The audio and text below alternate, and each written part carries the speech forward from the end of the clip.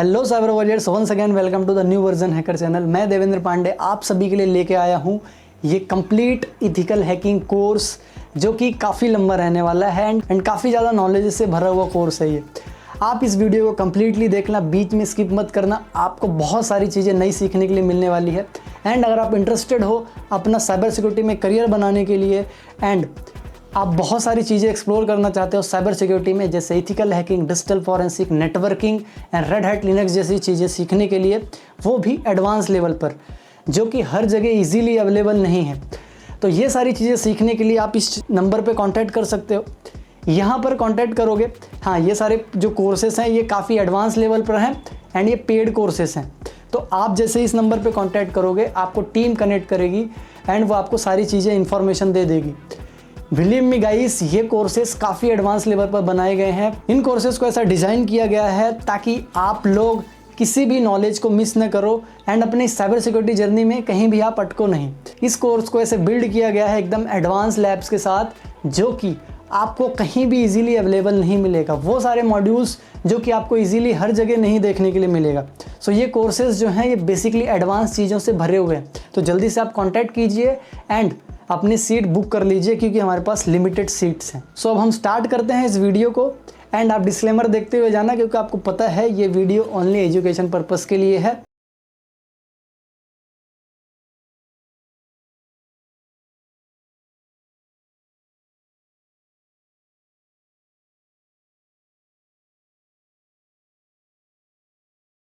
So foot printing and reconnaissance, जिसको हम information gathering कहते हैं, ये क्यों इंपॉर्टेंट है एंड क्या है एक्चुअल में ये information gathering and footprinting reconnaissance, चलिए हम देखते हैं। तो इसी के साथ मैं आप सभी को लेके चलता हूँ अपने स्क्रीन पे। सो यहाँ पर आप लोग देख सकते हो what is footprinting and reconnaissance, जिसको हम इंफॉर्मेशन गैदरिंग भी कहते हैं अपने लोकल लैंग्वेज में, एंड इसको टेक्निकल लैंग्वेज में फुट प्रिंटिंग एंड रिकॉग्निसेंस कहते हैं। ठीक है, एंड आगे हम देखते हैं यहाँ पर हम क्या क्या जानने वाले हैं, क्या क्या हम सीखने वाले हैं इस वीडियो में। तो यहाँ पर हम देखेंगे कि what is footprinting and reconnaissance, मतलब क्या होती है, कितने टाइप की होती है ये फुट प्रिंटिंग, एंड यूज क्या है इस फुट प्रिंटिंग का। तो ये सारी चीज़ें हम देखने वाले हैं, ये सारा टॉपिक यहाँ पे कवर होने वाले हैं। और भी टॉपिक हैं जो कि यहाँ पे है नहीं, आगे चल के देखेंगे हम। ठीक है, तो यहाँ से हम आगे बढ़ते हैं थोड़ा सा एंड यहाँ पर देखते हैं कि फुट प्रिंटिंग रिकॉग्निसेंस क्या है एंड क्यों पढ़ते हैं हम इसको। सो यहाँ पर कुछ पॉइंट्स दे के बताया हुआ है कि क्या होता है एक्चुअल में। तो मैं आपको एक्सप्लेन करता हूँ ये बहुत ही इजी लैंग्वेज में। पर्सनल डिटेल्स, ठीक है, किसी की पर्सनल डिटेल्स निकालना, वो डिटेल्स किसकी भी हो सकती है, कंपनी की, ठीक है, सिस्टम की, information gathering all about target. मैं पहले सारे पॉइंट पढ़ देता हूँ, देन आपको समझाता हूँ। ठीक है, entities belong to target and technology से रिलेटेड। अब देखो, इंफॉर्मेशन गैदरिंग वो चीज है किसी भी टारगेट, जैसे आपका एक टारगेट है, आप एथिकल हैकिंग में हो, आपका टारगेट है एक सिस्टम या फिर एक पर्सन या फिर एक कंपनी, इनमें से कोई भी आपका टारगेट हो सकता है। इस टारगेट से रिलेटेड कोई भी इंफॉर्मेशन, कोई भी नहीं, सारी इंफॉर्मेशन निकाल लेना ही इंफॉर्मेशन गैदरिंग कहा जाता है, जैसे कि इसके नाम में है। फॉर एग्जाम्पल, यहाँ पर एक सिस्टम है, ठीक है, अब आपको इसको हैक करना है फॉर एग्जाम्पल। ठीक है, अब इसको हैक करने से पहले आप इसको हैक कैसे करोगे, ना आप उसके बारे में कुछ जानते हो, ना कुछ आपके पास कोई नॉलेज नहीं है उसके बारे में, तो कैसे हैक करोगे। तो यहाँ पर इसीलिए परफॉर्म होता है इंफॉर्मेशन गैदरिंग। तो यहाँ पर आप क्या करोगे, इस इंफॉर्मेशन की पहले आईपी निकालोगे, ठीक है, उसमें पोर्ट स्कैनिंग करोगे, उसको ऑपरेटिंग सिस्टम पता करोगे, है ना। ऑपरेटिंग सिस्टम पता करने के बाद पता करोगे कि इसमें क्या कमियां हैं, ठीक है, एंड ऑपरेटिंग सिस्टम के हिसाब से आप यहाँ पे अटैक परफॉर्म करोगे। ये यहाँ पे यूज होता है क्या, इंफॉर्मेशन गैदरिंग का। ठीक है, इंफॉर्मेशन गैदरिंग अलग अलग लेवल पे होती है। मैं यहाँ पे बहुत सारी चीज़ें नहीं बता सकता यूट्यूब गाइडलाइंस के वजह से, इसलिए मैंने कोर्स डिजाइन किया है जहाँ पे आप इनरोल कर सकते हो। ठीक है, तो यहाँ पर मैं समझाने की कोशिश करूँगा आप लोगों को, ठीक है, एंड समझ जाओगे। तो यहाँ पर देखो, अगर मैं एक सिस्टम की बात करूँ एंड इंफॉर्मेशन गैदरिंग की बात करूँ, तो फॉर एग्जाम्पल यहाँ पर एक हैकर है, ठीक है, अब इस हैकर को मैंने ये सिस्टम हैक करने के लिए दिया, ठीक है, लेकिन उस हैकर को इस सिस्टम के बारे में कुछ पता ही नहीं है। ठीक है, उस हैकर को यहाँ पर इस सिस्टम के बारे में कुछ नहीं पता, तो वो क्या करेगा, यहाँ पे बिना मतलब के अटैक ट्राई करेगा। ठीक है, वो भी अटैक ट्राई करेगा जो इस सिस्टम के लिए है ही नहीं। लेकिन वैसे ही मैंने सेम काम मैंने एक प्रोफेशनल हैकर को दिया, ठीक है, जो कि प्रोफेशनल था। वो क्या करेगा, यहाँ पे इस सिस्टम की पहले इंफॉर्मेशन गैदरिंग करेगा, पता करेगा कि इसमें कौन सा ऑपरेटिंग सिस्टम रन हो रहा है, कौन से पोर्ट्स ओपन है एंड क्या क्या कमियां हैं इस सिस्टम में। एंड इंफॉर्मेशन गैदरिंग के दौरान उसको पता चला इसका ऑपरेटिंग सिस्टम है विंडोज, ठीक है, एंड इसमें एक कमी है, ठीक है, मैं यहाँ पे कमी नहीं बता सकता, यहाँ पे एक कमी है जो जिसके वजह से ये सिस्टम हैक किया जा सकता है। उसने 2 सेकंड में वो अटैक किया एंड सिस्टम हैक हो गया, ठीक है। तो यहाँ पर जो ये हैकर था जिसको मैंने पहले काम दिया था, उसने ना इन्फॉर्मेशन गैदरिंग किया, क्योंकि उसको नॉलेज ही नहीं था। इन्फॉर्मेशन गैदर नहीं करेगा तो उसको नॉलेज ही नहीं होगा कि एक्चुअल में वहाँ पे कौन सा ऑपरेटिंग सिस्टम चल रहा है। एंड जब तक आपको ये ना पता हो कि सामने कौन सा ऑपरेटिंग सिस्टम, कौन सी सर्विसेज रन हो रही है, उससे पहले आप अटैक कर देते हो एंड कोई भी नॉलेज नहीं है आपको सिस्टम के बारे में, वो बहुत टाइम टेकन प्रोसेस होगा एंड 90% चांसेस है कि वो अटैक सक्सेसफुल नहीं होगा, ठीक है। तो यहाँ पर ये हैकर ने वही गलती की। हो सकता है इसने लिनक्स का ट्राई किया हो, नहीं हुआ, है ना, लिनक्स का अटैक ट्राई किया हो, क्योंकि इसके पास इंफॉर्मेशन तो थी ही नहीं ना, क्या उसका ऑपरेटिंग सिस्टम है, क्या उसकी कमियां हैं, इसको नहीं पता थी, है ना। तो ये काम होता है इंफॉर्मेशन गैदरिंग का, ठीक है। तो इंफॉर्मेशन गैदर हम अपने टारगेट के अकॉर्डिंग करते हैं। इंफॉर्मेशन किसी की भी हो सकती है, एक पर्सन की, एक कंपनी की, सिस्टम की, ठीक है। एग्जाम्पल के लिए अगर आपका एक पर्सन टारगेट है तो उसके अकॉर्डिंग उसका नाम, नंबर, एवरीथिंग, ये सारी चीज़ें। अब ये सारी चीज़ें बहुत डिटेल्स में है तो मैं यहाँ पे डिस्कस नहीं करूँगा, यूट्यूब के गाइडलाइंस के अकॉर्डिंग है, ठीक है। कंपनी है तो उसके अकॉर्डिंग आप इन्फॉर्मेशन गैदर करोगे। एक कोई पर्टिकुलर सिस्टम है तो उसके अकॉर्डिंग आप यहाँ पे इंफॉर्मेशन गैदर करोगे एंड जितना जो भी आपका टारगेट है उसकी सारी इंफॉर्मेशन आपके पास होनी चाहिए, तब आप जाके परफेक्ट वहाँ पे अटैक कर सकते हो, ठीक है। मतलब आपके टारगेट से रिलेटेड जितनी भी एंटिटीज, जितनी भी चीज़ें हो सकती हैं, वो सारी चीज़ें आपको पता हो कि वो कौन सा सिस्टम यूज़ कर रहा है, कौन सा ऑपरेटिंग सिस्टम है, कौन सी टेक्नोलॉजी यूज़ हो रही है। एंड अगर पर्सन है तो उसका नाम क्या है, उसका डेट ऑफ बर्थ, एवरीथिंग, बहुत सारी चीज़ें, कौन सा फ़ोन यूज़ करता है, कौन सा लैपटॉप यूज़ करता है, क्या एड्रेस है, किस कंपनी में जॉब करता है, डेट ऑफ बर्थ, ये सारी चीज़ें यहाँ पे मैटर करती है फुट प्रिंटिंग में, ठीक है। तो ये सिर्फ आपके लिए इन्फॉर्मेटिव है, इसका कोई मिस यूज़ नहीं करना, क्योंकि इन्फॉर्मेशन पर्पस से बनाया गया ये वीडियो है, ठीक है। तो ये सारी चीज़ें आई होप आप सभी को समझ में आ गई होगी कि इन्फॉर्मेशन गैदरिंग क्या होती है। इतना आइडिया तो लग गया होगा आपको। इसका एक कंक्लूजन क्या है, तो इन्फॉर्मेशन गैदरिंग वही है अपने टारगेट की कंप्लीट इन्फॉर्मेशन निकालना, ठीक है। अब ये इन्फॉर्मेशन कैसे निकाली जा सकती है, क्या निकाली जा सकती है, वो हम प्रैक्टिकल्स में देखेंगे। मैं कोशिश करूंगा जितना प्रैक्टिकल यहाँ पे दे सकूं उतना करूंगा, लेकिन यूट्यूब गाइडलाइंस के आगे नहीं जा सकता मैं, उसके अगेंस्ट नहीं जाएंगे, ठीक है। एंड इसके बाद यहाँ पर हम देखेंगे कि type of footprinting and reconnaissance, ठीक है, कितने टाइप की फुट प्रिंटिंग होती है, कितने टाइप की इंफॉर्मेशन गैदरिंग होती है, ठीक है। तो बेसिकली यहाँ 2 टाइप की इंफॉर्मेशन गैदरिंग है, जिसमें से पहली है एक्टिव एंड दूसरी है पैसिव। सबसे पहले हम समझते हैं पैसिव इंफॉर्मेशन गैदरिंग को। तो इसका मतलब होता है पैसिव इंफॉर्मेशन गैदरिंग मतलब विदाउट इंटरेक्टिंग, ठीक है, गैदर इंफॉर्मेशन।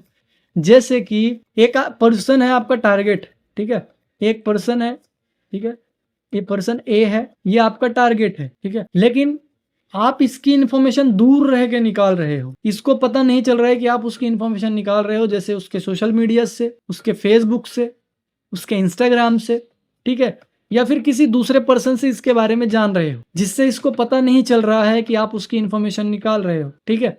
अब एक आता है एक्टिव इंफॉर्मेशन गैदरिंग।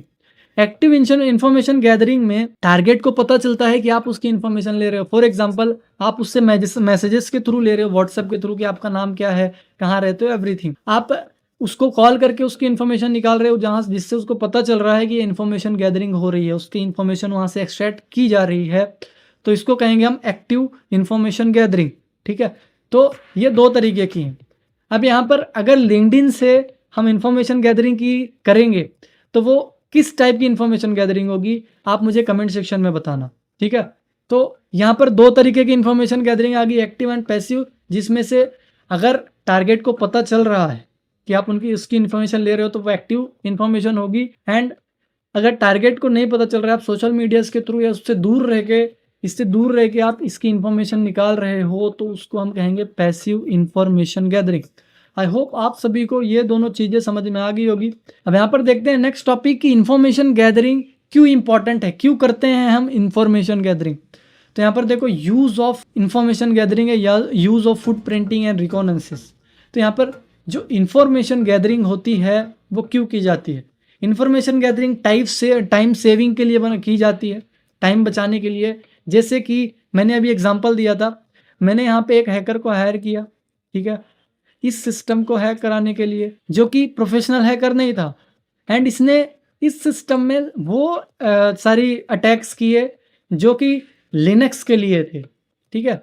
अब इसको लग गए इस सिस्टम को हैक करने के लिए कम से कम 20 दिन, ठीक है, 20 डेज लग गए इसको इस सिस्टम को हैक करने के लिए। एंड मैंने देखा कि भाई इससे तो हो नहीं रहा, मैंने क्या किया, यहाँ पे एक प्रोफेशनल हैकर हायर किया, ठीक है। प्रोफेशनल हैकर जैसे मैंने यहाँ पे हायर किया, इस हैकर ने क्या किया, पहले इसकी सारी इन्फॉर्मेशन गैदरिंग की इस सिस्टम की, ठीक है, कि ये सिस्टम कौन सा है, इसका ऑपरेटिंग सिस्टम क्या है, इसका आईपी एड्रेस क्या है, कौन कौन सी कमियां हैं इस सिस्टम में, कौन कौन से पोर्ट्स ओपन हैं, वो सारी चीज़ें हमने यहाँ पे इस प्रोफेशनल हैकर ने यहाँ पे किया, ठीक है। एंड इन्फॉर्मेशन गैदर करते वक्त इसको ये पता चला कि इसमें जो ऑपरेटिंग सिस्टम रन हो रहा है वो विंडोज़ है, ओएस जो है वो विंडोज़ है, ठीक है। तो जब इसको पता चल गया कि ऑपरेटिंग सिस्टम जो है वो विंडोज़ है, तो इसने यहाँ पे विंडोज़ के सारे अटैक ट्राई किए, and with in a 2 days ये सिस्टम हैक होगा। तो देखो कितनी टाइमिंग बची यहाँ पे, जहाँ पे 20 दिन इसको लगा था जो अनप्रोफेशनल था, जो प्रोफेशनल था उसको सिर्फ 2 दिन लगे,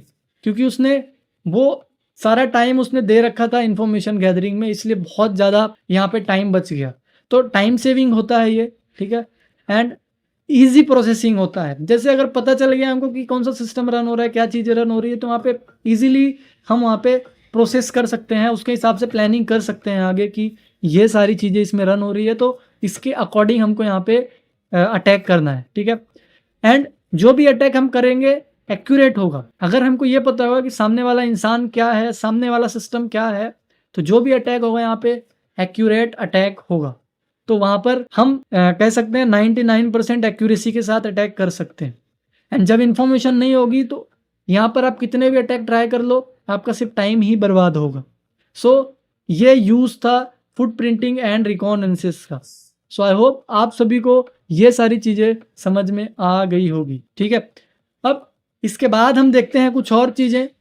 सभी तक हमने समझा कि इन्फॉर्मेशन गैदरिंग क्या होती है, क्यों क्या क्या इन्फॉर्मेशन होती है इन्फॉर्मेशन गैदरिंग में, एंड क्यों इम्पॉर्टेंट है इन्फॉर्मेशन गैदरिंग। अब हम यहाँ पे समझेंगे कि इन्फॉर्मेशन गैदरिंग कैसे करते हैं एंड क्या क्या चीज़ें यूज़ होती हैं इन्फॉर्मेशन गैदरिंग में। तो यहाँ पर हम देखेंगे कि हाउ टू फुटप्रिंटिंग, मतलब हम इन्फॉर्मेशन गैदरिंग कैसे करें। तो यहाँ पर सबसे पहले हमारे टॉपिक्स हैं कि क्या क्या हम पढ़ने वाले हैं। फुटप्रिंटिंग थ्रू सर्च इंजन, ठीक है, सर्च इंजन को यूज़ करके हम इन्फॉर्मेशन गैदरिंग कैसे करते हैं। Footprinting using advance hacking, Google hacking technique, and footprinting through social networking site, इनको यूज़ करके यहाँ पे इन्फॉर्मेशन गैदरिंग की जाती है। और भी टाइप्स हैं जो कि मैंने यहाँ पे मेंशन नहीं किया है क्योंकि वो गाइडलाइंस के खिलाफ। तो यहाँ पर ये सारी चीज़ें हम सीखने वाले हैं, ठीक है। तो यहाँ पर सबसे पहले फुटप्रिंटिंग थ्रू सर्च इंजन्स के थ्रू करते हैं ना। तो यहाँ पर हम सर्च इंजन को यूज़ लेते हैं फुटप्रिंटिंग करने के लिए। किसी भी ऑर्गेनाइजेशन, ठीक है, किसी भी कंपनी अगर आपका टारगेट है, या फिर कोई पर्सन जो कि एक फेमस पर्सन है, या फिर वो लिंक्डइन या सोशल मीडियाज में एक्टिव है, तो यहाँ पर आप सर्च इंजन का यूज़ ले सकते हो। अब देखो 2 चीज़ें यहाँ पे, एक ब्राउज़र होता है और एक सर्च इंजन होता है। तो गूगल जो यहाँ पे है वो सर्च इंजन है, इसका जो ब्राउज़र है उसको क्रोम है वो, ठीक है, क्रोम है। एंड बेइंग जो है यहाँ पे ये भी एक सर्च इंजन है, ठीक है। तो यहाँ पर आप फ़र्क समझ सकते हो कि सर्च इंजन अलग होते हैं। सर्च इंजन का काम क्या होता है बेसिकली, सर्च इंजन का काम होता है कि आपको यहाँ पे एड्रेसेस ला के दें, डिटेल्स ला के दें, ठीक है। एंड जो ब्राउज़र्स होते हैं वो आपको दिखाए, आपके सामने प्रेजेंट करे वो सारी चीज़ें, ये एक्सट्रैक्ट करके लाते हैं डिटेल्स को, ठीक है। कौन? हमारे सर्च इंजन। तो सर्च इंजन्स यहाँ पर देखो क्या क्या है। आप गूगल से इंफॉर्मेशन ले सकते हैं, बेइंग से ले सकते हैं, नोटेबल से ले सकते हैं, शोडन सेंसेस से ले सकते हैं, डकडगो से ले सकते हैं। यहाँ पर ये 3 जो शोडन सेंसेस एंड डकडगो, यहाँ पर जिसको डकडगो कहते हैं हम लोग, ये जो है हैकर सर्च इंजन भी कहा जाते हैं, क्योंकि ये यहाँ पे बहुत डीप लेवल इन्फॉर्मेशन मिल जाती है। मैं यहाँ पे इनका प्रैक्टिकल करके इसीलिए नहीं दिखा रहा हूँ क्योंकि ये गाइडलाइन से खिलाफ है, क्योंकि बहुत डीप इन्फॉर्मेशन ला के दे देते हैं ये। जहाँ पे पॉसिबल होगा कि इन्फॉर्मेशन गैदरिंग की जा सकती है वहाँ पर मैं डेफिनेटली करूँगा, ठीक है। तो यहाँ पर इन सर्च इंजन्स का यूज़ करके आप इन्फॉर्मेशन गैदरिंग कर सकते हो। अब यहाँ पर हम चलते हैं पहले गूगल के तरफ, ठीक है। अच्छा, मैं आप लोगों को दिखाता हूँ यहाँ पे शोडन कैसे काम करता है, ठीक है। तो मैं आप लोगों को ब्राउज़र स्क्रीन पे लेके चलता हूँ। सो यहाँ पर ब्राउज़र में आने के बाद वॉरियर्स आपको सर्च करना है शोडन, ठीक है। शोडन जैसे ही सर्च करोगे यहाँ पर आपको शोडन का सर्च इंजन मिल जाएगा। शोडन का सर्च इंजन ओपन होने के बाद आपको यहाँ पर कुछ भी सर्च करना है, जैसे मैं यहाँ पर सर्च करता हूँ CCTV, ठीक है। तो आप लोग यहाँ पर देख सकते हो कितना पावरफुल सर्च इंजन है ये, कि हर एक कंट्री का जितने भी CCTV हैं लाइव हैं, ठीक है। मतलब जितने भी CCTVs हैं और वो IP में है, पब्लिक IP में है, तो वो यहाँ पे दिखा देगा। अगर आपके पब्लिक एंड प्राइवेट IP का कॉन्सेप्ट क्लियर नहीं है तो आप जाके देख सकते हो। नेटवर्किंग का कंप्लीट वीडियो है एंड हम लाइव क्लासेस में भी सारा कवर करने वाले हैं। तो यहाँ पर आप देख सकते हो, जैसे ये है, ठीक है, ये CCTV का IP एड्रेस है, ठीक है। एंड ये है पोर्ट उसके ओपन, ठीक है। अब ये सारे हम स्कैनिंग करके भी देख सकते हैं अपने Nmap में, लेकिन अभी हम नहीं देखेंगे क्योंकि हम इसी में इन्फॉर्मेशन गैदरिंग का पार्ट कर रहे हैं, ठीक है। तो यहाँ पर ये सारी इन्फॉर्मेशन दे रहा है पोर्ट में क्या क्या चीज़ें हैं, ठीक है। एंड ये भी देख सकते हो, ये भी इन्फॉर्मेशन दे रहा है 2000 पोर्ट पे TCP चल रहा है, वो बता रहा है, ठीक है। तो यहाँ पर मैं क्या करता हूँ, यहाँ पे एरर आ गया, ठीक है। कुछ दिखा नहीं रहा है एंड इसको मैं दूसरे पेज पे ओपन करने की कोशिश करता हूँ, यहाँ पे भी एरर है, ठीक है। तो यहाँ पर आप हर एक कंट्री का जाके देख सकते हो। यहाँ पर अराउंड यहाँ पर 3789 रिजल्ट लेके आया है टोटल ये। एंड यहाँ पर आप जाके देख सकते हो, जैसे मैं ये वाला IP ओपन करके देखूँ दूसरे में, तो यहाँ पर देखो ये सारी चीज़ें, ठीक है, ये सारे ओपन पोर्ट दिखा रहे हैं। एंड अगर मैं विजिट करता हूँ इनमें से किसी एक पोर्ट पे तो देखते हैं क्या आता है। इसमें रिजल्ट लोड कर रहा है एंड यहाँ पर ये PPTP दिखा रहे हैं, ठीक है, इसमें लोड नहीं हुआ कनेक्शन, ठीक है। तो यहाँ पर आप विजिट करके देख सकते हो, यहाँ से CCTV कैमरा भी हैक हो सकते हैं, ठीक है। तो यहाँ पर थोड़ा टाइम देना पड़ता है, बट यहाँ पर हर एक चीज़ हो जाती है। आप यहाँ पे जाके सर्च कर सकते हो एंड मल्टीपल सोर्सेज है ये इन्फॉर्मेशन गैदरिंग का। ये मैंने छोटा सा सैंपल दिया है बस, इससे बहुत बड़ी बड़ी इन्फॉर्मेशन गैदरिंग कर सकते हैं हम लोग, ठीक है। तो यहाँ पर अगर मैं सर्च करूँ लाइव CCTV, ठीक है, एंड एंटर प्रेस करता हूँ, यहाँ पर 2-3 टैब्स ओपन कर लेता हूँ, एक ही है, ठीक है। तो यहाँ पर मल्टीपल है एंड ओके, इन्हें दिखा रहा है ये 31 दिखा रहा है, ज़्यादातर चाइना से दिखा रहा है यहाँ, है ना। तो यहाँ पर देखो ये सारे पोर्ट्स ओपन दिखा रहा है एंड नीचे जाएंगे, अगर मैं TCP 8080 इसका विजिट करता हूँ तो आप यहाँ पर नो दिखा रहा है, नो एरर दिखा रहा है। तो यहाँ पर हमको हिट एंड ट्राई करना पड़ता है, कोई ना कोई तो यहाँ पे ओपन मिल जाएगा आप, ठीक है। ओपन SSH देखते हैं, यहाँ पे नो एरर दिखा दिया, ठीक है। एंड यहाँ पर TCP देखते हैं इसका, वहाँ पे भी एरर आ गया, आई थिंक सो यस। तो यहाँ पर हिट एंड ट्राई करना पड़ता है अपने को एंड इन्फॉर्मेशन तो काफ़ी सारी मिल जाती है। अगर आप Nmap से यहाँ पे स्कैन करोगे, आई थिंक सो यहाँ पे कुछ खुला लॉगिन पेज, ये देखो यहाँ पर चाइना के किसी CCTV कैमरे का लॉगिन पेज खुला है। अगर यहाँ पे ब्रूट फोर्स अटैक किया जाए तो यहाँ पर हम लोग एक्सेस कर सकते हैं यहाँ पे, ठीक है, इसको। एंड इसको मैं बंद करूँ और भी देखूँ तो यहाँ पर लाइव CCTV भी देखते हैं, पर मैं यहाँ पे दिखाऊंगा नहीं अभी क्योंकि वो थोड़ा ज़्यादा सेंसिटिव हो जाता है, ठीक है। तो यहाँ पर एक्सेप्ट एंड एंटर करते हैं, your web server is ready to use, ठीक है। आई थिंक सो यहाँ पर किसी दूसरे पेज में फॉरवर्ड हुए हैं हम एंड नेक्स्ट करते हैं हम इसमें 8080, ठीक है। तो यहाँ पर आई थिंक सो लोडिंग हो रहा है, ये भी एरर देंगे, ठीक है। तो यहाँ पर ऐसी चीज़ें कहीं कहीं पे लाइव कैमरा भी मिल जाते हैं हमको, ठीक है, क्योंकि अभी दिख नहीं रहे हैं यहाँ पे। एंड यहाँ पर मिक्रोटेक कुछ है समथिंग यहाँ पे एरर, ठीक है। तो ऐसे करके आप लोग यहाँ पर देख सकते हो। एंड उसके बाद अगर मैं यहाँ पर और कुछ सर्च करूँ तो जस्ट सेकेंड, यहाँ पर मैं यहाँ पर वेब कैम सर्च करता हूँ, ठीक है। वेब कैम एंटर किया मैंने एंड यहाँ पर देख सकते हो इंडिया का आ गया। इसको मैं दूसरे टैब में ओपन करूँगा इनको, ठीक है। कितने रिजल्ट है यहाँ पे 6204, 6000 रिजल्ट्स हैं यहाँ, ठीक है। एंड इंडिया के बाहर के भी हैं, इंडिया का ही नहीं है, बहुत सारे देशों का यहाँ पे, ठीक है। तो इनमें से किसी एक रिजल्ट को हम चूज करेंगे एंड वहाँ पर करके देखते हैं क्या क्या चीजें हो रही। तो ये रहा एक, जिसमें कितने सारे पोर्ट्स ओपन है, आपको दिख रहा है कितना इजीली हैक किया जा सकता है इसको अगर इसमें स्कैनिंग की जाए ना। तो यहाँ पर एड्रेस रिस्ट्रिक्टेड है एक, तो ठीक है, एक एक को करके देखोगे यहाँ पे ओपन हो जाएगा ये। तो बहुत बड़ी हिस्ट्री है, आप लोग ट्राई करके देखना एंड कुछ रिजल्ट मिला आप लोगों को तो मुझे ज़रूर से कमेंट बॉक्स में बताना, ठीक है।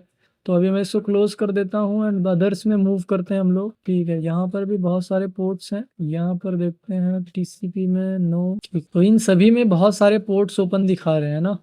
तो इनमें से आप किसी में भी जाके यहाँ से प्रैक्टिस कर सकते हो इन्फॉर्मेशन गैदरिंग की। अब इन्फॉर्मेशन गैदरिंग में देखो बहुत सारी चीज़ें बता रहा है, जैसे यहाँ पे सारे ओपन पोर्ट्स बता दिए, ये पब्लिक आईपी एड्रेस बता दिया है ना, एंड यहाँ पर बता रहा है ऑर्गेनाइजेशन कौन सा है, आईएसपी कौन है, ठीक है। तो सारी चीज़ें यहाँ पे बता रहे हैं आप, तो आप इन सारी चीज़ों को यूज़ करके यहाँ पर एक अटैक परफॉर्म कर सकते हैं, ठीक है। इन्फॉर्मेशन गैदरिंग तो हो जाएगी आपकी यहाँ से बहुत सारी। तो ये थी सिर्फ एक ही चीज़ की इन्फॉर्मेशन गैदरिंग। अब हम बैक करते हैं अपने स्लाइड पे। तो ऐसे ही यहाँ पर सर्च इंजन्स को यूज़ करके इतनी सारी इन्फॉर्मेशन गैदर कर सकते हो। यहाँ पर मैंने सिर्फ एक ही सर्च इंजन बताया है, बाकी का मैं यहाँ पे एक्सप्लोर नहीं कर सकता। मैंने थोड़ा सा आपको आइडिया दे दिया है कि कैसे डिटेल्स निकाल सकते हो। यहाँ पर गूगल का भी बहुत यूज़ होता है इन्फॉर्मेशन गैदर करने के लिए, क्योंकि ये बहुत बड़ा सर्च इंजन है, आज के टाइम पे सबसे ज़्यादा यूज़ होने वाला। एंड ये हैं कुछ उसके डिटेल्स निकालने के लिए वो सारी चीज़ें, ठीक है। तो मतलब ये कुछ सर्च ऑपरेटर्स हैं, गूगल एडवांस सर्च कहते हैं हम इनको, एंड इनको हम आगे चल के पढ़ने वाले हैं अपने लाइव क्लासेस में बहुत ही डीपली, क्योंकि यहाँ पर रिस्ट्रिक्टेड है तो इतना डीप नहीं जा सकते हम, ठीक है। अब देखो यहाँ पर एक चीज़ का मैं एग्जांपल दिखाता हूँ आपको, जैसे मैं इसको एक्सप्लेन करता हूँ कैशे, ठीक है।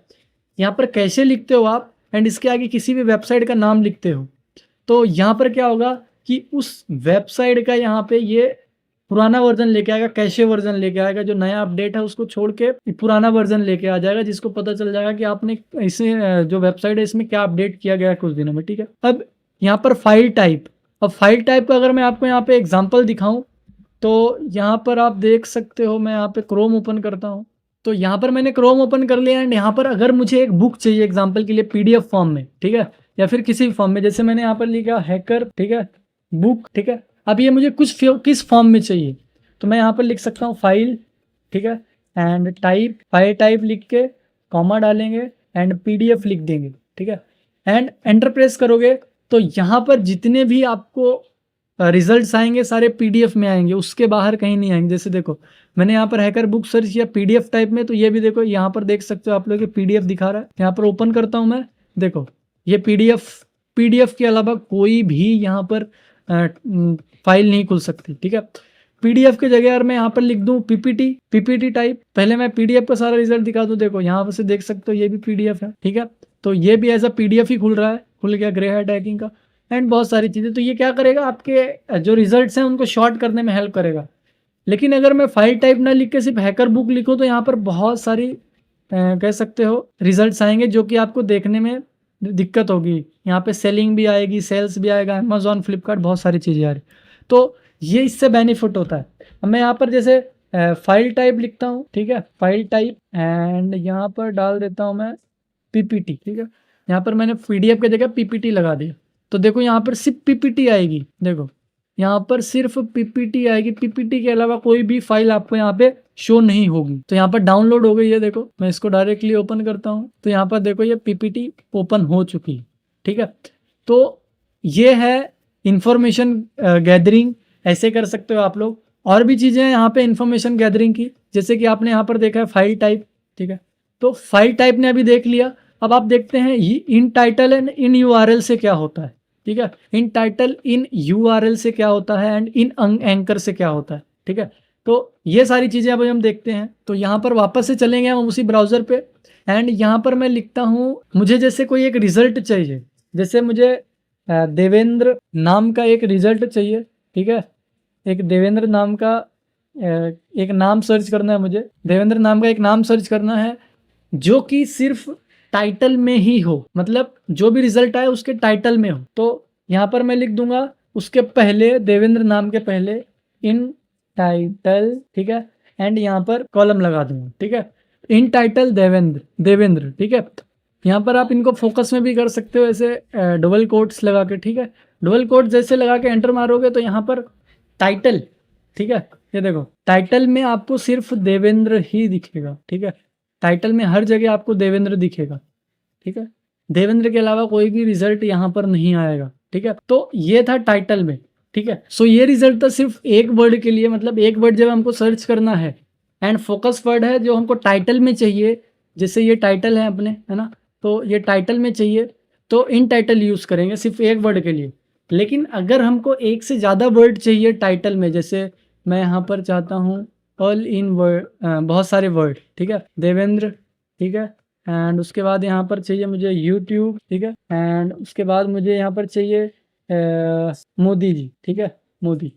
ये 3 वर्ड्स मैंने यहाँ पे लिखे, क्योंकि यहाँ पर एक से ज़्यादा वर्ड है तो हमको यहाँ पे इन टाइटल यूज़ नहीं लेना है। यहाँ पर हम क्या लेंगे, यूज़ ऑल इन टाइटल, ठीक है। तो एक वर्ड के लिए सिर्फ इन टाइटल एंड बहुत सारे वर्ड के लिए all in title, and search करेंगे तो यहाँ पर कोई रिजल्ट अभी नहीं आया। यूट्यूब की स्पेलिंग आई थिंक सो यहाँ पर देख सकते हो आप लोग, ये 3 से ज़्यादा वर्ड्स आ गए। यहाँ पर वो डबल कोट्स नहीं लगाने थे, तो यहाँ पर देखो कुछ बहुत सारी चीज़ें आ गई, ठीक है, देवेंद्र एंड मोदी, ये सारी चीज़ें आ गए, है ना। तो ये सारे अगर हमको चाहिए टाइटल में तो ये ऐसे सर्च कर सकते हैं हम लोग। देखो यहाँ पर मोदी भी हैं, है ना, मोदी भी हैं, आगे देवेंद्र भी होंगे, ठीक है, मोदी देवेंद्र, तो ये सारी चीज़ें होगी। तो यहाँ पर देखो बहुत सारी चीज़ें हैं, तो जब एक साथ चीज़ें हमको सर्च करनी होती है 3-4 वर्ड्स तो ऐसे यूज़ लेते हैं, ठीक है। तो अगर यहाँ पर ऑल इन टाइटल बहुत सारे वर्ड्स में यूज़ हो रहा है तो बाकी चीज़ें किस लिए यूज़ हो रही है वो भी देख लेते हैं, ठीक है। इन टाइटल एंड इन टाइटल का क्या यूज़ है एंड एल इन टाइटल का क्या यूज़ है वो आपको समझ में आ गया होगा। अब हम देखते हैं इन यूआरएल। जैसे हम लोग अभी तक देख रहे थे कि टाइटल में चीज़ें चाहिए, अगर हमको यूआरएल में वो सारी चीज़ें चाहिए तो आपको यूआरएल में सर्च करना पड़ेगा। फॉर एग्जांपल यहाँ पर मैं वापस से ब्राउज़र पे जाता हूँ एंड मैं लिखूँगा इन यूआरएल, ठीक है, एंड यहाँ पर कॉलम लगा दूंगा एंड यहाँ पर सर्च करूँगा कुछ चीज़ें। इन यूआरएल में यहाँ पर लिखता हूँ मैं न्यू वर्जन हैकर, ठीक है, न्यू वर्जन हैकर जैसे लिखोगे आप यहाँ पर देखो यूआरएल में, ये इसको यूआरएल कहते हैं हम लोग, है ना, ये टाइटल है ऊपर वाला एंड इसमें जो लिंक है ये http न्यू वर्जन हैकर। तो ये सारे यूआरएल में इनके, अगर मैं यहाँ पे क्लिक करूँ, यहाँ पर देखो अगर मैं इस पर क्लिक करूँ तो आपको यहाँ पर यूआरएल दिख रहा है ना, यहाँ पर आपको जो ये जो दिख रहा है ये यूआरएल में है, ठीक है, ये यूआरएल है। लेकिन यहाँ पर जो आपको दिखेगा, फॉर एग्जांपल अगर मैं इसको इंस्टाग्राम खोलूँ न्यू वर्जन हैकर का तो देखो ये जो है ऊपर में टाइटल है एंड ये जो है यहाँ पे ये है यूआरएल, ठीक है, ये यूआरएल है, ठीक है। तो यूआरएल एंड टाइटल में फ़र्क पता चल गया होगा। वंस अगेन ये आपको यहाँ पर दिख रहा है जो है टाइटल एंड ये यहाँ पर आपको जो दिख रहा है ये है यूआरएल, ठीक है। इस यूआरएल में अगर नाम रहा तो ही रिजल्ट आएगा न्यू वर्जन हैकर, ठीक है। तो ये सारी चीज़ें ऐसे इन्फॉर्मेशन गैदर कर सकते हो आप लोग। यहाँ पर न्यू वर्जन हैकर देख सकते हैं हम लोग अपने ट्विटर में, ट्विटर का भी आया है एक, ठीक है, न्यू वर्जन हैकर। तो यहाँ पर देखो न्यू वर्जन हैकर इसके टाइटल में है, ठीक है। सो ये था एक वर्ड को यूज़ लेने के लिए। लेकिन यहाँ पर एक से ज़्यादा वर्ड जब हमको यूज़ करने होंगे, जैसे न्यू वर्जन हैकर को हटा के यूआरएल में सिर्फ हमको चाहिए इंडिया, ठीक है, एंड यहाँ पर चाहिए PM Modi, PM and Modi, ठीक है। ये 3 वर्ड्स हो गए एंड क्योंकि ये 3 वर्ड्स हैं, एक से ज़्यादा हैं, तो यहाँ पर हम यूज़ लेंगे ऑल इन यूआरएल, ठीक है। यहाँ पर लिखूँगा ऑल इन यूआरएल क्योंकि ये यूआरएल में नहीं आएगा।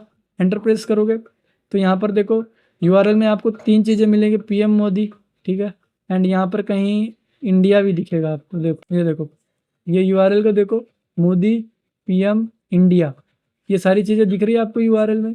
तो यूआरएल में सिर्फ डेटा लाने के लिए ऐसे एक से ज़्यादा वर्ड्स ऑल इन के लिए एंड सिर्फ इन लगाओगे इन यूआरएल तो सिर्फ एक ही वर्ड आएगा, ठीक है। India Pakistan is not, and यहाँ पर देख सकते हो ये सारी चीज़ें आ गई, ठीक है।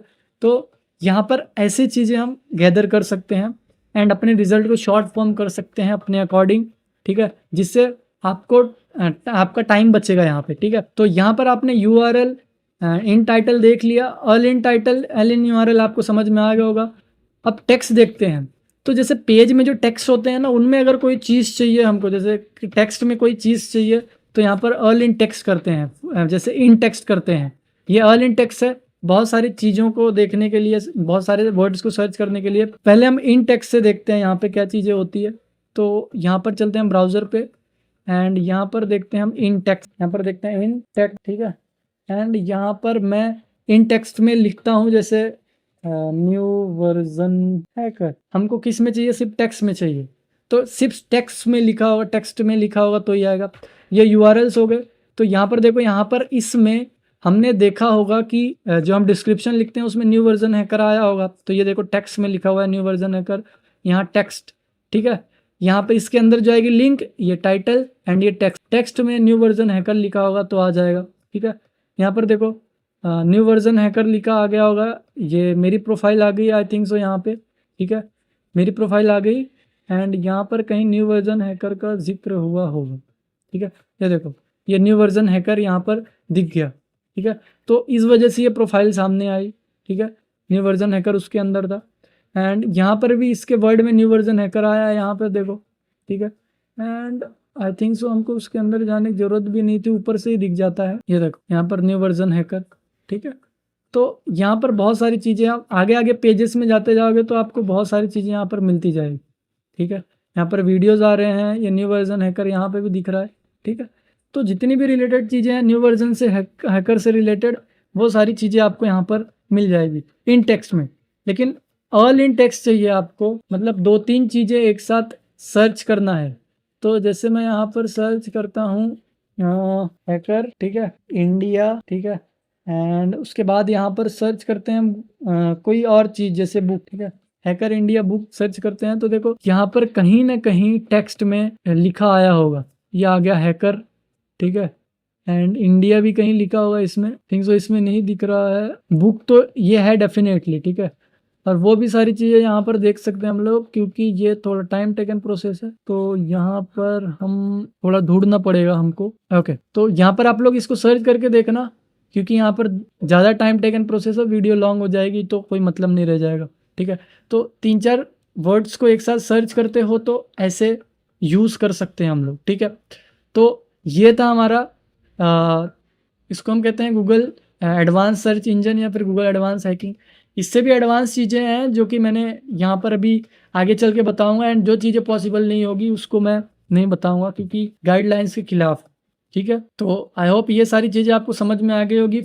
गूगल एडवांस हैकिंग टेक्निक्स, ठीक है, ये टेक्निक्स हैं इनकी। टेक्स्ट देख लिया, अब यहाँ पर साइट्स एंड इंडेक्स ऑफ देखते हैं एंड इन दोनों साइन का मतलब भी देखते हैं क्या होता है। सो यहाँ पर ये सारी चीज़ें देखते हैं हम लोग। तो जैसे इन टेक्स्ट हमने देख लिया, अब हम साइट देखते हैं, ठीक है। साइट के बाद हम देखेंगे star, minus and index of, ये सारी चीज़ें। तो मैं चलता हूँ वापस से ब्राउज़र पे एंड ब्राउज़र पे आप यहाँ सबसे पहले हम देख लेते हैं साइट। जैसे मुझे कोई भी वेबसाइट चाहिए जो कि सिर्फ एक ही नाम से रिलेटेड हो, जैसे मैंने यहाँ पे लिखा साइट, ठीक है। एंड सिर्फ मुझे चाहिए यूट्यूब की साइट, ठीक है, यूट्यूब की वेबसाइट चाहिए। तो यहाँ पर आप देख सकते हो यूट्यूब की ही सारी वेबसाइट आएगी, उससे रिलेटेड कोई भी वेबसाइट यहाँ पर आपको दिखेगी ही नहीं, ठीक है। तो सारी की सारी यहाँ पर यूट्यूब से रिलेटेड वेबसाइट है। एंड यहाँ पर इस वेबसाइट के अलावा और कुछ लिख सकते हो, जैसे मैं फेसबुक लिख देता हूँ, फेसबुक, ठीक है। यहाँ पर मैंने फेसबुक लिखा तो यहाँ पर वही वेबसाइट आएगी जो कि फेसबुक की ही होगी, फेसबुक के अलावा कोई भी वेबसाइट यहाँ पर दिखेगी नहीं। तो आई थिंक यहाँ पर न्यू टैब में ओपन करके देखते हैं। ओके, यहाँ पर फेसबुक का कुछ नहीं आ रहा है, फेसबुक का कोई रिजल्ट नहीं आ रहा है, कोई इशू नहीं। यहाँ पर हम साइट एंड यहाँ पर लिख देंगे हैकर, आई थिंक सो इसका भी नहीं आएगा क्योंकि लिमिटेड वेबसाइट बनती है, ठीक है।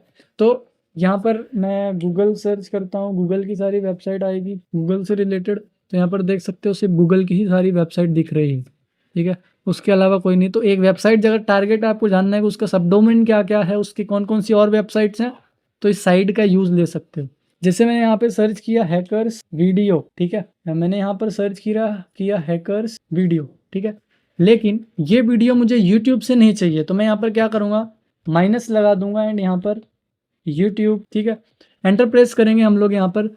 तो देखो यहाँ पर यूट्यूब की एक भी वीडियो आपको नहीं दिखेगी, ये सारी जो वीडियो हैं ये अलग अलग प्लेटफॉर्म्स की हैं, ठीक है। यहाँ पर यूट्यूब की एक भी, जैसे देखो फेसबुक की है, ये किसी अदर वेबसाइट की है, ठीक है, सारी फेसबुक की है।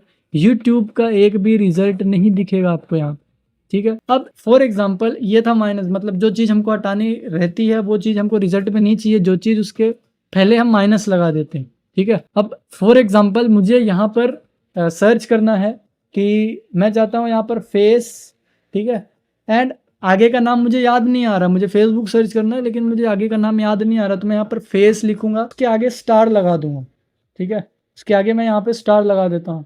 तो स्टार इसलिए यूज़ होता है कि जैसे मुझे कुछ नाम याद है, आगे का मुझे पता नहीं, उसके जगह कुछ भी आ सकता है, मुझे याद नहीं, तो मैं फेस के आगे स्टार लगा दूंगा।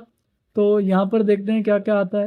आई थिंक सो मोटरसाइकिल मांग रहा है यहाँ पे, कैप्चा वेरीफाई करके, ठीक है, वेरीफाई हो गया।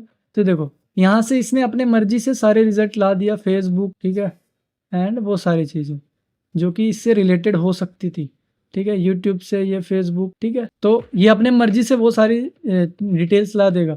आई थिंक यहाँ पर फेस सर्च किया था, ऑटोमेटिक फुलफिल हो गया वो फेसबुक, ठीक है। अब यहाँ पर दूसरा एग्जांपल लेते हैं, जैसे मैं हैक लिखता हूँ, यहाँ पे स्टार लिखता हूँ, तो यहाँ पर देखो बहुत सारी चीज़ें आ गई है, hack definition, meaning hack definition, मतलब उसके आगे वो जितने भी पॉसिबल रिजल्ट्स हैं हैक से रिलेटेड वो आपको ला के दे देगा, जो भी उससे मिलता जुलता हो, ठीक है। तो आई होप आप सभी को ये सारी चीज़ें समझ में आ गई होगी। अब यहाँ पर नेक्स्ट आता है हमारा इंडेक्स ऑफ, ये सबसे एडवांस चीज़ मानी जाती है। जैसे मैं यहाँ पर लिखता हूँ इंडेक्स ऑफ, ठीक है। अब यहाँ पर ये बहुत सारी वेबसाइट की कमियाँ हैं, तो आप लोग जो आपसे रिलेटेड वेबसाइट होगी या फिर जिसकी परमिशन होगी उसी पे सर्च करना। जस्ट मैं यहाँ पर एग्जांपल दिखा रहा हूँ, ठीक है, एजुकेशन के लिए। इंडेक्स ऑफ फेसबुक, ठीक है। अब इंडेक्स का मतलब क्या होता है? इंडेक्स का मतलब जैसे आपने देखा होगा किसी बुक के स्टार्टिंग में मिलता है इंडेक्स, जिसमें चैप्टर्स लिखे होते हैं, तो वैसे वेबसाइट का इंडेक्स होता है जिसमें बहुत सारे उसके फोल्डर्स एंड उसके पेजेस होते हैं, तो उसी को हम कहते हैं यहाँ पर इंडेक्स। तो यहाँ पर एंटर करते हैं हम लोग, तो यहाँ पर देखो इंडेक्स ऑफ SRC फेसबुक, मैंने इंडेक्स ऑफ फेसबुक लिखा, तो ओरिजिनल वेबसाइट तो नहीं, देखो हम उसके सारे पेजेस फोल्डर देख पा रहे हैं ना। तो ये सारी चीज़ें हैं, ठीक है। तो आप यहाँ पर देख सकते हो ये सारी चीज़ें दिख रही है, सिर्फ एजुकेशन पर्पस के लिए, आपके अंडरस्टैंडिंग के लिए, इसका मिस यूज़ मत करना, ठीक है। तो इंडेक्स ऑफ ऑपरेटर जो है वो सारी वेबसाइट के फोल्डर, इसके जगह फेसबुक की जगह आप कुछ भी लिख सकते हो, ठीक है। तो आई होप आप सभी को ये चीज़ें समझ में आ गई होगी, इंडेक्स ऑफ एवरीथिंग, ठीक है, स्टार साइड एवरीथिंग। तो ये सारी चीज़ें थी इससे रिलेटेड। अब इन सभी को यूज़ करके आप यहाँ पे इंफॉर्मेशन निकाल सकते हो, ठीक है, ये सारे ऑपरेटर्स को यूज़ करके, ठीक है, यहाँ पर आप इंफॉर्मेशंस निकाल सकते हो। अभी हमने यहाँ पर सेंसस सर्च करते हैं, देखो शॉर्डन हमने देख लिया, सेंसस के बारे में देखें, गूगल आपने देख लिया अभी।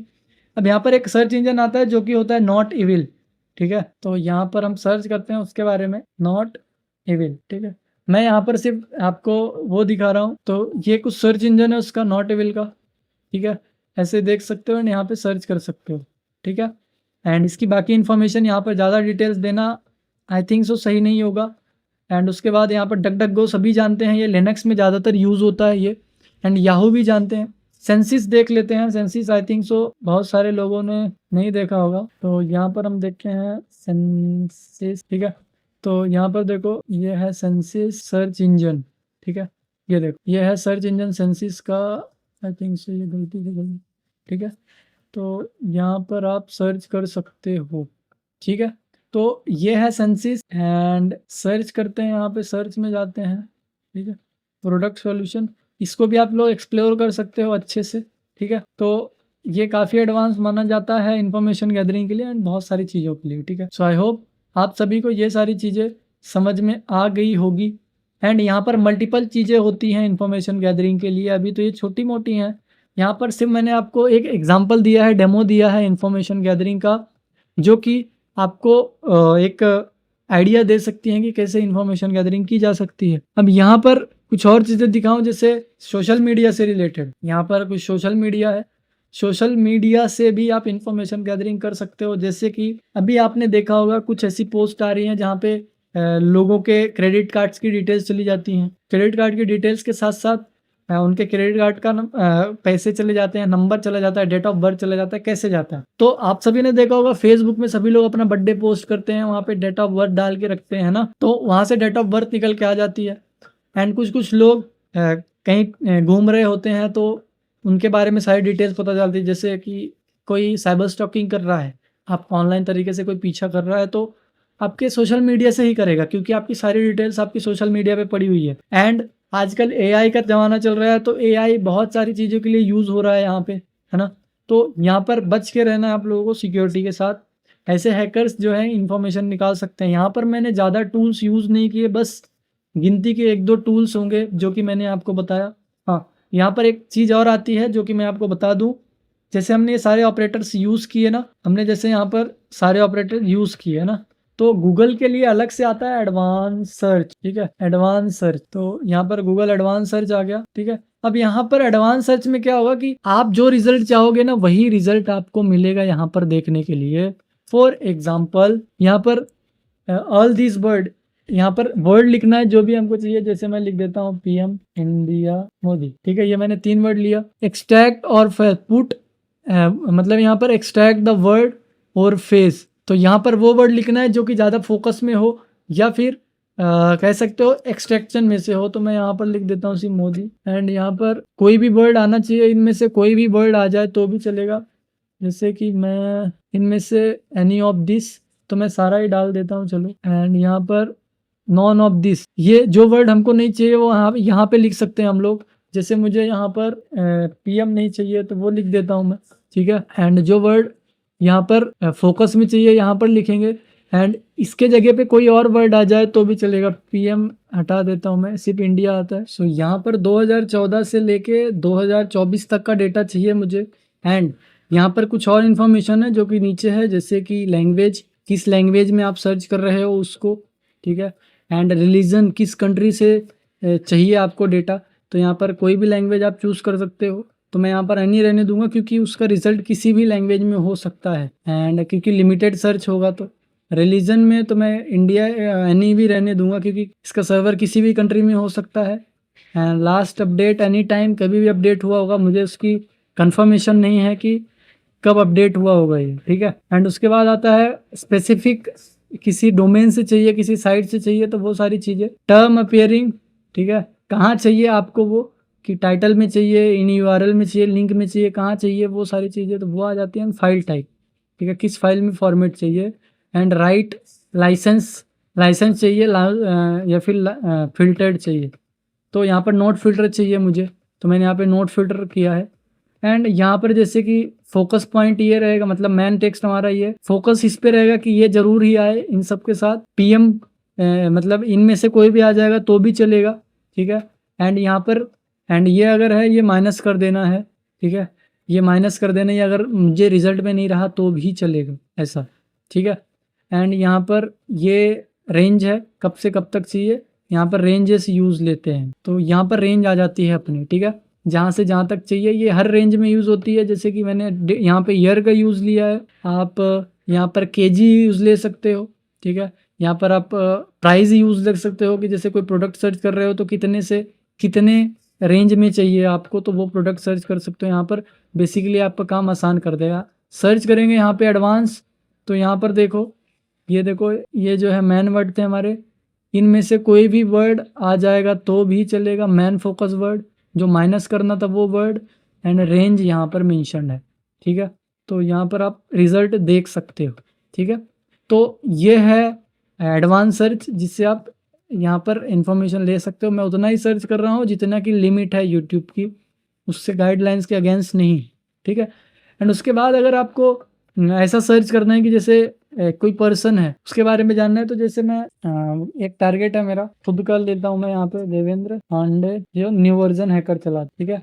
तो यहाँ पर देख सकते हो न्यू वर्जन हैकर, तो यहाँ पर देखो founder of new version hacker नाम आ गया लिंक्डइन का, ठीक है, लिंक्डइन प्रोफाइल का आया है। लेकिन यहाँ पर देखो इन्होंने, इनकी सारे एक्सपीरियंस आएगा, है ना, इनके बारे में सारी डिटेल्स, कॉन्टैक्ट इन्फॉर्मेशन भी है आई थिंक सो यहाँ पर, ठीक है। अगर आपको जाना चाहो तो यहाँ पर जा सकते हो लॉगिन करके, ठीक है। एंड उसके बाद यहाँ पर मेरे पास दूसरी प्रोफाइल नहीं, इसलिए खुद के प्रोफाइल पे दिखा रहा हूँ। एंड यहाँ पर फॉलो कंपनी पेज है, आई थिंक सो। ओके, तो यहाँ पर न्यू वर्जन हैकर का पेज है जो कि आई थिंक अभी अभी बना है। एंड यहाँ पर न्यू वर्जन हैकर का यूट्यूब चैनल दे रखा है। यूट्यूब चैनल से बहुत सारी यहाँ पे इंफॉर्मेशंस आ जाती है, क्योंकि वहाँ पर ज़्यादातर लोग बहुत सारी चीज़ें शेयर करते हैं।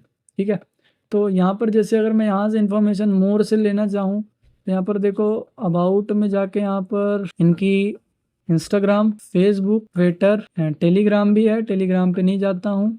एंड यहाँ पर लिंक्डइन का ग्रुप है एंड लिंक्डइन का पेज भी है जो कि अभी अभी बना है, आई थिंक सो। ठीक है, ये लिंक्डइन का ग्रुप भी है। ठीक है, तो इतनी चीज़ें हमने खोल ली। अब यहाँ पर क्या होगा कि इनके डिस्क्रिप्शन एंड टाइटल से भी बहुत सारी चीज़ें मिल सकती है। लेटेस्ट वीडियो, आई थिंक सो। यहाँ पर देखते हैं हम लोग, यहाँ पर बहुत सारी डिटेल्स मिल जाएगी, आई थिंक सो। तो ऐसे करके आप बहुत सारी डिटेल्स निकाल सकते हो। यहाँ पर देखो एक व्हाट्सएप नंबर जा रहा है। ठीक है, एंड यहाँ पर एक व्हाट्सएप ग्रुप भी दिया हुआ है, आई थिंक सो। तो यहाँ से बहुत सारी इन्फॉर्मेशन निकाली जा सकती है। ये होती है information gathering through social media. यहाँ पर हम बहुत सारे टूल्स भी यूज़ लेते हैं जो कि ऑटोमेटिक टूल होते हैं, हम उनको यूज़ ले सकते हैं। लेकिन यहाँ पर मैं अभी यूज़ नहीं लूँगा क्योंकि हो सकता है कोई दिक्कत हो जाए गाइडलाइन से रिलेटेड, तो यहाँ पर मैं यूज़ नहीं लूँगा। इनके सोशल मीडियाज़ पे चलते हैं तो यहाँ पर देख सकते हो न्यू वर्जन हैकर की ये चैनल है, ये फेसबुक पेज है न्यू वर्जन हैकर का। ठीक है, एंड यहाँ पर ट्विटर है, आई थिंक सो। ये जो लॉगिन नहीं होने दे रहा है, बिना लॉगिन के एक्सेस नहीं करने देगा। एंड ये लिंक्डइन का प्रोफाइल है, ग्रुप है जो कि अभी नहीं ओपन होगा। आप लोग ऐसे जाके किसी की भी इंफॉर्मेशन एक्सट्रैक्ट कर सकते हैं। ठीक है, यहाँ पर सारे इन्फॉर्मेशन दिया हुआ है, सारा एक्सपीरियंस शेयर किया हुआ है, आई थिंक सो। तो ये थी details information gathering through social media. ठीक है, तो यहाँ पर बहुत सारी चीज़ें चल रही है सोशल मीडिया के थ्रू। आप लोग बहुत सारी डिटेल्स यूज़ कर सकते हो।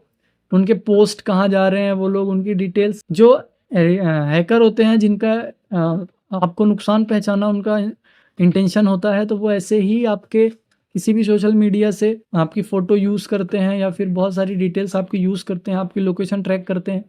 एंड हैकर्स जनरली आपको ट्रैक करने के लिए गूगल अर्थ का यूज़ लेते हैं। ठीक है, गूगल अर्थ 3D जो होता है उसको यूज़ करते हैं यहाँ पर। ठीक है, आपकी लोकेशन ट्रैक करने के लिए। तो यहाँ पर देखो ये गूगल अर्थ है। ठीक है, लॉन्च करते हैं यहाँ पे गूगल अर्थ को। तो यहाँ सर ये इन्फॉर्मेशन क्योंकि बहुत एक्यूरेट होती है, अगर आपकी इन्फॉर्मेशन थोड़ी सी मिल गई तो, जैसे मैं यहाँ पर सर्च करता हूँ, बेसिक सा है नागपुर। ठीक है, नागपुर सर्च करता हूँ एंड यहाँ पर आपको 3D व्यू मिल जाएगा नागपुर का। ये देखो, अब इसको जूम करोगे तो पूरा 3D व्यू आपको दिख जाएगा। ठीक है, तो ये देख सकते हो, ये पूरा 3D व्यू, ये मेट्रोज दिखा रही है। तो हैकर इसका यूज़ लेते हैं ताकि इजीली आपकी लोकेशन ट्रैक कर पाए। ठीक है, तो ये भी चीज़ें यूज़ होती हैं इंफॉर्मेशन गैदरिंग में। हम समझते हैं कि एक्चुअल में नेटवर्क स्कैनिंग है क्या। तो यहाँ पर आप लोगों को दिख रहा होगा क्लियरली, एक स्कैनिंग वर्ड जब आ गया तो स्कैन का मतलब क्या होता है, किसी चीज़ को डीपली देखना, है ना, इसको सर्च करना। स्कैनिंग मतलब सर्चिंग ही होता है, आई थिंक सो, है ना। तो यहाँ पर किसी चीज को सर्च करना, तो यहाँ पर किसको सर्च कर रहे हैं हम, नेटवर्क्स को। किस नेटवर्क को, जो हमारा टारगेट होता है। तो बेसिकली यहाँ पर हम लोग क्या करते हैं, हमारा एक टारगेट होता है। सो यहाँ पर क्या होता है, यहाँ पर हमारा एक टारगेट होता है, कुछ भी हमारा टारगेट हो सकता है। लेकिन यहाँ पर नेटवर्क्स जो होते हैं, अगर मैं कंप्यूटर नेटवर्क की बात करूँ तो वो आते हैं हमारे कंप्यूटर्स में ही, है ना, कंप्यूटर या फोन्स में। तो यहाँ पर आपका टारगेट कुछ भी हो सकता है। तो यहाँ पर एग्जाम्पल के लिए मेरा टारगेट है कंप्यूटर, तो यहाँ पर कंप्यूटर के नेटवर्क को स्कैन करेंगे हम। क्या क्या स्कैन करते हैं हम इसमें आगे देखते हैं। तो नेटवर्क स्कैनिंग का मतलब है कि कंप्यूटर के नेटवर्क को स्कैन कर रहे होते हैं। ठीक है, स्कैनिंग नेटवर्क, नेटवर्क स्कैनिंग, जो भी कहें हो। ठीक है, सो मूव करते हैं हम आगे एंड सीख देखते हैं क्या क्या चीज़ें हैं यहाँ पे। तो यहाँ पर हम क्या क्या देखने वाले हैं, तो यहाँ पर सबसे पहले हम नेटवर्क स्कैनिंग, ठीक है, क्या होता है वो देखेंगे। What is network scanning and network scanning methodology and type of network scan, कितने तरह से हम नेटवर्क को स्कैन कर सकते हैं, नेटवर्क स्कैनिंग क्या होता है एंड क्या मेथोडोलॉजी होती है, क्या प्रोसीजर फॉलो की जाती है एक नेटवर्क को स्कैन करते वक्त। ठीक है, तो यहाँ पर हम आगे बढ़ते हैं। यहाँ पर आप लोग देख सकते हो स्क्रीन पे कि सबसे पहले हम देखेंगे नेटवर्क स्कैनिंग है क्या। तो यहाँ पर नेटवर्क स्कैनिंग जो है वो एक प्रोसीजर है बेसिकली। जैसे कि हर एक चीज़ जो होती है, हर एक चीज़ की एक प्रोसीजर होती है, प्रोसेस होती है, ठीक है। तो नेटवर्क स्कैनिंग भी एक प्रोसीजर है। जैसे अगर आपको कहीं पे जाना है तो आप क्या करते हो, सबसे पहले उसकी प्लानिंग करते हो, है ना। वैसे ही हमारे साइबर सिक्योरिटी में भी कुछ प्लानिंग्स होती है, हमारे एथिकल हैकिंग में भी कुछ प्लानिंग्स होती हैं। तो यहाँ पर नेटवर्क स्कैनिंग जो है ये तो एक प्रोसेस है ना, प्रोसीजर जिसको कहते हैं हम लोग, किसकी, एक सिस्टम को एक्सेस करने की, ठीक है, उसको हैक करने की ये एक प्रोसेस होती है, जिस प्रोसेस में हम एक्टिव डिवाइसेस को स्कैन करते हैं, जो कि हमारे एक्टिव डिवाइसेस होते हैं। उसके बाद हम ओपन पोर्ट्स को देखते हैं। आप सभी ने अगर हमारी नेटवर्किंग की वीडियो देख रखी है तो आपको पोर्ट्स, नेटवर्किंग सारा क्लियर होगा, यहाँ पर मुझे ज़्यादा एक्सप्लेन करने की ज़रूरत नहीं होगी, है ना। उसके बाद हम चेक करते हैं, जब पोर्ट्स हमको दिख जाते हैं तो वहाँ पर चेक करते हैं मिसकॉन्फ़िगरेशन क्या है उन पोर्ट्स में। अब इसको अगर और डीपली समझा जाए तो हम आगे देखते हैं, ठीक है। तो बेसिकली यही होती है नेटवर्क स्कैनिंग। एक नेटवर्क के बारे में हर एक डिटेल्स हम यहाँ पर पता कर रहे होते हैं कि क्या क्या उन नेटवर्क्स में रन हो रहा है और वो नेटवर्क क्या क्या काम कर रहे हैं, ठीक है, उन पोर्ट्स में क्या क्या चीज़ें चल रही है। ये है नेटवर्क स्कैनिंग का। सो यहाँ पर हम आगे बढ़ते हैं एंड देखते हैं अपने मेथोडोलॉजीज को, क्या क्या मेथोडोलॉजीज हैं यहाँ पर नेटवर्क स्कैनिंग से रिलेटेड। तो यहाँ पर आप लोग देख सकते हो वन बाय वन सारी थिंग्स आ रही हैं। तो यहाँ पर जो फर्स्ट होगा सिलेक्ट टारगेट। अब फर्स्ट जो हमारा थिंग होगा, सबसे पहले वहाँ पे हम टारगेट सिलेक्ट करेंगे। जब तक हमारा टारगेट ही क्लियरिफाई नहीं होगा तो हम स्कैन किसको करेंगे, है ना। तो सबसे पहले हमारा टारगेट रहेगा, जैसे कोई भी पीसी हो गया, ठीक है। अब यहाँ पर डिपेंड कर रहा है आप किस चीज़ को हैक कर, तो यहाँ पर अगर कंप्यूटर को करना चाह रहे हैं तो उसके बारे में उसको स्कैन करना पड़ेगा। एंड अगर आपके कोई कंपनी एंड ह्यूमन टारगेट है तो वो उसके हिसाब से आपको करना पड़ता है यहाँ पे, ठीक है। तो ये सारी चीज़ें हम लीगल दायरे में करते हैं, लीगल एक्टिविटीज़ कोई नहीं करते हैं। एंड ये चैनल यहाँ पे लीगल एक्टिविटीज़ को बिल्कुल भी प्रमोट नहीं कर रहा है, ठीक है। ये सारी चीज़ें नॉलेज पर्पज़ के लिए बताई जा रही है ताकि आप लोग खुद को सिक्योर रख सको, कुछ चीज़ें सीख सको, ठीक है। उसके बाद जब हम टारगेट एक सिलेक्ट कर लेते हैं तो हम बारी आती है स्कैन फॉर आईपी रेंज। मतलब कि जैसे ये सिस्टम हमारा एक टारगेट बन गया, ये वाला सिस्टम ले लेते हैं हम, ये हमारा टारगेट हो गया, ठीक है। अब इसका जो रेंज है वो कहाँ है, ये सिस्टम हमारे रेंज में आ रहा है या नहीं आ रहा है, ठीक है। तो सबसे पहले ये सिस्टम जो है ना, ये हमारे रेंज में होना चाहिए। हम दो तरीके के नेटवर्क को ही स्कैन कर सकते हैं, दो तरीके के नेटवर्क को ही टारगेट कर सकते हैं। पहला तो लैन, लोकल एरिया नेटवर्क, जो कि हमारे नेटवर्क के रेंज में है, ये भी मैंने नेटवर्किंग में बताया है। और दूसरा वैन, जो कि वाइड एरिया रेंज में है, वाइड एरिया नेटवर्क यानी पूरे इंटरनेट में फैला हुआ है, ठीक है। यहाँ पर हम इन दोनों में से ये दोनों नेटवर्क ही स्कैन कर सकते हैं बेसिकली, ठीक है। अब एक आता है मेट्रोपॉलिटन नेटवर्क। मेट्रोपॉलिटन नेटवर्क एक कैंपस या फिर कह सकते हो एक सिटी कॉर्नर में होता है, तो उस नेटवर्क के अंदर हम लोग नहीं जा सकते। अगर हम उसके अंदर पहुंच गए तो कर सकते हैं हम लोग, ठीक है। तो बेसिकली कह सकते हो कि जिस रेंज के अंदर हम लोग हैं उसी को हम स्कैन कर सकते हैं, चाहे वो वैन हो, लैन हो या मेट्रोपॉलिटन नेटवर्क हो। मेट्रोपॉलिटन नेटवर्क में हम लोग नहीं रहते, यहाँ पर ज़्यादातर बैंक सर्वर्स होते हैं या फिर कुछ ऐसे जो कि प्राइवेटली किए जाते हैं, ठीक है, प्राइवेटली जो इंस्टीट्यूट होते हैं वो, ठीक है। तो यहाँ पर हम आईपी रेंज को स्कैन करते हैं, वो सिस्टम हमारे रेंज में है या नहीं है, वो सारी चीज़ें हम यहाँ पे देखते हैं। उसके बाद हम पोर्ट्स को स्कैन करते हैं। जब आईपी हमको पता चल गई, आईपी एड्रेस यानी सिस्टम का हमको एड्रेस पता चल गया, तो हम उसके पोर्ट्स को स्कैन करते हैं कि उसमें पोर्ट्स यानी कि उसके रास्ते जिससे डेटा आता जाता होता है, जिससे कम्युनिकेशन कर रहे होते हैं। तो उसके बाद हम वहाँ पे उसके सारे रास्ते देखते हैं, कौन सा रास्ता ओपन है, कौन सा पोर्ट उसका ओपन है, क्या क्या तरीके हम यूज़ कर सकते हैं उसका एक्सेस लेने के लिए, उस सिस्टम को हैक करने के लिए, ठीक है। तो यहाँ पर पोर्ट स्कैनिंग करते हैं हम लोग। पोर्ट स्कैनिंग करने के बाद हम उसकी सर्विसेज देखते हैं, ठीक है। अब सर्विसेज भी मैंने बता रखी है आपको नेटवर्किंग की वीडियो में, फिर भी मैं यहाँ पे रिपीट करता हूँ। जैसे एक पोर्ट है, मैं पोर्ट नंबर 80 लेता हूँ, ठीक है। पोर्ट नंबर 80 में एक चीज रन होती है जिसको कहते हैं हम HTTP, ठीक है। ये इसकी सर्विस है। पोर्ट नंबर 80 पे HTTP प्रोटोकॉल रन होता है जिसको हम सर्विस भी कहते हैं, ठीक है। ये सारा क्लियरिफिकेशन आपको नेटवर्किंग की वीडियोज में मिल जाएगा। सो HTTP जो है वो पोर्ट नंबर 80 पे रन होती है, यानी उसके जो 80 नंबर का रास्ता है उस पर चलता है। और टोटल पोर्ट्स हमारे पास है 65535, ठीक है। ओवरऑल नेटवर्किंग में ये होते हैं। अब ये समझो कि ये जो 65535 पोर्ट है ना, ये एक सिस्टम के पास होता है, ठीक है। ये अकेले सिस्टम के पास 65535 पोर्ट होते हैं कम्युनिकेशन करने के लिए, ठीक है, रास्ते होते हैं कम्युनिकेशन करने के लिए। वैसे ही हर डिवाइस के पास 65535 यहाँ पे रास्ते होते हैं कम्युनिकेशन करने के लिए। तो बेसिकली देखा जाए तो जितने पोर्ट्स ओपन हैं उतने तरीके से हम सिस्टम्स को कर सकते हैं, ठीक है, और अगर उनमें वल्नरेबिलिटीज हैं तो, ठीक है। तो पोर्ट्स देखने के बाद हम सर्विसेज देखते हैं, क्या पोर्ट्स में सर्विसेज रन हो रही है, ठीक है। सर्विसेज के बाद हम देखते हैं वहाँ पे कि जो सर्विस है, मतलब जो सर्विसेज वहाँ पे रन हो रही है। फॉर एग्जांपल मैं लेता हूँ कि यहाँ पर पोर्ट नंबर 121 पे एक व्हाट्सएप की सर्विस चल रही है, ठीक है। तो व्हाट्सएप की सर्विस में क्या क्या कमी है, अगर ये जो सर्विस चल रही है ये कौन सी वर्जन की है, इस वर्जन में कोई कमी थी या नहीं थी, वो सारी चीज़ें स्कैन करते हैं हम। सर्विसेज स्कैन करने के बाद उसको कहते हैं हम वर्जन ग्रैबिंग या फिर ग्रैबिंग वर्जन, ठीक है। वर्जन्स को ग्रैब करते हैं, मतलब वर्जन के बारे में इंफॉर्मेशन निकालते हैं।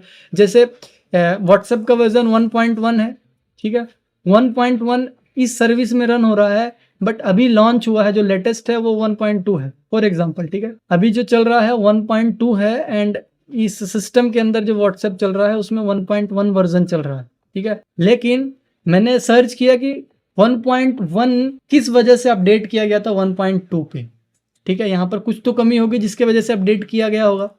तो वो कमी अगर मुझे पता चल गई तो ये सिस्टम हैकेबल हो जाएगा उस सर्विस के वजह से, ठीक है। तो इसको कहते हैं हम वैनर ग्रैबिंग, वर्जन ग्रैबिंग, ठीक है। उसके बाद आता है यहाँ पे grabbing operating system, grabbing OS, ठीक है। 6th स्टेप आता है हमारा ग्रैबिंग ओएस यानी ग्रैबिंग ऑपरेटिंग सिस्टम। उस सिस्टम में क्या सर्विसेज रन होने के बाद देखते हैं हम कि यहाँ पे क्या सर्विसेज किस ऑपरेटिंग सिस्टम पे चल रही है, मतलब उसका ऑपरेटिंग सिस्टम क्या है, लिनक्स है, मैक्स है या मैक है या फिर कोई अदर है। जैसे कि हमने इन्फॉर्मेशन के गैदरिंग के वीडियो में देखा था कि वहाँ पे एक प्रोफेशनल हैकर ने जो इन्फॉर्मेशन गैदरिंग किया था तो वहाँ पे ऑपरेटिंग सिस्टम भी उसने गैदर किया था इन्फॉर्मेशन में, है ना। तो यहाँ पर हम ऑपरेटिंग सिस्टम को भी ग्रैब करते हैं ताकि हमको पता रहे कि ऑपरेटिंग सिस्टम कौन सा रन हो रहा है, तो उसके हिसाब से हम यहाँ पे अटैक अपना प्लान कर पाएँ, ठीक है। उसके हिसाब से यहाँ पर अटैक परफॉर्म करेंगे, ठीक है। उसके बाद हम यहाँ पर अगर इस ऑपरेटिंग सिस्टम में IDS लगा हुआ है तो बाईपास करते हैं उसको, बाईपासिंग की प्रोसेस आती है, ठीक है। एंड उसके बाद हम यहाँ पर सिलेक्ट करते हैं करेक्ट स्कैन, जो प्रॉपर स्कैनिंग है, मतलब यहाँ पर टाइप ऑफ स्कैनिंग्स होती हैं कुछ, वो हम चूज़ करते हैं। तो यहाँ पर हम टाइप ऑफ स्कैनिंग देखते हैं किस किस टाइप की होती है, ठीक है, कौन कौन से टाइप हैं। तो बेसिकली ये सारे हमारे प्रोसीजर थे। तो ये था आप लोगों को समझाने का तरीका, ठीक है। तो यहाँ पर बेसिकली ये तो 8 स्टेप हो गए। अगर मैं इसको शॉर्ट में बताऊँ आप लोगों को तो फर्स्ट तो होगा कि आप टारगेट सिलेक्ट करो, ठीक है, और वो टारगेट ऑनलाइन है या नहीं वो चूज करो, ठीक है। दूसरा, अगर टारगेट ऑनलाइन है तो उसकी IP पता करो, ठीक है। IP पता करने के बाद पता करो थर्ड स्टेप कि उसमें पोर्ट्स कौन कौन से ओपन है, ठीक है। पोर्ट्स पता करने के बाद उन पोर्ट्स में कौन सी सर्विसेज रन हो रही है, ठीक है। एंड 5th नंबर पे आता है यहाँ पे जब सर्विसेज रन हो रही हैं तो उन सर्विसेज का वर्जन क्या है, ठीक है। तो ये 5 स्टेप आप लोग फॉलो कर सकते हो। And as it is in version के साथ हम ऑपरेटिंग सिस्टम भी पता करेंगे, ठीक है। ऑपरेटिंग सिस्टम मोस्ट इंपॉर्टेंट में से आता है। जब तक ऑपरेटिंग सिस्टम नहीं पता होगा तो आप यहाँ पे अटैक्स परफॉर्म नहीं कर पाओगे, ठीक है। तो आई होप आप सभी को ये सारी चीज़ें समझ में आ गई होगी कि अगर आपको ये सारी 8 चीज़ें याद नहीं आ रही है तो आप ये 5 चीज़ें याद रख सकते हो, बहुत ईजी तरीका है, ठीक है। टारगेट, उसकी IP, उसका पोर्ट एंड पोर्ट में चल रही services, then versions operating system and उसका जो सर्विसेज चल रही हैं उनका वर्जन, ठीक है। सो आई होप आप सभी को ये क्लियर हो गया होगा कि मेथोडोलॉजी क्या होती है, ये क्या मेथड है एक सिस्टम की स्कैनिंग, नेटवर्क स्कैनिंग, ठीक है। अब हम बढ़ते हैं नेक्स्ट। एंड यहाँ पर आप लोग देख सकते हो टाइप ऑफ नेटवर्क स्कैनिंग, कितने टाइप की नेटवर्क स्कैनिंग होती है। तो यहाँ पर देखो, यहाँ पर कुछ नेटवर्क स्कैनिंग दी हुई है। अब बाद में सिलेक्ट करेंगे कि इसमें से सबसे अच्छा है कौन, किसको प्रिफर किया जाए। तो यहाँ पर देखो सबसे पहले है यहाँ पे ST, ठीक है, जिसको हम कहते हैं TCP स्कैन, ठीक है, जिसको यूज़ करने का कमांड आप यहाँ पर देख सकते हो, ये यूज़ कर सकते हो। देखो ये टूल है Nmap, ठीक है, एंड ये इसको शॉर्ट में यूज़ करते हैं, ठीक है। मतलब जब इसको यूज़ करना होता है तो उसके लिए ये कमांड अभी हम प्रैक्टिकल में भी देखेंगे, ये कमांड यूज़ करते हैं। उसके बाद यहाँ पर हम सिलेक्ट कर टारगेट का जो IP एड्रेस है वो डालते हैं यहाँ, ठीक है। अब आईपी एड्रेस कैसे निकालते हैं वो भी हम देखेंगे। इसके बाद आता है यहाँ पे यूडीपी स्कैन, एंड जिसको हम hyphen small S capital you से शो करते हैं कमांड के लिए। तो nmap एंड यहाँ पर उसका जो कमांड है जिस टाइप का स्कैन है वो, एंड यहाँ पर आता है ये उसका टारगेट का आईपी एड्रेस, ठीक है। एंड उसके बाद है यहाँ पे स्मॉल एस कैपिटल एस, ठीक है, सिन स्कैन, ठीक है। ये टॉप में से आता है, मतलब ज़्यादातर इसी को यूज़ लिया जाता है, एंड डिफ़ॉल्ट स्कैन भी इसी को कहते हैं, ठीक है। तो यहाँ पर ये इसका यूज़ लेने का तरीका है, ये उसके यूज़ का कमांड है, ठीक है। उसके बाद आता है एक्नॉलेजमेंट, ठीक है। एक्नॉलेजमेंट आपने फ्लैग्स देखे होंगे ना, हमारे टीसीपी के कुछ फ्लैग होते हैं, तो आपने जो फ्लैग देखे होंगे ना, एंड टीसीपी के ज़्यादातर फ्लैग्स के ही यहाँ पर स्कैनिंग रन होती है। अगर आपने टीसीपी के फ्लैग नहीं देखे हैं तो वहाँ पर आप एक बार नेटवर्किंग की वीडियोस चेक कर लेना, ठीक है। प्ले लिस्ट बनी हुई है उसकी। तो यहाँ पर ये हो गया एग्रेसिव स्कैन, ठीक है। एक्नॉलेजमेंट स्कैन भी कहते हैं इसको, ठीक है, एंड एग्रेसिव स्कैन भी होता है हमारा। सो ये है हमारा acknowledgement scan hyphen small S capital s. Then उसके बाद आता है यहाँ पे और टाइप ऑफ स्कैन, ये FIN scan and null scan, ठीक है, एक्समस स्कैन, आईडीएल स्कैन। अब ये स्कैन क्या काम करते हैं, क्या क्या इनके काम होते हैं, ये सारी चीज़ें आप प्रैक्टिस करोगे तो ही आपको आइडिया लगेगा। मेरे एक्सप्लेन करने से आपको यहाँ पे कन्फ्यूज़न हो सकता है, ठीक है। फिर भी यहाँ पर हम जो सिलेक्टेड में से आता है हमारा ये आता है, ठीक है, ये वाला स्कैन ज़्यादातर रन करते हैं हम लोग। अब इसका एडवांस वीडियो तो यहाँ पर मैं नहीं बता सकता, एडवांस चीज़ें, क्योंकि आपको समझ में आ रहा है ये वीडियो यूट्यूब पे चल रहा है एंड वहाँ पे कुछ उसकी गाइडलाइंस है, तो इसको एडवांसली तो नहीं बताया जा सकता, लेकिन हाँ मैं आपको एक आइडिया दे दूंगा यहाँ पे, ठीक है। तो यहाँ पर स्मॉल एस कैपिटल एस सिन स्कैन को ज़्यादा रन करते हैं हम, क्यों रन करते हैं वो भी बताता हूँ, ठीक है। तो यहाँ पर जैसे और कुछ देख लेते हैं, तो यहाँ पर फिन स्कैन है, ठीक है, एनल स्कैन है, एक्समस स्कैन है, एंड यहाँ पर आइडियल स्कैन है। अब ये स्कैन्स क्या काम करते हैं वो आप प्रैक्टिस करके देख लेना, ठीक है, एंड इनके ये कमांड्स हैं, ठीक है। अब यहाँ पर हम क्यों सिन स्कैन को इतना प्रेफर देते हैं, क्यों प्रेफरेंस देते हैं, वो चीज़ें देखो। सो यहाँ पर मैं आप लोगों को प्रोसीजर बता देता हूँ क्यों हम सिलेक्ट करते हैं सिन स्कैन को। तो यहाँ पर देखो, यहाँ पर फॉर एग्जाम्पल यहाँ पर ये ए है एंड बी है ना। अब टीसीपी कैसे कम्युनिकेशन करता है, 3 वे हैंडशेक करके, है ना। तो computer A and computer B, अगर कंप्यूटर ए को बी से कम्युनिकेशन करना है तो बी क्या करेगा, सबसे पहले यहाँ पर सिंक फ्लैग भेजेगा। सिंक फ्लैग मतलब हैंडशेक फ्लैग जिसको कहते हैं हम लोग, ठीक है, सामने वाले कंप्यूटर के पास। अब उसके पास जाएगा, कंप्यूटर चेक करेगा कि उसके पास एक रिक्वेस्ट आई हुई है जो कि हैंडशेक करने के लिए है, कम्युनिकेशन बनाने के लिए, ठीक है। अब जब इसके पास एक्नॉलेजमेंट आएगी, सिंस पैकेट आएगा, सिंक पैकेट आएगा, वो चेक करेगा कि ये पैकेट कहाँ से आया है, क्या आया है, ठीक है। अब अगर इसको बनाना होगा यहाँ पे, अगर इसको यहाँ पे कम्युनिकेशन करना होगा तो यहाँ पर वो भी एक सिंक फ्लैग भेजेगा, ठीक है, और उसके साथ एक एक्नॉलेजमेंट भी भेजेगा जिसको हम ACK फ्लैग कहते हैं। सिंक फ्लैग इसलिए भेजा क्योंकि उसको यहाँ पर हैंडशेक करना था, उसको कम्युनिकेशन बनाना था, एंड एक्नॉलेजमेंट फ्लैग उसने इसलिए भेजा क्योंकि उसको यहाँ पर ये बताना है सामने वाले सिस्टम को कि आपने जो मुझे सिंक फ्लैग भेजा था स्टार्टिंग में वो मुझे मिल चुका है। तो ये सारी चीज़ें बताने के लिए कि हाँ मुझे आपका पैकेट मिल गया, उसके लिए एक्नॉलेजमेंट। अगर इसको यहाँ पर कम्युनिकेशन बनाना होगा तो ये वापस से सिंक फ्लैग भेजेगा, नहीं तो सिर्फ ACK फ्लैग भेज के कम्युनिकेशन खत्म कर देगा, ठीक है। अब जबकि सामने वाले के पास ये ACK एंड सिंक फ्लैग मिल गया है तो इसको पता चल गया हाँ ये कम्युनिकेशन बनाना चाह रहा है, तो ये क्या करता है, वापस से एक्नॉलेजमेंट भेजता है, ठीक है। वापस से एक्नॉलेजमेंट भेजेगा एंड बोलेगा कि ठीक है मुझे भी आपका कंफर्मेशन मिल गया है, चलो कनेक्ट करते हैं। तब जाके यहाँ पर इन दोनों के बीच में कम्युनिकेशन बन जाएगा। अब जब हम यहाँ पर स्कैन रन करते हैं, कौन सा स्कैन, TCP स्कैन, ठीक है। ये TCP कम्युनिकेशन कैसे करता है वो प्रोसीजर समझ रहे थे। अब स्कैन कैसे करता है TCP, तो यहाँ पर जब स्कैनिंग करता है तो सेम प्रोसीजर फॉलो होती है, पहले जाएगा फिर वापस, ठीक है। तो ये सारी प्रोसीजर हम जब भी स्कैन करेंगे तो यहाँ पर हर बार सेम चीज़ प्रोसीजर फॉलो होगी। अब हम यहाँ पर स्कैनिंग जो करते हैं वो 65535 पोर्ट्स पे करते हैं। हमारे पास टोटल 65535 पोर्ट्स होते हैं पूरे नेटवर्किंग में। अब जब हम एक ही सिस्टम में 65535 पोर्ट स्कैन करेंगे, ठीक है, तो क्या यहाँ पर ये ऑथोराइज एक्टिविटी में आएगा, बिल्कुल भी नहीं आएगा, क्यों, समझो। एक सिस्टम को किसी से कम्युनिकेशन करने के लिए कितने पोर्ट्स की नीड होती है? 1 या 2 की, ठीक है। 1 या 2 से ज़्यादा अगर वहाँ पर कोई पोर्ट्स से कम्युनिकेशन करने की कोशिश करता है, जैसे इस सिस्टम से अगर 1 से ज़्यादा, अगर हम 1 या 2 से ज़्यादा पोर्ट से अगर हम कम्युनिकेशन करने की कोशिश करेंगे तो इसका जो फायरवॉल है वो ब्लॉक कर देगा हमको। फायरवॉल एक सिक्योरिटी होती है जो इन सिस्टम्स के अंदर होती है, इसको भी हम समझेंगे आगे चल के, ठीक है। फायरवॉल, आईडीएस, ये चीज़ें क्या होती हैं।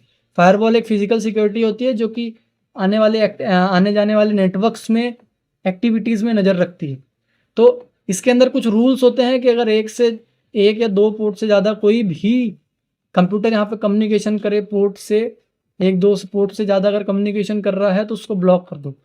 तो यहाँ पर तो हम 1 या 2 पोर्ट्स के बाद ही ब्लॉक हो जाएंगे, तो क्या हम वहाँ पे सारा पोर्ट स्कैन कर पाएंगे? 65535 पोर्ट जो है वो स्कैन कर पाएंगे? नहीं कर पाएंगे, क्योंकि टीसीपी ऐसे ही हर बार 3 बार हैंडशेक करेगा और जैसे ही हम वहाँ पे 2-3 के बाद पहुँचेंगे स्कैनिंग के लिए तो वो हमको फायरवॉल ब्लॉक कर देगा। तो यहाँ पे आगे की प्रोसीजर आगे नहीं बढ़ पाएगी। अब यहाँ पर जो हमारे हैकर्स थे उन्होंने क्या आइडिया लगाया, उन्होंने लगाया कि यहाँ पर ये जो पोर्ट्स जा रहे हैं, अब देखो कम्युनिकेशन कब बनता है? एक एक्नॉलेजमेंट आए, ठीक है, मतलब यहाँ से सिस्टम के पास गया, सिंक फ्लैग गया, वहाँ से एक्नॉलेजमेंट सिंक फ्लैग आया। अब जब ये वाला सिस्टम वापस से यहाँ पे कम्युनिकेशन करेगा तब जाके यहाँ पर एक स्टेब्लिश होगा कनेक्शन। कैसा हो? अगर ये वाला सिस्टम सामने आगे भेजे ही ना, आगे जो पैकेट है उसको फॉरवर्ड ही ना करे तो कैसा होगा यहाँ पे? तो यहाँ पर कम्युनिकेशन नहीं बनेगा, पोर्ट्स यहाँ पे कम्युनिकेशन होगा ही नहीं, तो ये फायरवॉल के रूल के खिलाफ भी नहीं होगा और हमको इन्फॉर्मेशन भी मिल जाएगी। अगर सामने से रिप्लाई आया तो हमको पता चल जाएगा कि हाँ भैया, जैसे मैंने पोर्ट 1 स्कैन किया तो हाँ पोर्ट 1 मैंने एक बार स्कैनिंग किया, पोर्ट 1 से रिप्लाई आ गया, मैंने पोर्ट 1 पे पैकेट सिंक पैकेट भेजा, सामने से एक्नॉलेजमेंट आ गया तो मैंने लिख दिया हाँ पोर्ट 1 ओपन है। फिर मैंने पोर्ट 2 स्कैन किया, सेम चीज़, वहाँ से रिप्लाई आया, मैंने लिख दिया पोर्ट 2 ओपन है, पर मैंने वापस से उसको रिप्लाई नहीं दिया, ठीक है। मैंने यहाँ से उसको रिप्लाई नहीं दिया कि ये पोर्ट मुझे कम्युनिकेशन करना, वापस से सिंक फ्लैग नहीं भेजा, ठीक है। मतलब हाफ टीसीपी स्कैन किया मैंने, ठीक है। यहाँ पर हाफ टीसीपी, इसको हाफ हैंडशेक भी कह सकते हैं, हाफ टीसीपी स्कैन भी कहते हैं इसको, ठीक है। एंड सिंस स्कैन भी कहते हैं, ठीक है। इसको कई नामों से ज़्यादा जाता है, इसको सिंस स्टिल्थ स्कैन नाम से भी जाना जाता है, ठीक है। तो जब हम मैप में चलेंगे, वहाँ पे प्रैक्टिस करेंगे, प्रैक्टिकल करेंगे तो वहाँ पर भी देखेंगे हम। तो यहाँ पर हम क्या करते हैं, एक बार पैकेट भेजा, ठीक है, सिंक पैकेट, ये पता करने के लिए सामने वाला पोर्ट ओपन है या नहीं है, एंड जब सामने वाले सिस्टम ने हमको रिप्लाई दे दिया तो हमने वापस से रिप्लाई दिया ही नहीं, तो यहाँ पर हमारा जो आईपी है वो ब्लॉक नहीं होगा, ठीक है, और हमारा काम भी हो जाएगा, हमको पता चल जाएगा ये पोर्ट ओपन है क्योंकि सामने से रिप्लाई आ जाएगा, ठीक है। सो ऐसे इसीलिए हम प्रीफर करते हैं यहाँ पर सिंक स्कैन को। तो ये जो हुआ ना, इसको सिंक स्कैन करते हैं क्योंकि यहाँ पर सिर्फ सिंक पैकेट गया है, स्मॉल एस कैपिटल एस जिसको हम कहते हैं वो, तो यहाँ पर सिर्फ सिंक पैकेट गया है इसलिए इसको हम सिंक स्कैन कहते हैं, ठीक है। तो आई होप आप सभी को समझ में आ गया होगा क्यों हम प्रीफर करते हैं यहाँ पे सिंक स्कैन। सो वॉरियर्स, इसी के साथ चलते हैं अपने स्क्रीन पे एंड वहाँ पर परफॉर्म करते हैं हम अपनी प्रैक्टिस को। सो वॉरियर्स, यहाँ पर आ गए हम अपने स्क्रीन पे, यहाँ पर देख सकते हो ये मेरी कुछ मशीन्स हैं जो कि ऑन है, पावर ऑन है, मैंने इनको पावर ऑन कर दिया ताकि हमारा टाइम वेस्ट ना हो। तो ये हमारी पैरट एंड ये काली, ये विंडोज 11, ठीक है, ये एंड्रॉयड है एंड ये है हमारा विंडोज 10 एंड ये विंडोज सर्वर 2019, ठीक है।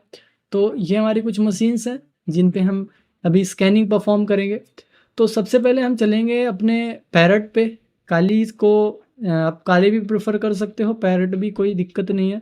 तो सबसे पहले मैं इसको फुल स्क्रीन कर देता हूँ जिससे आपको अच्छे से विजिबल होगा, ये सारी चीज़ें विजिबल हो पाएगी। तो इसको मैं टर्मिनल को थोड़ा जूम करता हूँ, ठीक है।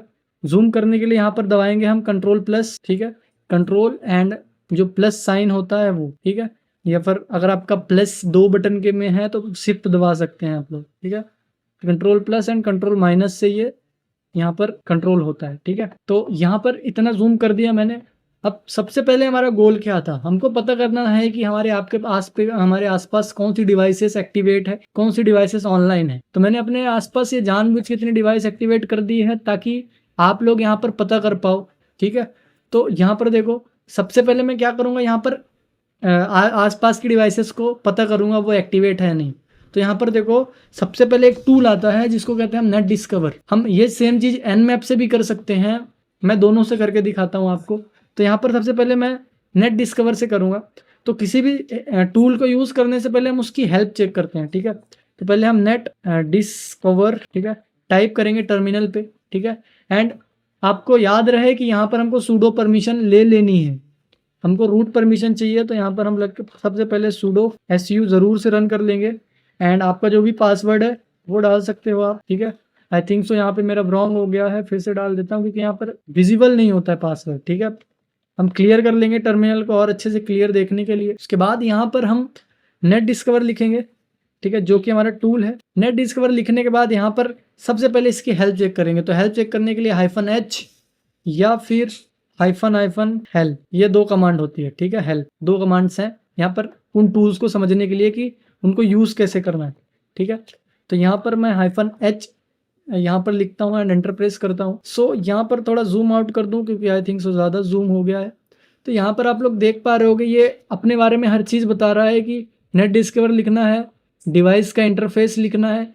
वैसे आप नेट डिस्कवर लिख दोगे तो भी ये रेंज स्कैन करेगा, लेकिन अगर आपका नेटवर्क किसी दूसरे रेंज में है, हमारे जो वर्चुअल बॉक्स है या फिर हमारा जो VMware है वहाँ पे अलग अलग नेटवर्क्स काम करते हैं, तो आप वहाँ पे अपनी रेंज चेक कर सकते हो। तो यहाँ पर आपकी नेटवर्क डिवाइस वो कैसे चेक करते हैं वो भी बताऊँगा। रेंज क्या है, आपकी IP रेंज क्या है वो पता करना है। फाइल, किस फाइल, अगर कोई फाइल है आपके पास यहाँ पर IPs की लिस्ट की वो दे सकते हो आप यहाँ पे, ठीक है। एंड यहाँ पर शो ऑन चीज़ें हैं, तो हमको इतना लंबा स्कैन नहीं करना, बेसिक्स का स्कैन करना है यहाँ पे, ठीक है। तो सबसे पहले हम लिखेंगे नेट डिस्कवर, ठीक है। एंड उसके बाद लिख देंगे हम डिवाइस एंड हम IPs की रेंज लिख देंगे यहाँ, ठीक है। तो यहाँ पर सबसे पहले हमको ये पता करना पड़ेगा कि ये हमारा डिवाइस क्या है, हमारा नेटवर्क डिवाइस क्या है। तो सेम चीज़ मैं यहाँ पर लिखूंगा, क्लियर करूंगा इस टर्मिनल को, जिसके लिए कमांड यूज़ करेंगे हम क्लियर। एंड उसके बाद यहाँ पर हम अभी पता करते हैं कि हमारा नेटवर्क डिवाइस कौन सा है। तो यहाँ पर हम लिखेंगे IF config, ठीक है। IF config टाइप करते ही आपको यहाँ पर नेटवर्क डिवाइस दिख जाएगा। तो ये देखो, ये आपका नेटवर्क डिवाइस है EN33, ठीक है।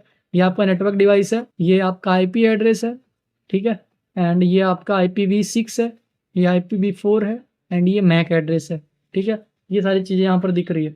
तो मुझे ये डिवाइस का चाहिए और IP रेंज मेरे को 10.10.10 यहाँ पे दिख गई, ठीक है, जिस नेटवर्क पे मैं कनेक्टेड हूँ। तो पहले मुझे अपना नेटवर्क देखना है कि मेरे नेटवर्क पे कोई डिवाइस कनेक्टेड है या नहीं। ओके, तो यहाँ पर मैं क्या करूँगा, यहाँ पर लिखूँगा नेट डिस्कवर, ठीक है। उसके बाद हमने वहाँ पर डिवाइस के लिए क्या देखा था, -i, पहले -i यूज़ करेंगे, ठीक है, डिवाइस के लिए।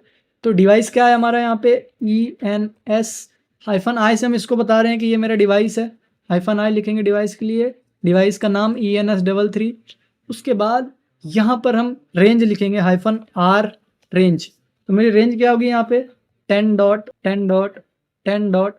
3 रेंज हम वही लिखेंगे, मतलब जो हमारा नेटवर्क रेंज तक है वहाँ तक वही लिखेंगे। उसके बाद हम लिख देंगे यहाँ के पर 0/24, ठीक है। ये हमारी नेटवर्क की रेंज हो गई। 24 से बता रहे हैं हम इसको कि जो नेटवर्क रेंज है वो 24 तक स्कैन करना है, ठीक है।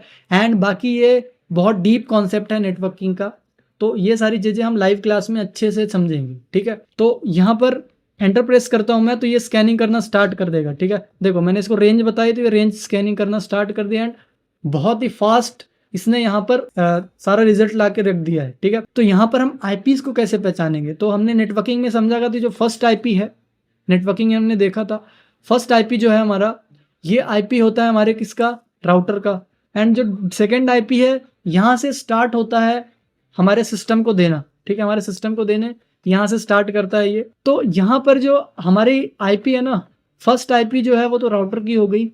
सेकेंड IP यहाँ पर क्योंकि हम एक वर्चुअल मशीन यूज़ कर रहे हैं तो उसकी सपोर्टेबल IP होती है, ठीक है। एंड यहाँ पर थर्ड IP आई थिंक सो इनकी सपोर्टेबल IP ही होगी, ठीक है। तो यहाँ पर ये 3 IPs तो हमारे काम की नहीं है, या फिर आप जब रियल नेटवर्क पे काम कर रहे होंगे तो आपके काम की ये वाली IP नहीं होगी, फर्स्ट वाली, बाकी सेकंड थर्ड आप यूज़ ले सकते हैं। तो यहाँ पर मेरे पास बहुत सारी चॉइसेस हैं, ठीक है।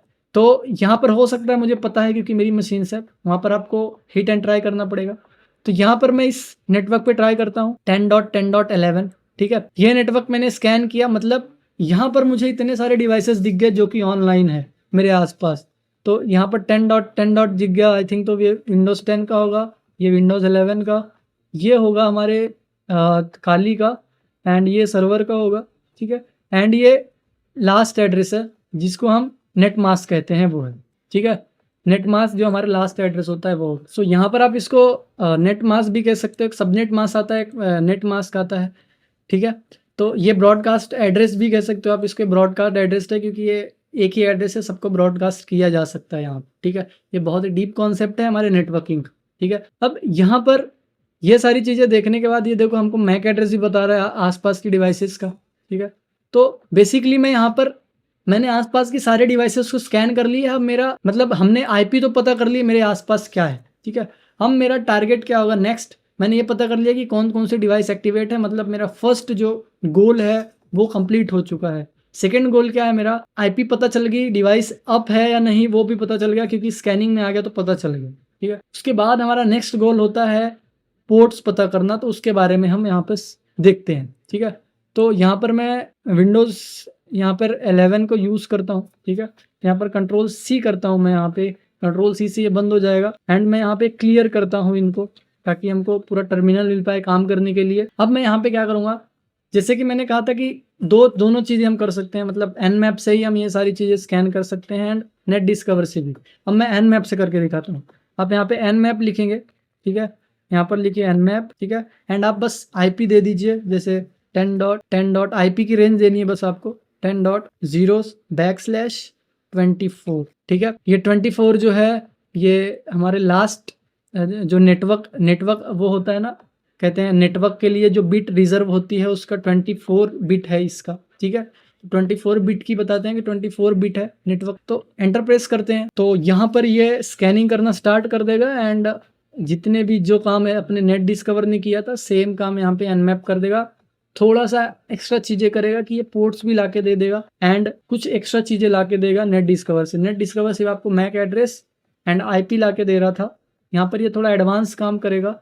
तो आई थिंक ये थोड़ा टाइम लेगा स्कैन करने में क्योंकि nmap थोड़ा सा टाइम लेता है। तो हम देखते हैं कब तक ये रिजल्ट आता है एंड जैसे ही रिजल्ट आता है वैसे मैं आपको शो करता हूँ। ओके, सो यहाँ पर रिजल्ट आना स्टार्ट हो गया, आप लोग देख सकते हो। तो इसने क्या किया है, ओके, तो यहाँ पर रिपोर्ट लाया है 10.10.2 का, 10.1 का लाया है, ठीक है। एंड इसने बताया ये VMware कुछ रन हो रहा है इसमें, state services port number something ये ओपन है इसमें। एंड ये .2 का आया है, ये .3 का आया है, ठीक है, मैक एड्रेस के साथ। ये दोनों VMware के हैं, ठीक है। एंड आई थिंक ये भी VMware का ही है। पोर्ट क्लोड रिसेट ये भी VMware का IP एड्रेस है सपोर्टेबल। एंड यहाँ पर देखो 10.10. का स्कैन कर रहा है ये, एंड ये 10.10. इसका है अपना विंडोज़ 10 का। तो इसने यहाँ पर इतने पोर्ट्स ओपन बताए हैं इसमें, ठीक है, 21, 80, 135, 139, 4438, ठीक है। मैक एड्रेस, ठीक है, मैक एड्रेस लेके आया है किसका, ये विंडोज़ 10 का। अब हम जाके फिजिकली चेक भी करेंगे ये सारी चीज़ें कि मैक एड्रेस वही है या नहीं, IP एड्रेस वही है या नहीं, ठीक है। एंड यहाँ पर 11 का लेके आया है, 11 में भी उतने ही पोर्ट ओपन है, ठीक है। एंड यहाँ पर है हमारा ये VMware काली है, काली देखो कितना सिक्योर है, उसका एक भी पोर्ट ओपन नहीं आया है। एंड उसके बाद आता है यहाँ पर सर्वर की डिटेल्स है, ठीक है। तो यहाँ पर सर्वर के पोर्ट्स ओपन आए हैं सारे, 10.29 है, ठीक है, सारे सर्वर के हैं। एंड उसके बाद ये मैक एड्रेस आया सर्वर, ठीक है। तो ये सारा रिजल्ट इसने लाके दे दिया और एक्स्ट्रा भी चीज़ें लाके दे दी जो कि हाँ नेट डिस्कवर में नहीं आई थी। ये दोनों चीज़ें आपको पता चल गई नेटवर्क स्कैनिंग की कि कैसे पता करेंगे हमारे रेंज में कितने नेटवर्क हैं। तो ये कमांड क्या कहता है कि हमने टूल का नाम लिखा है nmap का एंड उसके आगे हमने रेंज बता दी अपनी IP की। तो आप 10.10.3 जो डिजिट हैं आपके नेटवर्क के वही रहने दीजिए। अगर आप प्राइवेट नेटवर्क पे हैं लास्ट वाली डिजिट 0 रखिए एंड \24 लगा देंगे तो ये कंप्लीट नेटवर्क रेंज यहाँ पे स्कैन कर लेगा, ठीक है। अब बारी आती है इनको फिजिकली जाके चेक करने की कि हाँ यही नेटवर्क है या नहीं। तो सबसे पहले मैं यहाँ से चेक करता हूँ विंडोज़ 10 से, ठीक है। हम चलते हैं विंडोज़ 10 पे एंड यहाँ पर हम इसका टर्मिनल ओपन करते हैं, ठीक है। यहाँ पर टर्मिनल या फिर CMD ओपन कर लेते हैं, वो भी चलता है। यहाँ पर CMD ओपन करेंगे, ठीक है। एंड यहाँ पर लिखेंगे हम IP config, ठीक है, IP config। मैं थोड़ा जूम कर देता हूँ यहाँ पे, तो आप यहाँ पर देख सकते हैं कि ठीक है, हम IP पता करने के लिए IP config लिखते हैं तो यहाँ पर आपको ये IP दिख रही होगी, ठीक है। थोड़ा जूम कर देता हूँ मैं, ओके। तो यहाँ पर ये आपको आईपी दिख रही है, ये डिफ़ॉल्ट गेटवे है 10.2, आप वहाँ पर देख सकते हो 10.2 है वो हमारा डिफ़ॉल्ट गेटवे है, राउटर की आईपी 10.1 है, ठीक है। एंड ये सबनेट मास्क है, ठीक है। अब यहाँ पर आईपी देखने के लिए हम यहाँ पर यूज़ करते हैं आईपी कॉन्फ़िग, लेकिन मैक एड्रेस देखने के लिए हम यहाँ पर लिखेंगे IP config and \_all, enter press करेंगे तो यहाँ पर आपको सारी चीज़ें दिख जाएगी। और यहाँ पर देखो ब्लूटूथ से रिलेटेड भी सारी चीज़ें आ गई। एंड यहाँ पर आप देख सकते हो इसका मैक एड्रेस क्या दिखा रहा है, 000C299998C इसका मैक एड्रेस दिखा रहा है। अब हम रिजल्ट जो आया है उस पर चेक करते हैं। तो विंडोज़ 10 में देखो ये आया है 000C299998CAB, ठीक है, ये आया है यहाँ पे। अब यहाँ पर क्या आ रहा है, सेम ही है विंडोज़ 10 में भी, ये देखो सेम है। तो ऐसे सेम होगा हर एक का, ठीक है, आप जब स्कैन करोगे तो चेक कर सकते हो, ठीक है। तो ये थी हमारी सेम फर्स्ट स्टेप, ठीक है, कि आईपी कैसे पता करते हैं, आसपास में आईपी में क्या क्या है। अब इसको क्लियर करता हूँ मैं। आपने पता कर लिया कि आपके पास इतने सिस्टम एक्टिव हैं। अब मैंने 10.11 जैसे कि विंडोज़ 11 को मैंने टारगेट सेलेक्ट कर लिया, ठीक है। अब मुझे पता करना है कि वो एक्टिव है, तो पता चल गया नेटवर्क स्कैनिंग से, नेटवर्क स्कैन हो रही है तो मतलब पता वो ऑन है, ठीक है। अब यहाँ पर हमारा नेक्स्ट टारगेट है उसके पोर्ट्स, ओपन पोर्ट्स पता करना। हालांकि यहाँ पर आ गया, फिर भी हम पता करेंगे। उसके बाद हम यहाँ पर लिखेंगे nmap। अब यहाँ पर 2 तरीके से पोर्ट स्कैनिंग होती है, -p, ठीक है। उसके बाद आप यहाँ पर रेंज दे सकते हैं, ठीक है, रेंज 1 से लेके यहाँ पर, या फिर 0 से लेके 65535 ये रेंज दे सकते हैं पोर्ट की। अगर आपके रेंज मेंशन नहीं करना है तो इस p के आगे ये रेंज ना लिख के -p लिख देंगे तो सारी रेंज कवर हो जाएगी, ठीक है। अब यहाँ पर मैं क्या करूँगा, यहाँ पर -p पता यहाँ पर लिख दूंगा पोर्ट्स के लिए। यहाँ पर 10.10.10.11 मेरे सिस्टम का आईपी एड्रेस लिख देता हूँ। एंटर प्रेस किया मैंने तो यहाँ पर ये स्कैनिंग रन कर रहा है, ठीक है। अब इसके रिजल्ट आने के बाद वॉरियर, जैसे कि आप देख सकते हैं यहाँ पे हमारा रिजल्ट आ चुका है। तो यहाँ पर इसने रिजल्ट में क्या क्या लाया है, यहाँ पर सबसे पहले इसने बताया है कि यहाँ पर आईपी हमने किसके लिए स्कैन किया है, ठीक है। एंड यहाँ पर पोर्ट कितने क्लोज हैं वो क्लोज पोर्ट बता रहा है। एंड ओपन पोर्ट्स बता रहा है कितने ओपन पोर्ट्स, ठीक है। तो ये है हमारे ओपन पोर्ट्स जितने भी हैं। एंड ये कुछ सर्विसेज भी बता रहा है यहाँ पे, सर्विसेज के नाम, ठीक है। हालांकि हम सर्विसेज के लिए अलग से स्कैन रन करते हैं, वो भी मैं आगे बताऊंगा। स्टेट बता रहे हैं यहाँ पे ओपन, ठीक है। एंड यहाँ पर सर्विसेज बता रहा है, ठीक है। एंड नीचे में वही मैक एड्रेस हर इसमें बताता है। एंड इसने आपको ये भी बताया है कि होस्ट अप है, मतलब होस्ट चालू है, ठीक है।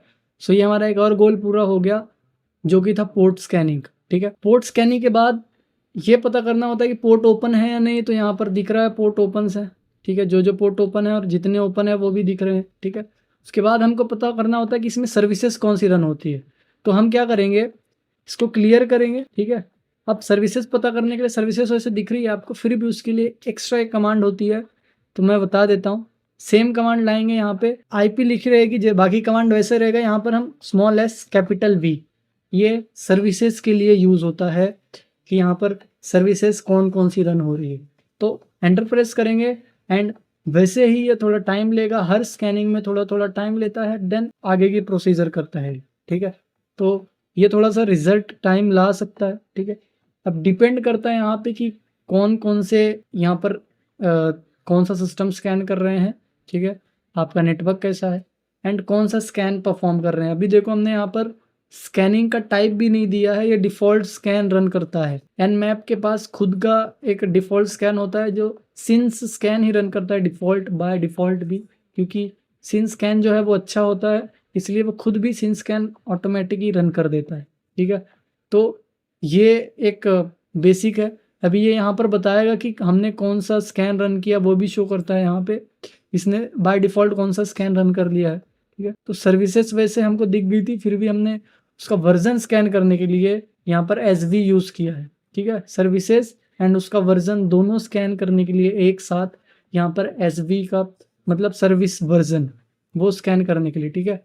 सर्विस का वर्जन एंड सर्विसेज बोथ, ठीक है, ऐसा आप याद रख सकते हैं, ठीक है। बाकी जैसे कि मैंने आपको बताया है कि इसके जो प्रोसीजर है, जैसे पहले हम पता करेंगे आईपी अप है या नहीं, आईपी कौन सी है हमारे रेंज में, ठीक है, वो ऑनलाइन है, सिस्टम नहीं है जिस पे अटैक कर रहे हैं। उसके बाद यहाँ पर पता करेंगे उसके कौन से पोर्ट्स ओपन है, पोर्ट्स ओपन का पता करने के बाद उन पोर्ट्स में कौन सी सर्विसेज चल रही है, सर्विसेज के बाद यहाँ पर पता कर रहे होते हैं सर्विसेज का वर्जन एंड उसका ऑपरेटिंग सिस्टम। तो उसी के अकॉर्डिंग यहाँ पर हम सारे स्कैन रन करेंगे। तो यहाँ पर इसने ये एसवी अभी थोड़ा टाइम लेगा स्कैनिंग करने के लिए, क्योंकि यहाँ पर डिटेल स्कैन लेके आता है ये एसवी का, ठीक है। तो हम वेट करते हैं, जैसे ही रिजल्ट आता है मैं आपको यहाँ पे शो कर देता हूँ, ठीक है। सो यहाँ पर हमारा रिजल्ट आ गया है, ठीक है। तो हमने यहाँ पर सर्विसेज के वर्जन के लिए स्कैनिंग की थी, तो यहाँ पर उसमें सर्विसेज कौन कौन सी चल रही है वो एंड उनके वर्जन कौन कौन से हैं, ठीक है। तो यहाँ पर देखो ये सर्विसेज हैं, ठीक है, या फिर कह सकते हो प्रोटोकॉल समझ सकते हो, सर्विसेज समझ सकते हो, ठीक है। एंड यहाँ पर उसके वर्जन, ठीक है। तो यहाँ पर एक्चुअल में क्या होता है कि ये जो है ये प्रोटोकॉल्स, इनको बेसिकली जो हमारा एनमैप है सर्विसेज को प्रोटोकॉल कहता है, प्रोटोकॉल को सर्विसेज समझता है। तो यहाँ पर ये प्रोटोकॉल शो करता है सर्विसेज में एंड वर्जन इनके इसमें जो सर्विसेज रन हो रही है वो ये सारी, ठीक है। तो यहाँ पर देख सकते हो विंडोज़ की सारी सर्विसेज यहाँ पर दिखा रहा है, IIS, ठीक है, Windows SRC, net BIOS SH, everything, ठीक है। तो ये सारी चीज़ें यहाँ पर दिख रही है। अब यहाँ पर आपने नोटिस किया कि यहाँ पर ज़्यादा डिटेल्स हमको नहीं दिख रही है, ठीक है। अब आपने ये भी नोटिस किया होगा कि आपको रिजल्ट बहुत स्लो आ रहा है, ठीक है। तो रिजल्ट बहुत फास्ट करने के लिए यहाँ पर हम एक कमांड यूज़ करते हैं, लेकिन उससे पहले अगर आपको इतनी कमांड समझ में आ गई है तो कमेंट सेक्शन में बताना कैसा लगा आप सभी को। वीडियो को जरूर से लाइक कर दो, ठीक है। अब आगे बढ़ते हैं। यहाँ पर देखो इसको थोड़ा सा क्लियर करता हूँ मैं, ठीक है। रिजल्ट आप लोगों को सभी को दिख गया होगा, क्लियर करता हूँ। अब फर्स्ट ऑफ ऑल जब हम किसी टूल को यूज़ करते हैं तो उसकी हेल्प समझते हैं, ठीक है। यहाँ पर nmap हमने कमांड्स में समझा था, जब हम काली के कमांड्स को समझ रहे थे काली लिनक्स के कंप्यूटर ट्यूटोरियल में, तो वहाँ पर देखते थे कि हेल्प कैसे देखते हैं।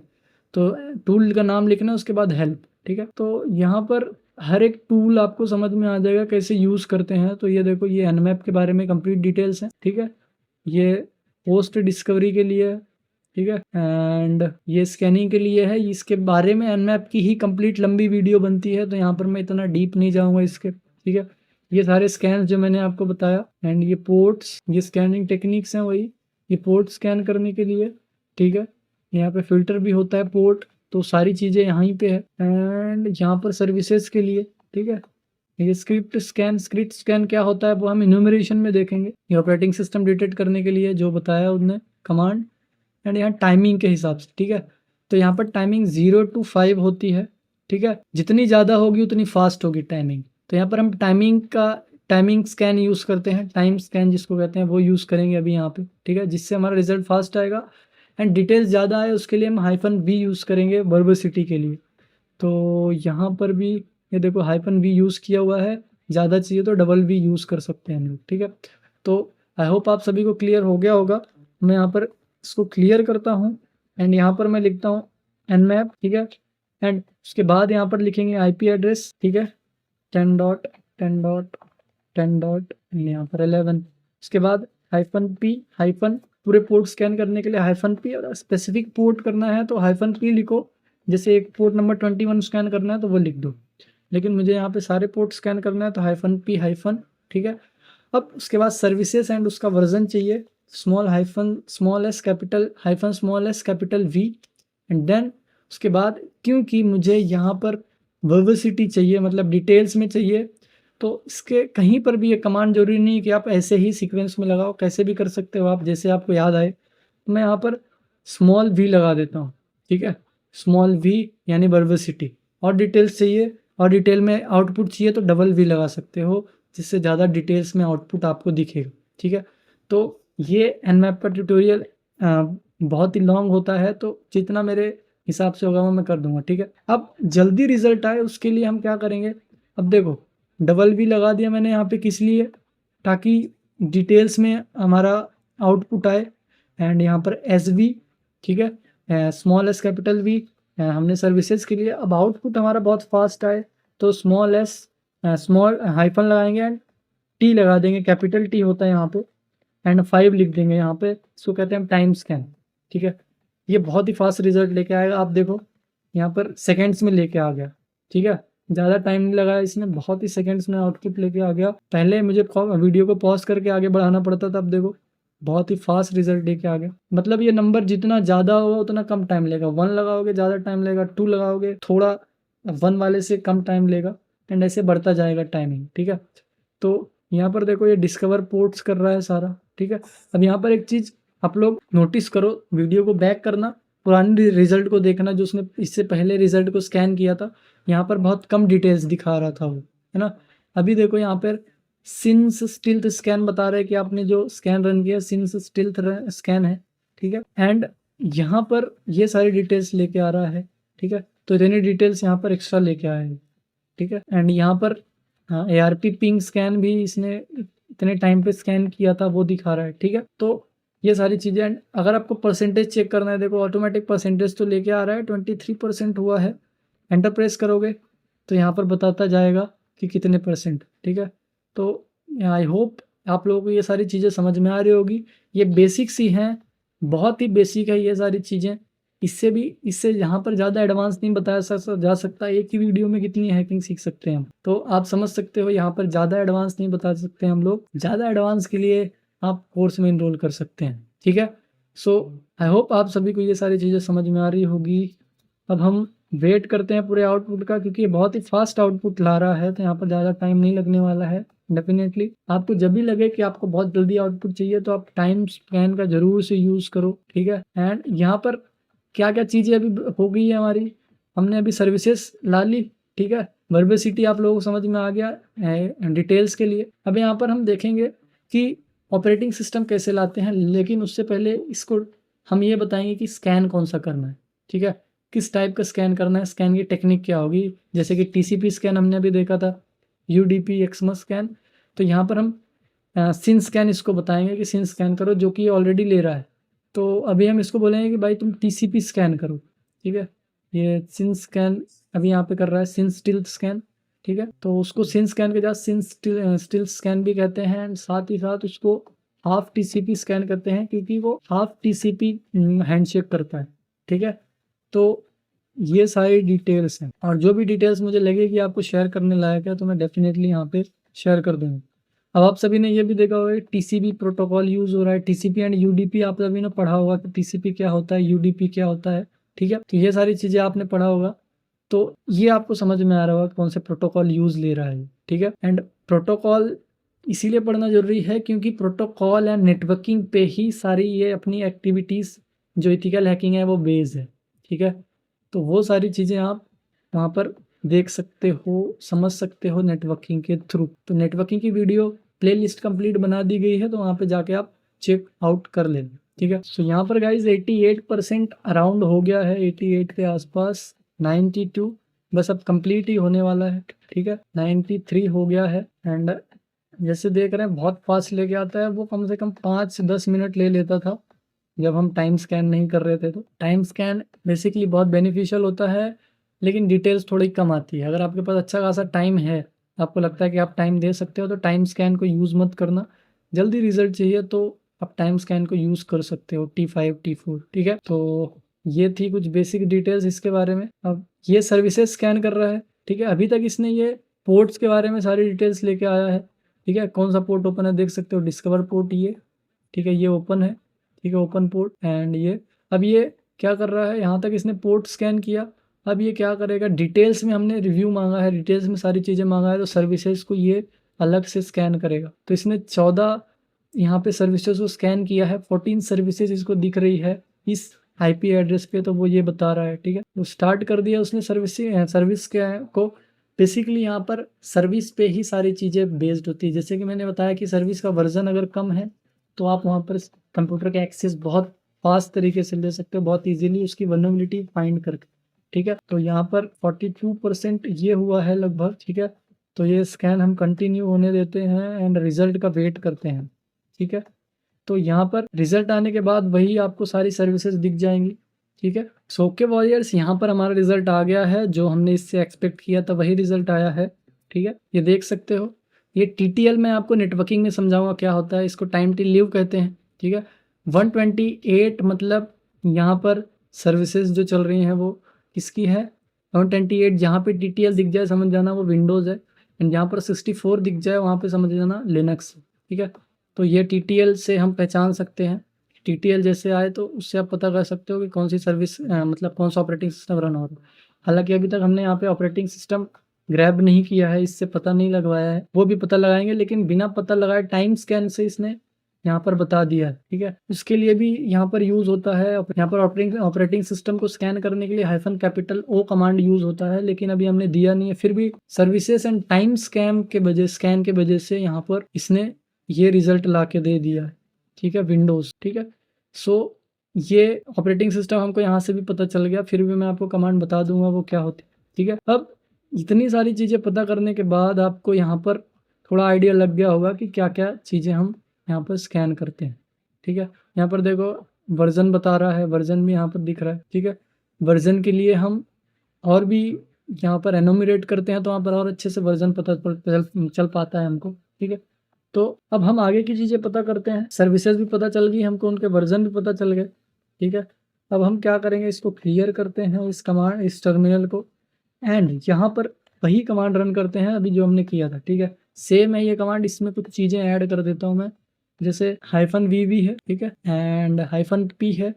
तो मुझे यहाँ पे इसको बताना है कि कौन सा स्कैन करना है। तो अभी ये सिन स्कैन कर रहा था, अगर मुझे इसको ये बताना है यहाँ पे कि TCP स्कैन रन करना है, तो यहाँ पर हाइफन लगाएंगे, s कैपिटल T, ये TCP के लिए होता है। अगर मुझे इसको बताना होगा सिन स्कैन रन करना है तो s कैपिटल T, ये चीज़ें यहाँ पे हमको बता देना है इसको, ठीक है। जहाँ पे s जो है वो बताता है स्कैन को, एंड कैपिटल S बताता है यहाँ पे सिन को, यानी सिन स्कैन, ठीक है। अब उसके बाद यहाँ पर हम अगर TCP बता रहे हैं, फॉर एग्जांपल यहाँ पर हम बता रहे हैं इसको TCP करना है, तो s स्कैन के लिए, T होगा यहाँ पे TCP के लिए, ठीक है। तो यहाँ पर हम ये स्कैन बताएंगे इसको, ठीक है। एंड इसी में एक चीज़ और ऐड कर देते हैं, अभी हमने इसको बताया स्कैन क्या रन करना है, इसी में एक चीज़ ऐड कर देते हैं कैपिटल O, ठीक है, कैपिटल O जो कि यहाँ पर शो करता है कैपिटल O जो कि बताएगा यहाँ पे कौन सा ऑपरेटिंग सिस्टम यहाँ पे रन कर रहा है, ठीक है।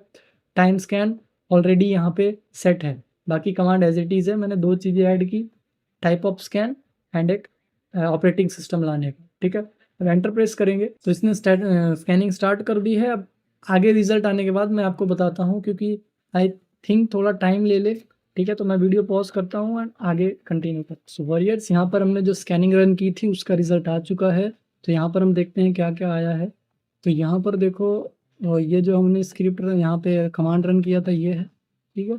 सो यहाँ पर TCP स्कैन में रिजल्ट देख सकते हो आप लोग कैसा आया है, ठीक है। एंड यहाँ पर ये ओपन पोर्ट्स हैं, ठीक है, ओपन पोर्ट बाकी एज इट इज़ है जो आए हैं, बस यहाँ पर नीचे इसने कुछ स्क्रिप्ट रन की है यहाँ पे ऑपरेटिंग सिस्टम स्कैन करने के लिए, वो दिखाया इसने। एंड यहाँ पर ऑपरेटिंग सिस्टम आप देख सकते हो इसने बताया है अलग से OS, ठीक है। एंड यहाँ पर दिखाया है, ठीक है, 10, लेकिन आपको पता है 11 एंड 10 सेम ही है, तो ज़्यादा कोई फ़र्क नहीं है। तो यहाँ पर हर वक्त जब भी आप स्कैन करोगे 11 को भी 10 ही बताएगा वो, ठीक है, 10 को भी 10 एंड 11 को भी 10 बताएगा, ठीक है। एंड ये फिंगरप्रिंट्स हैं कुछ TCP IP के, ठीक है, जिनको यूज़ करते हैं अटैक्स में, एंड यहाँ पर सर्विसेज में यूज़ होते हैं यहाँ पे अटैक्स, ठीक है। सो ये थी हमारी सारी की सारी जो हमने गोल्स यहाँ पर किए थे वो। इन रिपोर्ट्स को हम सेव कर सकते हैं, लेकिन अभी सेव करके मतलब नहीं है, हम इनको सेव करेंगे अपने एन्यूमरेशन में, ठीक है। तो ये थी हमारी कंप्लीट नेटवर्क स्कैनिंग, ठीक है। अभी मैंने यहाँ पर कंप्लीट नहीं कह सकते, मैंने यहाँ पर 1 से 2% ही शेयर किया है आपको। यहाँ पर 99% कह सकते हो बहुत डीप है नेटवर्क स्कैनिंग। इसकी 4-5 क्लासेस चलती है, 1-1, 2-2 घंटे की, तो लंबी क्लासेस चलती हैं इनकी। तो ये छोटा सा टॉपिक नहीं है, बहुत बड़ा है, क्योंकि यहाँ पे बहुत टेक्निकल चीज़ें आती हैं, ठीक है। यहाँ पर ज़्यादा शेयर नहीं किया जा सकता, इसलिए मैंने यहाँ पर जितना हो सका उतना बता दिया है। तो आई होप आप सभी को आइडिया लग गया होगा कि हम आसपास के नेटवर्क कैसे स्कैन कर सकते हैं, ठीक है।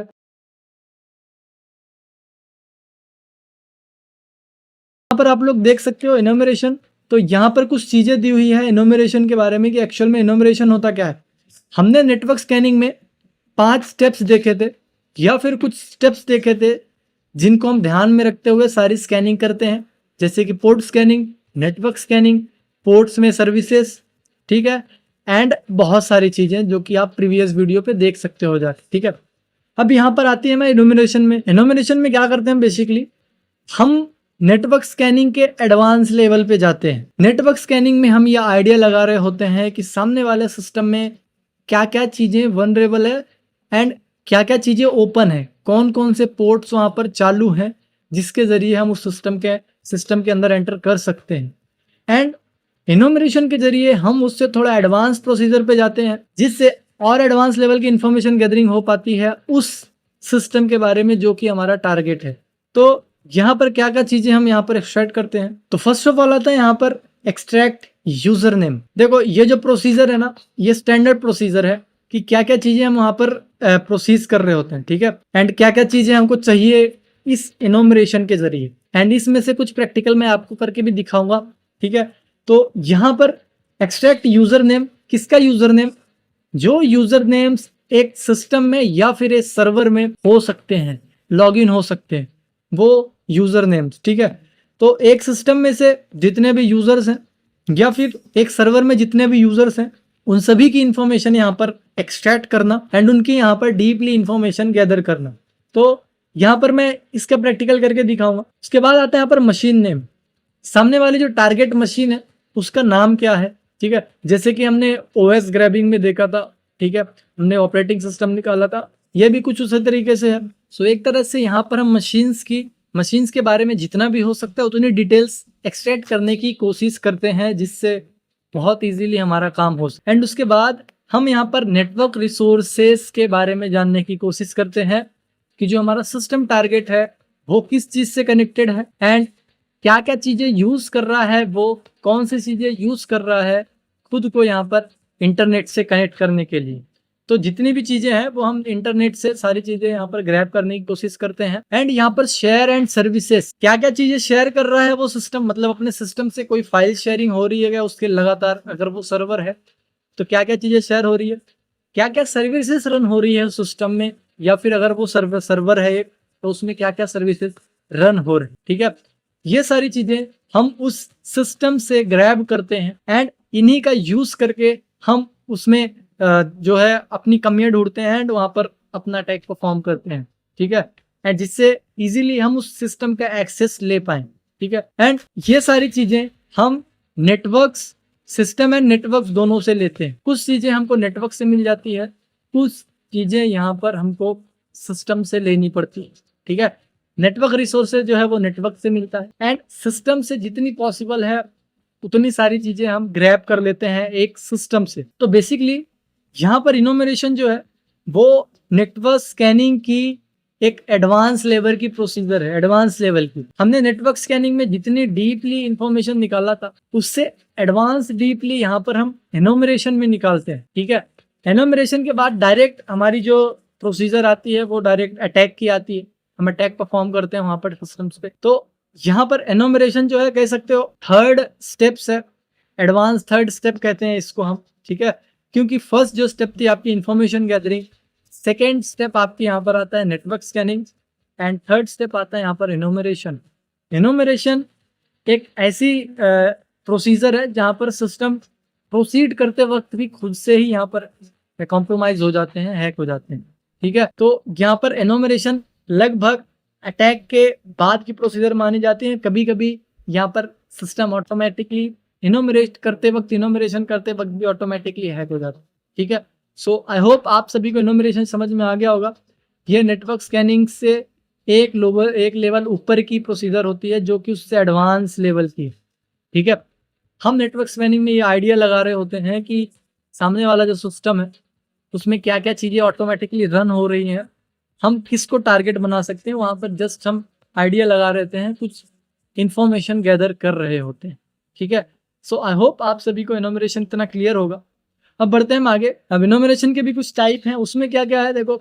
यहाँ पर इनोमरेशन में हम सर्विसेज एंड पोर्ट को इनोमरेट करते हैं, जिसमें से कुछ सर्विसेज हैं एंड कुछ मैंने यहाँ पर मेंशन नहीं की है for security reasons and for guidelines, ठीक है, गाइडलाइन के रीजन से यूट्यूब। तो यहाँ पर पहली है नेट बायोस।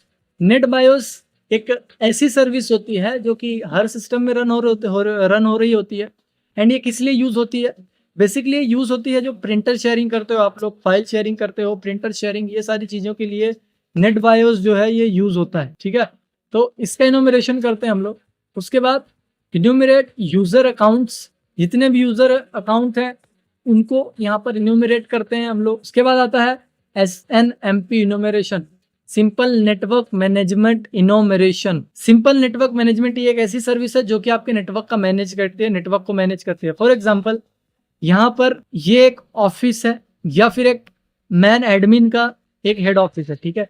अब इससे बहुत सारे सिस्टम कनेक्टेड है या फिर इसने बहुत सारी अपनी नेटवर्क की सर्विसेज फैला रखी।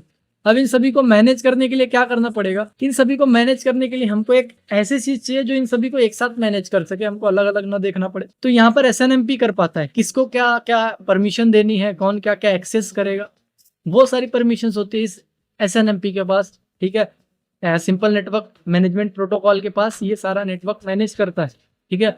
तो इसको जब हम मैनेज कर पाते हैं तो हमको पता चलता है किस सिस्टम के पास यहाँ पर क्या क्या डिटेल्स है एंड क्या क्या चीज़ें हम हैं जो ग्रैब कर सकते हैं इस जो SNMP है इसके थ्रू, क्या क्या चीज़ें हम और ग्रैब कर सकते हैं, क्या क्या डिटेल्स और हम निकाल सकते हैं जो कि आगे हमको आगे काम देगी, ठीक है, जब हम सिस्टम पर कॉम्प्रोमाइज अटैक कर रहे हों, ठीक है।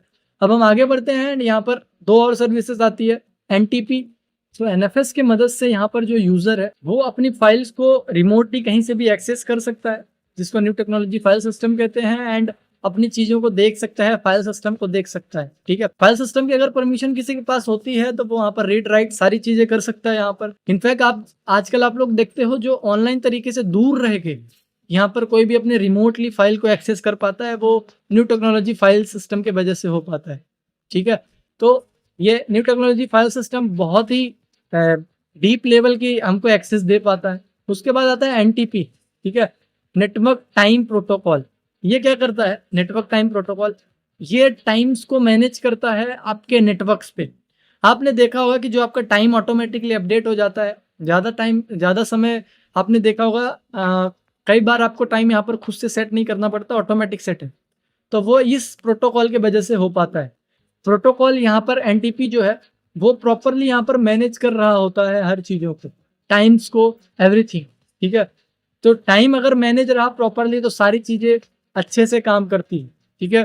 तो टाइम का अगर नेटवर्क के टाइम का एक्सेस अगर आपके पास रहा तो वो बहुत ही खतरनाक चीज़ है, क्योंकि आप यहाँ पर कुछ भी चीज़ें मैनिपुलेट कर सकते हो, ठीक है। तो ये बेसिकली एक टाइम मैनेजमेंट प्रोटोकॉल है जो कि यहाँ पर 10 मिली सेकेंड्स में यहाँ पर 1/100 सेकेंड्स मैनेज कर लेता है ओवरऑल इंटरनेट, ठीक है। तो बहुत ही फास्ट होता है NTP, ठीक है। तो कैसे मैनेज कर लेता है, तो देखो ये एक नेटवर्क है जो कि जितना आपने देखा होगा इंटरनेट आजकल फास्ट है एंड करंट जितना फास्ट है उसके अकॉर्डिंग चलता है, ठीक है। तो ये हर एक सिस्टम को एक दूसरे से मैनेज करके रखता है टाइम्स अकॉर्डिंग, ठीक है। अगर किसी सिस्टम का टाइम पीछे चल रहा हो तो उसमें बहुत सारी चीज़ें कमियां ढूंढी जा सकती है जो कि यहाँ पर बताना पॉसिबल नहीं है। सो यहाँ पर आई होप आप सभी को ये सारी चीज़ें समझ में आ गई होगी। अब हम कुछ यहाँ पर प्रैक्टिकल्स करेंगे जो कि आप लोगों के लिए बहुत ही यूजफुल होगा, ठीक है। तो यहाँ पर मैं नेट बायोस से इनोमरेशन करूँगा, ठीक है। नेट बायोस का पहले इनोमरेशन करूँगा, थोड़ा प्रैक्टिकल करके दिखाऊंगा, जिसमें कि यूज़र अकाउंट्स कुछ भी हम यहाँ पर ला के देखेंगे दूसरे मशीन से, ठीक है। तो यहाँ पर मैं आपको अपने वर्चुअल मशीन्स को लेके चलता हूँ जहाँ पर हमने एक लैब सेटअप कर रखा है उस लैब में, ठीक है। वॉरियर्स यहाँ पर आ चुके हैं हम स्क्रीन पे एंड यहाँ पर मैं आपको एक नेट बायोस एनोमरेशन करके दिखाता हूँ एंड क्या क्या चीज़ें आती हैं उसका रिजल्ट में हम यहाँ पर देखते हैं। तो यहाँ पर हम अपने टूल को यूज़ लेंगे जो कि है हमारा Nmap से ही हम यहाँ पर सारा प्रोसीजर करके देखेंगे, ठीक है। अभी ये छोटे लेवल का इनोमरेशन होगा, कोई एडवांस नहीं होगा, ठीक है। ये आप सभी के लिए स्ट्रिक्ट वार्निंग है कि जो वीडियो है ये सिर्फ और सिर्फ एजुकेशन पर्पस के लिए है, आपके अवेयरनेस के लिए है कि कैसे कैसे यहाँ पर वल्नरेबिलिटीज आती हैं आपके सिस्टम में, उनसे रिलेटेड कोई भी मिसयूज नहीं करना। ये चैनल किसी भी इलीगल एक्टिविटीज या मैलिशियस एक्टिविटी को प्रमोट नहीं कर रहा है, ठीक है। सो यहाँ पर हम सिंपल सा एक कमांड रन करेंगे। तो सबसे पहले यहाँ पर हम अपने टूल का नाम लिखेंगे जिससे हम इनोमरेशन करने वाले हैं। तो सबसे पहले Nmap लिखेंगे, उसके बाद यहाँ पर हम SB, ये कमांड अगर आपने नेटवर्क शेयरिंग की वीडियो देखी है तो वहाँ पर समझ में आया होगा ये किस लिए है, सर्विसेज के लिए होती है। -भी यहाँ पर हम वर्बिसिटी को लाने के लिए, एक्स्ट्रा डिटेल्स लाने के लिए यूज करते हैं। हाइफन स्क्रिप्ट, ठीक है, यहाँ पर ये हम कुछ स्क्रिप्ट रन करते हैं। स्क्रिप्ट क्या होती है? तो स्क्रिप्ट कुछ कोड्स होते हैं एंड कह सकते हो कुछ ऐसे प्रोग्राम्स होते हैं जो कि सामने वाले सिस्टम से हमको इन्फॉर्मेशन लाने में हेल्प करते हैं, ठीक है।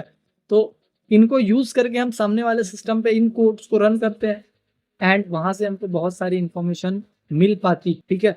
तो यहाँ पर स्क्रिप्ट के बाद हम स्क्रिप्ट का नाम देंगे NB, ठीक है, and stat and dot NSC, ठीक है।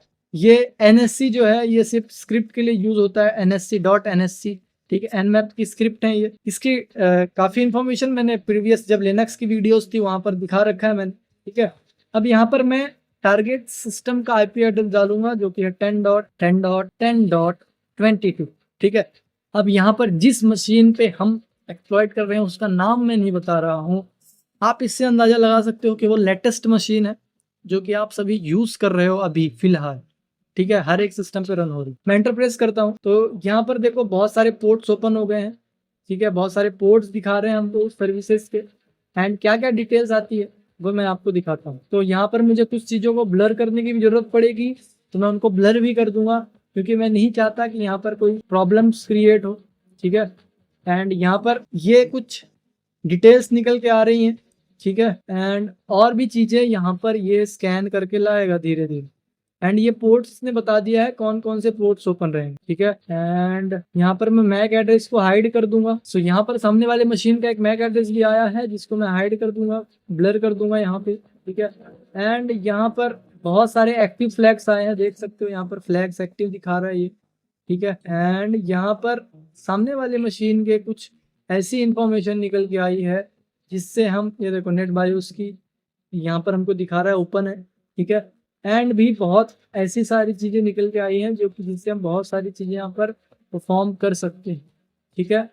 तो ये था हमारा नेट बायोस का एनुमरेशन, ठीक है। तो यहाँ पर बेसिकली आपको बता रहा है कि जो भी फ्लैग्स हैं वो एक्टिव है, ठीक है, एक्टिव दिखा रहा है, मतलब कि जो सामने वाला सिस्टम है एंड उसका वर्क ग्रुप है वो सारा एक्टिव है, ठीक है। एंड आई होप आप सभी को ये सारी चीज़ें समझ में आ गई होगी, ठीक है। तो ये था एनुमरेशन हमारा नेट बायोस का। इसको एक्सप्लॉइट करके हम देखेंगे अगर पॉसिबल हुआ तो, ठीक है, हम कुछ समय में इसको एक्सप्लॉइट भी करके देखें, ठीक है।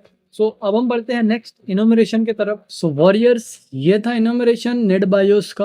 अब यहाँ पर मल्टीपल टेक्निक्स, मल्टीपल टूल्स हैं ये इनोमरेशन करने के जो कि इस वक्त यहाँ पर बताना पॉसिबल नहीं है, यहाँ पर हम नहीं बता सकते, ठीक है।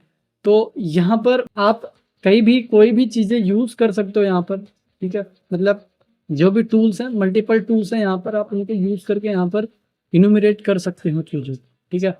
अब मैं इस डिस्प्ले को क्लियर करता हूँ एंड हम आगे बढ़ते हैं कुछ और चीज़ों की तरफ, ठीक है। तो यहाँ पर इसको क्लियर करके हम बढ़ते हैं अपने नेक्स्ट इनोमरेशन की तरफ, नेक्स्ट इनोमरेशन टॉपिक की तरफ कि हमारा नेक्स्ट इनोमरेशन क्या होने वाला है। सो यहाँ पर एक छोटा सा प्रैक्टिकल करके दिखाता हूँ मैं आपको SNMP का इनोमरेशन, ठीक है, सिंपल नेटवर्क मैनेजमेंट का इनोमरेशन। तो यहाँ पर हम सेम टूल को यूज़ करेंगे nmap को SNMP के लिए भी, जो कि हमारे लिए ज़्यादा रिलायबल है and easily available tool. Same जैसे कि हमने यहाँ पर नेट बायोस किया था वैसे ही यहाँ पर हमारे लिए मल्टीपल टूल्स अवेलेबल है, ठीक है। फिर भी यहाँ पर जो इजीली अवेलेबल है उसी को यूज़ करेंगे हम। यहाँ पर nmap-s U UDP scan -p port number. अब यहाँ पर जो हमारा SNMP है वो पोर्ट नंबर 161 पे रन होता है, ठीक है। तो यहाँ पर हम पोर्ट देंगे 161 एंड यहाँ पर -f स्क्रिप्ट, ठीक है, स्क्रिप्ट बताना हमको यहाँ पर इम्पोर्टेंट है एंड यहाँ पर एक इक्वल्स टू देंगे हम। देखो आप इक्वल्स टू भी दे के यहाँ पर कर सकते हैं एंड विदाउट इक्वल्स टू को यूज़ किए भी यहाँ पर कर सकते हो, ठीक है। एंड स्क्रिप्ट हम किसकी रन करेंगे यहाँ पर SNMP की स्क्रिप्ट रन करने के बाद आपको यहाँ पर उसकी मतलब स्क्रिप्ट SNMP उसका पूरा नाम लिखना पड़ेगा आपको यहाँ पर SNMP-SYS या फिर SNMP। यहाँ पर बहुत सारी इसके स्क्रिप्ट्स हैं जिनको आप यूज़ ले सकते हो। SNMP यहाँ पर प्रोसेस लिख देंगे हम, ठीक है, प्रोसेस एंड यहाँ पर हम लिख देंगे IP एड्रेस, ठीक है, एंड एंटर प्रेस करेंगे। तो यहाँ पर आप लोग देख सकते हो हमारी छोटी सी मिस्टेक की वजह से ये कमांड रन नहीं हो पाई। क्यों? अब यहाँ पर मुझे कमेंट में बताओ कि हमने यहाँ पर क्या मिस्टेक की है जिस वजह से ये प्रोसीजर आगे नहीं बढ़ी। तो मुझे समझ में आ गया है मैंने क्या गलती की है, फिर भी मैं यहाँ पर इसको क्लियर करता हूँ। ठीक है, आई होप आप सभी को समझ में आ गई होगी क्या दिक्कत थी यहाँ पे। तो यहाँ पर उस कमांड को मैं पेस्ट करूँगा and then we will scan and आगे बढ़ जाएंगे अपने प्रोसीजर। ठीक है, अब यहाँ पर देख सकते हो आप कि बहुत सारी यहाँ पर SNMP नेटवर्क से रिलेटेड, नेटवर्क मैनेजमेंट से रिलेटेड सारी यहाँ पर रिजल्ट आ चुके हैं। ठीक है, मैं इसको थोड़ा जूम आउट करता हूँ। यहाँ पर हम 1 पे चलेंगे एंड यहाँ पर मैं जो सिस्टम को मैंने टारगेट बनाया हुआ है उसका नाम मैंने नहीं बताया। यहाँ पर देख सकते हो नेटवर्क पे जितनी भी प्रोसीजर चल रही है उसकी सारी डायरेक्टरी हमारे पास आ चुकी है। एंड अगर आप इंटेलिजेंट है तो आपको पता है ये EXE किस में यूज होती है। ठीक है, एंड यहाँ पर ये लेटेस्ट मशीन है। ठीक है, तो आई होप आप सभी को समझ में आ रहा होगा हम किस में टेस्टिंग कर रहे हैं। सिंपल नेटवर्क मैनेजमेंट की प्रोसीजर है ये। ठीक है, तो यहाँ पर बहुत सारे रिजल्ट आए हैं। ठीक है, एंड इनका यूज हम बाद में बताएंगे यूज क्या है इनका। ठीक है, हर एक सर्विस का यूज पता होना बहुत जरूरी है। सेम एज जैसे हमने देखा था कि एक नेट बायोस में सिर्फ एक ही प्रोसीजर नहीं है, मल्टीपल प्रोसीजर। सेम यहाँ पर मल्टीपल टूल्स हैं, तो मैं उन टूल्स को यूज़ कर रहा हूँ जो कि रिलायबल है हमारे लिए, जिसको इजीली जो हर एक जो प्रैक्टिस करने वाले लोग हैं वो इजीली प्रोसीज कर पाएँ, इजीली उसको यूज़ ले सकें। इसीलिए मैंने Nmap को चूज़ किया। ठीक है, अब मैं इसको यहाँ पर क्लियर करता हूँ। वॉरियर्स यहाँ पर बहुत सारे ऐसे इनोमरेशन है जो कि मैंने यहाँ पर बताया नहीं है, जैसे IDAP इनोमरेशन। ठीक है, एंड मल्टीपल इनोमरेशन है जिनको मैंने यहाँ पर मेंशन भी नहीं किया है। ठीक है,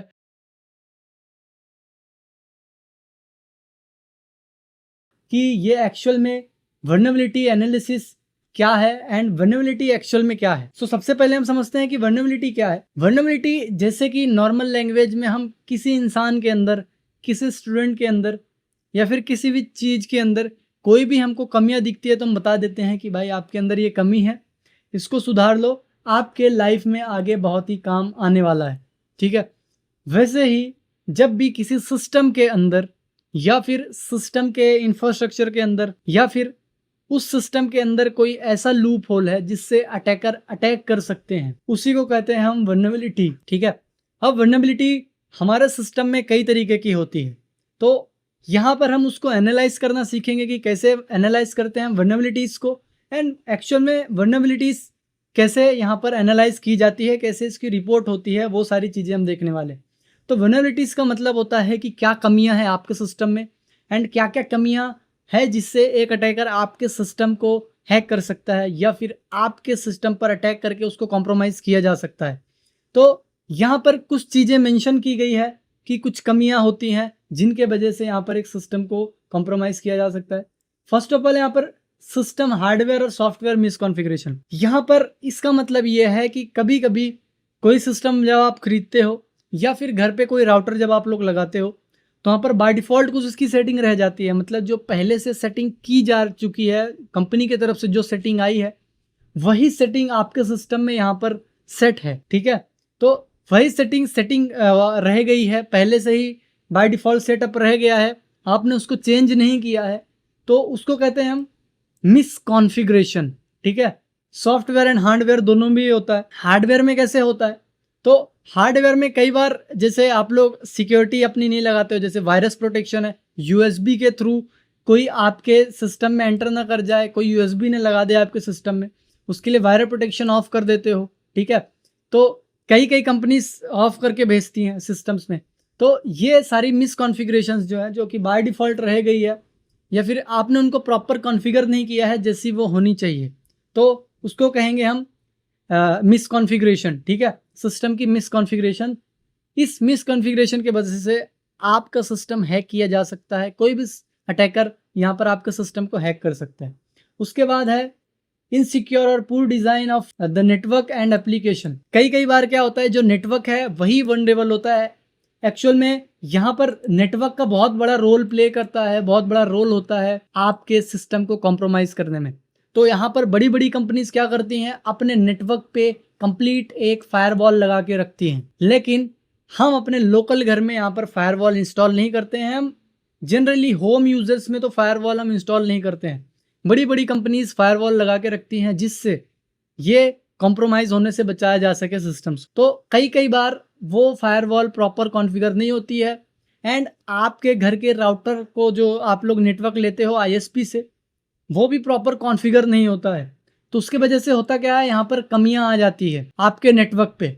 फॉर एग्जांपल यहाँ पर कोई एक आपका जो राउटर है, ये आपका राउटर है ना, एंड यहाँ पर इससे कुछ सिस्टम अटैच्ड हैं एंड इसमें से एक सिस्टम जो है वो अटैकर का भी है, ठीक है। एंड जब आपने राउटर इंस्टॉल किया उसके साथ एक एडमिन का पासवर्ड भी आता है, ठीक है। कई लोगों ने नहीं देखा होगा तो राउटर को पलट के देखना, उसमें बाय डिफॉल्ट जो एडमिन का पासवर्ड होता है उस वाईफाई राउटर के अंदर पासवर्ड चेंज करने के लिए एंड बहुत सारी कॉन्फ़िगरेशन करने के लिए, तो कुछ लोग उसको चेंज नहीं करते, बाय डिफॉल्ट उसको रहने देते हैं उस पासवर्ड को, एडमिन पासवर्ड को। तो ये अटैकर क्या करता है, आपके नेटवर्क से कैसे भी कनेक्ट होके उस पासवर्ड को चेंज कर सकता है, ठीक है। तो ये क्या हुआ, ये आपके नेटवर्क का लूप होल हुआ एंड एप्लीकेशंस, कुछ ऐसे एप्लीकेशंस जो कि यहाँ पर ऑथोराइज नहीं है, कुछ लोग थर्ड पार्टी से डाउनलोड करते हैं, कुछ लोग क्रैक वर्जन डाउनलोड करते हैं, ठीक है। तो यहाँ पर वो एप्लीकेशन जो होते हैं वनरेबल होते हैं, पहले से यहाँ पर वनरेबल हो चुके होते हैं, ठीक है। तो ये आपके सिस्टम के लिए बहुत ही बैड होता है, जिससे आपका सिस्टम इजीली हैक किया जा सकता है यहाँ पर।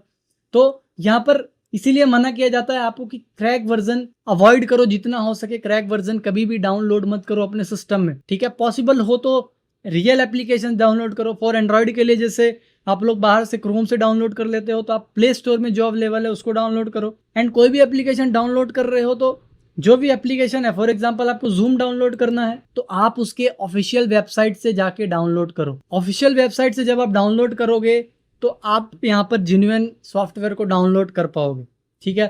एंड एक एग्जांपल और बताऊँ आप लोगों को इनसिक्योर डिजाइन नेटवर्क एप्लीकेशंस के बारे में, तो सभी लोगों ने वीपीएन एंड प्रॉक्सी यूज करते हैं, वीपीएन ज़्यादातर। एंड यहाँ पर जब आप वीपीएन यूज करते हो तो कंपलसरी नहीं है कि वो वीपीएन सेफ ही हो। जो ज़्यादातर लोग यहाँ पर फ्री वीपीएन यूज करते हैं, लेकिन एक्चुअल में वो वीपीएन ही होता है जो आपका सारा डेटा लीक कर रहा होता है यहाँ पर, ठीक है। इसीलिए यहाँ पर वीपीएन सिक्योर नहीं है, जितना हो सके अपने सिस्टम्स को यहाँ पर सेफ रखो। एंड यहाँ पर नेक्स्ट आता है inherent technology weakness. Technology weakness actual में होता क्या है, तो बहुत सारी कमियां होती हैं टेक्नोलॉजी के अंदर। जब भी कोई टेक्नोलॉजी बनाई जाती है वहाँ पर बहुत सारी कमियां निकाली जाती है। फॉर एग्जांपल यहाँ पर आप लोग, आपका जो डिवाइस है, ठीक है, फ़ोन है, लैपटॉप है, कुछ भी है, इसका जो हार्डवेयर है एंड इसका सॉफ्टवेयर है, ठीक है, हार्डवेयर एंड सॉफ्टवेयर, ये दोनों जब एक दूसरे से कंपेटेबल नहीं होंगे तो यहाँ पर सिक्योरिटी बहुत बड़ा इशू हो जाता है, बहुत बड़ी सिक्योरिटी इशू आता है, ठीक है। तो यहाँ पर हार्डवेयर एंड सॉफ्टवेयर ये दोनों टेक्नोलॉजीज़ हैं, तो ये दोनों जब तक कंपेटेबल नहीं होंगे तो यहाँ पर आपकी वीकनेस बनी रहेगी, ठीक है। तो यहाँ पर दोनों का कंपेटेबल होना बहुत ज़रूरी है। फॉर एग्जांपल जैसे मेरे फ़ोन में एंड्रॉयड वर्जन 13 रन हो रहा है, बट मेरे एंड्रॉयड में जो हार्डवेयर लगा हुआ है वो लगा हुआ है एंड्रॉयड वर्जन 10 के लिए। तो क्या यहाँ पर आप लोग इसको सिक्योर मानोगे? डेफिनेटली नहीं।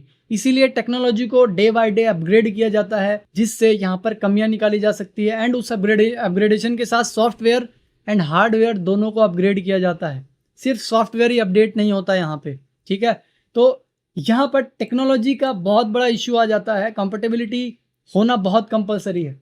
एंड मोस्ट इंपॉर्टेंट चीज़, अगर मैं इनसिक्योर पूर डिज़ाइन ऑफ नेटवर्क की बात करूँ तो यहाँ पर आप लोग खुद ही अपने सिस्टम को, अपने नेटवर्क को वीक कर रहे होते हो। अब बोलोगे हम कैसे वीक करते हैं, तो यहाँ पर आप लोग वीपीएन यूज़ करते हो, फ्री वीपीएन यूज़ करते हो, तो एक्चुअल में वो फ्री वीपीएन जो है वही आपका डेटा लीक कर रहा होता है, ठीक है। अब कोई भी आपको फ्री सर्विस क्यों देगा? क्या आपने कभी सोचा है वीपीएन यूज़ करने से पहले जो फ्री वीपीएन आप यूज़ करते हो वो आपको फ्री में आईपी एड्रेसेस क्यों प्रोवाइड करेगा? इसके पीछे उनका बहुत बड़ा एक टारगेट होता है, ठीक है। अटैकर्स को आपका डेटा देना, आप क्या सर्च कर रहे हो वो किसी ना किसी को डेटा बेचना, ठीक है। तो ये वीपीएन्स का सबसे ज़्यादा जो बैकएंड में कहते हैं ये चल रहा होता है इनके, ठीक है। तो ये इनका ड्रॉबैक है। वीपीएन जो होते हैं वो अभी भी सिक्योर नहीं है एंड सारे वीपीएन को डेटा देना पड़ता है गवर्नमेंट्स को, ठीक है। तो वीपीएन यूज़ करके कोई मतलब नहीं है, आप वीपीएन यूज़ करके खुद को और वनरेबल बना रहे हो। एंड वैसे ही लोग virtual IDs and firewall use करते हैं जो कि वर्चुअल होते हैं। वो सारे VPN की तरह ही काम करते हैं। IDS जो है वो इंट्रूजर डिटेक्शन सिस्टम होता है, ठीक है, जो कि डिटेक्ट करता है क्या क्या वायरसेस हैं, लेकिन वर्चुअल करना बहुत रिस्की हो सकता है। एंड आपके सिस्टम में ऑलरेडी फायरवॉल्स आते हैं जो सॉफ्टवेयर के रूप में होता है आपके विंडोज़ 11 में, विंडोज़ 10 में। तो आपको बाहर से ये सारी चीज़ें डाउनलोड करने की कोई नीड नहीं है। तो हो सके तो आप खुद को जितना सिक्योर कर सकते हो करके रखो। अब सभी के मन में ये क्वेश्चन होगा कि सर जब हमारे हार्डवेयर एंड सॉफ्टवेयर ये दोनों कॉम्पेटेबल नहीं है तो इससे क्या कमी हो सकती है? तो सॉफ्टवेयर एंड हार्डवेयर ये दोनों जब एक दूसरे से कंपेटेबल नहीं होते हैं तब यहाँ पर बहुत सारे अटैक हैं जो कि बहुत इजीली परफॉर्म किए जा सकते हैं, जैसे डॉस अटैक एंड मल्टीपल, ठीक है। अब आगे चल के हम देखेंगे कि आने वाले वीडियोस में कि क्या क्या पॉसिबल होता है, ठीक है।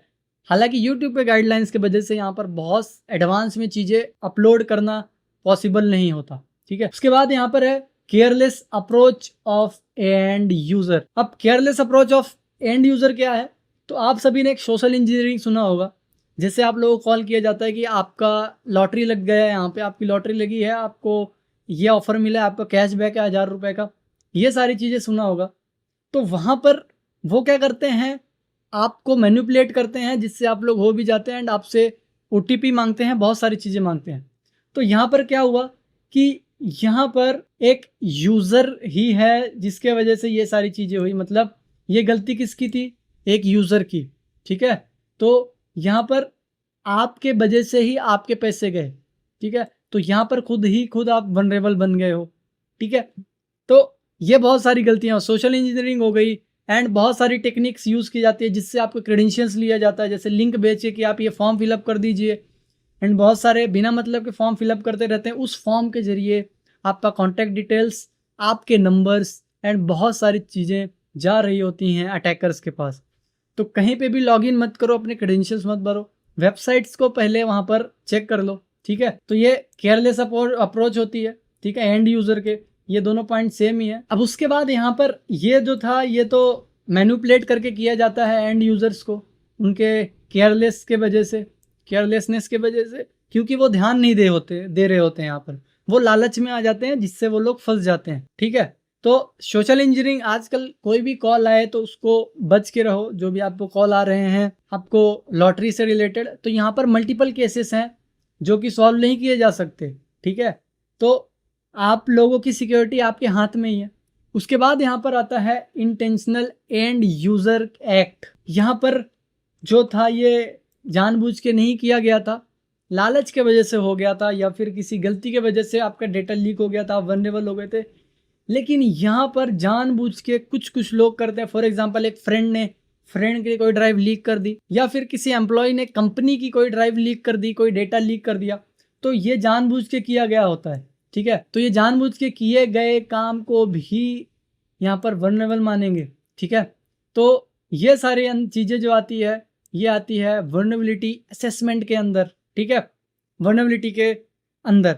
अब आप लोगों को समझ में आ गया होगा वल्नरेबिलिटी क्या होती है। वल्नरेबिलिटी बेसिकली सिस्टम की कुछ कमियां होती हैं, लूप होल्स होते हैं जिनके ज़रिए सिस्टम को कॉम्प्रोमाइज़ किया जा सकता है, आपके सिस्टम को अटैकर हैक कर सकते हैं, ठीक है। तो इनकी सिक्योरिटीज़ भी हैं कि आप खुद को सिक्योर रखो, इन चीज़ों से दूर रहो, जितना हो सके उतना दूर रहो। अब हम मूव करते हैं अपने नेक्स्ट टॉपिक पे।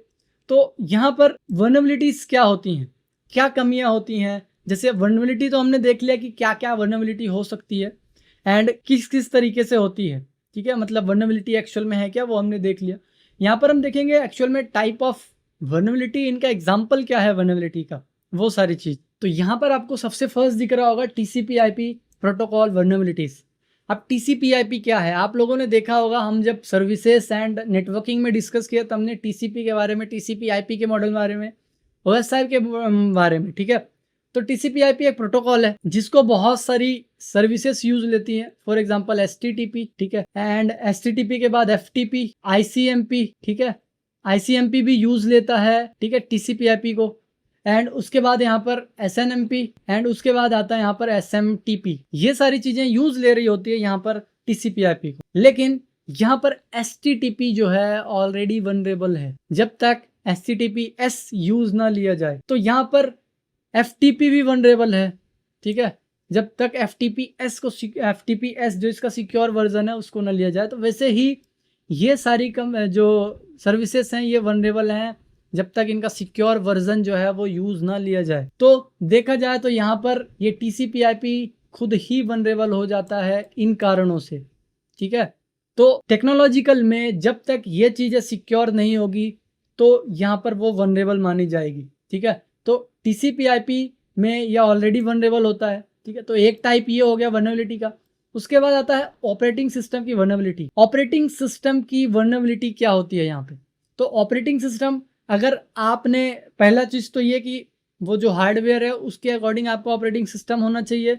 जैसे कि हमने डिस्कस किया था कि वो जो ऑपरेटिंग सिस्टम है वो कंपेटेबल होना चाहिए आपके हार्डवेयर से, ठीक है। मतलब हार्डवेयर एंड सॉफ्टवेयर दोनों एक दूसरे से कंपेटेबल रहे। एंड सेकेंड थिंग्स यहाँ पर कि जो ऑपरेटिंग सिस्टम है वो अप टू डेट रहे, ठीक है।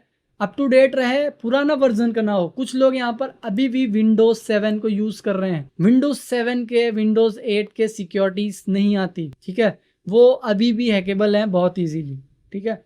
तो यहाँ पर ऑपरेटिंग सिस्टम की वनरेबिलिटीज हो जाती हैं। तो ये एक टाइप ऑफ वनरेबिलिटी हो गई।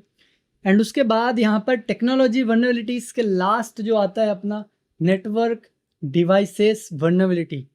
नेटवर्क डिवाइसेस में क्या क्या चीज़ें आती है, जैसे आपके राउटर, फायरवॉल, स्विचेस, ये सारी चीज़ें हो गई जो कि वनरेबल होती है यहाँ पर, ठीक है। तो इनकी वनरेबिलिटीज़ के वजह से इसमें क्या क्या वनरेबिलिटीज़ हो सकती हैं? तो पासवर्ड प्रोटेक्शन ना होने के वजह से, प्रॉपर पासवर्ड प्रोटेक्ट ना होने के वजह से, स्मॉल पासवर्ड लगाने के वजह से, टू वे ऑथेंटिकेशन या फिर प्रॉपर ऑथेंटिकेशन ना होने के वजह से ये अनसिक्योर हो सकते हैं, वनरेबल हो सकते हैं, ठीक है। अब यहाँ पर इनसिक्योर राउटिंग प्रोटोकॉल, जो प्रोटोकॉल है राउटिंग के, अब राउटिंग क्या होती है? तो जब कोई भी पैकेट किसी भी सिस्टम पे पहुंचता है ना तो वो राउटिंग के थ्रू पहुंचता है। तो ये नेटवर्किंग का टॉपिक है, ठीक है। तो ये नेटवर्किंग में आप लोग कवर करोगे, ठीक है। तो राउटिंग के प्रोटोकॉल्स प्रॉपर ना होने के वजह से यहाँ पर नेटवर्क डिवाइसेस जो हैं वो इनसिक्योर हो जाते हैं, ठीक है। उसके बाद फायरवॉल की वल्नरेबिलिटीज प्रॉपर ना होने की वजह से, जैसे फायरवॉल है वो प्रॉपर कॉन्फ़िगर नहीं है एंड वो एक ऐसा पोर्ट है जिसको अलाउ कर रहा है, एक ऐसा आईपी एड्रेस है जिसको अलाउ कर रहा है आपके सिस्टम में कम्युनिकेशन करने के लिए, तो वो जो फायरवॉल है वो अच्छे से काम नहीं कर रहा है। तो ये सारी नेटवर्क की वल्नरेबिलिटीज हो जाती है, नेटवर्क के वजह से वल्नरेबिलिटीज हो जाती हैं, ठीक है। तो ये हुआ टेक्नोलॉजिकल वल्नरेबिलिटीज। अब देखते हैं हम कॉन्फ़िगरेशन के वजह से क्या क्या कमियां हो सकती है जिससे आपका सिस्टम हैक हो सकता है, लूप होल्स आ सकते हैं आपके सिस्टम में, ठीक है। तो यहाँ पर सबसे पहला है यूज़र अकाउंट वल्नरेबिलिटीज। तो यहाँ पर यूज़र अकाउंट वल्नरेबिलिटीज क्या हो सकती है? तो यहाँ पर सभी को पता है कि अपना पासवर्ड स्ट्रॉन्ग न रखना, यूज़र नेम हर जगह पर शेयर कर देना, एंड जब भी आप कोई भी डेटा शेयर कर रहे हो तो वहाँ पर वेबसाइट को प्रॉपरली ना देखना। सभी को पता है यहाँ पर URL को रीड करने का एक प्रोसेस होता है जिसमें कि हम URL को पहचान रहे होते हैं कि एक्चुअल में ये URL किस जगह का है एंड उसमें एक्चुअल में प्रोटोकॉल कौन सा यूज़ हो रहा है।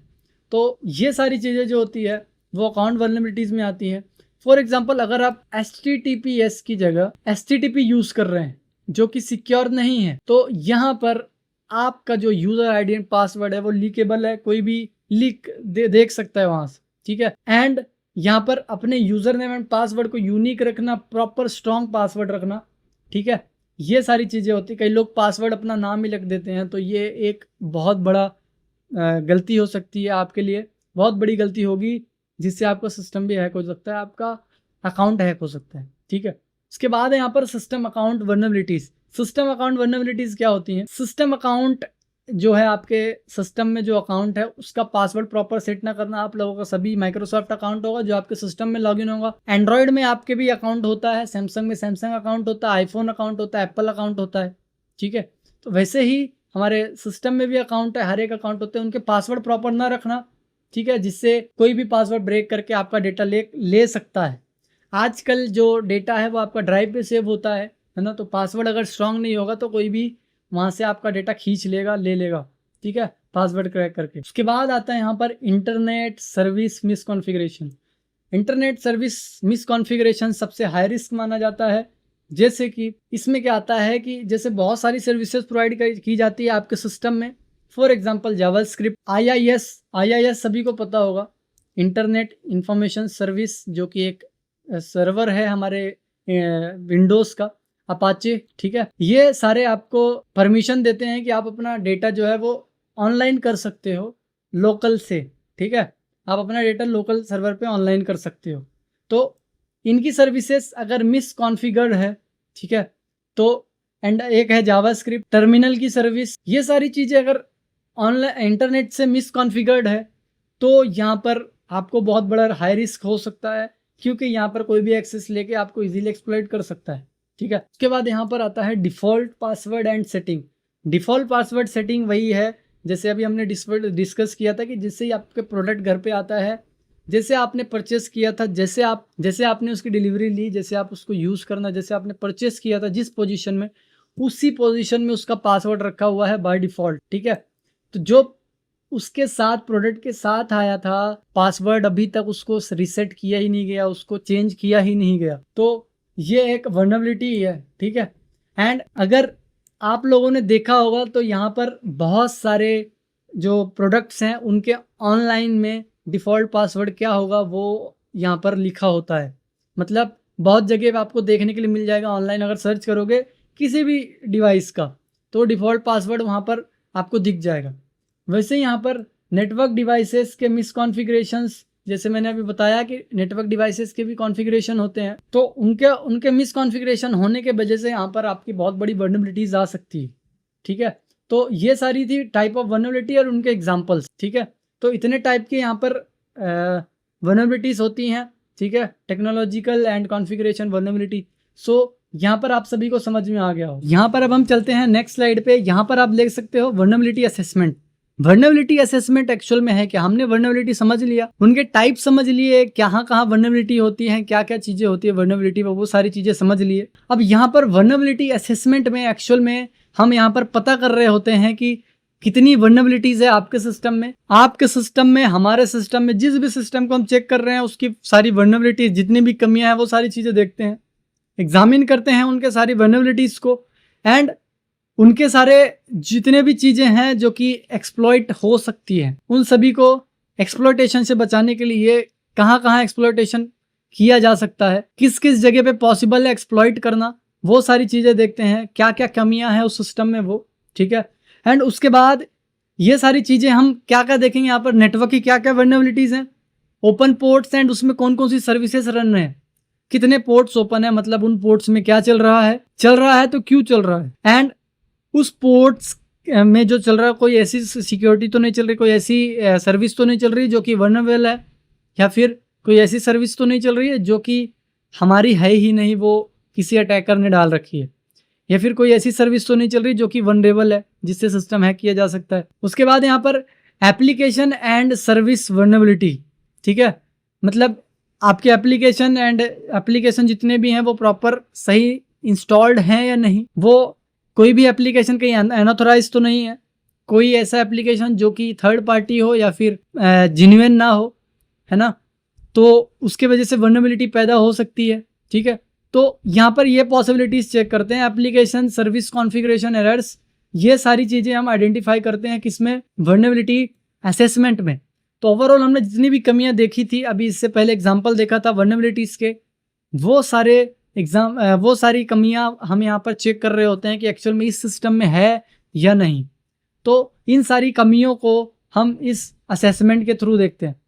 तो यहाँ पर एक्चुअल में नेटवर्क वल्नरेबिलिटीज हम दो तरीके से करते हैं, मतलब फॉर एग्जांपल जैसे आपका मैंने अभी बताया कि हम नेटवर्क को स्कैन करते हैं, तो नेटवर्क स्कैनिंग दो तरह से होती है, ठीक है।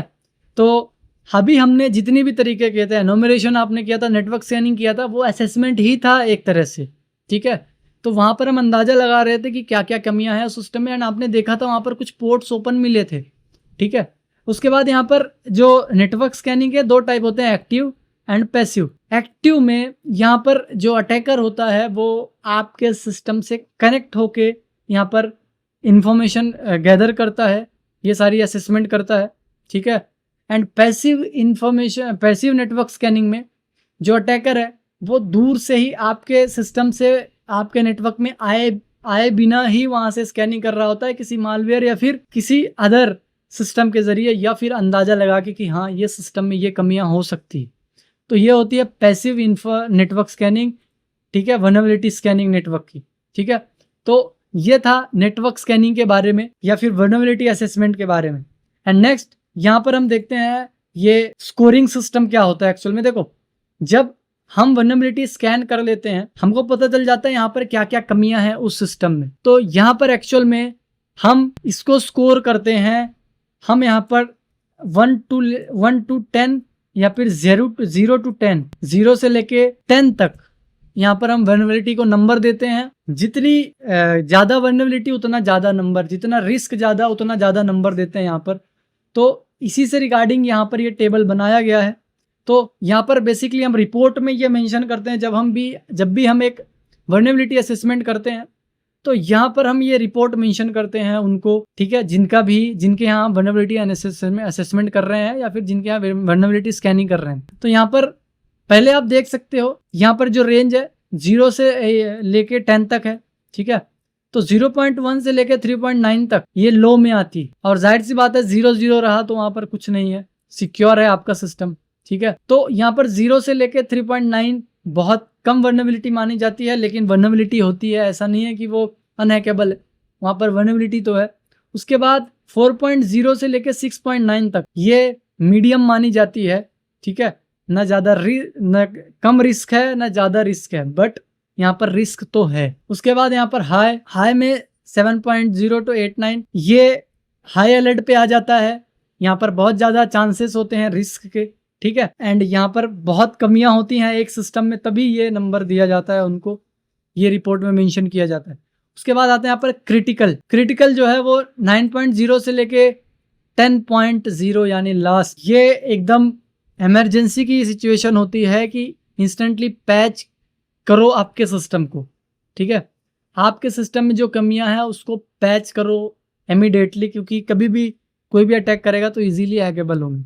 ठीक है, तो मतलब ये आपके डिफ़िकल्टी को दिखा रहा होता है कि कितना जल्दी आपका सिस्टम हैक हो सकता है, कितनी कमियां हैं आपके सिस्टम्स में, तो ये रिपोर्ट बताती है। ठीक है, तो इस रिपोर्ट के ज़रिए हम कंपनीज को बताते हैं कि देखो आपके सिस्टम में कितनी कमियां हैं, कितने तरीके से आपके सिस्टम में क्या क्या कमियां हैं, वो सारी चीज़ें हम मेंशन करते हैं। ठीक है, अब यहाँ पर सिस्टम के मिसकॉन्फ़िगरेशंस भी हैं, नेटवर्क के मिसकॉन्फ़िगरेशन भी हैं, पोर्ट ओपन, सर्विसेज ओपन, ये सारी चीज़ें हैं। तो इन सारी चीज़ों को मिला के ये एक रिपोर्ट तैयार की जाती है। उसके बाद आता है यहाँ पर वल्नरेबिलिटी मैनेजमेंट लाइफ साइकिल, मतलब एक लाइफ साइकिल होती है जो कि हमेशा फॉलो की जाए तो यहाँ पर आपके वल्नरेबिलिटीज आने के चांसेस कम है। अगर वीकली किया जाए, मंथली किया जाए तो आपका सिस्टम सिक्योर रहेगा। तो सबसे पहले प्री असेसमेंट में हम आइडेंटिफाई करते हैं कि अगर कोई कमियां हैं, ठीक है, जब वल्नरेबिलिटी अगर कोई कमी है तो उसको रिजॉल्व करो एंड आइडेंटिफाई करो कि ये जो कमियां हैं वो कितने असेट्स, जो कि कंपनी के असेट्स हैं, जो कि कंपनी की चीज़ें हैं, कितना उसको हार्म कर सकता है।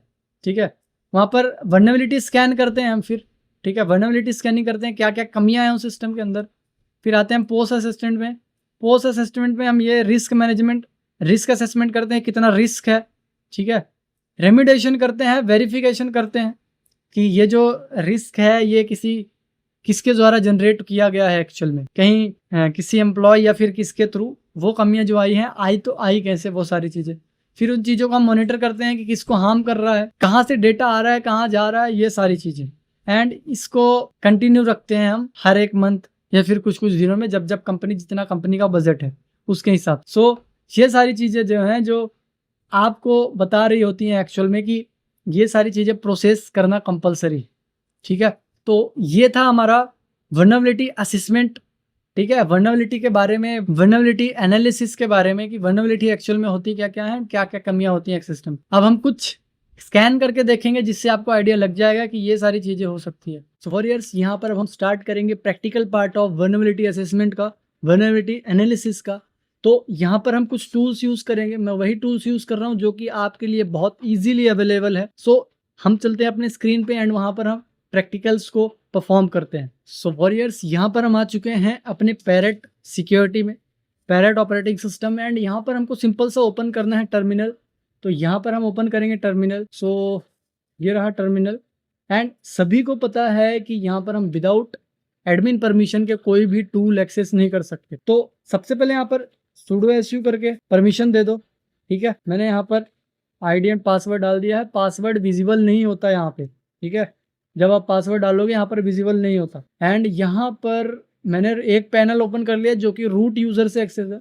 एंड यहाँ पर जाएंगे हम, यहाँ पर एप्लीकेशंस में, एंड यहाँ पर पेन टेस्टिंग में जाओगे, एंड यहाँ पर web vulnerability analysis and open बास ग्रीन बोल, यहाँ पर जैसे ही आप जाओगे एंड यहाँ पर स्टार्ट करना है इसको। एंड स्टार्ट करके आपका एडमिन पासवर्ड फिर से डाल देना। यहाँ पर एडमिन पासवर्ड जैसे ही डालते हो तो यहाँ पर देखो वेब GUI आ गया। एंड यहाँ पर ये बता रहा है कि इस पोर्ट पे आपके लोकल होस्ट पे ये सारी चीज़ें ऑन कर दी गई है, ठीक है। अब ये ऑन कर दिया है तो हमको क्या करना है, हमको चलना है इसके ब्राउज़र पे। ये ब्राउज़र पे चलेंगे हम लोग एंड ब्राउज़र को ओपन करके यहाँ पर हम यही सेम एड्रेस डालेंगे, ठीक है। लोकल होस्ट का 1992, ठीक है, 193 पोर्ट नंबर है, 9392 ये पोर्ट नंबर है इसका। इस पोर्ट नंबर पे आपको जाना है एंड इसका ये UI वेब इंटरफेस ये दिखेगा ऐसा, ठीक है। तो यहाँ पर मैं अपने क्रेडेंशियल्स डाल देता हूँ, तो मैं यहाँ पर डाल के लॉगिन कर लेता हूँ एंड यहाँ पर मैं लॉगिन हो सकता हूँ। एंड इंटरफेस आपको कुछ ऐसे दिखेगा, लेकिन स्टार्टिंग में आपको थोड़ा सा अलग दिख सकता है, ये सारी चीज़ें वाइट हो सकती है। अभी ये आपको एक कलर में क्यों दिख रहा है, क्योंकि मैंने इसमें बहुत सारी टेस्टिंग कर रखी है, लगभग 2-3 टेस्टिंग की है मैंने। यहाँ पर स्कैन पे क्लिक करके टास्क पे क्लिक करना है।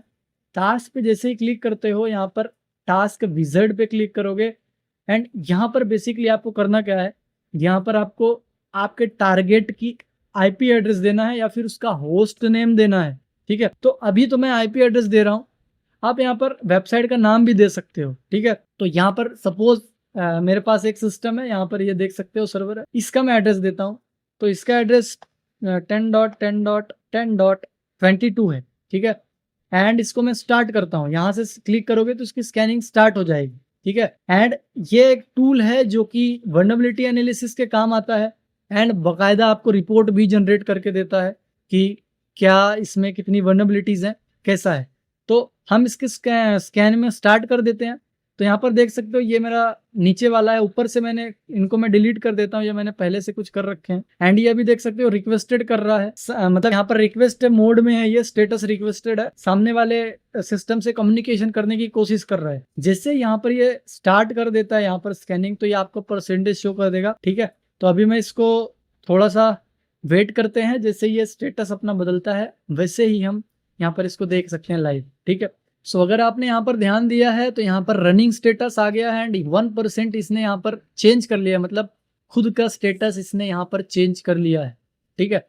तो यहाँ पर जब इसने स्टेटस अपना चेंज कर लिया तो यहाँ पर 1%, 2% लेके ऐसे 100% जाके ये पूरी स्कैनिंग करेगा, मतलब उस सिस्टम की जिसकी मैंने IP एड्रेस दी है उसमें जितनी भी वल्नरेबिलिटीज हैं वो स्कैन करेगा एंड हमको बताएगा यहाँ पर कि इसमें क्या क्या कमियां, ठीक है। तो यहाँ पर हम इसके रिपोर्ट का वेट करते हैं क्या क्या रिपोर्ट आ जाती है।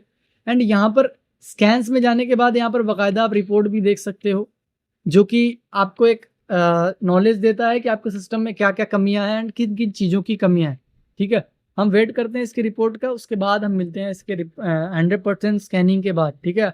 अभी ये 1% है, ठीक है। 100% हो जाएगी तो यहाँ पर हम वापस से वीडियो को स्टार्ट। एंड यहाँ पर एक मोस्ट इंपॉर्टेंट थिंग है कि आप जब यहाँ पर स्कैन कर रहे हो तो आप ऐसा ही नहीं है कि एक चल रहा है तो आप एक ही कर सकते हो, यहाँ पर at a time multiple scanning की जा सकती है। फॉर एग्जांपल यहाँ पर आपको अगर न्यू स्कैनिंग करनी है तो यहाँ पर स्कैन क्लिक करके टास्क में आ सकते हो, ठीक है। मतलब जो स्टैटिक का आपका रहेगा, पहले आपको डैशबोर्ड दिखेगा, ठीक है, ये डैशबोर्ड।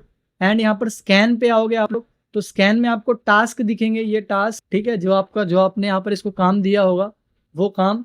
एंड उसके बाद यहाँ पर रिपोर्ट दिखेगी एंड टास्क में आते ही आपको यहाँ पर एक नया सेक्शन दिख जाएगा, ये सारी चीज़ें, ठीक है। तो यहाँ पर आपको जो स्टार जैसे दिख रहा है ये एक छड़ी स्टार, ठीक है, एंड स्ट्रेट लाइन एंड एक स्टार दिख रहा होगा, वहाँ पर जैसे ही आप कर्सर को ले जाते हो यहाँ पर टास्क विज़ार्ड दिखता है, यहाँ पर क्लिक करोगे तो यहाँ पर एक और नया यहाँ पर एक स्कैन कर सकते हो। फॉर एग्जांपल यहाँ पर 10.10.10.19 ये मैं देता हूँ एंड ये मशीन के बारे में देखता हूँ, क्योंकि ये मशीन अभी मेरी चालू नहीं है, तो देखता हूँ क्या ये रियल स्कैनिंग कर रहा है या फिर हम लोगों को ऐसे ही हमारा टाइम पास हो रहा है। तो यहाँ पर ये मशीन मेरी ऑफ है, ठीक है, यहाँ पर देख सकते हो ये मशीन मैंने अभी ऑफ कर रखा है। एंड देखते हैं ये क्या करता है, इसके स्टेटस में कितने टाइम पे चेंज होता है एंड ये कुछ करता भी है या फिर डायरेक्टली 1% 2% पे आ जाता है। तो इससे हमको अंदाजा लग जाएगा कि ये टूल प्रॉपर काम कर रहा है या नहीं कर रहा है। तो इसके हम स्टेटस का वेट करते हैं। तो वॉरियर्स यहाँ पर आप देख सकते हो, यहाँ पर ये जो मेरा सिस्टम बंद है उसकी स्कैनिंग में उसने ना तो फेल बताया ना कुछ बताया, बट डन बता दिया, मतलब उसने अपनी तरफ से क्या स्कैनिंग की। अब यहाँ पर मैं रिपोर्ट देखता हूँ, रिपोर्ट्स में क्या आता है इसके, ठीक है। एंड रिपोर्ट्स में चलते हैं हम। ओके, तो यहाँ पर स्कैनिंग पे बता रहा है डन, यहाँ पर नो दिखा रहा है, ठीक है। एंड यहाँ पर सारी चीज़ें बता रहा है, maximum corrective 20 scan a minute, कितना टाइम लगा, ठीक है। फुल एंड फास्ट बोल रहा है, स्कैन कॉन्फ़िगर, एंड कुछ भी यहाँ पर रिजल्ट नहीं आया, ठीक है। तो दो चीज़ें होगा, एक तो फेल हो जाएगा या फिर वो वहाँ पर स्कैनिंग ही कुछ रिजल्ट ही नहीं लाएगा ये, ठीक है। तो ये हो गया जो हमारी मशीन ऑफ है उसका, इसका मतलब हमारा मशीन हमारा जो टूल है वो अच्छे से काम कर रहा है। उसके बाद हम वापस से चलते हैं अपने टास्क पे, एंड ये वाला हम डिलीट कर देते हैं जो हमने किया नहीं। एंड ये वाला हमारा अभी तक 10% हुआ है, ठीक है, 10% इसने वर्क किया है। एंड साथ ही साथ यहाँ पर हम दूसरी मशीन ऑन कर देते हैं, जैसे कि ये मेटास्प्लॉटेबल, जो कि आप लोगों ने कॉमन देखा होगा, टेस्टिंग मशीन है। एक कर रहा हूँ मैं हाई एंड मशीन पे टेस्टिंग, एंड एक कर रहा हूँ मैं सबसे लो मशीन, जो कि आप लोगों ने देखा होगा बहुत बेसिक तरीके से यूज होती है। यहाँ पर बहुत बेसिक मशीन है वो, सभी ने नाम सुना होगा मेटास्प्लॉटेबल का। ये बहुत जगह यूज होती है टेस्टिंग में, एंड बहुत इजीली एक्सेसिबल है ये मशीन। एक्चुअली इसको टेस्टिंग के लिए बनाया गया है, इस मशीन को। ये बनी ही खुद को हैक करने के लिए है। ये बोलती है कि तुम मुझे हैक करो, ठीक है। तो उसको हैकिंग के लिए बनाई गई है ताकि आप उस पर प्रैक्टिसेस कर सको। लेकिन हम जो यहाँ पर कर रहे हैं वो थोड़ा सा एडवांस लेवल का है। हम वो मशीन यहाँ पर टेस्टिंग कर रहे हैं जो कि अभी रेगुलर यूजेस में है, ठीक है। तो यहाँ पर मैं मशीन का नाम नहीं बता सकता, नाम भी आप देख सकते हो, बट यहाँ पर ये स्कैनिंग कर रहा है। मशीन का नाम अगर बता देंगे तो स्ट्राइक की थोड़ी दिक्कत हो जाती है, क्योंकि ये थोड़ा सा एजुकेशन पर्पज से बाहर हो जाता है। एंड ये सारी चीज़ें आप लोगों को पता होनी चाहिए कि हम टेस्टिंग कहाँ कर रहे हैं, क्या रूल्स के अगेंस्ट हैं, क्या रूल्स के आगे। अगर आप मेरी वीडियोस देख के ये सारी चीज़ें कर रहे हो तो मेरा सजेशन है कि जो भी चीज़ें करो वो लीगल तरीके से करो, एंड अपने सिस्टम पे ही करो, एक खुद का लैब सेटअप करके उसमें ही करो, ठीक है। सो ये 60% हो गया है, एंड ये मशीन हमारी पावर ऑन हो गई है, ठीक है। एंड इसको मैं लॉगिन करता हूँ, ठीक है, ये लॉगिन हो चुकी है। अगर इसका मुझे अभी आईपी एड्रेस पता करना है तो हमने नेटवर्क स्कैनिंग में देखा था कि रेंज के आईपी एड्रेसेस कैसे लाते हैं, बट अभी मैं वो प्रोसीजर फॉलो नहीं करूँगा, क्योंकि ये मशीन मेरे पास है तो मैं यहाँ पर खुद ही चेक कर लेता हूँ।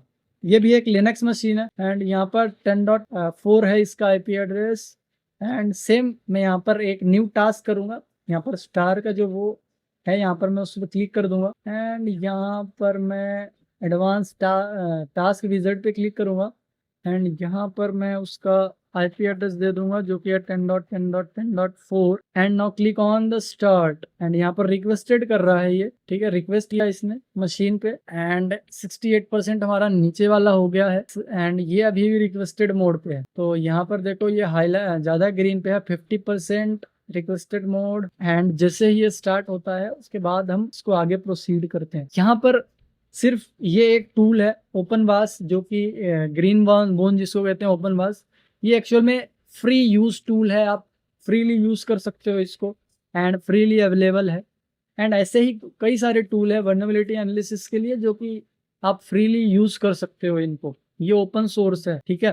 तो आप इनको इनके ऑफिशियल वेबसाइट से डाउनलोड कर सकते हो, या फिर मल्टीपल चीज़ें हैं इसको डाउनलोड करने के, बहुत सारे तरीके हैं, तो आप इनको डाउनलोड कर सकते हो। तो यहाँ पर ये 1% पे आ गया, देख सकते हो, वो मशीन ऑन है तो उसकी स्कैनिंग ऑन कर दी इसने। एंड ये 88% मतलब बहुत ही फास्ट स्कैनिंग कर रहा है ये। एंड जिस मशीन पे मैं टेस्टिंग कर रहा हूँ उसको मैं दिखा नहीं सकता, ठीक है, क्योंकि क्या पता कॉपीराइट आ जाए। सो चलो दिखाई देता हूँ, ये है हमारी टेस्टिंग मशीन, ठीक है।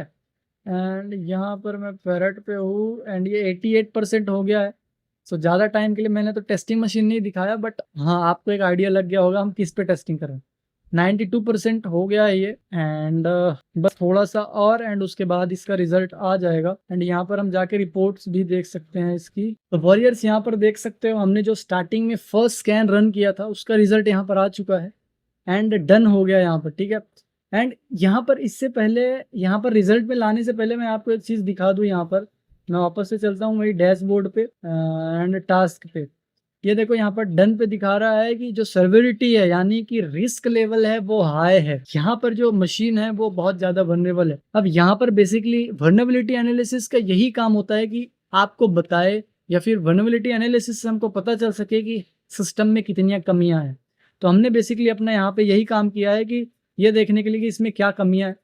तो अब हम चलेंगे इसके रिपोर्ट में। यहाँ पर पहला इन्फॉर्मेशन दे रहा है कि टास्क नेम मैंने यही लिखा था IP, ठीक है, एंड ये डेट एंड टाइम बता देगा, डन, ठीक है।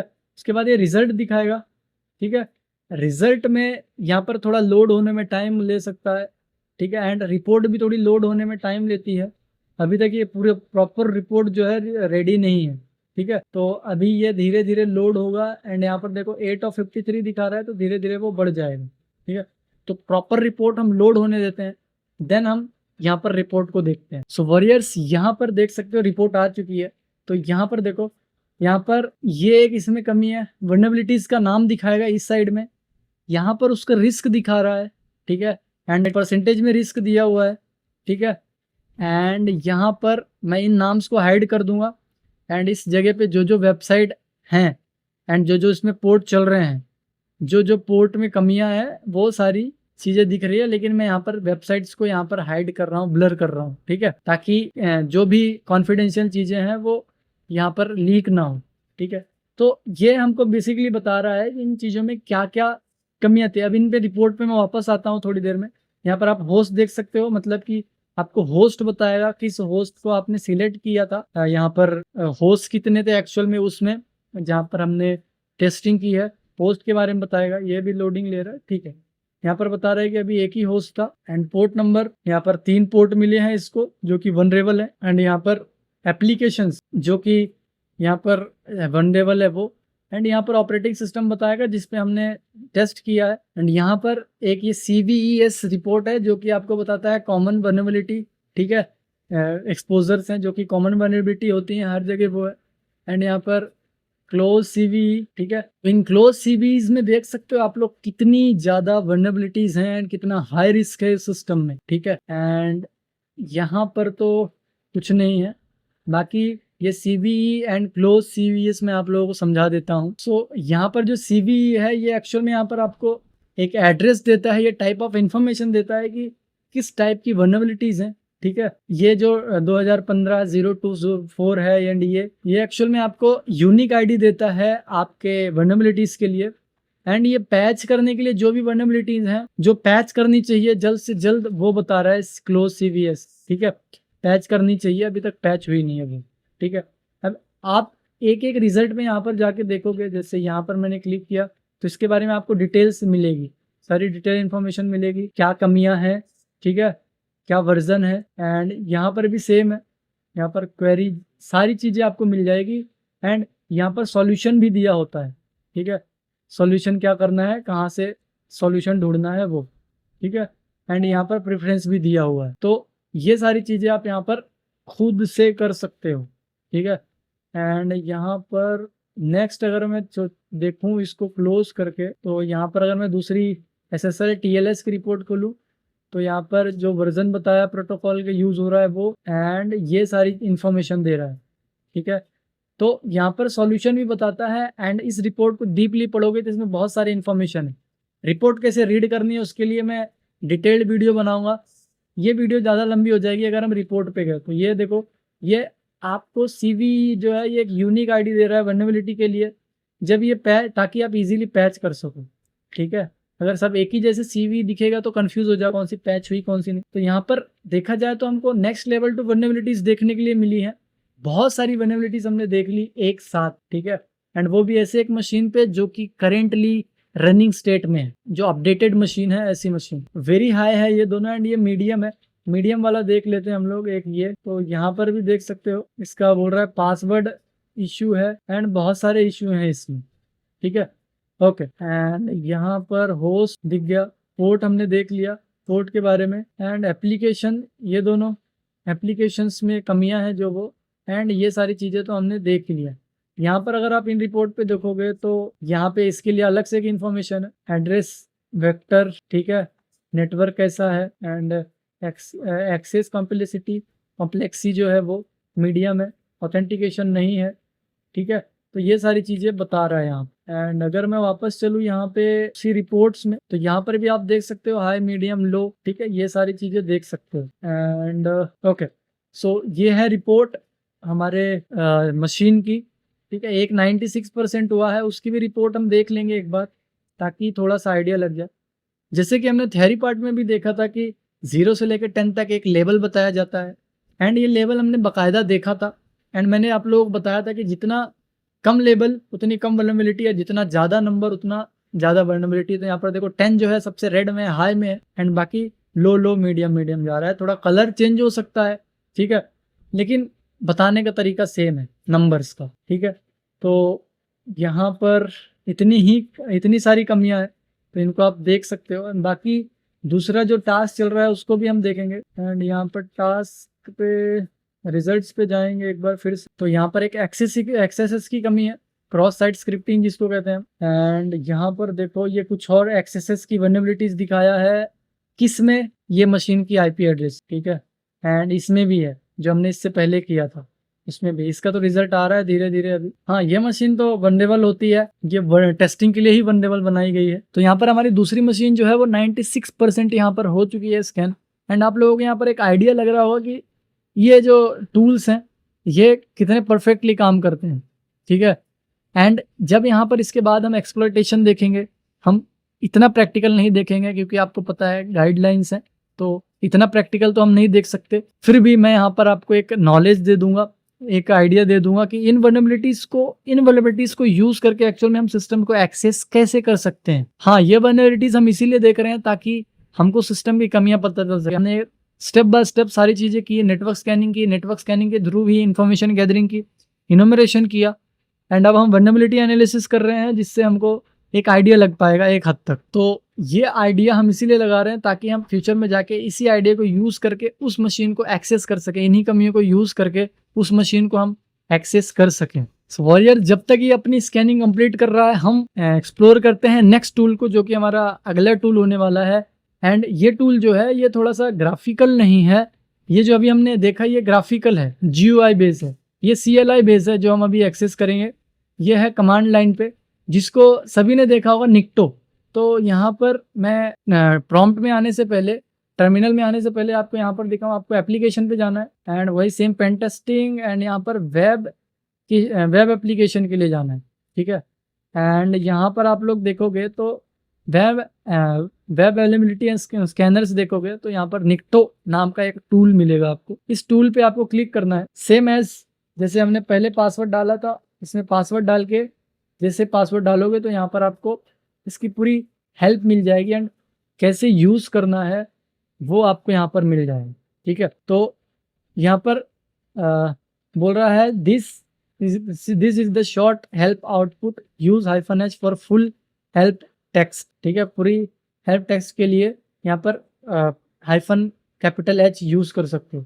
देखो, अगर आप यहाँ पर और एडवांस आउटपुट चाहिए और अच्छे से इस हेल्प को समझना है, इस टूल को समझना है, तो आप यहाँ पर लिख सकते हो निक्टो, एंड निक्टो लिखने के बाद -H एंटर प्रेस कर दो।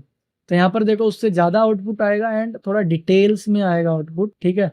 यहाँ पर देखो ये सारी चीज़ें बता रहा है, display ++ display on off scanning के बाद, ठीक है।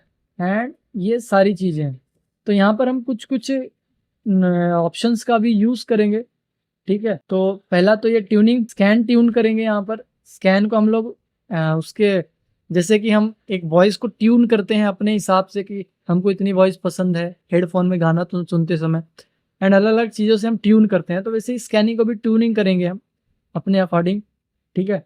तो यहाँ पर देखो ये ट्यूनिंग में क्या क्या दे रखा है, ये सारी चीज़ें हम ट्यून कर सकते हैं अपने अकॉर्डिंग। एंड कुछ और चीज़ें हैं जो कि हम यूज़ करेंगे, जो कि हम स्कैनिंग करते वक्त मैं आपको एक्सप्लेन कर दूंगा। यहाँ हम सबसे पहले मैं इसको थोड़ा सा जूम कर दूं, ठीक है। एंड यहाँ पर सबसे पहले हम टूल का नाम लिखेंगे। स्कैनिंग जब हम स्कैनिंग रन करते हैं तो पहले टूल का नाम लिखेंगे यहाँ पर निक्टो लिखने के बाद -h यूज होता है होस्ट बताने के लिए। तो यहाँ पर मैं होस्ट लिखूंगा एंड www. ठीक है। एंड यहाँ पर अपना टारगेट जो भी वेबसाइट है, मैं यहाँ पर कोई भी एक वेबसाइट ले लेता हूँ एंड वेबसाइट का नाम मैं ब्लर कर दूंगा फॉर सिक्योरिटी रीजन। एंड यहाँ पर मैंने होस्ट मेंशन कर दिया है जो कि आपको ब्लर दिख रहा होगा, है ना। एंड उसके बाद यहाँ पर मैं एक जो मैंने कहा था यहाँ पर ट्यूनिंग को यूज़ करूँगा, जो कि आप लोगों ने ये ऑप्शन देखा था, ठीक है, ये ट्यूनिंग। तो यहाँ पर मैं हाइफन कैपिटल टी, ठीक है, ये ट्यूनिंग, एंड उसके बाद यहाँ पर एक्स कर देंगे हम, ठीक है, स्मॉल एक्स। तो स्मॉल एक्स यहाँ पर किस लिए यूज़ हो रहा है? Reverse tuning option that is include all expect specified, ठीक है। तो ये रिवर्स ट्यूनिंग के लिए यूज़ होता है, ठीक है। तो एक तरह से कह सकते हो कि रिवर्स स्कैन भी कर सकता है, ठीक है, जो भी रिजल्ट आए उनको अपने अकॉर्डिंग एडजस्ट कर ले। एंड ये हमारा अभी इनिशियल है स्कैनिंग, एंड ये काफ़ी टाइम ले लेता है स्कैनिंग करने के लिए, ठीक है। तो जब तक ये स्कैनिंग करेगा, इसके रिजल्ट का हम वेट करते हैं, देन हम आगे प्रोसीड करेंगे। तो इसको एंटर प्रेस कर देंगे। तो यहाँ पर देख सकते हो इसने एक का वर्जन बताया, एंड यहाँ पर ये कुछ पहले चीज़ तो आप देख सकते हो, ये सबसे पहले सर्वर बता रहा है इस जो भी मैंने इसका टारगेट सर्च किया। एंड यहाँ पर आपको वेबसाइट का नाम दिखेगा, मेरे इसमें ब्लर दिख रहा होगा आपको। एंड यहाँ पर पहले बता रहा है इसमें एक्सेसेस की कमी, ठीक है, is not defined is header hint user agent protected and agent some form of accesses, ठीक है। तो ये प्रोटेक्टेड है एक्स एक्सेसेस से। And the content option header is not set, ठीक है, ये कमियां बता रहा है, क्या क्या कमियां हैं। एंड यहाँ पर अगेन वेबसाइट का नाम दिखेगा, जो कि आपको ब्लर दिखेगा, ओके। सो और रिजल्ट का वेट करते हैं, हालांकि इससे ज़्यादा रिजल्ट आने के चांसेस कम है। तो आप निक्टो को भी यूज़ ले सकते हो अगर आपको कमांड लाइन टूल्स की हैबिट डालना है तो, वरना अपने पास यहाँ पर मल्टीपल टूल्स है। तो जब तक ये स्कैनिंग कर रहा है, हम लोग वहाँ पर अपने ओपन वास जो ग्रीन बोन है उसको देख लेते हैं। उसका एक रिजल्ट आ गया होगा जो हमने सेकंड मशीन स्कैनिंग किया था उसका। एंड इसका टाइम टेकन जो प्रोसेस है 10 से 20 मिनट है, उसके बाद ये रिजल्ट आ जाता है, ठीक है। ये ज़्यादा डीपली स्कैन कर रहा होता है। तो यहाँ पर हम आते हैं, अभी भी ये 98% पे है, तो अभी भी ये स्कैनिंग नहीं है। तो हम वेट कर लेते हैं जब तक इसकी स्कैनिंग नहीं होती कंप्लीट, ये 100% नहीं आता। आई थिंक सो ये भी 100% वर्नेबल में आएगा। तो हम वेट कर लेते हैं जब तक इसका रिजल्ट आता है, एंड मिलते हैं हम थोड़ी देर में। वॉरियर्स इन दोनों के रिजल्ट का वेट कर सकते हैं, या फिर अगर ज़्यादा टाइम हो जाएगा तो आपको इसका आउटपुट दिख ही जाएगा आपके, अगर आप टेस्टिंग कर रहे होंगे साथ साथ। तो बेसिकली ये कुछ डिटेल्स ही लेके आता है, जिससे आपको बता रहा होता है कि क्या क्या कमियां हैं आपके सिस्टम में, ठीक है। तो ज़्यादा डिटेल्स इसमें आ सकती हैं, ज़्यादा नहीं भी आ सकती, क्योंकि अकॉर्डिंग टू वेबसाइट होता है, ठीक है, कितनी वल्नरेबल वेबसाइट है उसके अकॉर्डिंग होता है। तो यहाँ पर मैंने कुछ ही ऑप्शंस यूज़ किए हैं, बाकी ऑप्शंस आप यहाँ पर देख सकते हैं, जिसको जो भी आपको लगे तो वो सारी चीज़ें आप यहाँ पर देख सकते हो। तो इसका रिजल्ट कुछ नहीं आएगा, लास्ट में बताएंगे कितने होस्ट कनेक्टेड है, एवरीथिंग। तो इसको हम एज इट इज चलने देते हैं। अनदर टूल्स को हम देखते हैं, जो हमारा थर्ड टूल है। तो उसके लिए हमको चलना पड़ेगा विंडोज़ में। सो वॉरियर्स यहाँ पर मैं आ गया हूँ अपने विंडोज़ में, ठीक है, ये अपना विंडोज़ है, आप लोग देख सकते हो, विंडोज़ 10 है ये, ठीक है। इसमें मैंने नेसेस टूल को इंस्टॉल कर रखा है, एंड इसमें टूल्स को लॉगिन करते हैं, ये इसका इंटरफेस है। यहाँ पर मैं इसको लॉगिन कर लेता हूँ, एंड वेट करते हैं लॉगिन का। एंड यहाँ पर ये लॉगिन हो गई। तो फर्स्ट ऑफ ऑल हम पॉलिसीज़ पे क्लिक करेंगे, पॉलिसी आपको दिख रही होगी, पॉलिसी पे क्लिक करेंगे, क्रिएट न्यू पॉलिसी, ठीक है। क्रिएट न्यू पॉलिसी पे क्लिक करने के बाद यहाँ पर एडवांस स्कैन पॉलिसी पे क्लिक करेंगे। एडवांस स्कैन पॉलिसी पे क्लिक करने के बाद यहाँ पर आपको कुछ ऐसी चीज़ें दिख जाएगी, आप लोग देख सकते हो, ठीक है। सबसे पहले यहाँ पर बेसिक में हम नाम सेट कर देंगे, एंड नाम हम कुछ भी अपने अकॉर्डिंग सेट कर सकते हैं। एंड यहाँ पर मैं बेसिक सा नाम डाल रहा हूँ। तो यहाँ पर मैंने इसका नाम डाल दिया है network scan and hyphen underscore policy, ठीक है। ये मैंने यहाँ पर इसका पॉलिसी, एंड यहाँ पर मैं स्कैन को थोड़ा सा बड़ा कर दूंगा, कैपिटल, ताकि ये हमको प्रॉपरली समझ में आ सके एक्चुअल में लिखा क्या है, ठीक है। तो ये अपने अकॉर्डिंग आप नाम रख सकते हो यहाँ पर पॉलिसी का, ठीक है, बेसिक सेटिंग में। एंड इसके बाद डिस्क्रिप्शन में आप कुछ भी डाल सकते हो, स्कैनिंग नेटवर्क। उसके बाद यहाँ पर आएंगे नेक्स्ट पॉलिसी पे, जो कि है डिस्कवरी। एंड यहाँ पर होस्ट डिस्कवरी, इसको पिंग द रिमोट होस्ट, इसको ऑफ कर देंगे, ठीक है। ये वाला ऑप्शन हमको ऑफ कर देना है, ping the remote host. And उसके बाद यहाँ पर नेक्स्ट ऑप्शन में आ जाएंगे हम, port scanning. And post scanning में यहाँ पर पोर्ट स्कैनिंग में आपको एक ऑप्शन दिखेगा नीचे में, verified TCP ports found by local enumeration, इसको चेक मार्क कर देना है, ठीक है। एंड यहाँ पर चेक मार्क करने के बाद हम चलेंगे नेक्स्ट सेटिंग में, एंड यहाँ पर आएंगे हम एडवांस में। एडवांस में आप देख सकते हो यहाँ पर काफ़ी सारे ऑप्शंस हैं, तो इनमें से हमको कुछ चुनिंदा ही चूज़ करना है। तो यहाँ पर हमको थोड़ा सा नीचे स्क्रॉल करना है, बाकी सब रहने देना है। यहाँ पर हमको ये अनलिमिटेड कर देना है, ठीक है। ये ऑप्शन हमको अनलिमिटेड करना है एंड ठीक है, दोनों में हमको अनलिमिटेड लिख देना है ताकि कोई नंबर यहाँ पर एक कोई हमको टाइमलाइन नहीं चाहिए, ना ही कोई लिमिट चाहिए, तो हमको अनलिमिटेड चाहिए, ठीक है। तो हमने मैक्स नंबर ऑफ यहाँ पर टीसीपी सेशंस को मैंने सेटअप कर दिया अनलिमिटेड एंड देन उसके बाद यहाँ पर हम थोड़ा सा नीचे स्क्रॉल करेंगे तो लगभग हमारी सेटिंग हो चुकी है। तो यहाँ पर सेटिंग हो जाने के बाद अब हम यहाँ पर क्रेडेंशियल्स पे चलेंगे। क्रेडेंशियल पे जाने के बाद यहाँ पर विंडोज़ है, SNMP, SSH, ये सारी चीज़ें हैं एंड यहाँ पर हम विंडोज़ को चूज़ कर लेते हैं एंड यहाँ पर ऑथेंटिकेशन जो भी अंदाज़ा है हमारे हिसाब से जो भी हो सकता है, जो भी हमने नेटवर्क स्कैनिंग में यूज़र नेम पासवर्ड एक्सट्रैक्ट किया होता है, बहुत सारी चीज़ें एक्सट्रैक्ट किया होता है जो कि आप लेने देखा होगा वहाँ पर थोड़ा सा हमने एक्सट्रैक्ट किया था डिटेल्स को, तो वही यहाँ पर हम फिल कर देंगे। तो यहाँ पर यूज़र नेम एंड पासवर्ड हम फिल कर देंगे। तो यहाँ पर अपने अकॉर्डिंग मैं कुछ भी डाल देता हूँ, थोड़ा सा मैं ब्लर कर दूंगा डिटेल्स को एंड यहाँ पर मैं पासवर्ड डाल दूंगा एंड उसके बाद यहाँ पर हम प्लगइन्स पे देखेंगे जो हमारे इनेबल्ड हैं सारे, ठीक है। एंड यहाँ पर हम सेव कर देंगे। ये हमारी पॉलिसी बेसिकली बन चुकी है, ठीक है। अब हम इस पॉलिसी के अकॉर्डिंग स्कैन करेंगे। तो यहाँ पर पॉलिसी क्रिएट करने के बाद अब आपको क्या करना है, यहाँ पर माई स्कैन पे जाना है। माई स्कैन पे जैसे ही क्लिक करोगे आप यहाँ पर, तो यहाँ पर क्रिएट न्यू स्कैन आएगा, ठीक है। यहाँ पर हम क्रिएट न्यू स्कैन करते हैं एंड यहाँ पर user define scan and policy दिखेगी, आपको यहाँ पर क्लिक करना है एंड यहाँ पर आपको दिख रहा है जनरल सेटिंग, ठीक है। इनमें कुछ सेटिंग्स करेंगे हम एंड यहाँ पर हम नाम अभी लिख देंगे। तो यहाँ पर पॉलिसी में हमको यहाँ पर नेटवर्क स्कैन पॉलिसी के यहाँ पर लिख देंगे लोकल नेटवर्क, यहाँ पर हम लोकल नेटवर्क लिख देंगे एंड यहाँ पर कुछ भी लिख सकते हैं, स्कैनिंग लोकल नेटवर्क लिख देते हैं, चलो यहाँ पर हम, क्योंकि लोकल के लिए है एंड यहाँ पर माई स्कैन ही रहने देंगे, जो है वही फोल्डर रहने देंगे एंड यहाँ पर हम IP डिफाइन कर देंगे जो हमारा टारगेट होगा, ठीक है। ये हमने IP डिफाइन कर दिया टारगेट का एंड उसके बाद यहाँ पर शेड्यूल में आएंगे एंड इसको चेक कर लेना कि ये डिसेबल हो, नहीं तो शेड्यूल आएगा तो टाइम लेगा स्कैनिंग में और शेड्यूल हो जाएगा ऑटोमेटिकली, तो स्कैनिंग बाद में करेगा, अभी नहीं करेगा, ठीक है। एंड उसके बाद यहाँ पर सेव एंड लॉन्च का ऑप्शन आएगा। तो यहाँ पर जैसे ही आप लॉन्च एंड सेव पे क्लिक करोगे तो ये ऑटोमेटिक यहाँ पर स्कैनिंग स्टार्ट कर देगा, ठीक है। एंड यहाँ पर सारा स्कैन दिख जाएगा आप लोग। सो वॉरियर्स, यहाँ पर स्कैनिंग हो चुकी है हमारे जो भी हमने यहाँ पर टारगेट दिया था उसको एंड यहाँ पर देख सकते हो ये स्कैनिंग है एंड इसके अंदर जब हम क्लिक करेंगे, अगर यहाँ पर माई स्कैन्स पे जाते हैं तो यहाँ पर हमारी स्कैनिंग आ जाएगी जो कि लोकल नेटवर्क की है एंड यहाँ पर देख सकते हो ये सारी चीज़ें, ठीक है।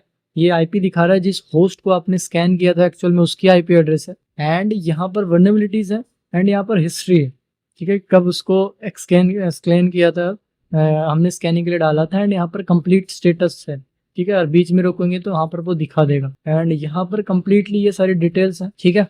एंड यहाँ पर जैसे कि हमने देखा था high to low, low to high, सारी यहाँ पर वर्नेबिलिटीज हैं बेसिकली, ठीक है। एंड आप होस्ट पे जाके यहाँ पर एक्चुअल में फ़िल्टर भी है एंड यहाँ पर अगर आप होस्ट में जाते हैं तो यहाँ से भी आप वर्नेबिलिटीज़ में भी जा सकते हैं, ठीक है। तो ये देखो, ये जो फर्स्ट मिक्स्ड वर्नेबिलिटी है SNMP की है ये एंड यहाँ पर देखो हाई जो दिखा रहा है SNMP है, ठीक है। एंड इस पर जब क्लिक करते हो तो इसकी कंप्लीट डिटेल्स आपको मिल जाएगी यहाँ पर, ठीक है। तो यहाँ पर इनकी कंप्लीट डिटेल्स आप इनके बारे में पढ़ सकते हैं, SNMP क्या होती है, क्या काम करती है एंड क्या क्या कमियां हैं इसके अंदर एंड यहाँ पर ये इन्फॉर्मेशन है सारी, ठीक है। ये दूसरा है एंड ये मीडियम, ये दो हाई हैं एंड बाकी मीडियम है, बाकी इन्फॉर्मेशन दी हुई है कुछ कुछ की क्या पैच करना है बेसिकली आपको, ठीक है। तो ये मिक्स के अंदर थी एंड यहाँ पर बहुत सारी कमियां हैं, देखा जाए तो जनरल कमियां हैं यहाँ पर, ये जनरल है जो कि हर सिस्टम में होती है जनरल का मतलब, एंड ये मीडियम एंड वैसे ही बहुत सारी डिटेल्स हैं यहाँ पर, ठीक है।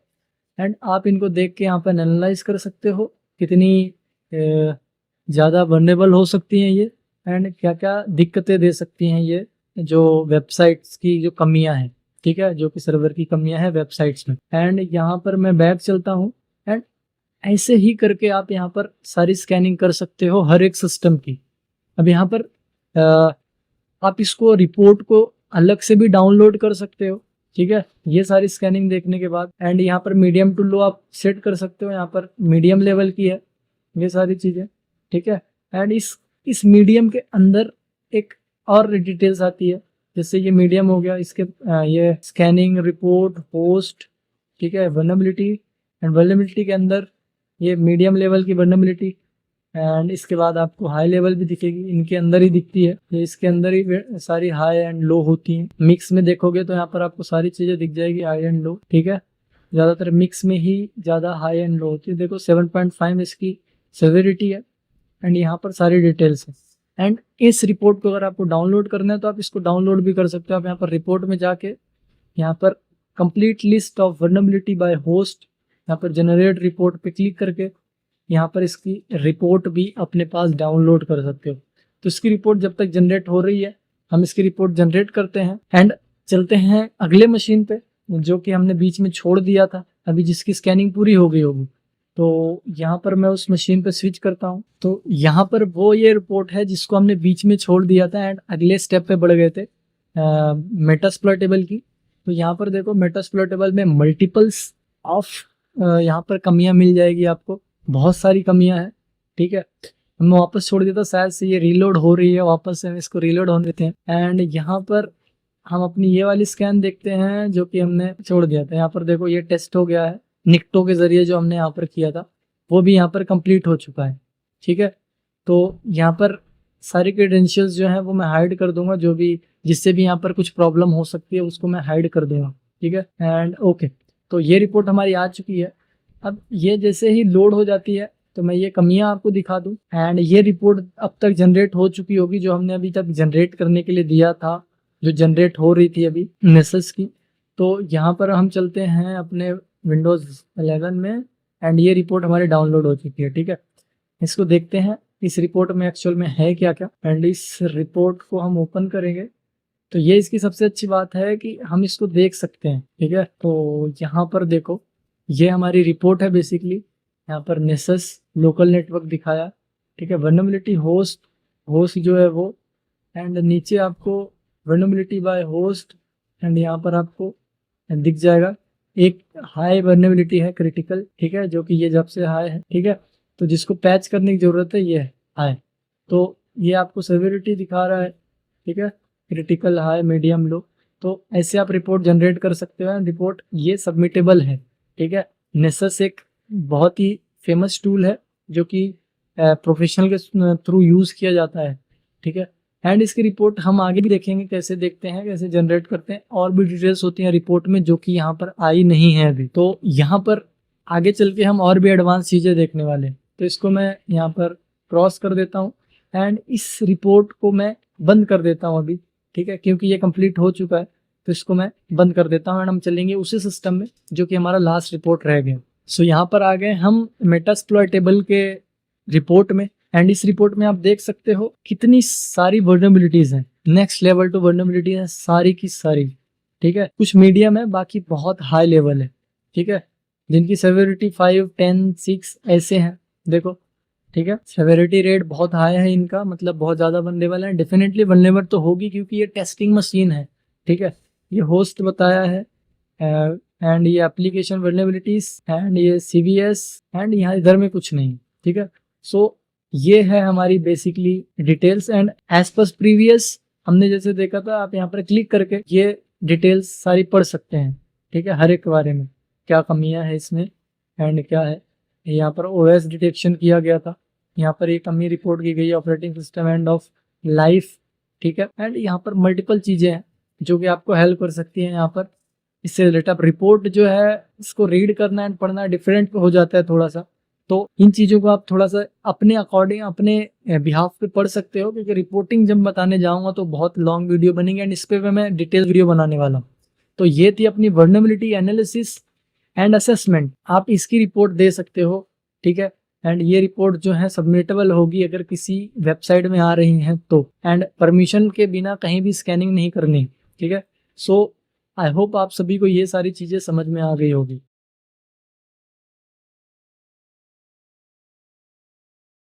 हमने प्रीवियस मॉड्यूल्स में, प्रीवियस वीडियो में जो जो चीज़ें देखा है उन सभी को ध्यान में रखते हुए यहाँ पर हम एक्चुअल में सिस्टम को हैक करते हैं, एक्सप्लॉइट करते हैं, ठीक है। सिस्टम को हैक करने का जो तरीका है वो सिस्टम हैकिंग में बताया जाता है।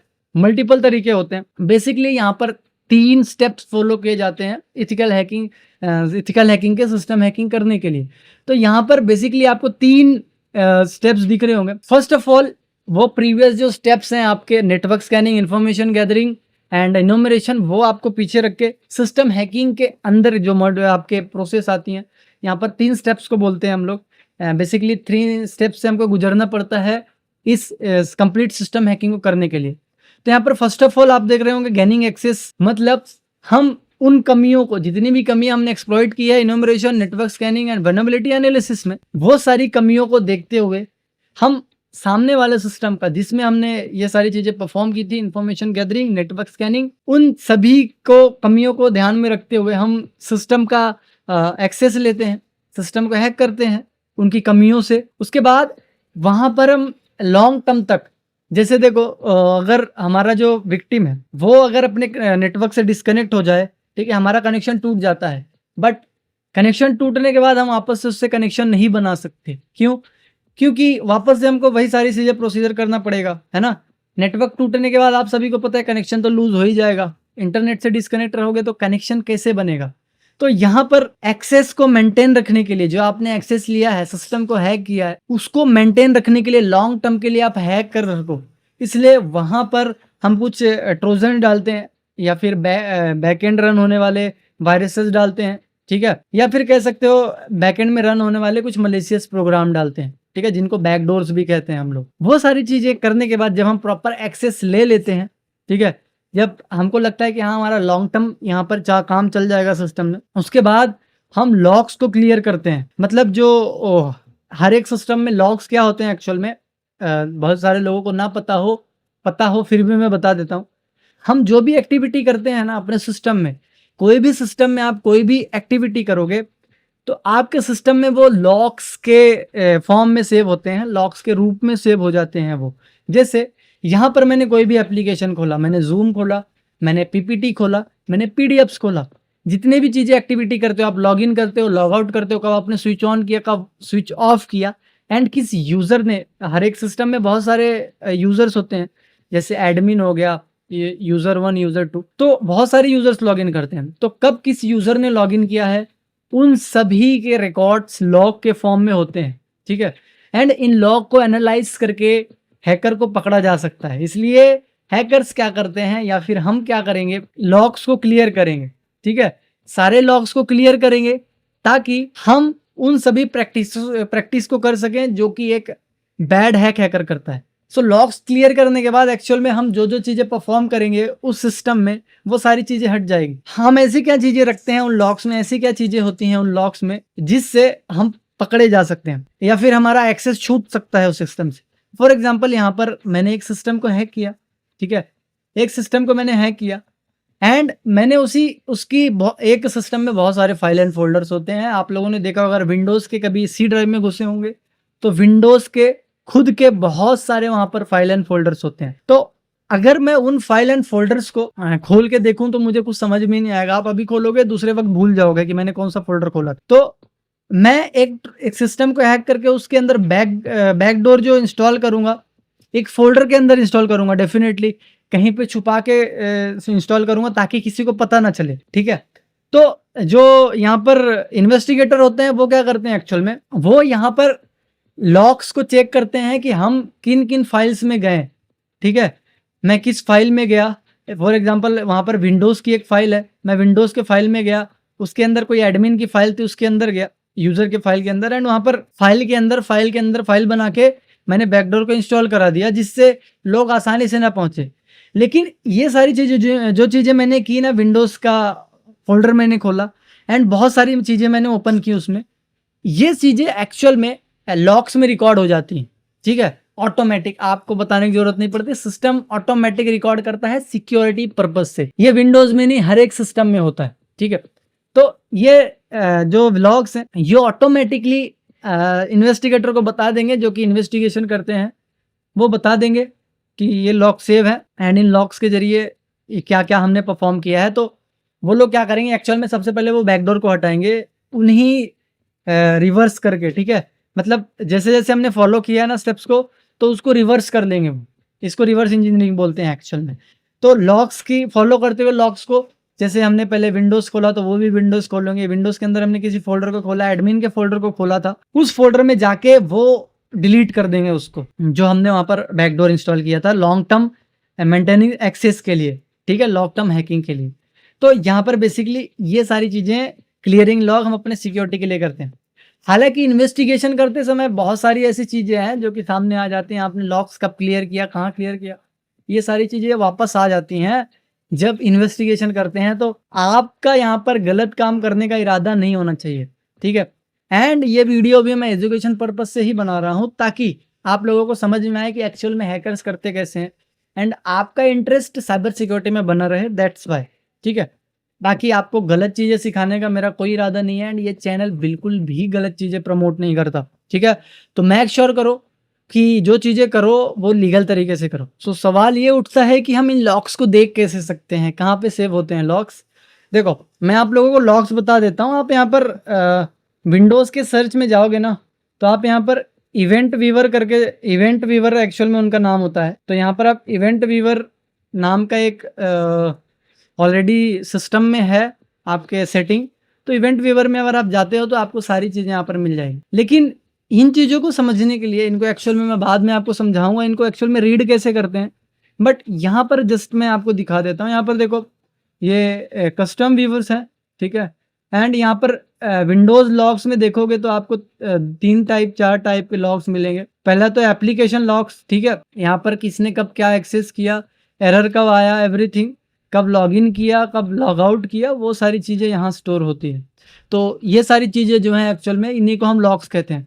सिक्योरिटी लॉग्स में यहाँ पर सिक्योरिटी से रिलेटेड सारी चीज़ें दिखेगी, ठीक है, यूज़र अकाउंट मैनेजमेंट, एवरीथिंग आप यहाँ पर सारी चीज़ें देख पा रहे होंगे। सेटअप से रिलेटेड, ठीक है, ऐप मतलब सेटअप कब किया गया चीज़ों को, सर्विस से रिलेटेड कब सर्विसिंग की गई, सर्विस कब ओपन की गई, सर्विस कब ऑन की गई तब, एंड ठीक है। एंड सिस्टम से रिलेटेड, आपका सिस्टम जो है उससे related, service manager controls, everything, जितने भी चीज़ें हैं सिस्टम से रिलेटेड सारे लॉग्स यहाँ पर सेव होते हैं। एंड फॉरवर्ड इवेंट्स, जो कि इवेंट्स फॉरवर्ड किए गए हैं आपके सिस्टम से, वो सारी चीज़ें। तो ये खुद में ही बहुत बड़ा एक टॉपिक है, जो कि इसके लिए मैं अलग से आप लोगों को समझाऊंगा जब हम इसको क्लियर करेंगे एंड इसके बारे में जानेंगे, या फिर इसके लिए मैं सेपरेट वीडियो बना दूंगा कि लॉग्स को हम एक्चुअल में रीड कैसे करते हैं, सिस्टम लॉग्स को, क्योंकि इनको रीड करना सबसे बड़ा चैलेंज होता है, ठीक है।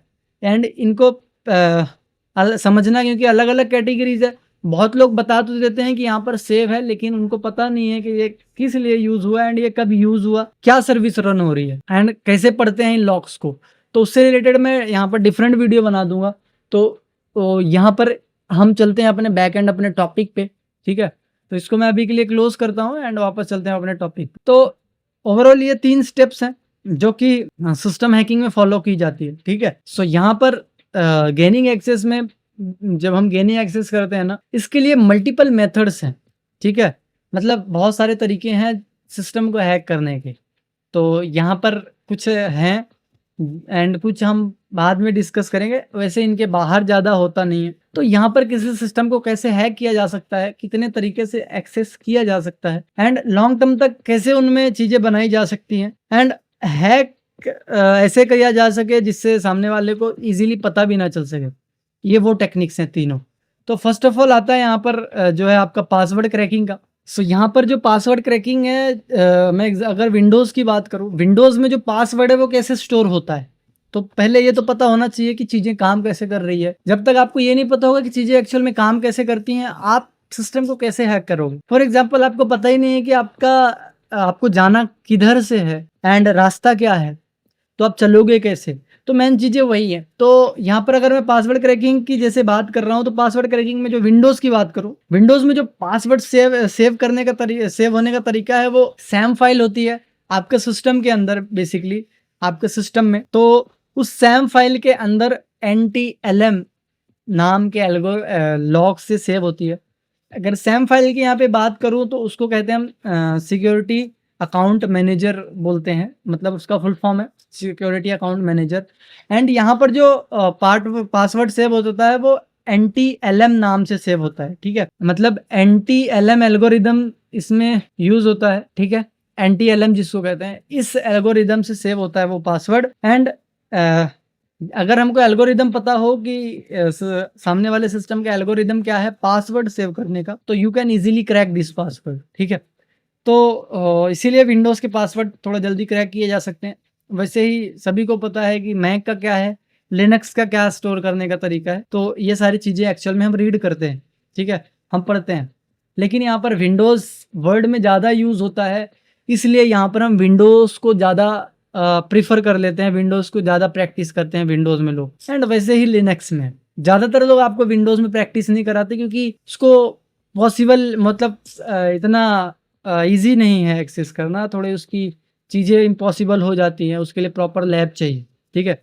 तो इसीलिए बहुत सारे लोग जो हैं वो आपको नॉर्मल मशीन्स में करा के देते हैं, ठीक है, एंड नॉर्मल मशीन में ही प्रैक्टिस कराते हैं। तो यहाँ पर हम जितना कोशिश है उतना करके देखेंगे, यूट्यूब को गाइडलाइंस को ध्यान रखते हुए उतना मैं लेवल तक करके देखूंगा, ठीक है। तो यहाँ पर NTLM में पासवर्ड सेव होता है, NTLM में पासवर्ड सेव होता है, तो हम एक्चुअल में उस पासवर्ड की सैम फाइल को उठाते हैं, ठीक है। सैम फाइल को विंडोज के सिस्टम से उठाते हैं एंड उसको पासवर्ड क्रैकिंग से क्रैक करते हैं, ठीक है। पासवर्ड क्रैकिंग से क्रैक करेंगे, पासवर्ड क्रैकिंग जो है वो परफॉर्म होती है यहाँ पर, ठीक है। ये चीज़ें भी आपको सीखनी पड़ती है एंड मैं डालूंगा वीडियो इसका भी। एंड उसके बाद यहाँ पर प्रिविलेज एस्केलेशन करते हैं, ठीक है। आई होप आप सभी को पासवर्ड क्रैकिंग तो समझ में आ गया होगा क्या है पासवर्ड क्रैकिंग, जो NTLM एल्गोरिदम है। और चलो इसको मैं अच्छे से समझा देता हूँ आप लोगों को। जैसे देखो पासवर्ड क्रैकिंग जो है ना, ये मुश्किल इस वजह से हो जाती है कि ये पासवर्ड एक्चुअल में जैसा हम सोचते हैं वैसा सेव होता ही नहीं। फॉर एग्जांपल जैसे अगर मैं कहूँ यहाँ पर कि मैंने यहाँ पर एक पासवर्ड रखा है, ठीक है, जो कि है 1 2 3 4, ठीक है, लेकिन इस सिस्टम में 1 2 3 4 नाम से सेव होता ही नहीं है। अगर ये 1 2 3 4 जैसा मैंने पासवर्ड डाला है वैसा सेव होता तो दुनिया के हर एक सिस्टम आज हैक पड़े होते। ये एक्चुअल में सेव होता है इनक्रिप्टेड फॉर्म में, जिसको हम कहते हैं हैश फॉर्म में, ठीक है।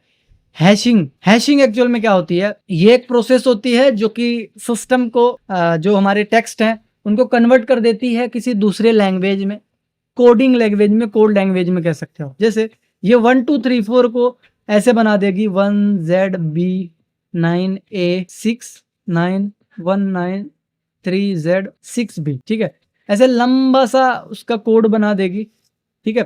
तो ये पासवर्ड किसी को समझ में आएगा ही नहीं, ठीक है। अब ये पासवर्ड एक्चुअल में क्या होता है कि इनक्रिप्टेड होता है, तो इसको सिर्फ और सिर्फ सिस्टम का जो मैनेजर है वही एक्सेस किया जा सकता है। एक्चुअल में इसके लिए भी अलग से सर्वर होता है जो कि आपके हैशेस को मैच कराता है जब आप लॉगिन करते हो। यहाँ पर हैशिंग से गुजरने के बाद ये लॉग जो है ना जाके सेव हो जाता है आपके सिस्टम में सैम फाइल के नाम से, ठीक है। सिक्योरिटी फाइल में आपका सेव हो जाता है ये सैम फाइल में, एंड सिक्योरिटी अकाउंट मैनेजर में सेव होने के बाद, वही सैम फाइल में सेव होने के बाद ये वाला पासवर्ड वैसे ही पड़ा रहेगा। अब अगली बार जब आप डालोगे पासवर्ड को अपने सिस्टम में, जैसे आपने पासवर्ड को डाला अपने सिस्टम में, तो ये पासवर्ड जाएगा सबसे पहले एक सर्वर होता है विंडोज डोमेन कंट्रोलर, ठीक है, विंडोज डोमेन कंट्रोलर, जो कि यहाँ पर आपके हैशेस को मैच कराता है, ठीक है। ये पासवर्ड एक कॉपी तो जो है वो इसकी जो कॉपी है ना बन के वो सेव हो जाती है विंडोज डोमेन कंट्रोलर में एक्चुअल में जाके, ठीक है। वो आपके सिस्टम के अंदर ही होता है, उसके लिए कोई पास वो नहीं चाहिए होता है, डेटा नहीं चाहिए होता है विंडोज डोमेन कंट्रोलर में। तो ये फाइल जो है ना ये आपके विंडोज डोमेन कंट्रोलर में सेव हो जाती है, VDM कह लें या फिर DM कह सकते हैं हम उसको, ठीक है, डोमेन कंट्रोलर। अब जब आप नेक्स्ट टाइम पासवर्ड डालोगे ना तो वो पहले विंडोज डोमेन कंट्रोलर में जाएगा, ठीक है। एंड ये इसका जो जैसे 1 2 3 4 आपने पासवर्ड डाला, ये पहले विंडोज डोमेन कंट्रोलर के पास जाएगा।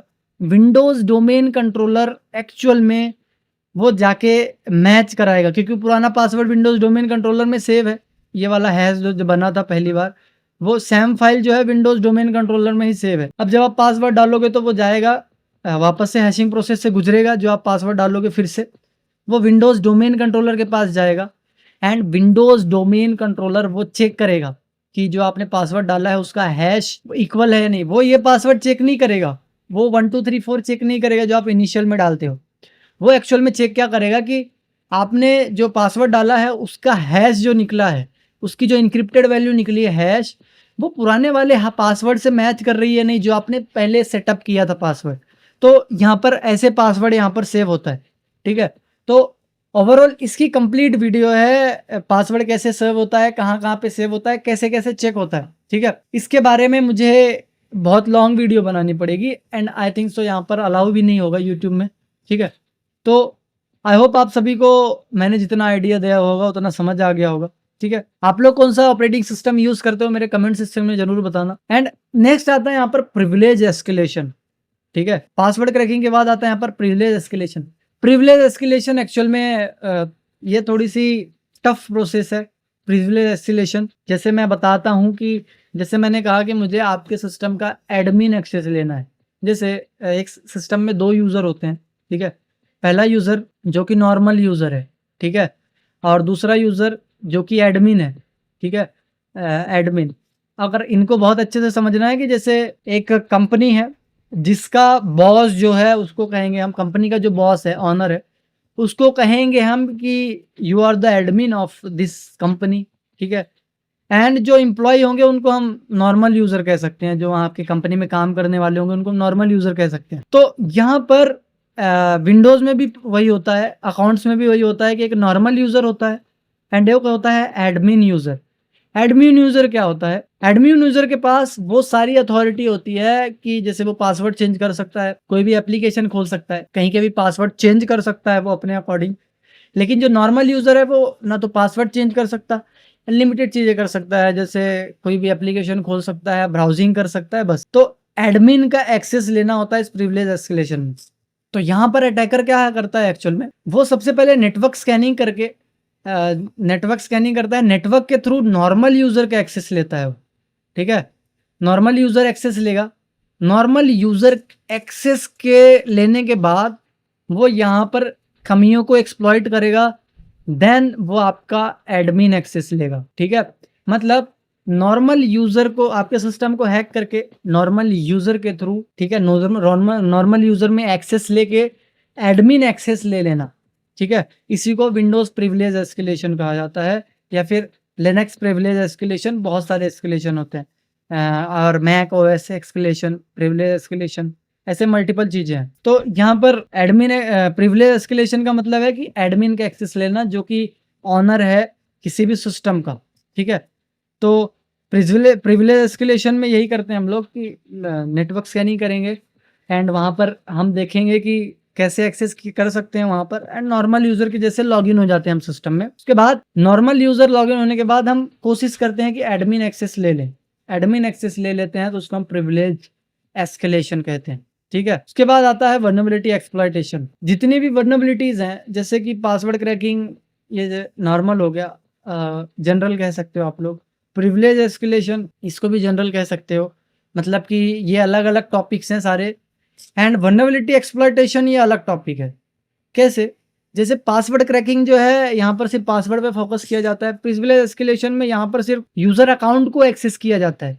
लेकिन वल्नरेबिलिटी एक्सप्लॉइटेशन में जितनी भी वल्नरेबिलिटी हम स्कैन करते हैं, जितनी भी कमियां हम स्कैन करते हैं सिस्टम में, उन सभी का एक्सेस लेने का, उन सभी को एक्सप्लॉइट करने का, बेसिकली उन सभी के थ्रू एक्सेस लेने की कोशिश की जाती है सिस्टम में, ठीक है।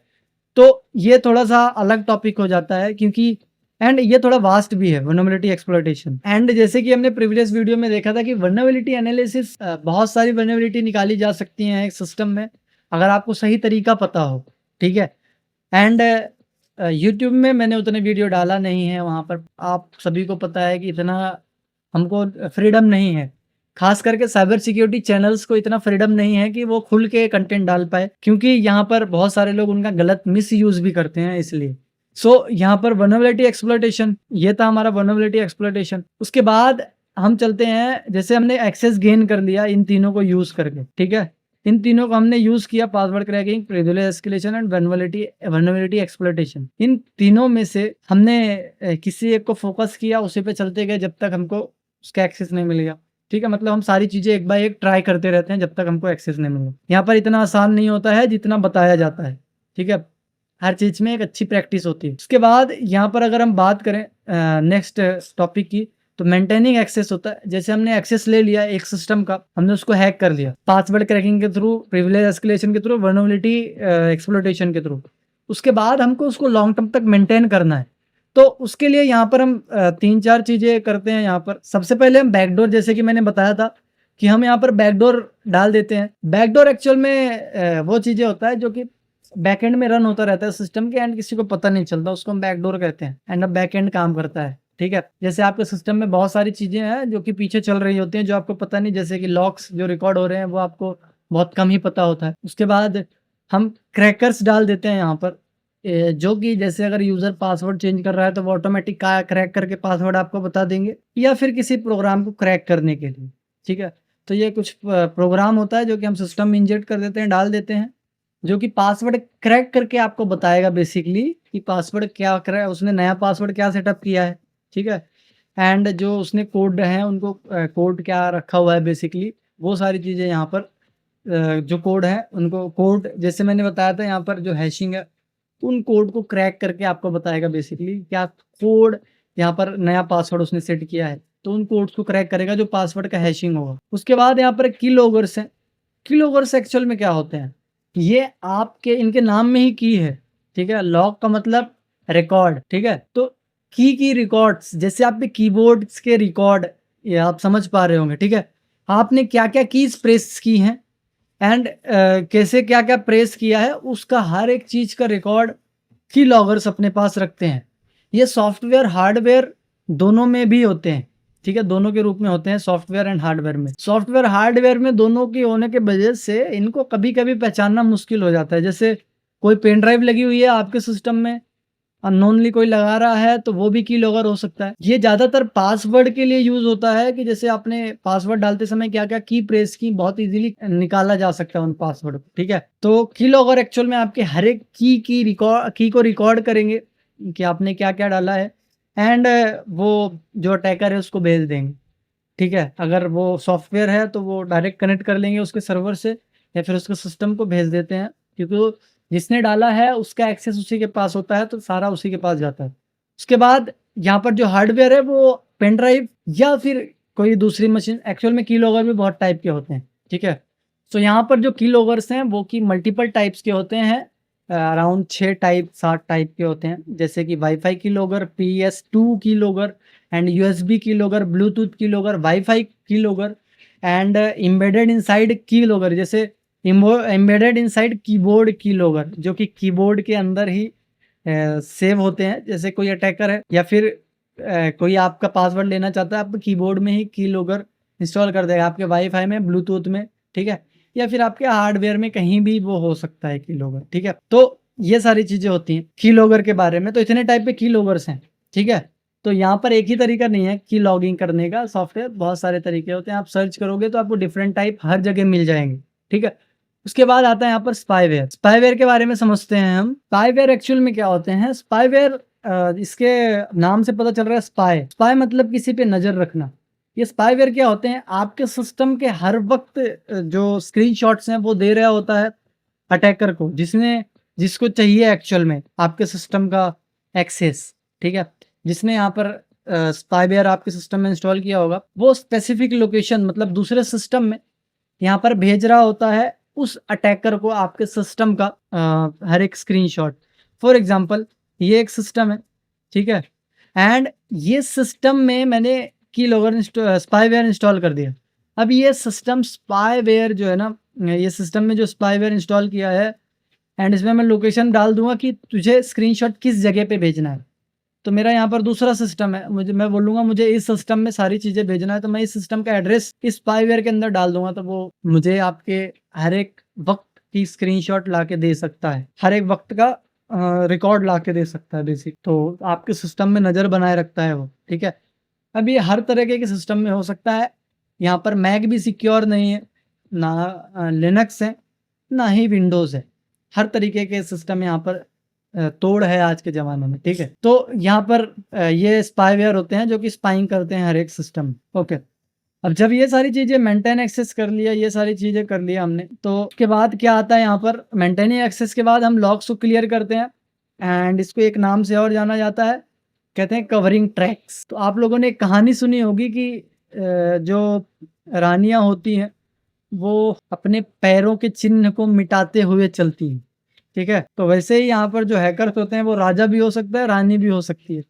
तो सिस्टम हैक करने के बाद वो अपने हर एक फुटप्रिंट्स या फिर ट्रैक्स जो उसने किया है, उन ट्रैक्स को क्लियर करते हुए चलता है ताकि बाद में वो पकड़ा ना जा सके, ठीक है। हालांकि ये ट्रैक्स इजीली रिकवर किए जा सकते हैं। अगर आपने डिजिटल फॉरेंसिक का आपको नॉलेज है तो ये ट्रैक्स जो है जिसने भी डिलीट किया है बेवकूफ़ी है वो भी, क्योंकि डिजिटल फॉरेंसिक में ये सारी चीज़ें रिकवर की जा सकती, ठीक है। अब यहाँ पर मैं यहाँ पर आप लोगों को इतना ही नहीं बताऊंगा कि सिस्टम को हैक कैसे करते हैं, सिक्योरिटी भी होती है इनकी बहुत सारी, ठीक है। तो सिक्योरिटीज भी बताएंगे।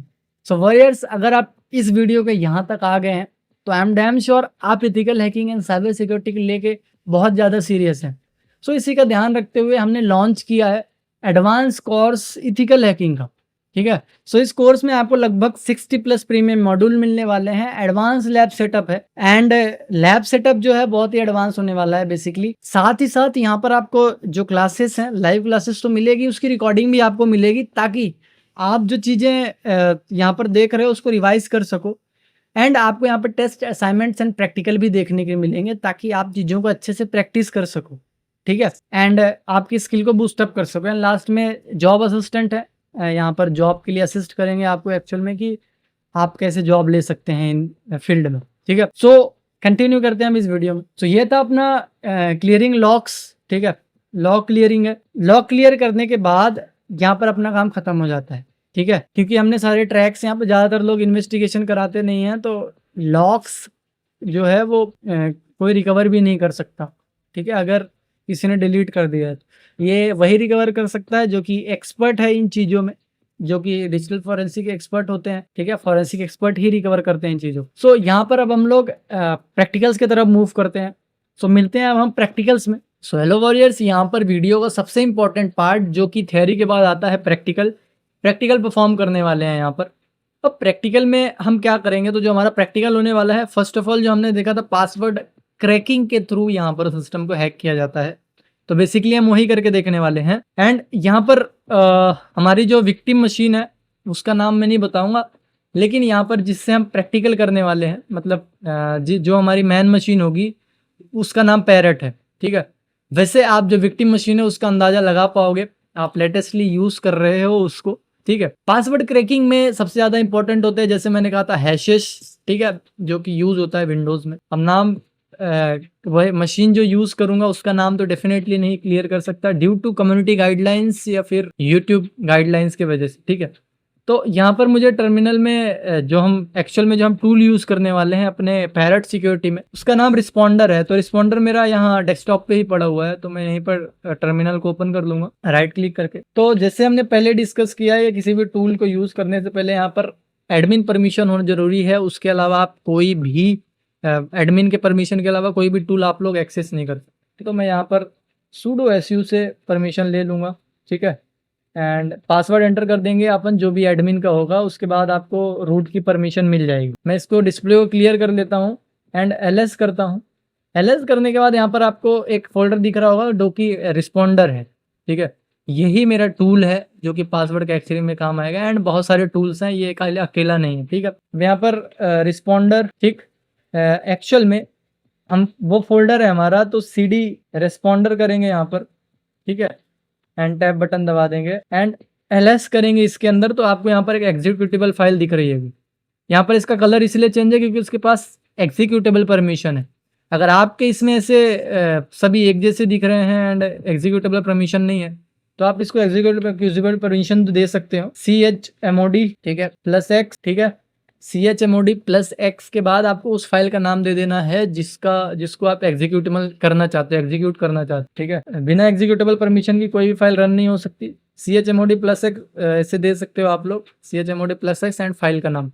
अब यहाँ पर इसके पास एग्जीक्यूट की परमिशन एक्चुअल में आ चुकी है, तो ये इजीली यहाँ पर रन हो सकती है, एग्जीक्यूट हो सकती है, ठीक है। ये .py फाइल है, अब इसको हमको रन करना है। तो .py फाइल है, तो .py फाइल दो तरीके से रन होती है, जैसे कि एक तो पाइथन हो गया, दूसरा .\। तो यहाँ .\/ लिखेंगे हम लोग एंड उसके बाद पाइथन .\। पाइथन लिखना जरूरी नहीं है क्योंकि पाइथन के लिए हम .\/ यूज़ नहीं करेंगे। तो यहाँ पर हम .py लिख के रिस्पॉन्डर लिख देंगे, कैपिटल R है तो रिस्पॉन्डर .py। एंड इसके अलावा भी हमको चीज़ें मेंशन करनी होती है, जैसे कि -i जो है ये बताता है कि इंटरफेस कौन सा कनेक्ट करना है, मतलब हम प्रैक्टिकल जो कर रहे हैं पासवर्ड हैश कैप्चरिंग का कर रहे हैं, तो हमको नेटवर्क की नॉलेज होनी चाहिए कि हम कौन सा एक्चुअल में इंटरफेस यूज़ कर रहे हैं। तो यहाँ पर नया टर्मिनल ओपन करेंगे, ifconfig लिखेंगे, लेकिन ओके यहाँ पर देखो आपको दिख रहा होगा आपका इंटरफेस जो है मेरा वो ETH0 है। आपके केस में थोड़ा अलग हो सकता है, तो इसको नेटवर्क इंटरफेस करते हैं, जो कि बेसिकली अडेप्टर होता है हमारे नेटवर्क कह सकते हो, ठीक है। तो ETH0 नाम है उस अडेप्टर का, मेरे ETH0, ठीक है। बस यहाँ पे मेरा काम हो गया है। एंटर प्रेस करूंगा तो यहाँ पर इसको मैं थोड़ा फुल स्क्रीन करना चाहूँगा। यहाँ पर देख सकते हो ये लिसनिंग कर रहा है, ठीक है। अब मैं जाऊँगा मेरे जो मेरी टारगेट मशीन है उस पर, एंड यहाँ पर मैं क्या करूँगा, यहाँ पर लॉगिन करूँगा, ठीक है। एंड इसका पासवर्ड डालूंगा एंड लॉगिन करता हूँ यहाँ, ठीक है। अभी ये वेलकम कर रहा है।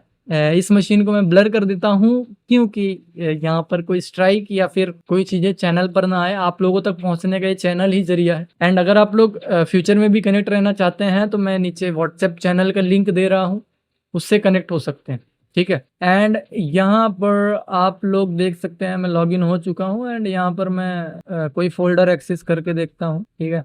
ये चीज़ें आपको ब्लर दिख रही होगी, मैं यहाँ पर सिक्योरिटी रीजन से नहीं दिखा रहा हूँ ताकि यहाँ पर अपने चैनल पे कोई बात ना आए, ठीक है। ओके, तो यहाँ पर मैंने ओके कर दिया, ठीक है। यहाँ पर मैंने जस्ट एक फोल्डर एक्सेस किया है, ठीक है।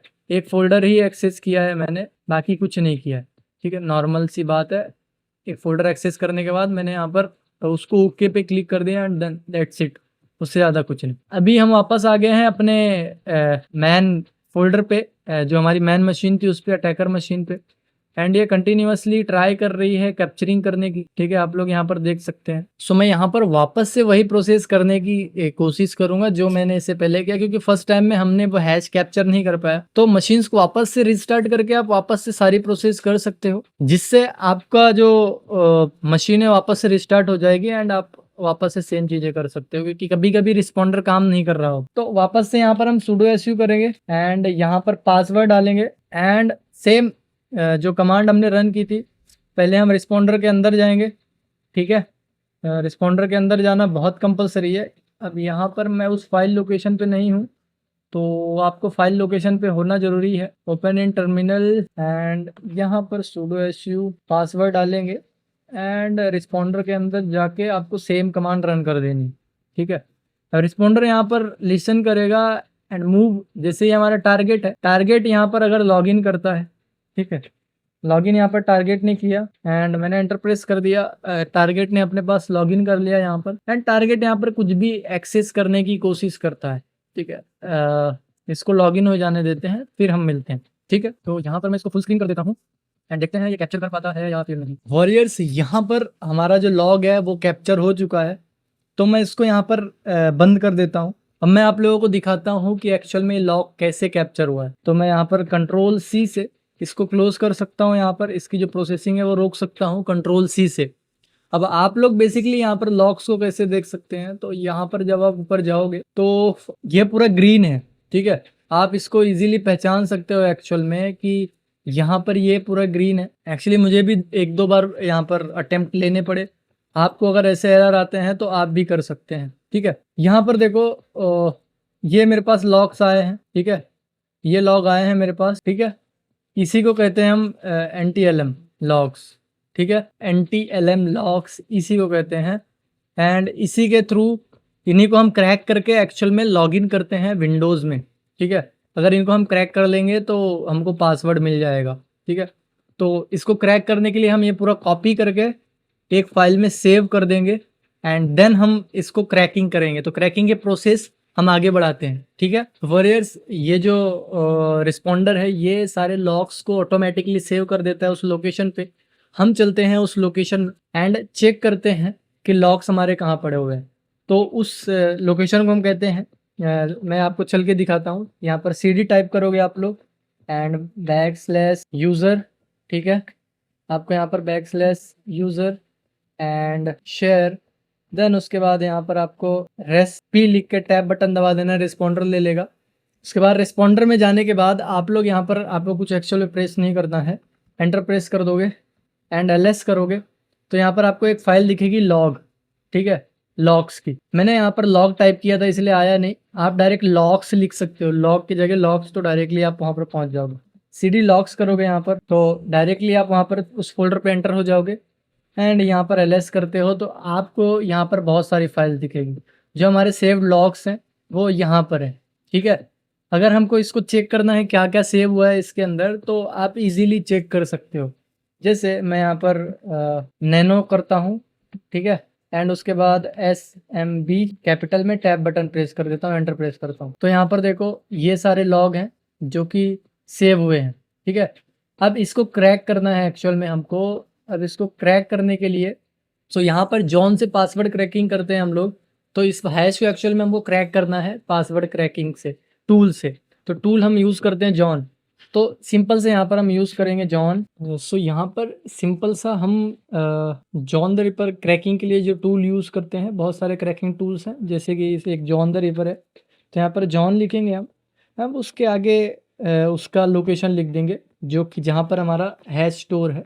जैसे कि ये ऐसे इस लोकेशन पे हमारा जो हैश फाइल है वो स्टोर है। तो यहाँ पर इसको हम यहाँ पर टाइप कर देंगे एंड एंटर प्रेस कर देंगे एंड यहाँ पर मिली सेकेंड्स भी नहीं लगे इसको क्रैक करने में।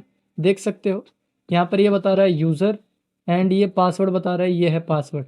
अब देखो वेरी करता है कि वो जो पासवर्ड है वो आपके वर्ड लिस्ट में है या नहीं, या फिर वो जो पासवर्ड आप क्रैक कर रहे हो वो उस लिस्ट के अंदर होना चाहिए तभी क्रैक होगा, नहीं तो ये वही एक वर्ड लिस्ट के जो हम लिस्ट यहाँ पर करते हैं, मल्टीपल अटैक्स आते हैं यहाँ पर बेसिकली।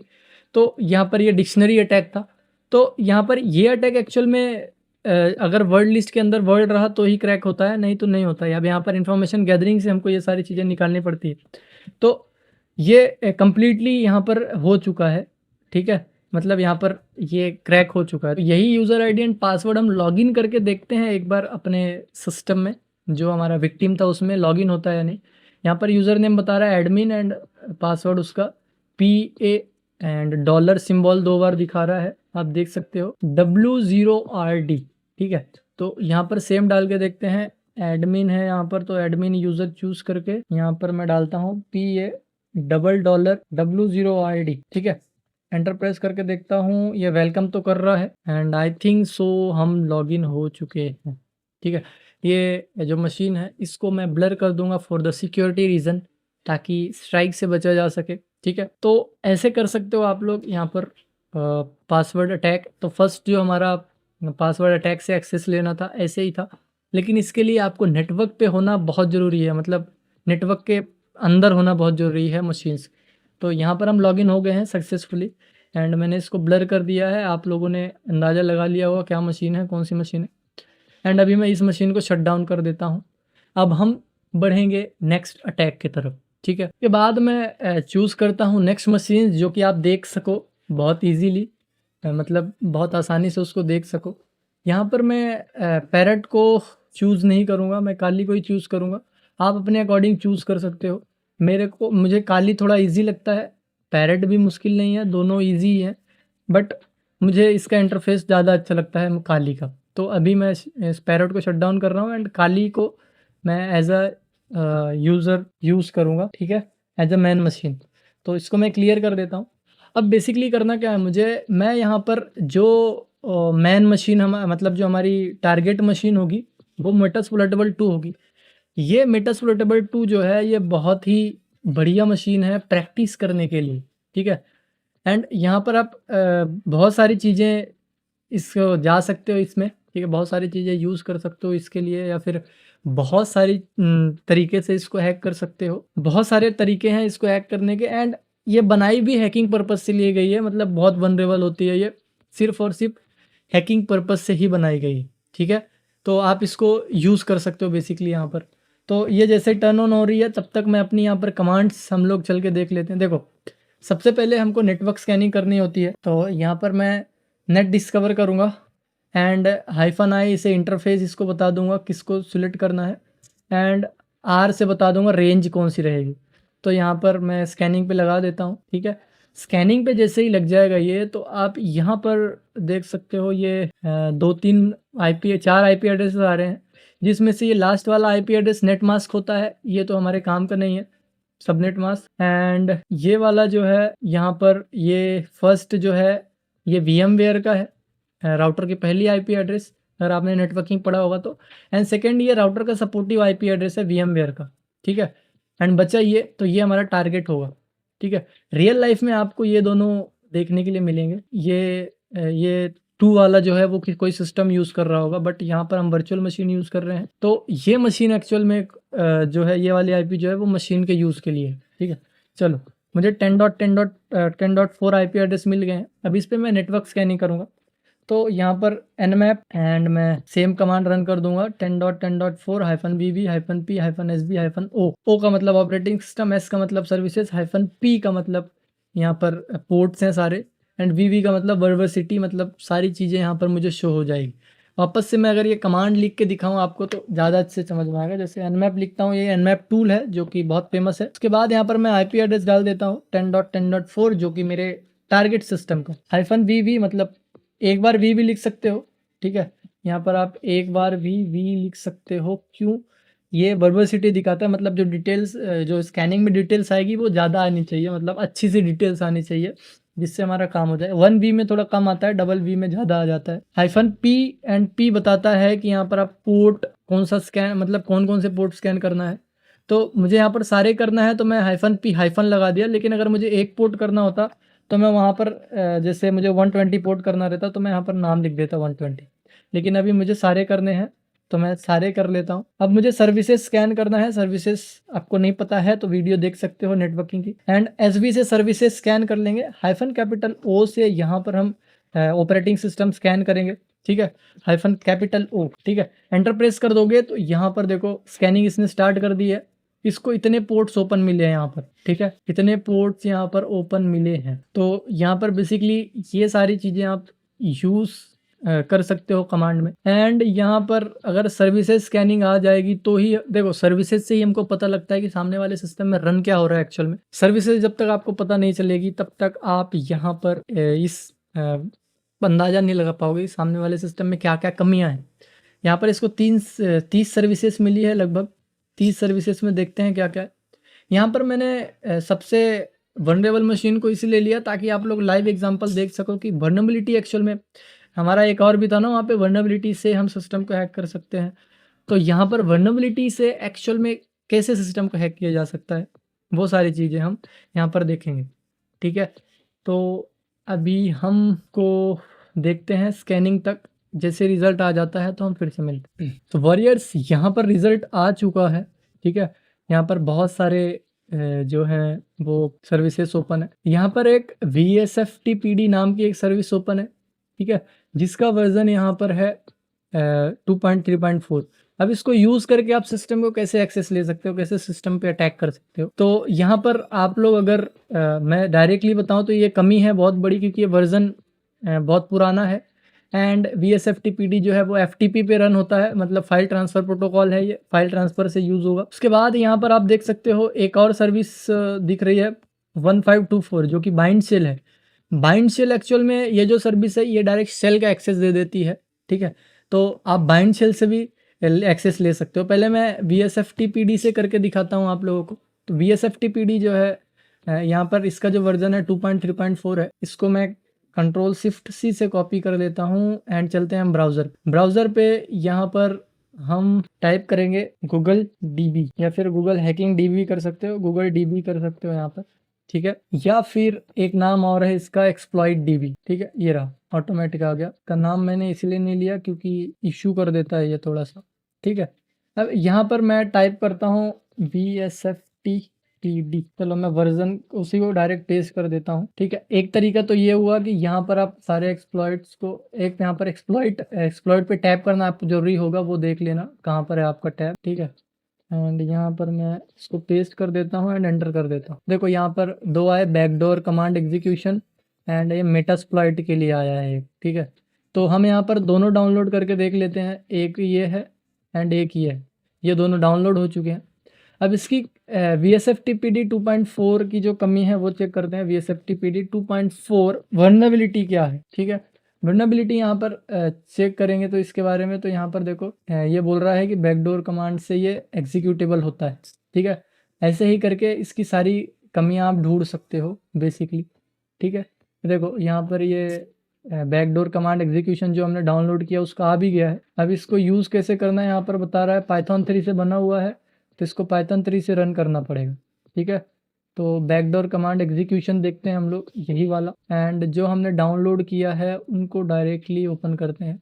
हमारे काम का ये .py वाला होगा क्योंकि पाइथन से रन बना हुआ है तो पाइथन से हम उसको रन करेंगे। ठीक है, अब मैं यहाँ पर वापस चलता हूँ टर्मिनल पे। सो यहाँ पर अब हम चलते हैं टर्मिनल पे, एंड ये हमारा पुराना रिस्पॉन्डर है, इसको हम कंट्रोल सी से ऑफ कर देते। सो यहाँ पर हमने उसको जहाँ डाउनलोड किया है, सबसे पहले यहाँ पर हम क्या करेंगे, यहाँ पर CD डाउनलोड फोल्डर में जाते हैं एंड वहाँ पर चेक करते हैं जो हमने डाउनलोड किया था वो सारी चीज़ें आ गई है नहीं। तो यहाँ पर हमने डाउनलोड किया है ये दोनों। ठीक है, RB जो है वो अलग तरीके की दिख रही है, आप लोग देख सकते हो अगर आपने पहले कभी प्रैक्टिस किया होगा। .py जो है ये हमारे काम का है बेसिकली।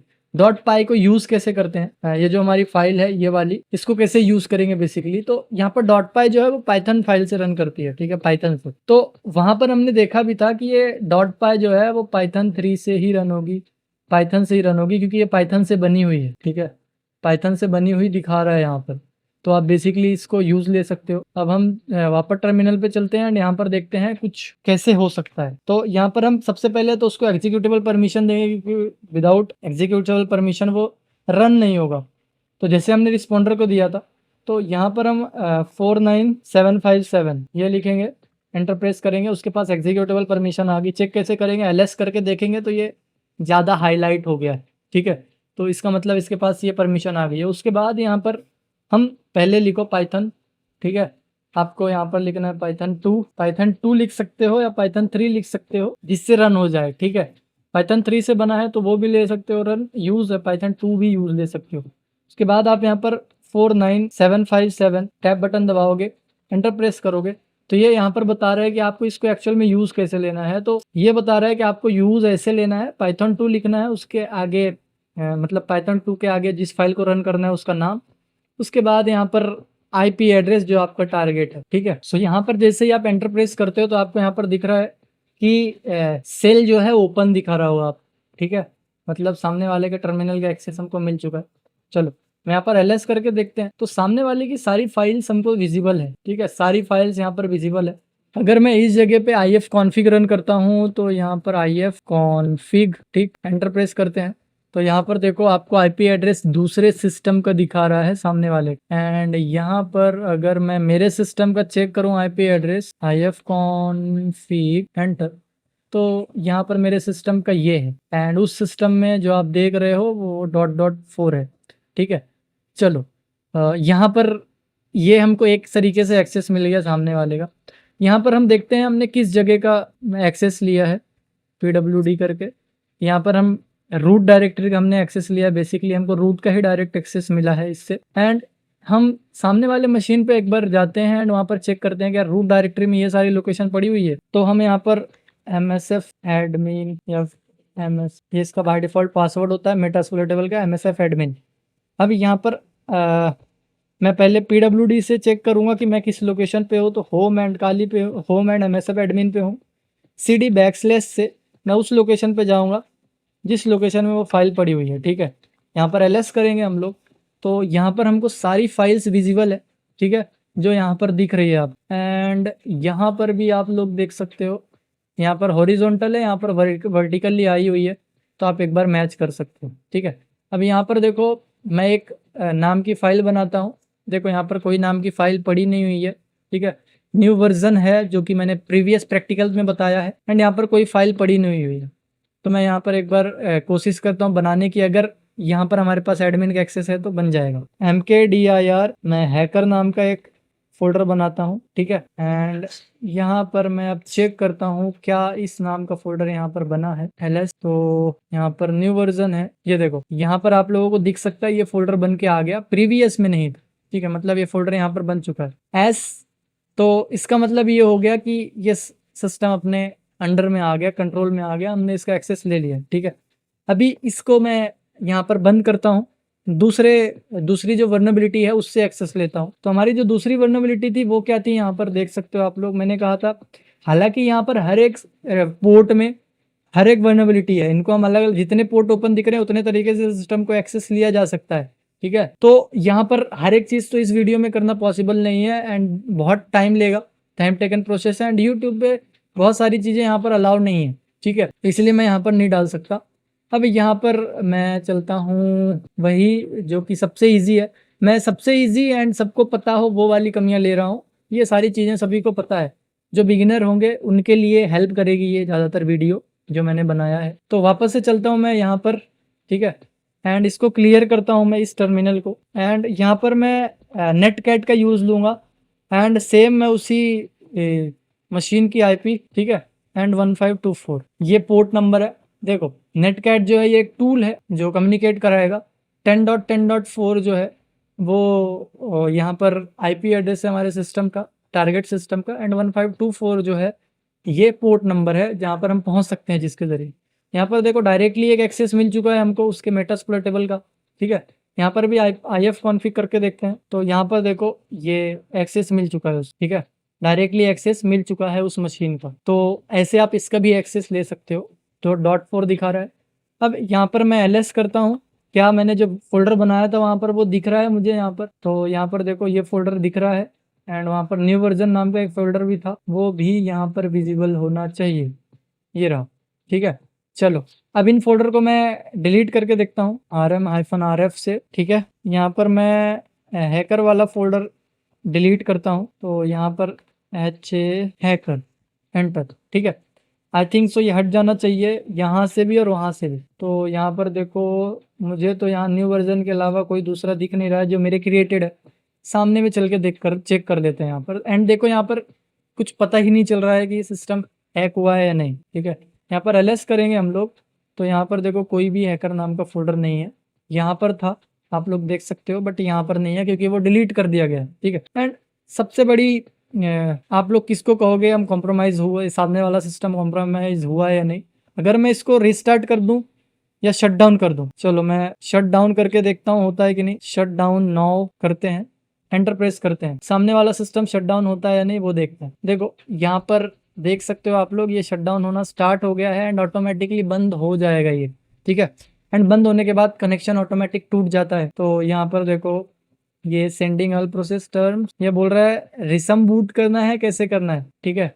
तो मैं यहाँ पर इसको हटा देता हूँ एंड अगर ये रिस्टार्ट हो जाएगा तो बढ़िया है, वैसे ये शट डाउन हो जाना चाहिए, ठीक है। एंड इसको शट डाउन करने का वैसे जो मेटास्प्लोइटेबल है डायरेक्ट बटन है नहीं, शट डाउन का इधर से है, ठीक है। तो देख सकते हो ये रिस्टार्ट होगा या फिर शट डाउन हो जाएगा, दोनों में से एक होगा। एंड यहाँ पर देखते हैं हमारा कनेक्शन टूटा है या नहीं।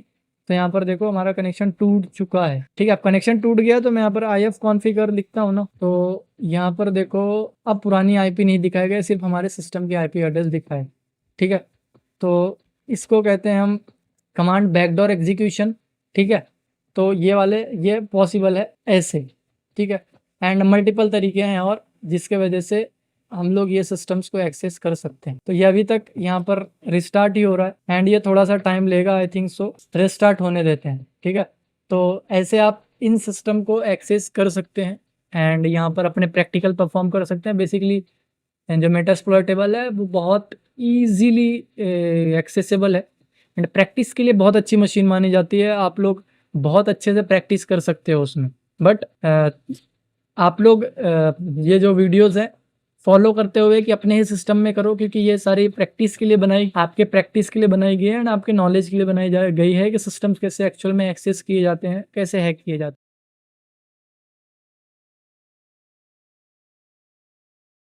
सो यहाँ पर स्क्रीन पे आप लोग देख पा रहे होंगे malware and threats. Malware threats, देखो मालवेयर जो है ना ये मैलिशियस प्रोग्राम्स होते हैं कुछ, इनकी कैटेगरीज होती है बहुत सारी, ठीक है। अब इनकी क्या क्या कैटेगरीज होती है ये समझने से पहले यहाँ पर हम समझेंगे एक्चुअल में मालवेयर्स कितने टाइप के एंड किस लिए बनाए जाते हैं, ठीक है। इनकी कैटेगरी समझने से पहले हम समझते हैं मालवेयर है क्या।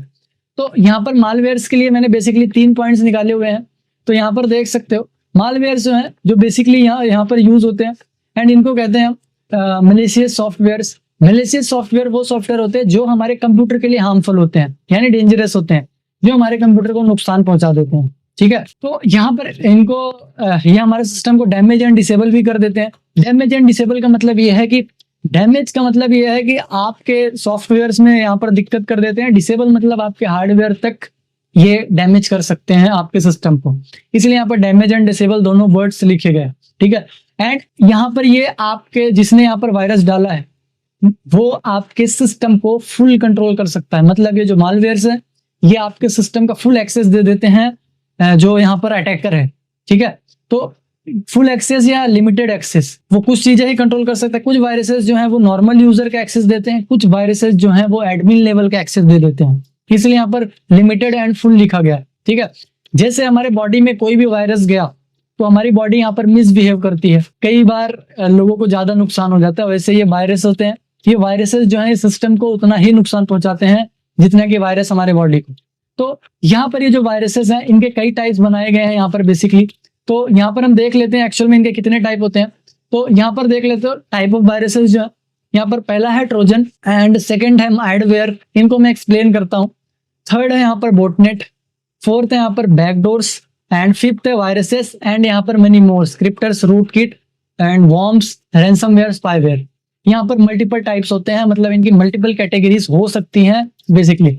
तो यहाँ पर सबसे पहले बात करते हैं ट्रोजन की। ट्रोजन जो है ये एक मैलिशियस सॉफ्टवेयर्स होते हैं जो कि आपके सिस्टम में आपके रिमोट एक्सेस देने के लिए यूज होते हैं। मतलब जिसने आपके सिस्टम का यहाँ पर जिसने आपके सिस्टम में यहाँ पर ट्रोजन डाला है वो आपके सिस्टम को रिमोटली कंट्रोल कर सकता है, आपकी क्रेडेंशियल्स चोरी कर सकता है। अब यहाँ पर ट्रोजन के बहुत सारे टाइप होते हैं, हॉर्स ट्रोजन होता है एंड रैट ट्रोजन होता है एंड मेनी मोर्स टाइप होते हैं इनके, ठीक है।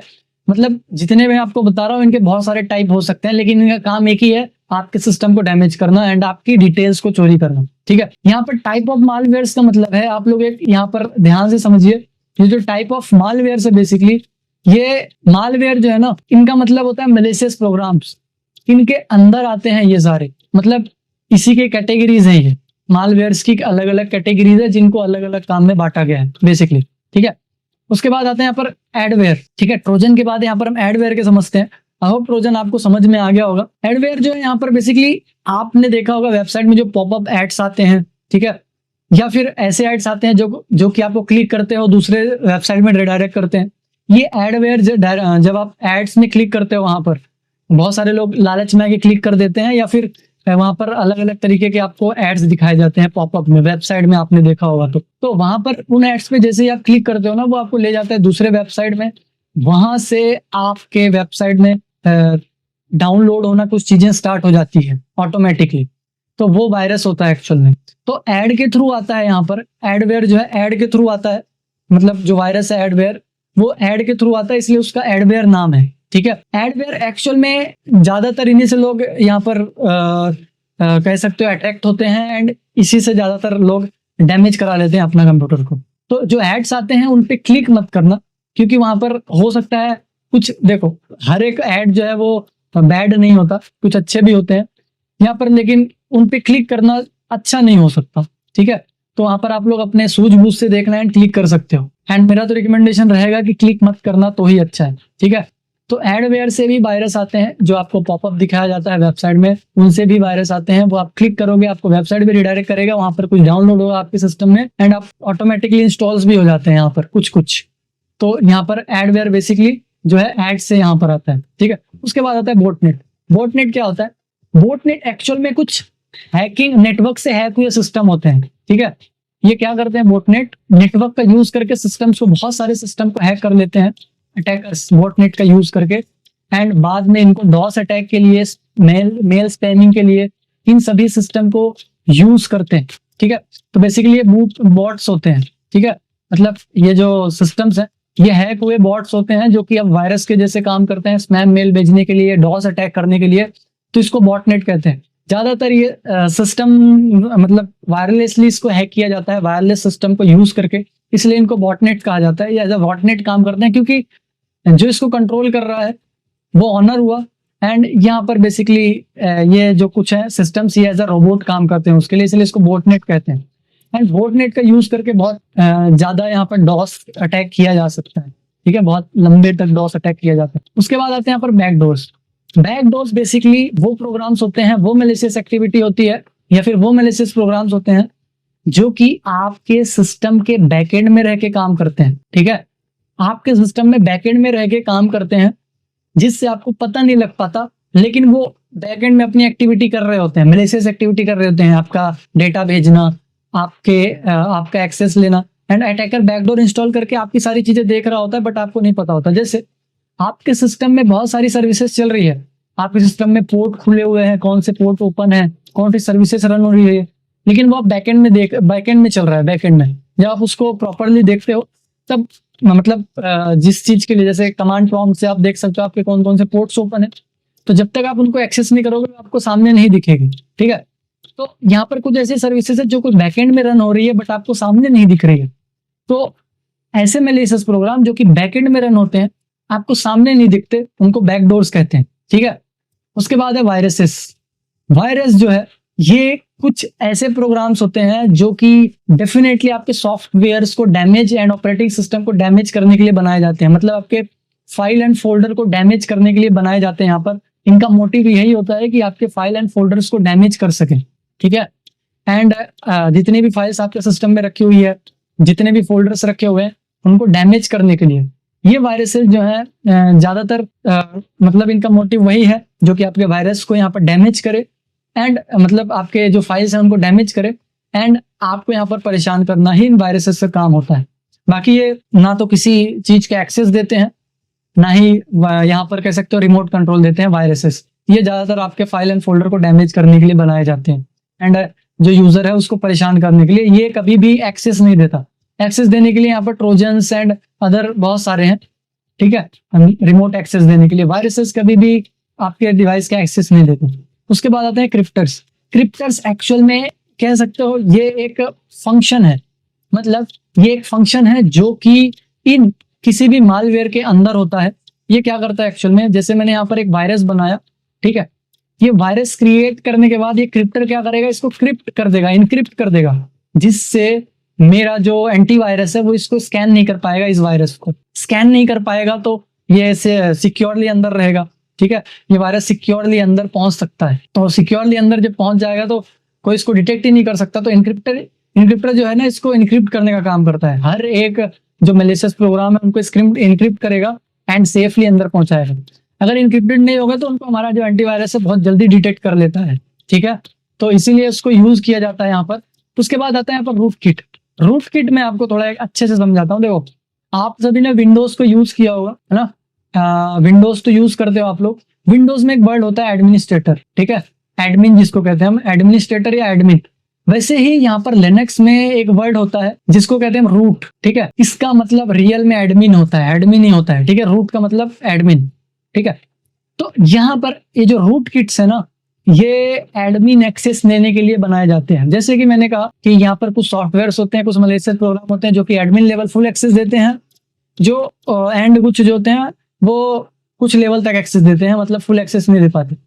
तो ये रूट किट जो है ना, ये एडमिन एक्सेस लेने के बनाया जाता है। एडमिन एक्सेस मतलब अगर आपको एडमिन एक्सेस मिल जाए ना तो कोई भी कुछ भी कर सकता है, ठीक है। तो ये जनरली एडमिन एक्सेस करने के लिए इनका बनाना मोटिव होता है, इनका आना मोटिव होता है।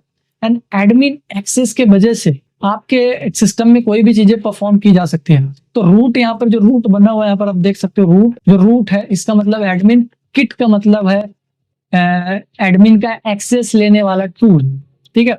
तो रूट एंड किट, तो ये जनरली आपके एडमिन या फिर डीप लेवल तक एक्सेस ले लेते हैं।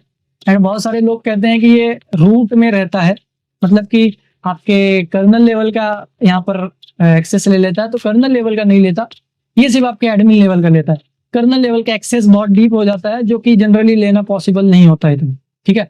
तो रूट किट एक्चुअल में उस डीप फाइल में रहता है। जैसे विंडोज की फाइल आपने देखा है ना, विंडोज की फाइल देखा होगा आपने, विंडोज 32, उसके अंदर कहीं जाके बहुत दूर फोल्डर में बैठ जाएगा, बहुत डीप फोल्डर में, जहां पर आप इजीली एक्सेस नहीं कर पा सकते विंडो के उस फोल्डर को।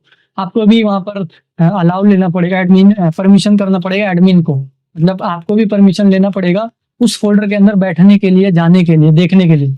वहां पर ये रूट किट्स बैठते हैं, ठीक है, मतलब विंडो के सबसे डीप फोल्डर में, इसलिए इसको रूट किट कहा जाता है। एंड विंडोज के सबसे डीप में पहुंचने के बाद ही आप एडमिन लेवल का एक्सेस ले सकते हो। उसके बाद आता है वॉर्म्स। यहाँ पर वायरसेस एंड वॉर्म्स ये दोनों एक साथ लिए जाते हैं। वायरसेस ज्यादातर आपके सिस्टम की जो सॉफ्टवेयर है उनको डैमेज करेगा, लेकिन जो वॉर्म्स है ये आपके हार्डवेयर को डैमेज करता है, रोम, सीपीयू, रैम, ठीक है, इन सभी चीजों को डैमेज करने के लिए बनाया जाता है। ये खुद को स्प्लिट कर लेता है, मतलब ये खुद को यहाँ पर बढ़ा सकता है, रिप्लिकेट कर सकता है। जैसे अभी कोरोना वायरस आया था, वैसे ही कोरोना वायरस खुद को वो एक बार एक उसका छोटा सा एक पार्टिकल अंदर पहुंचा तो वो खुद को स्प्लिट कर देता था। वैसे ये अगर एक बार बॉम्ब आपके सिस्टम में आ गया, मतलब एक बार बॉम्ब आपके सिस्टम में एंटर कर गया, तो वो पहले तो समझ लो डाउनलोड से आया, तो डाउनलोड ई ड्राइव में रहेगा, ई ड्राइव से वो पूरा कलरफुल करके स्प्लिट करके उसमें फैला के पूरा फैल के दूसरे ड्राइव में जा सकता है, ठीक है, ई ड्राइव में, डी ड्राइव में। तो ये अपने आप को रिप्लिकेट भी कर सकते हैं, ठीक है, फैला सकते हैं। तो ये वॉर्म्स होते हैं जो कि इनका मोटिव एक्चुअल में हार्डवेयर डैमेज करना होता है, ये हार्डवेयर ही डैमेज करते हैं वॉर्म। उसके बाद आता है यहाँ पर रैंसमवेयर। रैंसमवेयर क्या होता है बेसिकली?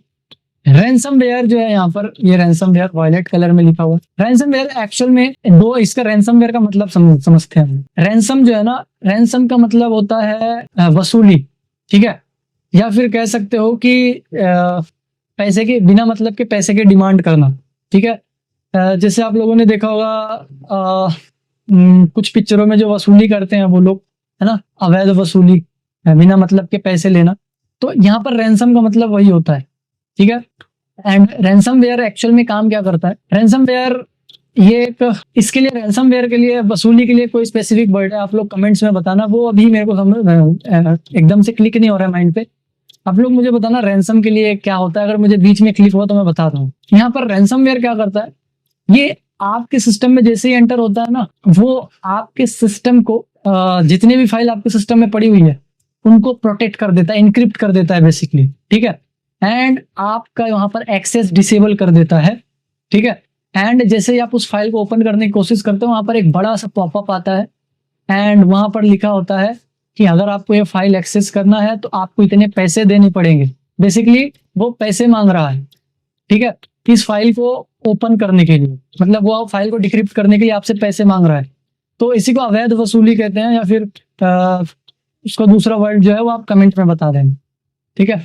तो यहाँ पर जबरदस्ती, जबरन वसूली जिसको कहते हैं, तो यहाँ पर जबरदस्ती वो पैसे लेता है। एंड जब आप पैसे दे देते हो तो हो सकता है कि वो यहाँ पर पैसे ना भी दे। एंड यहाँ पर इसका सबसे फेमस केस जो है वो 2021 में देखने के लिए मिला था, जो कि यहाँ पर एक यूएसए के कंपनी में कराया गया था, जहाँ पर 4.3 बिलियन डॉलर जो थे वो गए थे रैंसम में। बहुत बड़ी कंपनी थी, उसका डेटा यहाँ पर जो अटैकर्स ने, यहाँ पर अटैकर ने उनका डेटा यहाँ पर इनक्रिप्ट कर दिया था। एंड उन्होंने डिमांड किया था 4.3 बिलियन डॉलर का, ठीक है। तो यहाँ पर ये भी बहुत डेंजरस होता है बेसिकली। एंड ये खुद को हाइड भी कर लेता है, छुपा लेता है, जिससे किसी को पता ना चले, है ना। तो ये बहुत डेंजर लेवल का अटैक होता है। सो यहाँ पर जिस कंपनी की बात कर रहा हूँ 2021 में जो थी, वो कोलोनियल करके कोई कंपनी थी, एंड 4.3 मिलियन समथिंग मांगे गए थे उससे, ठीक है। तो वहां पर उनका पूरा डेटा था यूजर्स का बेसिकली, तो उन्होंने पूरा का पूरा डेटा जो है उसको इनक्रिप्ट कर दिया था, एंड उस कंपनी को ये पैसे देने पड़े थे, एंड उस कंपनी ने दिए भी। एंड कई बार क्या होता है कि जो अटैकर होते हैं वो इनक्रिप्ट करके इनको डिक्रिप्ट भी नहीं कर पाते डेटा को। तो नॉर्मल यूजर क्या करता है, वो पूरा सिस्टम फॉर्मेट मार देता है, क्योंकि उसके सिस्टम में बहुत कम डेटा होता है जो उसके काम का होता है बेसिकली। एंड आजकल लोग तो बैकअप रखते हैं डेटा का, तो आप भी इनसे बचने के लिए बैकअप रख सकते हैं। एंड उसके बाद आता है यहाँ पर स्पाईवेयर। स्पाईवेयर बेसिकली, स्पाई का मतलब होता है किसी पर नजर रखना, ठीक है। तो स्पाईवेयर जो है वो आपके ऊपर डिपेंडली पूरा का पूरा नजर रखता है, यहाँ पर पूरा आपके ऊपर नजर रखता है, क्या एक्टिविटी कर रहे हो आप लोग, आपकी जो यहाँ पर इंफॉर्मेशन है, क्रेडेंशियल्स है, पासवर्ड्स, आपकी एक्टिविटी क्या आप कर रहे हो, आपके अकाउंट्स, यूजर अकाउंट्स, पासवर्ड, सारा मॉनिटर करके अटैकर के पास भेजता है स्पाईवेयर। मतलब ये आपकी स्पाइंग कर रहा होता है बेसिकली, कि आप क्या कर रहे हो, कहाँ जा रहे हो, एवरीथिंग, मतलब जितना भी आपका डेटा है वो यहाँ पर स्पाई करता है वो, ठीक है। एंड ये ले जाके अटैकर को देता है। तो बेसिकली ये हमारा टाइप ऑफ मालवेयर है। एंड टाइप ऑफ मालवेयर्स हैं, मालवेयर्स की सारी कैटेगरीज है, जो कि अलग अलग चीजें को लिए यहाँ पर जानी जाती है। हर एक का यहाँ पर खुद का डिफरेंट काम है, एंड ये एक बार सिस्टम में एंटर होने के बाद बहुत सारा डैमेज कर सकते हैं। सो आगे चल के हम इनकी सिक्योरिटी भी देखेंगे, सिक्योरिटी क्या हो सकती है, एंड हम इनको एनालिसिस भी देखेंगे कि इनको एनालाइज कैसे करते हैं बेसिकली। सो यहाँ पर बढ़ते हैं हम नेक्स्ट एंड देखते हैं कुछ और चीजें जो कि मालवेयर्स के बारे में ही है। तो यहाँ पर हम समझेंगे कि मालवेयर जो है ना वो क्यों डेवलप किए जाते हैं, उनका मोटिव क्या होता है। ठीक है। तो जैसे कि वैसे आप लोगों को पता होगा कि एक सिस्टम को नुकसान पहुंचाना इनका मोटिव है, लेकिन ये हमारे इथिकल हैकिंग का भी एक मॉड्यूल है। ठीक है, हमारा जो इथिकल हैकिंग है उसका भी मॉड्यूल है ये, इसलिए हम इसको यहाँ पर समझ लेते हैं। तो malware programs develop and use, ठीक है, मतलब ये किस लिए यूज किए जाते हैं। तो यहाँ पर बेसिकली ये यहाँ पर इनके first of all monitor your browsing history, आप क्या सर्च करते हैं, क्या अपने ब्राउजर पे देखते हैं, उन सभी को मॉनिटर करना, मतलब बेसिकली आपको आपके ऊपर ध्यान रखना क्या कर रहे हो। रिड्यूस सिस्टम परफॉर्मेंस, सिस्टम के परफॉर्मेंस को कम करने के लिए, आपके सिस्टम को परफॉर्मेंस को कम करने के लिए यहाँ पर इनका यूज होता है। उसके बाद यहाँ पर आता है हार्डवेयर माल फंक्शनिंग, मतलब हार्डवेयर के जो फंक्शनिंग है उसको मतलब चेंज करना, उसके फंक्शन को मिस फंक्शन करना, मिसलीडिंग करना एंड उनको डैमेज करना। ठीक है, जो आपका हार्डवेयर है, बेसिकली हार्डवेयर में आपके मैन जो आते हैं, सीपीयू, रैम, रोम, इन्हीं सारी चीजों को इनको डैमेज करने के लिए यूज होता है। एंड स्टील पर्सनल डेटा, मतलब आपको जो पर्सनल डेटा है उसको चोरी कर लेना। ठीक है, स्टील का मतलब होता है चोरी। तो आपका जो पर्सनल डेटा है, यूजर नेम, पासवर्ड, आपका अकाउंट्स डिटेल्स, वो सारी चीजें यहाँ पर चोरी कर लेना। एंड यहाँ पर डिलीट इंपॉर्टेंट फाइल्स आपकी, या फिर आपके सिस्टम की इंपॉर्टेंट फाइल्स, आपके ऑपरेटिंग सिस्टम की जो इंपॉर्टेंट फाइल्स है जिससे आपका सिस्टम करप्ट हो जाए या फिर काम ना करे, बंद हो जाए काम करना, वो फाइल्स यहाँ पर डिलीट कर दी जाती है, करने के लिए एक्चुअल में बनाया जाता है ये। उसके बाद आता है स्प्रेड टू अदर सिस्टम, मतलब यहाँ पर एक सिस्टम से दूसरे सिस्टम को डैमेज करने के लिए वायरस बनाए जाते हैं। जैसे हम एक कंपनी में, अगर आप लोगों ने देखा होगा, कंपनी में एक ही पेन ड्राइव में डेटा रख देते हैं, फिर ओके एक ही पेन ड्राइव को वो अलग अलग सिस्टम में लगाते हैं। जैसे ये कंप्यूटर है, इसने इस पेन ड्राइव में डेटा डाला किसी दूसरे सिस्टम के लिए, ठीक है। अब फॉर इसमें वो वायरस था, ठीक है, इसमें वायरस था जिससे वो इस पेन ड्राइव में आ गया। अब ये पेन ड्राइव में आ गया इस कंप्यूटर के थ्रू, अब इसको पता नहीं है यूजर को कि इसमें वायरस है, एंड यही पेन ड्राइव जब इस यूजर ने यहाँ पर इंसर्ट किया, दूसरे यूजर ने, तो यहाँ पर भी इसमें वायरस चला गया। तो एक से दूसरे सिस्टम में स्प्लिट हो गई, फैल गई। ऐसे ही यहाँ पर दूसरा भी लगाया गया इस पेन ड्राइव को, तो सभी सिस्टम में, मतलब ओवरऑल पूरे कंपनी में ये मालवेयर जो है वो पहुंच जाएगा। ठीक है, तो बेसिकली यहाँ पर इसको फैलाने के लिए यूज किया जाता है, सारे सिस्टम को खराब करने के लिए यहाँ पर बनाया जाता है। उसके बाद सेंड स्पैम मेल्स, मतलब स्पैम मेल्स को सेंड करने के लिए भी डेवलप किया जाते हैं मालवेयर्स को। ठीक है, तो मतलब स्पैम मेल्स, मतलब आपको जो मेल्स आते हैं स्पैम, फेक मेल्स, जिसमें गलत बहुत अटैचमेंट्स होते हैं बेसिकली, जिसको आप डाउनलोड करते हो तो आपके सिस्टम में वायरस आ जाता है। ठीक है, वहाँ पर अटैचमेंट में कुछ फाइल्स होती हैं जो कि मलिशियस होती हैं, जो कि आपके सिस्टम में आ सकती हैं। तो ओवरऑल ये मोटिव होता है एक मालवेयर को बनाने का एंड उसको यूज करने का। ठीक है, किस लिए बनाया जाता है एंड किस लिए यूज किया जाता है एक्चुअल में उसका। ठीक है, सो आई होप ये पॉइंट्स आपको समझ में आए होंगे। सो यहाँ पर हम आगे बढ़ते हैं, देखते हैं यहाँ पर कुछ और चीजें। तो यहाँ पर different way can enter malware, मतलब हमारे सिस्टम में कई तरीके से मालवेयर एंटर होते हैं। ये कितने तरीके से यहाँ पर मालवेयर एंटर हो सकते हैं हमारे सिस्टम में। पहला तो है यहाँ पर इंस्टेंट मैसेंजर एप्स।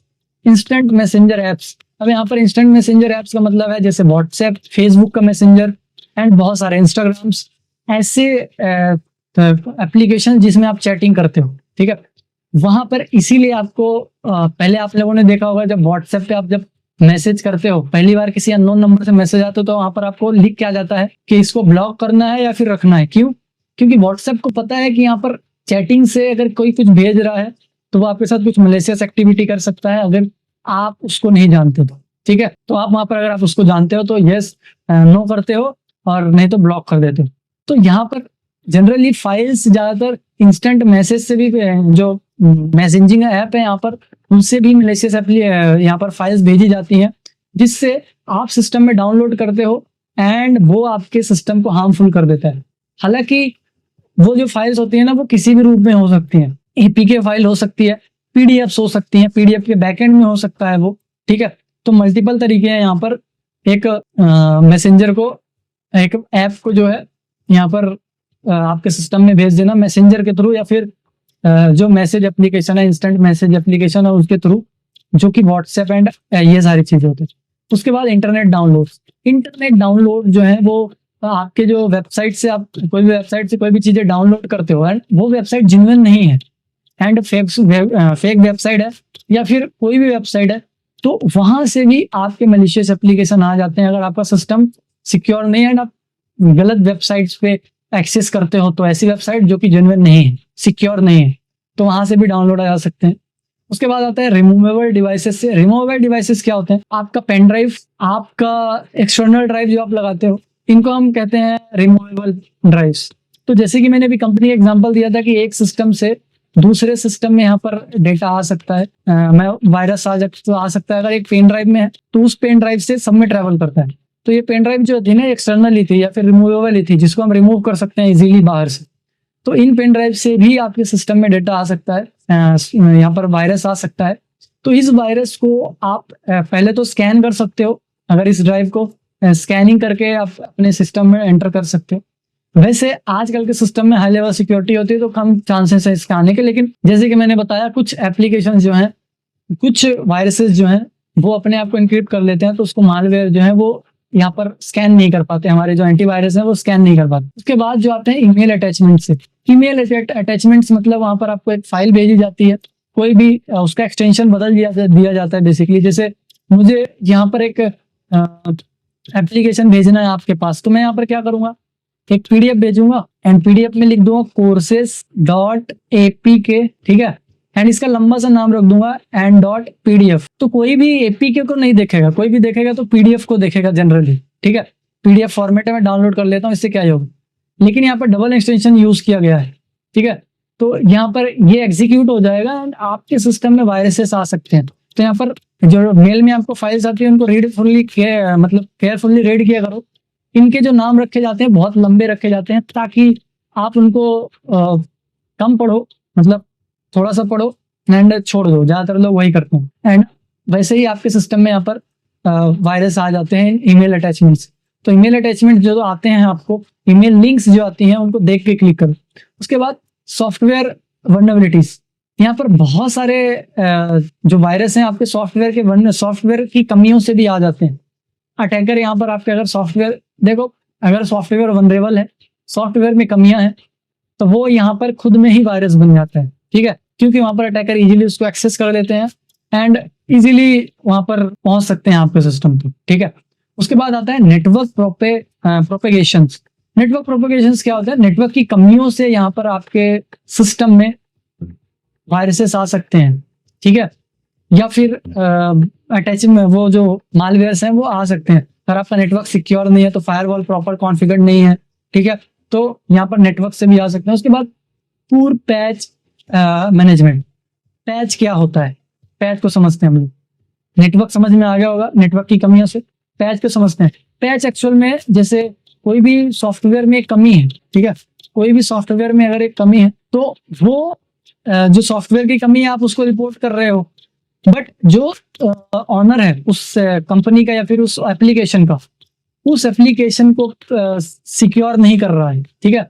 तो यहाँ पर जो वल्नरेबिलिटी है उसको सिक्योर करना, मतलब उसमें जो वल्नरेबिलिटी थी उसको सही करना, उसको कहते हैं पैच करना, ठीक है, पैचिंग करना। तो जो वल्नरेबिलिटी थी उसको सही कर देना, सिक्योर करना, पैचिंग करना। तो कंपनियां पैच को टालती रहती हैं एंड सही टाइम पर पैच ना होने की वजह से वो वायरस एंड वॉर्म्स एंटर कर जाते हैं आपके सिस्टम में एंड ये आपके सिस्टम को डैमेज कर देते हैं, ठीक है। सो बेसिकली ये होता है पूर पैच मैनेजमेंट। उसके बाद आता है फाइल शेयरिंग सर्विसेज, ठीक है। फाइल शेयरिंग सर्विसेज का भी सिक्योर होना बहुत जरूरी है, इनके थ्रू भी आपके वायरसेस आ सकते हैं आपके सिस्टम में। फाइल शेयरिंग सर्विसेज जो है नेटबायोस, एफटीपी, एसएमबी, ठीक है। यहाँ पर नेटबायोस जो है यहाँ पर प्रिंटर्स एंड छोटी मोटी सर्विसेज के लिए यूज होता है। ज्यादातर एफटीपी यूज होता है यहाँ पर फाइल सेंडिंग एंड रिसीविंग के लिए। एंड यहाँ पर अगर सिक्योर वर्जन नहीं है आपके एफटीपी का तो डेफिनेटली उसको एक्सेस किया जा सकता है, वायरस एंड वॉर्म्स को यहाँ पर आपके सिस्टम में एंटर कराया जा सकता है। अपने पोर्ट नंबर 21 में ज्यादातर रन होता है एफटीपी, है ना, पोर्ट नंबर 20 एंड 21 एक सेंडिंग एंड रिसीविंग के लिए।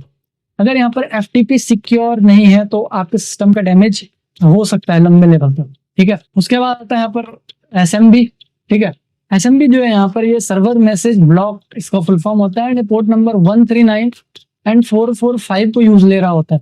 बेसिकली ये क्या करता है कि ये आपके नेटवर्क में फाइल शेयरिंग एंड प्रिंटर को फाइल शेयरिंग एंड बहुत सारे फाइल शेयरिंग में यूज होता है नेटवर्क में, ठीक है। तो ये सारे फाइल शेयरिंग है एंड ये एक्चुअल में क्या करते हैं, नेटवर्क में रह के फाइल शेयरिंग करते हैं। तो बेसिकली जब नेटवर्क में रह के फाइल शेयर होती है तो ये सिक्योर होना जरूरी है। अगर ये सिक्योर नहीं है तो इसी का यूज करके अटैकर आपके सिस्टम में यहाँ पर मैलिशियस प्रोग्राम डाल सकते हैं। उसके बाद आते हैं यहाँ पर fake and decoy application. Fake and decoy apps क्या होते हैं कि कुछ ऐसे एप्लीकेशन होते हैं जो कि फेक एप्लीकेशन होते हैं, जैसे गेम के फेक एप्लीकेशन होंगे, या फिर यहाँ पर अभी आप लोगों ने देखा होगा कि गैम्बलिंग के बहुत सारे एप्लीकेशन है, उसमें फेक एप्लीकेशन होंगे गेमिंग के। तो यहाँ पर एक्चुअल में ये जो एप्लीकेशंस होते हैं फेक होते हैं एंड जब आप इनको अपने सिस्टम में इंस्टॉल कर लेते हो तो वो यहाँ पर आपके सिस्टम में एज अ मालवेयर रह के आपके सिस्टम को डैमेज करते हैं एंड अटैकर को यहाँ पर आपकी सारी इंफॉर्मेशन भेज रहे होते हैं, ठीक है। तो फेक एंड जो डिकॉय एप्स हैं ये आपके सिस्टम को डैमेज करने के लिए बना दिए जाते हैं एंड बाहर से इसीलिए मना किया जाता है कि बाहर से आपको एप्लीकेशन डाउनलोड नहीं करना है। अगर आप डाउनलोड कर रहे हो तो जेन्युइन साइट से करो, जैसे आप क्रोम डाउनलोड करोगे तो उसको ओरिजिनल वेबसाइट से करो, एंड एप्लीकेशन कर रहे हो तो उनके माइक्रोसॉफ्ट स्टोर या फिर प्ले स्टोर से करो, एप्पल स्टोर से करो, ठीक है। उसके बाद यहाँ पर अदर मालवेयर इंस्टॉलेशंस, मतलब कि कोई भी जो इंस्टॉलेशन करते हो फाइल, ठीक है, मतलब कोई भी फाइल अगर इंस्टॉलेशन करते हो, कोई भी एप्लीकेशन इंस्टॉलेशन करते हो तो उसके थ्रू भी यहाँ पर आ सकते हैं अगर वो जेन्युइन वेबसाइट से डाउनलोड नहीं किया जा रहा है, ठीक है। उसके बाद आता है अनट्रस्टेड वेबसाइट एंड सॉफ्टवेयर। जो ट्रस्टेड वेबसाइट नहीं है, जो यहाँ पर ऐसी वेबसाइट जिसमें ट्रस्टेड नहीं है, कह सकते हो कि जेन्युइन नहीं है वो वेबसाइट, एंड वहां से भी आ सकते हैं अगर आप उन वेबसाइट से तो डाउनलोड करते हो। 18+ वेबसाइट्स हो गए एंड मल्टीपल वेबसाइट होती हैं जहां पर आप यहाँ पर अपने सिस्टम में वायरसेस लाते हो वहां से, ठीक है। तो यहाँ पर सोच समझ के विजिट करना चाहिए ऐसी वेबसाइट जो कि अनट्रस्टेड है, ठीक है।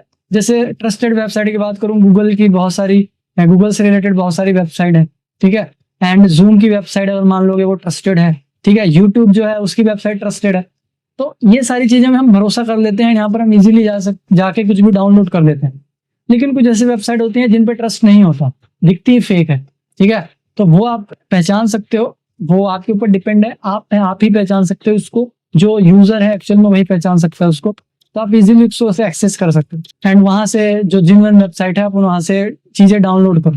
नहीं तो आपको पता है कि वायरसेस एंड वॉर्म्स आना तय है, वहां से मैलिशियस जो एप्स है वो आना तय है।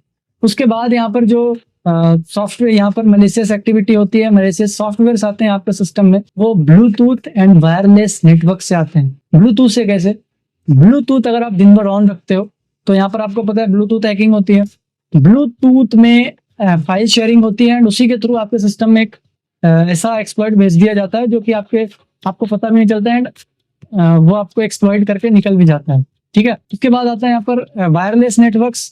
तो वो तो ब्लूटूथ भी है एंड वायरलेस नेटवर्क मतलब वाईफाई, ठीक है। किसी ने आपके वाईफाई का एक्सेस ले लिया, आपका आईपी वहीं पे है वाईफाई में एंड आपको वाईफाई का कंट्रोल है तो आपसे कम्युनिकेशन भी कर सकता है वो एंड वहां पर फाइल भी डाउनलोड करा सकता है। तो इन तरीकों से भी आपके सिस्टम में वायरसेस आ सकते हैं, ठीक है। तो इतने तरीके हैं जिन तरीकों से आपके सिस्टम में वायरसेस एंड वॉर्म्स, मैलिशियस जो एप्स हैं या फिर मैलिशियस जो वायरसेस हैं वो आपके सिस्टम में आ सकते हैं एंड डैमेज कर सकते हैं, ठीक है। उसके बाद यहाँ पर हम समझेंगे कि एक्चुअल में हमारे ये मालवेयर बनाए जाते हैं, हमारे तो नहीं है, ठीक है। तो यहाँ पर जो मालवेयर्स होते हैं एक्चुअल में वो किस किस तरीकों से, मतलब क्या क्या टेक्निक यूज होती है यहाँ पर आपके सिस्टम में एंटर कराने के लिए। तो यहाँ पर मल्टीपल टेक्निक्स हैं, मैंने कुछ यहाँ पर लिखी हुई हैं, बाकी टेक्निक्स आप सर्च कर सकते हो, इजीली अवेलेबल है। पहला है अनएथिकल एसईओ स्टैटिक, ठीक है, मतलब टैक्टिक, यहाँ पर स्टैटिक नहीं टैक्टिक है। तो यहाँ पर जो अनएथिकल एसईओ है ये कैसे कराया जाता है, जैसे जो हैकर है ना, जो यहाँ पर अटैकर है वो जबरदस्ती अपने गलत तरीकों का यूज करके, अनएथिकल तरीके का यूज करके अपने वेबसाइट को रैंक कराता है एंड उसको जेन्युइन वेबसाइट समझ के आप जाते हो एंड वहां से जैसे ही कोई चीज डाउनलोड करते हो, कोई भी लिंक पे क्लिक करते हो तो आपके सिस्टम में वो वायरस डलवा देता है, ठीक है। एसईओ मतलब सर्च इंजन ऑप्टिमाइजेशन, जैसे आप कोई भी चीज जब सर्च करते हो ना तो वो टॉप पर आ जाती है। जैसे आपने यहाँ पर अभी न्यू वर्जन हैकर सर्च करोगे तो टॉप पर न्यू वर्जन हैकर आ जाएगा, ठीक है। And new version hacker .in search करोगे तो डायरेक्ट वेबसाइट खुल जाएगी न्यू वर्जन की। वैसे यहाँ पर जो हैकर है वो मैलिशियस एक्टिविटी को टॉप रैंकिंग कराता है, जिससे वो बहुत इजीली वेबसाइट जो है वो रैंक कर जाती है एंड आप उसके जेन्युइन वेबसाइट समझ के उस पर क्लिक कर देते हो। जैसे यहाँ पर बीच में आप लोगों ने देखा होगा, लोग गूगल में सर्च कर रहे थे कि फोन पे का कस्टमर केयर नंबर, तो ऊपर में फेक नंबर ही शो होता था क्योंकि वो गलत तरीके से रैंक कराया गया था एंड वो एक्चुअल में स्कैमर्स होते थे ड्रोन फोर्स में, ठीक है। तो वो गलत तरीके से रैंक कराता है एंड वो रैंक भी हो जाती है अनएथिकल तरीके से, ठीक है। उसके बाद हैक लेजिटिमेट वेबसाइट्स, मतलब जो अटैकर होता है ना, वो जो जेन्युइन वेबसाइट्स होती हैं उनको हैक कर लेता है एंड वहां पर कुछ ऐसे प्रोग्राम्स रन कर देता है, कुछ ऐसे क्लिक्स रख देता है जहां पर आप क्लिक करते हो तो आपके सिस्टम में एक ऐप डाउनलोड होता है एंड आपकी जो सिस्टम है आपका हैक हो जाता है एंड वहां पर मलिशियस एक्टिविटी, मतलब मलिशियस सॉफ्टवेयर्स आ जाते हैं, ठीक है। तो यहाँ पर जो जेन्युइन वेबसाइट्स हैं कई बार उनको भी हैक करके यहाँ पर वायरसेस अपलोड किए जा सकते हैं या फिर करते हैं ये जो अटैकर्स होते हैं। उसके बाद आता है यहाँ पर deceptive click jacking. Click jacking क्या होता है? आप सभी ने देखा होगा कि जब भी आप कोई वेबसाइट में डाउनलोड करने, कोई सॉन्ग डाउनलोड करने जाते हो वेबसाइट में बाहर, या फिर कोई भी चीज डाउनलोड करने जाते हो, तो डाउनलोड लिंक कोई अलग होती है, उसके नीचे से कुछ लिखा होता है क्लिक हेयर समथिंग लिखा होता है ना। तो जो क्लिक हेयर होता है ना एक्चुअल में वो यहाँ पर मलेशियस लिंक होता है, जिसपे आप क्लिक करते हो तो वो आपको रिडायरेक्ट करता है, कहीं दूसरे वेबसाइट में लेके जाता है एंड वहां पर दिखा रहा होता है कि ये जो आपका एप्लीकेशन, आपका सिस्टम सिक्योर नहीं है, आपको इसको सिक्योर करने के लिए एक एप्लीकेशन डाउनलोड करना पड़ेगा बेसिकली, ठीक है। तो ये जो यहाँ पर दिखा रहे हैं ना, इसको क्लिक जैकिंग बोलते हैं। क्लिक करके आपको उसने दूसरे पेज में रिडायरेक्ट किया एंड जब आप ये एप्लीकेशन डाउनलोड कर लोगे तो एक्चुअल में वायरस होता है जो कि आपके सिस्टम को डैमेज कर देता है, ठीक है। एंड उसके बाद होता है यहाँ पर ऑटोमेटिक ड्राइव बाय डाउनलोड। मतलब यहाँ पर कुछ वेबसाइट में आपने देखा होगा, जैसे ही आप उस वेबसाइट में एंटर करते हो वो वेबसाइट में ऑटोमेटिक कुछ ना कुछ डाउनलोड होना स्टार्ट हो जाता है एंड जो डाउनलोड होता है वो एक्चुअल में वायरस होता है, ठीक है। तो ये ऑटोमेटिक डाउनलोड ड्राइव बाय, मतलब ऑटोमेटिक ड्राइव बाय डाउनलोड जो होता है ये ऑटोमेटिक डाउनलोड करा देता है आपके सिस्टम में एक वायरस, जैसे ही आप उस वेबसाइट पे क्लिक करते हो, ठीक है। तो बेसिकली ये तो 4 ही तरीके हैं, यहाँ पर 8 से 10 तरीके हैं जिसकी तरफ से आपके सिस्टम को यहाँ पर आपके टेक्निक्स होती हैं जो हैकर्स यूज करते हैं आपके सिस्टम में एंटर कराने के लिए, ठीक है। तो वो आप सर्च कर सकते हो यहाँ पर, जो मैन थी वो मैंने आपको बता दिया। सो यहाँ पर बढ़ते हैं हम नेक्स्ट। अब यहाँ पर देखेंगे एक मालवेयर के क्या कंपोनेंट्स होते हैं एंड मालवेयर के, मतलब एक मालवेयर जो है ना उसके क्या क्या काम होते हैं एंड क्या क्या चीजें उसके अंदर यूज होते हैं बेसिकली। सो यहाँ पर सबसे पहले होता है क्रिप्टर। क्रिप्टर जो है ये मालवेयर्स के अंदर ही होता है, मतलब मैंने बताया था ना एक फंक्शन है। ये क्या करता है, ये उनके जो मालवेयर्स होते हैं, जो मैलिशियस प्रोग्राम होते हैं, उनको यहाँ पर सिक्योरिटी प्रोवाइड करता है। बेसिकली हमारे जो एंटीवायरसेस हैं उनको सिक्योर करने का काम करता है, उनको इंक्रिप्ट कर देता है जिससे हमारे जो एंटीवायरसेस हैं या फिर जो हमारे सिक्योरिटी सॉफ्टवेयर हैं वो इसको स्कैन नहीं कर पाते, जिसकी वजह से ये सिक्योर रह पाता है। उसके बाद आता है यहाँ पर डाउनलोडर।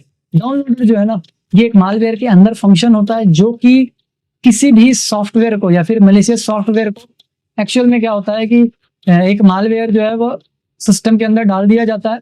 फॉर एग्जांपल डाउनलोडर आपके सिस्टम में डाल दिया जाएगा एंड ये डाउनलोडर क्या करेगा, आपके सिस्टम में ऑटोमेटिक कोई ना कोई फाइल डाउनलोड कर देगा जिससे लॉन्ग टर्म तक एक्सेस बना रहे, ठीक है।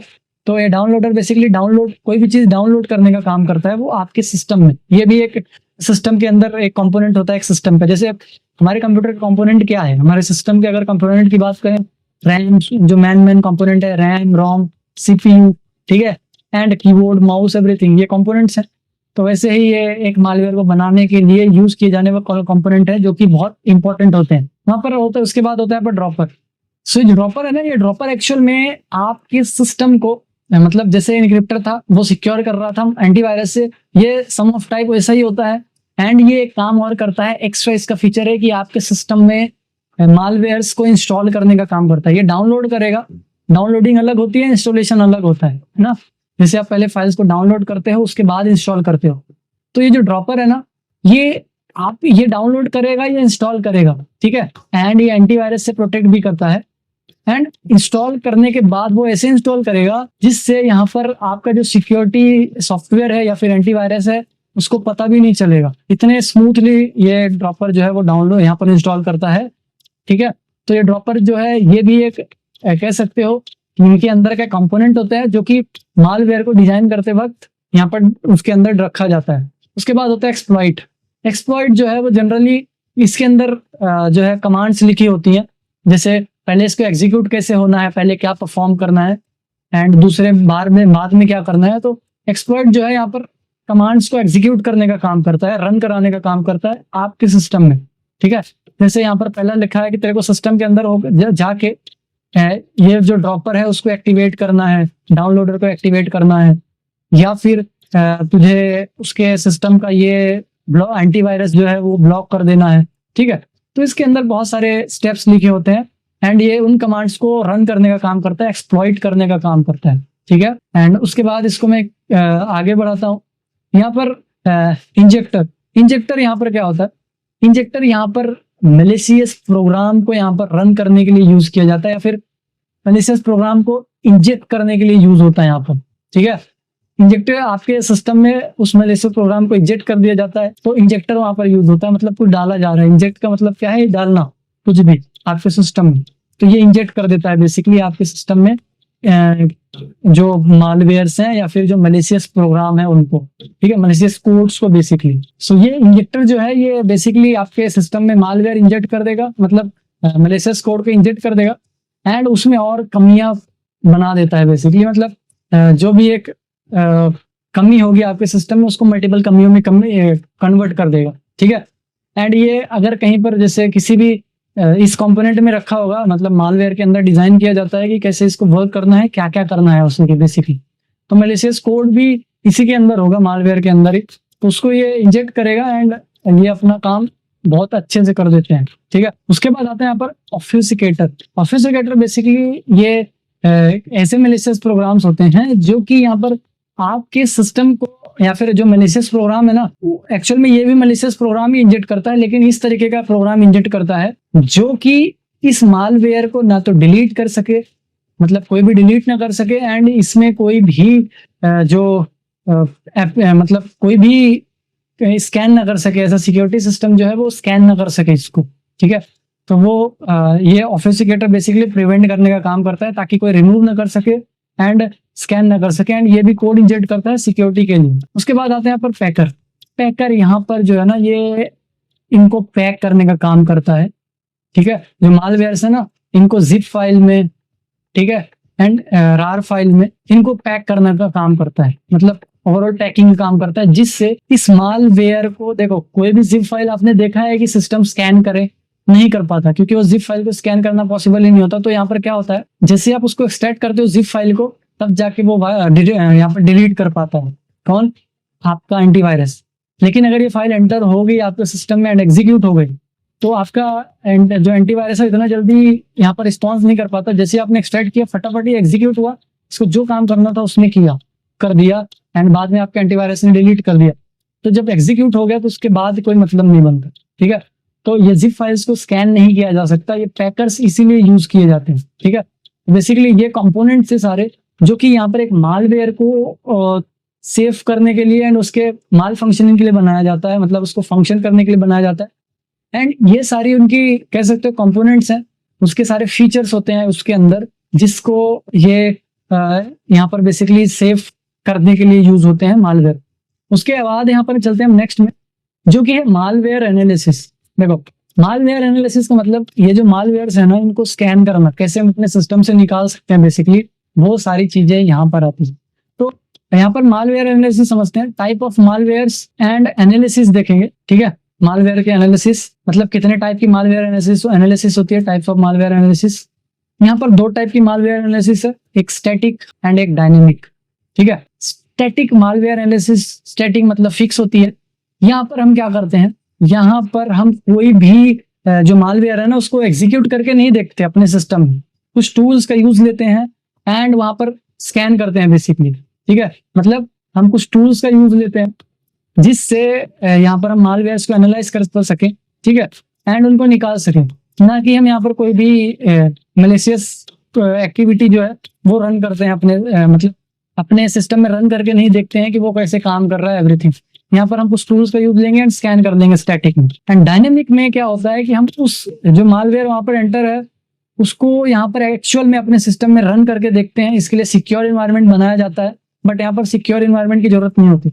उसको हम अपने सिक्योर इन्वायरमेंट जैसे VMware सिस्टम में रन कराते हैं, देन हम इसको उसका वर्किंग देखते हैं, उसने क्या क्या काम किया, कैसे कैसे क्या क्या डैमेज किया, क्या क्या नुकसान हुआ हमारे सिस्टम को, एंड उसके बिहाफ पे फिर हम सिक्योरिटी एप्लीकेशन डालते हैं उसके अंदर। लेकिन यहाँ पर हम सिर्फ सिक्योर एंड स्कैन करते हैं। जनरली यहाँ पर डायनेमिक होता है, लेकिन प्रिफर दोनों किया जाता है कि स्टैटिक एंड डायनेमिक दोनों किया जाए, ठीक है। तो यहाँ पर स्टैटिक एंड डायनेमिक जो है ये कुछ तरीके हैं, मतलब 2 तरीके हैं एनालाइज करने के, आप कोई भी यूज कर सकते हो। यहाँ पर स्टैटिक मालवेयर एनालिसिस में क्या किया जाता है, फाइल की फिंगरप्रिंटिंग निकाली जाती है। जैसे कोई भी एक फाइल है ना, अगर आपने कभी लिनक्स डाउनलोड किया होगा तो लिनक्स में आप जाओगे ना तो वहां पर दिया होगा कि इसका हैश वैल्यू जो है ना वो क्या है, मतलब हैश वैल्यू क्या है उस फाइल की। तो जब वहां पर आप हैश वैल्यू देखोगे ना उसकी, तो वहां पर हैश वैल्यू किस लिए दी जाती है एक्चुअल में, ये दी जाती है कि अगर आप डाउनलोड करते हो या फिर कहीं और जगह से डाउनलोड करते हो तो अगर उसकी हैश वैल्यू चेंज है तो समझ जाना उसके अंदर कुछ चेंजेस किए गए हैं उस फाइल के अंदर। तो ये जो हैश वैल्यू है ना, एक आइडेंटिटी एज अ आइडेंटिटी काम करती है एक मालवेयर में, मतलब एक फाइल में। सो यहाँ पर जो ये हैशेस है ना, ये हैश वैल्यू जो है ना, ये एक्चुअल में क्या करती है, इसकी आइडेंटिटी लेके चलती है इस फाइल की। जैसे हमारा आधार कार्ड आइडेंटिटी होता है वैसे ही, ठीक है। तो यहाँ पर ये कुछ आइडेंटिटी लेके चलता है, जिससे अगर इसके अंदर कोई छेड़छाड़ हुई, इस फाइल के अंदर किसी ने एक पॉइंट भी ऐड किया तो पूरा का पूरा हैश चेंज हो जाएगा। इसीलिए वहां पर जो वेबसाइट ऑनर्स हैं या फिर वो जो सॉफ्टवेयर जिन्होंने डेवलप किया है वो उसकी हैश वैल्यू यहाँ पर लिख देते हैं, हैश प्रिंटिंग लिख देते हैं। इसी को हम फाइल फिंगरप्रिंटिंग कहते हैं, जिससे यहाँ पर वो हमको पता लगता है वो सिक्योर है या नहीं जो हमने डाउनलोड किया है, ठीक है। उसके बाद local and online malware scanning, मतलब हम अपने एंटीवायरसेस के थ्रू मालवेयर स्कैन करते हैं, या फिर ऑनलाइन कुछ वेबसाइट्स हैं जैसे कि यहाँ पर वायरस टोटल है, ठीक है, वहां पर जाके स्कैन करते हैं, जिससे हमको पता चल जाता है वो फाइल है सही है या नहीं, वो मैलिशियस है या नहीं। उसके बाद आता है यहाँ पर performing string search. String search क्या होता है, देखो कुछ जो एप्लीकेशंस होते हैं ना, या फिर जो एप्लीकेशंस होते हैं उसमें कुछ स्ट्रिंग होता है, ठीक है, मतलब कुछ स्ट्रिंग वैल्यूज होती हैं जो कि, जैसे यहाँ पर एक एग्जांपल दूं, आउटपुट डॉट स्ट्रिंग, ठीक है, एंड यहाँ पर execute dot string, multiple string होती हैं। तो वो जो स्ट्रिंग्स होती है ना, ये एक्चुअल में कुछ मलेशियस तो नहीं है उन स्ट्रिंग्स में, ऐसा तो नहीं है कि एग्जीक्यूट हो एंड यहाँ पर डेटा लिखा है, फिर ऐसा कोई कमांड्स तो नहीं दी हुई है कि जो, मतलब ऐसा कोई प्रोग्राम तो नहीं लिखा गया उसके सॉफ्टवेयर के अंदर कि जो मलेशियस हो, ठीक है। एंड उसके बाद आता है यहाँ पर आइडेंटिफाइंग, पैकिंग एंड ऑफिसिकेशन मेथड, ठीक है। सो इसलिए यहाँ पर जो ऑफिसिकेशन मेथड होता है बेसिकली ये किस लिए यूज होता है, ये इसलिए यूज होता है, मतलब यहाँ पर हम पता करते हैं कि जो फाइल जो पैकिंग की गई है वो एक्चुअल में किस टाइप की फाइल है, कहीं उसके अंदर मलेशियस प्रोग्राम तो नहीं, ठीक है। उसके बाद यहाँ पर finding the portable executable P information. So यहाँ पर जो पी फाइल्स होती है ना, एक्चुअल में यहाँ पर पी, जिसको पोर्टेबल एग्जीक्यूटेबल फाइल बोल रहे हैं, ये एक्चुअल में एग्जीक्यूटेबल फाइल होती है विंडोज की, ठीक है। तो यहाँ पर पी फाइल जो होती है एग्जीक्यूटेबल फाइल्स होती हैं जो कि विंडोज के लिए यूज होती हैं। एंड यहाँ पर जैसे .txt, ठीक है, .rData, ऐसे करके पी फाइल्स होती हैं। तो इसके अंदर होता है कि सीपीयू के लिए एग्जीक्यूटेबल फाइल है, कुछ जो है ऐसे डेटा जो कि सिस्टम के हार्डवेयर लेवल तक एक्सेस ले सकता है। तो ये डेटा कहीं लिखा तो नहीं है, मतलब ये कोई फाइल तो, जो ऐसी कोई फाइल तो नहीं है सॉफ्टवेयर के अंदर जो कि यहाँ पर सीपीयू में एग्जीक्यूट हो। तो यहाँ पर बेसिकली पी फाइल्स होती है। उसके बाद हम फाइल की डिपेंडेंसीज को देखते हैं, मतलब जो हमारा मैलिशियस सॉफ्टवेयर या फिर मैलिशियस यहाँ पर जो भी एप्लीकेशंस है उनके हम डिपेंडेंसीज को देखते हैं कि एक्चुअल में वो किन चीजों के लिए डिपेंड है। सो जैसे कि यहाँ पर एक डिपेंडेंसीज की कुछ फाइल्स होती हैं, मतलब .dll जो फाइल्स होती हैं, कुछ फाइल्स होती हैं जो कि यहाँ पर लो लेवल तक एक्सेस ले सकती हैं, जैसे कि कर्नल 32 आपने देखा होगा .dll, जो कि यहाँ पर सीपीयू एंड हार्डवेयर लेवल की जो भी फाइल्स हैं उनको मैनिपुलेट एंड चेंजेस करने के लिए बेसिकली यूज होते हैं। तो ऐसी फाइल्स कुछ होती हैं। तो यहाँ पर उन डिपेंडेंसीज को हम चेक करते हैं कि जो मालवेयर है वो किन किन डिपेंडेंसीज को लेके है, उसको क्या क्या डिपेंडेंसीज चाहिए एंड क्या क्या चेंजेस करेगा वहां पर बेसिकली, ठीक है। उसके बाद मालवेयर डिसेंबली देखते हैं, हम लोग मालवेयर को डिसेंबल करने की कोशिश करते हैं, मतलब जो मालवेयर है उसको हम लोग डिसेंबल करते हैं, बेसिकली चेक करते हैं वहां पर क्या क्या मतलब जो मालवेयर है ना उसको डिसेंबली करना, मतलब रिवर्स इंजीनियरिंग करना, ठीक है, मतलब उसको डिसेंबल करके देखना उसके अंदर क्या क्या है।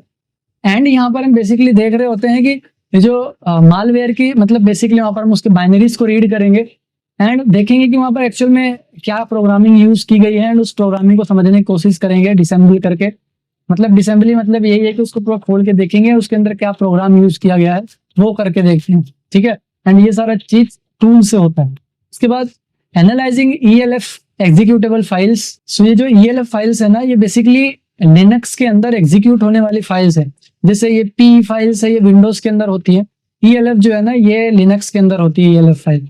ये हम यहाँ पर एनालाइज करते हैं कि क्या क्या डिपेंडेंसीज हैं एंड एवरीथिंग उसके अंदर को उसको पढ़ने की कोशिश करते हैं। वैसे यहाँ पर एनालाइजिंग मैक ओ मतलब मैच ओ जो है ना, ये एग्जीक्यूटेबल फाइल्स जो कि मैक के अंदर एग्जीक्यूटेबल फाइल्स होती हैं, वो फाइल्स यहाँ पर मैक ओ नाम है। तो उन एग्जीक्यूटेबल फाइल्स को हम रीड करते हैं, बेसिकली क्या क्या यहाँ पर इंफॉर्मेशन चाहिए उनको, क्या क्या करने की कोशिश कर रहे हैं वो, बेसिकली उसके फंक्शनिंग वो एग्जीक्यूटेबल जो फाइल है उसके फंक्शनिंग को समझते हैं। उसके बाद analysing malicious MS office document. MS office क्या होता है? जैसे आप लोगों ने देखा है वर्ड, एक्सेल, ये सारे MS है, मतलब माइक्रोसॉफ्ट ऑफिस के सारे ये यहाँ पर सॉफ्टवेयर्स होते हैं, कह सकते हो फाइल्स होती हैं, उनके अंदर भी मैलिशियस प्रोग्राम डॉक्यूमेंट्स करके भेजे जाते हैं। तो उनको भी एनालाइज करते हैं यहाँ पर हम, उनके लिए भी अलग अलग सॉफ्टवेयर्स, ठीक है। तो बेसिकली ये स्टैटिक मालवेयर एनालिसिस थे एंड यहाँ पर इतनी चीजें हम यहाँ पर एनालाइज करते हैं। उसके बाद आता है यहाँ पर dynamic malware analysis. Dynamic malware analysis generally यहाँ पर जो है ये एक्चुअल में क्या होता है कि डायनेमिक में हम स्नैपशॉट ले लेते हैं एक पूरे प्रोसेस का, मतलब जो प्रोसेस चल रही है जितने भी प्रोसेस है उनका स्नैपशॉट लेते हैं एंड देखते हैं, उसको मेजर करते हैं। जैसे अभी स्नैपशॉट लेंगे, ठीक है, एंड एक न्यू स्नैपशॉट लेंगे, तो पुराने वाले को नए वाले से मैच करेंगे कि कुछ चेंजेस है या नहीं। उसके बाद यहाँ पर हम होस्ट इंटीग्रिटी चेक करते हैं, ठीक है। मतलब होस्ट इंटीग्रिटी में हम यहाँ पर क्या क्या चेक करेंगे? सबसे पहले चेक करेंगे पोर्ट मॉनिटरिंग, मतलब पोर्ट जितने भी पोर्ट्स ओपन है एंड कौन सा पोर्ट किस लिए ओपन है वो सारी चीजें यहाँ पर देखेंगे। एंड पोर्ट ओपन है तो कौन सी सर्विसेज के लिए ओपन है वो सारी चीजें, कौन सी सर्विसेज यूज ले रहा है एक्चुअल में उस पोर्ट को। उसके बाद प्रोसेस मॉनिटरिंग, क्या क्या प्रोसेस रन हो रही है उस सिस्टम में, क्या क्या प्रोसेस हो रहा है वहां पर उस सिस्टम में एंड क्या क्या प्रोसेस कर रहा है हमारा CPU, बहुत सारी चीजें यहाँ पर हम चेक करते हैं प्रोसेस मॉनिटरिंग में। एंड कुछ सॉफ्टवेयर जो है वो अपने आप को जिन्युइन यहाँ पर दिखाने की कोशिश करते हैं, मतलब म्यूजिक फाइल या फिर विंडोज की कोई फाइल बन के वहां पर नेम चेंज करके दिखाते हैं कि वो जिन्युइन वेबसाइट है, पर वो जिन्युइन होते नहीं। तो प्रोसेस मॉनिटरिंग में हमको देखते हैं वो जिन्युइन है या नहीं। उसके बाद आते हैं यहाँ पर रजिस्ट्री मॉनिटरिंग। रजिस्ट्री मॉनिटरिंग क्या होता है? जैसे भी रजिस्ट्री एक्चुअल में क्या होती है, सेटिंग्स होती हैं, कॉन्फ़िगरेशंस होती है हमारे एप्स के, एप्लीकेशंस के, एंड कुछ फोल्डर्स होते हैं जो जिसके अंदर सेटिंग्स होती है बेसिकली एप्लीकेशंस की। तो यहाँ पर जब भी कोई मैलिशियस एप्लीकेशन आएगा ना, तो अपनी रजिस्ट्री क्रिएट करेगा, अपनी कॉन्फ़िगरेशन फाइल बनाएगा, तो वहाँ पर हम रजिस्ट्री मॉनिटरिंग करके उसको पकड़ लेते हैं कि मैलिशियस है। उसके बाद Windows services monitoring. Windows services monitoring से देखते हैं कि विंडोज की कौन सी सर्विस ऑन है, कौन सी ऑफ है, एंड सर्विसेज कौन सी किस किस लिए ऑन है, बहुत सारी चीजें यहाँ पर बेसिकली हम चेक करते हैं। एंड जनरली जो मालवेयर्स होते हैं वो खुद को छुपाने की कोशिश करते हैं, जो कि बैकएंड में रन होते हैं, बट वो सर्विसेज में पकड़े जाते हैं, ठीक है। तो रन होंगे तो पकड़े जाएंगे। उसके बाद होता है स्टार्टअप प्रोग्राम। कंप्यूटर जब हम स्टार्ट करते हैं, बूट होता है, तो ऑटोमेटिकली कौन कौन से प्रोग्राम्स हैं जो कि रन हो रहे हैं, ठीक है, ऑटोमेटिक स्टार्ट हो रहे हैं, उन पे देखते हैं। तो उनमें से कोई ऐसा प्रोग्राम तो नहीं जो कि ऑटोमेटिक स्टार्ट हो रहा है हमारे रिस्टार्ट करने के बाद। उसके बाद देखते हैं इवेंट लॉग मॉनिटरिंग, ठीक है, उनको एनालाइज करते हैं। लॉग्स एक्चुअल में वो एक्टिविटी होती है, जैसे हम अपने सिस्टम में कोई भी चीज जब हम परफॉर्म करते हैं ना, तो वहां पर वो वन बाय वन यहाँ पर स्टोर होता है एज अ लॉग। लॉग मतलब ये हमारे सिस्टम की कह सकते हो कि स्टेप बाय स्टेप जो भी प्रोसेस हमने फॉलो की है, जो भी एप्लीकेशन हमने ओपन किया है, कब हमने पावर ऑन किया, एवरीथिंग, वो सारी चीजें यहाँ पर लॉग में होता है। अगर इसमें कोई चेंजेस है या फिर कोई मैलिशियस लॉग है तो वहां पर हम उसको मॉनिटर करते हैं। उसके बाद आता है यहाँ पर installation monitoring. Installation monitoring actual में क्या होता है कि जैसे कोई भी एक सिस्टम है, ठीक है, एंड वहां पर आप कोई भी एप्लीकेशन इंस्टॉल कर रहे हो, तो भले वो हिडन हो, लेकिन जब वो इंस्टॉल होता है एक सिस्टम में, तो वो ये तो दिखाएगा ना कि सिस्टम में कौन कौन से प्रोग्राम इंस्टॉल है। तो आप इसको प्रोग्राम्स में, मतलब आपके कंट्रोल पैनल में जाके इजीली चेक कर सकते हो कि कौन सा सिस्टम यहाँ पर इंस्टॉल है, कब इंस्टॉल किया गया एंड किसके थ्रू इंस्टॉल किया गया। तो ये इंस्टॉलेशन मॉनिटरिंग होती है, मतलब इसके थ्रू आप पता लगा सकते हैं कोई हिडन एप्लीकेशन है जो इंस्टॉल किया गया है, जो मेरे काम का नहीं है, वहां पर आप देख सकते। उसके बाद होता है फाइल एंड फोल्डर मॉनिटरिंग। कुछ फाइल एंड फोल्डर्स हैं जो कि अपने अंदर मैलिशियस प्रोग्राम्स लेके चलते हैं, ठीक है, एंड वो एग्जीक्यूट हो जाते हैं वहीं पे। तो कोई कौन से फोल्डर के पास कौन कौन सी परमिशंस है, ये फाइल फोल्डर्स जो होते हैं ये एक्चुअल में अपने अंदर ना कुछ मैलिशियस प्रोग्राम एंड कोड लेके चलते हैं, जैसे आप क्लिक करते हो वो रन होते हैं, ठीक है। तो यहाँ पर इनको भी एनालाइज करना होता है, इनको भी एनालाइज करते हैं। उसके बाद device driver and monitoring. Driver जो होते हैं बेसिकली एक सिस्टम के अंदर किसी भी हार्डवेयर को रन कराने के लिए यूज होते हैं। तो ये ड्राइवर्स कहीं फेक तो नहीं है, कहीं ये हार्डवेयर का एक्सेस तो नहीं ले रहे हैं हमारे सिस्टम में, बहुत सारी चीजें यहाँ पर हम बेसिकली मॉनिटर करते हैं। ये ड्राइवर्स कुछ मालवेयर्स भी हो सकते हैं, ठीक है। जैसे आपने जेन्युइन वेबसाइट से ड्राइवर डाउनलोड नहीं किया, हो सकता है वो ड्राइवर ना हो, वो मालवेयर हो, तो वो भी एनालाइज करते हैं। उसके बाद यहाँ पर नेटवर्क ट्रैफिक मॉनिटरिंग, आपके सिस्टम में कितना ट्रैफिक आ रहा है बेसिकली वो मॉनिटर करते हैं यहाँ पर हम। एंड नेटवर्क ट्रैफिक में ये मॉनिटर करते हैं कि क्या डेटा भेजा जा रहा है, किस सिस्टम में, जहाँ किस डेस्टिनेशन में भेजा जा रहा है, वो आईपी कहाँ की है, एंड क्या क्या डेटा भेजा रहा है, एवरीथिंग। तो यहाँ पर हम नेटवर्क ट्रैफिक में मॉनिटर करते हैं। उसके बाद होता है डीएनएस मॉनिटरिंग रेजोल्यूशन, ठीक है। अब देखो हमारे सिस्टम में ना एक डीएनएस सर्वर का एक एड्रेस होता है, ठीक है। तो अटैकर क्या करता है, उस डीएनएस सर्वर का जो मैन आईपी एड्रेस है उसको चेंज करके किसी मैलिशियस सर्वर का या फिर अपने सर्वर का यहाँ पर आईपी एड्रेस डाल देता है, जिससे हमारी रिक्वेस्ट वहां जा रही होती है। तो यहाँ पर इसको मॉनिटर करते हैं, डीएनएस सर्वर का जो आईपी है उसको मॉनिटर करते हैं, कहीं हमारी जो रिक्वेस्ट है वो गलत जगह तो नहीं जा रही है। एंड जब भी आप ये डीएनएस से, जब उसने आपके डीएनएस का यहाँ पर डिटेल चेक कर दिया, जब भी इंटरनेट एक्सेस करोगे तो डीएनएस सर्वर की जगह उस अटैकर का डीएनएस सर्वर यहाँ पर एक्सेस होगा एंड वो रिप्लाई में आपको कुछ मैलिशियस कोड भेज देगा, तो आपका सिस्टम डैमेज हो सकता है। इसलिए हम यहाँ पर डीएनएस को भी यहाँ पर मॉनिटर करते हैं, ठीक है। उसके बाद API call, application programming interface calls monitoring. So API call monitoring में एक्चुअल में क्या होता है, एपीआई कॉल जो है ना, ये एक्चुअल में विंडोज जो है ना, विंडोज के सिस्टम में यूज किया जाता है। विंडोज का एक फंक्शन है कह सकते हो, जो कि जो एक्सटर्नल एप्लीकेशंस हैं उनको यहाँ पर बहुत सारी डिटेल्स एक्सेस करने की परमिशन देता है, जैसे ऑपरेटिंग सिस्टम की परमिशंस है एंड मनीफेयर एरर्स है, रजिस्ट्रीज है एंड बहुत सारी फंक्शंस हैं जो कि यहाँ पर एक्सेस करने के यहाँ पर बेसिकली परमिशन देता है। कर्सर, बटन्स एंड यहाँ पर mouse pointers, network services, web services and internet की बहुत सारी सर्विसेज होती हैं जो कि यहाँ पर आपको एक्सेस करने की परमिशन देता है, ठीक है। तो एपीआई कॉल्स मॉनिटर करते हैं वहां पर हम कि कौन सी कॉल्स आ रही हैं, मतलब कौन से एप्लीकेशंस क्या क्या एक्सेस कर रहे हैं बेसिकली, एंड क्या क्या डिटेल्स यहाँ पर लेके जा रहे हैं। एंड जो यहाँ पर मालवेयर प्रोग्रामर्स होते हैं या फिर जो अटैकर्स होते हैं, वो इन एपीआई का यूज करके, इन्हीं सारी परमिशन का यूज करके जो विंडोज दे रहा है उनको वो अपने सिस्टम को डैमेज करने के लिए यूज हो लेते हैं। उसके बाद आते हैं यहाँ पर system calls and monitoring. System call and monitoring क्या होता है, ये एक्चुअल में सॉफ्टवेयर एंड कर्नल के बीच में जो कम्युनिकेशन होती है ना, वो होती है। तो यहाँ पर मॉनिटर करते हैं बेसिकली कि क्या क्या यहाँ पर मॉनिटरिंग हो रही है, मतलब क्या क्या कम्युनिकेशन हो रहा है। एंड जो अगर मैलिशियस एप्लीकेशन है तो उसके बिहेवियर को मॉनिटर करते हैं हम इसके थ्रू, ठीक है। सो ये थे हमारे कुछ dynamic malware analysis and static malware analysis के पॉइंट्स, जो कि यहाँ पर बेसिकली हम एनालाइज करते हैं। सो यहाँ पर हम प्रैक्टिकली परफॉर्म करके देखने वाले हैं मालवेयर एनालिसिस को बेसिकली। तो यहाँ पर मैं मालवेयर अपने सिस्टम में स्विच होता हूँ एंड लैब में स्विच होता हूँ बेसिकली, एंड वहाँ पर हम परफॉर्म करते हैं ये सारा जो एनालिसिस है। सो वायर्स, अगर आप यहाँ तक आ चुके हैं तो हम डैम श्योर आप cyber security and ethical hacking में बहुत इंटरेस्टेड है। तो यहाँ पर हमने एक कोर्स लॉन्च किया है जो कि एडवांस एथिकल हैकिंग का है, साथ ही साथ डिजिटल फॉरेंसिक का है।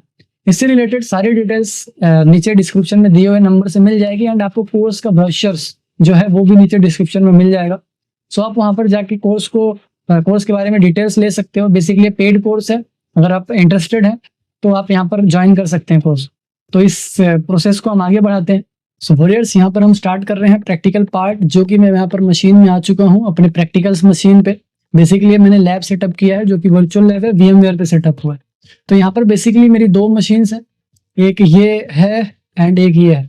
ये मेरी मैन मशीन है, ठीक है, मतलब इसको मैं as a man machine use करूंगा, एंड ये हमारी टारगेट सिस्टम होगा जिसपे हम प्रैक्टिकल करेंगे बेसिकली, ठीक है।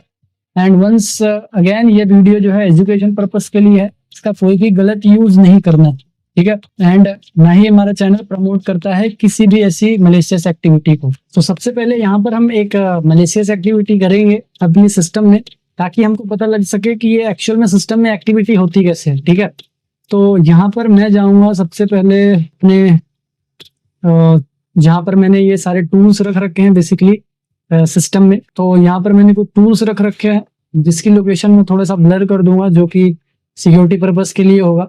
ठीक है, तो मैं यहाँ पर टूल्स में जाऊंगा अपने, एंड यहाँ पर मेरे पास एक रैट है जो कि यहाँ पर एक मैलिशियस प्रोग्राम को बिल्ड करेगा। ठीक है, तो मैंने पहले प्रैक्टिकल किया था, उसको मैं डिलीट कर देता हूँ, न्यू प्रैक्टिकल करता हूँ यहाँ पर। तो यहाँ पर मैं फोल्डर के अंदर जाके उसको बेसिकली यहाँ पर एक्सेस करता हूँ। सो यहाँ पर मैं उस फोल्डर पे आ चुका हूँ जहाँ पर मैंने वो मैलिशियस जो टूल्स है वो रखे हुए हैं। सो यहाँ पर मेरे पास जो एनजेरेट है उसको मैं यहाँ पर एग्जीक्यूट करूंगा। ठीक है, जिससे ये रन हो जाएगा। ठीक है, तो इसका कुछ जो इंटरफेस है वो कुछ ऐसे दिखता है, एंड यहाँ पर मैं इसको स्टार्ट करता हूँ। ठीक है, पोर्ट नंबर जो है बाय डिफॉल्ट में वही रख रहा हूँ, एंड आप अपने अकॉर्डिंग अगर आपने कभी यूज लिया है तो वो यूज ले सकते हो। तो यहाँ पर सबसे पहले क्या होगा, मैं यहाँ पर इसको बिल्डअप करूंगा। स्टार्ट करना है मुझे इसको सबसे पहले, तो मुझे एक मैलिशियस जो एप्लीकेशन है वो बिल्ड करना पड़ेगा फॉर टेस्टिंग पर्पस। सो यहाँ पर नीचे में एक बिल्डर का ऑप्शन है, वहां पर मैं क्लिक करूंगा, एंड यहाँ पर मैंने प्रैक्टिकल किया था तो वो पहले से एक आईपी एड्रेस रखा हुआ है उसमें। ठीक है, तो मतलब ये जो हमारा आईपी एड्रेस है, मतलब जो मेरे सिस्टम से, जिस सिस्टम से मैं कंट्रोल करना चाहता हूँ उसको, वो, एंड यहाँ पर ये रजिस्ट्री स्टार्टअप, ये दोनों मुझे एक्टिव रखना पड़ेगा। उसके बाद स्टार्ट बिल्डिंग पे क्लिक करेंगे, एंड ये बोल रहा है कहाँ पर सेव करना है, तो यहाँ पर मैं कहीं पर भी सेव कर दूंगा, यहीं पर सेव कर देता हूँ। ठीक है, मैंने उसका नाम बाय डिफॉल्ट रखा है, आप तो अपने अकॉर्डिंग कुछ भी रख सकते हो। ठीक है, तो ये प्रैक्टिकल पर्पस के लिए रखा जा रहा है। मैं क्या करूंगा कि वो जो सॉफ्टवेयर जो मैंने डेस्कटॉप पे रखा है ना, उसको किसी भी तरीके से हम सिस्टम तक पहुंचाते हैं, मतलब जो अटैकर है वो सिस्टम तक पहुंचाते हैं। जैसे यहाँ पर मैं एक शेयर्ड फोल्डर है, मैं उसके थ्रू भेज रहा हूँ। ठीक है, एंड इसको मैं ब्लर कर दूंगा शेयर्ड फोल्डर को। तो यहाँ पर मैं शेयर्ड फोल्डर में मैंने कर दिया, एंड ये मशीन दोनों शेयर्ड फोल्डर है, मतलब बेसिकली दोनों मशीन में है। तो मैं अपने जिस मशीन को मैं यहाँ पर एज अ प्रैक्टिकल यूज कर रहा हूँ, जिस पर मैं ये सारे अटैक्स करूंगा, वो यहाँ पर मैं यूज कर रहा हूँ, उस पर मैं गया, एंड उस शेयर्ड फोल्डर के थ्रू उसको डाउनलोड कर सकता हूँ।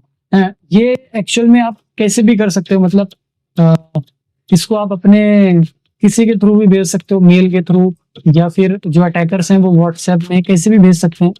तो यहाँ पर बेसिकली मैं भी इसको कॉपी करके, जैसे मैंने इसको डाउनलोड कर लिया कहीं से, ठीक है, यहाँ पर मैंने इसको डाउनलोड कर लिया, एंड मैं इसको डेस्कटॉप पे, यहाँ पर भी डेस्कटॉप पे रख देता हूँ। ठीक है, अब यहाँ से मैं इसको डबल क्लिक करता हूँ, एंड अब मैं इसको रन करता हूँ। रन कर दिया बेसिकली मैंने इसको डबल क्लिक करके। ठीक है, डबल क्लिक करके रन हो गया। अब अपने मैन मशीन पे जाते हैं, एंड यहाँ पर मैन मशीन पे ये फोल्डर मैंने ब्लर कर दिया है, एंड यहाँ पर देख सकते हो ये एक आईपी एड्रेस आ चुका है सिस्टम का।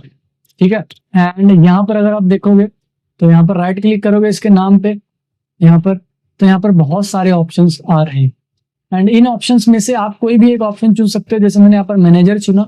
आप इस मैनेजर में क्या कर सकते हो, देखो यहाँ पर सारी ड्राइव्स दिख रही हैं उसकी, डेस्कटॉप। ठीक है, डेस्कटॉप में क्या है, देखो डेस्कटॉप में dir नाम की कोई फाइल पड़ी हुई है, एंड ये हमने जो फाइल रखी थी वो पड़ी हुई है। ठीक है, तो यहाँ पर कोई भी फाइल यहाँ पर मॉडिफाई एंड डिलीट कर सकते हो। ठीक है, मैं यहाँ पर नहीं कर रहा हूँ, बट यहाँ पर ऑप्शन है, जो अटैकर है वो ऐसे कंट्रोल कर सकता है आपके सिस्टम को बेसिकली। ठीक है, तो यहाँ पर ये विंडोज की फाइल्स हैं, कुछ विंडोज से रिलेटेड, एंड ये विंडोज को करप्ट करने के लिए यूज किया जा सकता है। यहाँ पर पूरा एडमिन लेवल का एक्सेस मिल चुका है। ठीक है, यहाँ पर कोई भी डिलीट किया जा सकता है। ठीक है, तो बेसिकली ऐसे यहाँ पर यूज लेते हैं। उसके बाद अगर मैं इस विंडो को क्लोज कर दूं, उसके बाद अगर मैं यहाँ पर प्रोसेस मैनेजर में क्लिक करूं, तो उस सामने वाले सिस्टम में जितनी भी प्रोसेस चल रही है वो सारी यहाँ पर ऑटोमेटिक आ जाएगी। अब यहाँ पर मैं कोई एग्जांपल लेता हूँ। ये देखो ये एक्टिव है। ठीक है, यहाँ पर देखो ये जो हमने यहाँ पर इंस्टॉल कराया है वो है, एंड ये पोर्ट नंबर जिसका मतलब जितनी डायरेक्टरी एक्टिव हैं वो PIDs की ये है। यहाँ पर हम किसी भी प्रोसेस को यहाँ पर स्टॉप करा सकते हैं। ठीक है, जैसे एनी डिस्क है, मैं इसको किल कर देता हूँ। ठीक है, बंद हो गई, इसको किल कर देता हूँ। ठीक है, तो यहाँ से किल कर सकते हैं। ठीक है, अब यहाँ पर ये अभी चालू हुई। अब मैं अगर सामने वाले सिस्टम में जाके कोई भी एक एप्लीकेशन ऑन करता हूँ, फॉर एग्जांपल मैंने ये फायरफॉक्स ऑन करता हूँ। फायरफॉक्स ऑन करते हैं, यहाँ पर कुछ दिखता है क्या, फायरफॉक्स मैंने ऑन कर दिया। अभी इस प्रोसेस में दिखना चाहिए कि फायरफॉक्स ऑन हुआ है, देखो मोजिला फायरफॉक्स ऑन हुआ है, उस ग्रीन कलर्स में आपको दिख रहा हो। तो इनमें से मैं कोई भी एक किल करके देखता हूँ क्या वो बंद होता है। चलो मैंने इसको किल कर दिया एंड इधर से दिखा रहा है सारा बंद हो गया एंड यहाँ से भी बंद हो गया, देख सकते हो। ठीक है, यहाँ पर फाइल मैनेजर भी ऑन है, मैं फाइल मैनेजर को ऑफ करता हूँ। ठीक है, बिन भी ऑन है। ठीक है, तो यहाँ पर आप अपने अकॉर्डिंग कुछ भी यहाँ पर किल कर सकते हो। बेसिकली जो यहाँ पर अटैकर्स होते हैं वो ऐसे यूज करते हैं इसका। ठीक है, एंड आपको किसी को देखो यहाँ पर किसी को पता भी नहीं चल रहा है एंड यहाँ पर कोई भी ऐसी एक्टिविटी नहीं दिख रही है जिससे उसको पता किया जा सके। ठीक है, तो यहाँ से आप पता कर सकते हो। एंड उसके बाद यहाँ पर शेल जो है वो दिखा रहा है, मतलब सारी ओवरऑल जितनी भी प्रोसेस है वो अभी भी लोड हो रहा है, कितनी प्रोसेस यहाँ पर रन हो रही है। ठीक है, तो यहाँ पर बेसिकली आप प्रोसेस को यहाँ पर नजर रख सकते हो। ठीक है, मतलब जो अटैकर है ऐसे नजर रख पाता है आपके ऊपर। और भी इसके फंक्शंस दिखाता हूँ मैं आपको। एंड उसके बाद अगर मैं यहाँ पर क्लिक करता हूँ कनेक्शंस में, ये जो फीचर है कनेक्शंस का, यहाँ पर देखते हैं तो यहाँ पर कौन सी सर्विसेज रन हो रही है, उसका पोर्ट कौन सा है, टारगेट पोर्ट कौन सा है एंड कितने कनेक्शंस बने हुए हैं यहाँ पर बेसिकली वो सारे यहाँ पर हम देख सकते हैं। ठीक है, लिसन, स्टैब्लिश, वेटिंग टाइम, ये सारी चीजें देख सकते हैं कि सामने वाले सिस्टम में कौन सा पोर्ट यूज हो रहा है, कौन सा आईपी यूज हो रहा है। ठीक है, तो इनको भी आप यहाँ से की कनेक्शन कर सकते हो। ठीक है, ये सारा की कनेक्शन हो सकता है यहाँ से। तो यहाँ पर इस लेवल का एक्सेस ले सकते हो आप यहाँ। ठीक है, ये हमारा मेन मशीन में वापस होना है, अभी मैंने उस पर स्विच किया था। ठीक है, और यहाँ पर फंक्शन की अगर बात करें इसमें तो यहाँ पर सामने वाले की रजिस्ट्रीज भी देख सकते हैं। ठीक है, देखो ये सारी रजिस्ट्री फाइल्स हैं जो कि इजीली यहाँ पर देखी जा सकती है। ठीक है, एंड आप यहाँ से मॉडिफाई कर सकते हो, डिलीट कर सकते हो। ठीक है, किसी भी रजिस्ट्री को, जैसे ये है यहाँ से मैं इसको एडिट कर सकता हूँ, डिलीट कर सकता हूँ, सब कुछ कर सकता हूँ। ठीक है, तो यहाँ पर बेसिकली बहुत डीप लेवल का एक्सेस मिल जाता है इससे। अगर वो इस सामने वाले सिस्टम में कैसे भी पहुंच गई है वायरसेस तो देख सकते हो क्या इम्पैक्ट पड़ता है एक छोटी सी गलती का आपके सिस्टम पे। एंड उसके बाद आता है यहाँ पर एक रिमोट सेल का एक्सेस, जो कि आप यहाँ पर देख सकते हो रिमोट सेल। ठीक है, तो रिमोट सेल भी ले सकते हो। यहाँ पर रिमोट टाइपिंग नहीं हो रही है बट यहाँ से आप सेल का एक्सेस ले सकते हो। ठीक है, एंड यहाँ पर सर्विसेज में जाओगे तो जो भी सर्विसेज उसमें रन हो रही है वो सारी सर्विसेज यहाँ पर दिख जाएगी, क्या क्या ओपन है, क्या क्या रनिंग है, सारी सर्विसेज आपको दिख जाएगी। एंड इसका इन मेलिसेस में एक्चुअल में मेरा कीबोर्ड काम नहीं कर रहा है बट इनमें कीबोर्ड काम करता है। ठीक है, तो यहाँ पर सारी प्रोसेस आप देख सकते हो इसमें कि क्या क्या एक्चुअल में यहाँ पर प्रोसेस मतलब कंट्रोल किया जा सकता है। ठीक है, एंड चलो ये सारी इसकी प्रोसेस थी। रिमोट सेल में एक्चुअल में बहुत सारी कमांड रन कर सकते हैं यहाँ पर, जो कि पॉसिबिलिटीज हैं।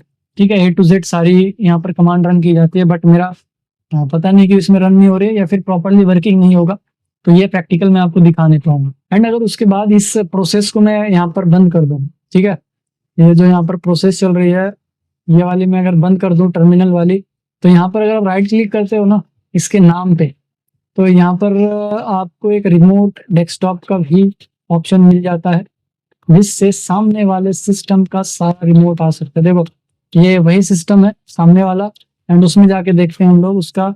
ये देखो यहाँ पर उसमें कर्सर है एंड ओवरऑल सारी फाइल है एंड यहाँ पर आप इसका जो रिमोट है मतलब कीबोर्ड माउस वो सारा भी एक्सेस कर सकते हैं। देखो कीबोर्ड माउस, ठीक है, यहाँ पर सारी चीजें स्टार्ट स्टॉप वो सारी चीजें। यहाँ पर अगर मैं लिखता हूँ कुछ भी टाइप करता हूँ, for example I am from new version hacker, ठीक है, तो यहाँ पर आप देख सकते हो मैंने टाइप कर दिया। अब देखते हैं सामने वाले सिस्टम में टाइपिंग है या नहीं।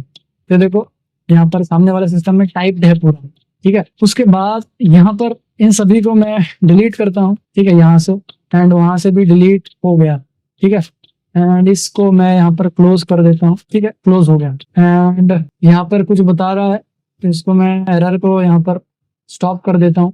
मेरे मेन सिस्टम का एरर दिखा रहा है बेसिकली वो जो मेरा मेन सिस्टम है जिससे मैं उसको कंट्रोल कर रहा हूँ, ठीक है। तो यहाँ पर मल्टीपल चीजें आप कर सकते हो। सो मैं अभी ये जो स्क्रीन है रिमोट डेस्कटॉप जो हमने लिया है उसको स्टॉप करता हूँ मैं एंड यहाँ पर मैं इसको बंद कर देता हूँ, ठीक है। अब यहाँ पर हम क्या करेंगे, देखो जैसे यहाँ पर मैं एक नया फंक्शन दिखाता हूँ, दूसरा फंक्शन, जैसे कि इसको क्लोज करते हैं एंड यहाँ पर देखते हैं, आपने देखा होगा यहाँ पर रिमोट कैम, ठीक है, रिमोट कैम को एक्टिवेट कर दिया मैंने एंड मैं मशीन में जाता हूँ जो कि हमारी टारगेट मशीन है एंड यहाँ पर मैं नोटपैड ओपन करता हूँ। ठीक है, अब ये किस काम आएगा, देखो वहां पर तो आप पूरी स्क्रीन देख पा रहे थे। ठीक है, तो मतलब पूरी स्क्रीन में देख सकते हो, लेकिन ये किस काम में आएगा, जैसे किसी ने डेस्कटॉप खोला। ठीक है, डेस्कटॉप में या फिर यहाँ पर चलो डेस्कटॉप हटाओ, यहाँ पर हम ओपन करते हैं नोटपैड। ठीक है, ये नोटपैड ओपन किया मैंने एंड यहाँ पर मैंने टाइप किया हेलो माय यूजर, यहाँ पर यूजर नेम इज 123 या फिर यहाँ पर NVH रख देते हैं, न्यू वर्जन हैकर, एंड यहाँ पर पासवर्ड लिख देते हैं 123, मोबाइल नंबर लिख देते हैं कुछ भी लिख देते हैं यहाँ पर 235698 समथिंग रख दिया हमने ये। ठीक है, अब यहाँ पर क्या होगा, अगर आप यहाँ पर जाते हो एंड इसको अगर देखना है वहां पर उन्होंने क्या टाइप किया, तो यहाँ पर बहुत इजीली आप देख सकते हो। वो कैसे देखोगे, तो यहाँ पर राइट क्लिक करोगे एंड यहाँ पर की लोगर पे जैसे क्लिक करोगे तो देखो यहाँ पर जितने भी चीजें हमने टाइप किया, जैसे देखो पहले मैंने पासवर्ड टाइप किया, बैक स्पेस डाला, यहाँ पर कोई एंटर डाला, माय नंबर डाला, जितनी भी चीजें आप यहाँ पर ऑटोमेटिकली आ गई हैं। ठीक है, तो आप यहाँ पर देख सकते हो। अगर यहाँ पर हमको इसको फिक्स करना है तो ये फिक्स भी कर देता है, मतलब जो अनवांटेड चीजें है वो हटा देता है। ठीक है, एंड जो हमारे काम की है वो यहाँ पर एंटर हो सकते हैं। ठीक है, तो सामने वाले सिस्टम पे ये की रिकॉर्ड है जो उसने टाइप किया, बेसिकली की लोगर जिसको कहते हैं। तो कैम का ऐसे अटैकर यूज करते हैं एंड उसके बाद यहाँ पर आपको चैट्स भी भेज सकते हैं। जैसे यहाँ पर राइट क्लिक करोगे तो ओपन चैट का भी ऑप्शन है, यहाँ पर अपना नाम या फिर कुछ भी टाइप कर सकते हो। जैसे मैं लिखता हूँ यहाँ पर न्यू वर्जन हैकर। ठीक है, एंड ओके प्रेस करता हूँ।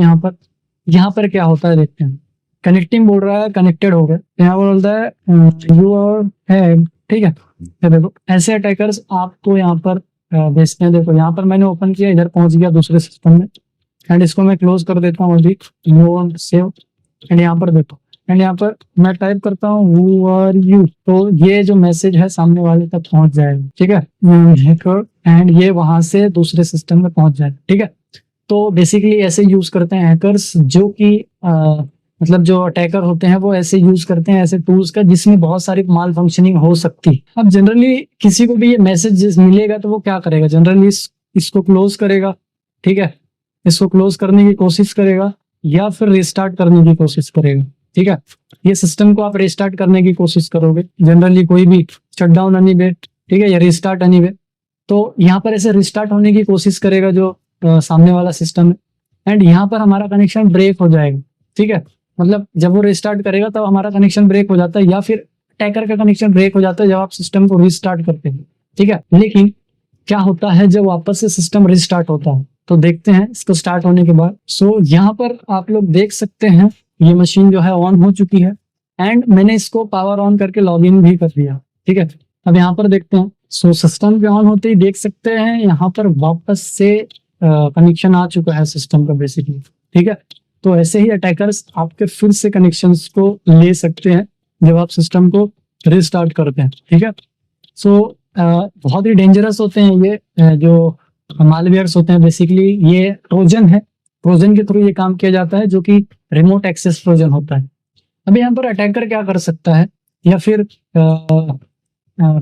फिर जो यूजर है वो क्या कर सकता है, वो टास्क मैनेजर में जाएगा। ठीक है, टास्क मैनेजर में जाके यहाँ पर देखेगा कि कोई ऐसा एप्लीकेशन तो रन नहीं हो रहा है जो कि मेरे सिस्टम को हार्म करे, तो वो क्या करेगा, वहां पर देखेगा। अभी तो यहाँ पर लोड हो रहा है, वो वहां पर बेसिकली देखेगा कि जो यहाँ पर ऐसा कोई एप्लीकेशन है जो कि रन हो रहा है मेरे परमिशन के बिना, जो कि मैंने यूज नहीं किया।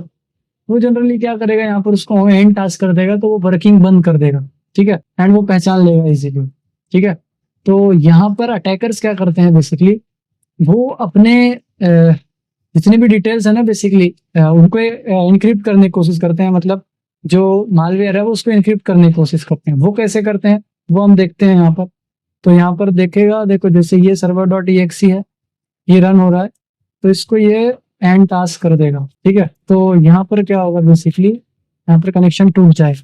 तो यहाँ पर अटैकर्स क्या करेंगे, बेसिकली उसको इनक्रिप्ट कर देंगे, अपना जो मालवेयर है या फिर अपना जो मालवेयर फाइल है उसको यहाँ पर इनक्रिप्ट कर देंगे। अब उसके लिए क्या करते हैं यहाँ पर अटैकर्स, वो देखते हैं। तो सबसे पहले यहाँ पर हम देखते हैं कि हमारी फाइल कितनी डिटेक्टेबल है, या फिर जो हमारे वायरसेस हैं वो कितने इसको डिटेक्ट, मतलब जो एंटीवायरस है कैसे इसको डिटेक्ट कर सकते हैं। इसको डिटेक्ट करने के लिए यहाँ पर हम मतलब हमारे फाइल्स को जब स्कैन करते हैं वो मैलिशियस है नहीं, यहाँ पर यूज करते हैं हम टोटल वायरस का, या फिर वायरस टोटल नाम है उसका, ठीक है। वायरस टोटल नाम की एक वेबसाइट है जो कि ऑनलाइन स्कैनिंग करती है, ठीक है। तो यहाँ पर वायरस टोटल पे जाते हैं हम लोग एंड यहाँ पर उस फाइल को सिलेक्ट करेंगे जो कि हमने विक्टिम को भेजा था, अभी सामने वाले सिस्टम पे भेजा। यहाँ पर हम जाएंगे एंड डेस्कटॉप पे जाएंगे एंड यही वाली भेजा था हमने, इसको ओपन करते हैं, ठीक है। एंड ये स्कैन कर रहा है, कंफर्म अपलोड करते हैं एंड यहाँ पर हम कंफर्मेशन देते हैं कि वी आर नॉट रोबोट।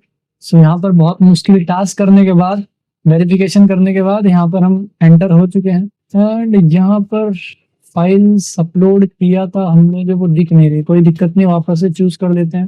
यहाँ पर हमने ये फाइल चूज किया, ओपन, कंफर्म अपलोड, 100% अपलोड हो गई है। अब ओके, ये स्कैनिंग स्टार्ट कर रहा है, ठीक है, ये एनालाइज कर रहा है। यहाँ पर देख सकते हो आप लोग, ये यहाँ पर बता रहा है रेड में, रेड अलर्ट दे रहा है, ठीक है। तो यहाँ पर बता रहा है कि ये बहुत भयानक सा ट्रोजन है एंड यहाँ पर बहुत रेड अलर्ट आ रहे हैं, ठीक है, बहुत ज्यादा रेड अलर्ट आ रहे हैं, देख सकते हो आप, ठीक है। एंड यहाँ पर अनडिटेक्टेड दिखा रहा है, मतलब ये फाइल जो है अनडिटेक्टेड।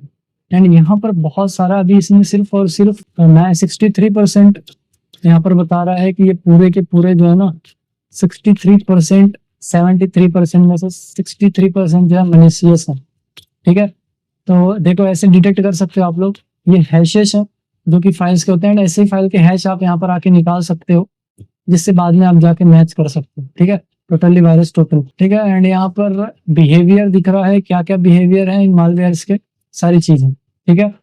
अब यहाँ पर हम इसको बेसिकली इनक्रिप्ट करेंगे इस फाइल को, उसके बाद यहाँ पर हम देखेंगे कि कैसे काम करता है, ठीक है। तो ठीक है, यहाँ पर ये मॉनिटर कर रहा है एंड अपना काम तो वैसे यहाँ तक है डिटेक्शन में। तो यहाँ पर दिखा रहा है कि ये वनरेबल है, ठीक है, पॉपुलर थ्रेड्स लेवल जो है बहुत सारे हैं इसमें, ओके। अब हम चलते हैं अपने फाइल में एंड वहां पर डिटेक्ट देखने की कोशिश करते हैं कि इसको बेसिकली हम कैसे प्रोटेक्ट कर सकते हैं। तो यहाँ पर अटैकर्स जो है ना वो जनरली क्रिप्टर्स का यूज लेते हैं इनक्रिप्ट करने के लिए, जैसे कि हमने देखा। तो यहाँ पर मैं अपने फोल्डर पे जाता हूँ, उसे ब्लर करते हुए लोकेशंस को, एंड यहाँ पर जाता हूँ मैं क्रिप्टर्स में, ठीक है। यहाँ पर क्रिप्टर्स है एंड यहाँ पर एक क्रिप्टर है, उसको मैं ऑन कर देता हूँ एंड देखो क्रिप्टर कैसे काम करेगा, ठीक है। यहाँ पर मैं फाइल चूज करता हूँ एंड ये काफी छोटा है तो मैं इसको जूम कर दूंगा थोड़ा सा एंड यहाँ पर मैं फाइल सिलेक्ट करूंगा एंड उसी फाइल को मैं चूज करूंगा जो मैंने वहां पर सामने वाले सिस्टम में भेजा था, डेस्कटॉप पे रखी हुई है एंड सर्वर ओपन करूंगा, ठीक है। एंड उसके बाद यहाँ पर मैं startup, mutex and disable UAC and ये सारी चीजें मैं यहाँ पर क्लिक कर दूंगा एंड उसके बाद यहाँ पर क्लिक कर दूंगा इनक्रिप्ट में। इनक्रिप्ट के बाद ये सेव करेगा, मैं उसको वापस से वहीं सेव कर रहा हूँ, ठीक है। एंड यहाँ पर वो इनक्रिप्ट हो चुकी है, ठीक है, ये इनक्रिप्ट हो चुकी है फाइल। एंड अब वापस से हम चलते हैं उसी वेबसाइट पे एंड इसको एक बार ट्राई करते हैं वो क्या बोलता है इसके लिए, ठीक है। यहाँ पर मैं इसको रीस्टार्ट करता हूँ, बैक, यहाँ पर मैं वापस से स्टार्ट कर लेता हूँ वायरस टोटल को एंड यहाँ पर अपलोड फाइल, ठीक है। एंड ये इनक्रिप्टेड वाली फाइल जो हमने बनाई है, अब इसको ओपन करता हूँ मैं यहाँ पर एंड यहाँ पर कंफर्म अपलोड कर देते हैं एंड अब ये यहाँ पर वापस से वेरीफाई कर रहा है। तो फिर से मुश्किल टास्क पूरा करने के बाद यहाँ पर हम पहुंच चुके हैं एंड इसको वापस से अपलोड करना पड़ेगा क्योंकि वेरिफिकेशन के बाद वो फिर से अपलोड करना पड़ेगा यहाँ पर। तो यहाँ पर कंफर्म अपलोड, ओके। सो स्कैनिंग स्टार्ट कर रहा है, देखते हैं अब क्या आता है। 3 ट्रोजन यहाँ पर डिटेक्ट कर लिया उसने, सिर्फ और 4-5 कर रहा है। सो यहाँ पर देखो पहले 63 मिला था, अब सिर्फ 43 मिले हैं यहाँ पर स्कैन हुए हैं, ठीक है। मतलब यहाँ पर कम जो इंक्रिप्शन था वो थोड़ा काम कर रहा है यहाँ पर। 100% इसने सिक्योर नहीं किया, लेकिन इसने सिर्फ और सिर्फ 43 दिखाया, मतलब यहाँ पर लगभग 30 जो है वायरसेस वो छुपा दिए। अब हम ये जो हमारा अनडिटेक्टेबल हमने बनाया है वायरस जो है, इसको हम भेजते हैं वापस से सामने वाले सिस्टम में एंड देखते हैं वहां पर क्या क्या चीजें परफॉर्म होती है। तो इसको मैं कॉपी कर लेता हूँ एंड यहाँ पर मैं जाता हूँ अपने शेयर्ड फोल्डर में एंड यहाँ पर मैं जो मेरा फोल्डर है उसमें मैं शेयर्ड फोल्डर में पेस्ट कर देता हूँ, ठीक है। सामने वाले सिस्टम में जाएंगे एंड उस शेयर्ड फोल्डर को एक्सेस करेंगे जो मेरे सामने है। यहाँ पर मैं इसको कंट्रोल्स करके डेस्कटॉप में कॉपी कर दूंगा, ठीक है। और यहाँ पर देखते हैं, यहाँ पर हमने डबल क्लिक किया तो एक नोटिफिकेशन पॉपअप किया था हमारे सिस्टम में। एंड देखते हैं यहाँ पर हम अपने रैट को वापस से ओपन करके देखते हैं हमारे पास वो कनेक्शन दे रहा है या नहीं दे रहा, ठीक है। तो यहाँ पर मैं चलूंगा रैट्स में, एंड रैट्स ऑलरेडी ओपन है यहाँ पर। तो यहाँ पर देखो कनेक्शन आ चुका है, ठीक है। अब यहाँ पर देखते हैं कि जो हमारा टास्क मैनेजर है उसमें शो हो रहा है या नहीं, एंड हाइड किया है नहीं किया है वो सारी चीजें। सो यहाँ पर आप लोग कनेक्शन नहीं देख सकते, बेसिकली जो इनक्रिप्टेड फाइल है वो कनेक्शन नहीं दिखा सकती। एंड कई बार अगर न्यू टेक्नोलॉजी है तो डिटेक्ट भी हो जाते हैं, ठीक है। तो बेसिकली ऐसे यूज होते हैं यहाँ पर इनक्रिप्टर जो कि दिखाते ही नहीं है एंड बैकएंड में रन होते हैं, हालांकि यहाँ से दिख जाता है टास्क मैनेजर से। सो अभी तक हमने यहाँ पर सिर्फ ट्रोजन से सिस्टम को इन्फेक्टेड किया था एंड देखा था कि एक्चुअल में वो कैसे इन्फेक्ट करता है एंड क्या क्या कर सकता है जो ट्रोजन से यहाँ पर आपसे आपके सिस्टम को इन्फेक्ट करता है, जो भी, ठीक है। मतलब जो भी अटैकर आपके सिस्टम में अटैक करता है ट्रोजन के थ्रू, तो क्या क्या एक्सेस ले सकता है। अब हम एक वायरस के थ्रू करके देखेंगे ये सारी चीजें कि जब एक वायरस एंटर होता है आपके सिस्टम में तो आपके सिस्टम में क्या क्या चीजें होती हैं, ठीक है। तो यहाँ पर इस प्रैक्टिकल को दिखाने के लिए एक्चुअल में हम पासवर्ड चेंजिंग का देखने वाले हैं वायरस। तो यहाँ पर सबसे पहले मैं लॉग इन करूंगा। यहाँ पर देख सकते हो as administrator user log in है यहाँ पर, ठीक है। स्टार्टिंग का नाम थोड़ा सा ब्लर दिखेगा एंड एडमिनिस्ट्रेटर जो है वो आपको दिख रहा होगा। तो यहाँ पर किसको एक्चुअल में मुझे यहाँ पर मैं आपको पासवर्ड दिखाता हूँ एक्चुअल मैंने पासवर्ड क्या डाला है। तो यहाँ पर इसका पासवर्ड जो है ना PA$00W0RD, ठीक है। ये पासवर्ड मैंने डाला है यहाँ पर, ठीक है। आप लोग देख सकते हैं स्क्रीन पर एंड एंटर कर देता हूँ मैं इसको, ठीक है। एंड यूजर आप लोगों ने देख लिया एंड यहाँ पर मैं लॉग इन हो चुका हूँ, ठीक है। अब यहाँ पर मैं चलता हूँ अपने मैंने ये वैसे ही है, यहाँ पर थोड़ा सर्वर दूसरा है, मतलब यहाँ पर मशीन टारगेट मशीन दूसरी है एंड यहाँ पर मैं विंडोज जो मेरा मैन मशीन है उससे हम यहाँ पर अटैक करेंगे, ठीक है। अब यहाँ पर मैं इसको क्लोज कर देता हूँ एंड यहाँ पर देख सकते हो अभी भी वो प्रैक्टिकल जो हमने किया था वो ओपन है, मैं इसको क्लोज कर देता हूँ, ठीक है, क्योंकि वो मशीन मैंने क्लोज कर दी। अब यहाँ पर हम स्टार्ट करते हैं प्रैक्टिकल को। सो यहाँ पर मैं उसी फोल्डर में जा रहा हूँ जहाँ पर मेरे टूल्स रखे हुए हैं बेसिकली, एंड टूल्स को मैं यहाँ पर एक्सेस करता हूँ। स्क्रीन आपको थोड़ी ब्लर दिख रही होगी बट मैं आपको यहाँ पर दिखाने की कोशिश कर रहा हूँ कि एक्चुअल में कैसे अफेक्ट करते हैं। तो बेसिकली मैं यहाँ पर क्रिएट करूंगा, देखते हैं क्या कैसे यहाँ पर कर सकते हैं, वायरसेस कैसे काम करते हैं। तो यहाँ पर मैं एक कोई भी फाइल सिलेक्ट कर लूंगा जिसमें मेरे काम पे जो वायरस क्रिएटर है वो रखा हो। तो यहाँ पर मुझे मिल गया, ठीक है, JPS करके, एंड इसको मैं डबल क्लिक करके यहाँ पर रन करता हूँ, ठीक है। एंड ये डेंजरस भी हो सकता है, आप लोग अपने इसमें प्रैक्टिकल मत करना, ये सिर्फ एजुकेशन पर्पस के लिए है, ठीक है। तो यहाँ पर दिख रहा है कि कितने तरीके के हम बना सकते हैं बेसिकली सिस्टम, मतलब कितने तरीके के हम बना सकते हैं, कितने तरीके के अटैकर एक्चुअल में यूज करते हैं यहाँ पर वायरसेस को। तो यहाँ पर सबसे पहले हम स्टार्ट कर लेते हैं फर्स्ट वाला ऑटो स्टार्टअप से, ठीक है।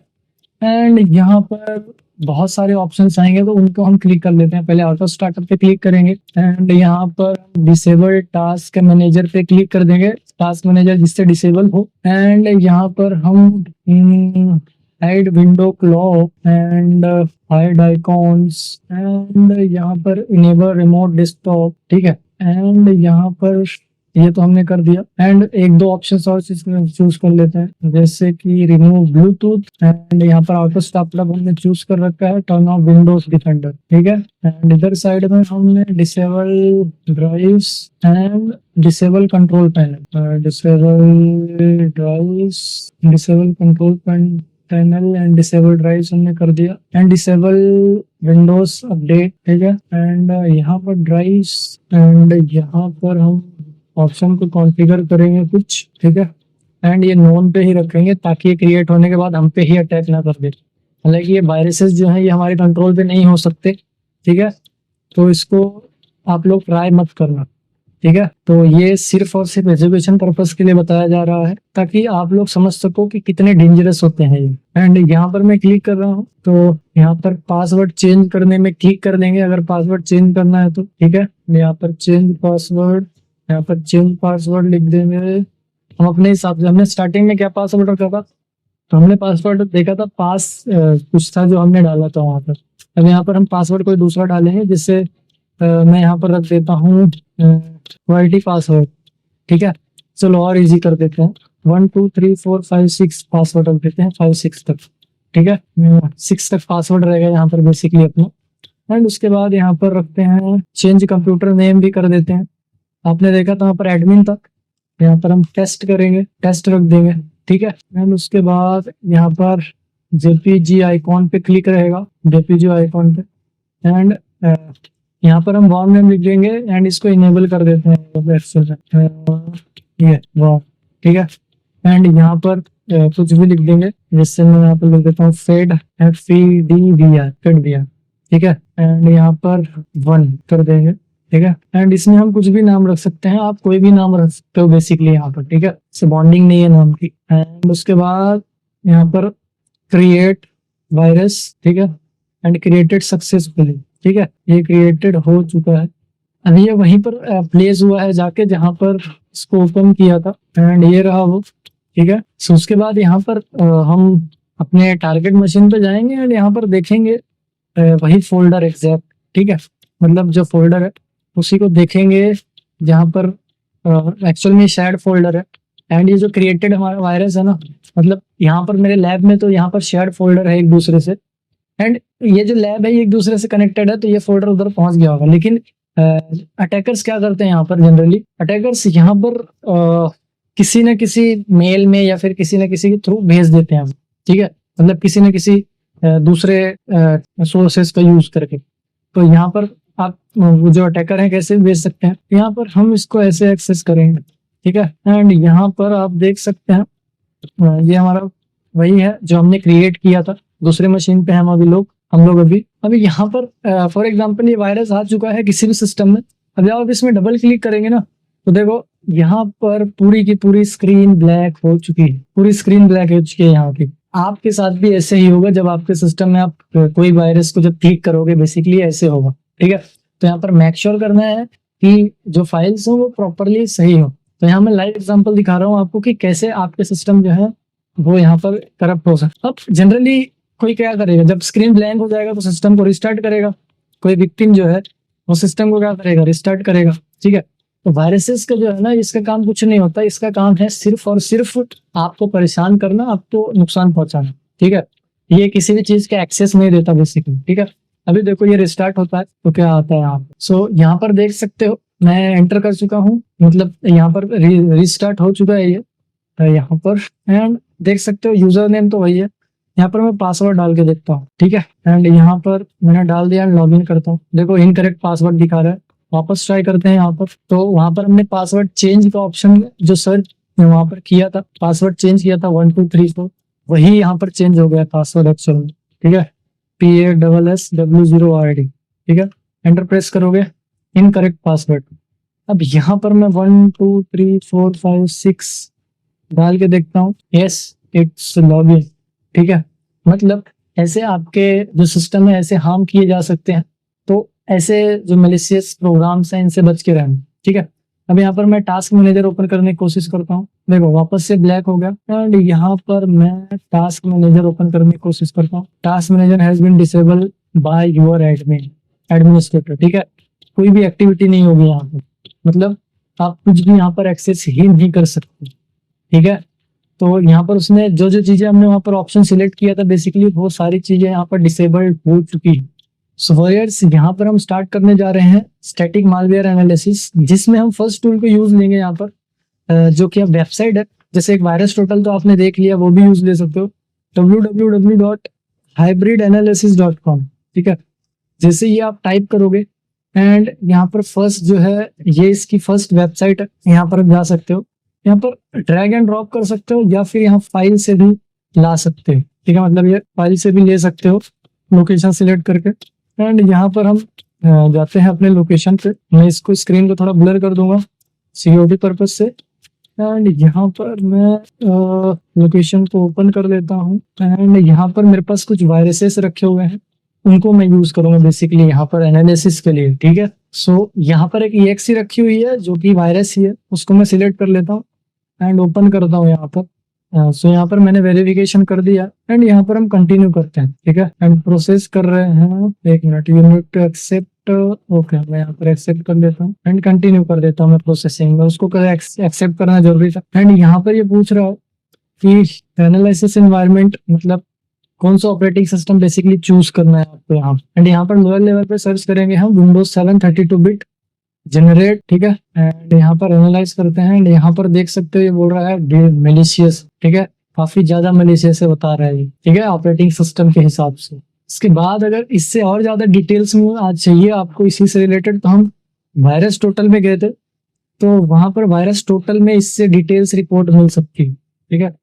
यहाँ पर देख सकते हो वायरस टोटल पे अगर हम सेम चीज यहाँ पर अपलोड करें, ठीक है, मैं सेम चीज अपलोड करता हूँ, सेम फाइल अपलोड करता हूँ, तो यहाँ पर ओपन करते हैं। ओ माय गॉड, ये देखो कितना ज्यादा यहाँ पर वनरेबल है, ठीक है, 62। एंड यहाँ पर रिलेशंस पे अगर क्लिक करें हम, ठीक है, मतलब ये प्रीवियस रिलेशंस हैं, इनसे पहले जो आ चुके हैं। डिटेल्स यहाँ पर देख दो, ये सारी हैश फाइल्स हैं, इन्हीं हैश के थ्रू इनको डिटेक्ट किया जाता है ये वायरसेस है या नहीं, ठीक है। बेसिकली ऐसे आप स्कैन कर सकते हो वायरस टोटल से भी, ठीक है। एंड ये पी रिलेशन से देख सकते हो कि एक्चुअल में बता रहा है कि यहाँ पर देखो एग्जीक्यूट पेरेंट्स, ठीक है, कितनी एग्जीक्यूटेबल फाइल्स थी यहाँ पर, ठीक है, बहुत सारी एग्जीक्यूटेबल फाइल्स थी। पी सोर्सेस, ठीक है, मतलब हर तरह की जितनी भी मैलिशियस चीजें थी यहाँ पर वो रखी हुई। आई होप आप लोग यहाँ पर समझ पा रहे होंगे कि वायरसेस को हम कैसे स्कैन करते हैं, ठीक है। फाइल इंक्रिप्टेड जो फाइल है वो सही है या गलत है, वो आप यहाँ से डिसीजन ले सकते हो, आपको उसको सिस्टम में रखना है नहीं, यहाँ से आप उसको स्कैन कर सकते हो बेसिकली। एंड सेम कुछ रिजल्ट इसमें भी देख सकते हो आप लोग, जैसे यहाँ पर देखो मेटा डिफेंडर, ये वायरसेस है एंड इतनी मलिशियस है ये फाइल, 100 में से 100 स्कोर मिला है इसको वायरस का, ठीक है। एंड यहाँ पर अगर आप रिलेशंस में क्लिक करते हो तो यहाँ पर रिमोट एक्सेस, स्पाईवेयर, फिंगरप्रिंटिंग, सारी चीजें इसके अंदर है, ठीक है। ये रिस्क मैनेजमेंट है, ये क्या क्या नुकसान पहुंचा सकता है आपको, ठीक है, तो ये सारे नुकसान पहुंचा सकता है ये आपके सिस्टम को। एंड सिमिलरली वॉरियर्स, यहाँ पर बहुत सारी वेबसाइट्स हैं जो कि आप एक्सेस कर सकते हो, वहां पर ये वायरस जो वायरस है उनको स्कैन कर सकते हो बेसिकली। सो यहाँ पर ये वाला कंप्लीट हुआ। अब सेकंड में चलते हैं, सेकंड करके देखते हैं। ये मालवेयर एनालिसिस था, ऐसे देख सकते हो हम ऐसे करते हैं, ठीक है। अभी यहाँ पर हम स्ट्रिंग सर्च करने वाले हैं, ठीक है। स्ट्रिंग सर्चिंग टूल्स जो है वो यूज करते हैं, बिन टेक्स्ट करके ये टूल है, इसको मैं ओपन करता हूँ एंड यहाँ पर एडवांस व्यू पे क्लिक कर, ये क्लिक रहना चाहिए बेसिकली, मैं इसको फुल स्क्रीन कर देता हूँ। एडवांस जो इसका व्यू है वो यहाँ पर मैंने पीछे कर रखा है ताकि हम अच्छे से यहाँ पर ब्राउज कर पाए। तो ये जो सॉफ्टवेयर है बिनटेक्स है जो कि बाइनरी को यहाँ पर एनालाइज करते, तो यहाँ पर हम मालवेयर को लेके आते हैं, तो यहाँ पर ब्राउज बटन पे जाएंगे हम लोग एंड जहाँ पर मेरे मालवेयर रखे हुए हैं वहीं पर मैं जाता हूँ, यहाँ पर वायरसेस चूज करता हूँ एंड इसके बाद यहाँ पर मैं चूज करता हूँ एक फेस एक्सी नाम की यहाँ पर फाइल है, उसको मैं चूज कर रहा हूँ एंड यहाँ पर मैंने उसको चूज कर दिया, उसकी लोकेशन यहाँ पर दे दी। अब इसको स्कैन स्टार्ट करते हैं हम लोग इसका एंड देखते हैं क्या क्या बाइनरीज यहाँ पर हम पढ़ सकते हैं। सो जैसे यहाँ पर आप गो पे क्लिक करते हो तो ये सारी की सारी बाइनरी आप स्कैन करके ला देता है आपके सामने, ठीक है। अब हम इनको रीड करते हैं एक्चुअल में क्या क्या मैलिशियस है यहाँ पर। सो यहाँ पर आप जो ग्रीन कलर का ये देख रहे हो, ये साइड में ग्रीन कलर से देख रहे हो, ये जो है स्ट्रिंग है जो कि एनसी है। एनसी आप सभी को पता होगा, अमेरिकन स्टैंडर्ड कोड। एंड यहाँ पर नीचे में आपको कुछ और दिखेगी, ये तो पूरे ग्रीन है। यू जो है यूनिकोड दिखेगा, मतलब कि डबल बाइट यूनिकोड जो स्ट्रिंग है वो है। एंड यहाँ पर आर से अगर आपको आर दिखे, यहाँ पर अगर आपको आर दिख रहा है तो वो रिसोर्स स्ट्रिंग है, ठीक है, वो ब्लू कलर में होगा। एंड यू जो है यूनिकोड वो रेड में दिखेगा आपको। यहाँ पर हम आर को देखते हैं, अगर आर दिख गया तो वो भी मैं आप लोगों को दिखा देता हूँ। ओके, सो यहाँ पर आर नहीं है, लेकिन आर कहीं पर दिख जाए तो समझ जाना वो रिसोर्सेस स्ट्रिंग है। वॉरियर्स यहाँ से आप लोग यहाँ पर देख सकते हो, आप लोग ये स्ट्रिंग्स है, ये उसकी नेम्स कोड है एंड ये स्ट्रिंग्स टोटली, मतलब उसके सामने लिखा हुआ है बेसिकली कि कौन सी स्ट्रिंग किस लिए यूज हो रही है। तो यहाँ पर फॉर एग्जांपल ये देखो, ये बायोस के लिए यूज हो रही है, ठीक है।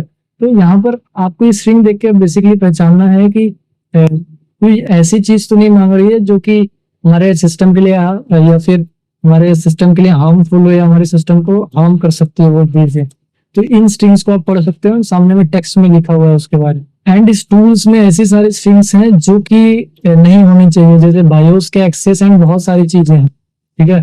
नोट इन पे स्पेस बताएगा, एरर बताएगा, ठीक है, एंड एरर से रिलेटेड बहुत सारी चीजें हैं। तो इसको देख के आप यहाँ पर अंदाजा लगा सकते हो कि वो एक मैलिशियस प्रोग्राम है, ठीक है। तो एक ये यहाँ पर रजिस्टर डिलीट वैल्यू है, ठीक है, डिलीट करने के लिए भी बोल रहा है बहुत सारी चीजें। तो बेसिकली ऐसे पहचान सकते हो कि ये मैलिशियस है। यहाँ पर आपको बहुत सारी चीजें अंदाजा दे देगी कि क्या इसकी स्ट्रिंग बेसिकली क्या काम कर रही है, ठीक है। सो ये स्ट्रिंग सर्च था। इसके अलावा भी बहुत सारे टूल्स हैं जो कि आप सर्च कर सकते हो स्ट्रिंग सर्च के लिए, ठीक है। तो ये टूल मैं ऑफ कर रहा हूँ, चलते हैं नेक्स्ट टूल पे। उसके बाद स्टार्ट करेंगे पैकिंग एंड ऑथेंटिकेशंस जो हमने देखा था उसके बारे में टेस्टिंग। यहाँ पर PID पर हमारे पास एक टूल है PID, जो कि यहाँ पर ओपन सोर्स है, आप डाउनलोड कर सकते हो PID, ठीक है। तो यहाँ पर मैं ओपन कर रहा हूँ उसको एंड यहाँ पर मैं ब्राउज करूंगा मालवेयर जो हमको डालना है। यहाँ पर मैं वही ले लेता हूँ जो हमने स्ट्रिंग टेस्ट में लिया था, वही जो मालवेयर था उसी को ले लेता हूँ। यहाँ पर मैंने एक चूज कर लिया एंड ये बहुत इजी है, ठीक है। यहाँ पर देखो इसने स्कैन कर लिया एंड आपको वार्निंग दे दी यहाँ पर कि ये जो है इसमें वायरस है, ठीक है। नीचे देख सकते हो आपको वार्निंग दे रहा है कि इसमें वायरस है। तो यहाँ पर आप चेक कर सकते हो, अगर कोई पैकिंग एप्लीकेशन है, कोई पैक करके रखा हुआ है तो यहाँ पर स्कैन कर लेगा, ठीक है। तो ये एक स्कैनिंग हो गई। सो ओके बॉयर्स, ये था स्टैटिक मालवेयर एनालिसिस। यहाँ पर अब हम करने वाले हैं डायनेमिक मालवेयर एनालिसिस। तो डायनेमिक मालवेयर एनालिसिस करने के लिए हम जो हमने ट्रोजन डाला था उसी को हम एनालाइज करेंगे यहाँ पर। तो मैं उसको ऑन कर देता हूँ एक बार एंड मैं अपने सिस्टम में जाके ट्रोजन को एक बार यहाँ पर कनेक्शन उसका ले लेता हूँ, जिससे हमको पता लगे कि एक्चुअल में एनालाइज कैसे करते हैं हम इसको। तो वायरस यहाँ पर ट्रोजन में जाएंगे, ठीक है, एंड इसको मैं टर्न ऑन कर देता हूँ एंड स्टार्ट कर देता हूँ। ओके, सो यहाँ पर कनेक्शन, यहाँ पर आके ना मैं उस टूल को यहीं पर एनालाइज करूंगा कि ये एक्चुअल में अफेक्टेड है या नहीं। तो इसी में शेयर ड्राइव में मेरे टूल्स रखे हुए हैं, तो मैं वहां से एनालाइज करूंगा। यहाँ पर मालवेयर एनालिसिस टूल डायनेमिक, यहाँ पर port monitoring tool TCP view, just minute, TCP view exe and यहाँ पर एग्री करेंगे एंड इसको टर्न ऑन करेंगे। एंड यहाँ पर देख सकते हो जितने भी पोर्ट्स हैं वो हमको यहाँ पर दिख रहे हैं। एंड यहाँ पर आप देख सकते हो कि सारी चीजें कैसे रन हो रही है। यहाँ पर आपको TCP एंड UDP सारी चीजें दिख रही है।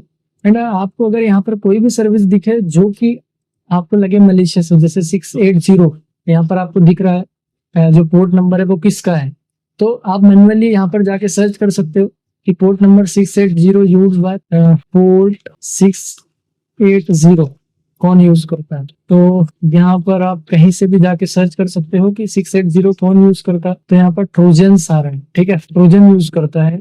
एंड कॉमन जो पोर्ट ट्रोजन यूज करते हैं उनके बारे में भी आप सर्च कर सकते हैं। तो बेसिकली ट्रोजन यूज कर रहा है, तो अगर आपको ऐसे पोर्ट्स कुछ मिले, एंड ट्रोजन्स के द्वारा बहुत सारे पोर्ट्स यूज किए जाते हैं, तो कॉमन पोर्ट जो ट्रोजन के लिए यूज करते हैं किए जाते हैं बेसिकली, वो आप जाके यहाँ पर देख सकते हो। तो यहाँ पर मैं उस ट्रोजन को क्या करूँगा, ट्रोजन को मैं यहाँ पर फाइंड करूँगा या फिर यहाँ पर सर्च करूँगा। यहाँ पर सर्च का भी ऑप्शन, चलो यहाँ पर दिख तो नहीं रहा है, मैं कोशिश करता हूँ इसको फाइंड करने, ठीक है। ये server.exe है, ठीक है, जो कि पोर्ट 680 पे यूज ले रहा है। यहाँ से आप एंड प्रोसेस कर सकते हो, ठीक है, एंड यस करके ये क्लोज हो जाएगा, ठीक है। मैं अभी क्लोज नहीं कर रहा हूँ क्योंकि इसी पे हमको और भी प्रैक्टिकल्स करने हैं। ओके, सो ये था पोर्ट मॉनिटरिंग का, ऐसे पोर्ट मॉनिटर कर सकते हो आप लोग, ठीक है। यहाँ पर टूल्स मैंने जो लिया है यूज, उस टूल का नाम है TCP व्यूअर, ठीक है।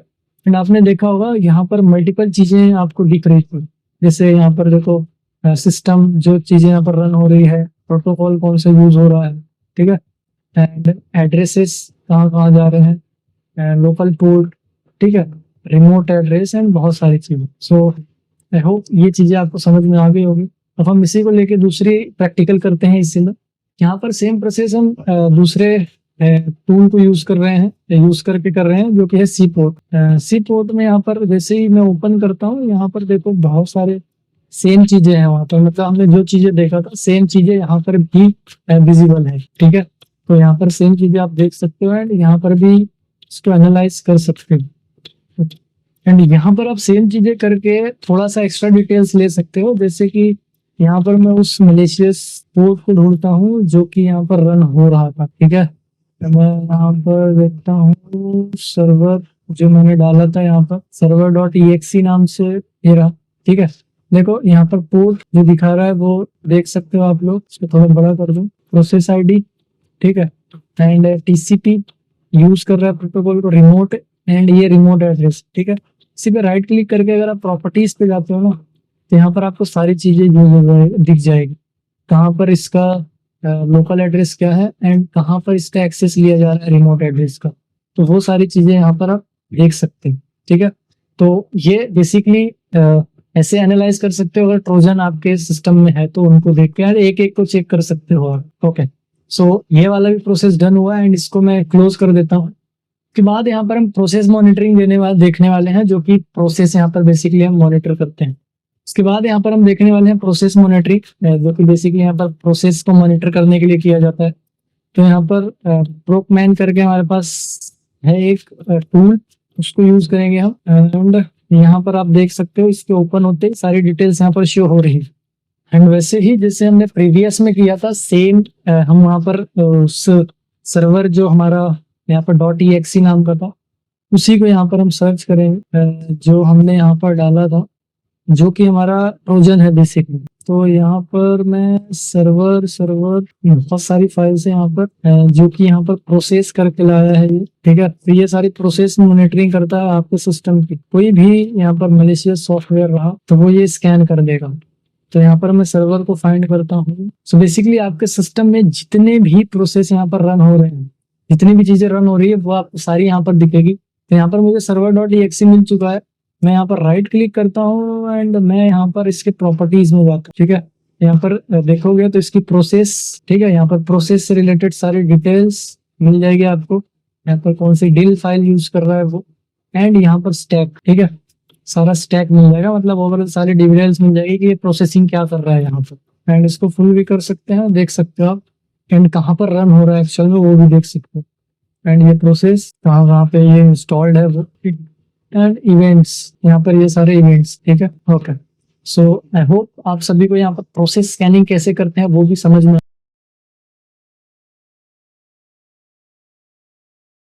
सो वॉरियर्स, यहाँ पर हम आ चुके हैं स्क्रीन पे एंड यहाँ पर हम देखेंगे कि बेसिकली स्निफिंग है क्या एंड कैसे काम करते हैं स्निफिंग। तो यहाँ पर स्क्रीन पे देख पा रहे होंगे आप, स्निफिंग क्या है। स्निफिंग के बारे में आपने बहुत सारी चीज़ें सुनी होंगी, स्निफिंग ये है वो है।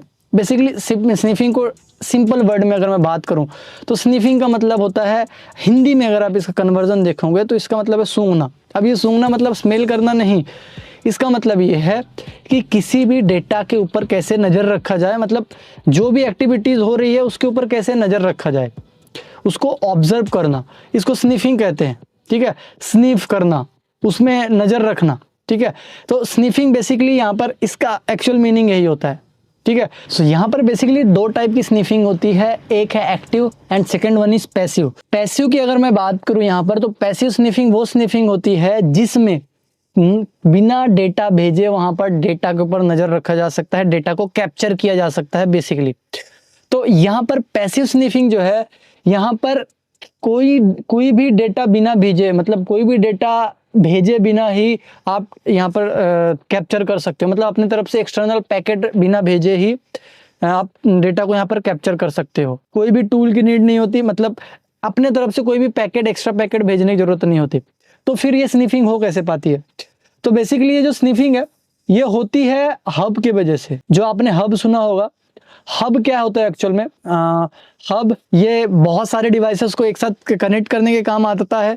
बहुत सारे डिवाइसेस एक साथ कनेक्ट होकर कम्युनिकेशन कर सकते हैं, ठीक है। अब हब में होता क्या है कि सारे पोर्ट्स जो है ना, ये सारे पोर्ट्स एक ही लाइन में जुड़े होते हैं, मतलब उनके पास कम्युनिकेशन करने की एक ही लाइन होती है। एंड दूसरा चीज आपने सुना होगा स्विच में सारे पोर्ट्स एक दूसरे से कनेक्टेड होते हैं अदर वेज में। फॉर एग्जांपल ये स्विच है, यहाँ से ये पोर्ट इससे भी कनेक्टेड होगा एंड ये पोर्ट इससे कनेक्टेड होगा, एज इट इज़ ये इधर से कनेक्टेड होगा, फिर दूसरा पोर्ट यहाँ से कनेक्ट होगा एंड ये इससे होगा, एंड एल्सो ये ऐसे इससे भी होगा, ठीक है, एंड ये इससे होगा। तो सारे एक दूसरे से ऐसे कनेक्टेड होते हैं, मतलब इनके पास डेटा शेयर करने के लिए मल्टीपल लाइंस होती हैं। एंड हब जो होता है यहाँ पर, हब कभी भी यहाँ पर कह सकते हो कि प्रॉपर वेरिफिकेशन नहीं करता डेटा को भेजने के लिए, ठीक है। ऑल टाइम यहाँ पर ये हमेशा यहाँ पर ब्रॉडकास्टिंग करता है, यूनिकास्ट या फिर मल्टीकास्ट नहीं, डायरेक्ट ब्रॉडकास्ट कर देता है पैकेट को, या फिर जितने भी डिवाइसेस यहाँ पर कनेक्टेड हैं, या फिर मल्टीकास्ट करता है, ठीक है। बेसिकली जितने भी डिवाइसेस कनेक्टेड हैं, अगर हब का आपने वर्किंग देखा होगा, वर्किंग हब का देखा है, तो यहाँ पर फॉर एग्जांपल ये 4 पीसी कनेक्टेड है इसके पोर्ट से, तो जब भी इस पीसी को अगर इससे कम्युनिकेशन करना है ना, ये वाले पीसी को अगर इससे कम्युनिकेशन करना है, तो ये पीसी क्या करेगा, जब पैकेट जनरेट करेगा हब के पास जब जाएगा पैकेट, तो हब को क्या करना चाहिए, उसका काम एक्चुअल क्या होना चाहिए कि वो सिर्फ इस वाले पीसी के पास जाए, लेकिन हब ऐसा करता नहीं है, वो पैकेट सारे पीसीस के पास भेजता है, ठीक है। अब ये वेरिफिकेशन होता है, ये सेम चीज स्विच में भी होता है, एक बार पैकेट सभी के पास जाएगा, लेकिन जब ये पता चल जाए कि वो पैकेट किस डिवाइस के लिए एक्चुअल में बनाया गया है, तो पैकेट को यूनिकास्ट कर देना चाहिए, मतलब सिर्फ एक ही डिवाइस के पास जाना चाहिए। अभी तक ये जो कर रहा था वो मल्टीकास्ट था, क्योंकि सभी के पास गया, लेकिन जब पता चल जाए, क्योंकि यहाँ पर पैकेट यूनिकास्ट कब होता है, सिंगली यहाँ पर ब्रॉडकास्ट कब होता है, जब ये पता ना हो कि एक्चुअल में वो पैकेट किसके लिए जनरेट किया गया है, ठीक है। इनको एक दूसरे का एड्रेसेस नहीं पता होता, बेसिकली मैक एड्रेस पता करने के लिए यहाँ पर किया जाता है, फर्स्ट पैकेट जब जनरेट होता है मैक एड्रेस पता करने के लिए किया जाता है फॉर एग्जांपल। तो यहाँ पर किसी इसका मैक एड्रेस स्विच को नहीं पता, या फिर इसको इस डिवाइस को इससे कम्युनिकेशन करना है, तो विदाउट मैक एड्रेस कहीं पे कोई भी कम्युनिकेशन नहीं होता। अगर आपने नेटवर्किंग अच्छे से क्लियर किया है तो आपको ये चीज़ें समझ में आ गई होगी। तो जब तक मैक एड्रेस नहीं है तो कोई भी कम्युनिकेशन पॉसिबल नहीं है।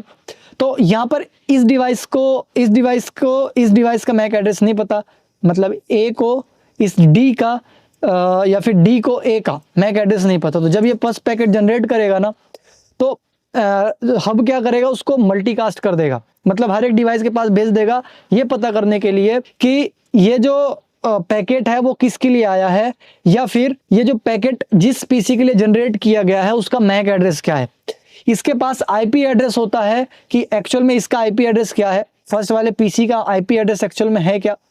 तो आईपी एड्रेस बेस यहाँ पर पैकेट जनरेट हो जाता है, लेकिन मैक एड्रेस नहीं होता। मैक एड्रेस पता करने के लिए यहाँ पर पैकेट जनरेट किया जाता है, जिसको ब्रॉडकास्ट कहते हैं, मल्टीकास्ट पैकेट जनरेट होता है। तो जितने भी डिवाइसेस कनेक्ट है नेटवर्क पे सभी के पास वो पैकेट जाएगा, लेकिन जिनके हर एक के पास जाएगा, लेकिन उनका आईपी एड्रेस मैच नहीं करेगा तो वो यहाँ से उसको निगलेक्ट कर देंगे, डिनाई कर देंगे कि ये पैकेट मेरे लिए नहीं आया। लेकिन जिसके लिए उसको जनरेट किया गया उसके पास पहुंचेगा तो वो उसको एक्सेप्ट करेगा एंड रिप्लाई में अपना मैक एड्रेस भेज देगा, ताकि फर्दर जो कम्युनिकेशन है वो हो पाए, आगे की इन्फॉर्मेशन यहाँ पर हो सके, बेसिकली आगे की कम्युनिकेशन यहाँ पर हो पाए। तो हब का काम ऐसा है, ठीक है। अब फॉर एग्जाम्पल इसका मैक एड्रेस पता चल गया, सब कुछ हो गया। अब जब उसको डबल यहाँ पर कम्युनिकेशन करना होगा ना, वापस से कम्युनिकेशन करना होगा, तो ये वाला पीसी, ये जो अपना हब है, ये इस पीसी के पास डायरेक्ट भेज देना चाहिए उसको ये पैकेट, क्योंकि अब तो मैक एड्रेस मिल गया, तो इस पीसी को डायरेक्टली इसके पास पैकेट भेज देना चाहिए। बट ये पीसी ये हब एक्चुअल में ऐसा करेगा नहीं, वापस से वो मल्टीकास्ट करेगा, वो पैकेट हर एक के पास जाएगा, ठीक है। अगर चलो मेरे यहाँ पर ये 4 डिवाइसेस हैं जो कि नोन है, एक डिवाइस यहाँ पर छुपके से कनेक्ट हो जाए, ठीक है, छुपके से कनेक्ट हो जाए तो उसके पास भी ये पैकेट भेज देगा। एंड इसी का फायदा उठा के अटैकर्स यहाँ पर स्निफिंग कर लेते हैं डेटा का, क्योंकि सभी के पास पैकेट जा रहा है तो डेफिनेटली इसके पास जाएगा। ये क्या करेगा, एक्सेप्ट कर लेगा उस पैकेट को एंड देख लेगा कि चल में क्या पैकेट है, क्या कम्युनिकेशन हो रहा है। तो ये हब का काम करने का तरीका था। स्विच क्या करता है, यहाँ पर अगर स्विच के पास 4 डिवाइसेस कनेक्टेड हैं, 4 डिवाइसेस अगर कनेक्टेड हैं तो ये पैकेट जो है ना पहली बार मल्टीकास्ट होगा, मतलब सभी के पास पैकेट जाएगा। लेकिन जब ये पता चल जाएगा, फॉर एग्जाम्पल इसको ये वाले डिवाइस को इससे कम्युनिकेशन करना है ए को डी से, तो यहाँ पर पहली बार जो पैकेट है ना वो सभी के पास जाएगा।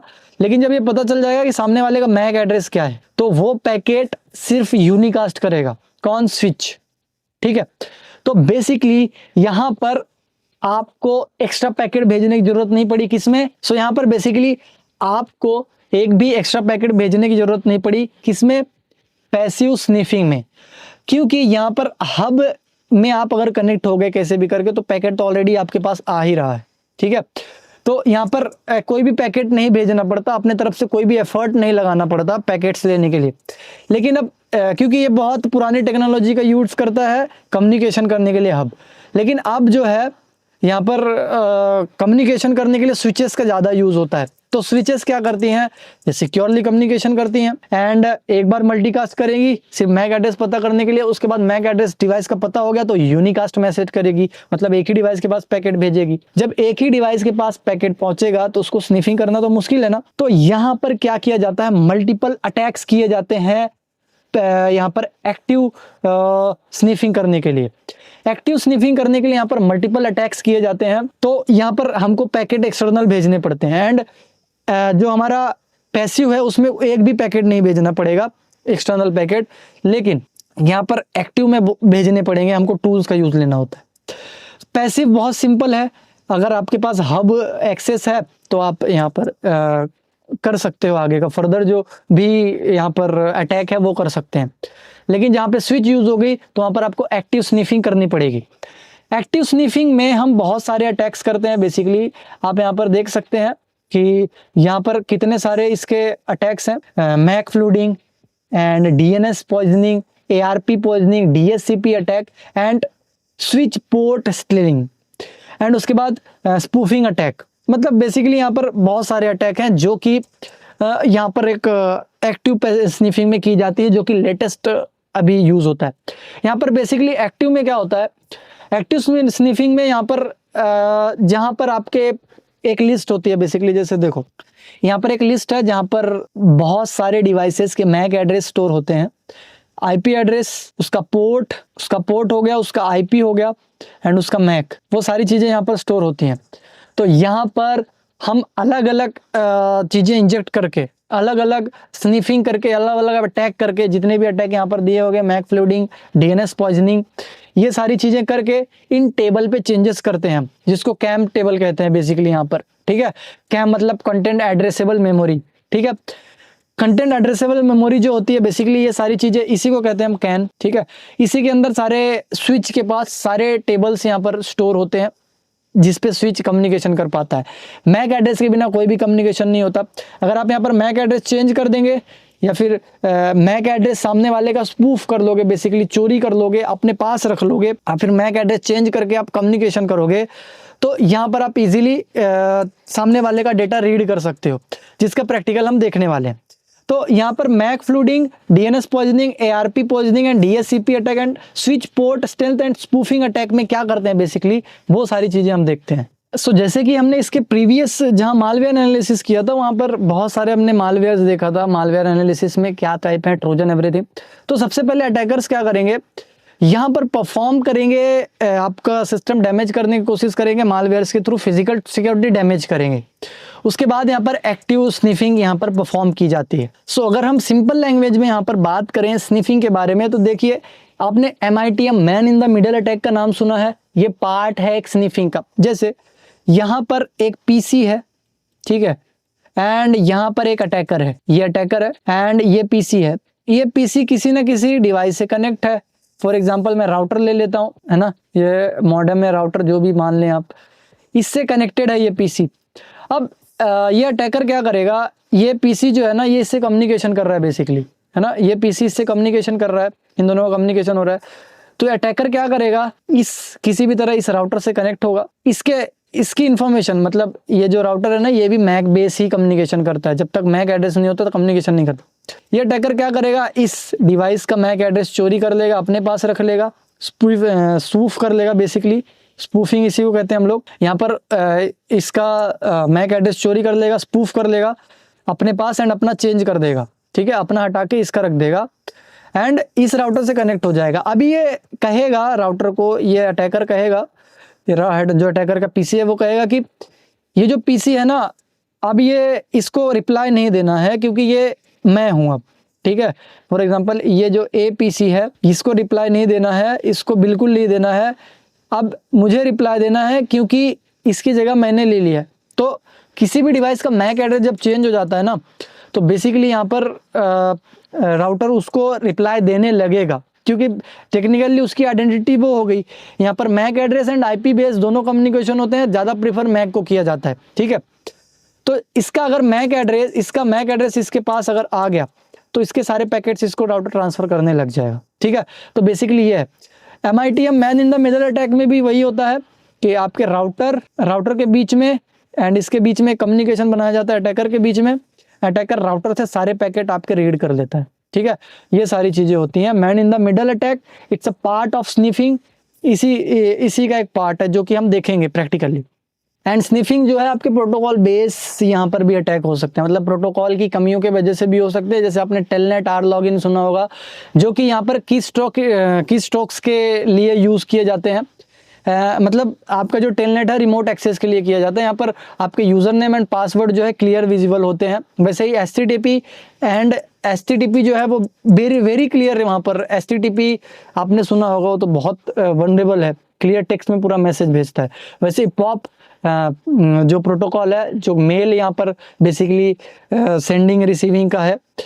बेसिकली यहाँ पर पॉप का जो काम है रिसीविंग का ही है। सो बेसिकली जो पॉप होता है वो बहुत क्लियरली यहाँ पर पासवर्ड एंड टेक्स्ट उसके दिखते हैं, बहुत टेक्स्ट में दिखते हैं। IMAP वो भी बहुत क्लियर दिखता है, उसका जो बेसिकली यहाँ पर सिक्योरिटी है बहुत लो है, उसमें भी पासवर्ड एंड डेटा बहुत क्लियर दिखता है। SNMP एंड NNTP जिसके बारे में आप सुना होगा, उसमें भी पासवर्ड क्लियर टेक्स्ट में आता है। FTP जो है वो तो इनसिक्योर है ही, फाइल ट्रांसफर प्रोटोकॉल, ठीक है। वहाँ पर भी आपकी file and folders and also passwords very clear यहाँ पर शो होते हैं, ठीक है। तो यहाँ पर आपने SMTP के बारे में सुना होगा, टेलनेट आर लॉगिन के बारे में सुना होगा, जो कि रिमोट होस्ट के लिए पोर्ट नंबर 23 यूज़ करते हैं। HTTP पोर्ट नंबर 80 पे रन होता है। एंड SNMP जो आपने देखा होगा नेटवर्क मैनेजमेंट के काम आता है, simple network management protocol. Also SMTP जिसको कहते हैं हम simple mail transfer protocol, mail transfer करता है। पोस्ट ऑफिस प्रोटोकॉल जिसको हम पॉप कहते हैं, ये मेल रिसीविंग के काम आता है, ठीक है। FTP फाइल ट्रांसफ़र प्रोटोकॉल जो आपकी फाइल्स हैं उसको एक्सेस करने में काम आता है, ज़्यादातर रिमोट एक्सेस में, ठीक है। फाइल्स को एक्सेस कर पाते हो जो रिमोटली, उसी की वजह से। IMAP जो है internet message access control protocol, ये यहाँ पर इलेक्ट्रॉनिक मेल सर्वर्स के काम आता है। बेसिकली यहाँ पर इलेक्ट्रॉनिक मेल मैसेज सर्वर पे काम करता है, ठीक है, IMAP। तो बेसिकली ये सारे प्रोटोकॉल्स हैं जिनके बेस पे आपका जो कम्युनिकेशन है वो यहाँ पर कह सकते हो वीक हो सकता है अगर ये प्रोटोकॉल सिक्योर नहीं है तो, ठीक है। इनका सिक्योर वर्जन है जैसे HTTP का HTTPS, FTP का FTPS एंड मल्टीपल। एंड इसके बाद अगर हम यहाँ पर स्निफिंग की बात करें तो स्निफिंग जो है ना, आपने OSI मॉडल के बारे में सुना होगा। आपकी जो स्निफिंग है ये यहाँ पर काम करती है OSI मॉडल के सबसे नीचे, सेकंड लास्ट जिसको कहते हैं हम लोग, डेटा लिंक लेयर पे, ठीक है, डेटा लिंक लेयर। एंड अगर आपके अंदर, आपके सिस्टम के अंदर ऐसी वल्नरेबिलिटी है जो कि प्रोटोकॉल के इसमें है, तो वो एप्लीकेशन लेयर पे काम करेगा। मतलब data link layer and application layer in दोनों पे काम करता है। Data link and application layer in दोनों पे बेस्ड होता है ये स्निफिंग, ठीक है। डेटा लिंक लेयर पे बेसिकली आपकी जो डिवाइसेस हैं डेटा लिंक लेयर पे यही काम करते हैं। स्विचेस एंड हब ये आपके डेटा लिंक लेयर पे काम कर रहे होते हैं, इसलिए उसी पे अटैक होता है बेसिकली यहाँ पर। सो बेसिकली यहाँ पर हम बात करते हैं मैक फ्लूडिंग की। एक्चुअल में मैक फ्लूडिंग क्या है, तो यहाँ पर मैक फ्लूडिंग में एक्चुअल में क्या करते हैं हम लोग, मैक फ्लूडिंग को इस तरह से, जैसे मैंने कहा था कैम टेबल जो होता है ना, कैम टेबल को जिसमें बहुत सारी डिटेल्स होती है, मैक एड्रेस एंड एवरीथिंग, ये सारी चीज़ें होती है वहाँ पर मैक एड्रेसेस के बारे में, उसको फुल कर दिया जाता है यहाँ पर मैक टेबल को, ठीक है। मतलब फेक मैक एड्रेसेस से फुल कर दिया जाता है यहाँ पर। एंड जब मैक एड्रेस से कैम टेबल फुल हो जाएगा यहाँ पर, तो जो स्विच है बेसिकली वो हब के जैसे काम करने लगेगा, मतलब किसी को भी पैकेट कहीं भी भेजने लगेगा, ठीक है। तो यहाँ पर इसीलिए मैक फ्लूडिंग की जाती है, ताकि जो स्विच लगा हुआ है जो कि हाई सिक्योरिटी लेवल का है, वो एज अ हब यहाँ पर बिहेव करने लगे, जिससे वो पैकेट जो है अटैकर के पास पहुँच सके, ठीक है। अब ये मैक फ्लूडिंग जो है ये आपके लोकल एरिया नेटवर्क पे रह के किया जा सकता है। अगर आप पब्लिक एरिया नेटवर्क पे है तो डेफिनेटली किया जा सकता है, ठीक है। तो अटैकर जो है फर्स्ट ऑफ ऑल आपके नेटवर्क में किसी तरह कनेक्ट होके वहाँ पर मैक फ्लूडिंग कर देगा, ठीक है। मैक फ्लूडिंग में आपको कैम टेबल फुल किया जाएगा, जिसमें आपका जो स्विच है कंफ्यूज होके एज अ हब कम्युनिकेशन करने लगेगा, ठीक है। तो मैक फ्लूडिंग हम यहाँ पर करके देखेंगे बेसिकली। तो पहले हम मैक फ्लूडिंग का प्रैक्टिकल करके देखते हैं मैक फ्लूडिंग एक्चुअल में करते कैसे हैं। तो चलते हैं हम अपने प्रैक्टिकल स्क्रीन पे जहाँ पर हमारी मशीन्स रखी हुई है। सो वॉरियर्स, यहाँ पर मैं आ गया हूँ अपने काली मशीन पे। आप कोई भी यूज़ कर सकते हो, मैं काली यूज़ कर रहा हूँ। आप यहाँ पर लिनक्स में पैरड भी यूज़ कर सकते हो। सिंपली मैं अपना पासवर्ड एंटर करके यहाँ पर लॉगिन करूँगा। देन मैं यहाँ पर जाऊँगा अपने पीसी पे एंड यहाँ पर मैं sudo परमिशन ले लेता हूँ। ठीक है, मैक फ्लूडिंग करते हैं। यहाँ पर मैक फ्लूडिंग के लिए जो टूल यूज़ करेंगे, यहाँ पर मैक ऑफ करके आता है, देखो मैक ऑफ इस टूल का नाम है। सो यहाँ पर बेसिकली हम सबसे पहले ना इस टूल को यूज़ करने से पहले हम पैकेट को कैप्चर कर पाएँ या फिर हम पैकेट को समझ पाएँ कि एक्चुअल में पैकेट जा कैसे रहा है। तो आप सभी को पता है पैकेट को एक्सेस करने के लिए, पैकेट्स को कैप्चर करने के लिए यहाँ पर किस टूल का यूज़ लिया जाता है। हम यहाँ पर वायरशार्क का यूज़ लेने वाले हैं, जिससे हम पैकेट्स को एनालाइज कर सकें कि पैकेट्स एक्चुअल में कहाँ कहाँ जा रहे हैं। ठीक है, तो यहाँ पर वायरशार्क ऑन हो रहा है एंड ये वायरशार्क मैंने ऑन कर दिया। ठीक है, यहाँ पर ये पैकेट्स आ जा रहे हैं। ठीक है, अब मैं इसको मिनिमाइज कर देता हूँ। अब मैं क्या करूँगा, यहाँ पर जब मैंने वायरशार्क को ओपन कर दिया है, अब मैं यहाँ पर मैक ऑफ जो है यहाँ पर टूल जो है उसको यूज़ लूँगा। यहाँ पर मैं मैक, ठीक है, एंड मैक ऑफ एंड यहाँ पर जो कमांड है हाइफन आई का मतलब है इंटरफेस। इंटरफेस कौन सा यूज़ कर रहे हो आप अपने नेटवर्क में। इंटरफेस चेक करने के लिए आप यहाँ पर सिंपली IF कॉन्फ़िग रन कर सकते हो। IF कॉन्फ़िग रन किया तो यहाँ पर मैं इसको थोड़ा जूम करता हूँ। यहाँ पर आप देख सकते हो कि ETS0 जो आपको दिख रहा है, ये आपका इंटरफेस है। बेसिकली ये आपका नेटवर्क एडेप्टर है। ठीक है, ETS0 जिसको हम कह रहे हैं। तो आप ऐसे चेक कर सकते हो आपका नेटवर्क एडेप्टर क्या है। तो मैक ऑफ लिखा मैंने, यहाँ पर -i लिखा, देन स्पेस देंगे हम ETS0 जो आपका नेटवर्क एडेप्टर था, एंड यहाँ पर -n का मतलब जो है ना, यहाँ पर ये बताता है कि कितने नंबर ऑफ पैकेट्स भेजने हैं बेसिकली। ठीक है, -n जो है यहाँ पर लिख सकते हो एंड स्पेस मैं यहाँ पर डाल देता हूँ 10। बेसिकली 10 पैकेट्स मुझे भेजने हैं, तो स्पेस करके मैं 10 भेज देता हूँ। ठीक है, अब जब आप यहाँ पर इतना लिख के एंटर प्रेस करोगे तो यहाँ पर सिर्फ और सिर्फ 10 पैकेट्स ही जाएंगे। देखो ये 10 मैंने कर दिया तो 10 पैकेट्स यहाँ पर गए। सो यहाँ पर इन पैकेट्स में आप देख सकते हैं कि अलग अलग यहाँ पर मैक एड्रेसेस भेजे गए हैं, अलग अलग 10 यहाँ पर पैकेट भेजे गए हैं, अलग अलग मैक एड्रेसेस। सेम अगर मैं यहाँ पर ऑब्जर्व करने जाऊँ तो यहाँ पर कम्युनिकेशन लेवल IP वर्जन 4 से हुआ होगा, तो हम IP वर्जन 4 के पैकेट्स को यहाँ पर सर्च करेंगे एंड देखते हैं कि उन पैकेट्स में क्या है। ठीक है, एंड सबसे नीचे होना चाहिए आई थिंक सो वो। यहाँ पर पैकेट्स बढ़ते जा रहे हैं, तो मैं थोड़ी देर के लिए कम्युनिकेशन स्टॉप करता हूँ, यहाँ से कैप्चरिंग स्टॉप करता हूँ। देन हम यहाँ पर देखते हैं IP वर्जन 4 के पैकेट्स हमको चाहिए, तो ये रहे। ठीक है, ये देखिए IP वर्जन 4 के अलग अलग IP एड्रेसेस से देख सकते हो आप लोग।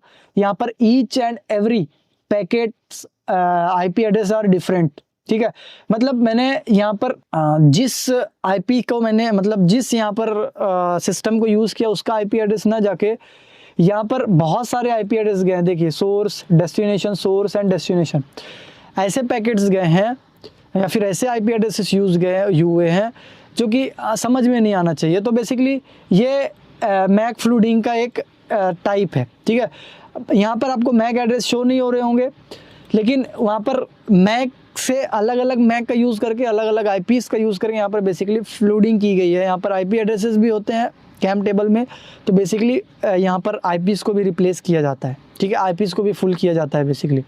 तो यहाँ पर आप देख सकते हो डिफरेंट IPs से यहाँ पर पैकेट भेजे गए। तो यहाँ पर देखो ये IPs हमारे सिस्टम में है ही नहीं। ठीक है, जिनसे पैकेट गए हैं ना, ये हमारे सिस्टम में है ही नहीं, मेरे पास है ही नहीं, मेरे किसी भी नेटवर्क डिवाइस पे नहीं है। ठीक है, अगर ये रीचेक करना है कि मेरे नेटवर्क डिवाइसेस में ये इनमें से कोई भी IP एड्रेस है या नहीं, तो मैं यहाँ पर नेट डिस्कवर का यूज़ करता हूँ। देखिए आपको सारे जो IP एड्रेस मिलेंगे वो 10 डॉट के मिलेंगे, उनमें से कोई भी IP एड्रेस नहीं मिलेगा। तो बेसिकली यहाँ पर बहुत अलग अलग IP एड्रेसेस से जो पैकेट गए हैं वो भेजे गए हैं। देखिए, ठीक है, इनमें से कोई भी IP एड्रेस आपको इनमें नहीं दिखेगा। ठीक है, सो आई होप आप सभी को ये मैक फ्लूडिंग समझ में आ गई होगी। ठीक है, अब मैं इसको Ctrl+C से बंद कर देता हूँ। ओके, सो यहाँ पर ये थी मैक फ्लूडिंग। एंड इस प्रैक्टिकल में आप लोगों ने ये तो नोटिस कर लिया कि ये IP एड्रेसेस मेरे है ही नहीं। अब यहाँ पर एक चीज़ देख सकते हो आप लोग, इनमें से मैं किसी भी एक पैकेट में क्लिक करता हूँ एंड नीचे से मैं इसको थोड़ा एक्सपांड कर देता हूँ, ठीक है। अब यहाँ पर ईथरनेट 2, ठीक है, जो कि हमारे डेटा लिंक लेयर पे काम करता है। यहाँ पर source and destination MAC addresses देख सकते हो आप लोग, ठीक है, source and destination MAC address. वैसे ही अगर मैं दूसरे पैकेट में यहाँ पर क्लिक करूँ तो आपको मैक एड्रेसेस चेंज मिलेंगे, ठीक है। तो ईच एंड एवरी पैकेट में आपको मैक एड्रेसेस चेंज मिलेंगे, ठीक है। तो बेसिकली आप यहाँ पर देख सकते हो MAC addresses and IP addresses also आपको चेंज मिलेंगे, जिससे इसको कहते हैं बेसिकली फ्लूडिंग, ठीक है। तो यही अलग अलग पैकेट जाके वहाँ पर कैम टेबल को फुल कर देंगे, जिससे जो आपका राउटर है या फिर जो आपका यहाँ पर हब स्विच है वो एज अ हब कम्युनिकेशन करने लगेगा, जिससे यहाँ पर अटैकर्स का सारा डेटा, आपका सारा डेटा अटैकर्स के पास जाने लगेगा। सो बेसिकली मैक ऑफ जो है यहाँ पर random MAC addresses and random IP addresses से आपके नेटवर्क पे, लोकल एरिया नेटवर्क पे, ठीक है, आपके लोकल एरिया नेटवर्क पे जितने भी डिवाइसेस कनेक्टेड हैं सभी के पास ये पैकेट्स भेजता है, ठीक है। लोकल एरिया नेटवर्क पे कनेक्टेड डिवाइसेस के पास सभी के पास ये पैकेट जाएगा। अगर आपके पास मल्टीपल मशीन्स कनेक्टेड है, यहाँ पर मल्टीपल मशीन्स है, तो आप यहाँ पर कैप्चर कर सकते हैं। मेरे पास यहाँ पर कुछ मशीन्स हैं जिसमें मैंने वायर शार्क ऑन नहीं किया था, लेकिन आप अपने हर मशीन पे यहाँ पर बेसिकली कर सकते हैं, कैप्चर कर सकते हैं, ठीक है। तो ये था मैक फ्लूडिंग का। इसके बाद हम नेक्स्ट देखते हैं यहाँ पर नेक्स्ट जो प्रैक्टिकल है। सो उसके बाद हम देखने वाले हैं नेक्स्ट अटैक, जो कि यहाँ पर हम देख लेते हैं डीएचसीपी अटैक। सो यहाँ पर डीएचसीपी अटैक में क्या होगा, यहाँ पर डीएचसीपी जिसके बारे में आप सुना होगा, dynamically host configuration protocol, DHCP. यहाँ पर डीएचसीपी में फ्लूडिंग की जाती है, जितने भी उसमें आईपी एड्रेसेस हैं, जितने भी आईपी एड्रेसेस हैं उन सभी को यूज़ करके बहुत सारी डीएचसीपी की रिक्वेस्ट यहाँ पर मांगी जाती है। बहुत सारी डीएचसीपी जो है ना, डीएचसीपी बेसिकली काम क्या करता है, डीएचसीपी जो है वो आईपी एड्रेसेस प्रोवाइड करने का काम करता है हर एक कनेक्टेड डिवाइसेस को, ठीक है।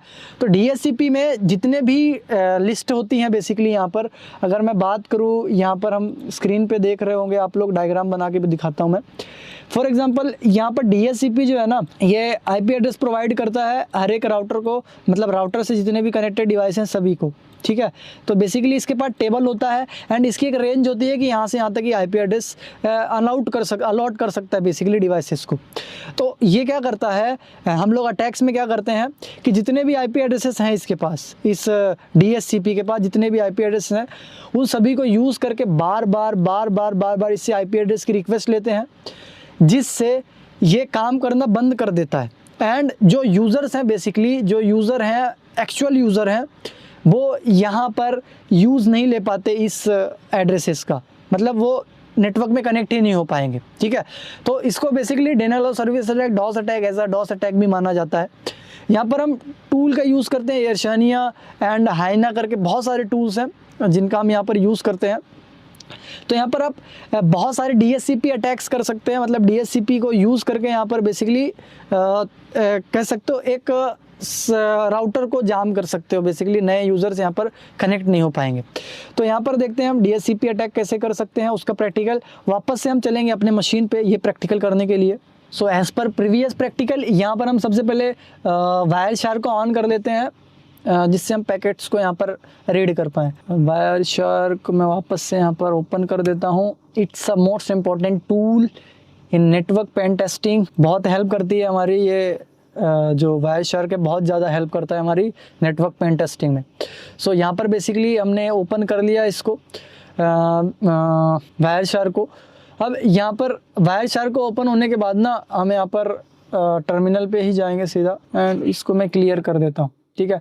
क्लियर करने के बाद यहाँ पर हम सिंपल सा टाइप करेंगे बेसिकली कि जो हमारा टूल है एयरशानिया, उसको यहाँ पर टाइप करेंगे। सो यहाँ पर मैं टाइप करता हूँ एयरशानिया एंड -i, ठीक है। -i बेसिकली, -i जो है ये इंटरेक्टिव जो है, जो सेशन है इंटरेक्ट करने के लिए, सेशन से इंटरेक्ट करने के लिए है, ठीक है। इनिशिएट जो बेसिकली जो हमको यहाँ पर प्रैक्टिकल करना है या फिर जो सेशन है उसको इनिशिएट करने के लिए है, ठीक है।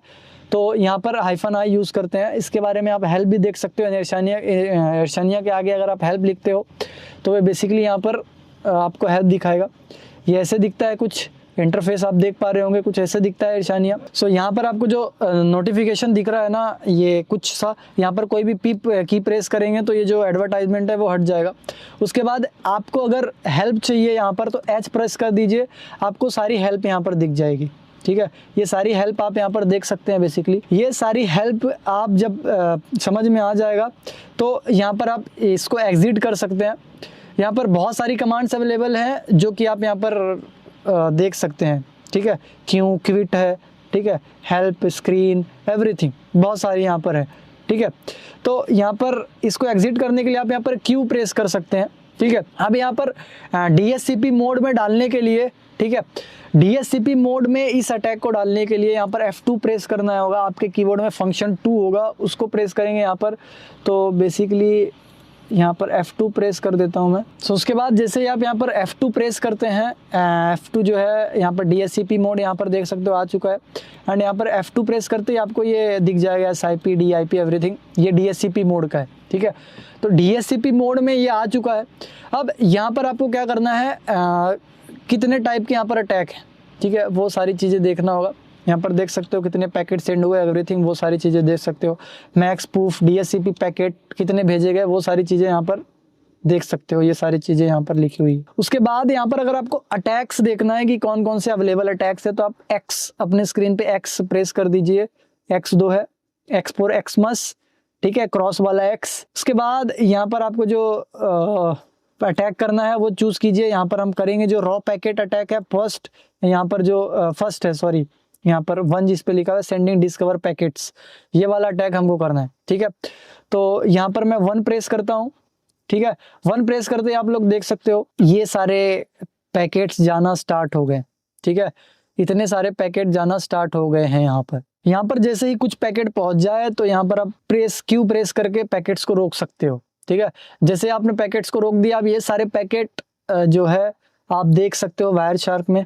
ठीक है, वायर शार्क में आपको DSCP के बहुत सारे पैकेट मिलेंगे जो कि आपके लोकल नेटवर्क पे भेजे गए हैं। आप इसको हर एक मशीन पे जाके चेक कर सकते हो।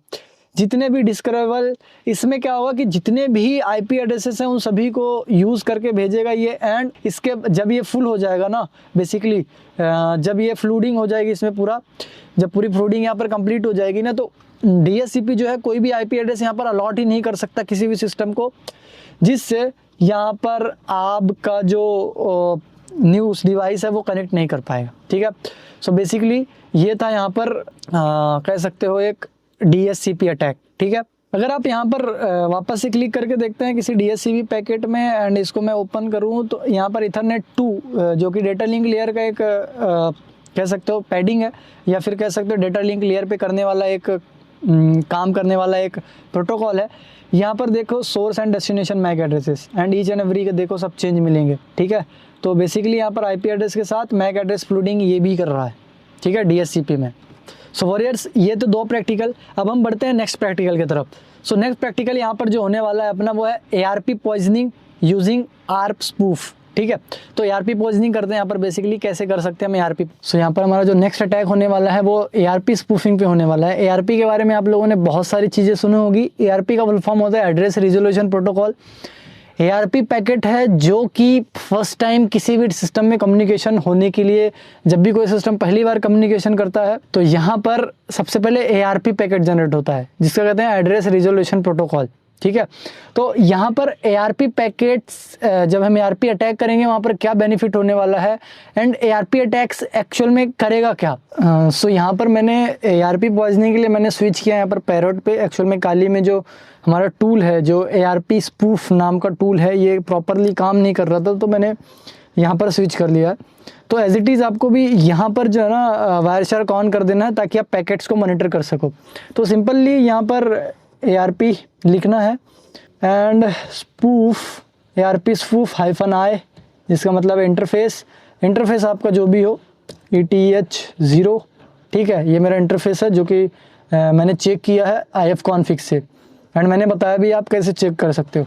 -t से टारगेट सेट करेंगे एंड यहाँ पर टारगेट डाल देंगे हम 10.10.10.1 से लेके 10.10.10.11 तक। ठीक है, हमने यहाँ पर बेसिकली टारगेट स्पेसिफाई कर दिया है कि कहाँ से कहाँ तक आईपी एड्रेस यहाँ पर यूज़ होने चाहिए बेसिकली स्पूफ के लिए। तो यहाँ पर हम एंटर प्रेस करते हैं तो यहाँ पर देख सकते हो आप लोग, इसने अटैक करना स्टार्ट कर दिया है, ठीक है। एंड कुछ पैकेट जाते ही इसको स्टॉप कर देना, बेसिकली कुछ पैकेट जैसे यहाँ पर पहुँच जाए तो उसको स्टॉप कर देंगे। तो यहाँ पर कुछ पैकेट चले गए, हम इसको कंट्रोल सी से स्टॉप कर देते हैं। कंट्रोल जेड से स्टॉप होगा, ये कंट्रोल सी से नहीं हुआ, कंट्रोल जेड से कर सकते हैं आप इसको, ठीक है। सो बेसिकली यहाँ पर ARP जो रिक्वेस्ट है वो हो चुकी है, मतलब ARP जो स्पूफिंग है वो हो चुकी है। यहाँ पर हमारा टारगेट था 10.10.11 जो कि विंडोज़ 11 का IP एड्रेस है, मेरे विंडोज़ 11 सिस्टम का, ये वाले सिस्टम का, ठीक है। तो यहाँ पर हो चुका है। अब हम वायरशार्क के पैकेट्स देखते हैं बेसिकली। तो यहाँ पर वायरशार्क में देखते हैं ARPs जो कि एक साथ गई होगी, बहुत सारे ARP पैकेट्स। तो मैं यहाँ पर सर्च कर लेता हूँ ARP। तो यहाँ पर देख सकते हो ये ARP पैकेट्स हैं जो कि भेजे गए थे, ठीक है। ये ARP पैकेट्स जो कि ज़बरदस्ती जनरेट कराए गए थे स्पूफिंग करके, ठीक है। ओके, सो यहाँ पर ये अटैक सक्सेसफुली, अब इसको रिवर्स करना है आपको बेसिकली। इसी को आपको अगर रिवर्स करते हैं आप, जैसे यहाँ पर टारगेट जो 11 वाला IP एड्रेस था उसको 1 कर दो, एंड जो 1 वाला था उसको 11 कर दो, 11, ठीक है। अब यहाँ पर आप एंटर प्रेस कर देते हो तो यहाँ पर देखो सोर्स जो है यहाँ पर जा रहा है। यहाँ पर देखो ARP जो है रिप्लाई दे रहा है 11 को, एंड यहाँ पर ARP रिप्लाई दे रहा है .1 को, ठीक है। एंड ये जो पैकेट है ये बिल्कुल अपोजिट है पुराने वाले से। एंड यहाँ पर मैं इसको हटा देता हूँ ताकि हम न्यू रिक्वेस्ट देख सकें। देखो यहाँ से आ रहा है, ठीक है, 10.11 10.11 यहाँ पर।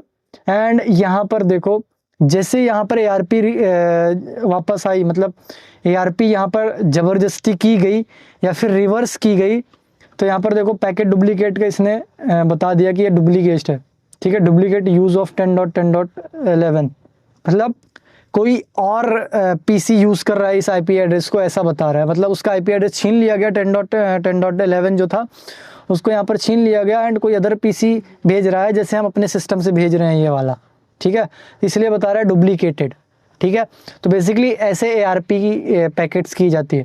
इससे पहले जब हमने किया 10.10 रिवर्स इससे पहले किया था तो वहाँ पर कोई डुप्लीकेशन नहीं आया था, बट यहाँ पर आप देख सकते हो डुप्लीकेशन डिटेक्टेड दिखा रहा है, ठीक है। सो ये था आपका ARP का। अब यहाँ पर डुप्लीकेशन क्यों आया, तो यहाँ पर जब ARP पॉइजनिंग किया ना तो यहाँ पर 10.10.11 एंड 10.10.1 या फिर 10.10.13 या 10.10. जो यहाँ पर 1 है 10.10.13 जो कि मेरे पैरेट की जो मैक एड्रेस है वो पूरा सेम हो गया, मतलब दोनों का एक जैसे हो गया, इसलिए डुप्लीकेटेड बता रहा है यहाँ पे IP एंड मैक, ठीक है। मैक सेम हो गया तो डुप्लीकेशन बता रहा है कि डुप्लीकेट फाइंड किया गया है यहाँ पर 10.10.11 का। तो बेसिकली ये थी आपकी URP स्पूफिंग, ARP स्पूफिंग जिसको कहते हैं। सो वॉरियर्स यहाँ पर अगर देखा जाए तो MAC spoofing, DNS spoofing and ARP spoofing, DSCP attack, DNS I think so नहीं हुआ, यहाँ पर ARP DSCP अटैक हो चुका है, ठीक है। एंड बाकी स्पूफिंग यहाँ पर हम देखने वाले हैं।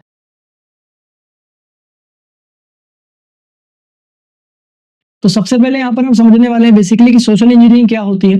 तो सोशल इंजीनियरिंग बेसिकली यहाँ पर मैं अपने लैंग्वेज में बताता हूँ। फॉर एग्जांपल आपको कभी ना कभी कॉल आया होगा किसी फ्रॉडिस्ट का कि आपको 2 लाख, 2.5 लाख या फिर 25 लाख की लॉटरी लगी है, या फिर ऐसा फोन आया होगा कि आपकी 10,000 की या फिर 10,000 का कैशबैक मिला है या फिर कूपन कोड मिला है, समथिंग कैशबैक मिला है फोन पे से, पेटीएम से, एवरीथिंग।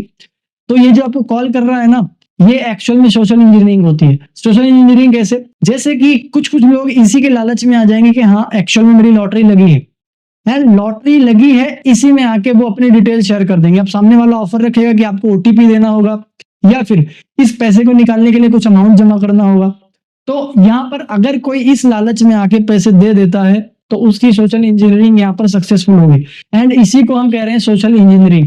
तो इसको प्रूफ करने के लिए या फिर इसको एक्सप्लेन करने के लिए कुछ पॉइंट्स लिखे यहाँ पर, बेसिकली 4 पॉइंट्स हैं। First of all, convincing people. Convincing people का मतलब ये है कि आपको भी पता है कि कुछ ऐसी डिटेल्स हैं जो कि हमारे अलावा किसी को पता नहीं होना चाहिए। तो कन्विंसिंग जो पीपल, यहाँ पर कन्विंसिंग पीपल का मतलब बेसिकली यही है कि जो डिटेल्स किसी को शेयर नहीं करना चाहिए, जैसे कि आपका password, OTPs, Aadhaar card details, PAN card details, bank details, ये आपके अलावा किसी दूसरे को पता नहीं होना चाहिए। इसी चीजों को शेयर करने के लिए कन्विंस कर लेना, इसी को हम सोशल इंजीनियरिंग कहते हैं। ये एक पार्ट हो गया। सेकेंड ऑफ यहाँ पर दिख रहा है आपको physico psychological manipulation. Psychological manipulation basically किसी भी इंसान के माइंड सेट को या फिर साइकोलॉजी को चेंज कर देना। जैसे कोई आपको कॉल कर रहा है और बोल रहा है कि हेलो मैं बैंक से बोल रहा हूँ, आपका एटीएम एक्सपायर होने वाला है, रिन्यू करने के लिए आपको ओटीपी शेयर करना होगा या फिर आपका कार्ड का फोटो शेयर करना होगा बेसिकली। तो आपको भी पता है कि एटीएम की डिटेल्स को शेयर करना अलाउड नहीं है या फिर एटीएम की डिटेल्स शेयर करना यहाँ पर डेंजरस हो सकता है, फिर भी आप यहाँ पर शेयर कर देते हो ये समझिए कि वो रियल बैंक एम्प्लॉय है। तो यहाँ पर उसने क्या किया, आपके माइंड सेट से खेला, उसने आपके माइंड सेट को मैनिपुलेट किया बेसिकली। तो इसको कहते हैं हम साइकोलॉजिकल मैनिपुलेशन। तो ये भी पॉइंट है सोशल इंजीनियरिंग का, ठीक है। एंड कॉन्फिडेंशियल इंफॉर्मेशन, वो सारी इंफॉर्मेशन निकाल लेना जो कि कॉन्फिडेंशियल होती है। बेसिकली कॉन्फिडेंशियल इंफॉर्मेशन क्या होती है, आपके एटीएम, आपके पिन, आपके सारे Aadhaar card, PAN card, date of birth, bank passbook, ये सारी चीजें आपकी कॉन्फिडेंशियल चीजें हैं। तो इसी को निकलवा लेना यहाँ पर बेसिकली सोशल इंजीनियरिंग का मेन काम है। यस, इसी को हम कहते हैं ह्यूमन हैकिंग, ठीक है। ह्यूमन को कब हैक कर लिया जाएगा, जब उसके माइंड सेट के साथ आप खेल सकते हैं, ठीक है। कंप्यूटर हैकिंग कब कहलाई जाती है, जब आप कंप्यूटर को हैक करके उसका सारा एक्सेस ले लेते हैं। वैसे ही ह्यूमन के माइंड सेट के साथ खेल के उससे वो चीजें करवा लेना जो कि वो नहीं करना चाहता, है ना, जो नहीं करना चाहिए था वो चीजें कर रहा है वो सामने वाला ह्यूमन। इसी को हम कह रहे हैं ह्यूमन हैकिंग। यही सारी चीजें होती हैं सोशल इंजीनियरिंग। वापस से मैं यहाँ पर रिवाइज करता हूँ, कन्विंसिंग ऑफ पीपल्स को कन्विंस कर लेना, पीपल्स को बेसिकली कन्विंस करके उनके साइकोलॉजिकल मैनिपुलेशन के साथ खेल के उनकी कॉन्फिडेंशियल चीजें निकाल लेना, इसी को हम सोशल इंजीनियरिंग कहते हैं एंड इसी को ह्यूमन हैकिंग भी कहा जाता है। तो आई होप आप सभी को सोशल इंजीनियरिंग क्या होती है ये समझ में आ गया होगा। अब सोशल इंजीनियरिंग क्या है ये समझने के बाद यहाँ पर हम देखेंगे कि सोशल इंजीनियरिंग में जब सोशल इंजीनियरिंग करता है अटैकर, उसमें कौन कौन से फेज अप्लाई करता है, वो बेसिकली क्या क्या चीजें करता है सोशल इंजीनियरिंग से करने से पहले। फॉर एग्जाम्पल, अगर एक अटैकर है जिसका टारगेट बहुत बड़ी कंपनी है या फिर किसी का ऐसा एक अटैकर है जिसको टारगेट चूज करना है, तो सबसे पहले वो क्या करेगा, टारगेट को सर्च करेगा, ठीक है, कि टारगेट कहाँ का है, क्या है, एवरीथिंग, ठीक है। देन वो टारगेट को सिलेक्ट करेगा। फॉर एग्जाम्पल, एक कंपनी है जहां पर एक एम्प्लॉय काम करता है, ठीक है, ये कंपनी है जहां पर एक एम्प्लॉय काम कर रहा है एंड ये कंपनी के पॉलिसी एंड प्राइवेसी पॉलिसी से एग्री नहीं करता, उसकी पॉलिसीज जो है कंपनी की उससे एग्री नहीं करता, ठीक है। तो ऑलरेडी ये निगेटिव है कंपनी के अगेंस्ट। तो अटैकर क्या करेंगे, पहले कंपनी चूज कर लेंगे, उस कंपनी का कोई ऐसा एक एम्प्लॉय चूज कर लेंगे जो कि कंपनी के खिलाफ निगेटिव है बेसिकली। तो यहाँ पर अगर ये पहले से निगेटिव है तो इससे डिटेल्स निकलवाना और इजी होगा। तो यहाँ पर कंपनी सर्च करने के बाद टारगेट को सिलेक्ट करेंगे, उस कंपनी के अंदर कोई ऐसा नेगेटिव ह्यूमन, ठीक है। देन यहाँ पर उस जो एम्प्लॉय था नेगेटिव, उसके साथ यहाँ पर कोई ना कोई रिलेशनशिप बिल्डअप करेंगे, वो जैसे फ्रेंड बनाएंगे उसको या फिर दोस्त बनाएंगे, कुछ ना कुछ उसको ऐसा रिलेशन बना लेंगे उससे। एंड जब उससे अच्छी दोस्ती हो जाएगी देन वो यहाँ पर एक्सप्लॉइट करेंगे उस रिलेशनशिप को। एक्सप्लॉइट करने का मतलब डिटेल्स निकलवाने के लिए उस रिलेशनशिप को यूज करेंगे, जैसे तो मेरा दोस्त है ये नहीं बता सकता क्या, एवरीथिंग, वो सारी चीजें। देन वो यहाँ पर रिलेशनशिप को एक्सप्लॉइट करते हैं। कई बार यहाँ पर कोई रिलेशनशिप नहीं होता, डायरेक्टली कॉल आती है, डायरेक्टली यहाँ पर टेक्निक्स का यूज करते हैं, डायरेक्टली यहाँ पर आपकी डिटेल्स निकाल लेते हैं वो लोग, ठीक है। अब इस डिटेल्स को निकालने के लिए जिन डिटेल्स में कोई रिलेशनशिप बिल्ड नहीं किया जाता, यहाँ पर बहुत सारी टेक्निक्स का यूज किया जाता है।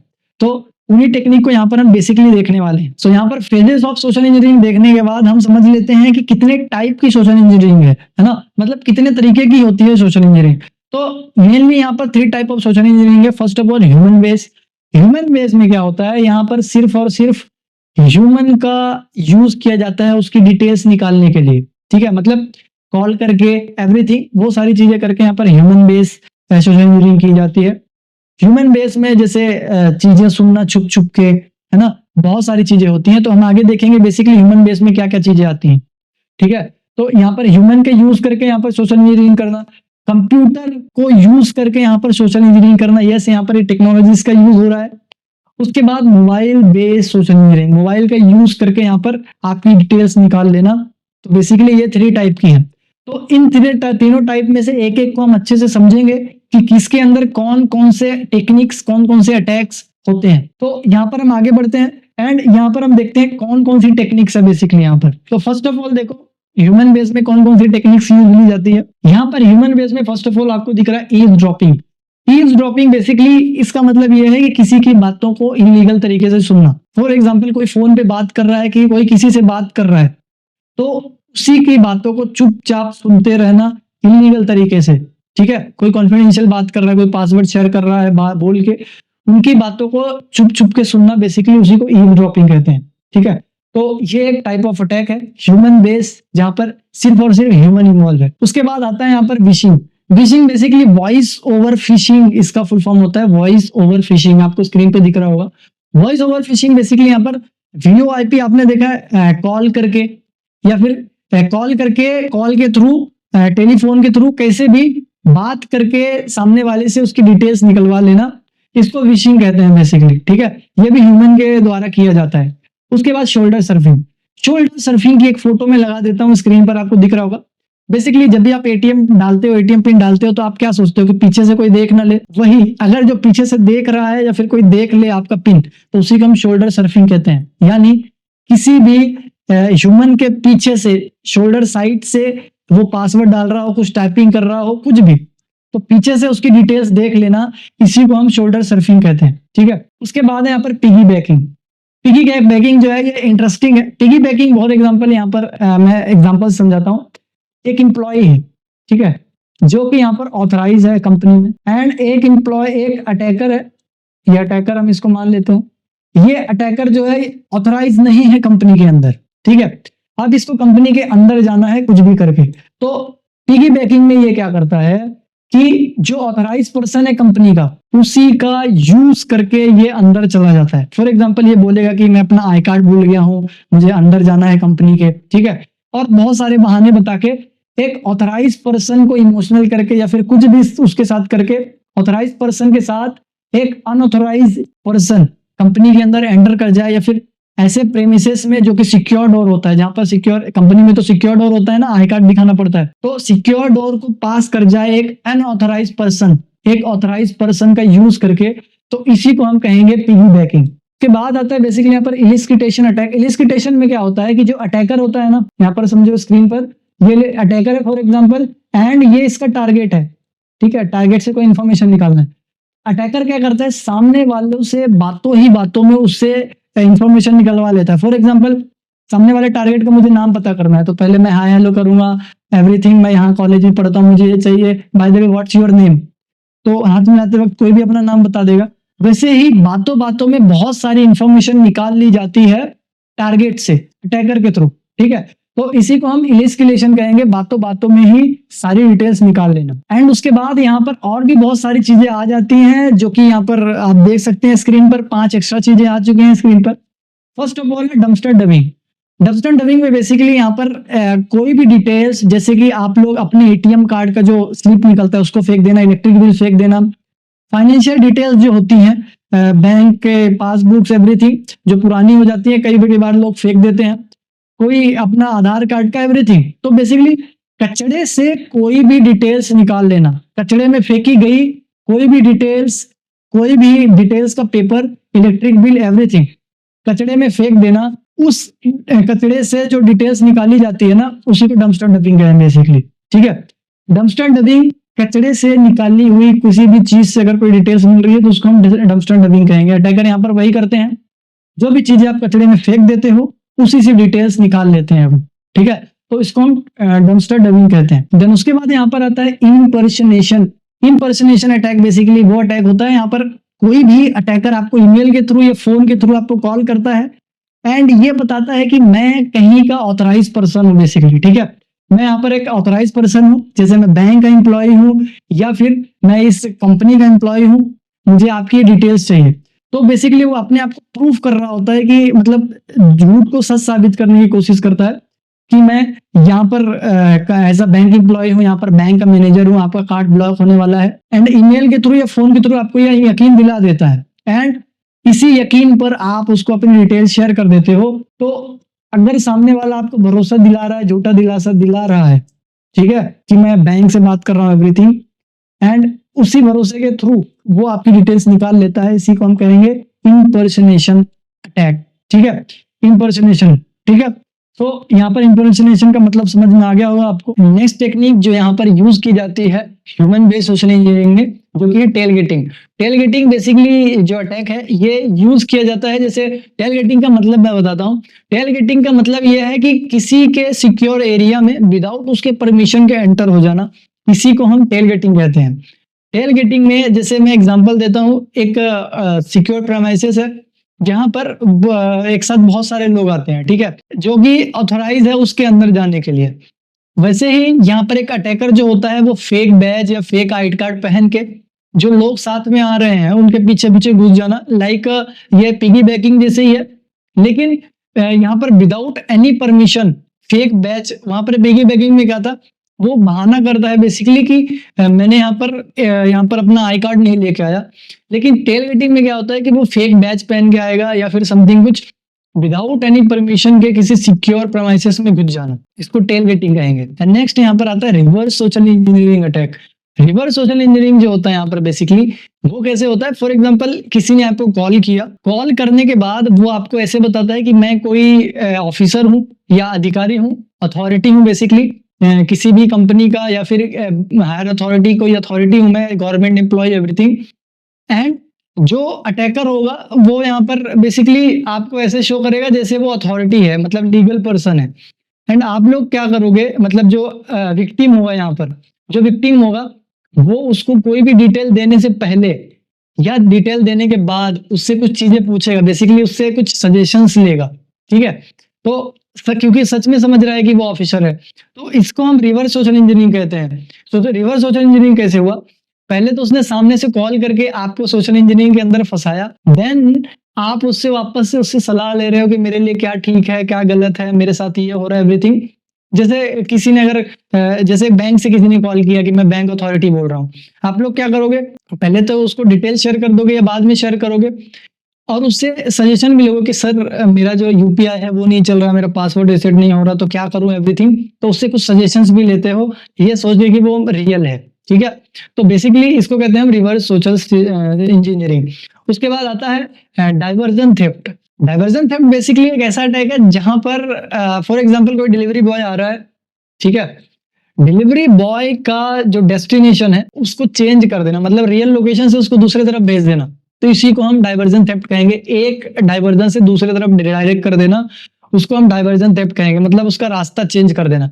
तो बेसिकली यही होता है डाइवर्जन थेफ्ट। और इसका एग्जांपल ऐसे ले सकते हो कि कोई रियल पार्सल देने वाला आया तो अटैकर क्या करेगा, उसको दूसरे रास्ते पे भेज देगा, दूसरे जगह भेज देगा, ताकि उसके जगह अटैकर आ सके, ठीक है। मतलब रियल डिलीवरी बॉय को कहीं दूसरी जगह भेज के वो खुद आने की कोशिश करता है आपकी लोकेशन पे। तो बेसिकली इसको डाइवर्जन थेफ्ट बोलते हैं, क्योंकि उसने जो रियल पैकेट डिलीवरी वाला है उसको उसने दूसरे जगह डाइवर्ट कर दिया है, इसलिए उसको डाइवर्जन थेफ्ट कहेंगे। सो बेसिकली ये सारे जो अटैक्स हैं ये ह्यूमन बेस्ड सोशल इंजीनियरिंग है। टोटल 10 टाइप है।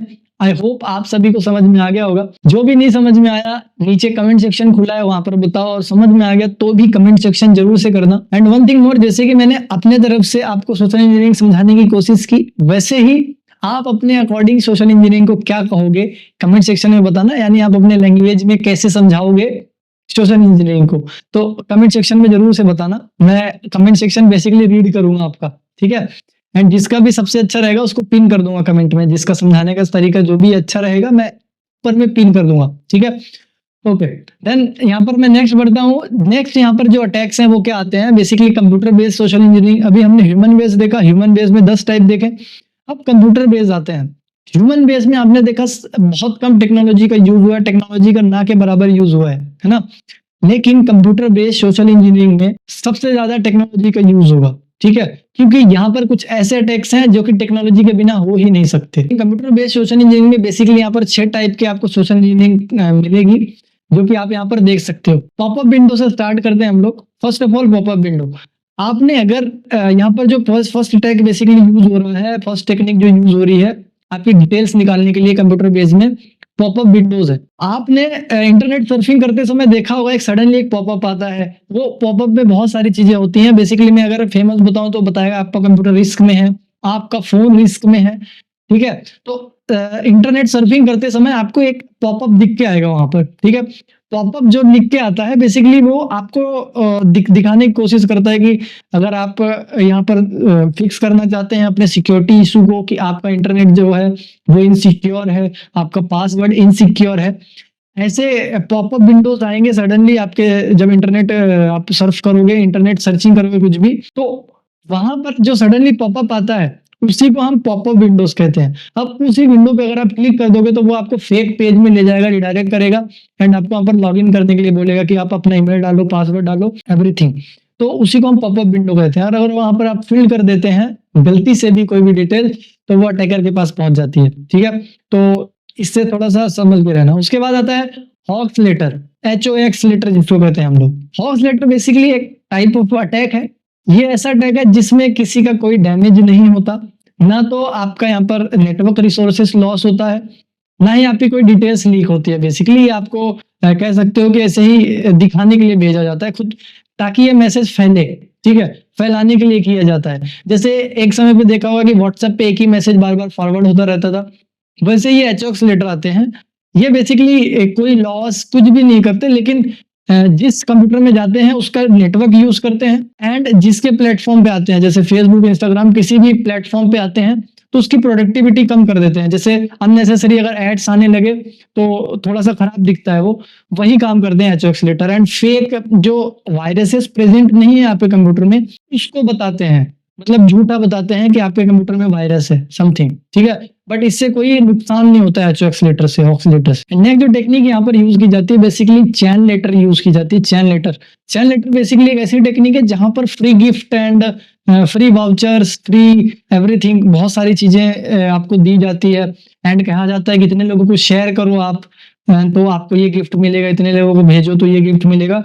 वही चैन लेटर है जहां पर आपको फेक प्राइजेस देके, बेसिकली प्राइजेस तो मिलता नहीं है, आप इतने लोगों को शेयर करो तो आपको ये मिलेगा, इतने लोगों को शेयर करो तो बेसिकली ऐसे। तो वहां पर जब आप शेयर करते हो, कोई उस लिंक पे क्लिक करता है तो वहां पर आपका डिटेल्स बेसिकली लीक होता है, वहां पर IP एड्रेसेस, बहुत सारी चीजें चली जाती है। एंड चैन लेटर्स में ऐसी स्टोरी बताई जाती है, इमोशनल स्टोरी बताई जाती है, जल्दी अमीर बनो एंड स्पिरिचुअल स्टोरीज बनाई जाती है। तो चैन लेटर इसको किस लिए कहा जा रहा है कि जब आप एक से, जैसे उसमें कहा जाता है 5 लोगों को फॉरवर्ड करो, 5 लोगों तक पहुंचाओ, तो शेयर करके आप 5 लोगों तक पहुंचाते हो, ये सामने वाला लालच में आके 5 लोगों को भेजता है, ऐसे करके भेजता जाता है। तो बेसिकली ये सोशल इंजीनियरिंग पर ही डिपेंड है। जब तक अगर सामने वाला आगे नहीं भेजता है तो वो वहीं पे रुक जाएगा, ठीक है? तो बेसिकली चैन लेटर्स होते हैं जो कि चैन टू चैन जुड़ते जाते हैं एंड लालच देके लोगों को फंसाया जाता है, बाकी मिलता कुछ नहीं, ठीक है? नेक्स्ट यहाँ पर आता है instant chat messenger. Instant chat messenger basically जैसे आपका व्हाट्सएप, फेसबुक मैसेज, इंस्टाग्राम, तो जो टारगेट रहेगा ना यहाँ पर अटैकर, उससे ऑनलाइन व्हाट्सएप में उससे बात करेगा बेसिकली, ठीक है? मतलब उससे व्हाट्सएप में बात करने की कोशिश करेगा, इंस्टाग्राम पे बात करेगा एंड जितने भी इंस्टेंट मैसेज हैं, जितने ऑनलाइन मैसेजेस हैं, बेसिकली उससे बात करके इससे सारी डिटेल्स लेने की कोशिश करेगा इसकी, ठीक है? तो इंस्टेंट मैसेज के थ्रू जो भी डिटेल्स निकाली जाएगी उसको इंस्टेंट चैट मैसेज कहा जाएगा। कंप्यूटर बेस्ड सोशल इंजीनियरिंग ये भी है। के बाद यहाँ पर आता है spam mail. Spam mail basically एक ऐसा मेल है जो कि आपको बिना रीजन के, बिना मतलब के भेजा जाता है। स्पैम मेल बेसिकली आपने देखा होगा मेल पे आता है, वहां पर आपकी फाइनेंशियल इंफॉर्मेशन निकालने के लिए, social security number and network information निकालने के लिए अटैकर्स आपको ये सेंड करते हैं, ठीक है? अब अटैकर आपकी ये सारी डिटेल्स निकालने के लिए शेयर करते हैं एंड साथ में कुछ अटैचमेंट भी भेज देते हैं यहाँ पर, जो कि आपको डाउनलोड कर, वो एक्चुअल में अटैचमेंट में जो होता है होस्ट ट्रोजन वायरसेस होते हैं। अगर आपने वीडियो देखा होगा होस्ट ट्रोजन वाला प्रीवियस, तो वहां पर आपको समझ में आ जाएगा। तो स्पैम मेल में अटैचमेंट भेज देते हैं एंड जो अटैचमेंट है ना उसका नाम बहुत लंबा रख देते हैं। फॉर एग्जाम्पल, तो जैसे मुझे कुछ यहाँ पर लिखना है, फॉर एग्जाम्पल कुछ सेंड करना है आपको, तो मैं क्या करूंगा, आप उसको पढ़ो ना पूरा। सो बेसिकली जो फाइल भेजी गई है अटैकर्स द्वारा, आपको उसका नाम बहुत लंबा रखेंगे। फॉर एग्जाम्पल, जैसे अटैकर क्या करेगा, वहां पर financial report of new version hacker 2023 something करके बहुत लंबी रिपोर्ट भेजेगा। तो उससे क्या होगा कि आप आधी ही पढ़ोगे, पूरा नहीं पढ़ोगे। जनरली ह्यूमन साइकोलॉजी ऐसे ही होती है, अगर थोड़ा बहुत जो है यहाँ पर ज्यादा लंबा नाम हो गया तो नहीं पढ़ता, देखते हैं हाँ ये फाइनेंशियल डिटेल्स है, थोड़ा देख के छोड़ देते हैं।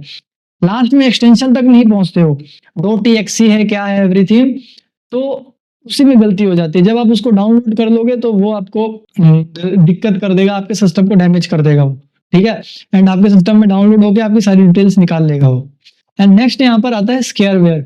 स्केयरवेयर बेसिकली क्या होता है कि कुछ ऐसे मैसेज देखे होंगे आपने, जब कोई वेब सर्फिंग करो कुछ भी करो, वहां पर आपको डायरेक्टली पॉपअप होके दिखते हैं। ये डायरेक्टली पॉपअप होने से क्या होता है, एंड वहां पर ऐसे रेड कलर के सिग्नल आने लगते हैं, तो वहां पर बेसिकली क्या होता है, आपका सिस्टम क्रैश होने वाला है, फाइल डिलीटिंग, ये सारी चीजें हो जाएंगी। 5 वायरस आपके सिस्टम में मिले हैं, 10 वायरसेस मिले हैं। सो ये क्या किया अटैकर ने, एकदम से जब पॉपअप आया, रेड कलर के वार्निंग दिख गई, ये सारी फाइल डिलीट हो जाएगी, 5 वायरसेस आ जाएंगे, ये सारी चीजें अगर दिख जाए आपके सिस्टम में एक साथ, तो आप डर जाओगे, राइट। अगर आपके सिस्टम में एकदम से पॉपअप आ जाए ये देखते वक्त, इंटरनेट देखते वक्त, कि 5 वायरस डिटेक्ट हुए हैं जो कि आपके फाइल सिस्टम एंड ये सारी चीजें डिलीट कर सकते हैं, वाईफाई डिटेल्स, वाईफाई का डेटा लॉस कर सकते हैं, या फिर पासवर्ड रिसेट कर सकते हैं, सिस्टम क्रैश हो सकता है, तो ये सारी चीजें जब आप देखोगे तो आप डर जाओगे, ठीक है। तो ऐसे पॉपअप जो आपको डरा दे, उसी को हम स्केयरवेयर कहते हैं, ठीक है। तो आई होप आप सभी को ये कंप्यूटर बेस्ड सोशल इंजीनियरिंग समझ में आई होगी। तो ये था computer based social engineering, I hope आप सभी को समझ में आ गया होगा। एंड अब हम बढ़ते हैं नेक्स्ट सोशल इंजीनियरिंग की तरफ, जो कि है mobile based social engineering. Mobile based social engineering जो होती है ना, ये बेसिकली मोबाइल को यूज करके जो भी इंफॉर्मेशन गैदर की जाती है एंड जो जो टेक्निक यूज होती है मोबाइल के लिए, वो सारी चीजें हैं। तो बेसिकली यहाँ पर 4 टाइप हैं इसकी टेक्निक के। फर्स्ट ऑफ ऑल है पब्लिशिंग मलिशियस ऐप। क्या होता है कि फॉर एग्जांपल हम व्हाट्सएप यूज कर रहे हैं, राइट। एक व्हाट्सएप है जो सभी को पता है अच्छे से, ठीक है। तो अटैकर क्या करते हैं कि व्हाट्सएप के जो ऐप है ना, एज इट इज ऐप बनाएंगे एंड उसमें कुछ एक्स्ट्रा फीचर डाल देंगे, ठीक है। जैसे आपने FM व्हाट्सएप, यो व्हाट्सएप के बारे में सुना होगा, ये सारे पाकिस्तान के एप्लीकेशंस हैं एंड ये डैमेज करते हैं, बेसिकली वायरसेस हैं जो आपके डिटेल्स को चोरी करते हैं, ठीक है। ट्रोजन एजेंट करके उसमें कोई वायरस होता है जो कि आपकी सारी डिटेल्स को ले जाता है। उसको डाउनलोड करके आप एक बार स्कैन करने की कोशिश करना यो व्हाट्सएप को, ठीक है। तो ऐसे व्हाट्सएप कभी भी डाउनलोड नहीं करने चाहिए। क्या करते हैं, आपके सारी मैसेजेस की डिटेल्स लेके जाता है। यो व्हाट्सएप बहुत डेंजरस है, वो आपके सारी डिटेल्स को लेके जाता है। जितने भी मैसेज आप करते हो वो बेसिकली सारी डिटेल्स लीक हो रही होती है, ठीक है। तो ऐसे ही अट्रैक्टिव बना के, जैसे रियल व्हाट्सएप है उसमें ऐसा है कि स्टेटस इतना लेंथ कम है ना, अभी बढ़ा दिया गया, पहले बहुत कम था, और यो व्हाट्सएप में बहुत ज्यादा था। ये व्हाट्सएप में एक एक्स्ट्रा फीचर था कि अगर किसी ने अपना व्हाट्सएप डाल के उसको डिलीट कर दिया है तो भी आप उस स्टेटस को देख सकते थे, ठीक है। तो बहुत सारे ऐसे फीचर्स थे यो व्हाट्सएप में जो कि अट्रैक्टिव थे, इसीलिए लोग उसको डाउनलोड कर रहे थे। अब वो व्हाट्सएप मैसेजेस सारा लीक होके जा रहा था। व्हाट्सएप जो है ये वहां का था, पाकिस्तान का, तो उधर सारी डिटेल्स वहां जा रही थी, ठीक है। तो टैगर जो है सेम नाम के ऐसे ही कुछ एप्लीकेशन बनाते हैं जो कि अट्रैक्टिव फीचर के साथ होते हैं, इसलिए यहाँ पर लोग उसको डाउनलोड करते हैं एंड फंस जाते हैं, ठीक है। देन यहाँ पर आता है रीपैकिंग लेजिमेंट्स। कुछ ऐसे एप्लीकेशंस होते हैं जो कि पेड होते हैं। अब पेड एप्लीकेशंस फ्री में तो सभी को चाहिए, तो लोग क्या करते हैं, क्रैक डाउनलोड करते हैं। अब क्रैक में क्या करते हैं अटैकर्स, क्रैक को सबसे पहले उसको क्रैक जो वर्जन है उसको खोलेंगे, उसमें मलिशियस एप्लीकेशन डालते हैं एंड कीज को बाईपास कर देते हैं, ठीक है। जो लाइसेंस की होती है उसको बाईपास कर देते हैं, लाइसेंस की का जो स्टेप होता है वहां पर बाईपास कर देते हैं, उसी के जगह वहां पर मलिशियस प्रोग्राम लिख देते हैं, ठीक है। कि जैसे ये यहाँ पर की मांगेगा वैसे यहाँ पर मलिशियस जो प्रोग्राम है वो रन होगा, ठीक है। तो जो पेड एंड लेजिमेंट ऐप है, जो ओरिजिनल ऐप है जो कि पेड है, उन्हीं को रीपैकिंग करके क्रैक बना के आपको दे देना, वही है यहाँ पर बेसिकली रीपैकिंग लेजिमेंट ऐप, ठीक है। तो ये भी डेंजरस होता है एंड जो क्रैक डाउनलोड करते हो आप लोग वो भी डेंजरस ही है, आपकी सारी डिटेल्स लीक कर रहा है। देन आता है यहाँ पर using security, fake security app, ठीक है। फेक सिक्योरिटी एप्लीकेशन में क्या होगा, बेसिकली जो अटैकर है वो सबसे पहले आपके फोन को अच्छे से डैमेज करेगा, ठीक है। मालवेयर के थ्रू आपके फोन को डैमेज कर देगा। देन जैसे ही आप अपनी लॉगिन क्रेडेंशियल डालोगे ना, जैसे उसने आपके फोन को इसने डैमेज कर दिया, अब जब आप अपने बैंकिंग एप्लीकेशन लॉगिन करोगे ना तो वहां पर पॉपअप आएगा कि बेसिकली आपका जो आईडी है या फिर आपका जो बैंकिंग है ये सिक्योर नहीं है। इसको सिक्योर करने के लिए ये प्ले स्टोर में एक ऐप है, उसको डाउनलोड करो। वो प्ले स्टोर में ऐप जो होता है ना, वो अटैकर पहले से अपलोड करके रखता है अपने ऐप खुद के, ठीक है, अपने प्ले स्टोर में खुद अपलोड करके रखता है। तो विक्टिम क्या करता है, उसी के प्ले स्टोर से अपने फोन में वो ऐप डाउनलोड कर लेता है। वो ऐप एक्चुअल में होता है रिमोट एक्सेस देने का या फिर की लॉगर, ठीक है। की लॉगर बेसिकली आपके सारे कीज की एंट्री रिकॉर्ड करते हैं। तो वो क्या करता है, जैसे ही बैंक में अपनी क्रेडेंशियल लॉगिन करता है तो उसके यूजर आईडी एंड पासवर्ड उसी जो ऐप उसने प्ले स्टोर से डाउनलोड किया है वो डायरेक्टली अटैकर के पास पहुंच जाता है। तो अटैकर आपकी सारी लॉगिन क्रेडेंशियल्स ले लेता है, ठीक है।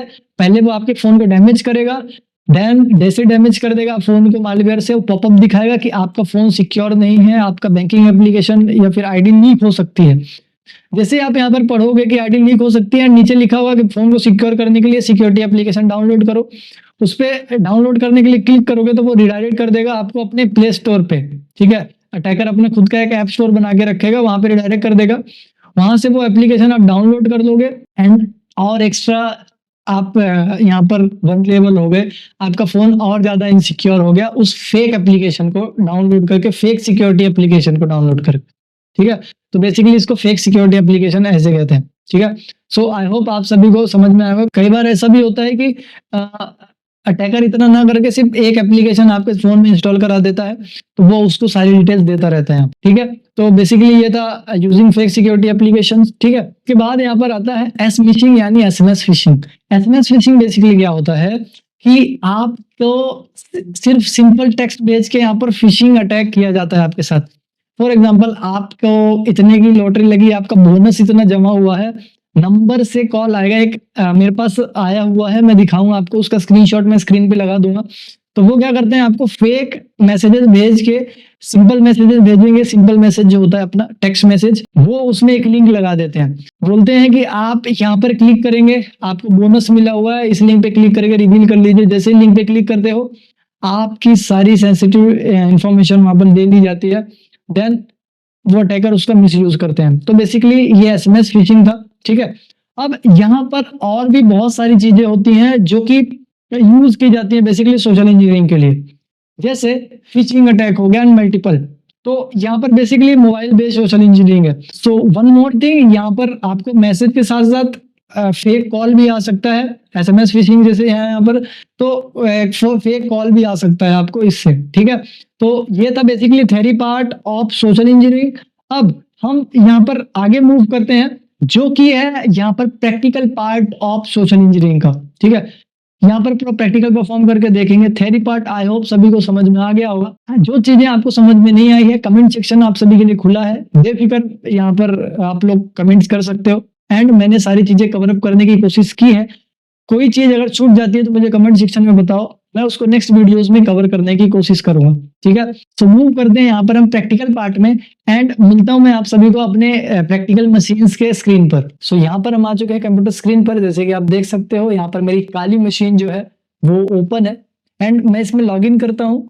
सो यहाँ पर लॉग इन करने के बाद मैंने एडमिन परमिशन दे दी है। एडमिन परमिशन देने के बाद यहाँ पर हमको एक टूल का यूज लेना है जो कि बहुत ही फेमस है एंड ओपन सोर्स है। इसका नाम है सेट टूल। इसको बेसिकली आप ऐसे लिख सकते हो, सोशल इंजीनियरिंग ऐसे टूल किट, ठीक है। ऐसी यानी कि सोशल इंजीनियरिंग टूल किट इसका मतलब है। इसको मैं थोड़ा जूम कर देता हूँ, ठीक है। एंटर प्रेस करोगे तो यहाँ पर ये ओपन हो जाएगा, बेसिकली ऑन हो जाएगा, कुछ ऐसा इंटरफेस दिखता है इसका। तो यहाँ पर आपको सबसे पहले फर्स्ट ऑप्शन चूज करना है सोशल इंजीनियरिंग के लिए, फर्स्ट, एंड बाकी ऑप्शंस भी आप यूज ले सकते हो। यहाँ पर बहुत सारे ऑप्शन है, मैंने फर्स्ट यूज लिया यहाँ पर सोशल इंजीनियरिंग के लिए, क्योंकि हम सोशल इंजीनियरिंग का यहाँ पर प्रैक्टिकल कर रहे हैं। एंटर प्रेस करेंगे, देन यहाँ पर सेकंड ऑप्शन चूज करना है, वेबसाइट अटैक वेक्टर, ठीक है। तो यहाँ पर सेकंड वेबसाइट अटैक वेक्टर मैंने चूज कर लिया। देन यहाँ पर हमको क्या करना है, क्रेडेंशियल हार्वेस्टर चाहिए। मतलब क्रेडेंशियल हार्वेस्टर मतलब ये पूछ रहा है कि आपको क्या करना है सोशल इंजीनियरिंग में, जो आपने यहाँ पर चूज किया है वो उसमें आपका मोटिव क्या है।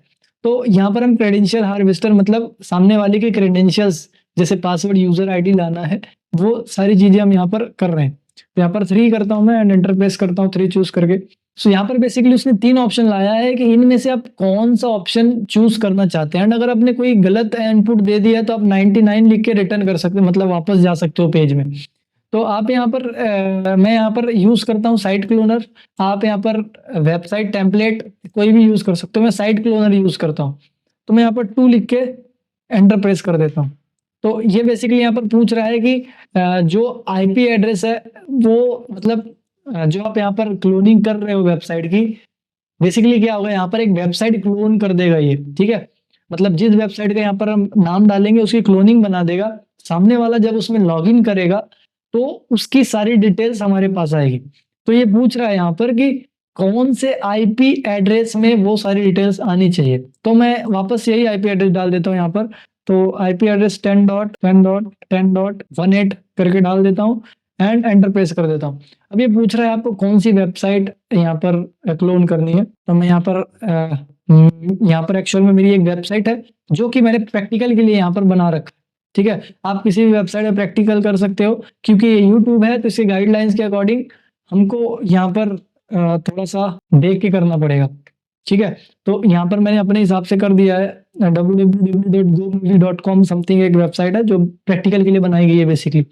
एंटर प्रेस करता हूँ, देखो ये क्लोन कर रहा है एंड क्लोन कर चुका है, ठीक है। अब इसने क्लोनिंग कर ली है, तो अब जब इसकी क्लोनिंग हो गई है, ठीक है, तो हमको क्या करना है, किसी भी तरह से जो हमारा विक्टिम है, ठीक है, यहाँ पर विक्टिम में ले रहा हूँ एज अ विंडोज 11 को यूज कर रहा हूँ एज अ प्रैक्टिकल मशीन या एज अ विक्टिम मशीन। तो जो भी हमारा विक्टिम है उसके तक इस लिंक पे क्लिक करा दिया जाए, ठीक है। कौन सी लिंक पे, अभी मैं बताता हूँ। यहाँ पर मैं अपनी सेकेंडरी मशीन ओपन कर रहा हूँ जो कि विंडोज 11 है, ठीक है। इस पे हम भेजेंगे, ठीक है। इसमें एक बेसिकली किसी भी तरह से उसको भेज सकते हैं, एक मेल के थ्रू, कैसे भी। तो यहाँ पर हम मेल के थ्रू भेजते हैं। तो काली से जाते हैं हम, काली पे यहीं पर मैं मेल लॉगिन अपनी कर लेता हूँ एंड जो विंडोज 11 में लॉगिन है उस पर मेल भेज देता हूँ, ठीक है। तो यहाँ पर मेल पे आने के बाद यहाँ पर कंपोज मेल करेंगे, ठीक है। कंपोज मेल करने के बाद यहाँ पर आपका मेल सेक्शन ओपन हो जाएगा राइटिंग करने के लिए, ठीक है। तो यहाँ पर आपको 2 लिखना है। यहाँ पर 2 में जिसको भी आपको मेल भेजना तो आसान ही है। मैं यहाँ पर टाइप कर देता हूँ, ईमेल ब्लर रखूंगा फॉर सिक्योरिटी रीजन, ठीक है। यहाँ पर मैंने लिख दिया है। सब्जेक्ट यहाँ पर लिख देता हूँ कि आपका जो रिन्यू मेंबरशिप, ठीक है। एंड यहाँ पर मैं 70% ऑफ, जिसपे लोग लालच से क्लिक करेंगे, ठीक है। तो यहाँ पर ऐसे ही अटैकर करते हैं। ये आपके अवेयरनेस के लिए बताया जाता है फॉर द सिक्योरिटी रीजन, ताकि आप सिक्योर रहो, ठीक है। रिन्यू मेंबरशिप 70% मैंने कर दिया एंड उसके बाद यहाँ पर हम सारी चीजें लिखेंगे जो भी आपको लिखना है, डियर मेंबर एवरीथिंग। सो यहाँ पर मैं कुछ भी लिख दूंगा, your membership is expired and यहाँ पर मैं स्पेलिंग मिस्टेक्स को हटा दूंगा, ठीक है, एक्सपायर। एंड देन यहाँ पर रिन्यू नाउ या फिर लिख देंगे क्लिक हेयर फॉर रिन्यू, ठीक है। एंड यहीं पर मैं लिंक लगा दूंगा। तो लिंक लगाने के लिए बेसिकली यहाँ पर टेक्स्ट लिख दूंगा, मतलब जो डिस्प्ले होना चाहिए टेक्स्ट। तो यहाँ पर मैं अपने वेबसाइट, जो मेरी वेबसाइट है उसका, एंड यहाँ पर लिख दूंगा अवेल बेनिफिट, ठीक है। मैं आपको और अच्छे समझा दूंगा जब ये यहाँ पर टाइप हो जाएगा, ठीक है। अवेल बेनिफिट या फिर बेनिफिट्स, ठीक है। एंड यहाँ पर एक्चुअल लिंक क्या होनी चाहिए वो मैं यहाँ पर लिख देता हूँ, http://, ठीक है। एंड देन यहाँ पर मैं लिख दूंगा 10.10.10.18 जो कि मेरे इसकी लिंक है, ठीक है। अब देखो, सबसे पहले तो मैंने कवर में जो टेक्स्ट दिखना चाहिए वो लिखा है मैंने, नीचे मैंने लिखा है रिडायरेक्ट, उसमें क्लिक करते हुए किस में रिडायरेक्ट होना चाहिए, ठीक है। तो अगर इस लिंक पे कोई क्लिक करेगा तो वो डायरेक्ट मेरे उस पेज पे चला जाएगा जहां पर मेरी क्लोनिंग वेबसाइट बना के रखी हुई है। अब इसको अप्लाई करता हूँ, देखो यहाँ पर बन के आ गया। इसमें थोड़ा स्पेस दे देता हूँ एंड एंटर यहाँ पर। एंड यहाँ पर हम लोग थोड़े से इमोजीज भी लगा सकते हैं, ठीक है। तो अच्छा ठीक है, यहाँ से इमोजीज ले लेते हैं कुछ जो कि एरो करने में या फिर यहाँ पर डायरेक्शन देने में थोड़ी हेल्प करेंगे, ठीक है। यहाँ पर मैंने 2 लगा दिए, ठीक है, ये 2 लगा दिए। अब इसको मैं कर देता हूँ सेंड सामने वाले मशीन पे, ठीक है, सेंड कर दिया। अब सामने वाले मशीन पे जाऊंगा, बेसिकली जो मेरी टारगेट मशीन थी विंडोज 11, वहां पर जाके इसको लॉगिन करूंगा, मतलब जो जिस मेल पे भी भेजा है उस मेल पे जाऊंगा मैं, वहां पर जाके बेसिकली उस लिंक पे क्लिक करूंगा एंड देखते हैं क्या होता है, ठीक है। तो देखो मैं यहाँ पर जाता हूँ अपने विक्टिम मशीन पे, टारगेट मशीन से विक्टिम में स्विच हुआ एंड मैं यहाँ पर ईमेल लॉगिन कर लेता हूँ जो भी है, ठीक है। यहाँ पर देखो मैसेज मुझे आ चुका है, ठीक है, आप लोग देख सकते हैं यहाँ पर जो मैसेज मैंने लिखा था आ चुका है। एंड यहाँ पर देखो मैं वेबसाइट की लिंक है, इस पे क्लिक करता हूँ, ठीक है, ये देखो वेबसाइट खुल गई, ठीक है, वेबसाइट खुल गई। अब देखो यहाँ पर मैं बेसिकली टाइप करता हूँ यहाँ पर इसका यूजर आईडी पासवर्ड लॉगिन करने के लिए। तो यहाँ पर कोई भी वेबसाइट हो सकती है, यहाँ पर ये तो मेरी खुद की वेबसाइट जो कि मैंने बनाया है यहाँ पर प्रैक्टिस के लिए। तो यहाँ पर फॉर एग्जांपल मैं लिखता हूँ पासवर्ड जो है सैम एंड यहाँ पर टेस्ट, ठीक है, सैम लिखा है मैंने username and password test, and आपको वो दिख जाएगा सामने। देखो मैंने लॉगिन करने की कोशिश की, इसने गलत बताया, मतलब उसने क्या किया बेसिकली लॉगिन जैसे ही क्लिक किया ना तो उसने ओरिजिनल वेबसाइट पे रिडायरेक्ट कर दिया, एंड जो पासवर्ड था वो हमारे टारगेट को मतलब अटैकर जो था उसको मिल चुका है। ये देखो यहाँ से मैंने भेजा था एंड यहाँ पर देखो आपको पासवर्ड दिख रहा होगा, ये देखो क्लियर टेक्स्ट में, ठीक है। सो ये थी बेसिकली फिशिंग अटैक, ठीक है, ऐसे फिशिंग अटैक किए जाते हैं फेक वेबसाइट्स। तो ये सैम यूजर नेम एंड ये पासवर्ड। तो बेसिकली आपको अटैकर भी ऐसे ही कैप्चर करते हैं, ऐसे ही पकड़ते हैं हर जगह, इसीलिए किसी भी लिंक पे क्लिक करने से रुको बच्चों, ठीक है। तो ये फर्स्ट प्रैक्टिकल था जो कि आपको फिशिंग का बताया मैंने। सो एजुकेशन पर्पस के लिए वीडियो है ताकि आप लोग समझ सको, ठीक है। सो इसको मैं क्लोज करता हूं। अब यहाँ पर इस फिशिंग अटैक से हम बचे कैसे, एंड ये जो फिशिंग अटैक की जाती है इसकी सिक्योरिटी क्या है। सिंपल सा है कि जिस वेबसाइट पे आप विजिट कर रहे हो उसके बारे में आपको पता होना चाहिए कि ओरिजिनल है या फेक। तो इसके लिए मैं क्या करूंगा, देखो आपके अलग अलग ब्राउजर्स में यहाँ पर अगर आप जाते हो एक्सटेंशन है, ठीक है, एक्सटेंशन पे क्लिक करोगे या फिर हर एक ब्राउजर का अलग अलग होता है, आप सर्च कर सकते हो एक्सटेंशन कैसे ऐड कर सकते हैं, how to add extension in Chrome and everything. तो एक नेट क्राफ्ट करके एक एक्सटेंशन आता है, ठीक है, नेट क्राफ्ट एक्सटेंशन, ये आपकी हेल्प करता है बेसिकली डिटेक्ट करने में कि सामने वाला जो वेबसाइट है वो क्या है, मतलब रियल है, फेक है या फिर फिशिंग है, एवरीथिंग वो सारी चीजें। तो यहाँ पर पहले हम रियल वेबसाइट टेस्ट करते हैं एक बार, ओके, ठीक है। यहाँ पर एक्सटेंशन ओपन है, ठीक है, यहाँ पर देखो इसी वेबसाइट का हम देखते हैं, ठीक, अभी तक तो कुछ आया नहीं है। हम चलते हैं फर्स्ट ऑफ ऑल यहाँ पर, तो न्यू वर्जन हैकर .in, ठीक है, .in पे चलते हैं, देखते हैं यहाँ पर पहले रियल वेबसाइट देखते हैं क्या क्या दिखाता है उसके बारे में। तो यहाँ पर ये न्यू वर्जन हैकर की वेबसाइट्स, एंड यहाँ पर आप देख सकते हो इसकी रिपोर्ट यहाँ पर आएगी, ठीक है, एक्सटेंशन है यहाँ पर, ठीक है, साइट रिपोर्ट यहाँ पर दिखेगी आपको new version hacker .in, and यहाँ पर साइट रिपोर्ट देखो, यहाँ पर एक्सेप्ट एंड रिजेक्ट कुकीज कर सकते हो, मैं अभी के लिए रिजेक्ट कर रहा हूँ। एंड यहाँ पर ये वेबसाइट जितनी भी चीजें है ना ये सारी ला के रख देगा, ये वेबसाइट कहाँ पर होस्टेड है, रियल है, फेक है, एवरीथिंग आप यहाँ पर देख सकते हो, ठीक है, सारी रिपोर्ट। अब यहाँ पर सारी चीजें दिखा रहा है, इसका सर्वर कहाँ है, क्या सर्वर यूज किया गया, एवरीथिंग सारी चीजें हैं इस वेबसाइट की। तो ये तो रियल वेबसाइट हो गई, ये ऐसे नहीं दिखाएगा, ठीक है। वैसे ही अगर जब आप सस्पिशियस वेबसाइट पे जाओगे, किसी भी फेक वेबसाइट पे जाओगे, तो वो आपको जरूर से शो करेगा कि यहाँ पर फेक है या रियल है, ठीक है। फॉर एग्जांपल अब मैं सस्पिशियस जो वेबसाइट है उस पे जाता हूँ, ठीक है, जो हमारे लिए सस्पिशियस हो सकती है उस वेबसाइट पे विजिट करता हूँ। तो यहाँ पर देखो इस वेबसाइट पे हम विजिट कर रहे हैं सिर्फ और सिर्फ नेट क्राफ्ट का एक्सप्रेशन देखने के लिए कि जो यहाँ पर बेसिकली जो वार्निंग देता है वो कैसे देता है। जब भी आप किसी भी फिशिंग वेबसाइट पे जाओगे ना तो नेट क्राफ्ट आपको ऐसे अलर्ट करेगा, बेसिकली जो आपको स्क्रीन पर दिख रहा है ऐसे एकदम रेड में दिखाएगा फिशिंग वेबसाइट है, और उसको ब्लॉक कर देगा अगर ये एक्सटेंशन आपके इसमें लगा हुआ है तो, ठीक है, आपके ब्राउजर में लगा हुआ है तो वो आपको पहले ही अलर्ट कर देगा, ठीक है। सो ये था प्रैक्टिकल हमारे फिशिंग अटैक का, ठीक है। एंड वैसे ही बहुत सारे प्रैक्टिकल्स हैं जो कि यहाँ पर यूट्यूब की तरफ से पॉसिबल नहीं है, मैंने जितना पॉसिबल था आप सभी को बता दिया।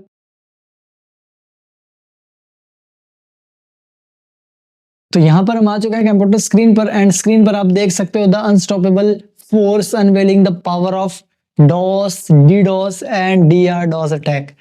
ये तीनों चीजें क्या होती हैं इनके बारे में हम समझेंगे, DoS, DDoS and DRDoS attack. यहाँ पर जो लाइन लिखी हुई है the unstoppable force unveiling the power of DoS and DDoS attack, ये बिल्कुल सही लिखी हुई है क्योंकि इतना पावरफुल अटैक है ये। अगर किसी सर्वर में कर दिया जाए जहां पर डॉस एंड डीडॉस अटैक की वर्नरेबिलिटीज हैं, यहाँ पर सिक्योरिटीज इनकी नहीं लगाई गई हैं, तो ऐसे मशीनों पर अगर डॉस अटैक कर दिया जाए तो उनको कोई नहीं बचा सकता, ठीक है। तो डेफिनेटली बहुत पावरफुल अटैक है। यहाँ पर इस वीडियो में आपको थ्योरी, प्रैक्टिकल एंड इसका प्रिवेंशन क्या है, बेसिकली इसका जो भी प्रोटेक्शन है डॉस अटैक का वो भी हम देखने वाले हैं, डिस्कस करने वाले हैं क्या क्या चीजें होती हैं। प्रैक्टिकल एंड थ्योरी तो हर एक वीडियो में होती है। तो हम स्टार्ट करते हैं इसको। तो फर्स्ट ऑफ ऑल यहाँ पर हम समझेंगे डॉस अटैक के बारे में कि व्हाट इज डॉस अटैक। तो डॉस अटैक के बारे में यहाँ पर देख सकते कुछ पॉइंट्स लिखे हुए हैं, कंप्यूटर एंड नेटवर्क्स अटैक। ठीक है, बेसिकली डॉस अटैक क्या होता है, इसका फुल फॉर्म है डिनायल ऑफ सर्विस अटैक। इसमें आप देख सकते हो कहां पर किया जाएगा, ये कंप्यूटर एंड नेटवर्क्स में। ठीक है, कंप्यूटर एंड नेटवर्क पे इसको किया जाता है। कंप्यूटर नेटवर्क में इसको करने के बाद जब भी ये अटैक होता है कंप्यूटर नेटवर्क पे, वो सारी चीजें यहाँ पर डाउन हो जाती हैं, काम करना बंद कर देती हैं। सबसे अच्छा इसका एग्जांपल समझाता हूं मैं आपको यहाँ पर। तो यहाँ पर देखिए, इससे आपको अंदाजा लग जाएगा डॉस अटैक के बारे में। लगभग सारे डॉस अटैक या डीडॉस अटैक या डीआईडॉस अटैक, ये सारे अटैक एक जैसे ही होते हैं, अगर ये कॉन्सेप्ट आपका क्लियर हो गया तो। देखिए फॉर एग्जाम्पल, मैंने यहाँ पर एक मेरी मशीन है, ठीक है, या फिर सर्वर मान लो। सर्वर क्या होता है, एक बड़ा कंप्यूटर है ना। अब जब भी आप किसी भी चीज में विजिट करते हो, ठीक है, कोई भी चीज डाउनलोड करते हो वेबसाइट से, कुछ भी कहीं भी विजिट करते हो, तो डायरेक्टली आप वहां पर रिक्वेस्ट कर रहे होते हो एक सर्वर को। जब भी आपको कोई चीज डाउनलोड करना होता है तो आप एक सर्वर से रिक्वेस्ट करते हो कि मुझे ये डाउनलोड करना है। अब क्या होता है, हर एक सर्वर की एक कैपेसिटी होती है। जैसे एक सर्वर की कैपेसिटी है कि मैं 10 रिक्वेस्ट एक बार में हैंडल कर सकता हूं, ठीक है। तो यहाँ पर वो 10 इजीली हैंडल कर लेगा। अगर मैंने उसको 10 रिक्वेस्ट भेजी डाउनलोड की कि मुझे 10 चीजें एक साथ 10 चीजें डाउनलोड करना है, तो मैंने एक साथ 10 रिक्वेस्ट भेजी, तो वो इजीली हैंडल कर लेगा। लेकिन अगर इस 10 रिक्वेस्ट की बजाय यहाँ पर मैं उसको एक साथ 100 रिक्वेस्ट भेज दूं, तो डेफिनेटली वो खराब हो जाएगा, है ना, डैमेज हो जाएगा, या फिर काम करना बंद कर दिया जाएगा, उसकी प्रोसेसिंग पावर बहुत कम हो जाएगी। ठीक है, तो यहां पर हमने 10 की बजाय जो 100 रिक्वेस्ट भेजी है, इसी को कहते हैं हम लोग डॉस अटैक। ठीक है, डॉस अटैक बेसिकली किसी भी मशीन की कैपेसिटी से ज्यादा रिक्वेस्ट भेज देना, ज्यादा उससे काम करवा लेना, डेफिनेटली उसको डॉस अटैक कहते हैं। ये सर्वर में ही नहीं, आपके नेटवर्क में, आपके कंप्यूटर्स में, जो छोटे मोटे कंप्यूटर होते हैं उनमें हर जगह होता है। ठीक है, तो बेसिकली ये डॉस अटैक है एक टाइप का। तो आई होप आप सभी को डॉस अटैक समझ में आ गया कि डॉस अटैक क्या होता है। देन यहाँ पर हम समझते हैं डॉस अटैक। डॉस अटैक यहाँ पर जो इसकी डेफिनेशन है, कंप्यूटर एंड नेटवर्क पे होता है। ठीक है, prevent and access of computer, prevents access of computer. Basically क्या होता है कि जब भी डॉस अटैक होता है तो आप कंप्यूटर को एक्सेस नहीं कर सकते। डेफिनेटली अगर आपका कंप्यूटर हैंग हो गया, किसी ने डॉस अटैक कर दिया, उसने काम करना बंद कर दिया, तो आप उसको एक्सेस नहीं कर सकते। तो उसने क्या किया, आपके एक्सेस को रोक दिया। तो ये प्रिवेंट ऑफ है। ओवरलोड ट्रैफिक, जो नेटवर्क में ट्रैफिक आता है उसको बहुत ज्यादा बढ़ा देता है। ठीक है, डॉस अटैक बहुत ज्यादा उसको बढ़ा देता है, तो डेफिनेटली वो ओवरलोड हो जाएगा ट्रैफिक। एंड उसके बाद डाउन द सिस्टम, सिस्टम को बिल्कुल बंद कर देता है। ठीक है, and keep using the system, system को यूज करने से आपको दूर रखता है, मतलब आप उस सिस्टम को यूज ही नहीं कर सकते। डेफिनेटली इतना पावरफुल होता है डॉस अटैक। तो यहाँ पर ये सारी चीजें लिखी हैं। गेन अनऑथराइज एक्सेस, मतलब ये चीज कब की जाती है डॉस अटैक, आपको यूज करने से रोकना हो, आपके सिस्टम को डाउन करना हो, या फिर अनऑथराइज एक्सेस लेना हो। मतलब एक ऑथराइज पर्सन होता है, जैसे आप अपना कंप्यूटर चलाते हो तो उसके लिए आप ऑथराइज हो, लेकिन आपके अलावा कोई दूसरा आपके कंप्यूटर को एक्सेस करे तो वो अनऑथराइज हो जाता है। ठीक है, जो ऑथराइज नहीं है उन चीजों के लिए। तो अटैकर क्या करते हैं, आपके सिस्टम को डाउन कर देंगे। डाउन करने से क्या होगा कि आप उसको थोड़ी देर के लिए ऐसे ही छोड़ देते हो, छेड़ते नहीं हो, या फिर उसको बंद चालू, उसकी सिक्योरिटी सिस्टम्स को बंद चालू करोगे। डेफिनेटली आप कुछ चीजें बंद चालू करने की कोशिश करोगे उसको। ठीक है, गलती से अगर आपने उसकी सिक्योरिटी सिस्टम बंद कर दी तो कोई भी अटैकर उसी का फायदा उठा के यहाँ पर एक्सेस ले लेगा आपके सिस्टम का, तो अनऑथराइज एक्सेस। बाकी आपका डेटा भी करप्ट कर सकता है ये डॉस अटैक। ठीक है, तो बेसिकली मल्टीपल यहाँ पर डॉस अटैक के बारे में बताया गया है। हम डॉस अटैक का एक और वेरिएंट आता है जिसको कहते हैं हम डीडॉस अटैक, उसके बारे में समझते हैं हम लोग। सो आई होप आप सभी को डॉस अटैक समझ में आ गया होगा। ज्यादा टेक्निकली नहीं गया मैं, इजीली एक्सप्लेन करने की कोशिश की है। नेक्स्ट यहाँ पर आता है डीडॉस अटैक। डीडॉस अटैक का यहाँ पर फुल फॉर्म आपको दिख रहा है, distributed denial of service attack. ठीक है, अब ये क्या होता है, डीडॉस अटैक जो है ना कोऑर्डिनेटेड अटैक होता है। बेसिकली क्या होता है डीडॉस अटैक में कि कुछ हैकर जो होते हैं, ठीक है, फॉर एग्जांपल ये हैकर है, ये हैकर क्या करता है, बहुत सारे सिस्टम्स को हैक करके रख लेता है। ठीक है, बहुत सारे सिस्टम को हैक करके रख लेगा अब ये क्या करेगा, यहाँ पर कंट्रोलर को रखेगा कुछ, ठीक है, मतलब ये कंट्रोलर है समझ लो, उसके अंडर काम करने वाले कंट्रोलर, और इसने पहले से कुछ सिस्टम हैक करके रखे हैं। तो ये क्या करेगा, इन कंट्रोलर को बोलेगा कि इन सिस्टम से डॉस अटैक कराओ, ठीक है। तो ये कंट्रोलर क्या करेंगे, इन सिस्टम को एज अ डॉस से अटैक यूज करेंगे। ये सर्वर है, ये उसके हैक सिस्टम्स है, एंड ये अटैकर है। अटैकर कंट्रोलर को बोलेगा कि ये सारे सिस्टम, ये जो सिस्टम है इस पे डॉस अटैक करना है। तो बेसिकली यहाँ पर क्या होता है, जो अटैकर है वो कि अब खुद नहीं करता, किसी और सिस्टम से डॉस अटैक कराता है। इसको कहते हैं हम लोग डॉस अटैक, डीडॉस अटैक, ठीक है। डीडॉस अटैक डिस्ट्रीब्यूट हो रहा है ना, मतलब एक इंसान नहीं कर रहा है, वो किसी और से करा रहा है, इसको डिस्ट्रीब्यूटेड कहते हैं, डिस्ट्रीब्यूटेड डॉस अटैक। तो यहां पर क्या हुआ कि एक्चुअल में इनको हम बॉट्स भी कहते हैं, ठीक है, मतलब किसी के और के इशारों पे काम करने वाले जो होते हैं उनको हम बॉट्स कहते हैं। तो ये कंप्यूटर जो अटैकर है उसने पहले से हैक कर रखा है, ठीक है, कॉम्प्रोमाइज सिस्टम्स है ना, इन सभी को जो पहले से हैक है उनको कॉम्प्रोमाइज सिस्टम कहते हैं। कॉम्प्रोमाइज सिस्टम के थ्रू किसी और के सिस्टम में अटैक करवा देना, इसको हम कहेंगे डीडॉस अटैक, ठीक है, distributed denial of service attack. तो यहाँ पर उसी के कोऑर्डिनेटेड अटैक होता है, मतलब एक कोऑर्डिनेशन बना के अटैक करते हैं। डॉस अटैक में क्या होता है, वहां पर एक ही सिस्टम होता है जो कि आपके सर्वर में अटैक करता है, ठीक है, डॉस अटैक में। डीडॉस अटैक में हैकर बहुत सारे सिस्टम को हैक कर लेता है, फिर उनको यूज करता है यहाँ पर डॉस अटैक करने के लिए, ठीक है, कॉम्प्रोमाइज सिस्टम को। एंड इन्हीं सिस्टम को जिसको उन्होंने कॉम्प्रोमाइज किया है उसने, उसी को हम कह रहे हैं यहाँ पर बॉटनेट्स, यानी बॉट्स, रोबोट्स, ठीक है। बॉटनेट्स मतलब रोबोट्स, किसी और के इशारों पे चलने वाले। तो बेसिकली ये होते हैं डीडॉस अटैक। आई होप आप सभी को डीडॉस अटैक के बारे में समझ में आया होगा।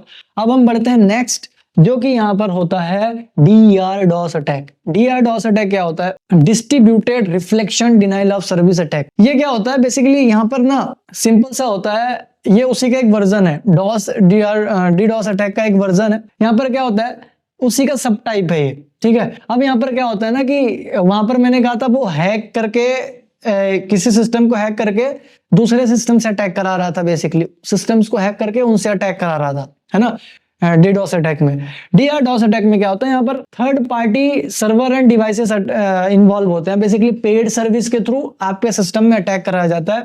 ये डिस्ट्रीब्यूटेड रिफ्लेक्शन ऑफ अटैक होता है, ठीक है।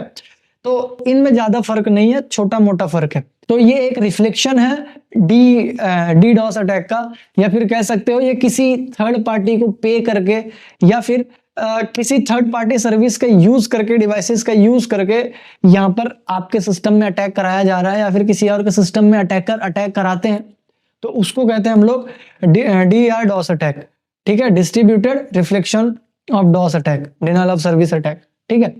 तो ये बेसिकली DDoS अटैक का एक वर्जन है। सो आई होप आप सभी को यहाँ पर DDoS एंड DRDoS अटैक समझ में आ गया होगा, बहुत ईजी है। अब हम समझते हैं इसमें कौन कौन से अटैक किए जा सकते हैं, एंड हम पढ़ने के साथ साथ इनका प्रैक्टिकल भी करके देखेंगे। तो यहाँ पर आगे बढ़ते हैं, हम देखते हैं कि कितनी टेक्निक्स हैं यहाँ पर डॉस अटैक करने की, ठीक है।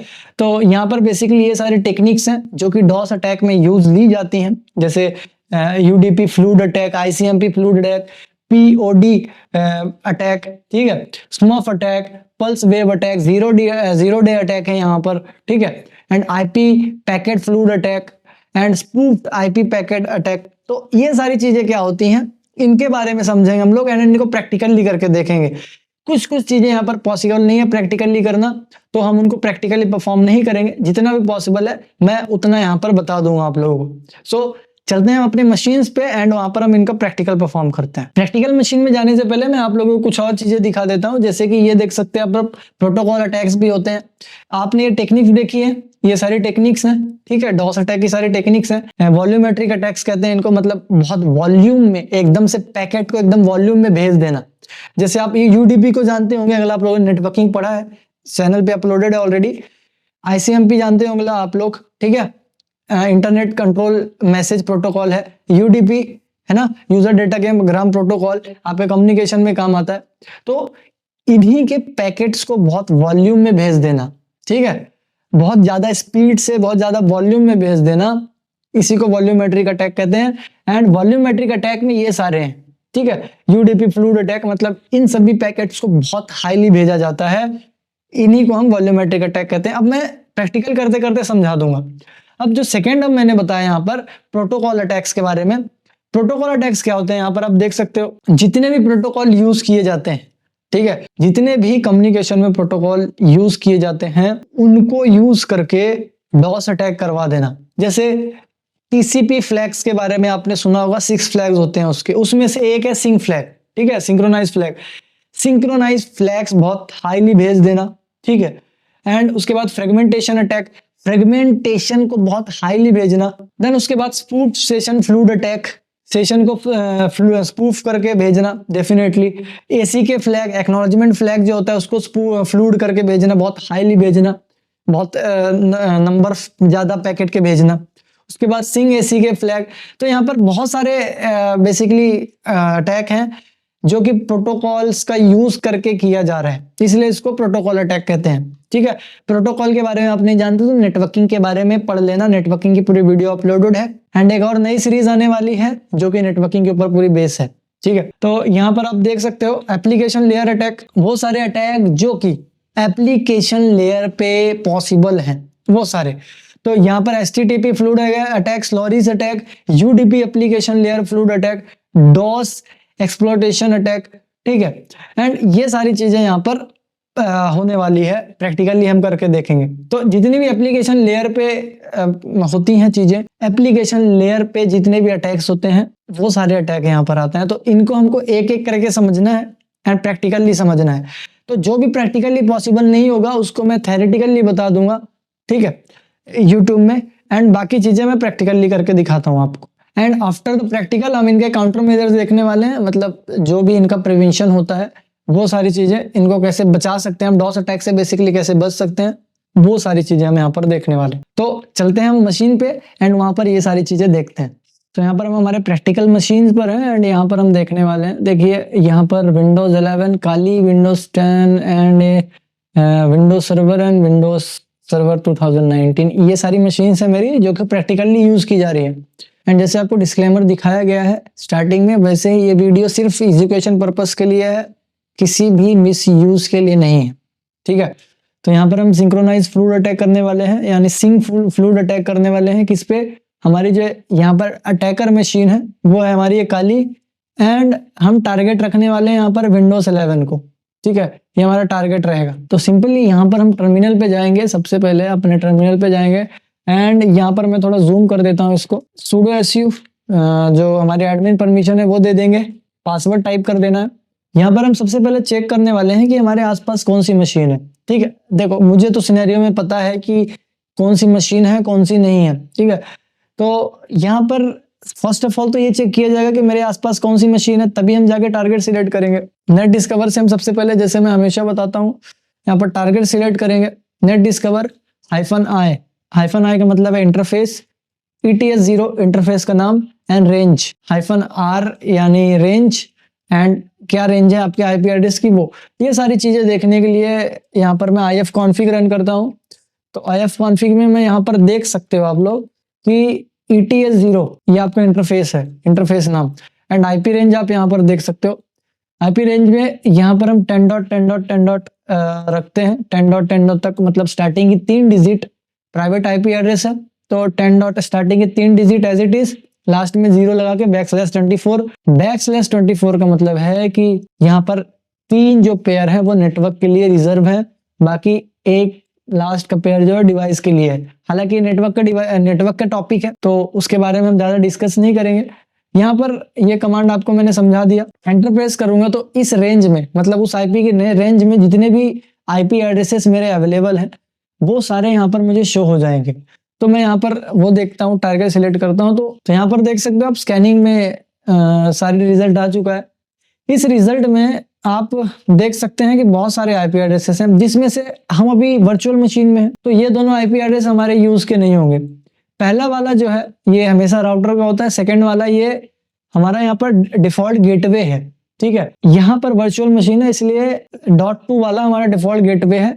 वैसे डिफॉल्ट गेटवे हमारा हमेशा 1 होता है, .1। तो यहाँ पर 22 लगा हुआ है, मेरे हिसाब से ये तो नहीं है मेरा, ठीक है। टारगेट मशीन विंडोज 11 ये है मेरा जो .11 लगा हुआ है मेरे हिसाब से। वैसे हम यहाँ पर स्कैनिंग रन करते हैं एंड इंफॉर्मेशन गैदरिंग के समय मैंने बताया था नेटवर्क स्कैनिंग के बजाय कैसे पता करना है, ऑपरेटिंग सिस्टम कौन सा, एवरीथिंग उससे पता लगा सकते हैं। लेकिन अभी मुझे पता है कि कौन सा है, तो मैं ये वाला आईपी एड्रेस उठा लेता हूँ, कंट्रोल सी, ये मैंने बंद कर दिया कंट्रोल सी से नेट डिस्कवर को। ये नेट डिस्कवर जो है हमारा नेटवर्क स्कैनिंग टूल है जो कि आसपास के रेंज के नेटवर्क बताता है। उसके बाद यहाँ पर हम उसी आईपी एड्रेस पे 10.10.11 पे, जो कि हमारा 11 विंडोज 11 का आईपी एड्रेस है, उसी पे हम स्कैनिंग रन करेंगे nmap की। बेसिकली वहां पर हम पता करेंगे कोई पोर्ट ओपन है या नहीं, सिंपली nmap, ठीक है, -p मतलब पोर्ट। तो हम कोई भी एक टीसीपी का जो पोर्ट है वो देखेंगे ओपन है या नहीं। Simply FTP file transfer protocol के बारे में चेक करते हैं जिसका पोर्ट नंबर 21 है, तो -p21 पोर्ट नंबर 21 कर सकते हैं। देन उसके बाद यहाँ पर हम आईपी एड्रेस डाल देंगे टारगेट का 10.10.10.11, ठीक है, देन एंटर। तो ये अगर सामने वाले का पोर्ट ओपन होगा तो उसका रिजल्ट आ जाएगा, अदरवाइज यहाँ पर हमको दूसरा पोर्ट चूज करना पड़ेगा। तो यहाँ पर अभी हमारे पास FTP दिखा रहा है ओपन, दैट्स इट, ये ओपन है तो हमारा गुड लक है। एंड ये मैक एड्रेस भी आ गया उसके साथ, ठीक है। अब हम बढ़ते हैं नेक्स्ट। सिंक फ्लैग जो है यहाँ पर बेसिकली टीसीपी में पता है हम सिंक फ्लूड अटैक कर रहे हैं, तो टीसीपी का 3-वे हैंडशेक में यूज होता है ना, 3-वे हैंडशेक में ही टीसीपी का फ्लैग यूज होता है, तो हम उसी को यहाँ पर यूज करने वाले हैं फ्लैग को। तो सिंक फ्लैग इसी का है, तो टीसीपी का हमको ओपन मिल गया। यहाँ पर हम जो टूल यूज देने वाले हैं वो MSF कंसोल यानी मेटास्प्लॉइट एक पेन टेस्टिंग टूल है, इसको यूज लेने वाले हैं। तो उस टूल को यूज लेने के लिए बाय डिफॉल्ट होता है काली में एंड पैरेट में भी बाय डिफॉल्ट इंस्टॉल होता है। आप जो भी मशीन यूज करते हो उसके हिसाब से आप ले सकते हो। तो यहाँ पर मैं यूज कर रहा हूँ MSF कंसोल, तो उसको ऑन करने के लिए सबसे पहले MSF कंसोल ये टाइप करना पड़ेगा, देन ऑटोमेटिक वो ऑन हो जाएगा। तो यहाँ पर मैं उसको ऑन कर रहा हूँ, देख सकते हो काफी इंटरेस्टिंग तरीके से ओपन होता है वो। देखो यहाँ पर अभी स्टार्ट कर रहा है वो, नहीं हर बार यूनिक डिजाइन आती है उसमें, कई बार ऐसे दिखाता है कि एरर, तो आपको घबराना नहीं है वहां पर, क्योंकि एरर नहीं होता, वो उसका एक कह सकते हो उसका एक ग्राफिक्स के जैसा होता है। जैसे देखो दिखा रहा है यहाँ पर, इसका मतलब ऐसा नहीं है कि ये डैमेज है, ठीक है, ये डैमेज नहीं है, ये ऐसा स्टार्ट होने का तरीका है। तो कई बार लोग जो हमारे न्यू हैकर्स हैं वो लोग घबरा जाते हैं कि ये ऑन नहीं हुआ है, बेसिकली ऐसे ही ऑन होता है। नाउ हम यहाँ पर ये हमारी कमांड प्रॉम्प्ट देने के लिए यहाँ पर एक ऐप जो है ओपन हो चुका है, यहाँ पर हम सारी कमांड्स टाइप करते हैं इसमें। इसके ऊपर भी मैं कंप्लीट वीडियो बनाने वाला हूँ MSF कंसोल पे। यहाँ पर बेसिकली हमको एक कमांड टाइप करना है, बेसिकली एक ऑक्सिलरी सेट करना है। अब इनके बारे में हम बाद में डिटेल्स में पता करेंगे कि ऑक्सिलरीज क्या होती है, ये सारी चीजें। अभी के लिए हम ये समझें कि ये एक कह सकते हो कि इसके अंदर एक टूल है जो कि यूज ले रहे हैं हम पेन टेस्टिंग। MSF कंसोल के अंदर एक कह सकते हो टूल है, ठीक है, जिसको हम यूज ले रहे हैं यहाँ पर डॉस अटैक के लिए। तो यहाँ पर हम ऑक्सिलरी यूज करेंगे, ऑक्सिलरी, ठीक है, एंड डॉस, देन उसके बाद यहाँ पर टीसीपी, देन टीसीपी के बाद यहाँ पर सिन, ठीक है, सिन फ्लूड, ये आपकी ऑक्सिलरी है, एंटर प्रेस कर देना है। तो देख सकते हो इसने सेट कर लिया है अपने हिसाब से। देन उसके बाद आपको यहाँ पर इसकी सेटिंग सेट करनी पड़ेगी, बेसिकली कहाँ पे अटैक करना है, पोर्ट नंबर क्या है, एवरीथिंग, तो वो सारी चीजें हमको यहाँ पर सेटअप करनी पड़ेगी। तो यहाँ पर वो सारे ऑप्शन देखने के लिए हमको यहाँ पर एक शो ऑप्शन करके एक कमांड लगानी पड़ती है, शो ऑप्शंस, ठीक है। तो यहाँ पर दिखा रहा है तो ऑप्शंस में क्या क्या रिक्वायर्ड है, जैसे रिमोट होस्ट, आर होस्ट, ठीक है, आर पोर्ट चाहिए, मतलब आर होस्ट यानी उसका रिमोट होस्ट का आईपी एड्रेस जो आपका टारगेट है, आर पोर्ट सामने वाले का पोर्ट, एंड लिसनिंग होस्ट, यहाँ पर लिसनिंग पोर्ट, जो भी चीजें चाहिए वो सारा देना होता है, अपना भी देना होता है। तो मैं बता देता हूँ यहाँ पर हमको क्या क्या देना होगा। सेट आर होस्ट करते हैं, सेट आर, स्मॉल में लिख देता हूँ मैं सब, आर होस्ट, ठीक है। सेट आर होस्ट मतलब हम सामने वाले का यहाँ पर आईपी एड्रेस दे रहे हैं, रिमोट होस्ट मतलब जिसपे हम अटैक करना चाहते हैं उसको, तो उसका आईपी एड्रेस है यहाँ पर 10.10.10.11, ये उसका आईपी एड्रेस है। देन सेट हो गया, सेट आर पोर्ट यानी सामने वाले का जिस पोर्ट में हमको डॉस अटैक करना है वो वाला पोर्ट, तो उसका आर पोर्ट है 21, सेट हो गया। देन उसके बाद सेट एस होस्ट, अब ये क्या है एस होस्ट, स्पूफेबल आईपी एड्रेस, मतलब स्पूफ मतलब क्या होता है ये टॉपिक में क्लियर कर देता हूँ। स्पूफिंग का बेसिकली हमने देखा भी है स्पूफ के बारे में, तो इसके लिए हम पीपीटी में चलते हैं, थोड़ा सा देख के हम वापस आ जाएंगे, ठीक है। तो यहाँ पर हम स्पूफिंग के बारे में समझते हैं कि स्पूफ क्या होता है। तो स्पूफ बेसिकली बहुत इजी टॉपिक है। देखो फॉर एग्जांपल ये एक सिस्टम है, ठीक है, अटैकर है, ठीक है, अटैकर मैं ए से डोनेट कर रहा हूँ एंड ये टारगेट है, ये टी से टारगेट मैंने यहाँ पर डिनोट कर दिया। अब मैं चाहता हूँ या फिर अटैकर चाहता है कि इसका आईपी एड्रेस यहाँ पर ना जाए, है ना, अटैक करते वक्त इसका आईपी एड्रेस ना जाए। यहाँ पर इसको तीसरा सिस्टम दिखता है जो कि ऑन है, उसी के नेटवर्क में है। वो चाहता है कि अटैकर का आईपी एड्रेस ना जाके ये तीसरे पर्सन का आईपी एड्रेस जाए, लेकिन अटैक ये करेगा आईपी एड्रेस इसका जाए, ठीक है, ये सामने वाले सिस्टम का जो थर्ड पीसी है यहाँ पर। तो अब यहाँ पर क्या होगा, अटैकर क्या करेगा, इसके आईपी टेबल को, ठीक है, आईपी टेबल को चेंज करके नेटवर्क में, ठीक है, नेटवर्क में जो आईपी टेबल होता है उसके साथ छेड़छाड़ करके ये यहाँ पर स्पूफ कर लेगा आईपी एड्रेस एंड इसका आईपी एड्रेस नहीं जाएगा, ठीक है, अटैकर का आईपी एड्रेस नहीं जाएगा, जाएगा इसका आईपी एड्रेस, ठीक है। तो बेसिकली हम यहाँ पर क्या करेंगे, हम काली लिनक्स यूज कर रहे हैं अटैकिंग के लिए, तो काली लिनक्स का आईपी एड्रेस ना जाके किसी दूसरे मशीन का आईपी एड्रेस जाएगा, ये स्पूफिंग होगी। अब देखो इसको प्रैक्टिकली करते हैं हम लोग। तो सबसे पहले हम क्या करते हैं, यहाँ पर जो स्पूफ आईपी एड्रेस है वो डाल देते हैं। तो स्पूफ आईपी एड्रेस में डालता हूँ किसके साथ, किसका आईपी एड्रेस जाना चाहिए, मेरा आईपी एड्रेस ना जाए। तो यहाँ पर मैं अपना आईपी एड्रेस दिखा देता हूँ पहले आप लोगों को, जिससे मैं अटैक कर रहा हूँ उसका आईपी एड्रेस क्या है। तो आप लोगों ने देखा होगा, इससे पहले मैंने IF कॉन्फ़िग किया था, उस पर भी दिख गया होगा आप लोगों को। ये देखिए, ये इसका आईपी एड्रेस है 10.10.18, ठीक है, ये मेरे अटैकर मशीन का आईपी एड्रेस है। अब मैं इसको क्लोज करता हूँ टर्मिनल को, ये वाले को। अब मैं चलता हूँ दूसरे मशीन पे जिसका आईपी एड्रेस मुझे देना है, इसका आईपी एड्रेस मुझे देना है। मैं चाहता हूँ कि इसका आईपी एड्रेस जाए मेरे आईपी एड्रेस के बजाय।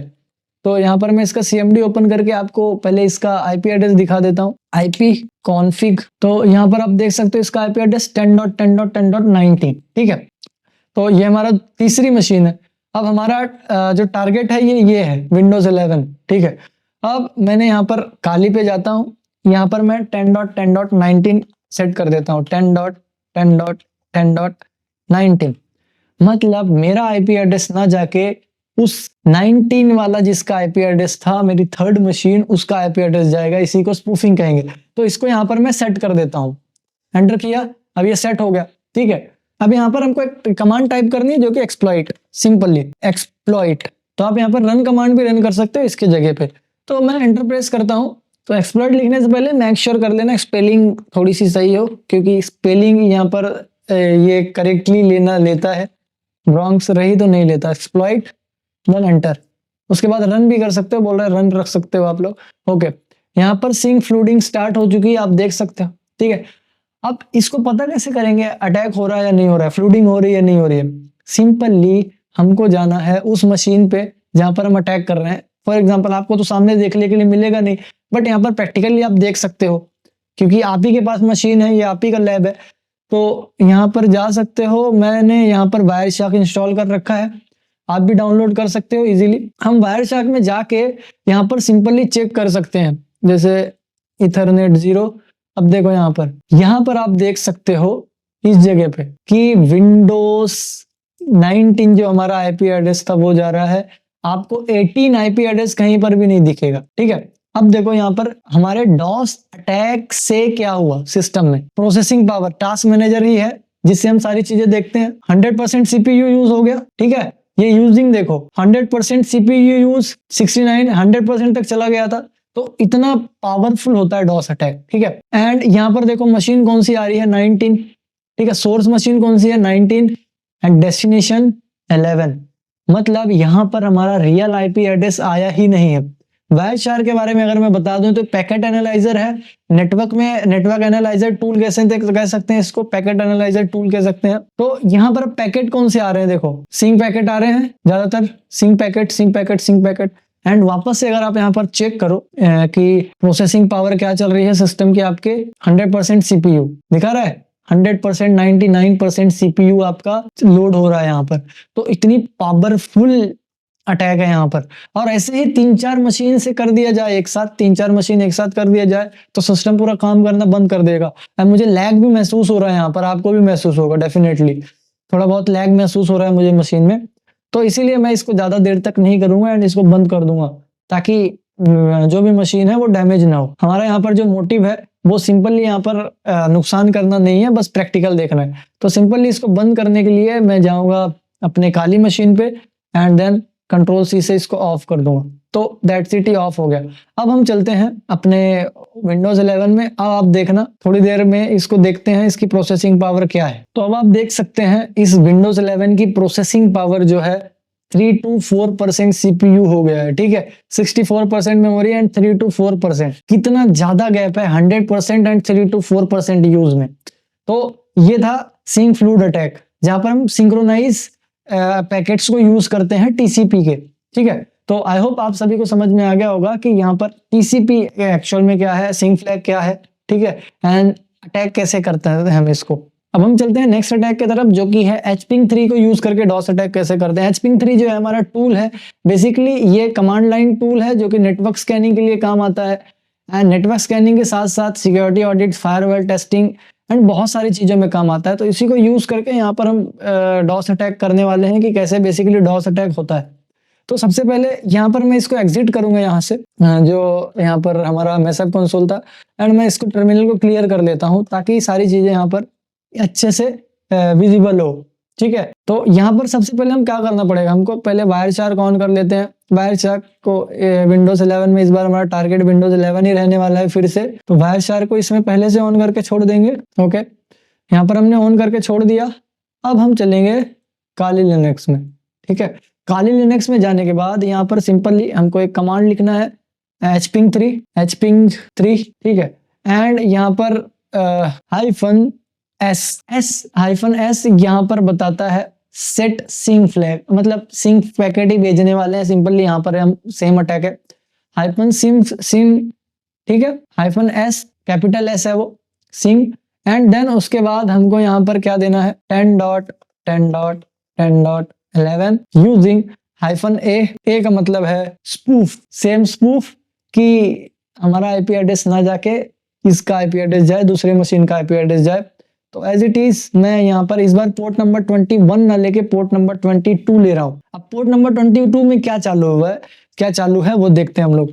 तो यहाँ पर सबसे पहले sudo su देन पासवर्ड डाल देंगे एंड यहाँ पर nmap का यूज ले लेते हैं एंड पोर्ट नंबर यहाँ पर nmap -p22, ठीक है, एंड देन यहाँ पर हम 10.10.10.11, ठीक है, आईपी एड्रेस डाल दिया -p। अब यहाँ पर हम चेक करेंगे कि सामने वाले पोर्ट नंबर 22 में चल क्या रहा है, एक्चुअल में क्या रन हो रहा है, एंड उसी पे हम अटैक करेंगे। पोर्ट नंबर 22 पे यहाँ पर करने वाले हैं हम लोग, एंड सेकेंडरी जो टर्मिनल है तब तक हम उसको रेडी कर लेते हैं, ठीक है। 22 में क्या चल रहा है यहाँ पर SSH, ठीक है, सिक्योर शेल, एंड ये भी टीसीपी का यूज लेता है। तो बेसिकली टीसीपी के जितने भी पोर्ट्स हैं 65535 पोर्ट्स हैं, तो जितनी भी सर्विसेज टीसीपी का यूज लेती हैं उन सभी को हम यहाँ पर डॉस अटैक के लिए यूज ले सकते हैं, क्योंकि सभी में सेम कनेक्शन बनेगा टीसीपी का हैंडशेक करके, 3-वे हैंडशेक करके। तो यहाँ पर हमने ये सेट कर दिया पोर्ट नंबर 22 -फ्लूड। बेसिकली हमने उसको बताया कि -फ्लूड का मतलब ये है कि फ्लूडिंग करना, ठीक है, फ्लूड करना मतलब पैकेट ज्यादा भेजना, किसके, सिंक पैकेट। तो यहाँ पर हमने सेट कर दिया उसको। अब हम यहाँ पर एंटर प्रेस करेंगे एंड चलते हैं। अब हम यहाँ पर देख सकते हो कितने ज्यादा नंबर ऑफ टीसीपी पैकेट्स आ रहे हैं पोर्ट नंबर 22 में।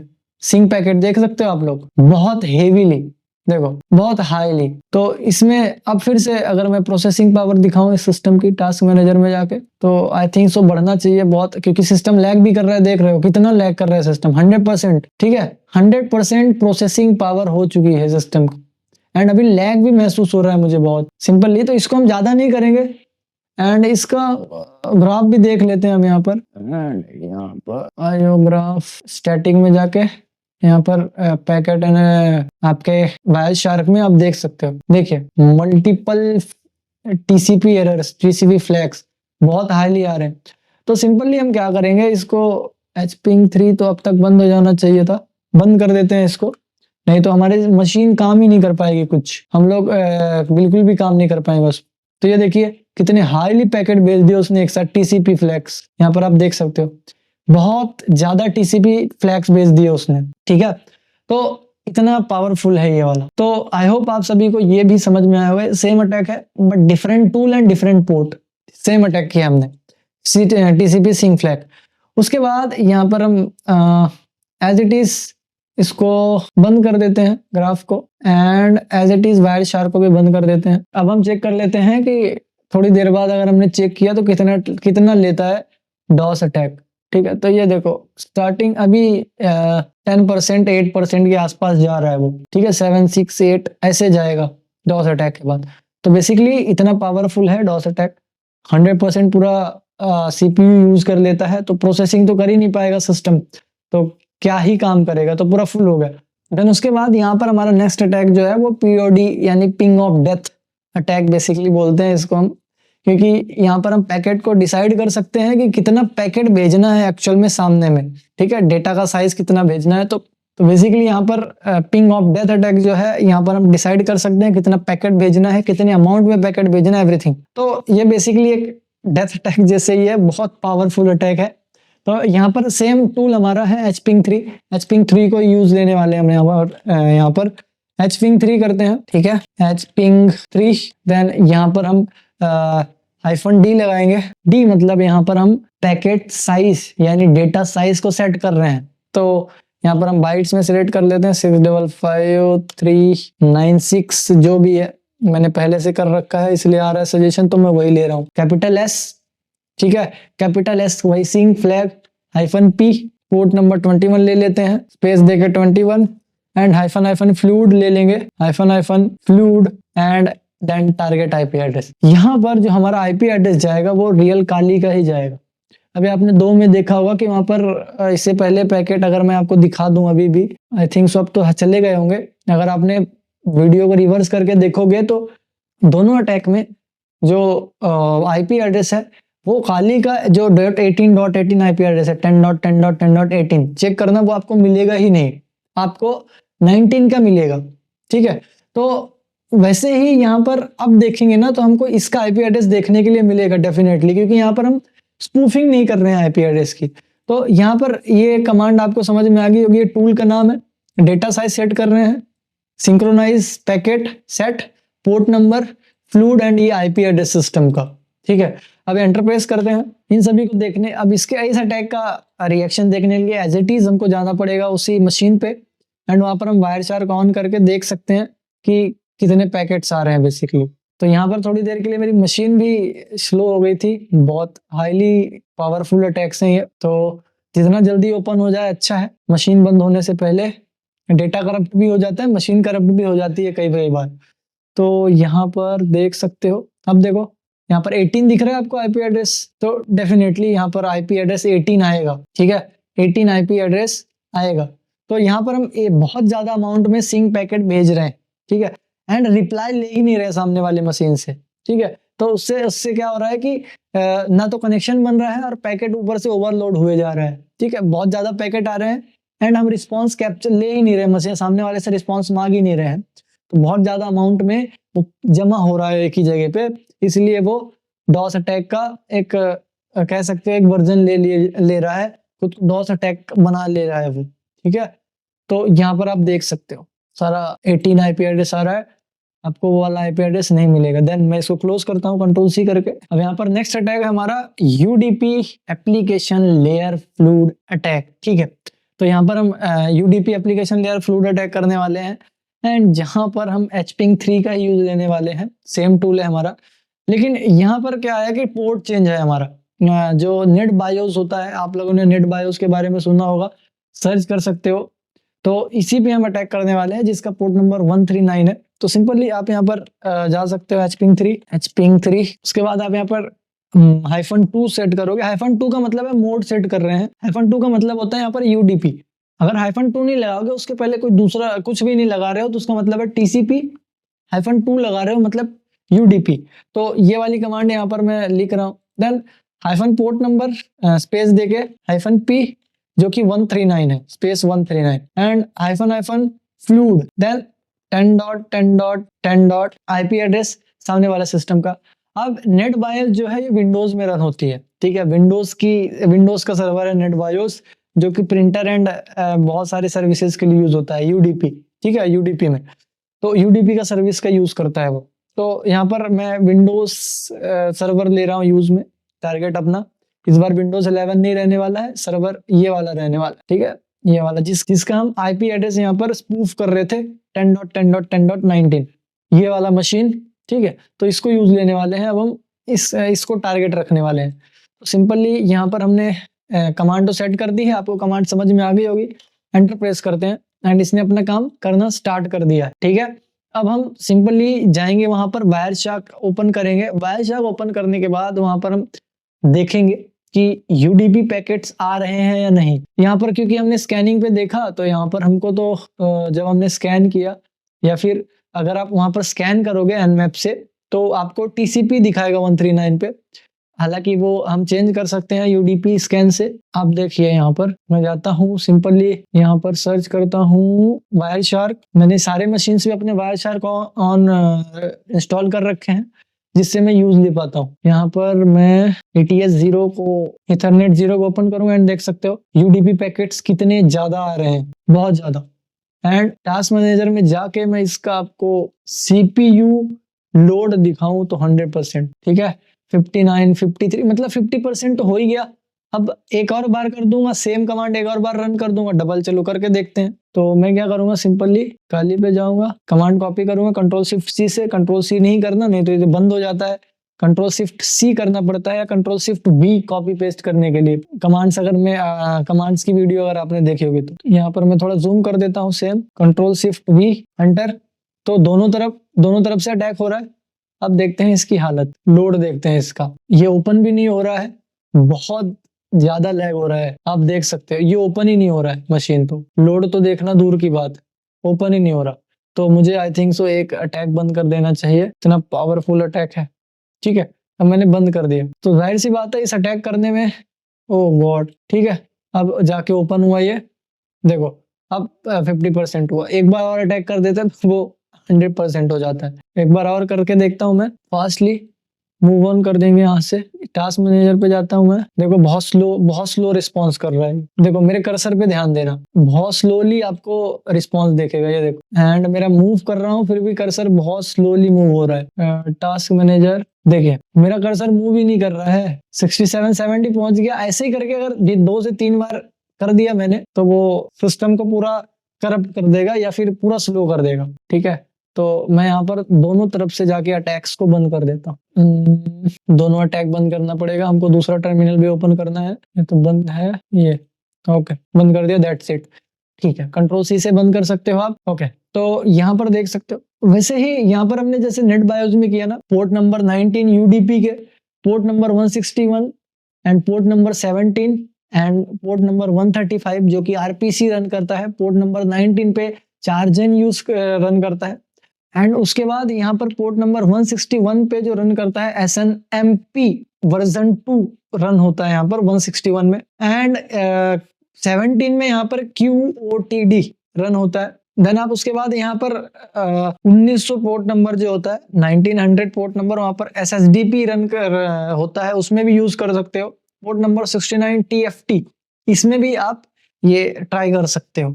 तो बेसिकली मैंने सारे पोर्ट बता दिया। एक 389 करके होता है, 389 CLDAP, ठीक है, CLDAP पोर्ट नंबर 389, उस पे भी सेम अटैक कर सकते हो। ये सारे पोर्ट्स हैं जहां पर ये सारी चीजें की जा सकती हैं। देन उसके बाद यहाँ पर और भी है। नेट बायस तो मैंने बता दिया, नेट बायस 137, नेट बायस जो है यहाँ पर 137, 138, 139 ये सारे पोर्ट्स में रन होता है। NTP नेटवर्क टाइम प्रोटोकॉल, जो टाइम प्रोटो मैनेज करता है यहाँ पर 123 पोर्ट नंबर यूज करता है, उसमें भी किया जा सकता है। एंड QNP प्रोटोकॉल जिसको कहते हैं हम लोग ना, वो 26,000 पोर्ट नंबर यूज करता है। UDP का VoIP voice over IP protocol जो है 5060 यूज करता है। इन सभी पोर्ट में जितने भी मैंने बताया है, ये सभी आपको साइड में लिस्ट दिख जाएगी, ये सारी आप देख सकते हो। इन सभी में ये सारी चीजें की जा सकती हैं, ठीक है। तो इन सभी में आप ये परफॉर्म करके प्रैक्टिकल कर सकते। आप ये सारे प्रैक्टिकल परफॉर्म तो कर दोगे, लेकिन परफॉर्म करने से पहले आपको ये पता करना होगा कि आपके मशीन में ये सारी चीजें ओपन, ये पोर्ट्स ओपन है या नहीं। फॉर एग्जांपल अगर मैं NTP चेक करूं, ठीक है, अगर मैं यहाँ पर NTP चेक करता हूं, जो कि विंडोज का टाइम मैनेजमेंट वाला प्रोटोकॉल है। तो सिंपली मैं यहाँ पर क्या करूंगा, nmap की कमांड रन करनी है आपको सारे पोर्ट चेक करने के लिए। nmap जो कि बेसिक कमांड है पूरी, हाइफन पोर्ट नंबर डालना है। जैसे मैंने कहा कि NTP जो है पोर्ट नंबर 123 यूज लेता है, ठीक है। तो आपको यहाँ पर ना simply UDP small S capital U UDP scanning करनी है, क्योंकि ये UDP का पोर्ट है। आपको TCP में हो सकता है ओपन ना दिखे, तो स्मॉल एस कैपिटल U करके आपको दिखाना पड़ेगा, क्योंकि UDP के पोर्ट्स TCP में कई बार नहीं दिखाते हैं ओपन। उसके बाद IP एड्रेस डालना है, जैसे मेरा टारगेट है 10.10.19, एंटर प्रेस करते हैं। तो यहाँ पर देखो क्या दिखा रहा है, NTP ओपन है, ठीक है। NDP ओपन दिखा रहा है आपको, नेटवर्क टाइम प्रोटोकॉल UDP का।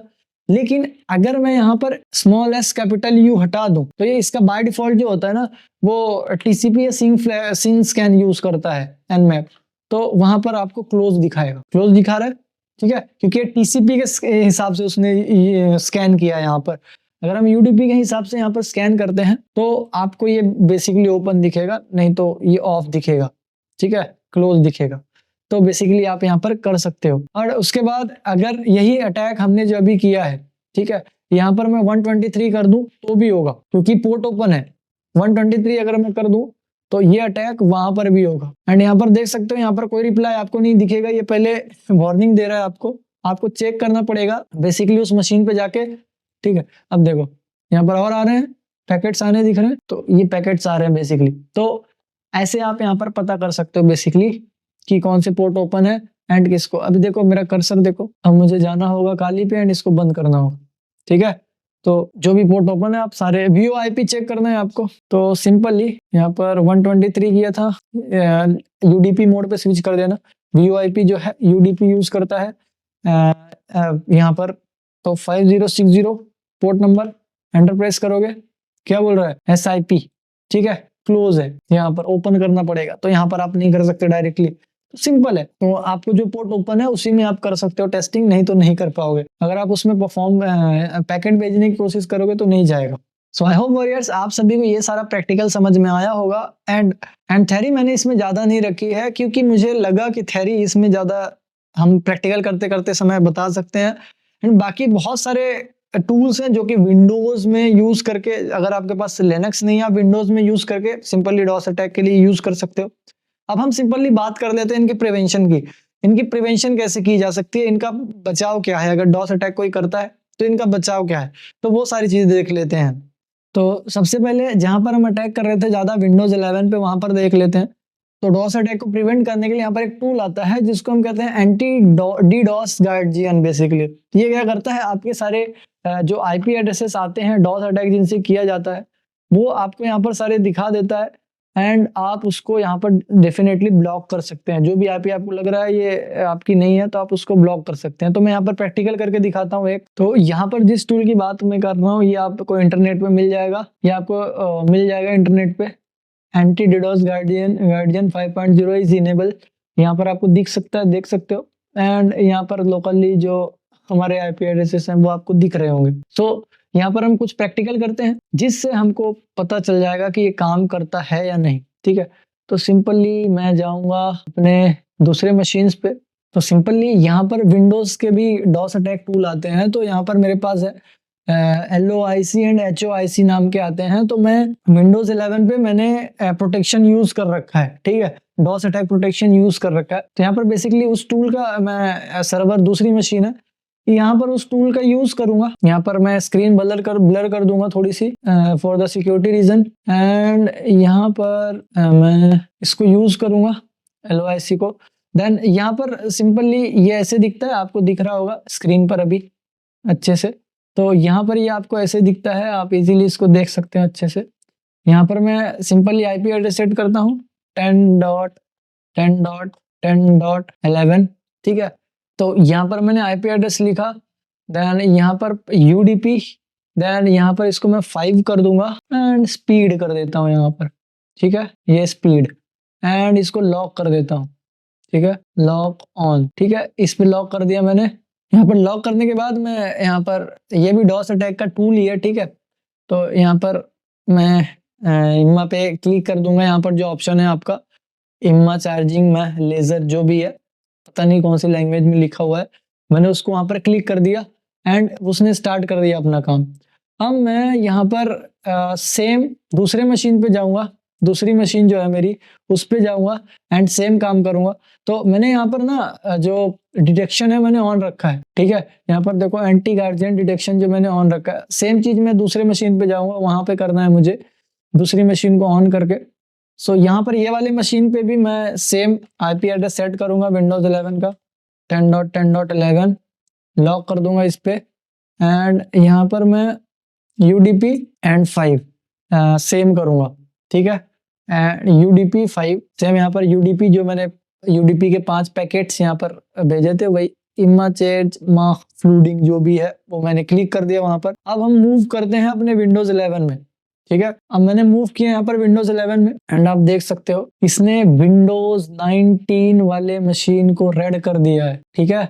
यहाँ पर राइट क्लिक करके यहाँ पर आप देख सकते हो उस मशीन को उसने रेड कर दिया जहाँ से डॉस अटैक आ रहा है।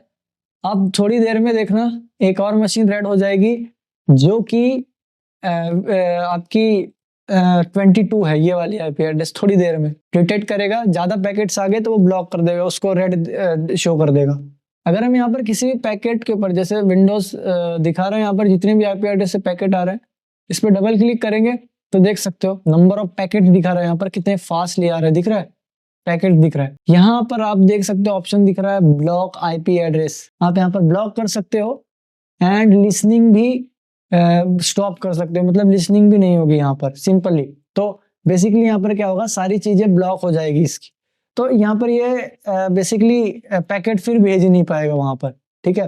पैकेट नहीं भेज पाएगा तो डॉस अटैक काहे का होगा, ठीक है। तो सिंपली आप ये प्रिवेंशन यहाँ पर यूज कर सकते हो। तो यहाँ पर फॉर एग्जांपल मैं ब्लॉक IP कर दूं, IP नहीं आएगी, पैकेट्स रुक गए। अब मैंने किसका किया था अभी 22 वाले का, एज इट इज मैं 90 वाले का देखता हूँ, बहुत हाईली आ रहे हैं, ब्लॉक IP कर देता हूँ। स्टॉप लिसनिंग ब्लॉक IP, आई थिंक सो ये रिस्पॉन्स नहीं कर रहा है, ओके ब्लॉक कर दिया उसने, थोड़ा रिस्पॉन्स लेट लिया बस उसने ब्लॉक कर दिया। रीचेक करते हैं एक बार क्योंकि आई थिंक सो अटैक बहुत ज्यादा हो गया है तो इसलिए उसका रिस्पॉन्स बहुत स्लो है, ठीक है। मेरी मशीन यहाँ पर बहुत डाउन हो गई है, बाकी आप लोग चेक करके देख सकते हो।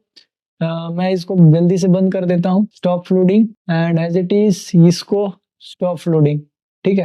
दोनों फ्लूडिंग मैंने ऑफ कर दी है and as it is system को मैंने वहां से टूल को हटा दिया एंड ये यहाँ से पैकेट भी रुक चुका है, आप देख सकते हो जैसे मैंने वहां से बंद किया। अब ये रिस्पॉन्स कर रहा है प्रॉपरली ब्लॉक IP पे, ठीक है, जो भी है। तो इसको आप यूज कर सकते हो एंटी डॉस गार्जियन, ठीक है। एंड इसके बाद यहाँ पर बहुत सारे टूल्स आते हैं, इसके अलावा भी बहुत सारे टूल्स हैं जैसे कि आपके हार्डवेयर अटैक हार्डवेयर के लिए आते हैं, मैं सारी की फोटोज लगा दूंगा। हार्डवेयर में बहुत सारे टूल्स आते हैं जो कि आप अपने नेटवर्क पे लगा सकते हो। बेसिकली डॉस अटैक जो है ज्यादातर नेटवर्क से ही आते हैं, तो प्रिवेंशन के लिए आप उन सारी चीजों को लगा सकते हो। तो मैं नाम उनको बता देता हूँ क्या क्या है प्रिवेंशन में। तो बेसिकली यहाँ पर जितने भी डॉस अटैक प्रिवेंशन होते हैं वो मैं सबकी फोटो तो लगा दूंगा, बेसिकली नाम भी बता देता हूँ। DDoS प्रोटेक्टर आता है, 810 थंडर TPS आता है एंड टेराबाइट डॉस प्रोटेक्शन आता है, सिस्टम DPS जिसको कहते हैं हम लोग। तो मल्टीपल चीजें हैं यहाँ पर जो आपको डॉस से प्रोटेक्ट कर सकती है एंड अभी भी इतने लेवल पे डॉस अटैक होता नहीं है, ठीक है, बट पता होना चाहिए आपको कि कैसा होता है क्या होता है। तो ये सारे डॉस अटैक जो है, जो डॉस अटैक प्रिवेंशन जो है, ये मैं इनके बारे में बता दूंगा। हो सके तो मैं डिस्क्रिप्शन में लिंक भी डाल दूंगा इनका, तो आप वहां से भी जाके देख सकते।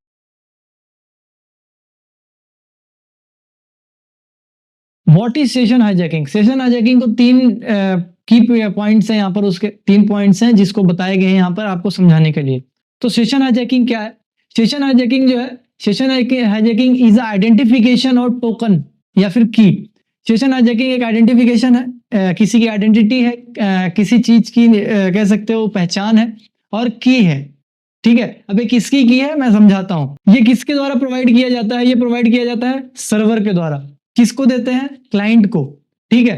तो जब भी आप कोई वेबसाइट एक्सेस करते हो तो यह प्रोवाइड किया जाता है सर्वर के द्वारा, ठीक है। उसके बाद सेंड आफ्टर सक्सेसफुल ऑथेंटिकेशन। अब ये तीनों पॉइंट मैं स्टेप बाय स्टेप समझाता हूँ। सेशन क्या है? बेसिकली हाईजैकिंग तो हम बाद में देखने वाले, पहले सेशन को समझते हैं। फॉर एग्जांपल यहाँ पर स्क्रीन पर देख सकते हो मैं कुछ ड्राइंग करके समझा रहा हूँ, तो यहाँ पर मैं मैनुअल ड्राइंग प्रीफर करता हूँ।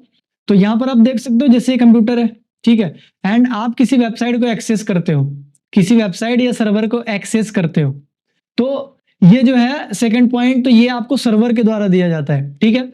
सेशन जो है यहाँ पर, जो सेशन मिलता है आपको कब मिलता है, ये जब आप वेबसाइट में जाते हो एंड वेबसाइट में पूरी चीजें लॉगिन करने के बाद, मतलब अपना यूजर आईडी, पासवर्ड, एवरीथिंग, ये सारी चीजें जब डाल देते हो। एक फॉर एग्जांपल आप किसी वेबसाइट को एक्सेस कर रहे हो, फॉर एग्जांपल इंस्टाग्राम या फेसबुक, ये दोनों सोशल मीडियाज हैं, ठीक है। तो जब भी आप लॉगिन करोगे एक अकाउंट को कहीं पे किसी वेबसाइट पे, तो वेबसाइट का सर्वर क्या करता है, ये पता करने के लिए कि आप हो या नहीं, तो आपसे एक पासवर्ड मांगता है, आप यूजर आईडी एंड पासवर्ड डालते हो वहां पर।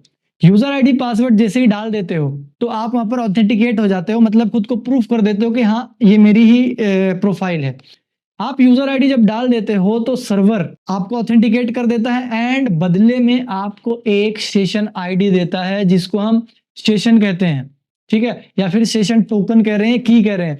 तो सर्वर ने जो आपको प्रोवाइड किया यहाँ पर की, उसी को हम सेशन कहते हैं। वो किसके बदले प्रोवाइड कर रहा है, वो आपने उसको की दिया, उसके बाद आपको टोटल सेशन मिलेगा यहाँ पर, ठीक है, टोकन मिलेगा। तो ये टोकन दिया क्यों जाता है एक्चुअल में, तो फॉर एग्जांपल एक वेबसाइट में बहुत सारे यूजर होते हैं, बहुत सारे यूजर्स होते हैं एंड वो यूजर क्या क्या एक्टिविटीज कर रहे हैं, जैसे सोशल मीडिया है तो वहां पर बहुत सारे लोग कमेंट करते हैं, बहुत सारे लोग लाइक करते हैं, तो बार बार उनको लाइक करने के लिए फिर से यूजर आईडी पासवर्ड ना डालना पड़े। जैसे आपने लाइक किया किसी पोस्ट को, फिर वापस से यूजर आईडी पासवर्ड डालना पड़ रहा है, फिर आपने किसी को कमेंट किया, वापस से आपको यूजर आईडी पासवर्ड डालना पड़ रहा है, तो बार बार आपको ऑथेंटिकेशन करना ना पड़े, इसलिए सर्वर आपको एक टोकन दे देता है, एक सेशन आईडी दे देता है। जब तक आप लॉग आउट नहीं हो जाओगे उस वेबसाइट से, तब तक वो सेशन आईडी आपके पास रहेगी, ठीक है। जब तक वो आपके पास रहेगी तब तक आप उसमें कोई भी एक्टिविटी कर सकते हो, लेकिन जैसे ही आपने लॉग आउट किया, आपको वापस से वहां पर यूजर आईडी एंड पासवर्ड डालना होगा एंड आपको वापस से एक टोकन दिया जाएगा, वापस से एक सेशन मिलेगा, ठीक है। तो इसी सेशन को हम कहते हैं आइडेंटिफिकेशन, ये आपकी आइडेंटिटी की तरह काम करता है, ठीक है। उसके बाद ये जो जैसे मैंने बताया, ये सर्वर के द्वारा प्रोवाइड किया जाता है, वेब सर्वर के द्वारा, किसको, क्लाइंट को। तो सर्वर जो है, जिस वेबसाइट को आपने एक्सेस किया उसका सर्वर, एंड आप लोग क्लाइंट हो, जो वेबसाइट के पास जाते हो वो क्लाइंट होता है, ठीक है। एंड यहां पर कब मिलता है आपको ये, जब आप सक्सेसफुली ऑथेंटिकेशन कर लेते हो, यानी यूजर आईडी पासवर्ड डालने के बाद ये सेशन मिलता है आपको, सेशन आईडी मिलती है बेसिकली, ठीक है। अभी सेशन आईडी कैसे दिखती है, क्या होती है, वो सारी चीजें मैं आपको बताऊंगा। तो आई होप आप सभी को सेशन आईडी यहाँ पर समझ में आ गया होगा, सेशन क्या होता है वो समझ में आ गया होगा। ये सेशन जिसकी अभी हम बात कर रहे थे, यही होता है एक्चुअल में, जो कि यही आईडी होती है एक्चुअल में जो कि हैकर्स हाईजैक कर लेते हैं। एंड आप यहाँ पर ध्यान दीजिए, मैंने कहा कि ये कब मिलता है आपको, password and user ID password डालने के बाद, यानी ऑथेंटिकेशन करने के बाद। जब यूजर आईडी डालने के बाद मिल रहा है, ठीक है, एंड पासवर्ड डालने के बाद सेशन आईडी मिल रही है, तो किसी ने अगर ये सेशन आईडी ही चुरा ली तो उसको तो ना तो आपके पासवर्ड की रिक्वायरमेंट है, ना ही तो यूजर आईडी की। तो इसीलिए वो सेशन आईडी आपकी ज्यादातर हैकर प्रीफर करते हैं आपकी सेशन आईडी लेने की। हो सकता है यूजर आईडी एंड पासवर्ड में आपने ओटीपी लगाया हो, टू वे ऑथेंटिकेशन किया हो, है ना। तो यहाँ पर क्या होता है कि हैकर्स आपकी सेशन आईडी ले लेते हैं, जिससे आपको आपकी पासवर्ड की रिक्वायरमेंट नहीं होती, पासवर्ड की रिक्वायरमेंट नहीं है, ठीक है। तो यहाँ पर इजीली आप हैक हो जाओगे, ठीक है। तो सेशन आईडी इतनी खतरनाक होती है, इसलिए इसको प्रिजर्व रखना बहुत जरूरी है। तो आगे हम प्रिवेंशन भी देखने वाले हैं कि कैसे हम पता कर सकते हैं कोई हमारी यहाँ पर मैन इन द मिडल है। यहाँ पर एक्चुअल में बहुत सारे अटैक्स होते हैं सेशन हाईजैकिंग के अंदर, इसके अंदर बहुत सारे अटैक किए जाते हैं, तो वो सारी चीजें हम देखेंगे। सो यहाँ पर हम मूव करते हैं अपने नेक्स्ट टॉपिक पे, क्या है, तो यहाँ पर हम देखेंगे बेसिकली सेशन हाईजैकिंग कैसे हैकर्स हैक कर लेते हैं। थ्योरी पार्ट देखेंगे, प्रैक्टिकली तो हम देखेंगे। फॉर एग्जाम्पल ये रियल यूजर है, ठीक है, एक यूजर है जो कि ये सर्वर को एक्सेस करना चाहता है, ये सर्वर है। अब यहाँ पर उसने एक वेबसाइट पे एक्सेस किया जो कि है www.nvh.com। अब उसने सर्वर ने उसको एक सेशन आईडी दी जो कि थी 123 एंड 213, ठीक है। इसको ये रियल सेशन आईडी मिली हुई है। सेशन आईडी अलग तरीके की दिखती है, हर बार अलग तरीके की हो सकती है। तो सेशन आईडी इसको दी। अब यहाँ पर इसको हैक करने के बहुत तरीके हैं, ठीक है। पहला तो ब्रूट फोर्सिंग करके, दूसरा गैस करके, एंड बहुत तरीके हैं। तो यहाँ पर हैकर क्या करेगा, ये हैकर है तो हैकर क्या करेगा, पहले तो गैस करेगा कि कौन से वेबसाइट पे गया है, nvh.com पे चला गया। अब यहाँ पर वो सेशन आईडी गैस करना स्टार्ट कर देगा, 121231 1 2, एक तो ये हो गया। दूसरा, यहाँ पर ब्रूट फोर्सिंग की जाती है। ब्रूट फोर्सिंग का मतलब होता है कि बहुत सारी सेशन आईडीज यहाँ पर अलग अलग तरीके की ट्राई करके देखी जाती है, सक्सेसफुल हो गई ठीक है, नहीं तो नेक्स्ट तरीका अप्लाई करते हैं वहां पर। उसके बाद होता है यहाँ पर, जैसे मैंने आपको बताया, गेसिंग होगा। दूसरा ब्रूट फोर्सिंग, अलग अलग ब्रूट फोर्स करेगा। उसके बाद स्टील, चोरी कर लेना। ये बहुत ईजी होता है अगर वो अटैकर आपके नेटवर्क पे है, ठीक है। तो बेसिकली ये तरीके थे कुछ जो कि सेशन हाईजैकिंग में यूज होते हैं, सेशन को, आपके सेशन आईडी को चोरी करने के लिए यूज होते हैं।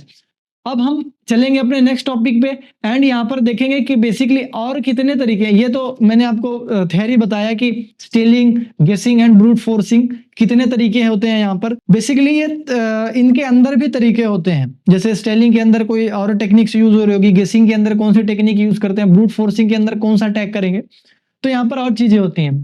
तो यहाँ पर सेशन को कॉम्प्रोमाइज करने के ये सारे तरीके हैं। सेशन स्निफिंग, स्निफ करके यानी अंदाजा लगा के, या फिर कह सकते हो कि एक अपना माइंडसेट यूज करके, कुछ भी टेक्निक यूज करके जिससे प्रिडिक्ट हो सकते। उसके बाद प्रिडिक्टेबल, ये स्निफिंग के जैसा ही होता है, लेकिन गेसिंग जैसे मैंने बताया गेसिंग होता है वैसे। स्निफिंग का मतलब मैंने बताया था कि एक अंदाजा लगाना, ठीक है, स्नीफ कर लेना बेसिकली। उसके बाद man in the middle attack करके, man in the middle attack आप लोगों ने देखा होगा क्या होता है, सेशन हाईजैकिंग में बहुत ज्यादा फेमस है man in the middle attack. Man in the middle attack में क्या होता है, मैं आपको वापस से पिछले स्लाइड में लेके चलता हूँ। फॉर एग्जाम्पल, ये आप दोनों, इसको अभी के लिए हम यूजर मानते हैं, ठीक है, ये यूजर है एंड ये सर्वर है, ठीक है। तो अटैकर क्या करेगा, यहाँ पर बीच में इसके राउटर में कनेक्ट होके, ठीक है, नेटवर्क पे कनेक्ट होके यहां से इसकी डिटेल्स चोरी कर लेगा, ठीक है। तो इसको मैन इन द मिडल कहेंगे क्योंकि मिडल काम कर रहा है। ये क्या करेगा, फॉर एग्जांपल ये राउटर है ना, क्या होता है कि अगर आपने नेटवर्किंग कवर की है तो हमेशा यूजर जो है राउटर से सारा डेटा मांग रहा होता है। तो यहाँ पर ये क्या करता है, जो अटैकर है ये क्या करता है कि खुद को राउटर के जैसे बिहेव करता है। तो क्या बोलता है कि सारी जो डिटेल्स हैं इस यूजर के, जो डिटेल जा रही होती हैं, राउटर को ना भेज के मेरे तरफ भेजो, ठीक है, मेरे आईडी पे भेजो, मेरे आईपी एड्रेस पे भेजो। तो इसको man in the middle attack कहते हैं क्योंकि मिडल में ही आपकी डिटेल्स चोरी हो जा रही है, ठीक है।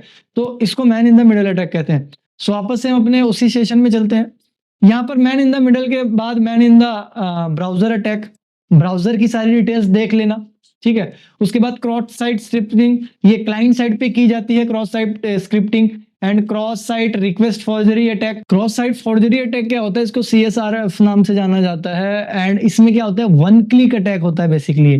वन क्लिक अटैक कैसे, अटैकर क्या करता है, पहले से ही एक सेशन पेज, बेसिकली एक रिक्वेस्ट पेज आपके थ्रू भिजवा के, आपसे क्लिक करा के, लिंक भेज के आपको उसमें क्लिक करा देता है एंड जैसे ही आप क्लिक करते हो सर्वर सोचता है, वहां पर बेसिकली उसके रिक्वेस्ट होती है किसकी, अटैकर की, आपसे वो क्लिक करा के आपका सेशन ले लेता है, ठीक है। आपसे क्लिक कराएगा, क्लिक आप करोगे, लेकिन सेशन किसके पास जाएगा, अटैकर के पास।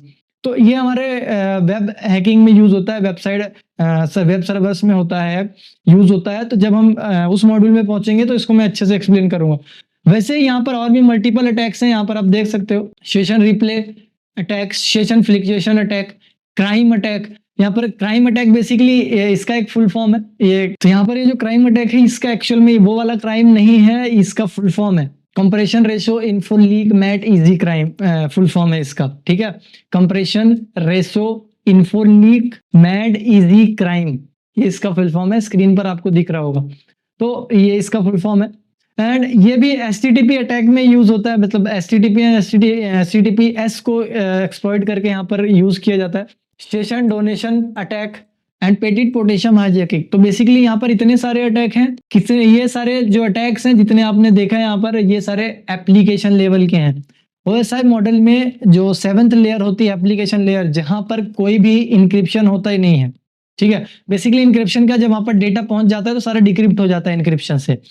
तो एप्लीकेशन लेयर पे जब भी कोई अटैक होता है ना, तो बहुत क्लियरली होता है वो, ठीक है। क्लियरली मतलब हर कोई आपका डेटा देख सकता है जब एप्लीकेशन लेयर पे होता है, ठीक है।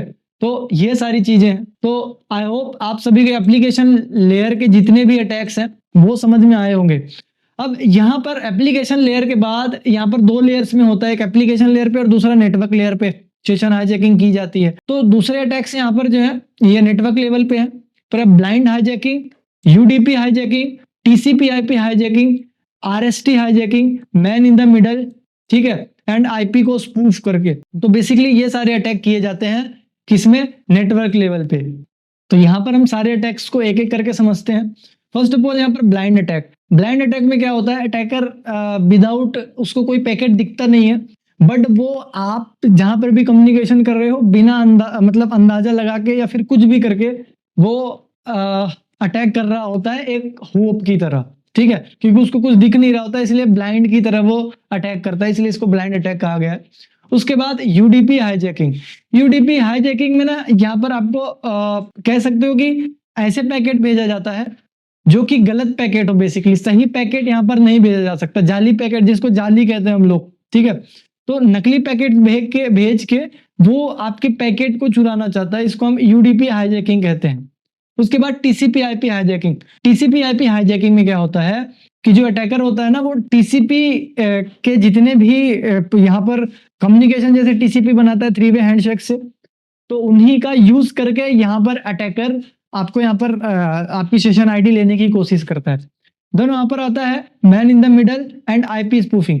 Man in the middle attack में क्या होता है कि जैसे मैन इन द मिडल जो हमारे एप्लीकेशन लेयर पे था वो भी यहीं पर होता है, एंड उसके बाद आईपी स्पूफिंग मतलब आपकी आईपी से रिक्वेस्ट भेज के खुद रिप्लाई ले लेगा अटैकर, तो यहाँ पर आपकी सेशन चुरा लिया जाता है आईपी स्पूफ करके। अब यहाँ पर man in the middle attack जो किया जाता है वो आईसीएमपी एंड आर्प पैकेट के साथ किया जाता है। आईसीएमपी के बारे में आपने सुना होगा, इंटरनेट कंट्रोल मैसेज प्रोटोकॉल, जब आप पिंग कमांड रन करते हो तो आईसीएमपी पैकेट ही जाता है। देन उसके बाद यहाँ पर एआरपी, एड्रेस रिजोल्यूशन प्रोटोकॉल, जो कि एड्रेस प्रोवाइड करता है, राउटर के पास ये एक्सेस होता है, तो बेसिकली आपके मैक एड्रेस रिजोल्यूशन कहा जाता है इसको। तो यहाँ पर वो सारी चीजें मैन इन द मिडल इनके थ्रू किया जाता है, इन दोनों प्रोटोकॉल्स का यूज करके man in the middle attack किया जाता है। देन यहाँ पर रह गया आपका आरएसटी अटैक। आरएसटी अटैक के बारे में समझते हैं हम। तो आपने आरएसटी यानी आरएसटी जो है, आपने ये पैकेट देखा होगा जब भी हम यहाँ पर टीसीपी आईपी के सारे टीसीपी के सारे फ्लैग्स की बात कर रहे हैं, तो वहाँ पर एक आरएसटी फ्लैग था, रिसेट फ्लैग।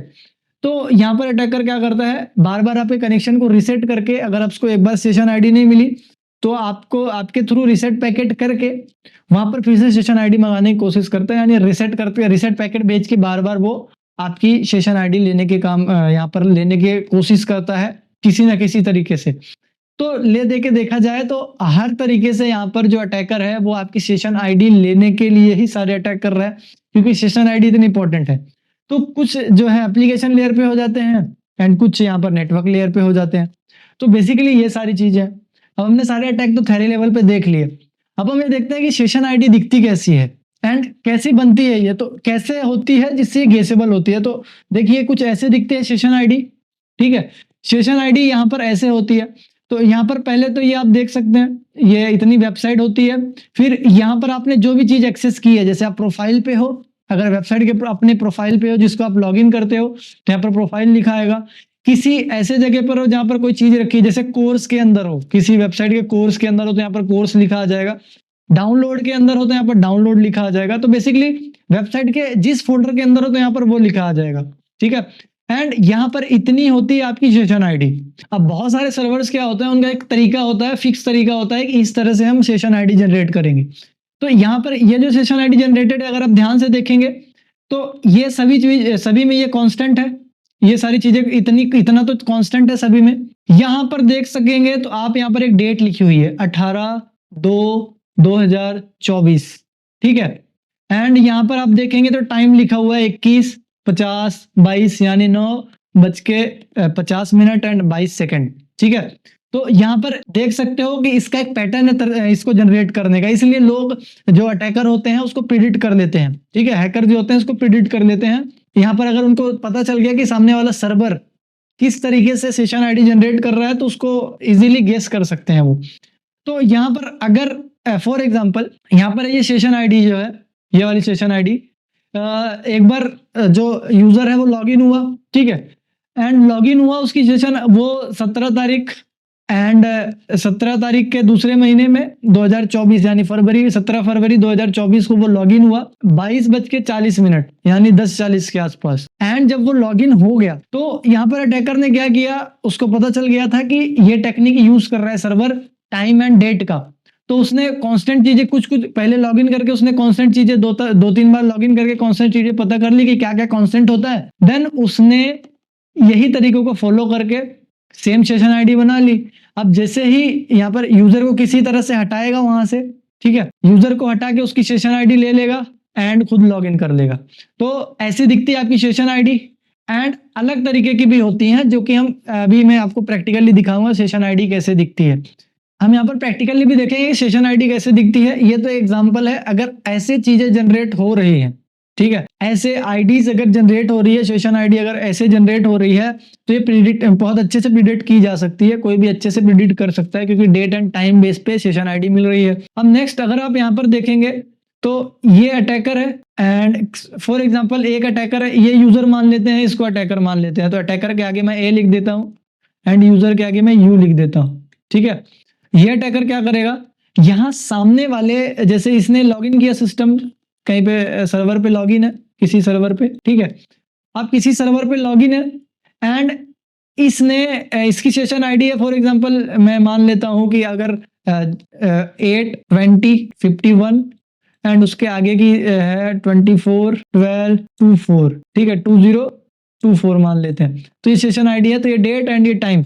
अटैकर क्या करेगा, इसको प्रिडिक्ट कर लेगा। पहले तो खुद लॉगिन करके देखेगा कि कांस्टेंट चीजें क्या है। तो यहाँ पर मैं कांस्टेंट दे देता हूँ RTM, ये हर बार कांस्टेंट आता है जैसे हमने देखा। तो अटैकर क्या करेगा, पहले खुद लॉगिन करके देखेगा कि कांस्टेंट क्या आ रहा है। उसने देखा कि RTM जो है हर बार कांस्टेंट आ रहा है ना। अब जैसे पता चल गया RTM कांस्टेंट है, देन उसके बाद देखा कि अच्छा ये सर्वर जो है डेट बेस पे, डेट एंड टाइम बेस पे एक सेशन आईडी दे रहा है सबको। तो उसने क्या किया कि सामने वाले सिस्टम को देखेगा कितने बज रहे हैं अभी, तो टाइम का एक अंदाजा लगा के कि अभी इसने 10 मिनट पहले लॉगिन किया होगा, 1 मिनट पहले लॉगिन किया होगा, उसके अंदाजे से वहां पर वो सेशन आईडी प्रेडिक्ट कर लेता है। देन वो उसके सेशन को हाईजैक कर लेता है, ठीक है। तो बेसिकली मैंने यहाँ पर थ्योरी पार्ट समझाने की कोशिश की जितना भी हो सकता है। अब हम प्रैक्टिकल की तरफ मूव करेंगे। तो आई होप आप सभी ये चीजें समझ में आई होगी। अब हम प्रैक्टिकली देखते हैं। देखो ये एक तरीका था सेशन आईडी जनरेट करने का जो कि ऐसे दिख सकती है। और भी तरीके हैं या फिर और भी तरीके से सेशन आईडी दिखती है। कुछ सिक्योरिटीज भी होती है सेशन आईडीज की, वो जब हम देखेंगे प्रैक्टिकली तो आपको समझ में आ जाएगा। तो उसके लिए हम चलते हैं अपने कंप्यूटर लैब पर, जहां पर हम सारी प्रैक्टिस करेंगे, प्रैक्टिकल करेंगे। सो अभी तक हमने सारी थ्योरी देखा जिसमें हमने समझा कि सारी चीजें क्या होती है, सेशन आईडी क्या है, सेशन कैसे दिया जाता है। देन हमने उसके सारी टेक्निक्स देखी, कौन कौन सी टेक्निक्स यूज की जाती हैं सेशन आईडी लेने के लिए। And man in the middle attack क्या होता है, and application layer and network layer के सारे अटैक्स। अब हम देखेंगे यहाँ पर प्रैक्टिकल पार्ट, जिसके लिए हमको जाना पड़ेगा कंप्यूटर लैब पर। तो जल्दी से हम चलते हैं कंप्यूटर लैब पर। तो यहाँ पर हम आ चुके हैं अपने कंप्यूटर लैब पर, जहाँ पर हम प्रैक्टिस करने वाले हैं। तो यहाँ पर सबसे पहले आपको दिखाता हूँ सेशन आईडी दिखती कैसी है, कैसे होती है सेशन आईडी रियलिटी में। देखो यहाँ पर एक वेबसाइट है worldhub.php। ये एक वेबसाइट है जो कि प्रैक्टिस के लिए बनाई गई है। एंड सेशन आईडी रियलिटी में जब दी जाती है तो इनको इनक्रिप्ट करके रखा जाता है, ठीक है। इनक्रिप्ट करके रखा जाता है ताकि कोई उसको डिक्रिप्ट ना कर ले या फिर चुरा ना ले, ठीक है। तो बाय डिफॉल्ट जब आपको मिलेगी वो तो इंक्रिप्शन फॉर्म में मिलेगी, बट इस वेबसाइट में क्या है कि वो इंक्रिप्शन नहीं है, उसमें इंक्रिप्ट नहीं है, ठीक है। तो इसलिए मैं आपको दिखाता हूँ। तो यहाँ पर मैं सर्च करता हूँ worldhub.php, ठीक है, ये इसका सजेशन आ गया है। यहाँ पर आप देख सकते हैं अभी तो इसको लॉगिन है, मैं इसको लॉग आउट करता हूँ।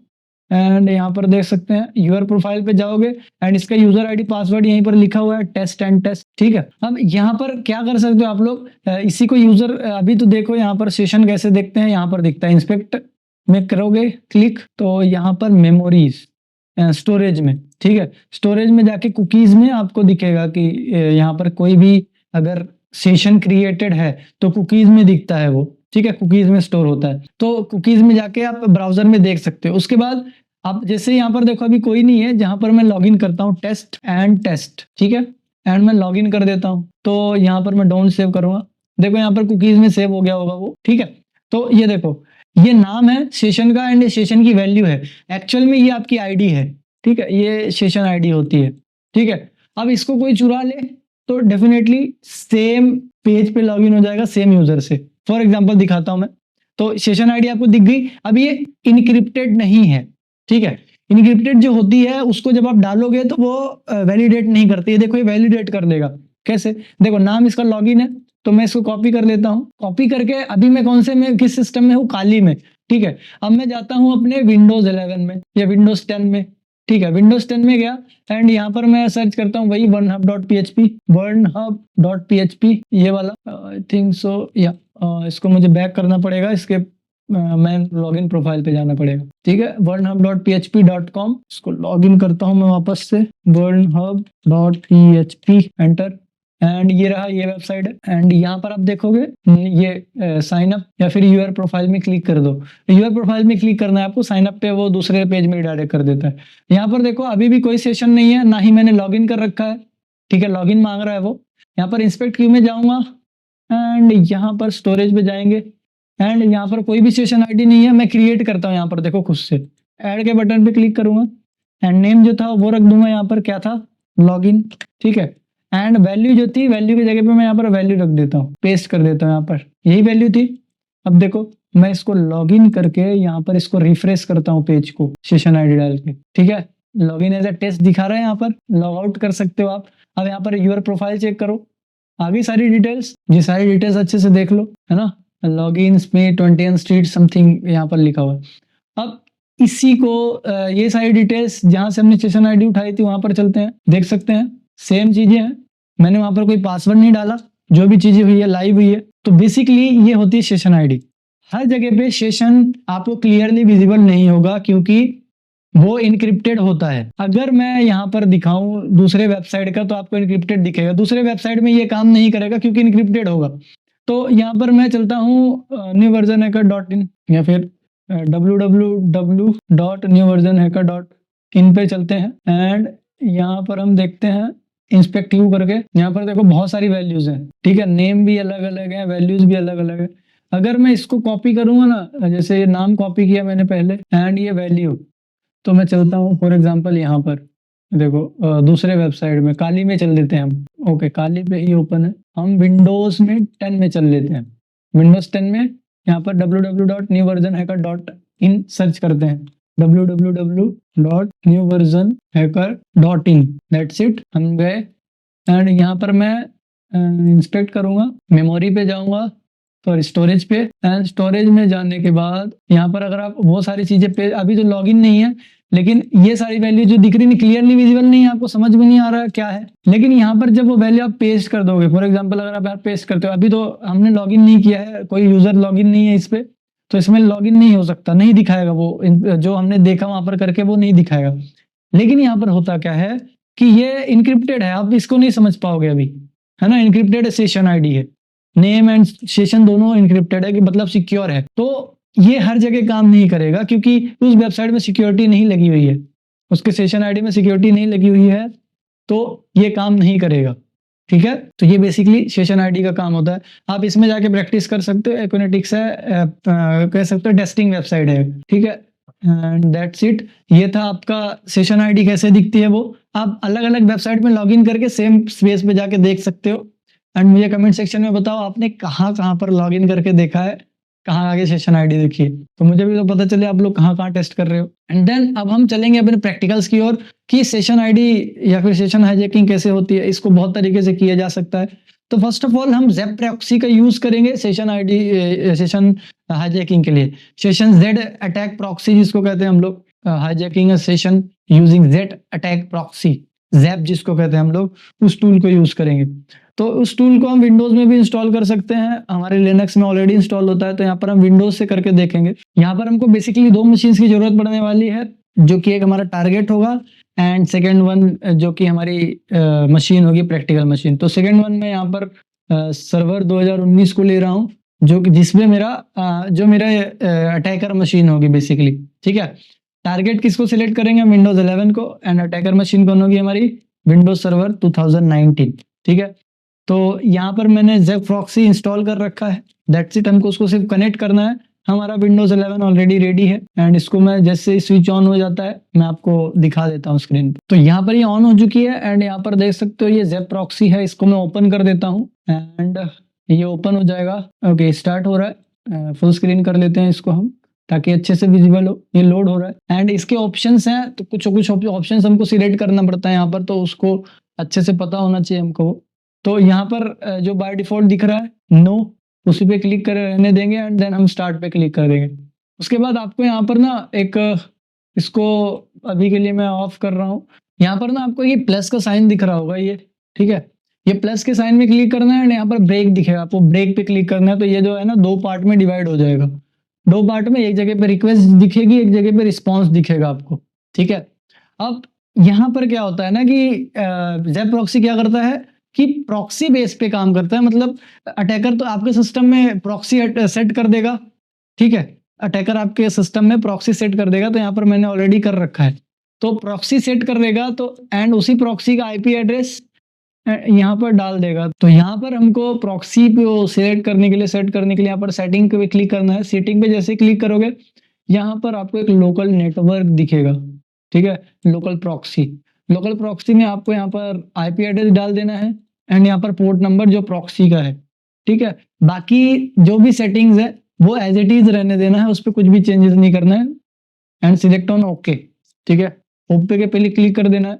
अब क्या होगा, यहाँ पर सामने वाला जो भी सर्च करेगा, जो भी चीजें करेगा, वो यहाँ पर पता चल जाएगा। उसके लिए आपको यहाँ पर स्टार्ट करना पड़ेगा, तब जाके वो सारी चीजें आएगी। तो यहाँ से आपकी सारी रिक्वेस्ट एंड रिस्पॉन्स यहाँ से स्टार्ट होंगे।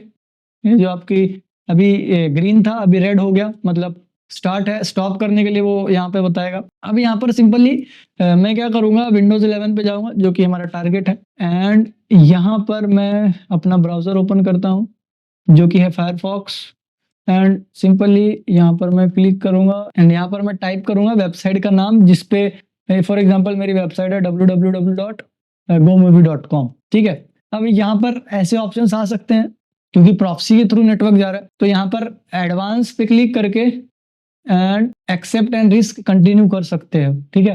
कंटिन्यू करेंगे तो क्या होगा कि यहाँ पर अभी तो लोड नहीं होगा ये, ठीक है। लोड क्यों नहीं होगा, क्योंकि ये नेटवर्क जा रहा है कहाँ, सामने, इसके थ्रू। किसके थ्रू, विंडोज सर्वर हमारे 2019 के थ्रू। जब तक ये अप्रूवल नहीं देगा तब तक वो नेटवर्क आगे नहीं बढ़ सकता। बेसिकली ये एक ब्रिज की तरह काम कर रहा है। प्रॉक्सी क्या करता है, एक ब्रिज की तरह। तो ये एक प्रॉक्सी है, ठीक है। ये जो आपका प्रॉक्सी ज़ेप प्रॉक्सी है या फिर ज़ेप है, ये एज अ प्रॉक्सी काम करता है, मतलब एज अ मिडल मैन। इसके अप्रूवल के बिना ना तो पैकेट आएगा, मतलब यहाँ से ना तो आएगा ना जा सकता है। सारे पैकेट यहाँ पर इसी से होके गुजरते हैं, कह सकते हो टर्मिनल है। सारा पैकेट इसके पास आ रहा है, तो जब ये इधर से अप्रूवल देगा तो ही यहाँ पर ये जो पैकेट है आगे जाएगा। तो देखो अभी उसने रिक्वेस्ट किया तो यहाँ पर रिक्वेस्ट पैकेट आ गया पूरा, है ना। हमने रिक्वेस्ट रिस्पॉन्स पैकेट के बारे में पढ़ा था नेटवर्किंग में। तो देखो गेट एंड एवरीथिंग, सारी चीजें एंड बता दिया कहाँ पर जाना है उसको, ठीक है। बेसिकली कहाँ पर उसका क्या डेस्टिनेशन है, किसके लिए रिक्वेस्ट किया उसने, एवरीथिंग। अब यहाँ पर आपको इस स्टेप पर यहाँ पर क्लिक करना है। देख सकते हैं यहाँ पर submit and next step request response, यहाँ पर एक दिख रहा है छोटा सा, इस पे क्लिक करेंगे। देख सकते हो सामने से रिस्पॉन्स आया है रिक्वेस्ट का, ठीक है। ये रिस्पॉन्स आपको दिखेगा। अब एक बार और हम इसको आगे फॉरवर्ड करेंगे एंड यहाँ पर देख सकते हो ये अब फाइनल यहाँ पर एक रिक्वेस्ट आ गई है। तो इस पे हमको करना है कुछ मॉडिफिकेशंस, ठीक है। मॉडिफिकेशंस क्या करना है हमको, इसके ना दूसरी वेबसाइट का नाम डाल देते हैं। यहाँ पर गो मूवी की जगह हम गो शॉपिंग कर देते हैं। GoMovie.com की जगह यहाँ पर जहाँ भी गो मूवी है ना, यहाँ पर हम कर देते हैं गो शॉपिंग। मतलब वो जिस वेबसाइट पे जा रहा था उसको दूसरे वेबसाइट पे रिडायरेक्ट कर देते हैं, या किसी मैलिशियस वेबसाइट हो, कोई भी वेबसाइट। तो यहाँ पर मैं GoMovie.com को यहाँ पर गो शॉपिंग में कर रहा हूँ, GoShopping.com, ठीक है। एंड इसी को मैं कॉपी कर लेता हूँ यहाँ से, कॉपी एंड देन पेस्ट, यहाँ पर पेस्ट, ठीक है। तो यहाँ पर मैंने कर दिया। अब हमको इसको तब तक फॉरवर्ड करना है जब तक यहाँ पर ऑटोमेटिकली गो शॉपिंग आ ना जाए, ठीक है। एंड यहाँ पर भी देखो एक ये भी है एंड यहाँ पर भी उस वेबसाइट का नाम है, ठीक है। तो हम उस वेबसाइट का नाम यहाँ पर भी लिख देते हैं। तो GoMovie.com को हटा के सिंपली यहाँ पर हमको पेस्ट कर देना है। यहाँ पर GoShopping.com कर देता हूँ मैं। इतना मॉडिफिकेशन करने के बाद यहाँ पर हम नेक्स्ट करते हैं, वापस से इसको आगे भेजते हैं। यहाँ पर आपको ऐसे दिखेगा नॉट फाउंड, ठीक है।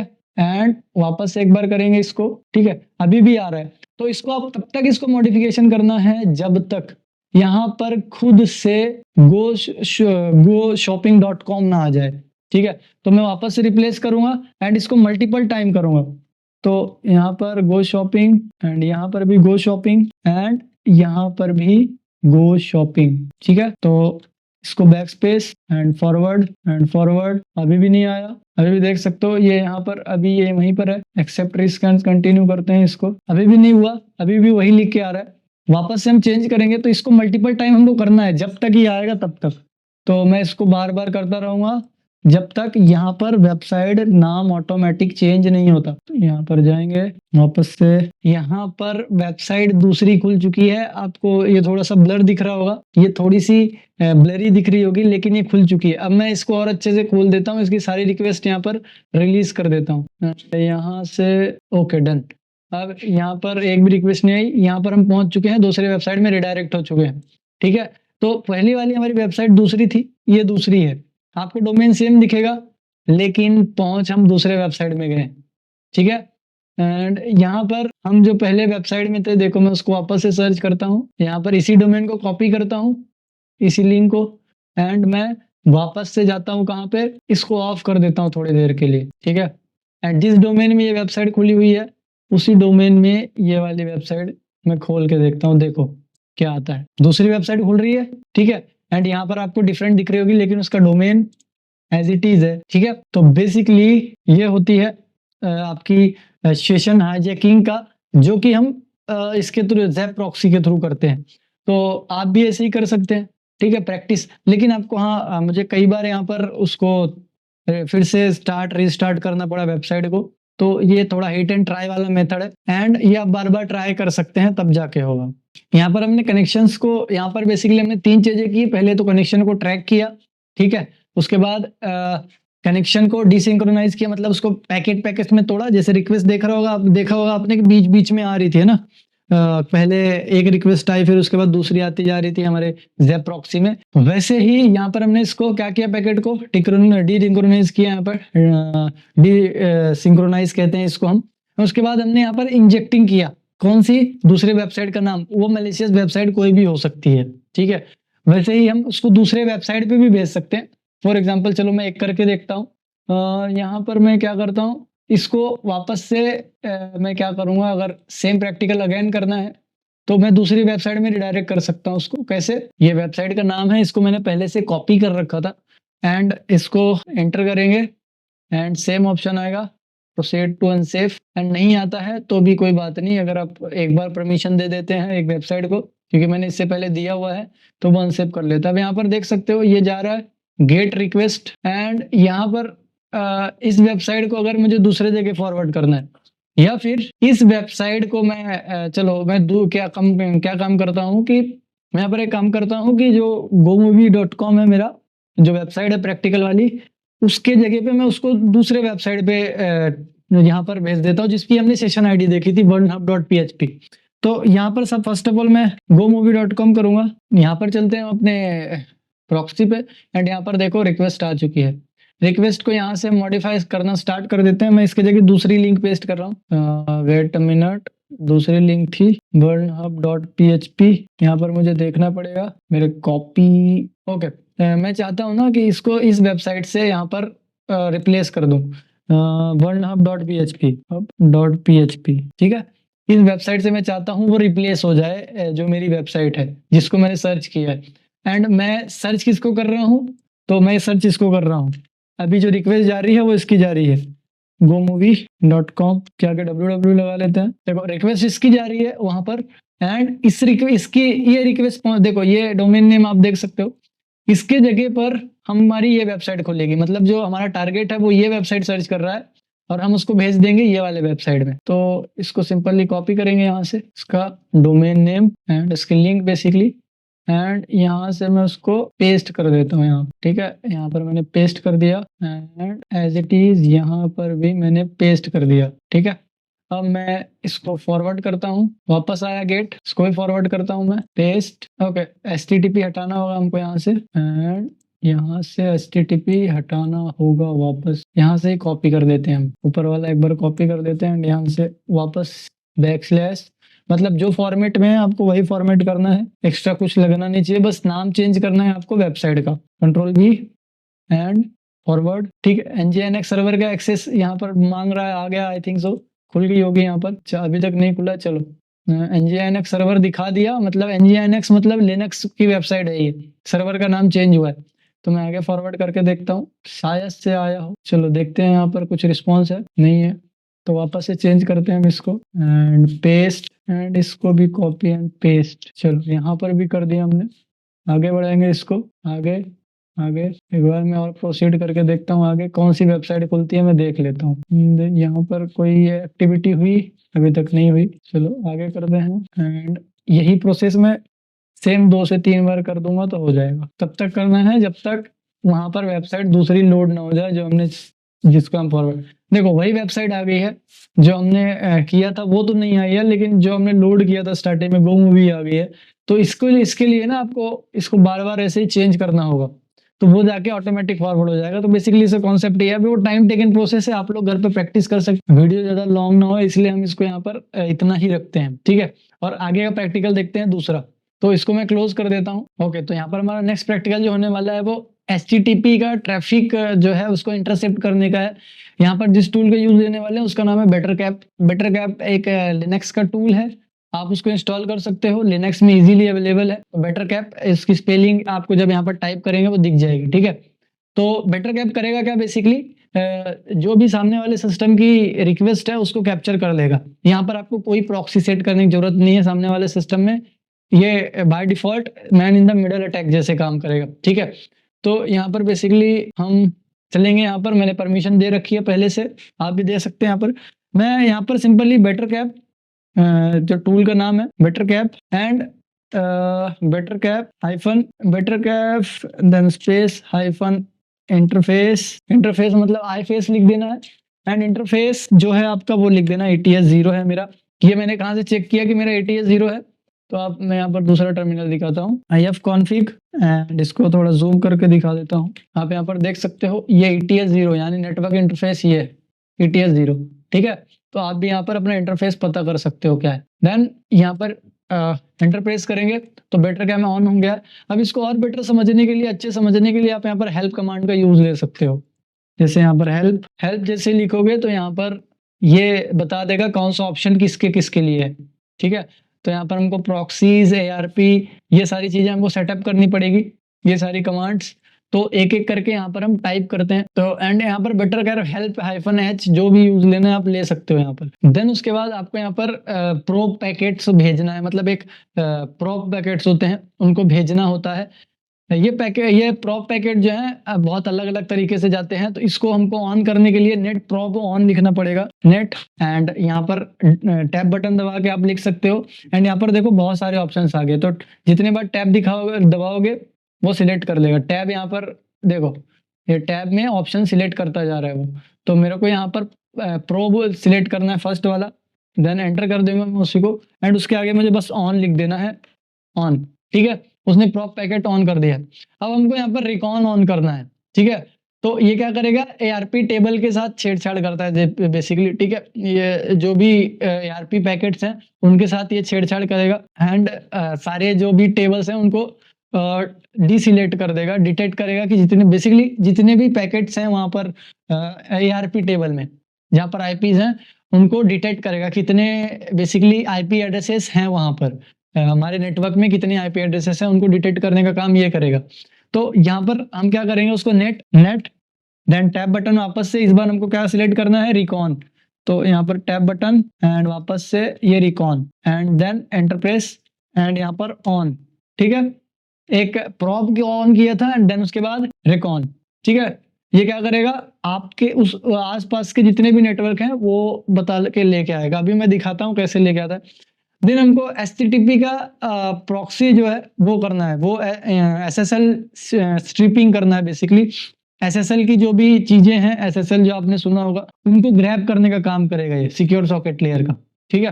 तो यहाँ पर उसको करने के लिए सेट HTTP, सेट के बाद यहाँ पर आपको लिखना है HTTP डॉट, एंड यहाँ पर आपको प्रॉक्सी, टैब बटन दबा देना है, प्रॉक्सी, एंड यहाँ पर देख सकते हो ये वाला है प्रॉक्सी SSL स्ट्रिप, ठीक है। या फिर प्रॉक्सी एसएसएल स्ट्रिप इतना लिख के आप खुद भी टाइप कर सकते हो, प्रॉक्सी एसएसएल ट्रिप। देन उसके बाद आपको ट्रू लिख देना है, ट्रू, ठीक है। तो उसके बाद ये आपका ऐसे एसएसएल जो है सारे स्ट्रैपिंग्स करना स्टार्ट कर देगा बेसिकली ये प्रॉक्सी की, ठीक है, जो एचटीटीपी एसएसएल की जो स्ट्रिपिंग है वो। देन उसके बाद यहाँ पर कमांड आती है सेट एआरपी एंड स्पूफ। ये वाली कमांड क्या करेगा, एआरपी स्पूफिंग में मदद करेगा जितने भी आईपी एड्रेसेस हैं आपके आसपास में, तो मतलब आईपी चेंज करने में मदद करेगा एआरपी हमारी, ठीक है। तो स्पूफिंग के लिए ये कमांड यूज होता है ताकि हम आईपी एड्रेसेस चेंज करके उसके पैकेट यहाँ पर ले सकें। एआरपी स्पूफ, देन यहाँ पर हम लिखेंगे टारगेट, टारगेट्स यहाँ पर लिखना पड़ेगा एंड टारगेट का आईपी एड्रेस। तो टारगेट का आईपी एड्रेस आप, मैंने बताया कैसे नेट डिस्कवर से स्कैन कर सकते हो। मैं यहाँ पर मुझे पता है इसलिए मैं डाल रहा हूँ 10.10.11, एंटर प्रेस करेंगे तो यहाँ पर टारगेट का आईपी एड्रेस सेट हो चुका है। अब हमने जो प्रॉक्सी सेट की थी वो उसको ऑन करना है, तो एचटीटीपी एंड यहाँ पर एचटीटीपी में जाने के बाद डॉट लगा देंगे आप, टैब एंड प्रॉक्सी आ जाएगा, तो प्रॉक्सी सिलेक्ट करना है हमको, एंटर एंड देन यहाँ पर ऑन, सिंपली ऑन करना है, एंटर। तो यहाँ पर देखो कुछ डिटेल्स आना स्टार्ट हो गई है, उसने स्टार्ट कर दिया अपना काम, ठीक है, एसएसएल ट्रिप ने। और ये अगर आप यहाँ तक आ चुके हैं तो मुझे पता है आपको साइबर सिक्योरिटी में बहुत अच्छा इंटरेस्ट है।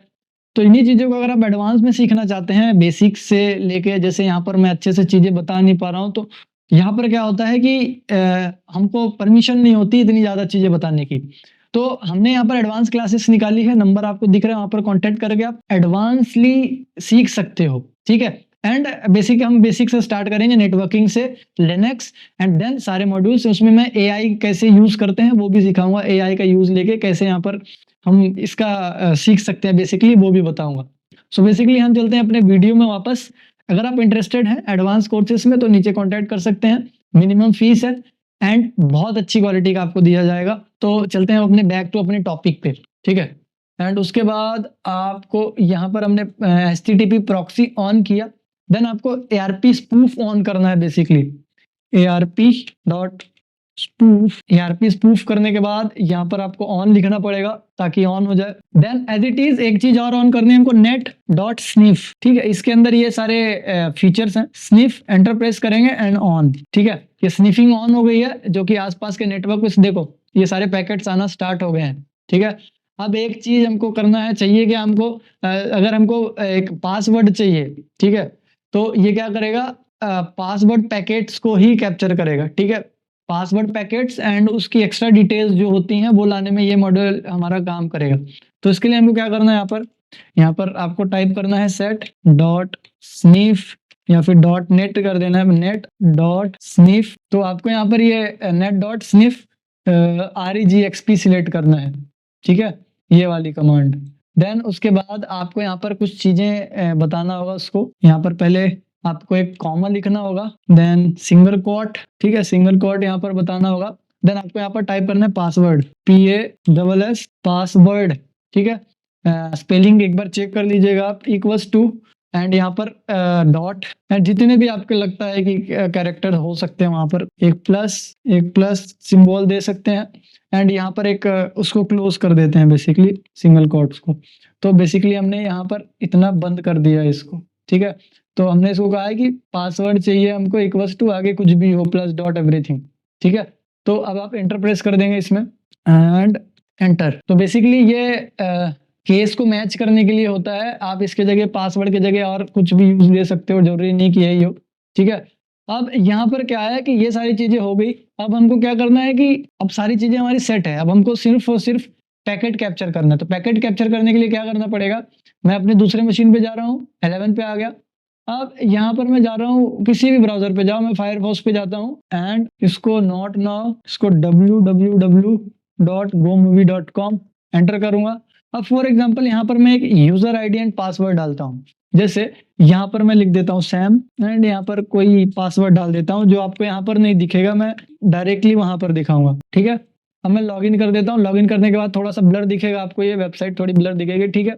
लॉगिन हो चुके हैं हम लोग, ठीक है। अब इसका यूजर आईडी पासवर्ड क्या था वो हम देखते हैं, तो ये ब्लरी कर दिया है मैंने। अब हम चलते हैं अपने अटैकर मशीन पर जहां पर हमने लगाया हुआ था इसको कैप्चर करने के लिए। तो यहाँ पर चलिए देखते हैं कुछ कैप्चर हुआ है कि नहीं। ठीक है, इसने जब रिक्वेस्ट किया वो तो कैप्चर हुआ है, देख सकते हो यहाँ पर सारी चीजें आ गई हैं एंड ये भी वही रिक्वेस्ट है।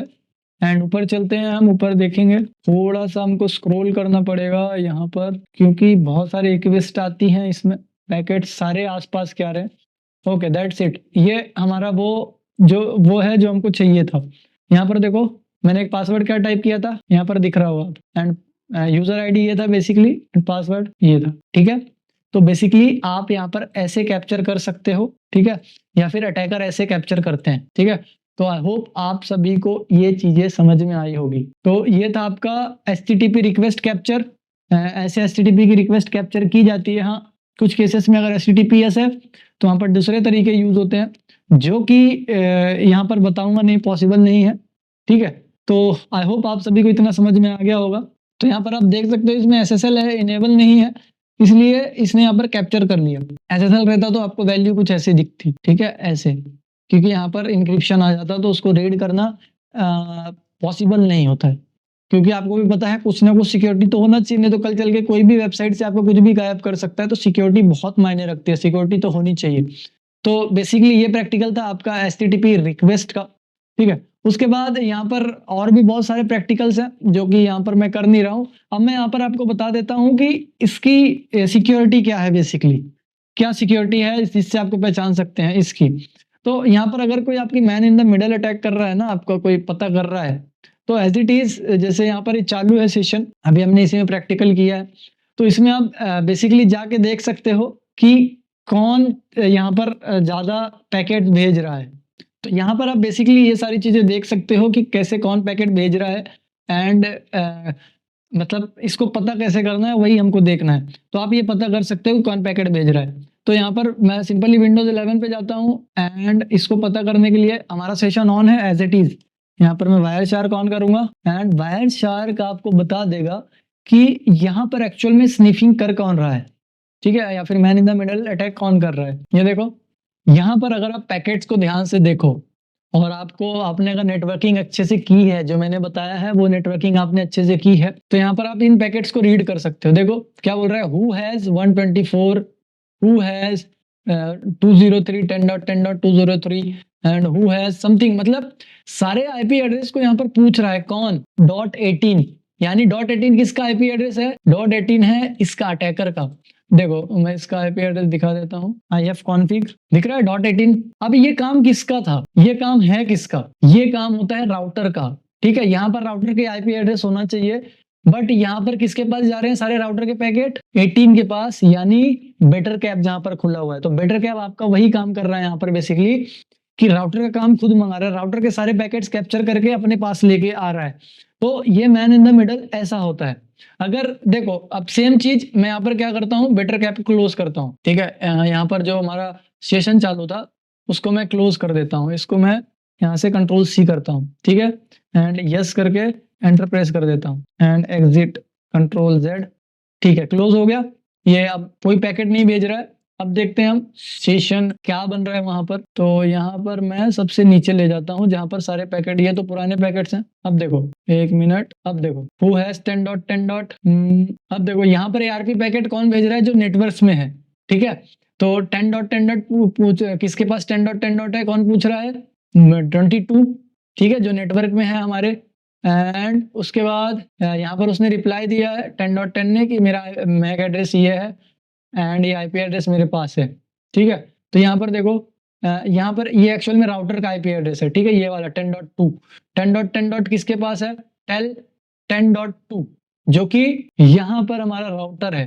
ठीक है, तो बेसिकली ये सारे काम होते हैं राउटर के, राउटर ही बता सकता है, राउटर ही पूछता है कि किसके पास कौन सा है। एंड जो सिस्टम होते हैं आसपास वो एक दूसरे से पूछते हैं कि ये आईपी एड्रेसेस किसके पास है, ARP टेबल का यूज लेके। और ऊपर में क्या हो रहा था पहले, वहां पर आप देख सकते हो यहाँ पर कि सारे पैकेट्स इसको भेजे जा रहे थे 18 को, यानी ये अटैकर था। तो ऐसे आप पता लगा सकते हो, इसकी सिक्योरिटी यही है। बाकी man in the middle attack की जो सिक्योरिटीज हैं वो बहुत सारी हैं, ऑलरेडी बहुत सारी अप्लाई हो चुकी हैं। SSL इंक्रिप्शन बहुत सारे यूज होते हैं, अगर आप इंक्रिप्शन को ऑफ रखते हो तो डेफिनेटली आप हो सकता है कि आप मुसीबत में पड़े।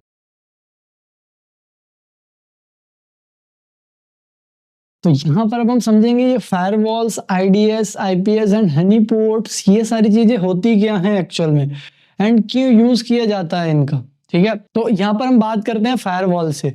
फायरवॉल बेसिकली एक वॉल की तरह काम करता है। वॉल क्या करता है, आपको एक अलग दुनिया से सेपरेट करता है, अदर हमको सिक्योर भी करता है काफी सारी चीजों से, जैसे बारिश एंड बहुत सारी चीजें होती हैं, धूप, ठंड, काफी सारी चीजें होती है जिससे हमको वॉल प्रोटेक्ट करता है। वैसे ही जो आपका फायरवॉल होता है ना, फायरवॉल आपको वायरसेस से प्रोटेक्ट करता है एंड मल्टीपल चीजों से प्रोटेक्ट करता है। एक्चुअल में क्या होता है, फायरवॉल जो होता है इसके अंदर फिल्टर लगे होते हैं जो कि बाहर से आने वाले नेटवर्क्स को फिल्टर करता है, बाहर से आने वाले आईपीस को फिल्टर करता है, अनऑथराइज एक्सेस रोकता है आपके सिस्टम में। तो बेसिकली ये काम होता है आपके फायरवॉल का। फायरवॉल के अंदर कुछ रूल्स एंड रेगुलेशंस होते हैं। फॉर एग्जांपल, मैंने अपने सिस्टम में फायरवॉल रखा हुआ है, ठीक है, फायरवॉल लगाया हुआ है, सेट किया हुआ है। अब ये फायरवॉल जो होते हैं इनके बारे में मैं आपको बताऊं, ये सॉफ्टवेयर भी हो सकते हैं एंड ये हार्डवेयर भी हो सकते हैं। ठीक है, सॉफ्टवेयर आपने देखा होगा आपके सिस्टम में ही होंगे। अगर आप सर्च करोगे अपने सिस्टम में फायरवॉल, देखो यहाँ पर मैं सर्च करके दिखाता हूँ फायरवॉल, ठीक है, तो यहाँ पर देखो, ठीक है, फायरवॉल यहाँ पर आपको दिख जाएगा, फायरवॉल एंड नेटवर्क प्रोटेक्शन। ठीक है, तो बेसिकली आपके सिस्टम में तो ये सॉफ्टवेयर के रूप में होते हैं एंड ऑर्गेनाइजेशन में, बड़ी बड़ी ऑर्गेनाइजेशन में ये एज अ हार्डवेयर के रूप में लगे होते हैं, बहुत बड़े बड़े होते हैं एंड अब तो स्मॉलर हो गया है, छोटे भी हो गए हैं एंड काफी इफेक्टिव होते हैं ये। तो बेसिकली ये सॉफ्टवेयर के रूप में आपके सिस्टम में होगा। तो मैंने जैसे अपने सिस्टम में सेटअप किया, ठीक है, अपने सिस्टम में इसको सेटअप किया एंड मैंने फायरवॉल को बताया है कि मेरे सिस्टम में जो एक आईपी एड्रेस है 192.168.1.90, ये आईपी एड्रेस मेरे सिस्टम के अंदर एंटर नहीं करना चाहिए, मेरा सिस्टम इससे कम्युनिकेशन नहीं करना चाहिए। तो बेसिकली ये क्या कर देगा, उसको ब्लॉक कर देगा इस आईपी एड्रेस। ठीक है, अब मैं चाहता हूं कि जो मेरा पोर्ट नंबर है 101, इससे यही आईपी एड्रेस कम्युनिकेशन करे। ठीक है, 101 इससे ये वाला आईपी एड्रेस कम्युनिकेशन करे, बाकी कोई ना करे, तो वो भी मैं कर सकता हूँ इस फायरवॉल के जरिए। In bond and out bonds को यहाँ पर रोका जा सकता है। इन बॉन्ड क्या होता है, आउट बॉन्ड क्या होता है, तो बेसिकली यहाँ पर मैं यहाँ पर एक एग्जांपल लेता हूँ। जैसे ये एक पीसी है एंड ये एक राउटर है, ठीक है, ये दो चीजें हैं। नो डाउट हम इसका प्रैक्टिकल भी देखेंगे, ठीक है, प्रैक्टिकली ही देखेंगे एंड थ्योरी समझना जरूरी है प्रैक्टिकल के पहले। तो यहाँ पर देखो ये एक राउटर है एंड इस राउटर से कनेक्ट है ये पीसी, ठीक है।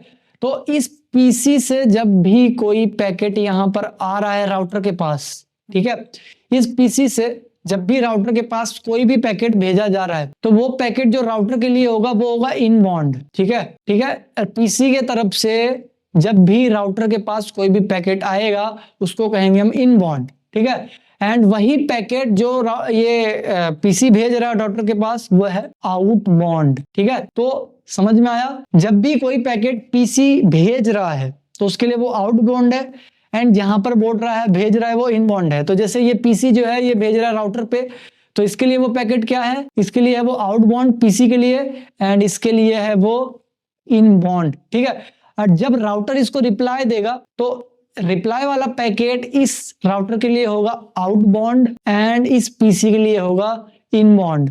तो basically inbound and outbound rules होते हैं। ठीक है, तो फायरवॉल्स के पास ऑप्शन होता है कि आपके इनबाउंड को रोकना है या फिर आउटबाउंड को रोकना है। ठीक है, मतलब पीसी क्या करेगा कि आप अगर उसको बोलोगे कि इनबाउंड इस आईपी एड्रेस से रुक जाना चाहिए, जो आईपी एड्रेस है यहाँ पर इससे इनबाउंड ना आए, आपके पीसी के अंदर पैकेट ही ना आए, या फिर पैकेट आए लेकिन आपके पीसी की तरफ से रिप्लाई ना जाए, तो वो आउटबाउंड हो जाएगा एंड पैकेट अंदर ही ना आए वो इनबाउंड हो जाएगा। ठीक है, तो अगर आपको इनबाउंड रोकना है, ठीक है, अगर आपके पीसी के अंदर इनबाउंड रोकना है तो इनबाउंड रूल्स यहाँ पर देखना पड़ेगा एंड अगर आउटबाउंड रोकना है तो आउटबाउंड रूल्स देखना पड़ेगा। तो बेसिकली फायरवॉल्स की सेटिंग्स होती हैं जो कि आप अपने सिस्टम में जाके कर सकते हो। ठीक है, एंड रूल्स को क्रिएट भी कर सकते हो अपने अकॉर्डिंग। ठीक है, तो ये बेसिकली होते हैं फायरवॉल्स जिनके अंदर आप रूल्स डिसाइड कर सकते हो एंड फिल्टर कर सकते हो बेसिकली ट्रैफिक्स को एंड कौन आपके अंदर आ सकता है, कौन आपके सिस्टम के अंदर एंटर कर सकता है, एवरीथिंग वो सारी चीजें फायरवॉल करता है। ठीक है,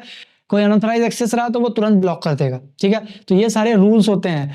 तो बेसिकली कह सकते हो फायरवॉल्स के अंदर एक सेट ऑफ रूल्स होता है, ठीक है, मतलब एक कंप्लीट रूल लिखे होते हैं कि क्या करना है, अगर कोई अनऑथराइज आईपी एड्रेस है तो उसको क्या करना है एंड कहाँ कहाँ पे कम्युनिकेशन कराना है। तो बेसिकली एक पूरी रूल लिस्ट होती है उसके अंदर एंड उसी के अकॉर्डिंग ये काम कर रहा होता है। तो ये फायरवॉल होता है, ठीक है। एंड यहाँ पर जैसे मैंने फायरवॉल आपको आई होप समझ में आ गया होगा, ठीक है, फायरवॉल आपको समझ में आ गया होगा। एंड देन आपका आता है आईडीएस। आईडीएस का मतलब होता है इंट्रूजन डिटेक्शन सिस्टम।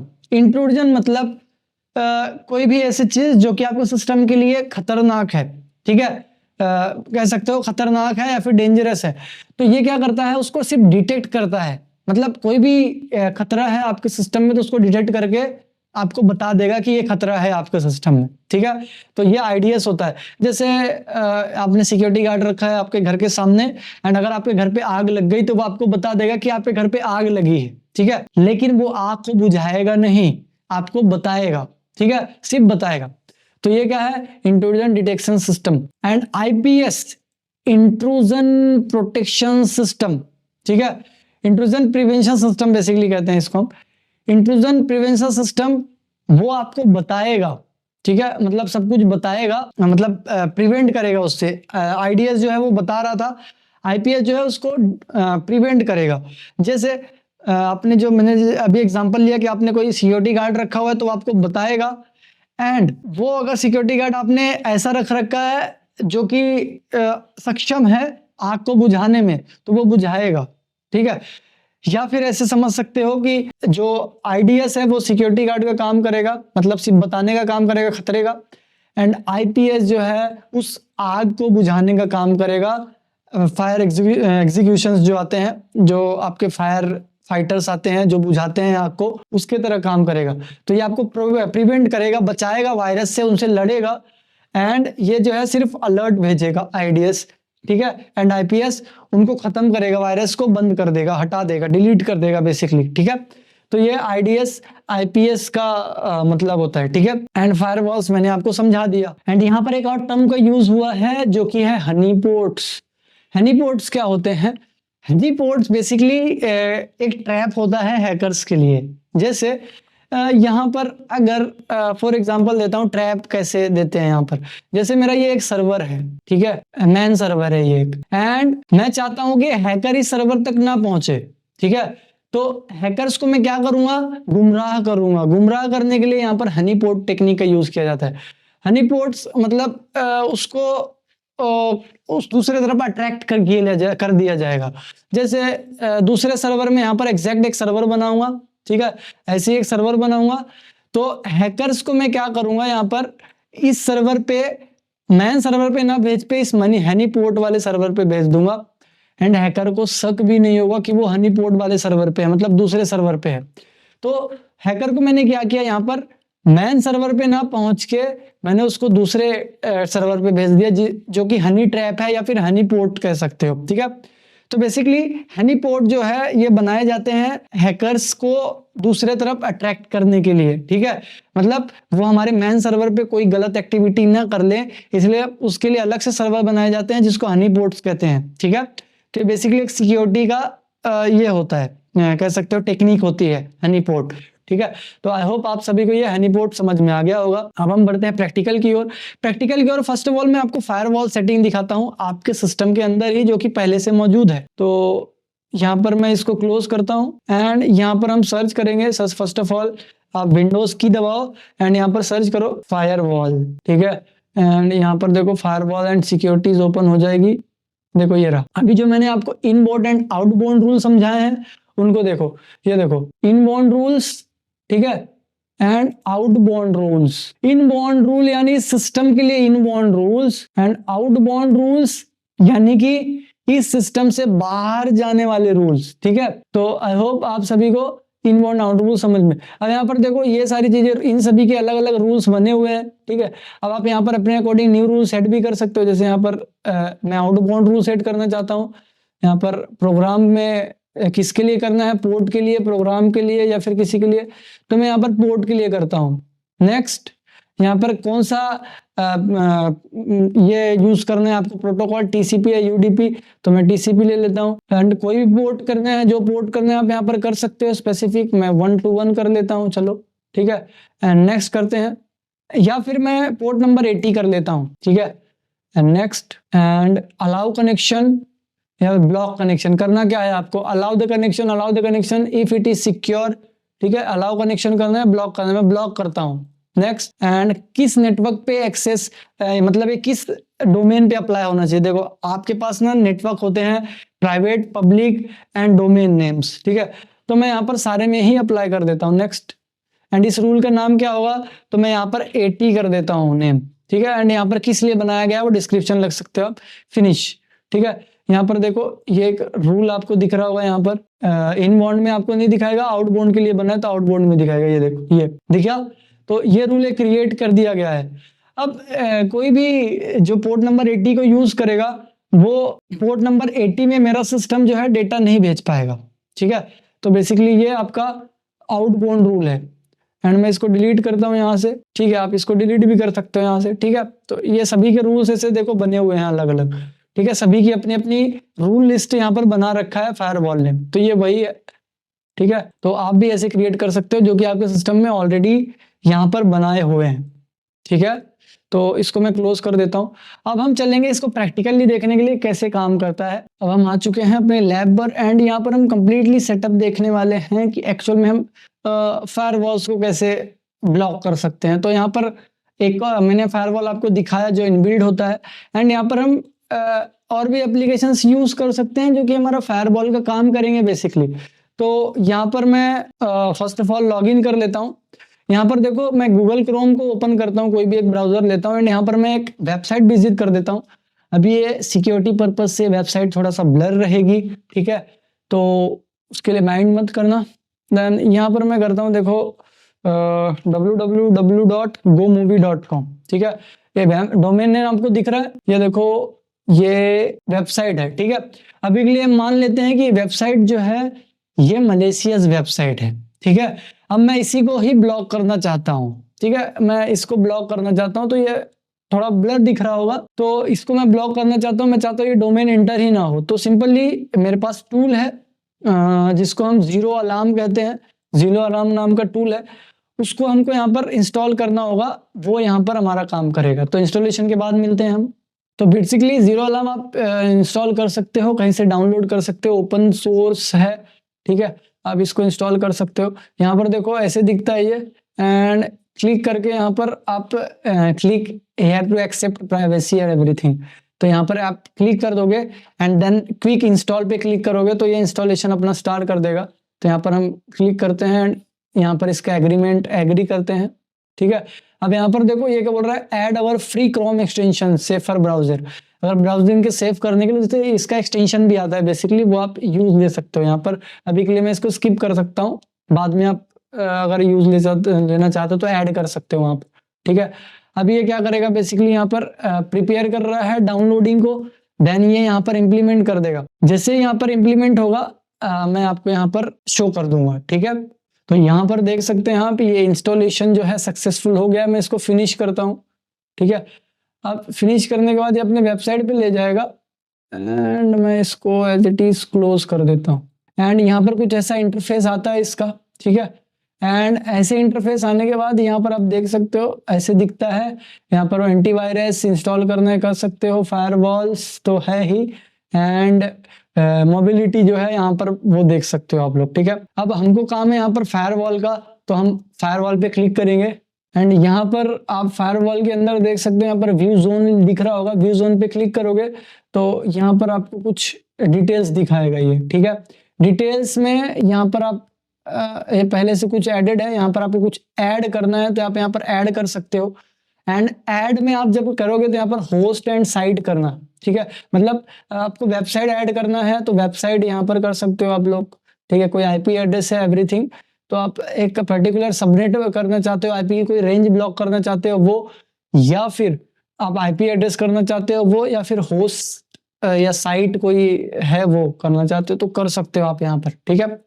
तो यहाँ पर मैं यहाँ पर ब्लॉक करना चाहता हूँ, देखो तो यहाँ पर आ रहा है ट्रस्टेड ट्रस्टेड है तो ठीक है, अलाउ कर सकते हो, नहीं तो मैं ब्लॉक कर रहा हूँ।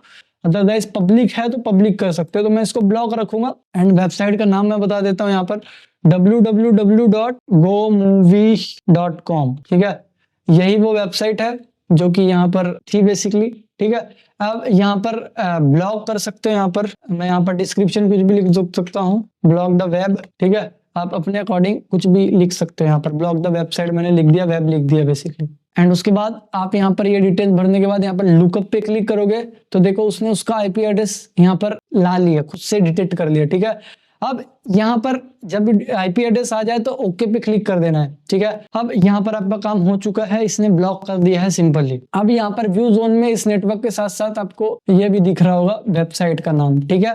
एंड अब आप जाओगे, जैसे मैंने यहाँ पर अगर मैंने इससे पहले देखा था, ये देखो इसको मैं बंद कर देता हूँ अभी के लिए, ओके करता हूँ एंड इसको मिनिमाइज करता हूँ। अब देखो मैं जाता हूँ क्रोम पे एंड वही वेबसाइट विजिट करता हूँ तो क्या दिखाता है, ठीक है, www.gomovie.com, राइट। देखो इंटरनेट एक्सेस ब्लॉक, ठीक है, मतलब मैं उस वेबसाइट को अब एक्सेस नहीं कर सकता क्योंकि वो ब्लॉक कर दी गई है, ठीक है। तो ये बेसिकली वर्क है एक फायरवॉल का, ऐसे एक फायरवॉल वर्क करता है। तो आई होप ये फायरवॉल का वर्किंग आपको समझ में आ गया होगा। अभी मैं इसको इंस्टॉल कर देता हूँ क्योंकि मैं नहीं चाहता कि वो वेबसाइट ब्लॉक हो। एंड मैं जाता हूँ यहाँ पर कंट्रोल पैनल पे, इंस्टॉल प्रोग्राम में जाके उसको अनइंस्टॉल कर दूंगा। तो फर्स्ट ऑफ ऑल तो मैं इसको यहाँ से क्लोज करूंगा एंड यहाँ पर प्रोग्राम्स में select the program and uninstall, okay that's it. ये अनइंस्टॉल हो रहा है। Your system has not registered since last install, please restart system before installing again, okay। तो इसको रिस्टार्ट करना पड़ेगा सिस्टम को, ठीक है, इसको अनइंस्टॉल करने के बाद। सो अभी तक हमने देखा फायरवॉल कैसे काम करता है। फायरवॉल के बाद अब हमारी बारी आती है यहाँ पर हनी पोर्ट्स को देखने की कि हनी पोर्ट का एक्चुअल में वर्किंग क्या है एंड कैसे काम करता है एक Honey port. And honey port के बारे में अगर मैं बताऊं, जैसे मैंने एक्सप्लेन किया इससे पहले, हनी पोर्ट जो होता है बेसिकली ये हैकर्स को जो मैलिशियस एक्टिविटी करते हैं उनको दूसरी तरफ अट्रैक्ट करने के लिए होता है। एंड हनी पोर्ट जो होता है यहाँ पर आपके नेटवर्क को सिक्योर करने का भी काम करता है। मतलब जो हनी पोर्ट है वो इंटरेक्शन का काम करता ही है, दूसरों को इंटरेक्ट करता है और आपके अनऑथराइज एक्टिविटी को बताता है। तो यहाँ पर हनी पोर्ट का जो सिमुलेशन हम देखेंगे, हनी पोर्ट का जो काम देखेंगे, एक टूल है जिसको हनी बॉट कहते हैं, हनी उसके बाद BOT बॉट, ठीक है। हनी बॉट को यूज करेंगे। सबसे पहले मैं उसको इंस्टॉल कर लेता हूं एंड उसका काम मैं दिखाता हूं कैसे करता है वो, ठीक है। हम इसको विंडोज सर्वर 2022 पे इंस्टॉल कर रहे हैं, ठीक है। तो ये मेरे पास रखा हुआ है, इंस्टॉलेशन के बाद मिलता हूं मैं आपसे। तो काफी जल्दी इंस्टॉल हो गया, देखो मैं फिनिश करता हूँ एंड ये लॉन्च हो गया, ठीक है। यहाँ पर फर्स्ट ऑफ ऑल कॉन्फ़िगर करने के लिए आया तो आपको यस कर देना है। एंड यहाँ पर इस सेक्शन में आने के बाद आपको यहाँ पर ईमेल अलर्ट्स पे लिखना है। अगर आपको ईमेल अलर्ट चाहिए, अगर कोई आपके सर्वर पे कहीं पे भी मैलिशियस एक्टिविटी कर रहा है और आपको अलर्ट चाहिए कि डायरेक्टली वो आपको अलर्ट भेज दे, तो आप यहाँ से सिलेक्ट कर सकते हो, ठीक है।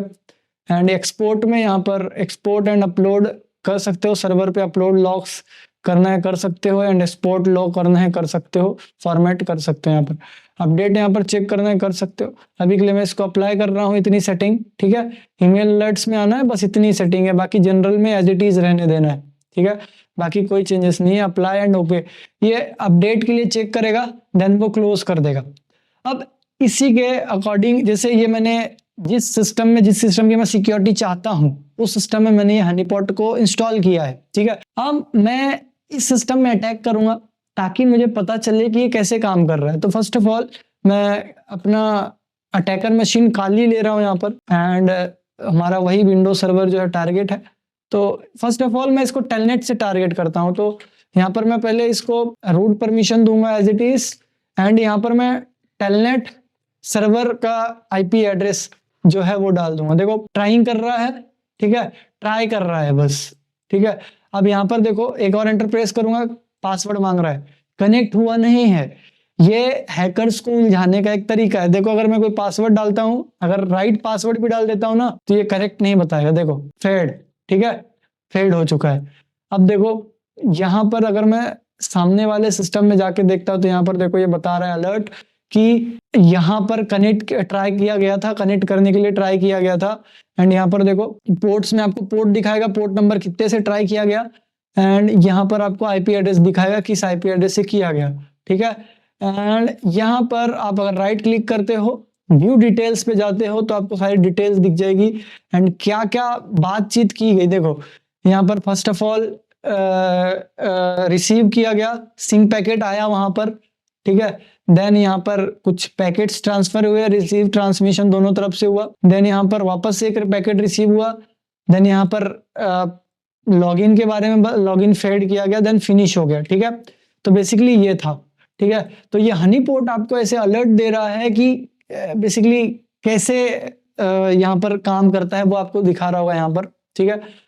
एंड यहाँ पर मैं इसको क्लोज करता हूँ। एंड अदर देन मैं यहाँ पर FTP से भी सेम काम कर सकता हूँ। टेलनेट को हटा के अगर आप FTP लिखोगे यहाँ पर फाइल ट्रांसफर प्रोटोकॉल, तो यहाँ पर देखो सेम आएगा। एंड सामने वाले सर्वर पे जाके देखोगे पोर्ट नंबर 21 जो कि FTP यूज लेता है, उसका भी अलर्ट यहाँ पर दिखा रहा है वो, ठीक है। मतलब कोई भी अलग कनेक्ट करने की कोशिश करता है, मैलिशियस एक्टिविटी करने की कोशिश करता है, तो ये हनीपोट उसको ये फील नहीं होने देगा कि सिक्योरिटी लगी हुई है। लॉगिन करने की जो इंटरफेस है वो दिखाएगा, बट लॉगिन नहीं होने देगा। ये हनीपोट की खासियत है, ठीक है। तो बेसिकली ये देखो व्यू डिटेल्स एंड एवरीथिंग, ठीक है। तो आप ऐसे कर सकते हो। अभी मैं इसको क्लोज कर रहा हूँ। आई होप आप सभी को हनीपोट का जो प्रैक्टिकल है वो समझ में आ गया होगा। अब हम मूव करते हैं नेक्स्ट, जो कि होगा बाईपास फायरवॉल, ठीक है। इसको बाईपासिंग फायरवॉल देखेंगे कैसे होता है। कि अगर आप यही इथिकल हैकिंग सीखना चाहते हो एडवांसली, तो आप कांटेक्ट कर सकते हो दिए हुए नंबर पर जो आपको साइड में दिख रहे हैं, सारे कंटेंट दिख रहे हैं। एंड डिजिटल फॉरेंसिक भी सीख सकते हो आप, ठीक है। तो ethical hacking and digital forensic दोनों भी हैं, आप सीख सकते हो। एंड ये पेड कोर्स है। एंड इस कोर्स का जो प्राइस है इथिकल हैकिंग का, वो 10,000 से नीचे है, ठीक है। मतलब 10,000 से कम है। एंड जो आपका डिजिटल फॉरेंसिक है वो 10,000 प्लस है। तो ये मैंने आपको एक रेंज बताई है फीस की। तो काफी अच्छा कोर्स है, आपको लैब दिया जाएगा प्रॉपर प्रैक्टिस के लिए, एंड टेस्ट असाइनमेंट्स, काफी सारी चीजें हैं। एंड बाकी चीजों के लिए आप दिए हुए नंबर पर कांटेक्ट कर सकते हैं, व्हाट्सएप मैसेज कर सकते हैं। अब यहाँ पर हम फायरवॉल बाईपासिंग सीखने वाले हैं कुछ टूल्स का यूज करके, कुछ टेक्निक्स का यूज करके। तो यहाँ पर first of all control panel में आके आपको यहाँ पर देख लेना है कि आपका जो फायरवॉल है वो टर्न ऑन हो, ठीक है। ये मेक श्योर कर लेना कि सारे फायरवॉल जो हैं वो टर्न ऑन हो, ठीक है। यहाँ पर देखो टर्न ऑन है, टर्न ऑन है, ठीक है। एंड यहाँ पर इसको मतलब बाईपास करने के लिए टर्न ऑन होना तो जरूरी है ना। अब देन यहाँ पर नेक्स्ट क्या स्टेप है, नेक्स्ट आपको यहाँ पर एडवांस सेटिंग में जाके एक रूल बनाना है। जैसे मैंने स्टार्टिंग में कहा था रूल क्रिएट करना है, वो रूल बनाएंगे यहाँ पर हम। तो यहाँ पर हम रूल जो बनाएंगे वो इनबाउंड के लिए बनाएंगे, ठीक है। मतलब इनबाउंड नेटवर्क्स के लिए बनाएंगे बेसिकली, ठीक है। एंड यहाँ पर हम न्यू रूल पे क्लिक करके रूल क्रिएट कर सकते हैं, जैसे कि हमने देखा। एंड यहाँ पर हम कस्टम पे क्लिक करेंगे and next and all programs as it is. And यहाँ पर एनी टाइप प्रोटोकॉल नेक्स्ट। तो यहाँ पर बेसिकली आईपी एड्रेस है, यहाँ पर आपको which remote IP address does not this rule apply basically करना है। एंड यहाँ पर बेसिकली ठीक है ये, ठीक है। दिस आईपी पे क्लिक करके यहाँ पर आप दिस पे क्लिक करके यहाँ पर ऐड कर सकते हो, ठीक है। दोनों में वो नहीं करना है, जैसे मैंने यहाँ पर कहा था दोनों में नहीं करना है, लेकिन यहाँ पर बैक आके थोड़ा दिस कर सकते हो, ठीक है। मैं वहां पर एक स्टेप बैक आया हूँ, ठीक है। आप यहाँ पर ऐड पे क्लिक करोगे एंड जो भी आईपी एड्रेस है आपके रिमोट का वो मैं यहाँ पर ऐड कर देता हूँ। जैसे मेरा अटैकर मशीन है उसका ऐड कर देता हूँ 18, ठीक है। 18 मैंने यहाँ पर ऐड कर दिया एंड देन ओके करोगे, देन नेक्स्ट करोगे। तो उसके लिए जो है ये रिमोट के लिए है बेसिकली, ठीक है। एंड यहाँ पर आपको block the connection, then next. Then यहाँ पर प्राइवेट पब्लिक डोमेन पूछ रहा है, तो आप सारे चूज रहने दो, जैसे है वैसे ही इसको रहने देंगे जैसे एज इट इज है डिफॉल्ट में। एंड नेम यहाँ पर हम काली नाम से सेव कर देते हैं। एंड डिस्क्रिप्शन में आप कुछ भी लिख सकते हो, ठीक है, फॉर प्रैक्टिकल एवरीथिंग जो भी आपको लगता है। एंड यहाँ पर हम फिनिश पे क्लिक करेंगे। अब हमने जो रूल क्रिएट किया है ना, ये क्या करेगा, जो काली लिनक्स है, जो मैंने आईपी एड्रेस डाला 10.10.10.18, इसके थ्रू आने वाले सारे ट्रैफिक को ब्लॉक कर देगा वो, ठीक है। तो यहाँ पर अगर आप जाओगे एडवांस सेटिंग में वापस से देखोगे इनबाउंड, तो ये जो काली नाम का रूल है, एक मिनट ये लोडिंग हो रहा है, जो हमने काली नाम का रूल बनाया ना, इसमें क्या होगा, सारे कनेक्शंस काली से आने वाले ब्लॉक कर देगा ये, ठीक है। तो इसी को हमको बाईपास करना है बेसिकली, ठीक है। अब देखो यहाँ पर इसको मैं क्लोज करता हूँ एंड इसको मैं क्लोज कर देता हूँ।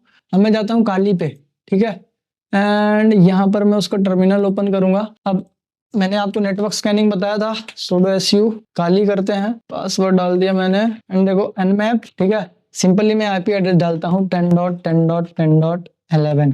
जो रूल हमने क्रिएट किया वो इसके सारे ट्रैफिक को ब्लॉक करेगा। एंटर प्रेस करते हैं, क्या दिखाता है देखते हैं हम लोग। थोड़ा टाइम भी ले लेंगे, या फिर टाइम लेगा तो हम वेट कर लेंगे, नो डाउट। हम देखते हैं इसका रिजल्ट क्या आता है बेसिकली, ठीक है। इंटरेस्टिंग होने वाला है थोड़ा रिजल्ट।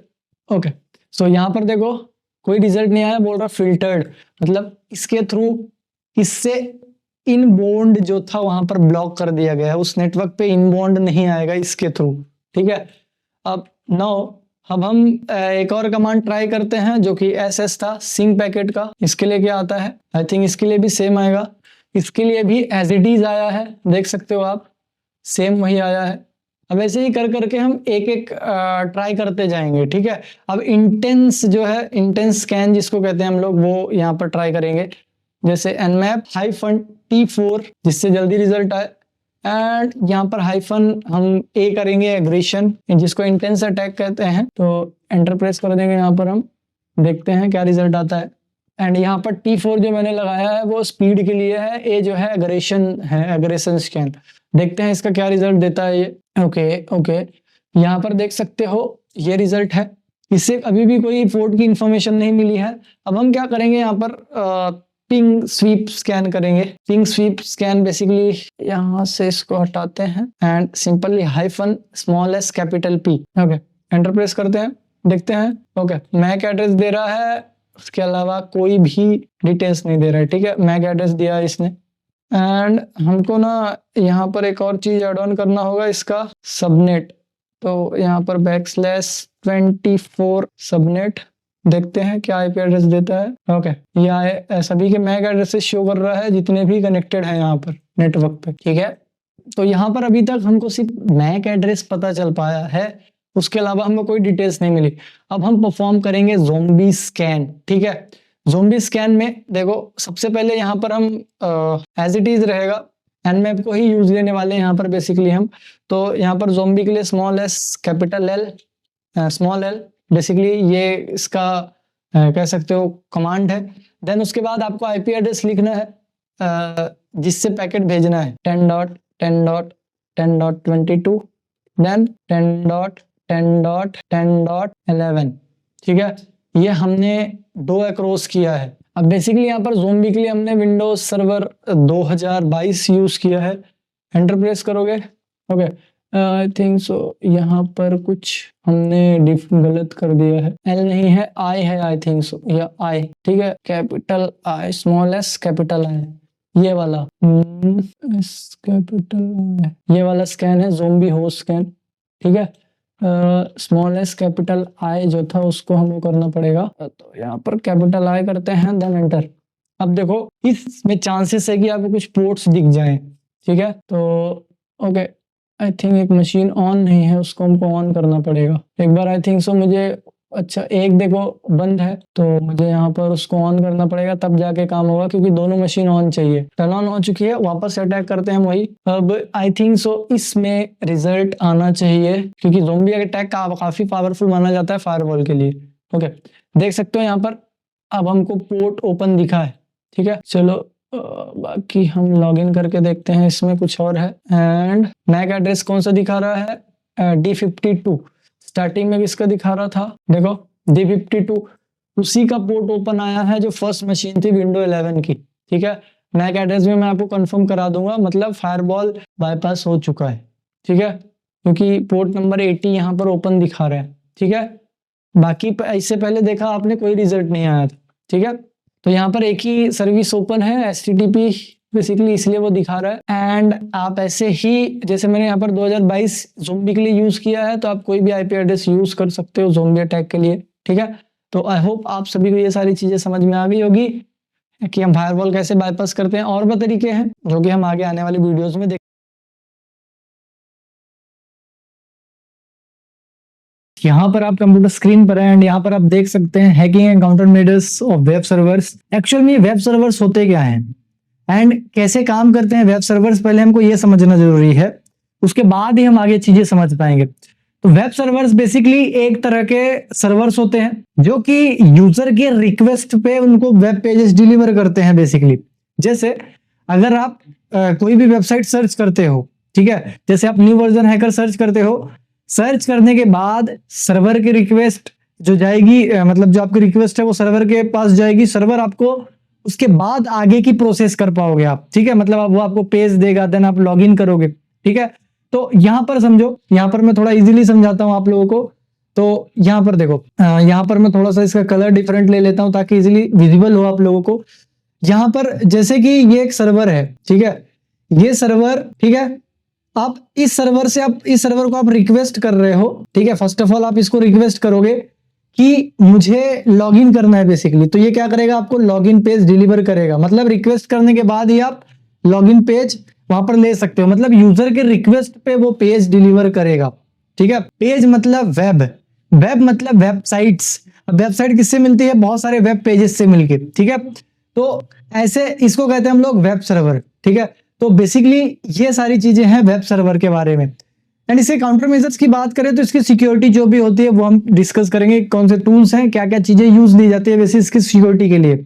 तो चलते हैं हम आगे और चीजें समझते हैं इस वेब सर्वर के बारे में। तो यहाँ पर जो कंटेंट है वो सारी चीजें विजिबल है, ये सारी चीजें आप सीखने वाले हो। बेसिकली यहाँ पर इंट्रोडक्शन है, different type of web attack से कितने टाइप के वेब अटैक होते हैं एंड इसकी मेथोडोलॉजी क्या है, मतलब कितने स्टेप्स हैं इसको कॉम्प्रोमाइज करने के, इसको हैक करने के वेब सर्वर को, ठीक है, या फिर वेबसाइट्स को। उसके बाद यहाँ पर हम बात करेंगे वेब सर्वर के सिक्योरिटी टूल्स की, क्या क्या चीजें हो सकती हैं सिक्योरिटी में।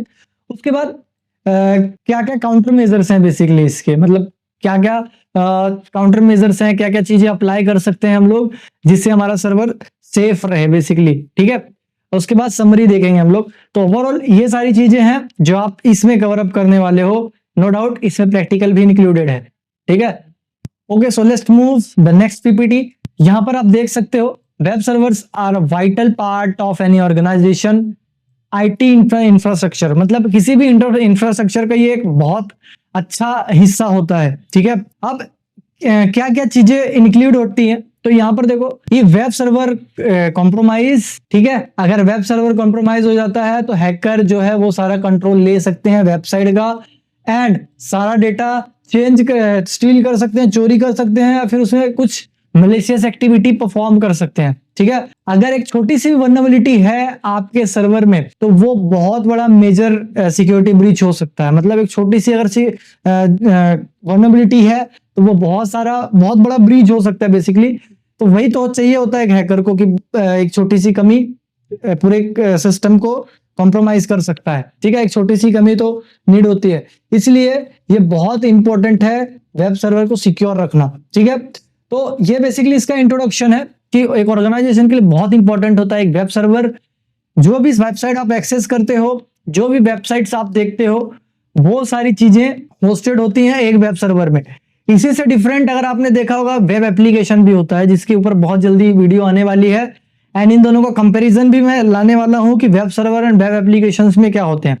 तो वो सारी चीजें जिसमें आप सिर्फ देख पाते हो, ठीक है। मतलब पहले से कोई लॉगिन करता है, जैसे आप अगर NVH में जाओ, newversionhacker.com पे जाओ, तो यहां पर आपको जो कोर्सेज दिखेंगे बेसिकली वो क्योंकि मैंने बना रखे हैं तो आप उनको सिर्फ देख सकते हो, उसमें अपने हिसाब से कोई डिजाइन नहीं कर सकते, ठीक है।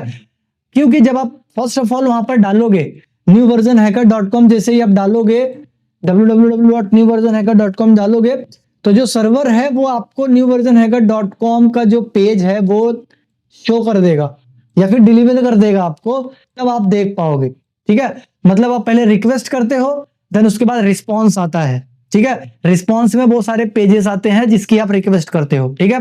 तो बेसिकली ये वेब सर्वर्स होते हैं। वेब एप्लीकेशन में ऐसा नहीं होता। वेब एप्लीकेशन बेसिकली वहां पर आप चेंजेस कर पाते हो, वहां पर भी आप रिक्वेस्ट करते हो, लेकिन आप जैसे फेसबुक हो गया, इंस्टाग्राम हो गया, ये सारे वेब एप्लीकेशंस हैं, तो वहां पर आप फोटोज को अपलोड कर सकते हो, वीडियोस अपलोड कर सकते हो, ठीक है, अपनी एक्टिविटीज परफॉर्म कर सकते हो, मतलब डायनेमिकली सारी चीजें कर सकते हो। लेकिन जो वेब सर्वर्स होते हैं, जो वेबसाइट वेब सर्वर पे होस्टेड होती हैं, उसको फिक्स रखा जाता है, वो स्टैटिक होती हैं। डेवलपर्स या फिर उसका एडमिन या फिर जो ऑनर है उस वेबसाइट का, जैसे उसको बना के रखता है वही एग्जैक्टली वैसे ही होती है, उसमें कोई चेंजेस नहीं हो सकता, ठीक है। तो बेसिकली ये सारी चीजें क्या होती हैं, वेब सर्वर। तो आई होप आप सभी को web server and web application के बारे में समझ में आया होगा। तो जब हम दूसरा वीडियो आएगा उसमें मैं सारा कंपैरिजन उसमें रखूंगा, लेकिन अभी आप यहाँ पर वेब सर्वर को समझो। Okay, so now we will move to next slide. तो यहाँ पर आप देख सकते हो कॉमन वेब सर्वर वल्नरेबिलिटीज, मतलब ऐसी कौन कौन सी वल्नरेबिलिटीज है जो कॉमनली होती हैं एक वेब सर्वर पे। तो देखो, वल्नरेबिलिटीज को जानना बहुत इंपॉर्टेंट है, एंड तभी आप लोग एनालाइज कर पाओगे, तभी आप लोग सिक्योर कर पाओगे। जैसे कि आपने डिस्क्लेमर में देखा होगा कि इस वीडियो का पर्पस सिर्फ आपको सिखाना है एंड आपको सिक्योर रखना है, ना कि कोई गलत एक्टिविटी परफॉर्म करना है, ठीक है। तो यहां पर कोई भी गलत एक्टिविटी आपको नहीं सिखाई जा रही है, सिर्फ एजुकेशन पर्पस एंड आपके सिक्योरिटी पर्पस से सिखाई जा रही है।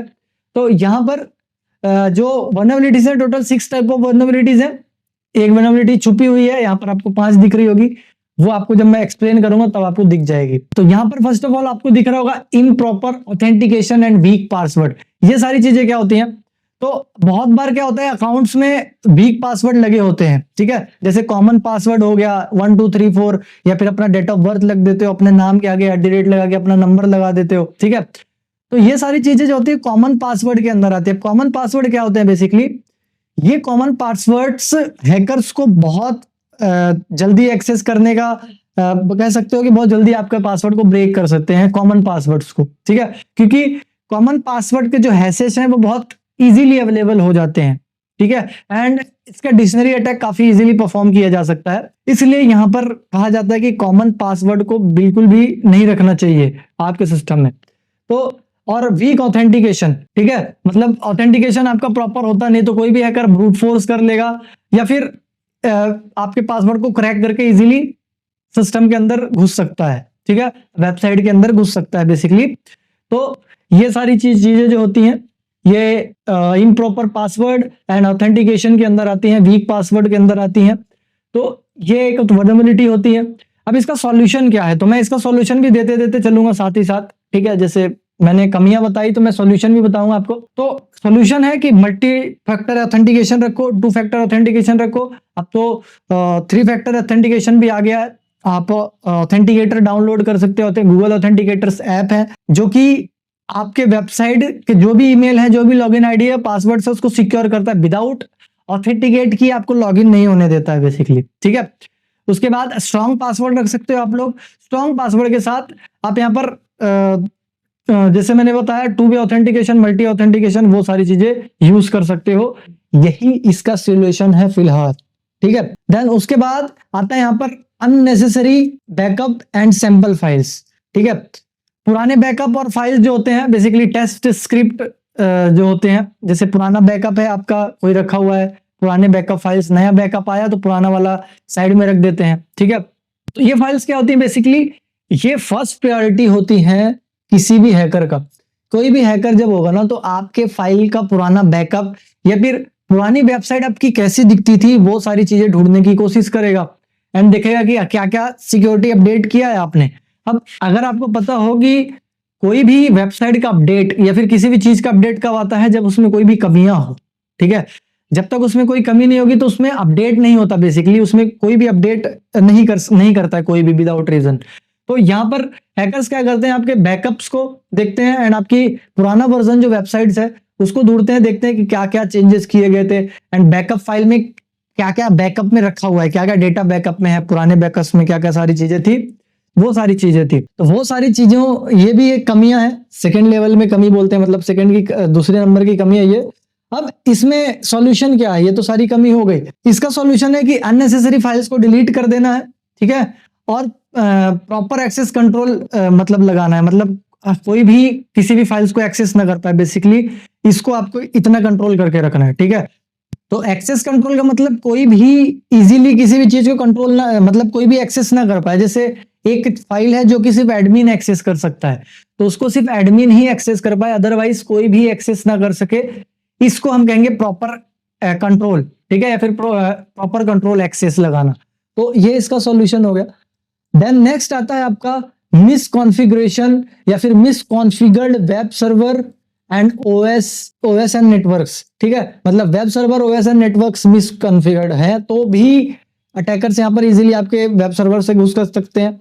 तो बेसिकली वेब सर्वर्स या ओएस मिस कॉन्फ़िगर्स का मतलब है, तो मतलब मिस कॉन्फ़िगर्स का मतलब है कि प्रॉपर्ली कॉन्फ़िगर नहीं किया गया है उसको जैसे कॉन्फ़िगर होना चाहिए, जो सिक्योरिटीज होनी चाहिए उसमें। फॉर एग्जाम्पल जैसे मैंने अभी कहा कि अगर आपका जो पासवर्ड है स्ट्रांग नहीं है, ऑथेंटिकेशन नहीं लगा हुआ है, तो इसका मतलब क्या है, वो मिस कॉन्फ़िगर्ड है। सही कॉन्फ़िगर करने के लिए उसमें क्या लगाना होगा, टू वे मतलब मल्टी फैक्टर ऑथेंटिकेशन लगा दीजिए या फिर टू फैक्टर ऑथेंटिकेशन लगा दीजिए, जो भी आपको सही लगे, ठीक है। तो उसी तरीके से आपको यहाँ पर आपके वेब सर्वर्स या फिर ऑपरेटिंग सिस्टम या नेटवर्क, ये सारी चीजें भी मिसकॉन्फ़िगर्ड होती हैं।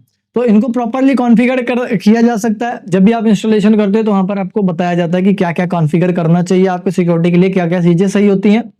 जैसे कि आपने अगर विंडोज ऑपरेटिंग सिस्टम यूज किया होगा तो विंडोज में जैसे आप सिक्योरिटी में जाते हो तो आपको सारी लिस्ट दिखा देता है कि क्या क्या कमियां हैं आपका, ठीक है। मतलब विंडोज के जो सिक्योरिटी सिस्टम है या फिर विंडोज का जो खुद का उनका एंटीवायरस है वो खुद ही दिखाता है कि आपको क्या क्या कमियां हैं बेसिकली उसमें। तो मिसकॉन्फ़िगर्ड चीजों को आपको सही रखना है, ठीक है। एंड इसका सॉल्यूशन और ये भी है कि रेगुलर सिक्योरिटी ऑडिट करना है, मतलब डेली बेसिस पे आपको सिक्योरिटी चेंज करना है, चेक करना है। या फिर रेगुलरली आप नहीं कर सकते तो एक रूटीन बना सकते हो आपकी, एक वीक में एक बार, मंथली एक बार, एवरीथिंग।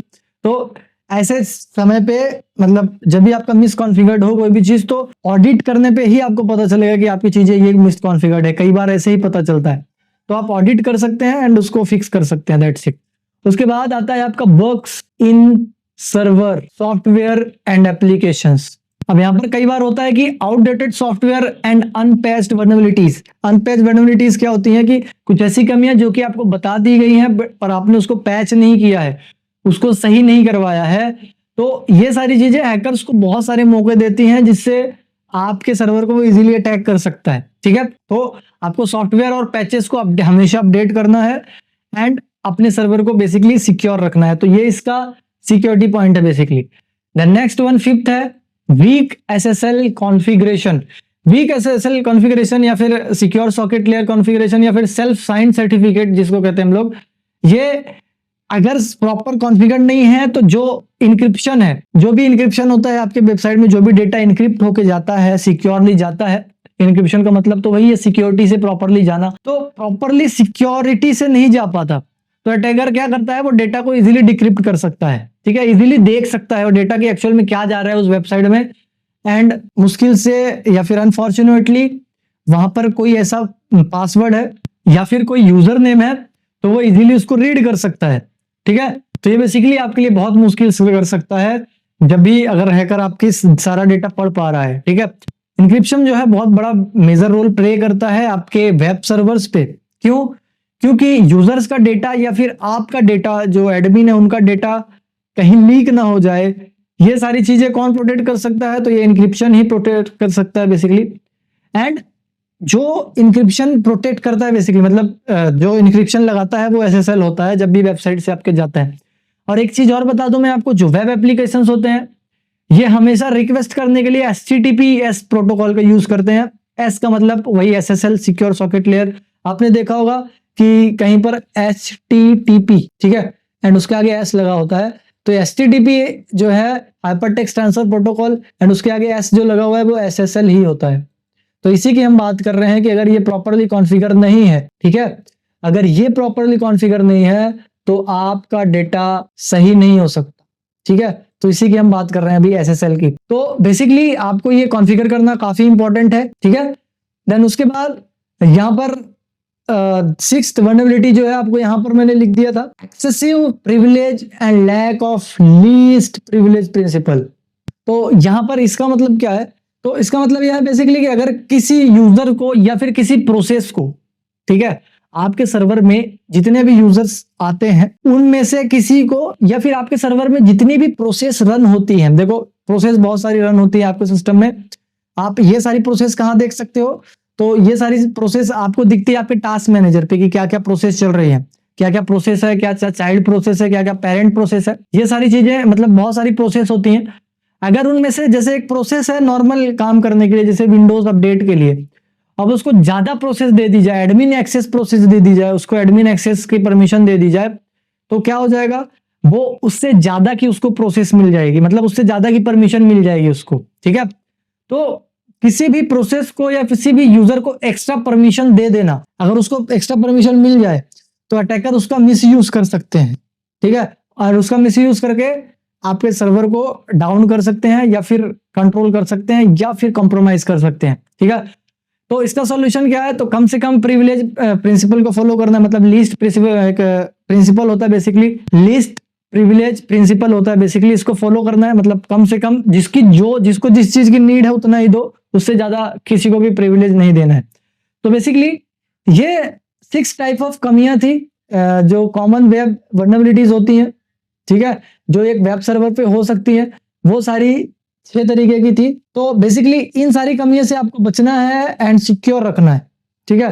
तो यहाँ पर अब हम बात करेंगे कि वेब सर्वर अटैक में बेसिकली क्या क्या मेथोडोलॉजी फॉलो की जाती है। मेथोडोलॉजी मतलब क्या क्या मेथड्स लिए जाते हैं इसमें अटैक करने से पहले, हैकर्स क्या क्या चीजें ट्राई करते हैं यहाँ पर उस पर अटैक करने से पहले, क्या क्या प्रोसीजर होती है, बेसिकली क्या स्टेप्स होते हैं। तो फर्स्ट ऑफ ऑल, हर एक अटैक की तरह यहाँ पर इंफॉर्मेशन गैदरिंग की जाती है, मतलब जितने भी अटैक्स यहाँ पर आप लोग करते हैं, फर्स्ट ऑफ ऑल आपने सारी चीजें देखी होगी, इसमें क्या होता है, पहले इंफॉर्मेशन गैदरिंग की जाती है। इंफॉर्मेशन गैदरिंग इसलिए की जाती है ताकि पता लगाया जा सके कि क्या टेक्नोलॉजीज यूज हो रही हैं उसमें, क्या सर्वर, कौन सा सर्वर यूज हो रहा है, एवरीथिंग, ये सारी चीजें यहाँ पर इंफॉर्मेशन गैदरिंग की जाती है। अब यहाँ पर इंफॉर्मेशन गैदर में क्या क्या चीजें बेसिकली आपको पता चल सकती है, तो यहाँ पर वेबसाइट का वर्जन, क्या वर्जन चल रहा है बेसिकली, ऑपरेटिंग सिस्टम कौन सा रन हो रहा है, ठीक है, एंड कौन कौन सी सर्विसेज रन हो रही है उस सर्वर में, ये सारी चीजें पता करते हैं अटैकर्स, ठीक है। अब यहाँ पर बेसिकली सारी चीजें मैंने बता दिया, तो आपको क्या क्या पता करते हैं यहाँ पर अटैकर्स, ओएस, सर्विसेज, ठीक है, एंड आपके वेब का वर्जन, तो ये सारी चीजें ग्रैब कर लेते हैं। अब ये ग्रैब कर ले, अगर आपका पुराना वर्जन है तो जाहिर सी बात है इजीली अटैकर उसको हैक करके कॉम्प्रोमाइज करके अगर पुराना वर्जन है तो जरूर सी बात है कि पुराने वर्जन में कोई तो कमी रही होगी, इसलिए नया वर्जन आया, तो वो देखेंगे पुराने वर्जन में क्या कमी थी, देन आपका एक्सप्लॉइट कर लेंगे, आपका सिस्टम कॉम्प्रोमाइज कर लेंगे, ठीक है। फर्स्ट ऑफ ऑल ये थे आपकी इंफॉर्मेशन गैदरिंग। देन उसके बाद आइडेंटिफाइंग वर्नरेबिलिटीज, मतलब वर्नरेबिलिटीज को आइडेंटिफाई करो, मतलब कौन सी कमी है, ठीक है, कौन कौन सी कमियां हैं उसको आइडेंटिफाई करो। जैसे मैंने अभी बताया कॉमन वर्नरेबिलिटीज, तो उन वर्नरेबिलिटीज जैसे अभी हमने देखा ना 6 प्रकार की वर्नरेबिलिटीज, ये वर्नरेबिलिटीज एग्जैक्टली उन्हीं का पता लगाना कि इनमें से कोई कमी है इसमें, तो यहाँ पर वर्नरेबिलिटीज को फाइंड करते हैं, ठीक है। देन उसके बाद वर्नरेबिलिटीज को चलो एक चीज और मैं बता देता हूँ यहाँ पर, आपके लिए और अच्छा हो जाएगा कि इन सभी चीजों के लिए क्या क्या टूल्स यूज होते हैं। तो first of all information gathering के लिए यहाँ पर मैं बात करूँ तो हुईज, ठीक है, एंड शॉर्डन जो है उसका यूज लिया जाता है, Nmap, Netcraft, dirb and dirb buster, sorry go buster basically एक टूल होता है। ये बेसिकली 6 तरीके के टूल्स हैं, इनको आप नोट कर लीजिए, मैं वापस से रिवाइज कर देता हूँ, हुईज, शॉर्डन, एनमैप, एनक्राफ्ट, डर्ब एंड गो बस्टर, ये सारे टूल्स हैं जो कि इंफॉर्मेशन गैदरिंग के लिए यूज होते हैं। एंड उसके बाद यहाँ पर अगर मैं बात करूं वर्नरेबिलिटी आइडेंटिफाई करने के लिए, तो यहाँ पर वर्नरेबिलिटी आइडेंटिफाई करने के लिए निक्टो, नेसस एंड ओपनवास, ठीक है, निक्टो, नेसस एंड ओपनवास, OPENVAS वास, ये बेसिकली यूज होते हैं आपकी कौन सी कमियां हैं बेसिकली। तो यहाँ पर बेसिकली वही हम वर्नरेबिलिटीज में क्या फाइंड करते हैं, जैसे मैंने बताया कि कोई मिसकॉन्फ़िगरेशन तो नहीं है, कोई ऐसी चीज तो नहीं है जो कि एक्सप्लॉइट हो सकती है, ठीक है। तो सारी मिसकॉन्फ़िगरेशन जो भी कमियां हैं वो हम इस स्टेप में ढूंढते हैं या फिर अटैकर ढूंढते हैं, ठीक है। देन उसके बाद यहाँ पर नेक्स्ट आता है एक्सप्लॉइट द वेब सर्वर, ठीक है। देन उसके बाद यहाँ पर नेक्स्ट जो आता है वो आता है एक्सप्लॉइट द वेब सर्वर। ये क्या होता है, तो यहाँ पर जब आपको कमियां पता चल जाती है तो आप कमियों के थ्रू वहां पर वेब सर्वर को एक्सप्लॉइट करते हो, ठीक है। एक्सप्लॉइटेशन को ही कहते हैं हम लोग यहाँ पर बेसिकली हैक कर लेना, कॉम्प्रोमाइज कर लेना, ठीक है। तो यहाँ पर क्या क्या चीजें यूज की जा सकती हैं एक्सप्लॉइटेशन के लिए? तो एसक्यूएल इंजेक्शन, डायरेक्टरी ट्रैवर्सल, ठीक है, ये हम आगे देखेंगे क्या होता है, एंड फाइल इंक्लूजन, ठीक है, रिमोट कोड एग्जीक्यूशन जिसको कहते हैं हम लोग, ठीक है। फाइल इंक्लूजन के बाद आरसी जिसको कहते हैं, इसी को मैं कह रहा हूँ रिमोट कोड एग्जीक्यूशन, ठीक है। तो ये हम एक्सप्लॉइटेशन में यूज करते हैं। देन उसके बाद जब एक्सप्लॉइट हो गया तो देखो, जब बोलते हैं ना, कोई बोलता है कि मैंने सिस्टम को हैक कर लिया, तो सिस्टम को हैक करने के बाद या फिर उसको कॉम्प्रोमाइज करने के बाद उसकी जो भी जिस भी कमी से उसको हैक किया गया है, जब भी कोई भी जब सामने वाला उसको रिस्टार्ट करेगा, ठीक है, मतलब फॉर एग्जांपल यहाँ पर मैंने इस कंप्यूटर को कॉम्प्रोमाइज कर लिया, ठीक है। अब कॉम्प्रोमाइज कर लिया तो सामने वाले ने अगर इसको रिस्टार्ट कर दिया तो वो मेरा कनेक्शन टूट जाएगा, वापस से मुझे सारी चीजें करनी पड़ेगी जो मैंने किया था। अब हो सकता है कोई अपडेट आ गया हो इस सिस्टम में एंड उसको पैच कर दे तब, तो इसके लिए क्या करते हैं अटैकर्स? मेंटेन एक्सेस करते हैं। मेंटेन एक्सेस नेक्स्ट स्टेप आता है यहाँ पर एक्सप्लॉइटेशन के बाद।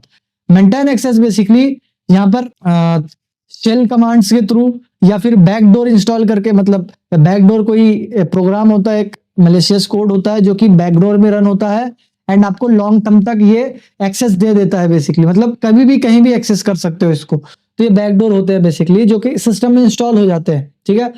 तो इसी को मेंटेन एक्सेस कहते हैं, ये लॉन्ग टर्म तक मेंटेन रहता है बेसिकली। ओके, तो यहाँ पर मैं एक्सप्लॉइटेशन के टूल्स बता देता हूँ कौन कौन से टूल्स यूज लिए जाते हैं यहाँ पर। Metasploitable, SQL map, verb shoot, ये टूल्स हैं जो कि यहाँ पर एक्सप्लॉइटेशन में यूज लिए जा सकते हैं। उसके बाद मेंटेनिंग एक्सेस में जो टूल यूज लेते हैं, मतलब लॉन्ग टर्म तक एक्सेस को मेंटेन करने के लिए जो टूल यूज लिया जाता है यहाँ पर, वो होता है Weevely, China Chopper and web shell, ठीक है। बेसिकली ये सारे टूल्स यूज लिए जाते हैं, ठीक है। उसके बाद लास्ट यहाँ पर स्टेप होता है क्लियर ट्रैक्स या फिर क्लियरिंग ट्रैक्स या फिर इसको कहते हैं कवरिंग ट्रैक्स। तो इनमें से कुछ भी हो सकता है। तो यहाँ पर क्या करते हैं अटैकर्स जब अटैक हो जाता है उसके बाद सारे लॉग्स को डिलीट कर देते हैं ताकि फॉरेंसिक इन्वेस्टिगेशन में पकड़े ना जाए, या फिर जब इन्वेस्टिगेशन हो तो वहां पर वो लोग पकड़े ना जाए, इसलिए यहाँ पर उसको डिलीट कर देते हैं वो लॉग्स को।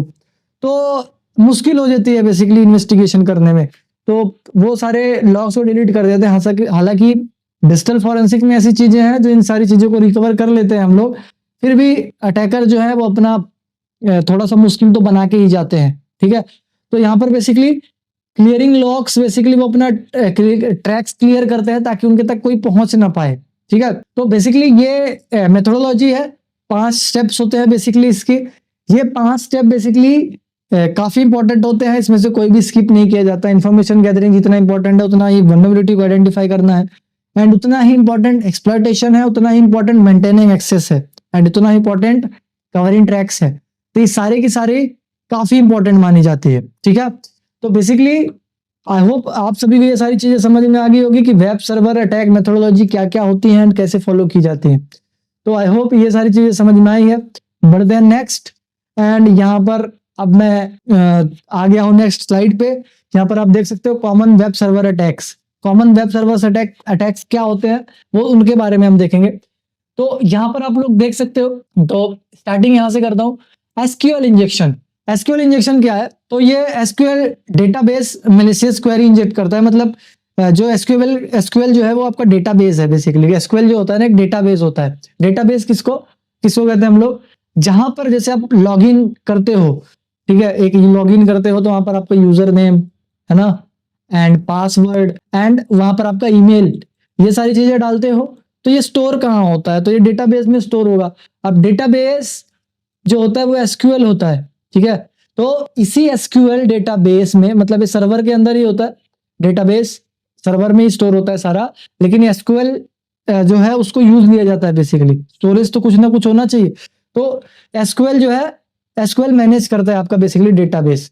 तो ये जैसे अगर एक अनिल नाम का यूजर है आपके सर्वर पे, तो अनिल का पासवर्ड 123 है, तो ये कैसे पता चलेगा? अगर आपने सर्वर पे सिंपली स्टोर कर दिया तो ये पता कैसे चलेगा कि अनिल का पासवर्ड 123 ही है, कुछ और क्यों नहीं है?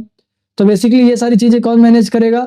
एसक्यूएल की। इसका पासवर्ड ये है, ये ऐसे लॉगिन कर सकता है बेसिकली, ठीक है।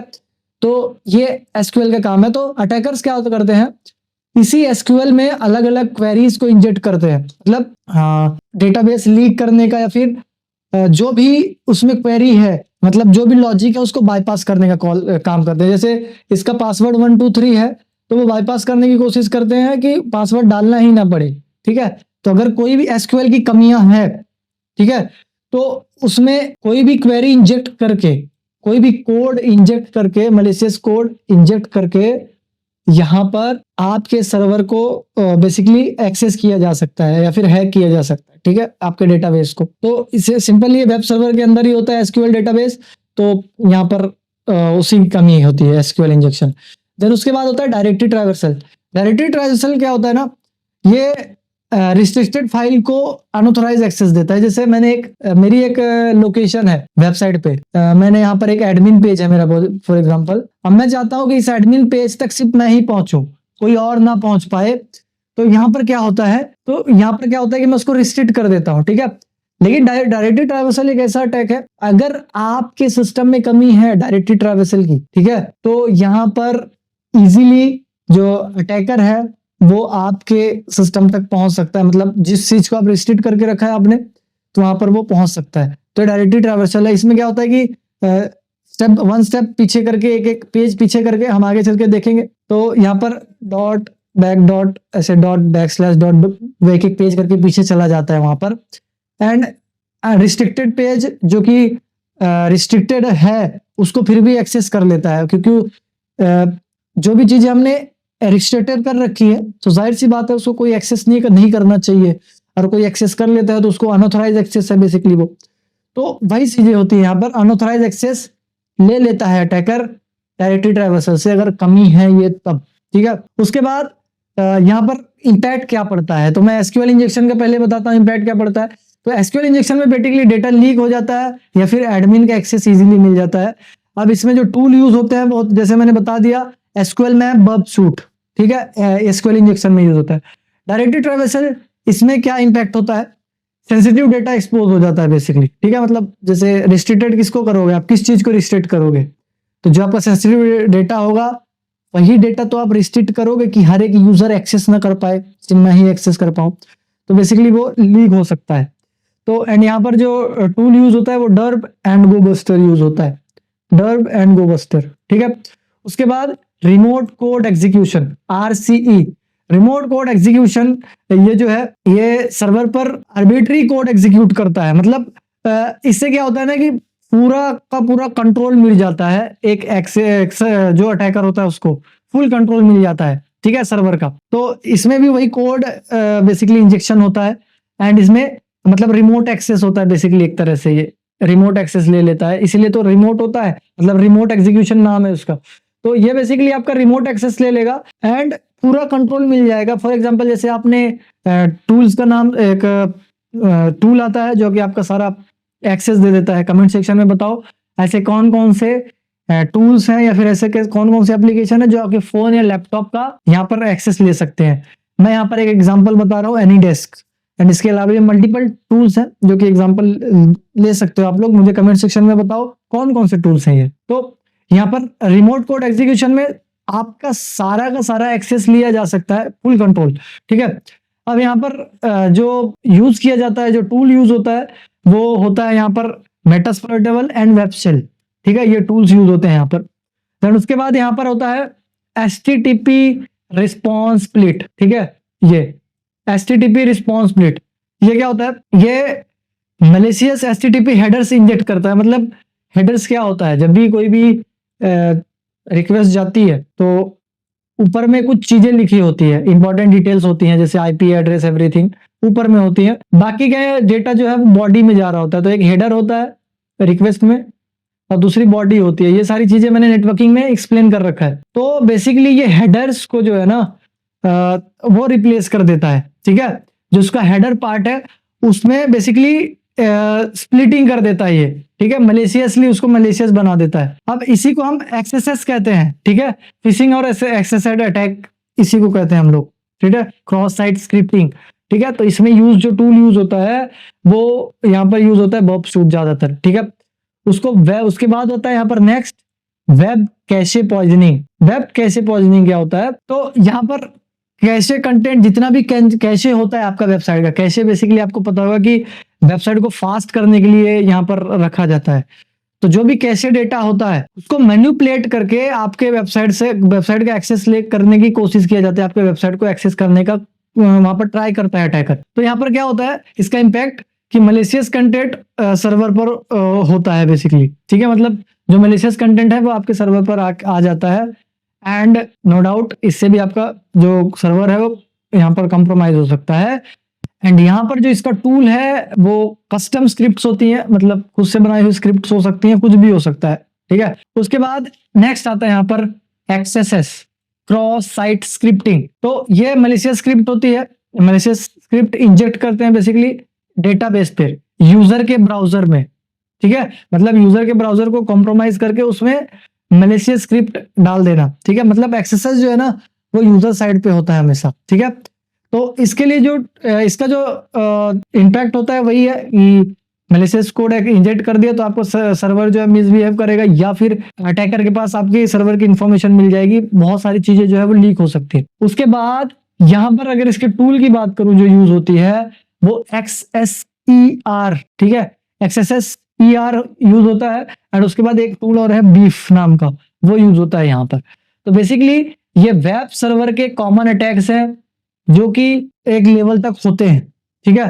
मतलब ये अटैक्स हो सकते हैं, मैंने कमियां बताई, एंड क्या मेथोडोलॉजी फॉलो होती है वो बताई, एंड कौन कौन से अटैक्स हो सकते हैं एक वेबसाइट में, वो सारी चीजें मैंने बता दी। अब एक चीज और होती है इंडेक्स पेजिंग का। तो डायरेक्टरी ट्रैवर्सल थोड़ा उससे डिफरेंट है। एक इंडेक्स पेजिंग का होता है, इंडेक्स पेज करके आता है, जो कि मैं आगे चल के बताऊंगा। उसमें क्या होता है कि जितने भी इंडेक्स पेजेस होते हैं एक वेबसाइट के वो इजीली विजिबल हो जाते हैं एक क्वेरी से, बेसिकली गूगल डॉर्किंग जिसको कहते हैं, गूगल डॉर्किंग के पेजेस से, या फिर इंडेक्स ऑफ की कमी कहते हैं उसको हम लोग, तो वो भी हम देखेंगे। तो यहाँ पर इसको मैं क्लियर करता हूँ। अब हम चलते हैं नेक्स्ट, जो कि है यहाँ पर मैं नेक्स्ट स्लाइड में मूव कर लेता हूँ। यहाँ पर देखो web server attack counter measures. अब हमने सारी चीजें देख ली, क्या कमियां हैं एंड उस क्या क्या अटैक्स हो सकते हैं, क्या क्या मेथोडोलॉजी है। प्रैक्टिकल में ये सारी चीजें इंप्लीमेंट करेंगे हम लोग। अब हमको ये भी देखना जरूरी है कि इन सभी का काउंटर मेजर क्या है, ठीक है। तो यहाँ पर देखो काउंटर मेजर वैसे मैंने साथ साथ बता भी दिया था, फिर मैंने सेपरेट स्लाइड में मैंने सोचा आपको अलग से आपका ध्यान जाना चाहिए, यहाँ पर अलग से कॉन्सेंट्रेट होना चाहिए, इसलिए मैंने अलग से यहाँ पर बता दिया। तो first of all use strong password, ठीक है। मतलब आपको एक स्ट्रॉन्ग पासवर्ड यूज करना है, जैसे मैंने कहा मल्टी फैक्टर ऑथेंटिकेशन, ठीक है।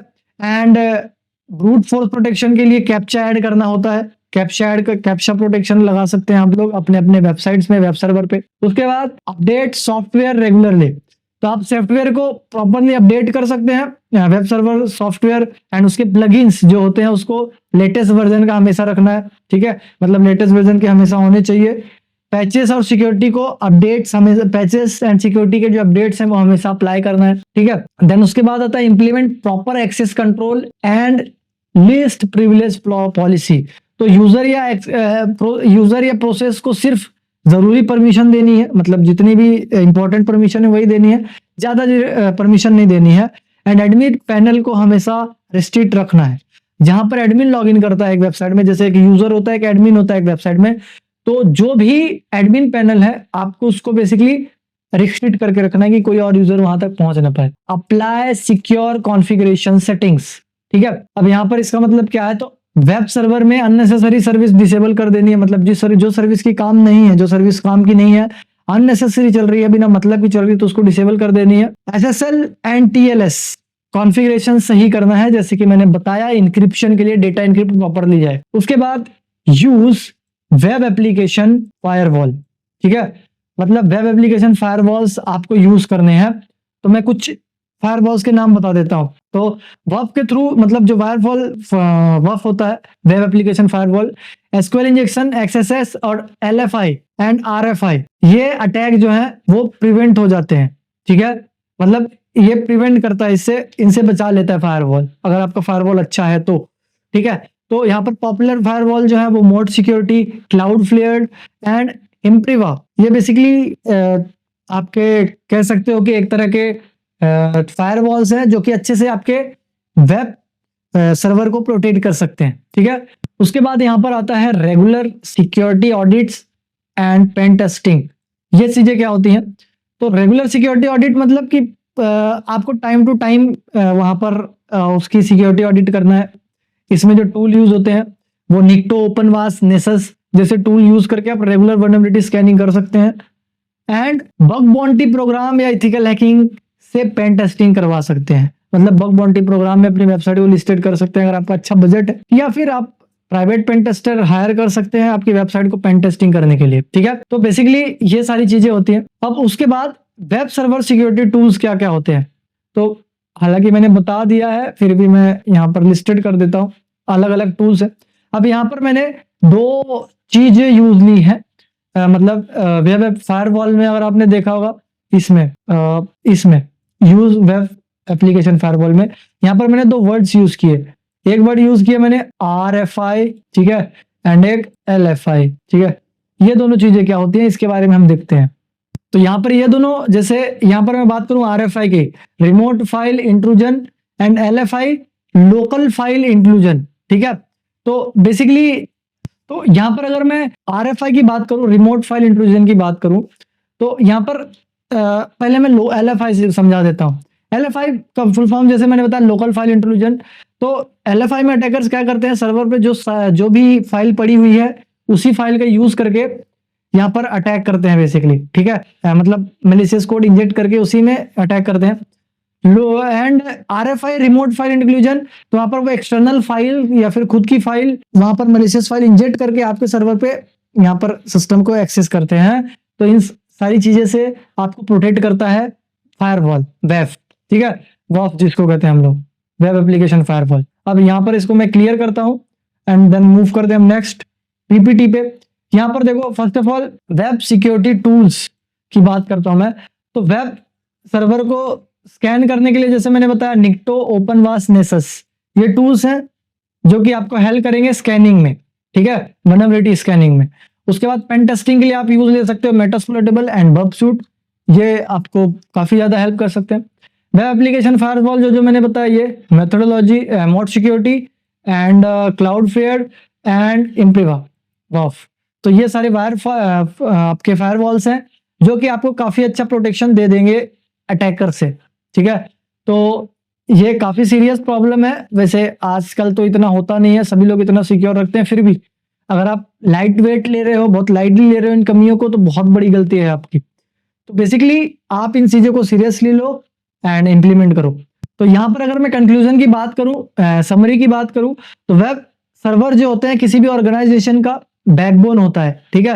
मतलब किसी वेब सर्वर, बेसिकली वेबसाइट जो है बैकबोन ही है, वहां से सारी चीजें आती हैं। अगर किसी भी कंपनी की वेबसाइट नहीं है तो आप उसको ऑथराइज नहीं मानते हो बेसिकली, है ना, तो बैकबोन की तरह माना जाता है। तो अब हैकर जो है वेब सर्वर के अगेंस्ट कई तरीके के अटैक परफॉर्म कर सकते हैं, जैसे कि मैंने बताया SQL injection, directory traversal, RC, ठीक है, एंड और वेब कैसे पोस्टिंग होती है, वेब कैसे पोस्टिंग एंड बाकी सारे अटैक जो मैंने बताया। एंड इसके लिए आपको परफॉर्म करने चाहिए सिक्योरिटी बेस्ट प्रैक्टिस फॉलो कर सकते हैं आप, प्रॉपर काउंटर मेजर अप्लाई कर सकते हैं एंड अटैकर्स को या फिर अटैक्स को प्रिवेंट कर सकते हैं अपने वेबसाइट को।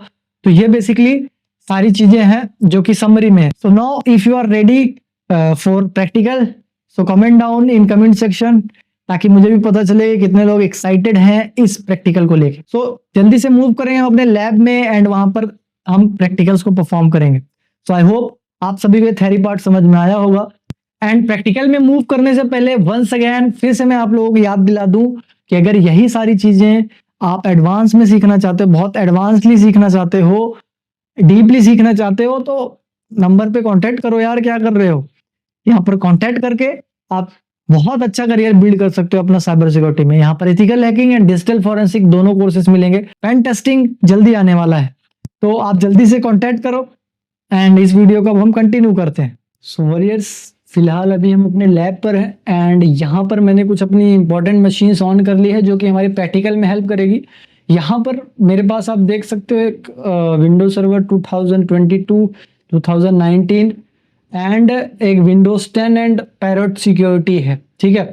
तो यहाँ पर ये दोनों सर्वर काम करेंगे मेरा एज अ वेबसाइट, जो हम रियल लाइफ सर्वर काम करते हैं। तो आपको भी पता है कि यहाँ पर IIS सर्वर होता है एंड एक अपाचे सर्वर होता है और वेम सर्वर करके होता है।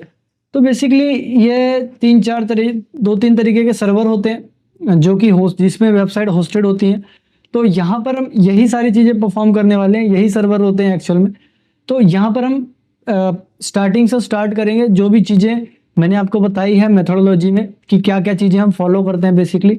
तो फर्स्ट ऑफ ऑल यहाँ पर हम चलेंगे इंफॉर्मेशन गैदरिंग से, ठीक है। फर्स्ट ऑफ ऑल हम यहाँ पर इंफॉर्मेशन गैदरिंग करेंगे उसी PPT के हिसाब से, जो भी हमने यहाँ पर मेथोडोलॉजी बनाई थी उसी के हिसाब से। तो यहाँ पर हम इंफॉर्मेशन गैदरिंग करते हैं। इंफॉर्मेशन गैदरिंग को अगर आपको पता हो, आपने स्टार्टिंग में देखा हो, तो इसको फुट प्रिंटिंग भी कहते हैं। फुट प्रिंटिंग एंड रिकॉनेंसेस कहते हैं इसको बेसिकली। इंफॉर्मेशन गैदरिंग को डायरेक्टली इंफॉर्मेशन गैदरिंग नहीं कहते, ठीक है। टेक्निकल वर्ड इसका फुट प्रिंटिंग है। तो यहाँ पर हम नेटकैट एंड टेलनेट का यूज़ लेने वाले हैं, जो कि काफ़ी बेसिक टूल होने वाले हैं। तो फर्स्ट ऑफ ऑल मैं यहाँ पर टर्मिनल को जूम कर लेता हूँ, ठीक है। टर्मिनल को आप देख सकते हैं यहाँ पर जूम हो चुका है। देन उसके बाद यहाँ पर मैं सिंपली रूट परमिशन दूंगा, ठीक है, एंड पासवर्ड डालूंगा। देन मैं इसको क्लियर कर देता हूँ, दैट्स इट, ओके। यहाँ पर मैं मेरा जो अटैकर है, ये देख सकते हैं, मशीन का नाम मैंने यहाँ पर लिख रखा है। एंड टारगेट यहाँ पर मैं आपको बताऊंगा वेबसाइट, मेरी एक वेबसाइट है एक्चुअल में जो होस्टेड है इसी सर्वर में 2022 में, गो मूवी नाम की वेबसाइट है वो। तो यहाँ पर सबसे पहले मैं नेटकैट के थ्रू उसको यहाँ पर उसकी इंफॉर्मेशन गैदरिंग करने की कोशिश करूँगा। तो यहाँ पर मैं लिखता हूँ नेटकैट, ठीक है, देन -v डबल वी यहाँ पर यूज़ होता है वर्बसिटी के लिए, मतलब डिटेल्स में चीज़ें शो करने के लिए। तो अगर आपने प्रीवियस लेक्चर्स देख रखे हैं आपको पता होगा VV क्या होता है। देन उसके बाद यहाँ पर मुझे वेबसाइट का नाम दे देना है netcat-vv, then www.gomovies.com, that's it. ये मेरी वेबसाइट है, टेस्टिंग वेबसाइट है, जहाँ पर मैं टेक्सटिंग कर सकता हूँ, ठीक है। देन स्पेस देके मैं 80 यहाँ पर लिखूंगा, 80, ठीक है।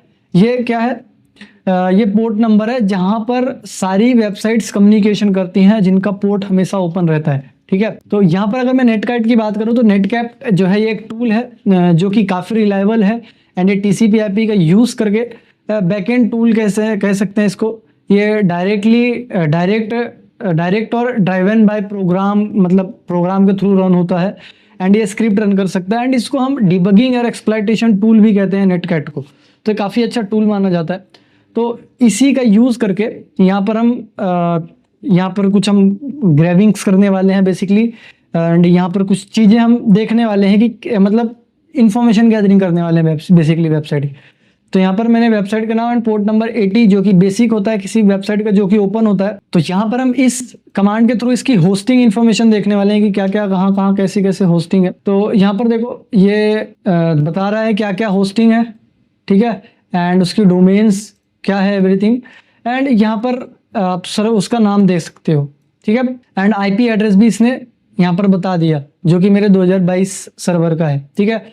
एंड रियल लाइफ में सेम होता है, कोई चेंजेस नहीं होता, ठीक है, क्योंकि ये रियल लाइफ के सर्वर्स ही हैं जो कि एग्जैक्टली आप देख रहे हो यहाँ पर, ठीक है। 2022 रियल लाइफ सर्वर ही है। देन उसके बाद आप यहाँ पर अगर आपने पढ़ा है गेट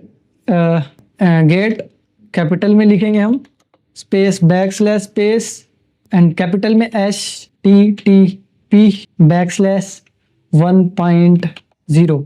ये हमने HTTP का वर्जन इसको डिक्लेयर किया, बताया है बेसिकली गेट रिक्वेस्ट के थ्रू।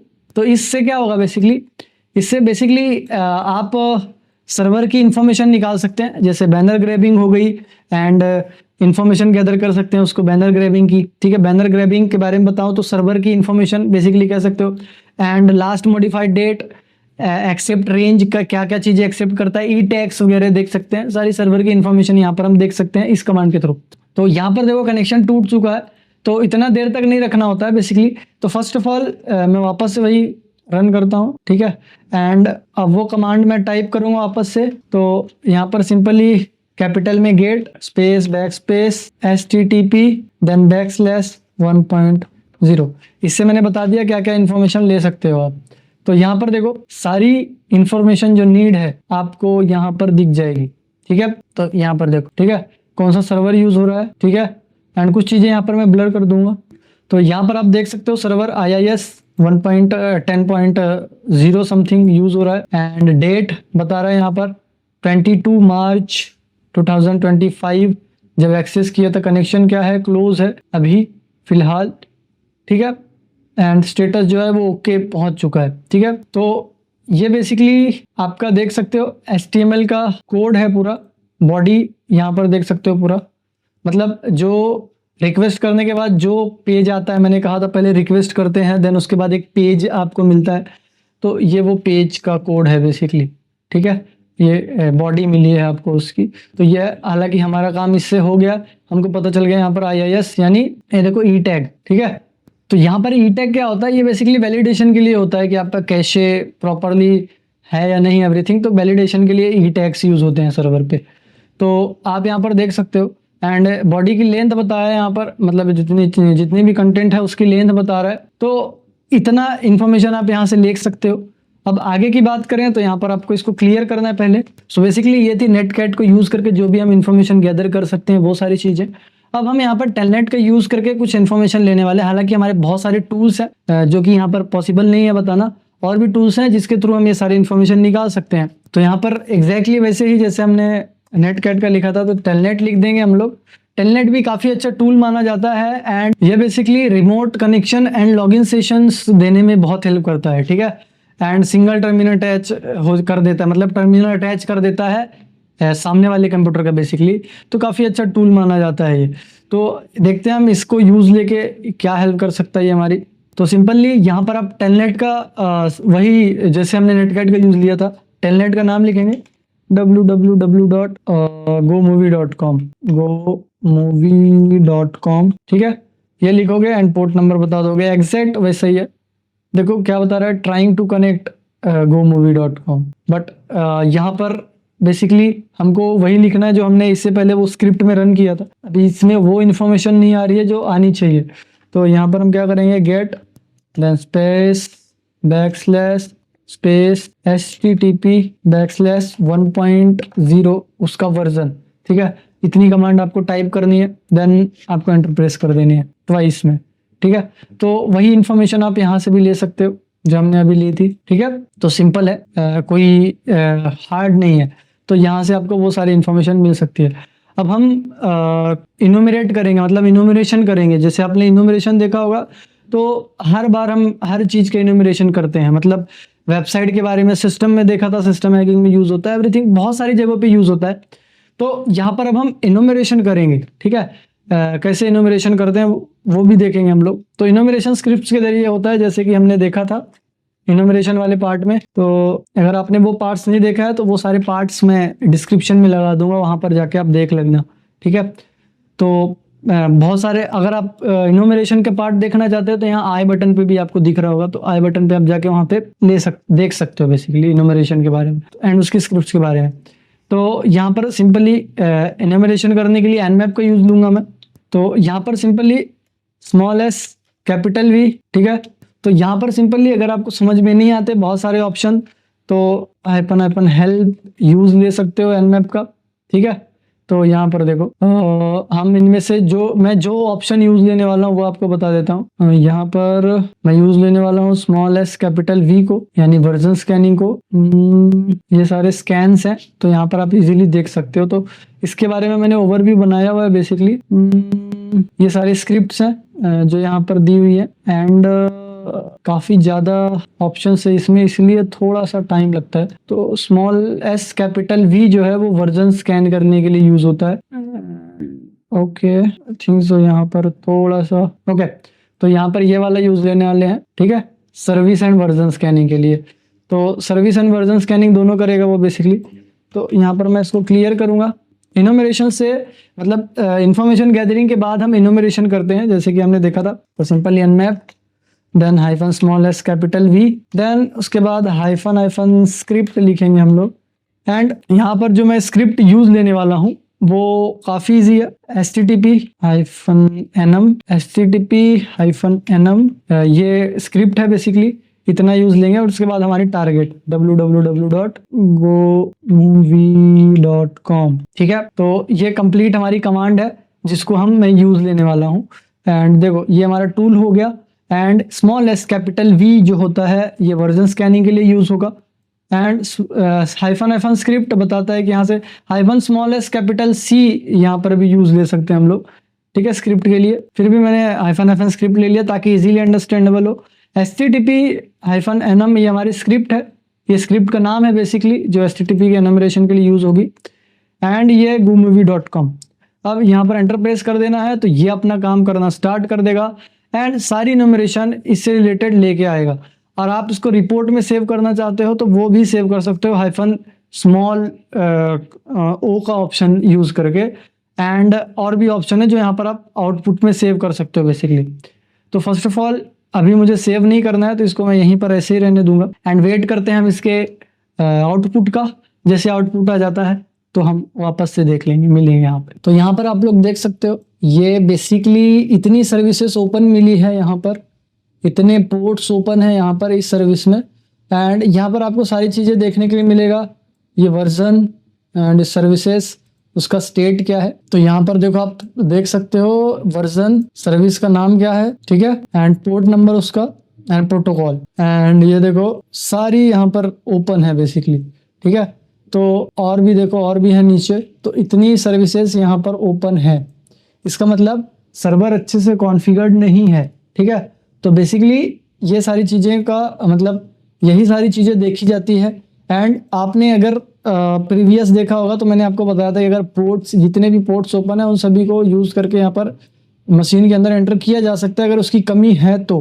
ठीक है, तो यहाँ पर फर्स्ट ऑफ ऑल तो हमको ये एक इन्फॉर्मेशन मिल गई कि कितने पोर्ट्स ओपन है, एवरीथिंग। ठीक है, अब हम नेक्स्ट स्टेप की तरफ मूव करते हैं। तो इतनी इन्फॉर्मेशन निकालने के बाद अब हम आगे बढ़ते हैं। अब हम यहाँ पर ट्रेस मेथड का यूज़ करेंगे पता करने के लिए कि सर्वर वल्नरेबल है या नहीं। हालांकि यहाँ पर दिख रहा है इतने सर्विसेज मिल गई हैं तो हो सकता है इनमें से कुछ सही ना हो, हमारे काम की ना हो। यहाँ पर देखो इसने OS ग्रैबिंग की है, ऑपरेटिंग सिस्टम ग्रैबिंग की है, तो ये बता रहा है यहाँ पर कौन सा सिस्टम चल रहा है, एवरीथिंग। मैक एड्रेस भी लेके आया है सामने वाले। अब नेक्स्ट यहाँ पर मैं सेम यहाँ पर कमांड रन करूँगा। बस यहाँ पर मुझे स्क्रिप्ट का नाम चेंज करना है। तो यहाँ पर मैं NM के जगह ट्रेस स्क्रिप्ट लगाने वाला हूँ, ट्रेस TRAC, ट्रेस सिंपली। तो यहाँ पर मैं थोड़ा सा HTTP-NM के जगह ट्रेस लगा दूंगा बस। तो यहाँ NM को हटा के सिंपली आपको ट्रेस लिख देना है and then -D, small d, destination क्या है आपका या फिर टारगेट बताने के लिए आपको यहाँ पर -D का यूज़ किया जाता है। तो यहाँ पर आप एंटर प्रेस करोगे तो वो डिस्कवरी स्टार्ट कर देगा अपनी। एंड यहाँ पर अगर आप लोग ट्रेस के बारे में नहीं जानते तो ये ट्रेस एक मेथड है, जैसे गेट एंड गेट मेथड है एवरीथिंग, तो ऐसे ही ट्रेस मेथड है जो कि ट्रेस करने में वेबसाइट के अंदर काम आता है। तो यहाँ पर हम ये पूरे रिजल्ट का वेट करते हैं, देन उसके बाद हम आगे बढ़ते हैं। तो यहाँ पर रिजल्ट आ चुका है एंड यहाँ पर आप लोग देख सकते हो एग्जैक्ट वैसे ही चीज़ें आई हैं, लेकिन यहाँ पर एक एक्सटर्नल इन्फॉर्मेशन आई है, आपको दिखाता हूँ मैं। ये सारी चीज़ें तो आ ही गई थी पिछले स्कैन में, मैं आपको और चीज़ें दिखाता हूँ। ये देखो SSL नहीं है, मिसिंग है यहाँ पर। देन उसके बाद यहाँ पर देखो रीज़न बता रहा है कि सर्विस, ये बोल रहा है कि हैकेबल है, रीज़न की वजह से, सिंक्स के वजह से। ठीक है, तो यहाँ पर रीज़न भी बता रहा है ये बेसिकली, मतलब रीज़न का मतलब है कि वो सर्विस क्यों ओपन है बेसिकली। तो ये देखो इसके वजह से ये ओपन है। एंड ये स्क्रिप्ट हमने जो रन की थी अभी, आप ट्राई करके देख सकते हो, कोई ऐसी वेबसाइट जो कि वल्नरेबल है। एंड विदाउट परमिशन किसी भी वेबसाइट में टेस्ट नहीं करना है, ठीक है, क्योंकि ये साइबर क्राइम के अगेंस्ट, ये साइबर क्राइम के अंडर आ जाएगा, इसलिए आपको ये विदाउट परमिशन ट्राई तो बिल्कुल भी नहीं करना है। तो यहाँ पर देखो ये सारे पोर्ट्स हैं, एक बार टाइम आउट हुआ, ये स्क्रिप्ट सारी रन की गई। सो नेक्स्ट यहाँ पर हमने देख लिया ट्रेस स्क्रिप्ट से। अब हम देखने वाले हैं बेसिकली कि होस्ट नेम जो रिजॉल्व करते हैं, मतलब जो डोमेन में होस्ट नेम अवेलेबल है वो क्या क्या है ब्रेकिंग, वो सारी देखते हैं, या फिर होस्ट नेम रिजॉल्व करने के लिए क्या क्या सर्विसेज यूज हो रही है वो सारी चीज़ें देखेंगे। तो उसके लिए भी स्क्रिप्ट है, वो हम रन करके देखेंगे अभी। तो उसके लिए यहाँ पर जो कमांड है वो सिंपल है, nmap, थोड़ी सी लंबी कमांड है, nmap --- स्क्रिप्ट hostmap -bfk, ठीक है, hostmap -bfk हाइफन हाइफन नहीं है, hyphen script hyphen ARGS, then उसके बाद होस्ट मैप हाइफन ARGS, उसके बाद यहाँ पर host map hyphen BFK dot prefix equals to host map hyphen space www dot, यहाँ पर हम दूसरी वेबसाइट रख लेते हैं GoShopping.com, that's it. Enter press करते हैं। अब देखते हैं यहाँ पर, देखो यहाँ पर इतनी सारी सर्विसेज ओपन है जो कि यहाँ पर लॉगिन को रिजॉल्व करते हैं या फिर आपके होस्ट मैप को या फिर होस्ट नेम को रिजॉल्व करती हैं। अब यहाँ पर ट्रेस वाली जो हमारी कमांड थी, यहाँ पर हम इसके ऊपर भी लगा सकते हैं। गो शॉपिंग के ऊपर, ये गो मूवी के ऊपर अभी हमने देखा था, गो शॉपिंग के ऊपर देख लेते हैं। ठीक है, एंटर प्रेस करोगे, यहाँ पर देखो आई थिंक सो क्या बता रहा है ये, ठीक है आई थिंक सो इसने प्रॉपरली वर्क नहीं किया। GoShopping.com कर देते हैं हम लोग, हमने .com नहीं डाला। ओके ना वर्क, तो प्रॉपर डोमेन का फॉर्मेट होना काफ़ी कंपलसरी है, तो वो आप लोग देख सकते हो। तो यहाँ पर देखते हैं, आई थिंक सो पुराने वाले से ज़्यादा आने के चांसेस हैं इसमें। लेट्स सी, यहाँ पर ट्रेस से देखेंगे रीज़न, किस रीज़न से क्या ओपन है एवरीथिंग। देन इसके बाद अब हम फायरवॉल चेक करेंगे कि फायरवॉल प्रॉपरली कॉन्फ़िगर्ड है या नहीं वेबसाइट्स पे। देन उसके बाद हम आगे बढ़ेंगे।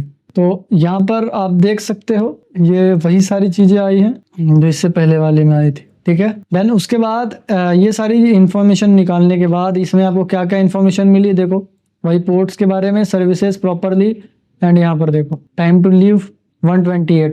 TTL का मैं आपको बता दूं कि TTL जो है टाइम टू लीव मतलब इस जहां से मैं रिक्वेस्ट भेज रहा हूँ यहाँ से बीच में कितने डेस्टिनेशंस आए, मतलब कितने डेस्टिनेशन को रीच कर सकता है, कितने डेस्टिनेशन को मतलब कितने दूर तक जा सकती है रिक्वेस्ट। तो ये 128 है। वैसे ही लिनक्स का 64 होता है, वैसे हर ऑपरेटिंग सिस्टम का अलग अलग होता है।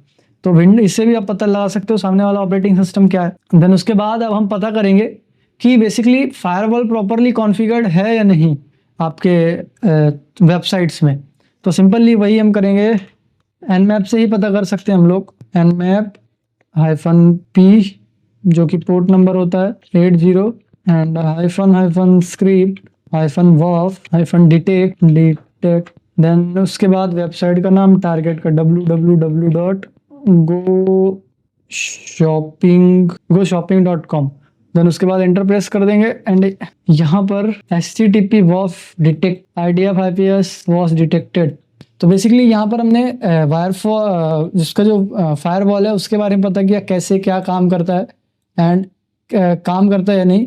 तो यहाँ पर कॉन्फ़िगर्ड तो है, दिखा रहा है डिटेक्टेड, ठीक है, फायरवॉल डिटेक्टेड दिखाया है बट प्रॉपरली कॉन्फ़िगर्ड नहीं है आई थिंक। ठीक है, तो बेसिकली ये थी आपकी फायरवॉल का काम, मतलब हम इसमें कुछ चीज़ें परफॉर्म कर सकते हैं। ठीक है, ओके। सो यहाँ पर अब हम कॉम्प्रोमाइज़ करना स्टार्ट करेंगे, मतलब अटैक्स परफॉर्म करेंगे सर्वर पे। तो यहाँ पर बेसिकली मैं इसको क्लियर करता हूँ, क्लियर नहीं करेंगे तो भी चलेगा, आपको दिख ही रहा होगा यहाँ पर प्रॉपरली मैं टाइप कर रहा हूँ, जूम इन है। तो फर्स्ट ऑफ ऑल हम डिक्शनरी अटैक ट्राई करेंगे इसमें, जो कि क्रेडेंशियल को क्रैक करेगा बेसिकली। ठीक है, तो यहाँ पर हमको इस चीज़ को परफॉर्म करने के लिए एक यूज़र भी चाहिए होगा। तो फॉर एग्जांपल ये वाली मशीन अटैकर है एंड यहाँ पर यूज़र जो है ये विंडोज़ 10 है, तो उसको मैं यहाँ पर एज अ विक्टिम मानता हूँ। तो यहाँ पर फर्स्ट ऑफ ऑल उसकी IP मुझे पता है, आप लोग IP स्कैनिंग करके यहाँ पर IP स्कैनिंग करके IP निकाल सकते हो। फिर भी मैं यहाँ पर स्टार्टिंग से स्टार्ट करूँगा, मतलब IP आप लोग तो निकाल लोगे मुझे पता है, एंड मुझे IP पता है, मैंने स्कैन कर रखी है इसलिए मुझे पता है। तो मैं आप नेट डिस्कवर यूज़ कर सकते हो IP के लिए, तो मैं डायरेक्ट IP डाल के यूज़ करूँगा।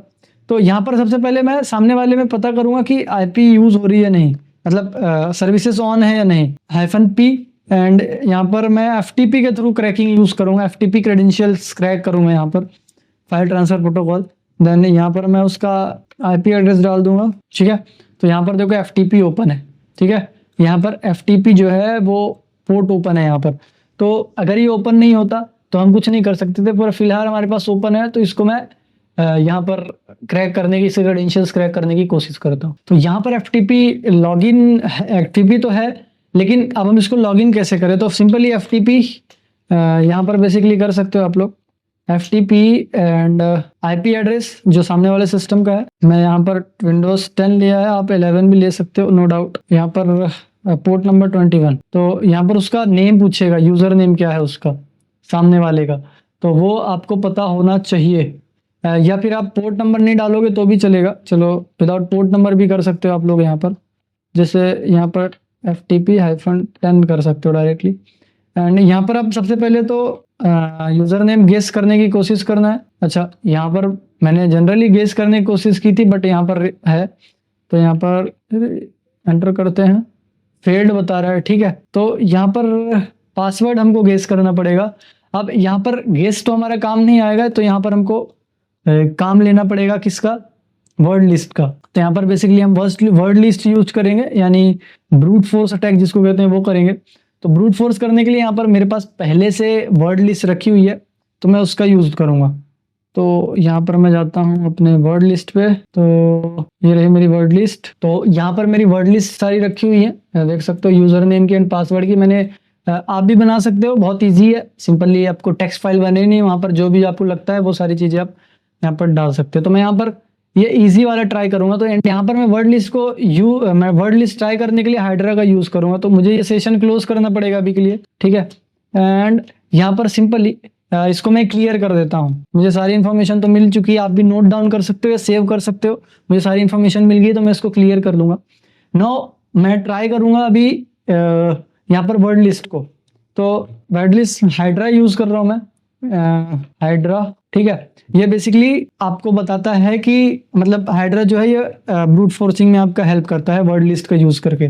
तो यहाँ पर सिंपली मैं हाइड्रा को यूज़ करता हूँ, कैपिटल L से इसको बताऊँगा, लॉगिन जो क्रेडेंशियल रखा हुआ है, या फिर लॉगिन ID जो है, होम जहाँ पे मेरी वर्ड लिस्ट रखी है वो लोकेशन यहाँ पर मुझे लिखना पड़ेगा, होम, अटैकर, देन यहाँ पर डाउनलोड, तो यहाँ पर डाउनलोड्स, देन यहाँ पर मुझे वो वर्ड लिस्ट देनी पड़ेगी। तो यहाँ पर वो वर्ड लिस्ट जो है यूज़र समथिंग है, कैपिटल U है आई थिंक सो, यूज़र नेम TXT, ठीक है। तो ये मेरी यूज़र नेम हो गई। पासवर्ड के लिए मैं -P यूज़ करूँगा पासवर्ड के लिए।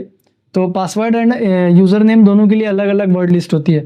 तो सिंपली यहाँ पर भी वैसे ही है, होम, ठीक है, attacker, and then download, then यहाँ पर पासवर्ड के लिए एक पासवर्ड की नाम की फाइल होगी, तो मैं password.txt राइट। तो ये दो वर्ड लिस्ट है मेरी, ठीक है। अब हमको किस पे ट्राई करना है, वो सर्विस एंड IP एड्रेस लिख देना सिंपली। तो सिंपली मैं यहाँ पर लिखूँगा FTP कॉमन कॉलम $10/10.10.10 जो मेरा IP एड्रेस है, सिंपली मतलब सामने वाले सिस्टम का IP एड्रेस है वो।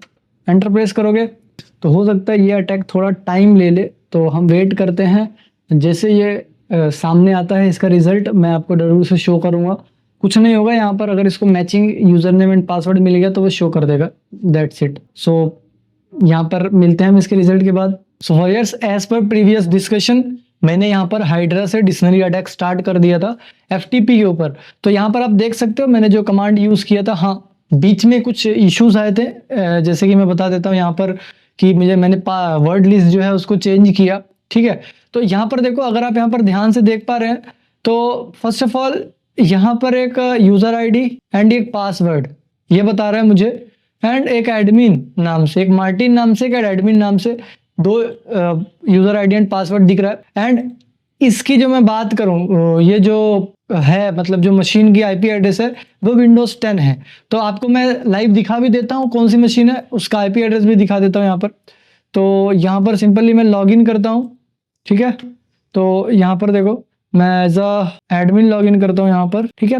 देखो मैंने लॉगिन कर लिया, आई थिंक सो यहाँ पर कुछ सेटअप लेगा क्योंकि मैंने लॉगिन किया ही नहीं है इसको, एंड डायरेक्टली मैंने स्टार्ट कर दिया था विदाउट लॉगिन ही। तो यहाँ पर देखो मैं इसका CMD ओपन करता हूँ, ये CMD मैंने ओपन कर दिया है। एंड यहाँ पर आप देख सकते हो CMD में यहाँ पर IP कॉन्फ़िग करता हूँ मैं, IP कॉन्फ़िग, ठीक है। तो यहाँ पर इसका IP एड्रेस आप देख सकते हो 10.10.10, ठीक है, एंड डिफॉल्ट गेटवे एवरीथिंग। तो ये इसका IP एड्रेस है। तो इसी का हमने FTP ग्रैब किया है, बेसिकली FTP का जो क्रेडेंशियल्स है उसको मैंने यहाँ पर ग्रैब किया है।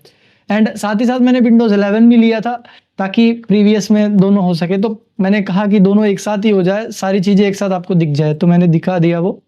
तो पहला टूल तो मैंने हाइड्रा लिया, इससे मैंने ट्राई किया तो ये मुझे 2 मिले, ठीक है, एक एडमिन का और एक मार्टिन का, एंड ये मैंने विंडोज 10 पे किया, ठीक है। एंड उसके बाद साथ ही मैंने दूसरा भी टूल यहाँ पर यूज किया, मैं आपको दिखा देता हूँ। ये देखिए, ये टूल है मेडुसा, ठीक है, ये भी हाइड्रा के जैसे ही है, ब्रूट फोर्स के लिए यूज होता है, ठीक है। अब यहाँ पर देखो, यहाँ पर थोड़ा सा कॉम्प्लिकेटेड है समझना, तो मैं आपको दिखाता हूँ। देखो यहाँ पर पहले लास्ट लाइन, तो यहाँ पर एडमिन वाला मिला मुझे, एंड इसका जो आईपी है वो भी विंडोज 10 ही है, ठीक है। तो ये देखो, ठीक है, पहला मिल गया अकाउंट, एक फाउंड हो गया ये वाला, एंड सेकेंड वन यहाँ पर देख सकते हैं आप, एक जैसन का मिला, उसका पासवर्ड, ठीक है, एंड साथ ही साथ यहाँ पर मार्टिन का मिला सक्सेस, ठीक है। तो यहाँ पर लगातार मुझे 3 मिले, एंड मैंने word list as it is यहाँ पर चेंज करके रखा हुआ है। अब यहाँ पर क्या होता है ना कि कई बार आपको ऐसा हो सकता है कि पासवर्ड बस गेस करना है, इन्फॉर्मेशन गैदरिंग इसीलिए तो करते हैं ताकि हम पासवर्ड गेस कर सके, तो हमने गेसेबल पासवर्ड यहाँ पर रखा था, एंड एफटीपी का ट्राई हमने किया था बेसिकली, ठीक है। एफटीपी के जरिए हमको पता चला कि एफटीपी ओपन है, इसलिए हमने ये सारी चीजें की, सारी चीजें यहाँ पर हमने परफॉर्म की। तो बेसिकली ये सारे क्रेडेंशियल्स हैं, ठीक है। अब मेडुसा हाइड्रा के बाद मैंने एक टूल और यूज किया, ठीक है। तो यहाँ पर मैंने काली पे ये दोनों टूल यूज किया, मेडुसा एंड हाइड्रा। उसके बाद यहाँ पर मैं पैरेट पे, देखो पैरेट पे मैंने सबसे फेमस टूल जो कि पेन टेस्टिंग के लिए भी माना जाता है, एंड काफ़ी रिलायबल है, काफ़ी अच्छा टूल है ये माना जाता है बेसिकली। तो यहाँ पर देखो मैंने यहाँ पर ट्राई किया था, इसमें ये था विंडोज़ 11 का, ठीक है। यहाँ पर देखो विंडोज़ 11 में हमने ट्राई किया था ये। तो इसमें एक तो ये देखिए ये मिला है, ठीक है, ये एडमिन का मिल गया है। देन सेकेंड वन ये देखो एक सक्सेसफुल लॉगिन, एक ये मिला है शेला का, देन ये मिला है एक मार्टिन का, एंड ये मिला है एक जैसन का। मतलब यहाँ पर 4 मिले हैं। तो कंटिन्यूसली आप यहाँ पर देख सकते हैं कि अलग अलग जो टूल्स हैं वो अलग अलग रिजल्ट दे सकते हैं, इसलिए मैंने यहाँ पर सारे टूल्स को इंक्लूड किया ताकि एक फाइनलाइज रिजल्ट आ सके कि कौन सा टूल कैसे काम करता है। आप अपने अकॉर्डिंग कोई भी टूल यूज ले सकते हैं। तो यहाँ पर देखो मैंने यहाँ पर विंडोज 10 पे भी ट्राई किया था, बट इसने प्रॉपरली काम नहीं किया यहाँ पर, ठीक है। तो यहाँ पर मेटास्प्लॉयटेबल में या फिर MSF कंसोल में आप यहाँ पर देख सकते हो साइड में जो लाइन दिख रही है ना, रेड रेड रेड रेड ये वाली, ठीक है, ये लाइंस, ठीक है। तो ये रेड है, मतलब फाउंड नहीं हुआ है, लेकिन जहाँ पे फाउंड हो जाता है वहां पर ग्रीन हो जाती है। मैं आपको दिखाता हूँ जहाँ पर मिला हुआ है, ये देखिए, ये सॉरी ये देखिए ये ग्रीन है, एक मिनट, ये देखिए ये ग्रीन है, ये भी ग्रीन है, प्लस का आइकॉन आ गया है जहाँ पर भी मिल जाता है क्रेडेंशियल। वैसे ही मैंने यहाँ पर विंडोज 10 में भी ट्राई किया, बट ये वाला ट्राई नहीं किया। हो सकता है इसमें मैंने जो डिक्शनरी है या फिर जो वर्ड लिस्ट है वो मैंने दूसरी यूज की थी, तो उस वजह से, उसके वजह से भी हो सकता है। तो यहाँ पर मुझे सारा इनकरेक्ट ही मिला, प्रॉपरली अच्छे से काम नहीं किया मतलब इस डिक्शनरी ने, ठीक है। तो यहाँ पर मैंने खुद से बनाई एक डिक्शनरी, देन उसके बाद मैंने ट्राई किया। तो यहाँ पर जाहिर सी बात है प्रैक्टिस के लिए किया जाता है, प्रैक्टिस के लिए बनाया जाता है, तो इजीली हो जाते हैं। लेकिन जब आप रियल लाइफ में करोगे तो वहाँ पर थोड़ा आपको स्ट्रगल मिल सकता है। ये प्रैक्टिस के लिए आपको इसलिए बताई जाती है ताकि आप देख सको कि रियल लाइफ में कैसी चीज़ें होती हैं, ठीक है। ऐसा ना हो कि आपको आपने पढ़ लिया एंड आपको पता भी नहीं कि कैसे चीज़ें होती हैं, FTP कैसे लॉगिन करते हैं, एवरीथिंग।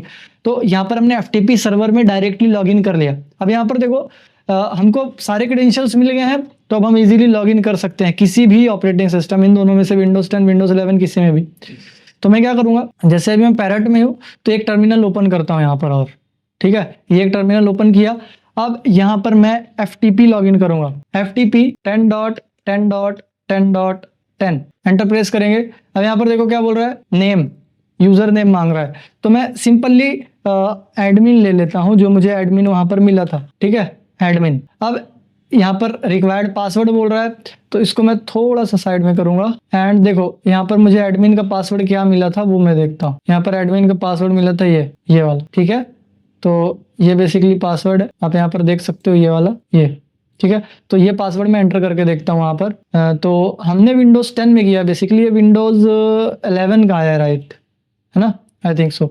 तो मैं विंडोज 10 वाला देख लेता हूँ। विंडोज 10 का आई थिंक सो मैंने काली से किया था, काली में होगा, ठीक है। उसका भी पासवर्ड सेम ही है, लॉगिन हो जाएगा। तो मैं पैरेट में जाता हूँ एंड मैं यहाँ पर लॉगिन करता हूँ। तो यहाँ पर पासवर्ड $, का सिंबल, W0ID पासवर्ड, ओके। क्या बोल रहा है, लॉगिन फेल्ड। ओके, तो इसको कंट्रोल Z करेंगे हम लोग और एक बार फिर से लॉगिन ट्राई करेंगे, ठीक है। एंड यहाँ पर मैं एडमिन पासवर्ड PA एंड $2 के symbol W0RD password, let's see user login, ठीक है। यहाँ पर देख सकते हो आप, बोल रहा है यूजर लॉगिन। अब हमने विंडोज 10 पे लॉगिन किया है, हम साथ विंडोज 11 में भी लॉगिन कर सकते हैं, इसके बाद मैं दिखाता हूँ आप। तो विंडोज 10 में FTP से लॉगिन हो गया। अब यहाँ पर हम करें क्या, FTP में करना क्या होता है, सिंपली यहाँ पर आप हेल्प कमांड का ट्राई करो, हेल्प। तो यहाँ पर आप देखो एक है जो आप लोग जानते होंगे mkdir, सबसे फेमस कमांड है। गेट है, आप गेट मेथड का यूज़ कर सकते हैं, प्रॉक्सी एंड एवरीथिंग, ये सारी कमांड pwd रन कर सकते हो। तो मैं pwd करता हूँ, यहाँ पर मैं हूँ कहाँ, तो यहाँ पर देखो pwd /root दिखा रहा है बेसिकली। चलो मैं यहाँ पर mkdir करता हूँ, मैं डायरेक्टरी करता हूँ, तो देखते हैं क्या होता है mkdir, ठीक है।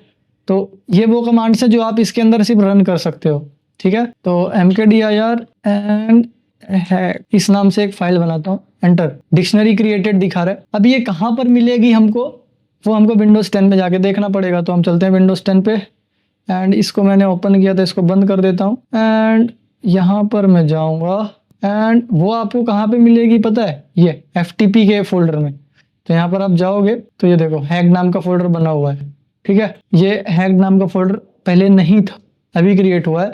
चलो हो सकता है मैंने क्रिएट कर दिया हो, आपको लग रहा हो, तो मैं विंडोज 11 में चल के दिखाता हूँ आपको।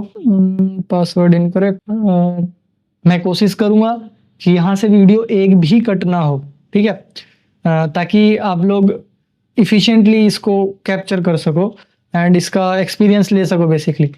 तो यहाँ पर ये लॉगिन हो रहा है, तब तक मैं कनेक्शन क्रिएट कर लेता हूँ एंड कनेक्शन क्रिएट करने तक मैं बिल्कुल भी इस वीडियो यहाँ से कट नहीं कराऊंगा। वैसे छोटी मोटी गलतियों से, छोटी मोटी चीज़ें जो गलतियाँ मेरे बोलने में हो जाती है उसको कट करना पड़ता है ताकि एक्सपीरियंस आप लोगों का अच्छा रहे। फिर मैं कोशिश करूँगा ये कट ना हो। तो यहाँ पर मैं सिंपली लॉगिन करूँगा, देन FTP एंड यहाँ पर 10.10.10.11 ये विंडोज़ 11 का IP एड्रेस है जो कि मैं आपको दिखा देता हूँ। ये देखो ये लॉगिन हो चुका है यहाँ पर विंडोज़ 11 एंड यहाँ पर मैं CMD ओपन कर लेता हूँ। काफ़ी स्लो है क्योंकि 3-4 मशीन एक साथ चल रही हैं यहाँ पर। तो IP config, तो यहाँ पर आप देख सकते हो इसका IP एड्रेस ये रहा, ठीक है। अब मैं जो चीज़ आपको दिखाने जा रहा हूँ वो देखिए। ओके, यहाँ पर मैं आ गया हूँ एंड यहाँ से मैं जाऊँगा C में एंड यहाँ पर देखो FTP कोई फोल्डर नहीं है, आप देख सकते हो एम्प्टी फोल्डर है ये पूरा, ठीक है। अब देखो मैं यहाँ पर क्रिएट करता हूँ लॉगिन करके, तो FTP, ठीक है। अब सिंपली मैं यहाँ पर एडमिन मेरे को मिला है, एडमिन, मैं एडमिन से ही करता हूँ बेसिकली लॉगिन। तो एडमिन पासवर्ड डालता हूँ या एक ही बार में लॉगिन सक्सेसफुल, ठीक है। वैसे ही यहाँ पर भी आप हेल्प सेम है, कोई इशू नहीं है, विंडोज FTP एक ही जैसे काम करेगा। देखो अगर आपको पता है कि कौन सी सर्विस किस लिए यूज़ होती है तो उस सर्विस के थ्रू आप एक्सेस ले सकते हो। FTP फाइल ट्रांसफर प्रोटोकॉल होता है जो कि सर्वर में आप फाइल्स रिसीव करते हो, डाउनलोड कर सकते हो, वो सारी चीज़ें इसी का काम होता है। तो नेटवर्किंग का पूरा कॉन्सेप्ट मैंने इसका बताया हुआ है, नेटवर्किंग की पूरी वीडियो भी मैं डिस्क्रिप्शन में डाल दूंगा, वो भी देख सकते हो आप लोग। तो यहाँ पर बेसिकली मैं mkdir करता हूँ। चलिए मैं यहाँ पर NVH एंड विदाउट स्पेस, यहाँ पर थोड़ा सा मुझे लैग देखने के लिए मिल रहा है मशीन का, oh sorry for this. Okay now NVH underscore add, ठीक है। ये मैंने एक देख सकते हो इस तरह का नाम लिखा है ये मैंने, एंड कुछ कैपिटल स्मॉल बीच में मैंने अप डाउन कर दिया ताकि इजी उसकी पहचानने में, आइडेंटिफिकेशन इजी हो जाए। एंटर प्रेस करते हैं, क्या बोल रहा है, डायरेक्टरी क्रिएटेड, बट हमने विंडोज 11 में देखा था, अभी मैंने आपको दिखाया कि कोई डायरेक्टरी नहीं थी, अब देखो बन चुकी है, ठीक है। तो बेसिकली ये है, अब वो डायरेक्टरी एम्प्टी है, उसके अंदर कुछ है नहीं। तो ऐसे मैलिशियस डायरेक्टरीज बनाई जा सकती हैं FTP के थ्रू। तो किसी भी सर्वर का एक्सेस, देखो आपका सिस्टम जो होता है, एक सर्वर सिस्टम की अगर मैं बात करूं, ये सिस्टम आपका सर्वर भी हो सकता है, मतलब आप ही का सिस्टम सर्वर भी बन जाता है, आप ही का सिस्टम क्लाइंट भी बन सकता है, ठीक है। सर्वर एंड क्लाइंट दोनों जैसा बिहेव कर सकता है, उसमें कोई ये वाली बात नहीं, हर एक सिस्टम कर सकता है, ठीक है। तो FTP आपके सिस्टम में इसलिए अवेलेबल है क्योंकि ये सर्वर भी है, ठीक है, फाइल्स ट्रांसफर कर सकता है, डाउनलोड के लिए अवेलेबल कर सकता है। तो एक ही सिस्टम को सर्वर एंड क्लाइंट बनाया जा सकता है, ठीक है। तो ये थी आपकी basically practical part of FTP का, कि एफटीपी को कैसे मतलब एक सर्वर को कैसे एक्सेस किया जा सकता है, उसकी डिटेल्स कैसे फाइंड की जा सकती है, एवरीथिंग। तो आई होप वॉरियर्स आप सभी को ये प्रैक्टिकल समझ में आया होगा, सारी थ्योरी समझ में आई होगी। इसी के बहुत सारे अटैक्स जो है ना, जैसे web application and web servers, ठीक है, यूज तो दोनों में सर्वर ही हो रहा है ना, तो इन दोनों में बेसिकली कुछ कॉमन अटैक्स होते हैं। तो और सारे अटैक मतलब जो वेब एप्लीकेशन में अटैक हो सकते हैं वो वेब सर्वर में भी होते हैं, ठीक है। तो इसी को ध्यान में रखते हुए एंड इसी चीज़ को ध्यान में रखते हुए बहुत सारी जो अटैक्स हैं वो वेब एप्लीकेशंस में है, मतलब वेब एप्लीकेशन वाले मॉड्यूल्स में है। तो जब इसके आगे जो वीडियो आएगी ना, हम उसमें देखेंगे कि वेब एप्लीकेशन हैकिंग क्या होती है, वेब एप्लीकेशंस क्या होते हैं एंड इन दोनों में बिग डिफरेंस क्या है। जैसे कि मैंने कहा कि मैं बताऊंगा सारी चीज़ें, एक्सप्लेन करूंगा कि वेब एप्लीकेशंस जैसे मैंने कहा था डिफरेंट होते हैं, एवरीथिंग। तो इसके बारे में हम कंप्लीटली देखेंगे कि क्या है एक्चुअल में वेब एप्लीकेशन, ठीक है, एंड कंपैरिजन भी देखेंगे। उसी के साथ यहाँ पर मैं और चीज़ें एक्सप्लेन कर देता हूँ। अब जैसे ये सारी चीज़ें हो पा रही है, किस वजह से हो पा रही है, जो मैंने हैक किया या फिर हमने जो प्रैक्टिकल किया यहाँ पर, ठीक है, किस वजह से हुई है। ये हो पाया है बेसिकली सर्वर में मिस कॉन्फ़िगरेशंस की वजह से या फिर सिस्टम में मिस कॉन्फ़िगरेशन की वजह से। हो सकता है फायरवॉल अच्छे से कॉन्फ़िगर ना हो सकता है नेटवर्क अच्छे से कॉन्फ़िगर ना हो। तो मैंने आपको सारी चीज़ें बताई है कि इसकी सिक्योरिटी क्या है, इसके काउंटर मेजर्स क्या है।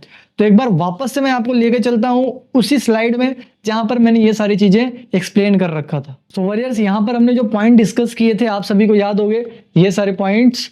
तो यही पॉइंट्स हैं बेसिकली, इन्हीं को ध्यान में रख के आप सारी चीज़ें कर सकते हो, मतलब सारी चीज़ें सिक्योर रख सकते हो। एंड ये यही पॉइंट्स हैं जो कि आपको सिक्योर रख सकते हैं बेसिकली, ठीक है।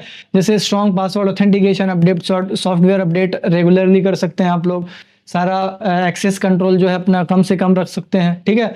सिक्योरिटी कॉन्फ़िगरेशन अच्छे से कर सकते हैं, फायरवॉल अप्लाई कर सकते हैं, ऑडिट्स करा सकते हैं, राइट। एंड ऑडिट्स के साथ साथ आप पेन टेस्टिंग करा सकते हैं। ये सारी चीज़ें हैं आपके लिए।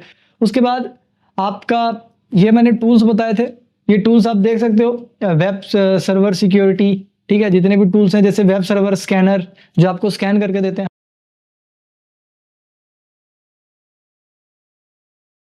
तो जैसे कि आप स्क्रीन पर देख पा रहे हैं, ये बड़ा सा एक वर्ड में लिखा हुआ वेब एप्लीकेशंस, तो इसके नीचे कुछ और वर्ड लिखे हुए हैं। तो बेसिकली ये सारी चीज़ें हम सीखने वाले हैं यहाँ पर, ठीक है। ये सारी चीज़ें इसमें आपसे सीखोगे आप लोग, ठीक है। तो फर्स्ट ऑफ ऑल यहाँ पर देखो टेबल कंटेंट बताया गया है। यहाँ पर एक चीज़ मैंने ऐड नहीं की है, ठीक है, इसमें एडेड नहीं है, जैसे कि web application versus web server, जो कि इसमें जरूर से होने वाला है। मैं आपको आगे जब उसका टाइम आएगा तो मैं जरूर से बताऊंगा, ठीक है। पहले हम समझ लेते हैं, आपने वेब सर्वर के बारे में समझा था, इसकी प्रीवियस वीडियो में बताया था मैंने। अगर वो वीडियो आपने नहीं देखी है तो यहाँ पर आपको लिंक मिल जाएगा, बेसिकली उसका आई बटन पे लिंक आ रहा होगा, या फिर डिस्क्रिप्शन में भी जाके देख सकते हो, आप उसको चेक कर सकते हो, प्ले लिस्ट में तो आपको मिल ही जाएगा, तो वहाँ पर आप जाके देख सकते हो। अभी इसके पहले ही जस्ट अपलोड हुई थी वीडियो, इससे जस्ट पहले जो वीडियो अपलोड हुई थी वही वीडियो है, तो आप जाके उसको चेकआउट कर सकते हो, आपको अच्छा माइंड क्लियरेंस मिल जाएगा, ठीक है। वैसे हम इसमें कवर अप तो करने वाले हैं इन दोनों में क्या फ़र्क होता है। तो यहाँ पर ये आपकी सारी चीज़ें होने वाली हैं, जो कंटेंट है यहाँ पर, ठीक है। इंट्रोडक्शन, बेसिक्स क्या होने वाला है, बेसिक्स के बिना तो हम आगे बढ़ ही नहीं सकते, क्योंकि बेसिक्स बहुत इंपॉर्टेंट है। देन उसके बाद common web application attacks, web application security testing, web application security tools क्या क्या है, काउंटर मेजर्स क्या है, एंड कंक्लूजन क्या है। एंड नो डाउट इसमें प्रैक्टिकल भी है, तो प्रैक्टिकल एंड टेस्टिंग भी करने वाले हैं हम लैब पर अपने, ठीक है। तो बेसिकली ये सारी चीजें हैं। देन हम मूव करते हैं नेक्स्ट।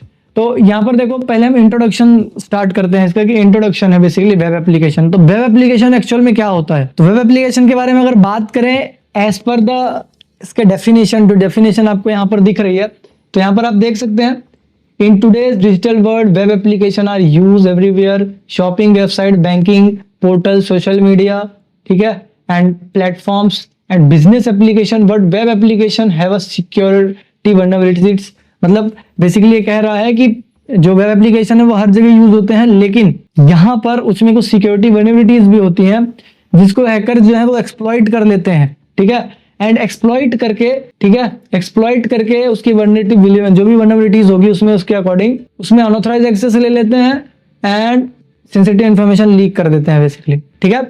तो ये बेसिकली क्या है, वेब एप्लीकेशन के बारे में बता रहे हैं कि वेब एप्लीकेशन हर जगह यूज होता है, लेकिन आपके माइंड में होगा ये वेब एप्लीकेशन एक्चुअल में है क्या। वेबसाइट के बारे में सुना है मैंने, वेब एप्लीकेशन पहली बार सुन रहे हूँ या फिर बहुत दिनों से सुन रहा हूँ, आज तक क्लियर नहीं हुआ। तो देखो वेब एप्लीकेशन सिंपल सा वर्ड है, वेब का एप्लीकेशन, ठीक है। जैसे आप ऐप स्टोर इंस्टॉल करते हो बस वही है ये, ठीक है। ऐसे ऐप्स होते हैं जैसे ऐप्स आप अपने फोन में इंस्टॉल करते हो, राइट, लेकिन वेब एप्लीकेशन आप वेब ब्राउजर से एक्सेस करते हो। ये वाले ऐप जो होते हैं आप वेब ब्राउजर से एक्सेस करते हो, ठीक है।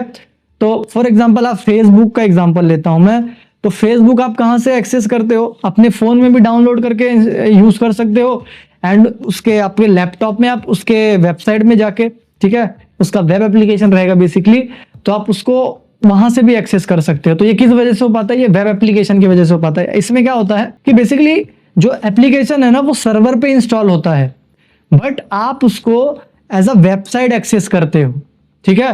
तो बेसिकली दोनों में डिफरेंस ये है कि फोन में तो आप इंस्टॉल करके ऐप इंस्टॉल ही कर लेते हो, जो आप फोन इंस्टॉल ऐप करते हो इंस्टॉल, उसको हम क्या कहते हैं, एप्लीकेशन, ठीक है। ऐप्स कहते हो या एप्लीकेशन करते हो, उसका फुल फॉर्म तो वही है, एप्लीकेशन। वैसे ही यहाँ पर एप्लीकेशन भी होता है, वेब एप्लीकेशन होता है, ठीक है। तो वेब एप्लीकेशंस यही है कि मतलब उसको बस एक डेस्कटॉप के हिसाब से बनाया जाता है, एंड वो ऑलरेडी इंस्टॉल्ड होता है किसमें, आपके सर्वर पे, ठीक है। मतलब जैसे फेसबुक, इंस्टाग्राम, मल्टीपल जो भी वेबसाइट, जैसे यूट्यूब की बात करूं, मल्टीपल चीजें हैं। यूट्यूब भी तो आपका वेब एप्लीकेशन है ना, क्योंकि ये वेब ब्राउजर पे भी एक्सेस कर सकते हो आप लोग, राइट, एंड इसको आप एप्लीकेशन के तौर पर भी अपने फोन में भी इंस्टॉल कर सकते हो। तो ऐसे एप्लीकेशंस जो आप फोन में भी उनका ऐप इंस्टॉल कर लो, एंड सेम उसी का सेम एग्जैक्ट उसी का वर्जन आप अपने डेस्कटॉप पे चला पाओ, लैपटॉप पे चला पाओ, बड़ी स्क्रीन पर चला पाओ, तो ये बेसिकली क्या होगा, वेब एप्लीकेशन। आई होप ये क्लियर हो गया होगा। अब उसी की बात करूं मैं वेबसाइट्स की, जो वेब सर्वर होते हैं वेबसाइट्स की, तो उसमें क्या डिफरेंस होता है कि वहां पर पेजेस मिलते हैं आपको, ठीक है। वेब के पेजेस मिलते हैं, मतलब पहले पेज में गए, दूसरे पेज में गए। यहां पर ऐसा नहीं होता, यहां पर जो इंटरफेस आपको फोन में मिलेगा वही इंटरफेस आपको लैपटॉप में मिलेगा, लेकिन थोड़ा बड़ा साइड एंड थोड़ा सा आगे पीछे मिलेगा, बाकी एग्जैक्ट होता है। वेबसाइट में पेजेस होते हैं, ठीक है, मतलब अलग अलग तरह के पेजेस होते हैं। जैसे आपके बुक में पेजेस होते हैं, पहले पेज पे कुछ और मिलेगा, दूसरे पेज में कुछ और मिलेगा, है ना। तो वेबसाइट को आप फोन में, मतलब फोन में एप्लीकेशन उनका इंस्टॉल नहीं कर सकते, उसका कोई एप्लीकेशन नहीं आता है, ठीक है, वो ऑनलाइन ही होती है सिर्फ, ठीक है। लेकिन वेब एप्लीकेशन का आप ऐप भी इंस्टॉल कर सकते हो अपने फोन्स में, है ना। एंड वेबसाइट्स को आप बेसिकली क्रोम ब्राउजर या गूगल्स में सर्च करके या फिर अलग अलग ब्राउजर में एक्सेस कर सकते हो, ठीक है।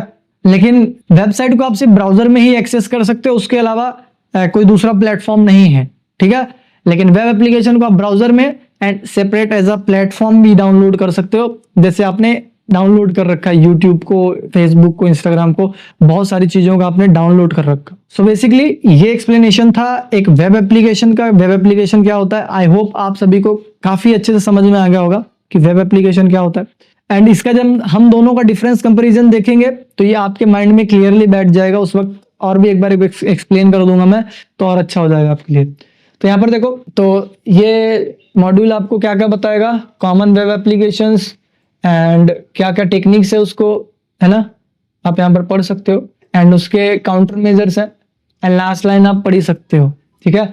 With the knowledge you will able to understand techniques जो भी है, ठीक है। वर्ड्स में चाहता हूँ कि बोलना नहीं चाहूँ, क्योंकि यहाँ पर प्रैक्टिकल होने वाला है तो थोड़ा सा इश्यू बना रहता है, ठीक है। तो वहां पर हम देख लेंगे। तो वॉरियर्स यहाँ पर हम देखेंगे बेसिकली अब वेब एप्लीकेशंस का जो बेसिक्स होता है उसके बारे में, कि क्या क्या बेसिक्स होते हैं जो हमको देखने पड़ते हैं यहाँ पर। तो फर्स्ट ऑफ ऑल यहाँ पर मैं दिखाता हूँ आपको, देखिए ये बेसिक्स हैं वेब एप्लीकेशन के। तो व्हाट इज वेब एप्लीकेशन, ठीक है, इसके बारे में हम जानेंगे। देखो वेब एप्लीकेशन के बारे में जैसे मैंने अभी बताया, दोनों के बारे में मैं हालांकि बताया, तो स्टार्टिंग से बताता हूँ कि वेब एप्लीकेशन क्या है। तो वेब एप्लीकेशन जैसे कि इसके नाम से पता चल रहा है कि एक एप्लीकेशन है, ठीक है, एक तरह का सॉफ्टवेयर है जो वेब सर्वर पर होस्ट होता है, मतलब, ठीक है, मतलब एक एप्लीकेशन आप कहाँ स्टोर करते हो, अपने फोन में, ठीक है। लेकिन ये वाले एप्लीकेशन जिसकी मैं बात कर रहा हूँ वेब एप्लीकेशन, ये स्टोर होते हैं किसी सर्वर पर, ठीक है, एंड इसको आप एक्सेस करते हो किसी न किसी ब्राउजर से, ठीक है। ये एकदम वेबसाइट जैसे ही होते हैं, लेकिन एक्चुअल में वेबसाइट होते नहीं है, ठीक है। इनका काम वर्किंग डिफरेंस होता है, टोटली अलग होता है एक वेबसाइट से। एंड वेबसाइट की बात करूं तो वो यहाँ पर डिलीवर करता है वेब पेजेस, लेकिन ये एक्चुअल में पूरा का पूरा कंप्रेस्ड एप्लीकेशन होता है जिसको कुछ आपको डिलीवर करने की जरूरत नहीं होती। एक बार आपने इसको सर्च किया तो आप पूरा एक्सेस कर सकते हो उसको। जैसे आप एक बार अपने एप्लीकेशन को खोला, आपने किसी भी फोन के जैसे यूट्यूब को आपने खोला तो आपको वहां पर बार बार रिक्वेस्ट करने की जरूरत नहीं पड़ेगी, एक बार आपने खोल लिया तो आपको सारे फीचर विजुअल मिल जाएंगे। लेकिन वेबसाइट में ऐसा नहीं होता, वहां पर हर पेज के लिए आपको सर्वर को रिक्वेस्ट भेजनी पड़ती है, ठीक है। तो बेसिकली ये होते हैं वेब एप्लीकेशंस, ठीक है। देन यहाँ पर मैं बताऊं आपको तो वेब एप्लीकेशन जो है ना दो तरह के होते हैं, एक होता है स्टैटिक वेब एप्लीकेशन एंड दूसरा होता है डायनेमिक वेब एप्लीकेशन, ठीक है। वेब एप्लीकेशन जो है स्टैटिक वेब एप्लीकेशन ये सिंपल होता है, मतलब एकदम सिंपल होता है, न ज्यादा ग्राफिक एवरीथिंग, ये सिंपली होता है, HTML और CSS का यूज करके बनाया जाता है इसको, ठीक है। मतलब नॉर्मली रहेगा। देन जो दूसरा डायनेमिक वाला है ये बेसिकली डेटाबेस और स्क्रिप्टिंग पर लैंग्वेज पर यूज करता है बेसिकली, मतलब इसका अलग से एक डेटाबेस होता है एंड ये स्क्रिप्टिंग भी यूज करता है, इसमें कुछ स्क्रिप्ट्स भी यूज होती हैं, ठीक है। तो डेटाबेस क्या होता है, डेटाबेस बेसिकली मैनेजेबल डेटाबेस होता है, जैसे कुछ कुछ वेबसाइट्स की तरह, ठीक है। तो कह सकते हो कि इसका एक अलग से डेटाबेस होता है, डेटाबेस यूज करेगा। HTML वाला सिर्फ आपको शो करेगा, लेकिन जो नॉर्मल वाला है स्टैटिक वाला वो फिक्स रहेगा, मतलब एक ही जैसा फिक्स रहेगा स्टैटिकली, ठीक है। उसमें ना कोई चेंजेस हो जाए कर सकते हो आप, ना कुछ, बस आप उसमें चीजें रीड कर सकते हो। जैसे कोई ऐसी वेबसाइट जो बुक आपको दिखाती है सिर्फ आप उसमें बुक रीड कर सकते हो बस। लेकिन जो डायनेमिक वेब एप्लीकेशन होते हैं ये बेसिकली आपके कुछ डेटा, मतलब डेटाबेस स्टोर करने के लिए कुछ डेटाबेस रखते हैं, मतलब डेटाबेस सर्वर अलग से होता है उनका, जैसे आपका पासवर्ड्स, आपका लॉगिन आईडी, एवरीथिंग, ये सारे मैनेज करने के लिए वहां पर एक अलग से सर्वर होता है उसका, ठीक है। एक में उसका डेटाबेस स्टोर होगा एंड दूसरे सर्वर में उसका बेसिकली जो भी एप्लीकेशन है वो स्टोर होगा, ठीक है, मतलब मैन एप्लीकेशन स्टोर होगा। तो यहाँ पर देखो यहाँ पर आपका ये डायनेमिक स्टैटिक मतलब फिक्स रहेगा, एक पेज के जैसे ही रहेगा, सिंपली नॉर्मल, आपको पता भी नहीं चलेगा वेबसाइट है, वेब एप्लीकेशन नॉर्मल ऐसे रहेगा।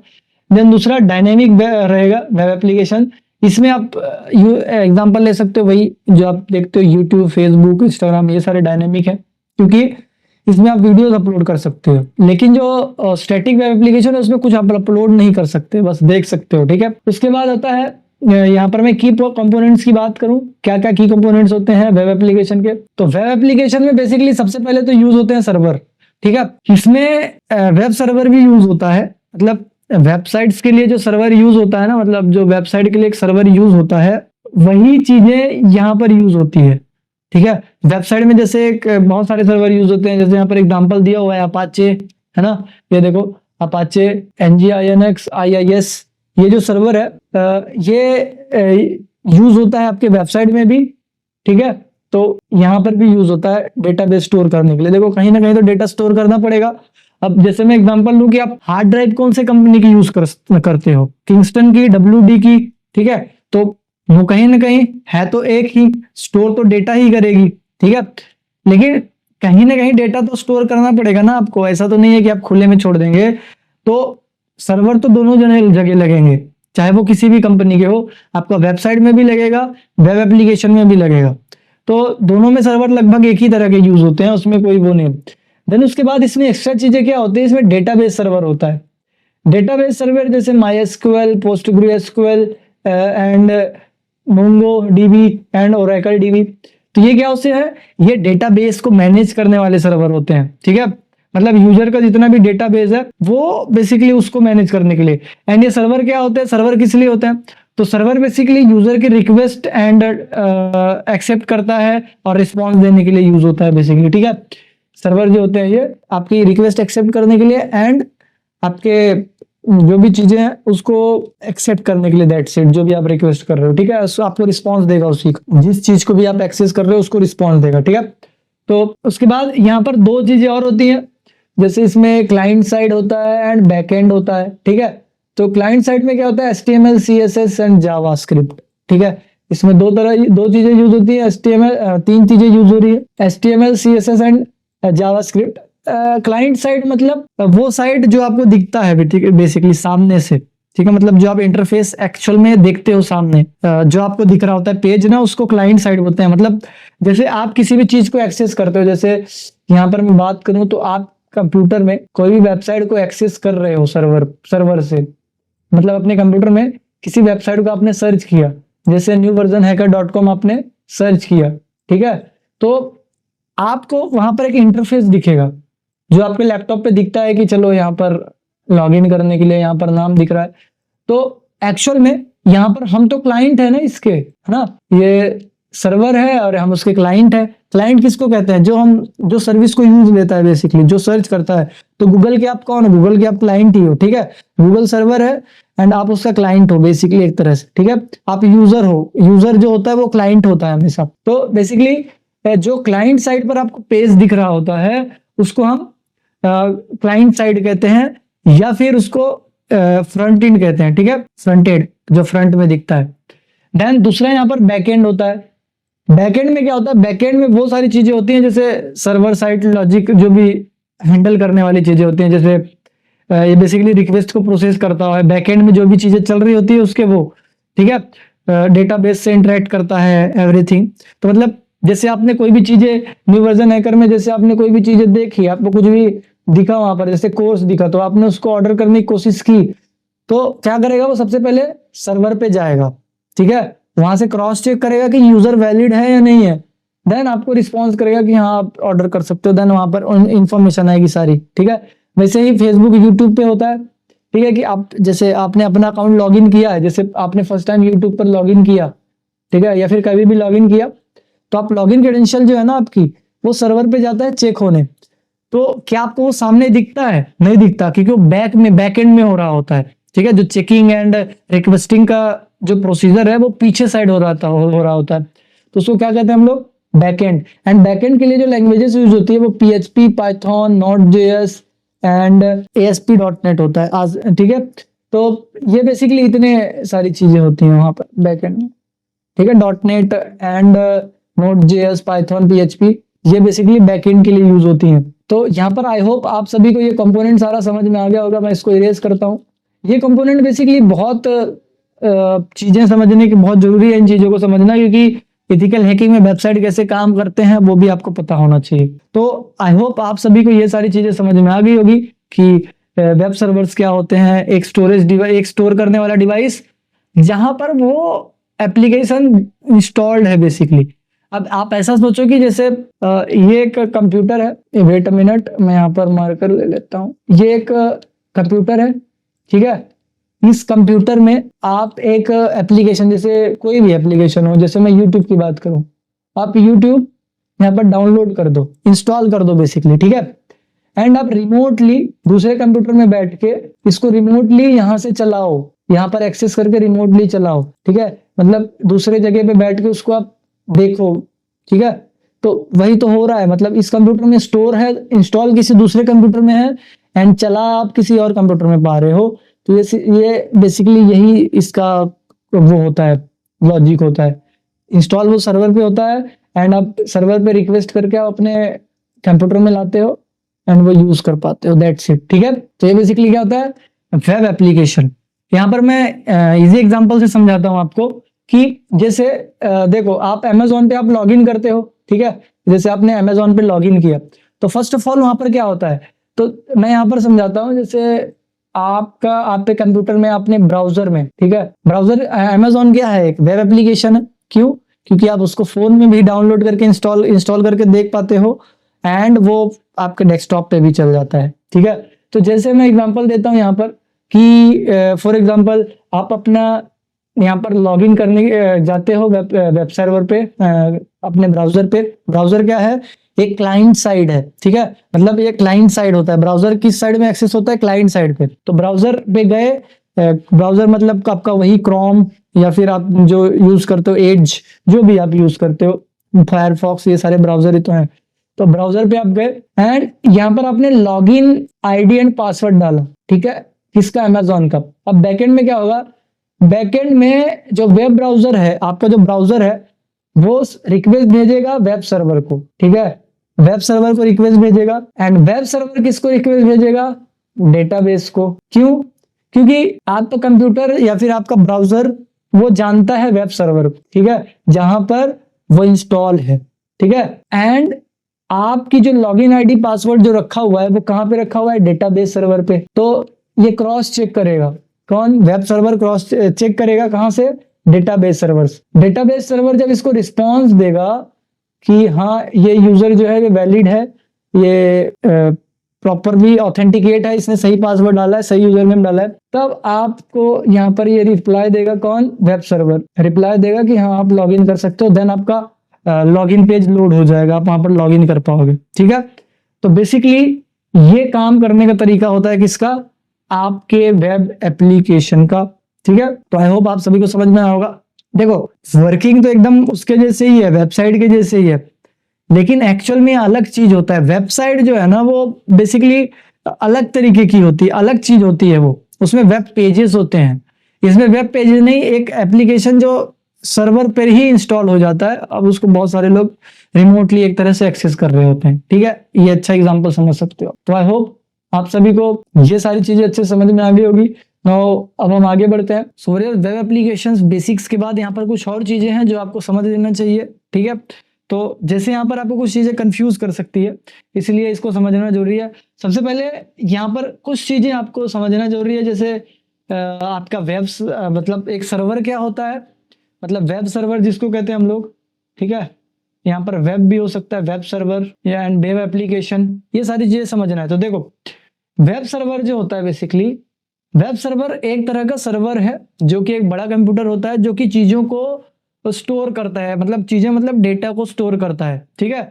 तो देखो वेब सर्वर जो है चीजों को डिलीवर करने के काम आता है, क्योंकि जो चीज जो स्टोर करेगा वही तो डिलीवर करेगा। तो ये डेटा स्टोर करता है, पेजेस को स्टोर करता है, ठीक है, या फिर इसी के अंदर सॉफ्टवेयर जो है वो स्टोर होते हैं सारी चीजें, ठीक है। तो कह सकते हो कि एक आपके जो कंप्यूटर आप यूज करते हो, लैपटॉप यूज करते हो, एक उसका एक अपग्रेडेड बड़ा वर्जन, ठीक है, उसका एक बड़ा साइज वाला कंप्यूटर, उसको सर्वर कहेंगे, ठीक है। एंड उसके बाद जो वेब एप्लीकेशन है वो आपका सॉफ्टवेयर होता है जो इंटरेक्टिव होता है, जैसे जो आपका सॉफ्टवेयर होता है वो सर्वर पे इंस्टॉल होता है, इसी पे इंस्टॉल होता है ये, ठीक है, इस पे इंस्टॉल होता है ये। वेबसाइट भी इसी पे स्टोर होती है, ठीक है। तो जो सर्वर होते हैं बेसिकली वो चीजों को स्टोर करते हैं। तो वेब एप्लीकेशन वो होता है जो स्टोर होता है सर्वर पर, मतलब इंस्टॉल तो सर्वर पर होता है, एंड वो बहुत सारे फीचर्स प्रोवाइड करता है आपको, जैसे आप उसमें वीडियो अपलोड कर सकते हो और बहुत मल्टीपल चीजें कर सकते हो आप, ठीक है। उसके बाद handle request server static content, ठीक है, मतलब जो भी रिक्वेस्ट होती हैं उसको हैंडल करता है, ठीक है। एंड ये जनरेट डायनेमिक कंटेंट, ये बेसिकली एक तरह से कभी अब तो सर्वर भी डायनेमिक होते हैं कई कई, लेकिन ये जो है स्टैटिक कंटेंट एक साथ डिलीवर करता है। जैसे कि आप लॉगिन पेज एक सेट कर दोगे कि इस जब कोई यूजर रिक्वेस्ट करे तो आपको ये वाला पेज डिलीवर करना है, ठीक है, लॉगिन पेज डिलीवर करना है। तो ये सर्वर क्या करेगा? सिर्फ लॉगिन पेज ही डिलीवर करेगा। तो ये क्या करे, एंड जो वेब एप्लीकेशन होता है ये डायनेमिक चीजें आपको देता है, मतलब आप पहले लॉगिन करेंगे, देन आपको उसके अंदर बहुत सारी चीजें मिलेगी, आप रील्स देख सकते हो, जैसे यूट्यूब के एग्जांपल लो तो वीडियोस देख सकते हो, अपलोड कर सकते हो, बहुत सारी चीजें। तो ये वेब एप्लीकेशन का। देन सर्वर का एग्जांपल लूँ तो अपाचे, nginx, IIS ये नाम है। जैसे मैं IIS की बात करूँ तो ये विंडोज का है, ठीक है, एंड ये दोनों लिनक्स में यूज होते हैं, अपाचे एंड nginx, ठीक है। एंड वेब एप्लीकेशन की बात करूँ तो देखो फेसबुक, जीमेल, अमेजोन, ठीक है, ये सारे क्या होते हैं? वेब एप्लीकेशन, ठीक है। अब आपको यहाँ पर ये चीजें समझने की जरूरत है कि जैसे सर्वर तो मैंने बता दिया एक स्टोरेज डिवाइस होता है जिसके अंदर सारी चीजें स्टोर होती है, एंड वेब एप्लीकेशन के बारे में बता दिया कि वेब एप्लीकेशन एक क्या होता है? एप्लीकेशन होता है जो सर्वर पर इंस्टॉल होता है, मतलब इसी पर, ठीक है, web server and web application में स्टोर होता है। अब यूज तो वर्ड दोनों में यूज हो रहा है, वेब, ठीक है, web server and web application दोनों में यूज हो रहा है। तो सर्वर मतलब आई होप आप सभी को समझ में आया होगा। अब मैं आपको एक कंपैरिजन और दिखाता हूं जो कि काफी ज्यादा जरूरी है। वो क्या है? तो वो कंपैरिजन होता है आपका basically website and web application का। तो वेबसाइट एंड वेब एप्लीकेशन में क्या होता है, यहाँ पर मैं अगर बात करूँ वेबसाइट की, तो यहाँ पर आप देख सकते हैं कि वेबसाइट जो होते हैं उसके बारे में इधर लिखा हुआ है एंड वेब एप्लीकेशन के बारे में इधर लिखा हुआ है। तो इन दोनों में क्या होता है, वेबसाइट एंड वेब एप्लीकेशंस क्या होते हैं? तो फर्स्ट ऑफ ऑल वेबसाइट जो होती है ये कलेक्शन ऑफ वेब पेजेस होते हैं विद स्टैटिक और डायनेमिक कंटेंट। मतलब ये बहुत सारे पेजेस को मिलाकर बनाई जाती है, जैसे कि आपकी बुक बनाई जाती है, ठीक है? आपकी बुक जैसे बनाई जाती है ना, उसमें मल्टीपल चीज़ें होती हैं, ठीक है? एंड मल्टीपल पेजेस होते हैं बेसिकली। पहला पेज, देन दूसरे पेज पे जाओ, फिर तीसरे पेज पे जाओ। आप गूगल पे जाते हो तो वहाँ पर नीचे देखना आपको 1 2 3 4 ऐसे नंबरिंग दिखेंगे, तो वो क्या है? वो पेजेस हैं बेसिकली, ठीक है? वेब के पेजेस है कि आप पहले पेज का कंटेंट खत्म हो गया, आप दूसरे पेज पे जाइए, ठीक है? वैसे ही आपकी बुक होती है कि पहले पेज दूसरे पेज, तो ऐसे बहुत सारे पेजेस को मिला के एक वेबसाइट को बनाई जाती है। देन वेब एप्लीकेशन की मैं बात करूं तो ये एक सॉफ्टवेयर होता है, ठीक है? जो सिर्फ और सिर्फ इसमें पेजेस यूज नहीं होता, ये वन बंडल होता है, ठीक है? मतलब एक तरह का बंडल होता है। फॉर एग्जांपल जैसे कि मैं बात करूं, वेबसाइट हो गई आपकी बुक, एंड मैं इसको मान लेता हूं जो आपके वेब पेजेस होते हैं, वेब एप्लीकेशंस होते हैं बेसिकली। वेब एप्लीकेशन आपका एक तरह का आपका फोन हो सकता है, ठीक है? फोन कैसे? तो वो एकदम कॉम्पैक्ट है, उसमें क्या अलग अलग पार्ट्स हैं बाहर अलग से, मतलब एक ही साथ पैक कर दिया गया उसमें सारी चीजें, ठीक है? मतलब वो पैक है एंड आपको बहुत सारी इंटरेक्टिव चीजें दे सकता है वो, आप उसके अंदर बहुत सारी चीजें एक्सेस कर सकते हो, ठीक है?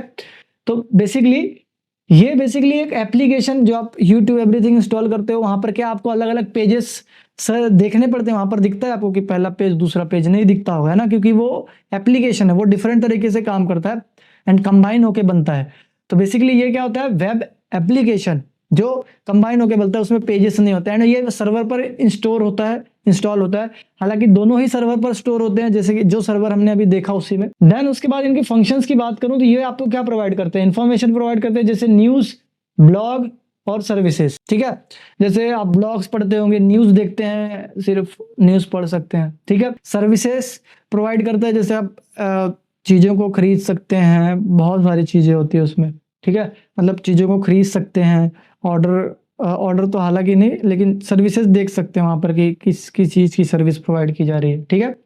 तो मतलब न्यूज़ एंड इन्फॉर्मेशन ब्लॉग्स जो आप पढ़ते हो वो वेबसाइट पर होता है। लेकिन ये जो वेब एप्लीकेशन है ये allow user to interact, data processing and dynamic content and update, ठीक है? कंटेंट अपडेट्स वो मिलते रहते हैं, मतलब इसमें आपको डेली अपडेट्स मिलते रहेंगे, जैसे YouTube, Instagram, Facebook, multiple of चीजें, गूगल, ठीक है? तो ये एवरीथिंग एक तरह से कह सकते हो कि आपका वेब एप्लीकेशन होते हैं, ठीक है? वेब एप्लीकेशन आपके डायनेमिक होंगे, आपको डेली कंटेंट उसमें आप अपलोड कर पाओगे, मतलब वेबसाइट से कहीं ज्यादा चीजें आप कर सकते हो उसमें, ठीक है? वेब एप्लीकेशन होते हैं एंड इसका यूजर इंटरफेस मोस्टली लिमिटेड होता है, जैसे रीडिंग के लिए एंड व्यूइंग के व्यू करने के लिए, मतलब देखने के लिए और रीड करने के लिए ही कंटेंट होता है। लेकिन वेब एप्लीकेशन की बात करूँ तो ये हाईली इंटरेक्टिव होता है, जैसे आप इसमें फॉर्म सबमिशन कर सकते हो, ट्रांजैक्शन कर सकते हो, रियल टाइम अपडेट्स जो होते हैं, रियल टाइम कम्युनिकेशन होता है वो इसी पे हो पाता है, ठीक है? जूम की बात करूं, जो जूम आप यूज करते हो वो भी एक तरह का वेब एप्लीकेशन है, ठीक है?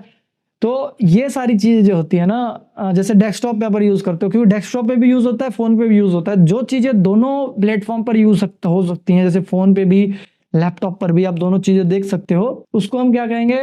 वेब एप्लीकेशन कहेंगे। और जो सिर्फ और सिर्फ डेस्कटॉप पर या फिर ब्राउजर पर ही एक्सेस की जा सके, ठीक है? मतलब मैं इस तरीके से बोल रहा हूँ कि दोनों जगह पे इंस्टॉल हो सके।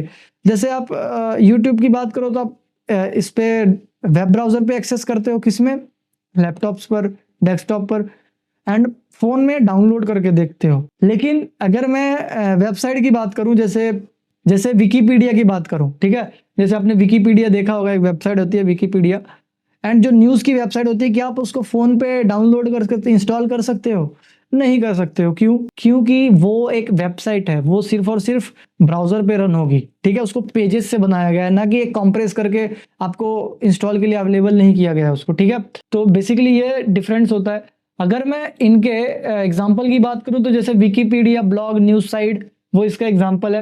एंड वेब एप्लीकेशन तो वैसे बहुत सारे एग्जाम्पल दे दिए, तो फेसबुक, जीमेल जो होता है, ऑनलाइन बैंकिंग भी वेब एप्लीकेशन के अंदर आती है, ठीक है? तो ये सारी चीज़ें जो होती है ना, ये एंड ओवरऑल सारा सोशल मीडिया, ठीक है? जितना भी सोशल मीडिया है वो आप वेब एप्लीकेशन के थ्रू कर सकते हो, ठीक है? मतलब वेब एप्लीकेशन के अंदर ही आता है। एंड वन थिंग मोर, मैं आपको एक चीज़ और बता दूं कि अगर आप web application security and ethical hacking इसको एक्सेस करना या फिर हैकिंग सीख जाते हो, देन आप सोशल मीडिया भी समझ सकते हो, ठीक है। तो क्योंकि सोशल मीडिया वेब एप्लीकेशन ही है, राइट। तो मैं अपडेट कर दूं कि ये जैसे आपने डिस्क्लेमर में स्टार्टिंग में देखा था कि एजुकेशन पर्पस के लिए है, ताकि आप अपनी सिक्योरिटी कर सको, अपने करियर को सिक्योरिटी में इथिकली आगे बिल्ड कर सको एंड इथिकल तरीके से आप चीज़ों को हैंडल करो, इसलिए सिखाई जा रही है, ना कि लीगल काम के लिए, ठीक है। तो यहाँ पर हम आगे बढ़ते हैं एंड यहाँ पर देखते हैं कि कॉमन क्या क्या अटैक हो सकते हैं, मतलब क्या क्या कॉमन अटैक हो सकते हैं एक वेब एप्लीकेशन में, ठीक है। क्योंकि ओवरऑल वीडियो तो वेब एप्लीकेशन के बारे में ही है एंड वेब सर्वर के बारे में मैंने बता दिया था आपको। वेब एप्लीकेशन वेबसाइट सेम, ठीक है। एंड वेब सर्वर के बारे में आप लास्टली आपने वेब सर्वर के बारे में देखा था, वेब एप्लीकेशन के बारे में सीख जाओगे तो आप तो वेबसाइट के बारे में ज़्यादा जानने की जरूरत नहीं, सेम ही है, एग्जैक्टली सेम है, ठीक है। And web servers exact same है, ठीक है। मतलब वेब सर्वर तो स्टोरिंग वाले होते हैं बेसिकली। तो यहाँ पर देखो मैं अगर पहले यहाँ पर बात करूँ, फर्स्ट जो आपका यहाँ पर अटैक है वो होता है एसक्यूएल इंजेक्शन, एसक्यूएलआई, ठीक है। एसक्यूएलआई अटैक जो होता है ना बेसिकली, जैसे एसक्यूएलआई इंजेक्शन जो है ये बेसिकली एक टेक्निक होती है जिसमें जो हैकर्स होते हैं वेब एप्लीकेशन के डेटाबेस मैंने बताया था, अभी याद होगा आपको, डेटाबेस में जिसमें आपके सारा डेटा स्टोर होता है, यूजर नेम पासवर्ड, उसको मैनिपुलेट करते हैं, ठीक है। इससे अटैकर अनऑथराइज एक्सेस ले सकते हैं, ठीक है। अगर अनऑथराइज एक्सेस मिल गया तो आपको पता है, एंड डेटा चुरा सकते हैं, ठीक है, या फिर कुछ मॉडिफिकेशन कर सकते हैं, राइट। तो बेसिकली ये इसका एग्जांपल है, मतलब ये इसका नॉर्मली समझाने का तरीका है कि इसके साथ जब मतलब देखो आपने एक तरह का, अभी मैंने डेटाबेस दिखाया था आपको, अगर आपने यहाँ पर ध्यान दिया हो, कौन सा डेटाबेस है यहाँ पर, एसक्यूएल, ठीक है। तो एसक्यूएल का डेटाबेस, एसक्यूएल जहाँ पर यूज हो रहा है वहाँ पर डेटाबेस होगा, ठीक है, मतलब डेटाबेस स्टोर करने के लिए यूज होगा। तो बेसिकली आपके डेटाबेस के साथ मैनिपुलेशन कर सकता है वो, किसी भी वेबसाइट के डेटा के साथ एसक्यूएल इंजेक्शन करके मैनिपुलेशन कर सकता है।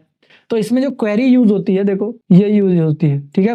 ये क्या है, ये बेसिकली इसका मतलब ये है कि जैसे एसक्यूएल की क्वेरी, मतलब अगर ये रन हो गया, ठीक है, सामने वाले के कंप्यूटर में अगर ये रन हो गया तो इसका मतलब ये हो गया कि आप बिना पासवर्ड डाले उस वेबसाइट में लॉगिन कर सकते हो, ठीक है, ठीक है। तो बेसिकली ये एक कह सकते हो कि ये एक तरह से एक क्वेरी है, ठीक है, एक लॉजिक है जो कि वेबसाइट के साथ उसको मैनिपुलेशन करने के लिए यूज होता है। तो अगर ये किसी वेबसाइट पर रन हो जाए, विदाउट परमिशन करना नहीं है किसी में भी, तो ये अगर रन हो जाए तो एक तरह से कह सकते हो उसमें एसक्यूएलआई की वर्नेबिलिटी है, ठीक है। एंड और भी बहुत सारे चीजें होती हैं, आप आगे चल के हम देखेंगे, ठीक है। और भी बहुत सारे इसमें क्वेरीज होती हैं, एक एग्जांपल है। तो इसको रन कर दिया जाता है एंड अगर ये रन हो गया वहां पर, तो इसका आप मतलब जब ये वहां पर रन हो जाएगा तो आपको पासवर्ड डालने की जरूरत नहीं पड़ेगी। अब एसक्यूएल मैंने बता तो दिया कि चलो ये कमी है, लेकिन किसी वेबसाइट में कमी है तो आप इसको कैसे सिक्योर करेंगे।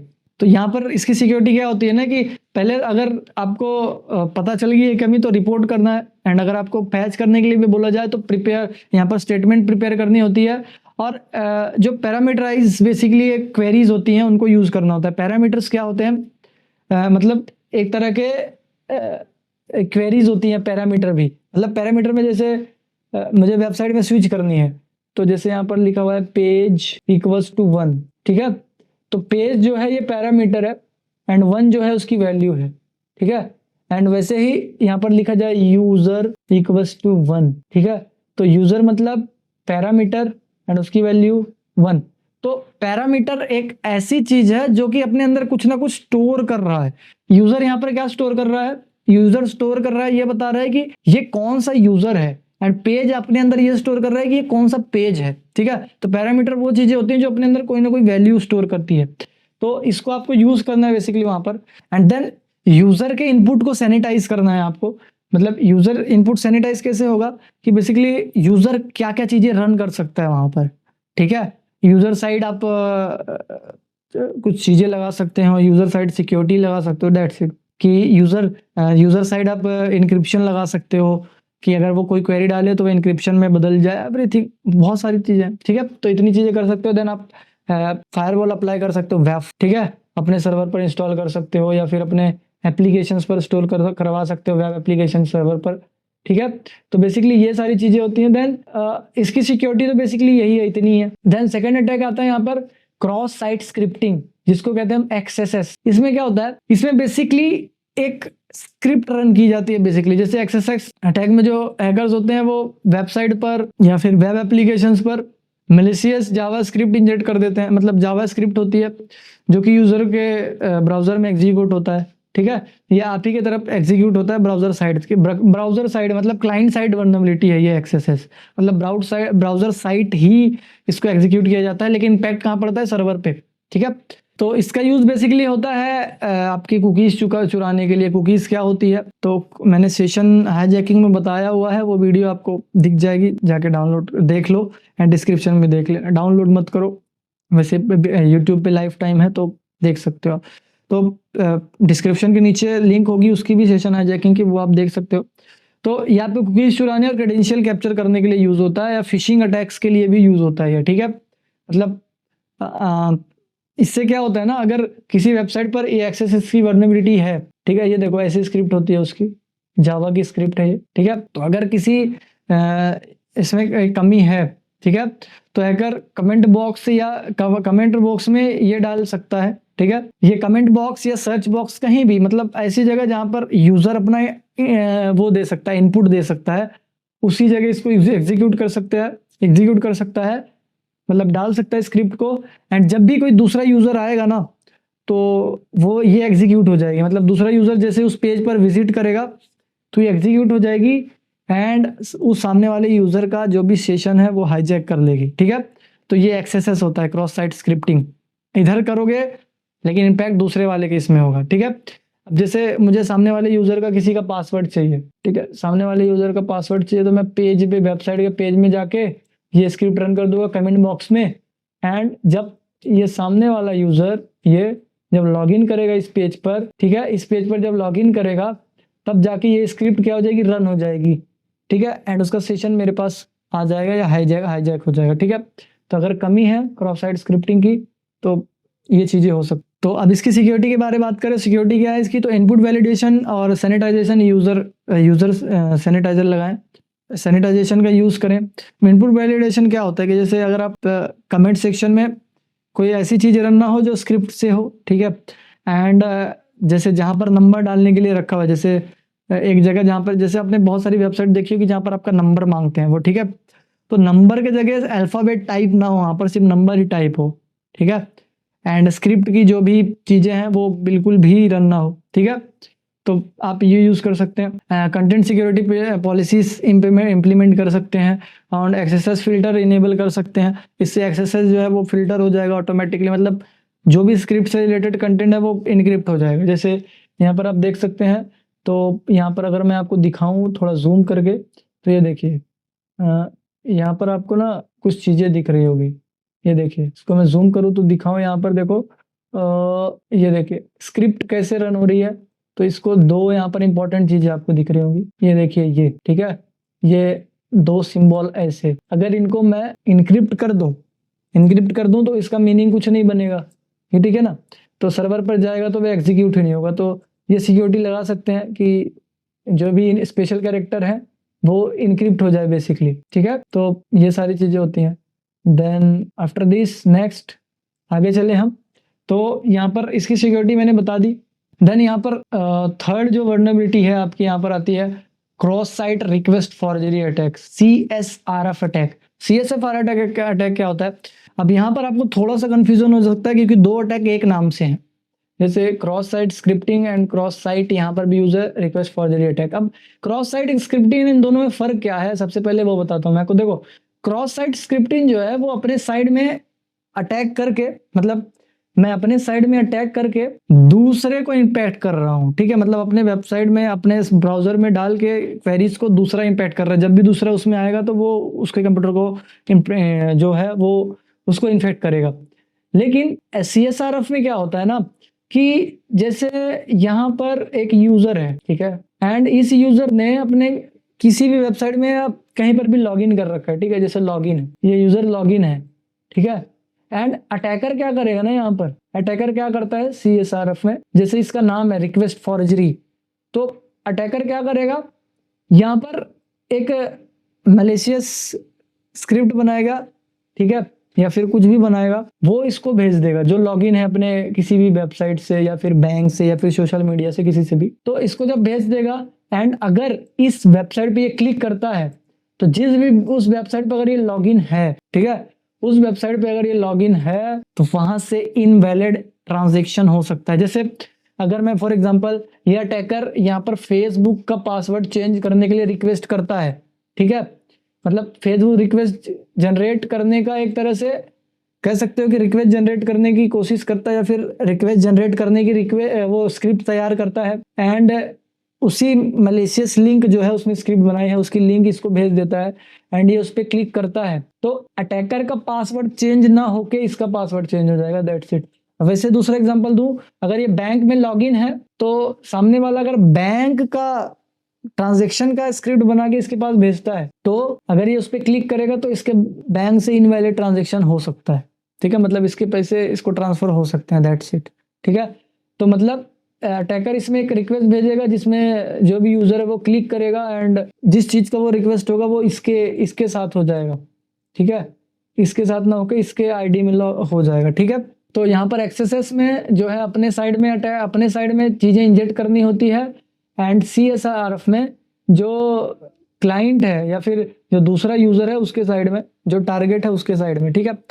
देन उसके बाद इसकी प्रोटेक्शन क्या है, तो यहाँ पर CSRF की जो प्रोटेक्शन है ना वो बेसिकली टोकन का यूज करना होता है, मतलब जो टोकन यूज करते हैं CSRF टोकन बेसिकली उसका यूज करना, तो टोकन मिलते हैं CSRF के। Same side cookies attribute enable करना होता है, ठीक है, जो भी कुकीज होते हैं उसकी सिक्योरिटी लगाना एंड मल्टी फैक्टर ऑथेंटिकेशन होता है। तो इसकी सिक्योरिटी तो वही है कि आप ऑथेंटिकेशन करके रखो, ठीक है। तो जैसे ही सामने वाला लॉगिन करेगा, जैसे ट्रांजेक्शन के लिए ऑथेंटिकेशन लगता है अब तो, ठीक है, पासवर्ड डालना होता है, ट्रांजेक्शन पासवर्ड एवरीथिंग, तो बहुत सारी चीज़ें इसमें इम्प्लीमेंट की गई है, लेकिन इसकी सिक्योरिटी यही है कि जो भी सेम साइड कुकीज़ हैं, ठीक है, उसको एट्रीब्यूट करना, इनेबल करना है कि अलग अलग चीज़ों के लिए अलग अलग कुकीज़ यूज़ हो एंड CSRF टोकन का यूज़ करना है, ठीक है, मल्टी फैक्टर ऑथेंटिकेशन यूज़ करना है जिसको हम FA कहते हैं, ठीक है, इम्प्लीमेंट करना होता है। देन उसके बाद broken authentication and session management, ठीक है, ये एक आपका फोर्थ जो अटैक है वो है। तो यहाँ पर अगर मैं बात करूँ जैसे इसके बारे में अगर मैं आपको बताऊँ broken authentication and session implementation, तो अगर एक वेबसाइट या फिर वेब एप्लीकेशन ऑथेंटिकेशन को सिक्योरिटी इम्प्लीमेंट नहीं करता, मतलब जो ऑथेंटिकेशन है उसकी सिक्योरिटी नहीं है प्रॉपरली, ठीक है, तो अटैकर यूजर के अकाउंट को एक्सेस कर सकता है, ठीक है। कॉमन रीजन क्या हो सकता है, जैसे week password, session hijacking, token explore करने जाना, ठीक है, जो टोकन है वो एक्सप्लोर हो जाना, एक्सपोजर, ठीक है। तो जैसे अगर किसी वेबसाइट का पासवर्ड एंड पॉलिसी वीक है, ठीक है, तो जो अटैकर है, जो हैकर है, वो ब्रूट फोर्स करके उस अकाउंट को हैक कर सकता है किसी भी, ठीक है। तो पॉलिसीज को मजबूत रखना होता है बेसिकली। तो अगर ऑथेंटिकेशन प्रॉपर नहीं है वेबसाइट पर तो ये दिक्कत हो सकती है, ठीक है। तो हालांकि अब तो बहुत स्ट्रॉन्ग है चीज़ें।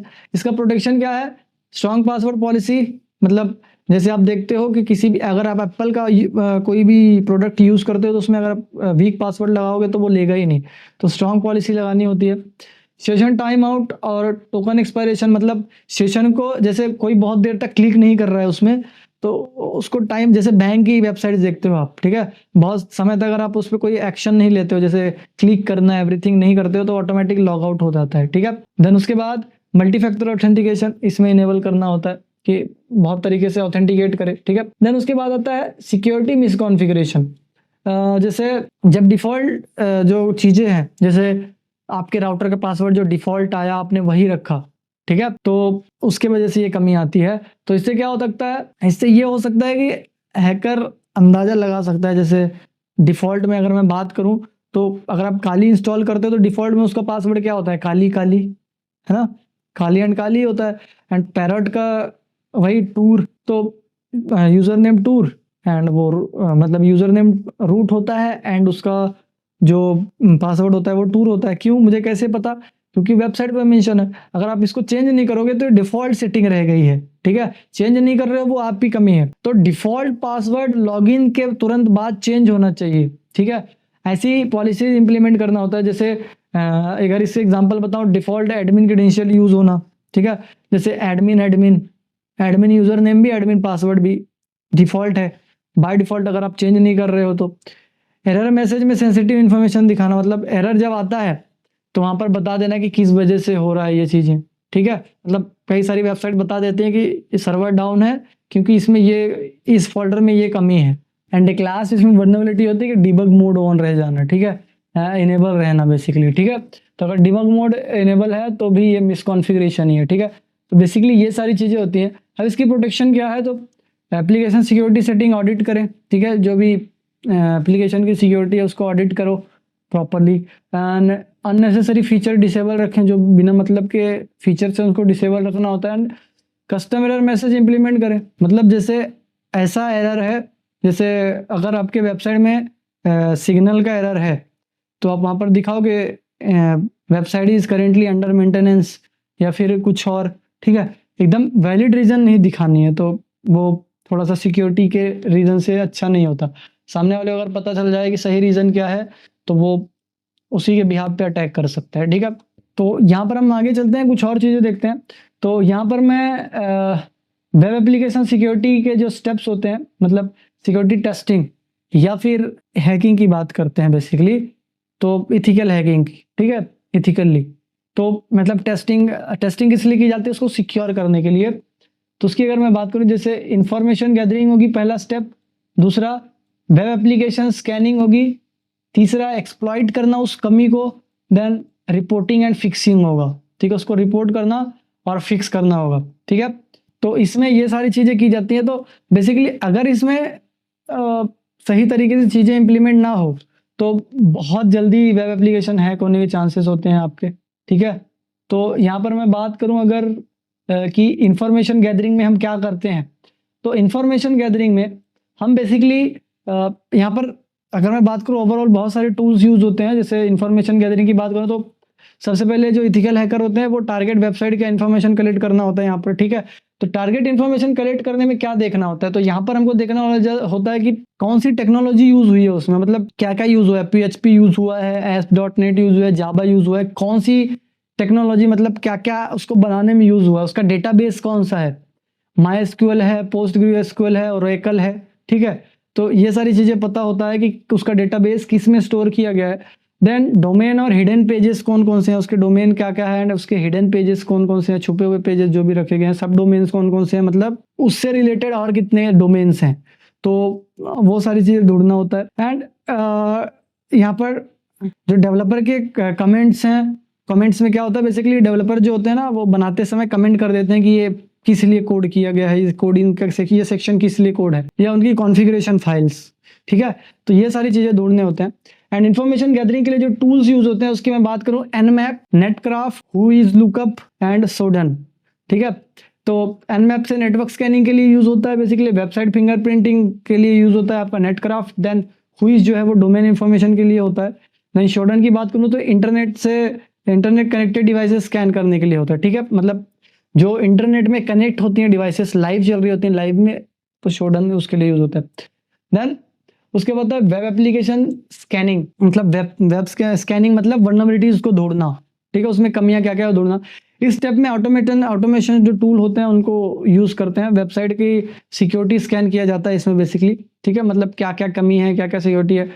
टूल्स को ऑटोमेटिकली कॉमन वल्नरेबिलिटीज, मतलब टूल्स जो है ना ऑटोमेटिकली कॉमन वल्नरेबिलिटीज जैसे SQL इंजेक्शन, XSS, CSRF जैसे हमने अभी देखा, एसेट्रा, ये सारी वल्नरेबिलिटीज को ना वो ऑटोमेटिकली डिटेक्ट कर लेता है वो, ठीक है। इन जो कॉमन वल्नरेबिलिटीज हैं वो टूल ऑटोमेटिकली ही डिटेक्ट कर लेते हैं, इसलिए उसको ऑटोमेटिक नाम दिया गया है, ठीक है। तो इनको हमको मैनुअली करने की जरूरत नहीं पड़ती। कुछ चीज़ें होती हैं जो हमको मैनुअली करने की जरूरत पड़ सकती है, ठीक है।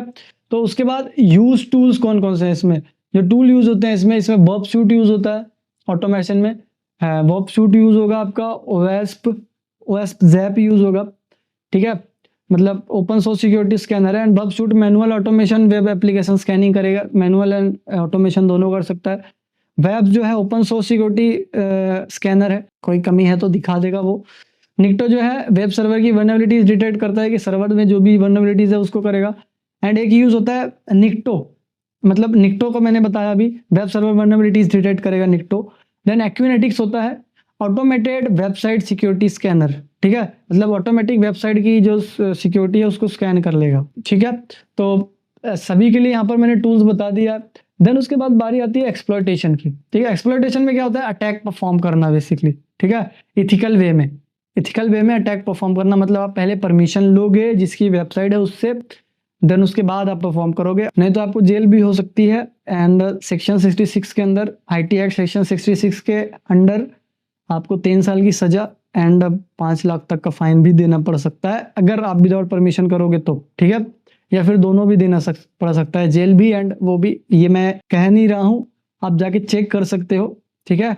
IT एक्ट 2000 एंड सेक्शन 66 क्या कह रहा है उसके बारे में सोच के परमिशन लेके इथिकली करना है आपको सारी चीज़ें।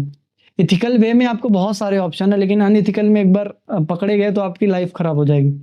अब यहाँ पर क्या होता है ना, जैसे एक्सप्लॉयटेशन में तो इथिकल हैकर अब जो होता है ना वो जो रियल वर्ल्ड में इम्पैक्ट होता है वो टेस्ट करके क्या क्या इम्पैक्ट हो सकता है इस वर्नबिलिटी से, तो वो चेक करता है, मतलब, ठीक है।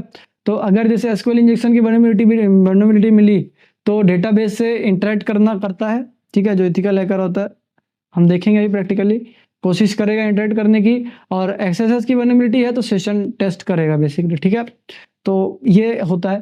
देन उसके बाद इसमें जो टूल यूज़ होते हैं उसकी बात करूं मैं इसके एक्सप्लॉयटेशन के लिए, तो यहाँ पर यूज़ होता है एसक्यूएल मैप, ठीक है, एसक्यूएल इंजेक्शन एक्सप्लॉयटेशन करने के लिए।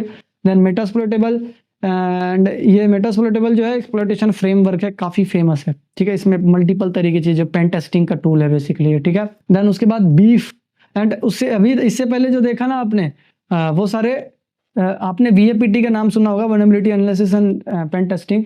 तो वेब स्कैनिंग में जितने भी टूल्स का नाम आपने सुना, मतलब स्टेप 1 में एंड 2 में, तो वो आपको वर्नबिलिटी एनालिसिस के टूल मिलेंगे, जैसे ज़ेप प्रॉक्सी, निक्टो, एक्वानेटिक्स, ये वर्नबिलिटी एनालिसिस के हैं एंड ये पेन टेस्टिंग के टूल हैं, ठीक है। मेटास्प्लॉयटेबल, एसक्यूएल मैप की बात करूं तो ये एक्सप्लॉयटेशन करना। देन बीफ आता है, ब्राउजर एक्सप्लॉयटेशन फ्रेमवर्क, एक्सेस और क्लाइंट साइड अटैक करने के लिए, ठीक है, दोनों साइड में यूज होता है। तो बीफ, BEEF, ठीक है, ब्राउजर एक्सप्लॉयटेशन फ्रेमवर्क बोलते हैं इसको। देन उसके बाद आता है यहाँ पर नेक्स्ट रिपोर्टिंग एंड फिक्सिंग। तो इस फेज में क्या होता है कि आपको रिपोर्ट करना होता है, ठीक है। रिपोर्टिंग के लिए जो यूज होता है यहाँ पर सिक्योरिटी इश्यूज को रिपोर्ट करना और फिक्स करना बेसिकली। जब वल्नरेबिलिटीज मिल जाते हैं तो उनको डिलीट, मतलब उनके डिटेल्स को रिपोर्ट बनाया जाता है, एंड इसमें अटैक का इम्पैक्ट क्या होगा एंड कैसे एक्सप्लॉइट मतलब कैसे एक्सप्लॉइट किया गया, फिक्सिंग का रिकमेंडेशन स्टेप, मतलब क्या कैसे फिक्सिंग कैसे की जाएगी, वो सारी चीज़ें इसमें टीम बताई जाती है। एंड जो डेवलपमेंट टीम है वो सिक्योरिटी जो है वो पैच करती है, मतलब जो सिक्योरिटी से रिलेटेड वल्नरेबिलिटीज है उसको पैच करती है। पैच का मतलब है कि वहाँ पर पैचिंग लगाई जाती है, ठीक है, मतलब जो भी कमियां थी उसको अच्छे से सिक्योर कर दिया जाता है, ठीक है। तो बेसिकली अच्छी प्रैक्टिस क्या होती है इसके लिए आपके कह सकते हो रिपोर्ट बनाने के लिए, तो प्रॉपर जो भी चीज़ें आपको दिख रही है उसका स्क्रीनशॉट ऐड करना होता है। उस जो वल्नरेबिलिटी है उसको ओवेस्प टॉप 10 जो वल्नरेबिलिटीज है उसमें कैटेगराइज करना है, या फिर देखना है कि इस कैटेगरी से मैच कर रही है। ओवेस मतलब open web application security project से मैच करना है। देन इसके बाद आपको फिक्सिंग रिकमेंडेशन लिखना होता है, जैसे किस मतलब फिक्स करने के लिए क्या आपको अप्लाई करना है, जैसे कोड लेवल चेंज करना है, कॉन्फ़िगरेशन अपडेट करना है, वो सारी चीज़ें आपको रिकमेंड कर देनी होती है। दैट्स इट, इतने में आपका काम हो जाएगा। अब देखो यहाँ पर टूल्स मैंने बताए हैं, Burp Suite, web, ZAP, SQL map, Nikto, ये सारी टूल्स हैं, और बाकी जो मैंने मैनुअली बताए हैं जिसको मैंने यहाँ पर लिखा नहीं है वो भी आप नोट कर सकते हो, ठीक है। तो अब हम नेक्स्ट में मूव करते हैं। तो देन यहाँ पर काउंटर मेजर्स की बात करूँ, काउंटर मेजर्स क्या होते हैं, तो यहाँ पर इसके जो काउंटर मेजर का मतलब क्या कि पहले से काउंटर मेजर करके रखना। फॉलो सिक्योर कोडिंग प्रैक्टिस, मतलब जो भी आप कोडिंग है वो प्रॉपरली करवाओ, मतलब इनपुट वैलिडेशन इंप्लीमेंट करना होता है। पैरामीटर को अच्छे से, जो क्वेरीज होती हैं वो पैरामीटर से रिलेटेड अच्छी हो, एसक्यूएल इंजेक्शन प्रिवेंट करने के लिए, ठीक है। एंड हार्ड कोड क्रेडेंशियल जो होती है ना, मतलब हार्ड कोडेड जो भी क्रेडेंशियल है उसको अवॉइड करना होता है, ठीक है। देन यहाँ पर सिक्योर ऑथेंटिकेशन ऑथराइजेशन जो होता है उसको, स्ट्रॉन्ग पासवर्ड पॉलिसीज, वैसे ये सारी चीज़ें मैंने बता दी है। देन इम्प्लीमेंट सिक्योरिटी हेडर्स, जो भी सिक्योरिटी हेडर्स होते हैं जैसे x frame option, click jacking से प्रिवेंट करने के लिए, ठीक है।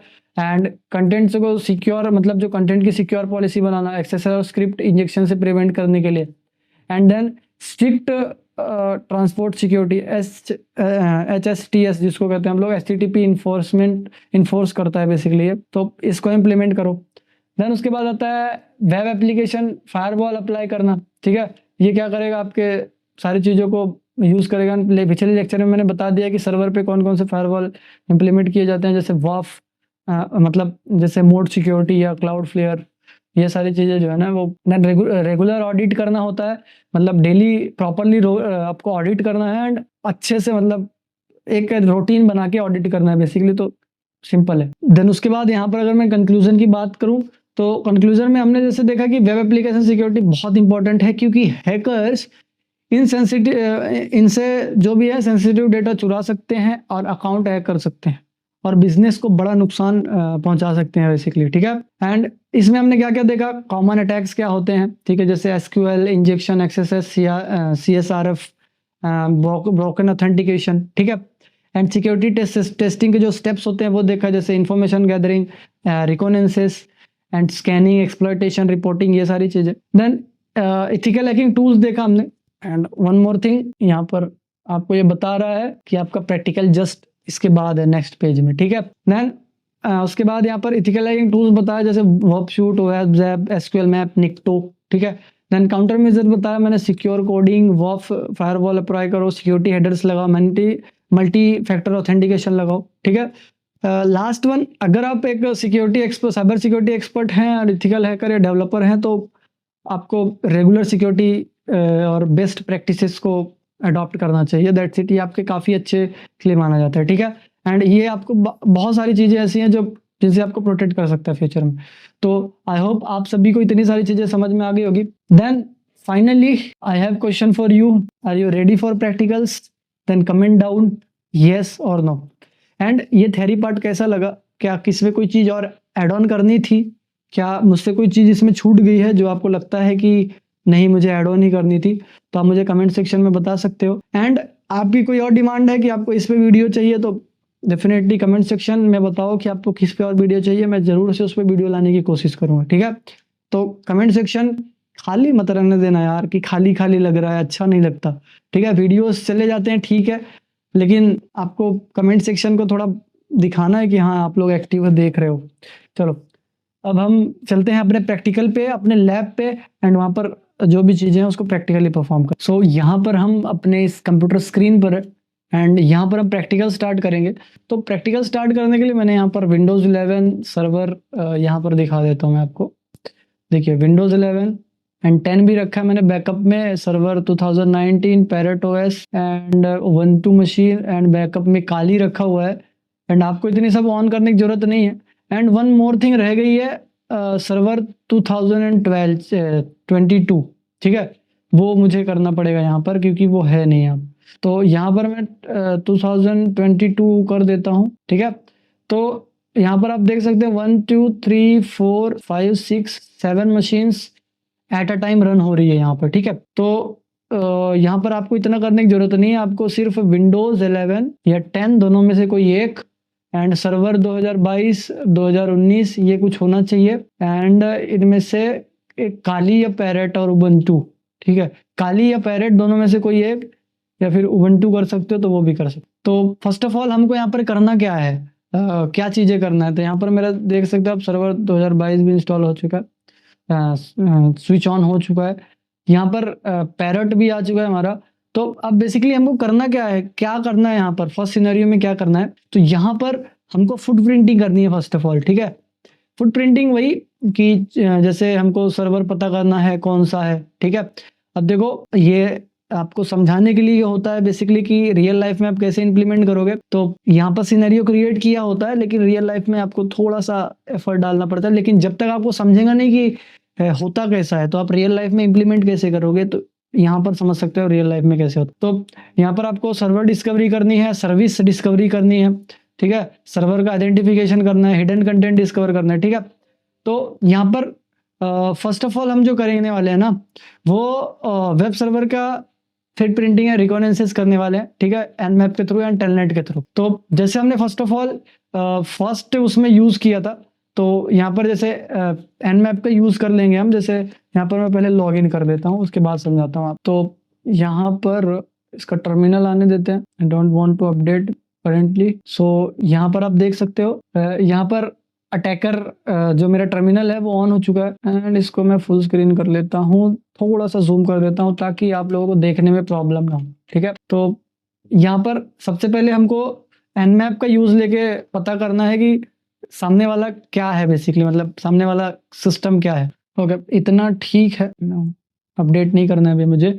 तो मैं यहाँ पर nmap को यूज़ लूँगा basically, nmap and -T4 T4 का मतलब क्या है यहाँ पर, कैपिटल T है, T4 बेसिकली ना ये किस टाइम स्टैम्प पर कितने स्पीड से आपको इसको स्कैन करना है वो होता है। तो T4 बेसिकली 0 से लेके 5 तक कोई एक नंबर डाल सकते हो। जैसे 0 डालोगे तो थोड़ा सा स्लो लेके आएगा रिजल्ट, ठीक है।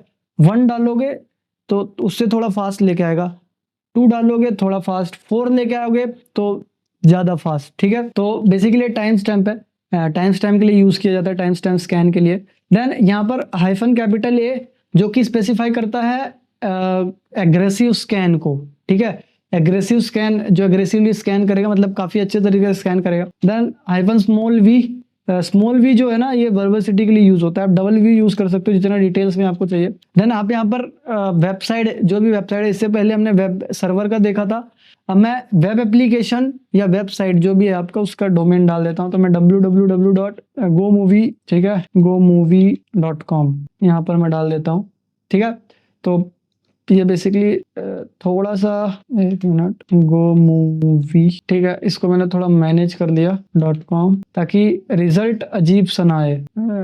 Okay, that's it. तो मैं यहाँ पर एंटर प्रेस करता हूँ एंड आप यहाँ पर रिजल्ट देख सकते हैं, आ रहा है अभी ये रिजल्ट और आने का है, ठीक है। सो इसका रिजल्ट आने देते हैं, देन रिजल्ट के बाद मैं आपसे मिलता हूँ। सो फाइनली यहाँ पर रिजल्ट आ चुका है एंड यहाँ पर आप लोग देख सकते हो कि फर्स्ट ऑफ ऑल तो ये सारे ओपन पोर्ट्स दिखा रहा है, ठीक है।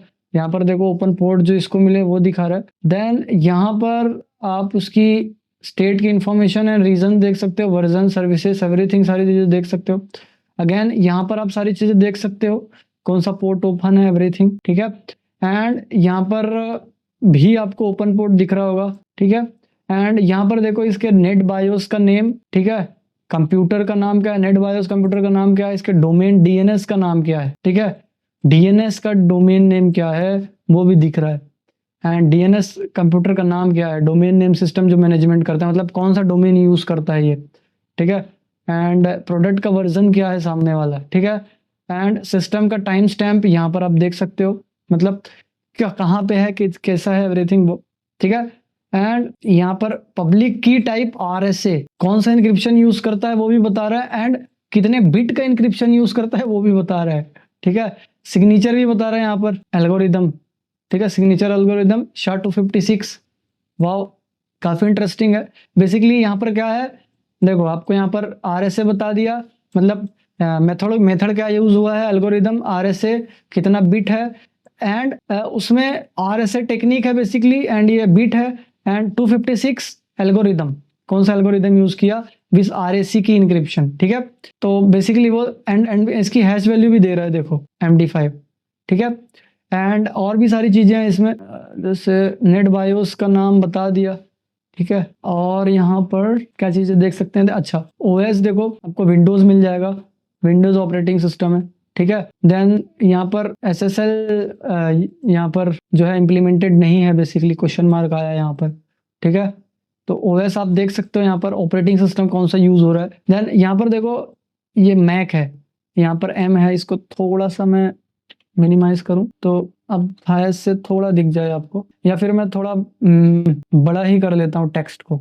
तो बेसिकली मैं आपको दिखाना चाहता हूँ कि मैक है ये, ठीक है, ये ऐसा मैक एड्रेस, ठीक है, सामने वाले मशीन का मैक एड्रेस है। हालांकि मैं VMware यूज़ कर रहा हूँ तो यहाँ पर VMware दिखा रहा है कि VM का है, अगर कोई एक्चुअल में सर्वर होता तो उस सर्वर का नाम आ जाता, ठीक है। एंड और टेक्नोलॉजीज आपको देखनी है इसमें, तो सर्वर का नाम तो आ गया, और यहाँ पर हमको यूज़, ठीक है, बाकी के लिए देखो यहाँ पर IIS सर्वर यूज़ हो रहा है माइक्रोसॉफ्ट का, ठीक है। तो एंड लॉगिन कौन है, न्यू वर्जन हैकर मूवी, ठीक है। तो यहाँ पर आप लॉगिन देख सकते हो। तो आई होप आप सभी को इतना समझ में आया होगा। डीएनएस रिकॉर्ड इससे अटैच्ड है, ठीक है, तो वो दूसरी वेबसाइट भी दिखा रहा है। तो आई होप आप सभी को ये सारी चीज़ें समझ में आ गई होगी। तो यहाँ पर पोर्ट स्कैनिंग एंड एवरीथिंग करने के बाद अब हम करेंगे यहाँ पर बैनर ग्रैबिंग। बैनर ग्रैबिंग क्या होता है? बैनर ग्रैबिंग बेसिकली ये भी हम कह सकते हैं कि इंफॉर्मेशन गैदरिंग ही है, लेकिन यहाँ पर कुछ चीज़ें होती हैं। जैसे बैनर ग्रैबिंग मैंने बता रखा है यहाँ पर स्कैनिंग में, नेटवर्क स्कैनिंग में, कि दो तरह का हो सकता है, एक एक्टिव है तो एक पैसिव। एक्टिव में बेसिकली हम डायरेक्टली कनेक्ट करते हैं सिस्टम से, मतलब डायरेक्टली उसके सर्वर से कनेक्ट करते हैं, एंड पैसिव में कनेक्ट नहीं करते हैं, ठीक है। तो बैनर ग्रैबिंग दो तरह की होती है, एक्टिव एंड पैसिव। एंड जो एक्टिव है उसमें कनेक्ट करने के लिए नेटकैट, टेलनेट, एनमैप डायरेक्टली उससे कांटेक्ट करते हैं। लेकिन पैसिव में हम दूर रह के उससे चीजें इकट्ठा करते हैं, जैसे पैकेट से स्नीफ करके, या फिर मतलब उससे डायरेक्टली कनेक्ट नहीं करते, वायर शार्क, शॉर्डन, ये सारी चीजें यूज करके उससे दूर रह के कनेक्ट करते हैं, ठीक है। तो बेसिकली दो टाइप के थे। एंड इसको यूज किया क्यों जाता है, बैनर ग्रैबिंग को क्यों यूज किया जाता है? तो ओएस और एप्लीकेशन वर्जन का पता करने के लिए, एंड जो वल्नरेबिलिटीज है उसको ढूंढना, ठीक है, नॉन वल्नरेबिलिटीज जो है, एंड प्लान को एक्सप्लॉइट करना। बेसिकली वही banner grabbing, footprinting and recognisance का ही एक टेक्निक है, एंड जो सिक्योरिटी प्रोफेशनल सारे यूज करते हैं, सभी यूज करते हैं, ठीक है। तो बेसिकली ये भी वही करता है, सारी चीजें ग्रैब करके लाता है। तो देखते हैं। तो इसके लिए मैं टेलनेट का यूज लेने वाला हूँ, मतलब एक्टिव जो है वो एक्टिव ओएस करने वाले हैं, ओएस बैनर ग्रैबिंग। तो टेलनेट, तो ओएस पता चल रहा है आपको, ओएस का वर्जन, सर्वर का वर्जन पता करने के लिए मैं यहाँ पर कर रहा हूँ। तो ओएस से आपको पता चल रहा होगा कि उसी के लिए टेलनेट। देन आपको वेबसाइट का नाम लिखना है www.gomovie.com एंड देन 80, ठीक है। अब यहाँ पर ये करने के बाद, मतलब वेबसाइट का नाम डालने के बाद आपको क्वेश्चन ये आएगा कि पोर्ट नंबर 80 ही क्यों डाल रहे हैं। तो जनरली ज्यादातर, बहुत सारी, मतलब लगभग सारी की सारी वेबसाइट से वेब एप्लीकेशंस पोर्ट नंबर 80 ही यूज करते हैं कम्युनिकेट करने के लिए, ठीक है। तो यहाँ पर हमको एक और चीज, अब हमने रिक्वेस्ट तो कर दी कनेक्ट करने के लिए, लेकिन कनेक्ट करने की रिक्वेस्ट करने के लिए हमको वहाँ पर क्वेरीज वापस मंगाना पड़ेगा, मतलब वहां से चीजें वापस मंगानी है, तो उसके लिए कुछ और रिक्वेस्ट भेजनी पड़ेगी। तो मैं गेट मेथड का यूज करके यहाँ पर एक क्वेरी डाल रहा हूँ, मतलब एक रिक्वेस्ट डाल रहा हूँ, जैसे गेट /http, ठीक है, एंड देन /1.0, ठीक है। तो बेसिकली यहाँ पर http के, आई थिंक सो यहाँ पर मुझे बैक स्पेस ही करना पड़ेगा। देखो बैकस्लैश यहाँ पर स्पेस होना चाहिए, http, ठीक है, देन बैकस्पेस, / नहीं, 1.0 बैकस्लैश, ठीक है। अब इसमें दो बार आपको इंटरप्रेस करना है, 1 2, ठीक है। आपने बोला दोनों बार रिक्वेस्ट, उसने उसकी सारी डिटेल्स भेज दी। अब यहाँ पर क्या क्या डिटेल्स आई हैं देखो। तो फर्स्ट ऑफ ऑल यहाँ पर हमने निकाला है क्या, इसमें टेक्नोलॉजी कौन सी यूज हो रही है। मैंने कहा था हम टेक्नोलॉजीज देखते हैं, मतलब कौन से एप्लीकेशन, कौन से इससे बनाया गया है इसको, ठीक है, मतलब इसको किस चीज से बनाई गई है, क्या टेक्नोलॉजी यूज करके इसको बनाई गई है। तो इसको apps.net यूज करके बनाई गई है। एंड apps.net जो है वो बेसिकली आपको, जैसे मैंने बताया था, बैकएंड के लिए यूज होती है, ठीक है, बैकएंड सर्वर लॉजिक्स के लिए यूज होती है। तो इसके बैकएंड का ये बता रहा है, ठीक है। एंड HTML किस लिए है, टेक्स्ट HTML। तो HTML बेसिकली आपके क्लाइंट साइड का यूज कर, मतलब क्लाइंट साइड कम्युनिकेशन करने के लिए यूज होता है, ठीक है। तो यहाँ पर बेसिकली देख सकते हो आप लोग, हमको यहाँ पर सर्वर की इंफॉर्मेशन चाहिए थी, तो यहाँ पर सर्वर की इंफॉर्मेशन है, ठीक है, एंड ये हमको उसकी टेक्नोलॉजी पता चल गई। देन नेक्स्ट टास्क होगा, तो हम और इंफॉर्मेशन गैदर करेंगे इसके बारे में कुछ और टूल्स का यूज करके, जैसे व्हाटवेब हो गया। तो ये क्या करता है, वेबसाइट की आइडेंटिटी को सभी को पहचानता है, जैसे उसकी टेक्नोलॉजी को पहचान लेता है, देन उसके कंटेंट मैनेजमेंट जो भी होता है वो देख लेता है, ब्लॉगिंग प्लेटफॉर्म है क्या है, everything, static and analytic packages देख लेता है, जावास्क्रिप्ट लाइब्रेरीज को पता कर लेता है, then web server and embedded services जो है ना वो सारी पता कर लेता है। एंड ये जो है ना version number, email address, account IDs, web मतलब वेब फ्रेमवर्क मॉड्यूल जो है वो सारे पता कर लेता है, एसक्यूएल एरर क्या क्या है, एंड बहुत सारी चीजें, कह सकते हो कि बहुत वास्ट टूल है, इसलिए तो बनाया गया है इसको, बहुत अच्छा है। तो इसको हम बेसिकली पहले यूज करने के लिए ना हमको व्हाटवेब लिखना पड़ेगा यहाँ पर, व्हाटवेब, ठीक है। व्हाटवेब जैसे लिख के एंटरप्रेस करोगे तो आपको ये अपने बारे में डिटेल्स देगा, किसके लिए क्या यूज करना है। यहाँ पर इसको अगर मैं थोड़ा जूम आउट कर दूं तो थोड़ा सा अच्छा विजिबल होगा। तो यहाँ देखो कुछ ऐसे दिखता है ये व्हाटवेब, एंड ये अपनी बता रहा है कि कौन कौन से कमांड किस किस चीज के लिए यूज लेना है, ठीक है। तो देख सकते हो आप इस, ठीक है। इसके लिए और लॉन्ग में देखना है तो इसका हेल्प यूज ले सकते हो, हालांकि हमको कुछ जरूरी चीजें ही देखनी है।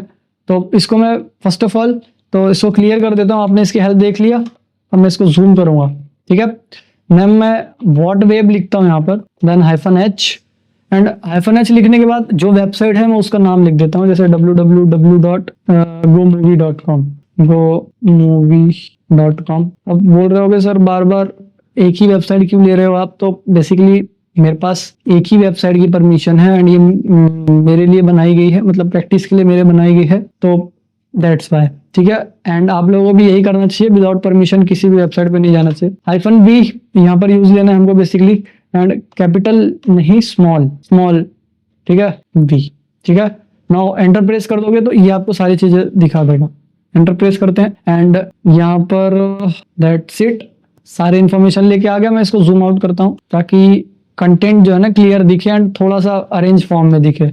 तो यहाँ पर क्या क्या इन्फॉर्मेशन आई है देखो। अब यहाँ पर देखो समरी क्या क्या है, सारी चीजें एक साथ ला लिया इसने। एस्पिनेट जो टेक्नोलॉजी यूज हुई है उसका वर्जन, HTTP सर्वर जो माइक्रोसॉफ्ट जो HTTP रिक्वेस्ट जो है किस सर्वर पे जाती है इसमें, एंड ऑथर जो है न्यू वर्जन हैकर, ठीक है। एंड यहाँ पर पासवर्ड फील्ड कहाँ रखा हुआ है, पासवर्ड की फाइल txt पासवर्ड wd में लिखा हुआ है, ठीक है, password file. And script x powered by app.net and उसका वर्जन यहाँ पर बता रहा है।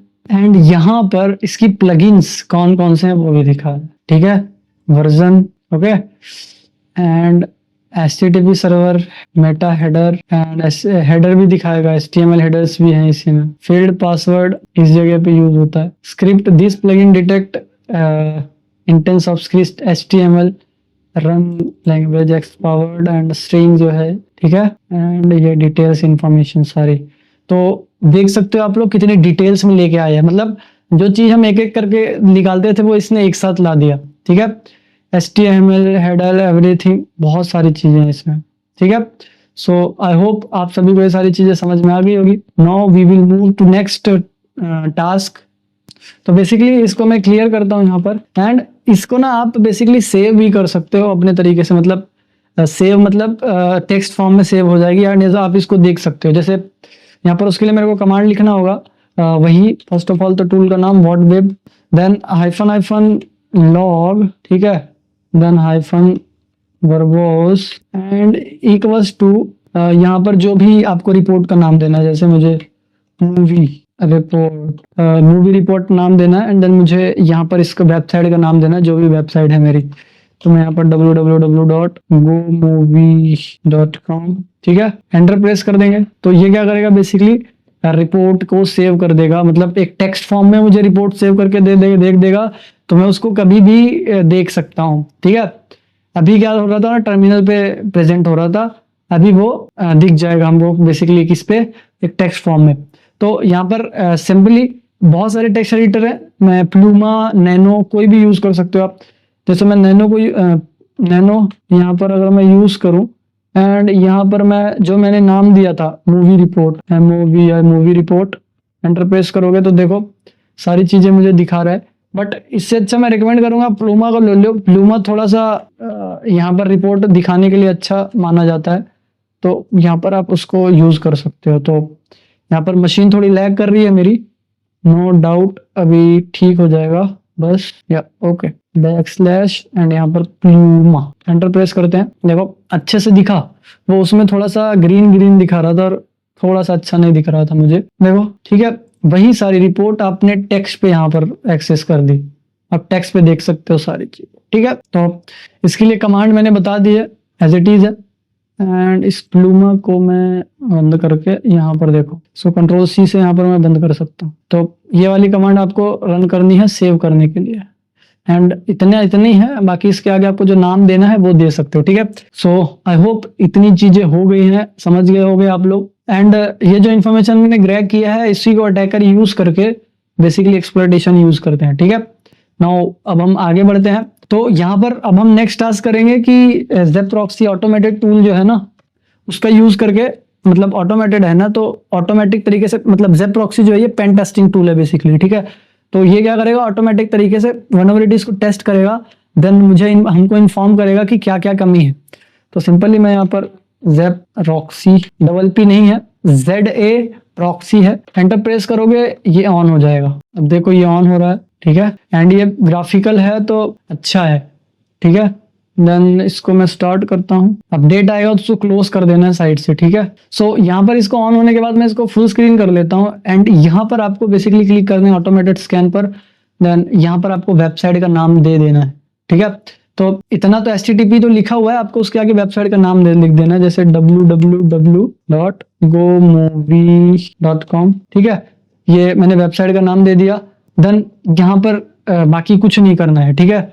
यहाँ पर आप जो चेक है बाय डिफॉल्ट रहने देना है, बाकी यहाँ पर जो अटैक ऑप्शन है उस पर क्लिक कर देना है, दैट्स इट, ठीक है। तो यहाँ पर देखो सारे रिजल्ट ला रहा है, नीचे स्कैन कर रहा है बेसिकली, ठीक है। एंड यहाँ पर साइट्स पर देखोगे तो दिखा रहा है कौन सी साइड का है, दैट्स इट। यहाँ पर दिखाएगा कि CSS इमेजेस क्या क्या है, देखो यहाँ पर प्रोसेस दिखा रहा है कितने % हो गए। देन यहाँ पर स्पाइडर्स में जाके देखोगे तो ये देखो आपको सारा दिखा रहा है यहाँ पर। एंड यहाँ पर स्पाइडर ऑप्शन में ना बेसिकली आपको अलग अलग जो भी देखो ये robot.txt, तो बेसिकली robot.txt जो होता है ना, ये किस वेबसाइट को मतलब किस पेज को आपको विजिबल करना है और किस पेज को नहीं विजिबल करना है, वो robot.txt यहाँ पर अपने पास इंफॉर्मेशन रखता है, ठीक है। तो सारी इंफॉर्मेशन इस robot.txt में होती है जो आपको यहाँ पर दिख रही है। एंड यहाँ पर आप वेरियस लोकेशन देख सकते हो, मतलब अलग अलग लोकेशन आपके सिस्टम देख सकते हो, मतलब एक जो भी लोकेशन, जितनी भी लोकेशन होती है, जैसे एक वेबसाइट में बहुत सारी लोकेशन होती है, कहीं पर प्रोडक्ट रखे होते हैं, कहीं पर आपका कार्ट हो गया, तो बहुत सारी लोकेशन होती है उसकी। एंड ये लोकेशन अगर किसी को पता चल जाए तो वो खतरनाक होते हैं। एंड यहाँ पर देखो site map XML, site map XML में आपके वेबसाइट का कौन सा पेज कहाँ पर रखा हुआ है उसकी लोकेशन होती है पूरी, ठीक है। तो ये बेसिकली आपका सारा कंप्लीट इंफॉर्मेशन है। तो अगर अभी पॉसिबल हुआ तो मैं आपको साइट मैप XML एंड ये robot.txt है ना, ये दोनों आपको दिखाने की कोशिश करूंगा।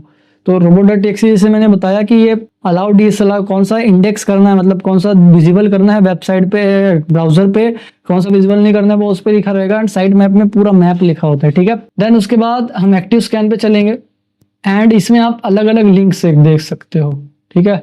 ये अलग अलग लिंक्स आपको दिखाएगी किसमें, एक्टिव स्कैन में, ठीक है। तो देख सकते हो जितने भी एक्टिव स्कैन में कौन कौन से मेथड यूज किए गए हैं कम्युनिकेशन के लिए। ये देखो post, get, and in method के बारे में मैंने नेटवर्किंग में अच्छे से पढ़ाया हुआ है, तो आप भी उसको देख सकते हो, नेटवर्किंग सीरीज जो है वो देख सकते हो जाके। एंड देन यहाँ पर एक और टास्क आता है जो कि अलर्ट है, मतलब एक टैब है बेसिकली। इस टैब में आप अलग अलग वर्नेबिलिटीज देख सकते हैं, कहाँ पर क्या वर्नेबिलिटीज है। SQL इंजेक्शन की है देखो, ठीक है। एंड यहाँ पर view state without MAC signature, ठीक है, विदाउट मैक सिग्नेचर के यहाँ पर कोई व्यू कर सकता है। एंड ये देखो ये वेबसाइट ऑन लोकेशन, ठीक है। एंड एक्सफ्रेम हेडर जो है उसमें भी यहाँ पर है कमियां, रेड वाली ज्यादा है, ठीक है। तो बेसिकली देख सकते हो यहाँ पर कमियां तो है। एंड यहाँ पर अगर हम स्विच करते हैं वापस से इस स्पाइडर टैब पर, तो यहाँ पर आप देख सकते हो और भी टैब है, जैसे नोट एडेड एंड मैसेजेस, ठीक है। तो यहाँ पर आपको हाई अलर्ट्स की चीजें बता रहा है, कैसे क्या है एवरीथिंग, एंड रीजन बता रहा है, एंड ये कोड्स बता रहा है, स्टेटस कोड। तो यहाँ पर अलर्ट्स बता सकता है कैसा हाई है, लो है, एवरीथिंग। तो हाई जो है ज्यादा वर्नेबिलिटीज है, लो थोड़ी मीडियम वाली है, ठीक है। तो बेसिकली ये आप एक ऑटोमेटेड स्कैन से पता कर सकते हो कि कमियां हैं तो किस चीज की है, ठीक है। तो यहाँ पर किस चीज की कमी है, SQL की इंजेक्शन की कमी है। कहाँ पर देखा हमने, अलर्ट्स में, ये रहा रेड दिखा रहा है वो भी। एंड स्पाइडर में भी आप मैसेज में भी देख सकते हो, ठीक है। एंड ये ठीक है। सो आई होप आप सब अभी के लिए इतना ही ठीक है, इतना आप समझ सकते हैं। तो इसको हम यहीं तक रखते हैं, अब आगे का देखते हैं आगे हम क्या कर सकते हैं। तो इसको मैं कैंसिल करके ओके क्लोज कर देता हूँ, शट डाउन, देन क्लियर करते हैं हम इसको। तो बेसिकली यहाँ पर हम जो अभी देखेंगे वो लोड बैलेंसर देखेंगे। तो लोड बैलेंसर क्या होता है, तो जो लोड ऑर्गेनाइजेशंस होती हैं वो लोड बैलेंसर को लोड बैलेंस, जैसे इसका नाम है, तो लोड बैलेंस कर लेने के लिए यूज करती है। जैसे ट्रैफिक ज्यादा आ गया तो लोड बैलेंस रहे बेसिकली, ठीक है। डिस्ट्रीब्यूट करने के लिए लोड को, मतलब ट्रैफिक को डिस्ट्रीब्यूट करने के लिए, लोड को ट्रैफिक करने के लिए, प्रोडक्टिविटी अच्छे से हो सके, मतलब अच्छे से आप एक्सेस कर पाओ, आप लैग देखने के लिए मिले, इसलिए लोड बैलेंसर का यूज किया जाता है यहाँ पर। लेकिन यहाँ पर देखा जाए तो दो टाइप की लोड बैलेंस होते हैं। जैसे लोड बैलेंसर, एक डीएनएस लोड बैलेंसर होता है जो कि लेयर 4 में काम करता है आपका, ठीक है। लेयर 4 मतलब नीचे से लेयर 4, जैसे ऊपर से बात करूं एप्लीकेशन, प्रेजेंटेशन, सेशन, ट्रांसपोर्ट, ठीक है। तो वैसे ही लेयर 4 का जो ये होता है लोड बैलेंसर, वो डीएनएस लोड बैलेंसर होता है। एंड लेयर 7 का होता है एक लोड बैलेंसर जो कि फिजिकल लेयर में होता है, उसको हम एचटीटीपी लोड बैलेंसर कहते हैं, ठीक है। तो दो टाइप के होते हैं यहाँ पर। तो यहाँ पर लेयर 4 में आपको पता होगा कि ट्रांसपोर्ट लेयर होती है, तो वहाँ पर ट्रांसपोर्ट लेयर में डीएनएस, बेसिकली डीएनएस का लोड बैलेंसर यूज होता है, ठीक है। तो आई होप आप सभी को लोड बैलेंसर समझ में आ गया होगा, लोड बैलेंस के लिए करने के लिए यूज होता है, ठीक है। तो यहाँ पर मेरे जो वेबसाइट है मेरी, उसमें तो कोई लोड बैलेंस नहीं है, बट यहाँ पर जो टूल यूज किया जाता है लोड बैलेंस करने के लिए, उसको DIG डिग नाम का टूल होता है। ये लोड बैलेंसर आपका पता कर देगा। अब मेरे इसमें तो है नहीं वेबसाइट में, तो मैं किसी दूसरे वेबसाइट में टेस्ट कर रहा हूँ, but for the security reason मैं इसको ब्लर रखूंगा, ठीक है। मतलब ब्लर इसलिए रखूंगा कि कोई कंट्रोवर्सी, कोई दिक्कत ना हो जाए बेसिकली, ठीक है। तो आप लोग अपने जिसमें परमिशन है उसके बिहाफ पे सर्च कर सकते हो। मैं यहाँ पर अपने हिसाब से देख रहा हूँ, तो यहाँ पर मैं टाइप करता हूँ load balancer dig and website का नाम, ठीक है। एंड आपको www डालने की जरूरत नहीं है, बस वेबसाइट डाल दो। जैसे मैं यहाँ पर मैंने अभी डाल रहा था, मैं यहाँ पर डाल रहा था www.gomovie.com डाल रहा था। अब आप सिर्फ gomovie.com डाल सकते हो, दैट्स इट, ठीक है। gomovie.com, simple. देन यहाँ पर देख सकते हो कि यहाँ पर ये सेक्शन ब्लर है, इधर वाला, तो ये वाला सेक्शन मैंने ब्लर कर रखा है इतना, ठीक है। एंसवेयर सेक्शन, ये जिसमें डोमेन दिख रहा है। एंड यहाँ पर आप देख सकते हो ये सारे जो यूज हो रहे हैं ना, ये आपको यहाँ पर मैं लास्ट के IP डिजिट भी ब्लर कर दूंगा इतना, ठीक है। ये IP जो ब्लर है ना, इसको वो कर दूंगा मैं, ताकि इजीली वो पहचान में ना आ जाए। तो देखो इतने सारे हैं, एक ही डोमेन में इतने सारे IP एड्रेस यूज हो रहे हैं। इसका मतलब ये है कि इसी को लोड बैलेंसर कहते हैं। कितने लोड बैलेंसर है? 1 2 3 4 5 6 लोड बैलेंसर है यहाँ पर, ठीक है। अब यहाँ पर हम इसको क्लियर करेंगे। एंड यहाँ पर LBD जो भी अब हम बेसिकली जो भी DNS यूज कर रहे होंगे, ये जो अभी हमने रिजल्ट लाया है ना, ये जो भी लोड बैलेंसर, मतलब लोड बैलेंस तो पता कर लिया है इसने। अब ये जो वेबसाइट है ये DNS कौन सा यूज ले रही है, उसके बारे में पता करते हैं कि कौन सा DNS बेसिकली यूज ले रहे हैं, इनका DNS कौन सा है। तो इसको मैं क्लियर करता हूँ। देन यहाँ पर इसके लिए जो कमांड है LBD एंड वेबसाइट का नाम, ये भी ब्लर है क्योंकि मैं सेम वेबसाइट पे कर रहा हूँ। एंड अभी ये चेक कर रहा है बेसिकली कि HTTP लोड बैलेंसिंग सर्वर्स, जो भी DNS सर्वर यूज होते हैं वो। एंड एक चीज और, यहाँ पर जो LBD है ये टूल है, ठीक है। LBD टूल है बेसिकली। सो ओके, यहाँ पर आप देख सकते हो ये इतना तो ब्लर है साइड में, बाकी आप इधर देख सकते हो कि ये जो लोड बैलेंस है ना, DNS लोड बैलेंसिंग का एड्रेसेस भी यहाँ पर दिखा रहा है, ठीक है। तो बेसिकली यहाँ पर आप देख सकते हो चेकिंग DNS लोड फाउंड यहाँ पर दिखा रहा है, ठीक है। HTTP लोड बैलेंसर यहाँ पर नॉट फाउंड दिखाया, ठीक है। तो आप दोनों टूल से डिग से एंड LBD जो लोड बैलेंसर के लिए यूज होता है, लोड बैलेंसिंग डिटेक्टर, उसके लिए आप यूज कर सकते हो बेसिकली, ठीक है। तो आई होप ये आपको समझ में आ गया होगा। सो अब हम यहाँ पर इंफॉर्मेशन गैदरिंग हमारी लगभग हो चुकी है। तो यहाँ पर मैं एक और टूल बता दूं, मतलब डायरेक्टरीज फाइंड करेंगे बेसिकली। टूल्स क्या, हम यहाँ पर बहुत सारी डायरेक्टरीज देखेंगे जो कि हम देख चुके हैं अभी ज़ेप प्रॉक्सी में।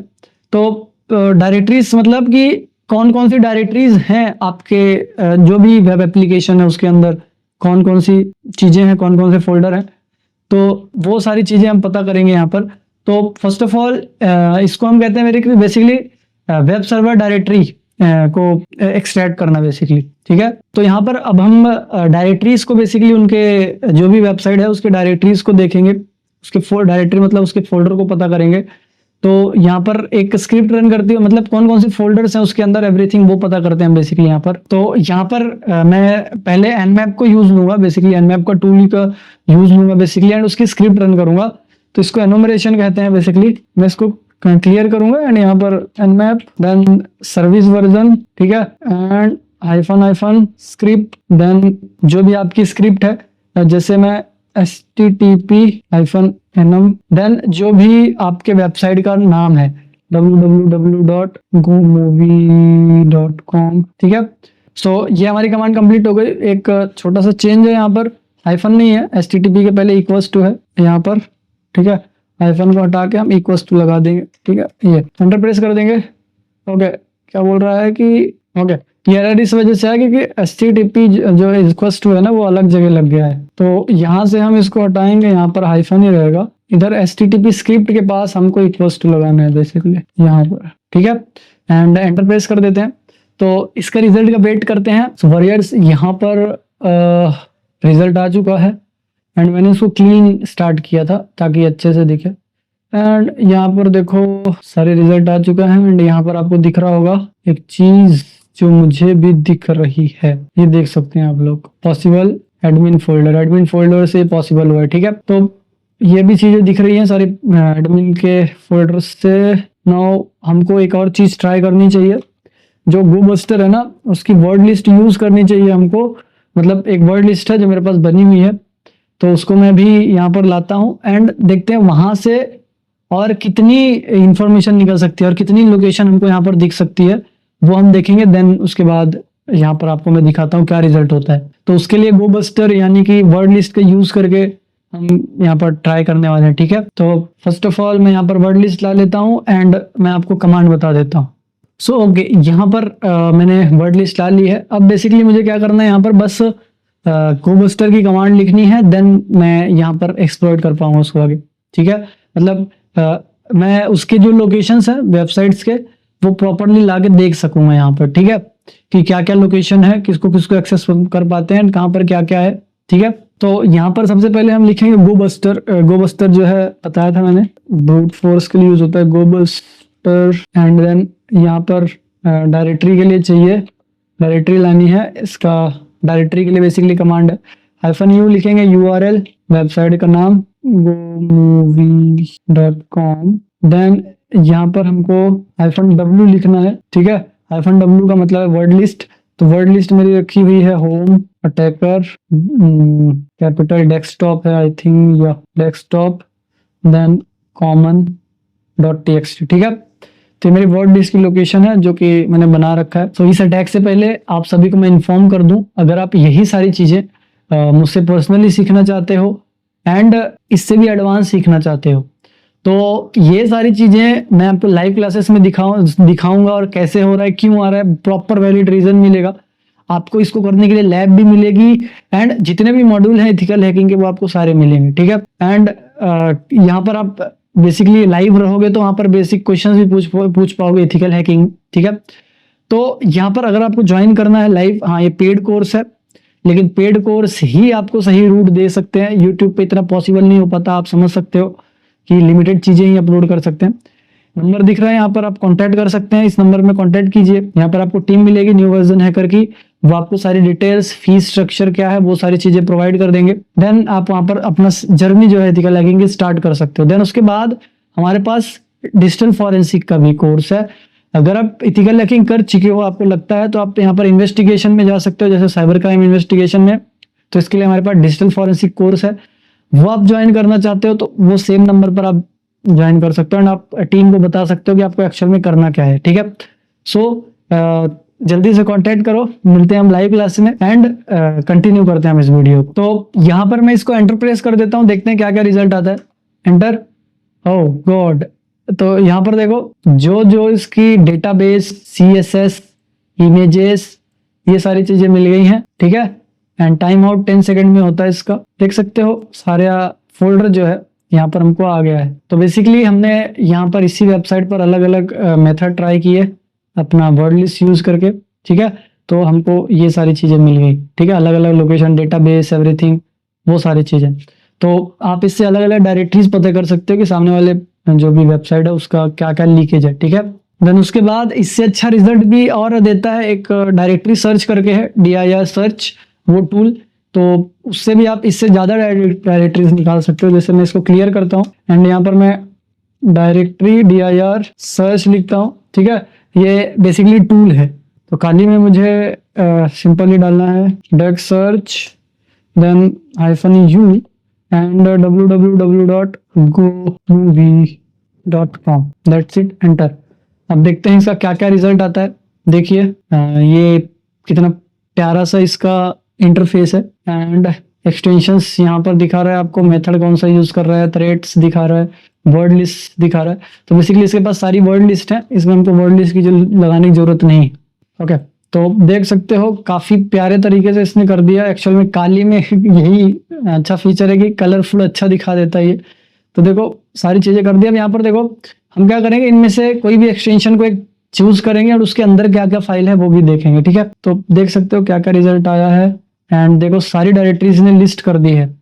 ठीक है, अगर मैं देखना चाहूँ इन डायरेक्टरीज को तो क्या मैं देख सकता हूँ? तो डेफिनेटली देख सकते हैं। देखो अगर मैं यहाँ पर जाऊं विदाउट एनी लॉगिन तो देख यहाँ पर डिनाइड फॉरवर्डेड दिखा रहा है, do not have permission, but है तो फिर भी उसने एक्सट्रैक्ट कर लिया। ठीक है, सर्वर एरर, ये फेक एरर है बेसिकली। ठीक है, यहाँ पर फेक एरर लगाया गया है। ठीक है, तो आप यहाँ से ट्राई भी कर सकते हो एक्सेस करने का। CSS देखते हैं या DB देखते हैं, DB नेक्स्ट नीचे वाला ओपन लिंक करते हैं। देखो ये भी फॉरवर्डेड दिखा रहा है, फेक एरर्स लगाए गए हैं। इमेजेस देखते हैं, ओपन लिंक, नो कोई दिक्कत नहीं है, हम करेंगे जो हमारा टारगेट है। तो यहाँ पर पर्टिकुलर मैं एक एक्सटेंशन को चूज करता हूँ, जैसे ASPX। ठीक है, तो यहाँ पर उसके लिए अलग कमांड है। तो यहाँ पर सेम हमने जो रन किया है अभी ये इतना रखेंगे, देन इसी के आगे हम -e लगा देंगे बेसिकली एक्सटेंशन के लिए। एंड यहाँ पर हमको प्रॉपर वेबसाइट देनी पड़ेगी HTTP के साथ। ठीक है, तो यहाँ पर हमको HTTP रखना पड़ेगा, HTTP // इतना आपको डाल देना है। देन URL तो डला हुआ है -e करके ASPX ये एक्सटेंशन है। एक बार रीमैच करेंगे ASPX। ठीक है, अंडर प्रेस करते हैं, देखते हैं क्या करता है। तो ASPX के अंदर क्या क्या डिटेल्स है वो भी आपको यहाँ पर दिखा देंगे। देखो ASPX अपने अंदर इतनी डिटेल्स लेके रखता था, उसके फोल्डर के अंदर इतनी सारी चीजें हैं। देन यहाँ पर ठीक है, अब यहाँ पर 404 एरर से मतलब 404 एरर दिखाने के लिए कोड एग्जीक्यूट करने के लिए कितनी फाइल्स हैं वो सारी चीजें देखते हैं हम लोग। तो बाकी चीजें सेम रहेगी। ठीक है, एंड E को रिप्लेस करके हम X से कर देंगे, -X लगाएंगे एंड यहाँ पर स्मॉल x रहेगा, स्पेस देके 403, देन एंटर। तो यहाँ पर देखते हैं। सो बेसिकली यहाँ पर 403 जो है ना, ये एक्सक्लूजिंग 403 है बेसिकली। मतलब 403 को 43 के अलावा जितने भी मतलब 403 एरर को लेने के अलावा जो एरर देख रहे हैं ना आप, यहाँ पर जो स्टेटस कोड लाया है, यहाँ पर 403 स्टेटस कोड नहीं दिखेगा। ठीक है, तो 403 के अलावा यहाँ पर आपको सारे दिखेंगे। ठीक है, तो एक्सक्लूजिंग 43 का मतलब है कि 43 को छोड़ के सारे जेड दिखाओ। जैसे यहाँ पर देखो 403 आपको कहीं ना कहीं दिख जाएगा। ठीक है, बट यहाँ पर आपको 403 नहीं दिखेगा। ठीक है, 403 के अलावा सारे डिटेल्स आपको दिखा देगा। ठीक है, सो आई होप ये समझ में आया होगा। 403 के लिए नहीं, 403 को छोड़कर है। ठीक है, ये जो है। ठीक है, तो वो थोड़ा कंफ्यूजन था। एक्स का मतलब एक्सीक्यूट है। ठीक है बेसिकली। तो आई होप आप सभी को इतना समझ में आया होगा। तो यहाँ पर अब तक जो हम कर रहे थे वो बेसिकली इंफॉर्मेशन गैदरिंग था, फुटप्रिंटिंग एंड रिकॉनेंसेस था जिसको कहते हैं हम लोग। ठीक है, मतलब हम वो सारी चीजें अभी तक कर रहे थे जो हमको पहले करनी चाहिए, यानी इंफॉर्मेशन गैदरिंग, अपने दुश्मन के बारे में सब चीजें जानना। ठीक है, अपने टारगेट के बारे में हर एक इंफॉर्मेशन जानना। तो अब हमने सारी चीजें इकट्ठा कर ली, क्या क्या है, क्या क्या टेक्नोलॉजीज यूज हो रही हैं एंड क्या क्या कमियां हैं उसमें। ठीक है, तो मैंने मल्टीपल चीजें आप लोगों को दिखा दिया। अब यहाँ पर इन्हीं कमीज को यूज करके अब हम यहाँ पर अटैक परफॉर्म करेंगे। ठीक है, तो फर्स्ट ऑफ ऑल यहाँ पर जो अटैक होगा वो सबसे पहले हम करेंगे यहाँ पर ब्रूट फोर्स। ठीक है, तो ब्रूट फोर्स अटैक कैसा होता है कि सामने वाले के सिस्टम में मल्टीपल अटैक्स किए जाते हैं। ठीक है, मतलब मल्टीपल अटैक उसमें मतलब पासवर्ड के लिए बेसिकली एक तरह से कि हर एक पासवर्ड उसमें ट्राई किया जाता है, पॉसिबल पासवर्ड जो हो सकते हैं इंफॉर्मेशन गैदरिंग के थ्रू, एवरीथिंग जो भी पॉसिबल पासवर्ड है ये सारे किए जाते हैं, अगर प्रॉपर वेबसाइट पे वैलिडेशन या वेब एप्लीकेशन पे वैलिडेशन नहीं लगा हुआ है तो। ठीक है, तो यहाँ पर मैं चलता हूँ आपके ब्राउजर में। ठीक है, तो फॉर एग्जाम्पल यहाँ पर एक वेबसाइट है जिसको मैं एक्सेस करना चाहता हूँ। जैसे ये ब्राउजर है, एंड साइड बाय साइड मैं मेरा यहाँ पर टर्मिनल भी खोल लेता हूँ, ठीक है। एंड यहाँ पर ना आपको बेसिकली एक टूल की जरूरत पड़ने वाली है जिसका नाम है बर्ब शूट, और उसको मैं बताता हूँ उसको कैसे आप टर्न ऑन कर सकते हैं। तो यहाँ पर आप पेन टेस्टिंग में जाके एंड यहाँ पर वेब एनालिसिस में जाके एंड यहाँ पर प्रॉक्सी वेब एप्लीकेशन प्रॉक्सी में बर्ब शूट को टर्न ऑन कर सकते हैं 1 क्लिक से, ठीक है। जैसे ही आप क्लिक करोगे ये आपसे पासवर्ड मांगेगा, आपका पासवर्ड डालिए एडमिन, तो वो तो अभी हम देखेंगे ही बेसिकली। तो यहाँ पर बेसिकली मैं इसको रन कर दिया मैंने, ठीक है। एंड यहाँ पर मैं एक वेबसाइट डाल रहा हूँ, जैसे फॉर एग्जांपल ये वेबसाइट है मेरी http:// एंड अच्छा ये सजेशन आ गया है, आई थिंक सो प्रॉक्सी रिफ्यूजेस समथिंग, ठीक है। लोडिंग प्रॉब्लम दे रहा है क्योंकि आई थिंक सो मैंने इसको ना प्रॉक्सी ऑन कर रखा है मैंने मेरे सिस्टम में। 1 मिनट में अपना बर्ब शूट ऑन कर लेता हूँ। तो आपको कैसे ऑन करना है, आपको बेसिकली यहाँ पर pen testing and website web application analysis, ठीक है, ये एंड ये बर्ब शूट, ठीक है। एंड यहाँ पर आपको पासवर्ड डालना है, जो भी आपका पासवर्ड, मैंने यहाँ पर मेरा डाल दिया। तो अब ये स्टार्ट हो जाएगा बर्ब शूट। तो जैसे कि यहाँ पर आप देख सकते हो बर्ब शूट टर्न ऑन हो गया एंड यहाँ पर मैं इसको स्टार्ट कर देता हूँ, स्टार्टअप, ठीक है। एंड यहाँ पर बेसिकली इंटरसेप्शन ऑन है, इसको मैं ऑफ करता हूँ। Now I will try to communicate with this website, okay. अब मैंने सर्वर ऑन कर दिया है, अब हम देखते हैं बेसिकली कैसा काम करता है। तो देखो ये टर्न ऑन हो गया, ठीक है। अब यहाँ पर क्या करना है, अभी तो मैंने इंटरसेप्शन ऑफ कर रखा है, बट यहाँ पर आपको कोई भी एक पासवर्ड डाल देना है बेसिकली, मतलब जो भी आपको लगे। जैसे मैं यहाँ पर एडमिन डाल रहा हूँ, या फिर आप जो भी डाल सकते हो। जैसे मैं यहाँ पर देव डाल देता हूँ एंड पासवर्ड जो है मैं पासवर्ड ही रख देता हूँ, पासवर्ड, ठीक है। अब मैं क्या करूँगा, इसको आगे करने से पहले मैं इसका इंटरसेप्शन ऑन कर दूंगा। इंटरसेप्शन ऑप्शन जो है ना, ये क्या करता है बेसिकली, वो जो रिक्वेस्ट है उसको बीच में रोक लेता है, ठीक है। एक तरह से ऐसा समझ सकते हो कि ये इंटरमीडिएट का काम करता है। जो भी कनेक्शन या जो भी रिक्वेस्ट जाएगी इस बर्ब शूट से होके जाएगी, क्योंकि हमने प्रॉक्सी सेट कर रखी है, राइट। तो ब्राउजर में हमने प्रॉक्सी सेट कर दी, वही आईपी एड्रेस इसमें सेट है। तो यहाँ पर आप देख सकते हो ऑप्शंस में, ये देखो 127.0.0.1 एंड मैंने आपको दिखाया था कि यहाँ पर भी हमने वही सेम डाल के रखा हुआ है। एंड जब आप यहाँ पर जाएंगे प्रेफरेंस में, इस प्रेफरेंस, ठीक है, यहाँ पर आप जब प्रॉक्सी देखेंगे, ठीक है, ये प्रॉक्सी है आपका, ये, ठीक है, ये मैनुअल प्रॉक्सी यहाँ पर मैंने रखा है एंड ये 127 एंड सेम पोर्ट, ठीक है। यही सेम पोर्ट आपके इसमें होना चाहिए बर्ब शूट में, तभी वो काम करेगा, ठीक है। तो यहाँ पर मैं इसको लॉग इन करता हूँ अब। तो यहाँ पर अगर आप देखेंगे तो इंटरसेप्शन में जाके ये एक रिक्वेस्ट आ चुकी है, ठीक है। राइट क्लिक करके इसको मैं इंट्रूडर में भेज देता हूँ, ठीक है। इंट्रूडर बेसिकली एक ऐसा ऑप्शन है जहाँ पर हम अपने हिसाब से मॉडिफिकेशन सारी चीजें कर सकते हैं। तो देखते हैं यहाँ पर इंट्रूडर क्या दिखाता है। ये रहा इंट्रूडर, ठीक है। एंड ये टारगेट दिखा रहा है, टारगेट सिस्टम। अच्छा, इंट्रूडर पे जब आप जाओगे ना तो फर्स्ट ऑफ ऑल ये टारगेट मिलेगा, ठीक है। तो टारगेट में आपको यहाँ पर वेबसाइट का जो भी है ना, यहाँ पर कुछ और मिलेगा।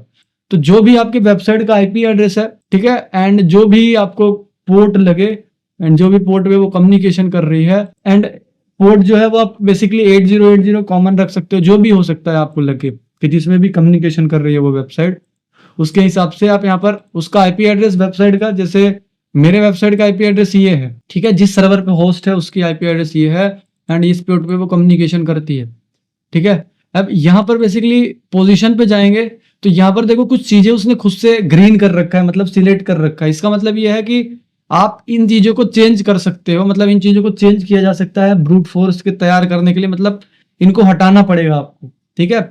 क्योंकि यहाँ पर देखो ये पैरामीटर है, ठीक है। पैरामीटर क्या होता है, पैरामीटर जैसे ये लॉग है, ठीक है, देव, एंड पासवर्ड ही मैंने यहाँ पर लिखा है तो उसने कैप्चर कर लिया। तो देखो मैंने लॉगिन आईडी क्या डाला था, देव, एंड पासवर्ड डाला था पासवर्ड बेसिकली। तो यहाँ पर लॉग जो है ये एक तरह से पैरामीटर है, ठीक है। एंड पासवर्ड क्या है, ये जो यहाँ पर मैंने यूजर नेम डाला है देव, ये उसकी वैल्यू है, ठीक है। तो पैरामीटर वो चीजें होती हैं जैसे जो अपने अंदर कुछ ना कुछ स्टोर करके लेके जा रही है, जैसे पासवर्ड अपने अंदर स्टोर करके लेके जा रही है, ठीक है, लॉग, ठीक है। अगर लॉग को मैं हटा दूंगा तो जब वेबसाइट पे ये डेटा पहुंचेगा तो वेबसाइट इसको पहचान नहीं पाएगी, ठीक है। तो ऐसे बहुत सारे पैरामीटर्स होते हैं जो हम आगे देखेंगे, ठीक है। पैरामीटर टेम्परिंग में हम देखेंगे बेसिकली, ठीक है। तो यहाँ पर जो जो सिलेक्ट किया ना, मैं इसको क्लियर कर दूंगा सबसे पहले, ठीक है। क्लियर कर दिया। अब यहाँ पर मैं फर्स्ट ऑफ ऑल तो इसको वो कर देता हूँ, क्लस्टर बॉम्ब आप यहाँ पर सिलेक्ट कर लीजिए। इसके लिए उसके ब्रूट फोर्स के लिए तैयार करना पड़ेगा ना इसको। अब यहाँ पर मुझे इसको चूज करना पड़ेगा कि कहाँ कहाँ पे मुझे अटैक करना, मतलब क्या क्या कहाँ कहाँ पे ब्रूट फोर्सिंग होगी। तो पहले तो यूजर नेम पे होगी, क्योंकि यूजर नेम एंड पासवर्ड ही तो हमको पता करना है उसमें, ठीक है। ऐड एंड पासवर्ड ऐड, तो इसको भी मैं ऐड कर देता हूँ। अब बेसिकली ये चीजें कर क्या रहा है, ये क्या हो रहा है यहाँ पर, तो मतलब फॉर एग्जाम्पल ये जो वेबसाइट है इसका पासवर्ड हमको याद नहीं है, ठीक है, या फिर याद नहीं है मतलब कि पता करना है किसी भी तरीके से, ठीक है, कि इसमें कौन कौन से यूजर्स हैं, एवरीथिंग इस वेबसाइट पे। तो जैसे अगर मैंने अभी आपको दिखाया, देखो मैं ये वाले उसमें जाता हूँ वेबसाइट, ये वाले दूसरा जो विंडोज 10 है उससे लॉगिन करता हूँ एक बार मैं, ठीक है। देखो यहाँ पर मैं लॉगिन हो चुका हूँ एंड यहाँ पर सबसे पहले मैं आपको दिखाता हूँ कि वो जो वेबसाइट है उसका पासवर्ड एक्चुअल में वो है ही नहीं, ठीक है, मतलब जो मैंने डाला है वो नहीं है। तो यहाँ पर मैं डालता हूँ http://ip address of server 10.10. And server का आईपी एड्रेस है एंड आपको पता है किस पोर्ट पे कम्युनिकेशन करता है, तो आपको डोमेन नेम की जरूरत नहीं होती, ठीक है। तो यहाँ पे वर्ड प्लेस लॉगिन देख सकते हैं, यहाँ पर वही वेबसाइट है, ठीक है। यहाँ पर मैं एक चीज, वही जो मैंने यूजर नेम डाला है देव एंड पासवर्ड डाला है मैंने यहाँ पर PASSW0RD, ठीक है। देखो क्या बता रहा है, इनकरेक्ट पासवर्ड, ठीक है, एरर रॉन्ग पासवर्ड, ठीक है। तो बेसिकली वो तो नहीं है पासवर्ड। अब मुझे पता करना है बेसिकली कि पासवर्ड क्या क्या, कौन कौन से यूजर्स हैं इसमें, तो इसी की हेल्प यहाँ पर लेंगे हम लोग, ठीक है। तो यहाँ पर इनको सिलेक्ट करके हमने ऐड कर दिया। अब यहाँ पर इसको ऐड करने के बाद आप पेलोड सेट करोगे, ठीक है। पेलोड्स क्या है, मतलब पेलोड का मतलब ये है कि आप वर्ड लिस्ट सेट करोगे, मतलब कौन क्या क्या पासवर्ड है पॉसिबल, तो आप एक वर्ड लिस्ट बनाओगे जो जो आपको लगता है कि ये सारी चीजें हो सकती हैं। तो मैंने बना रखा है। तो देखो यहाँ पर पहले मैं फर्स्ट ये एज इट इज रहने देना है, लोड करना है इसको यहाँ से। तो पहले आपको मैं यूजर नेम चूज करूंगा, ओपन, ठीक है। देन यहाँ पर पहली हो गई, अब दूसरी यहाँ पर चूज करूंगा मैं पासवर्ड, ओपन, ठीक है। लेट्स इट, हो गया। अब एक बार रीचेक कर लेना है सारी चीजें ओके है।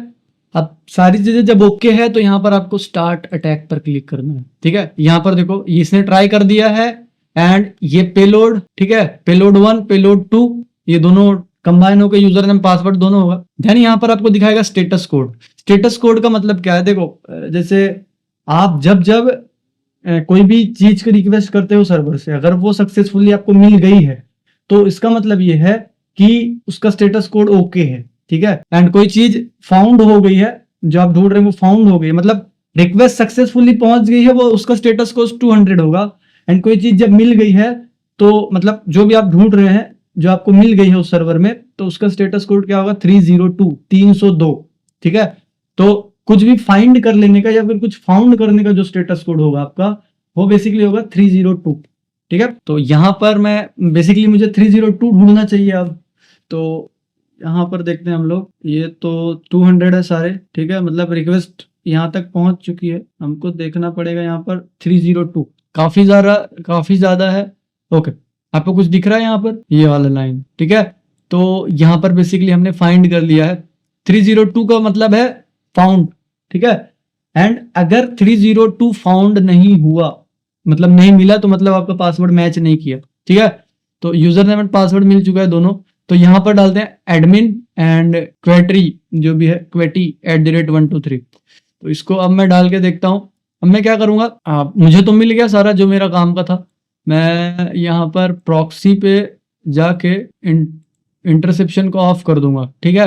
एंड यहाँ पर देखिए इसने एरर पासवर्ड दे दिया। जब मैंने इंटरसेप्शन ऑफ किया ना, तो मतलब मैंने बीच में रिक्वेस्ट को रोक के रखा था, जैसे मैंने छोड़ा, ठीक है, जैसे मैंने छोड़ा तो वो एकदम से पहुंच गया और उसको पता चल गया कि इनवैलिड है। तो अब देखो एडमिन मिला था वहां पर, अब हमको पासवर्ड मिला है, ठीक है, क्वेटरी @123 लॉगिन, ठीक है। ये लॉगिन हो चुकी है वेबसाइट।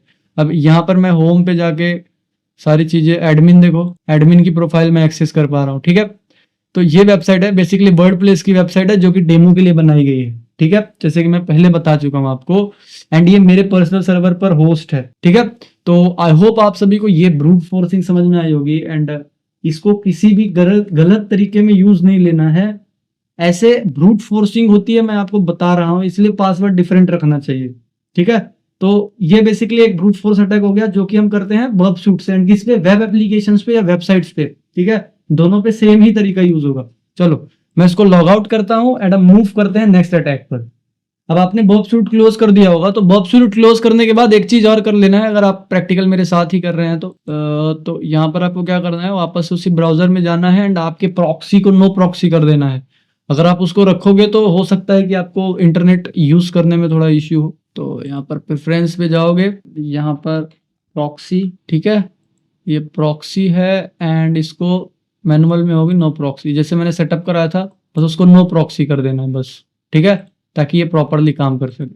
दैट्स इट, आपका हो गया। अब मूव कर सकते हैं नेक्स्ट अटैक।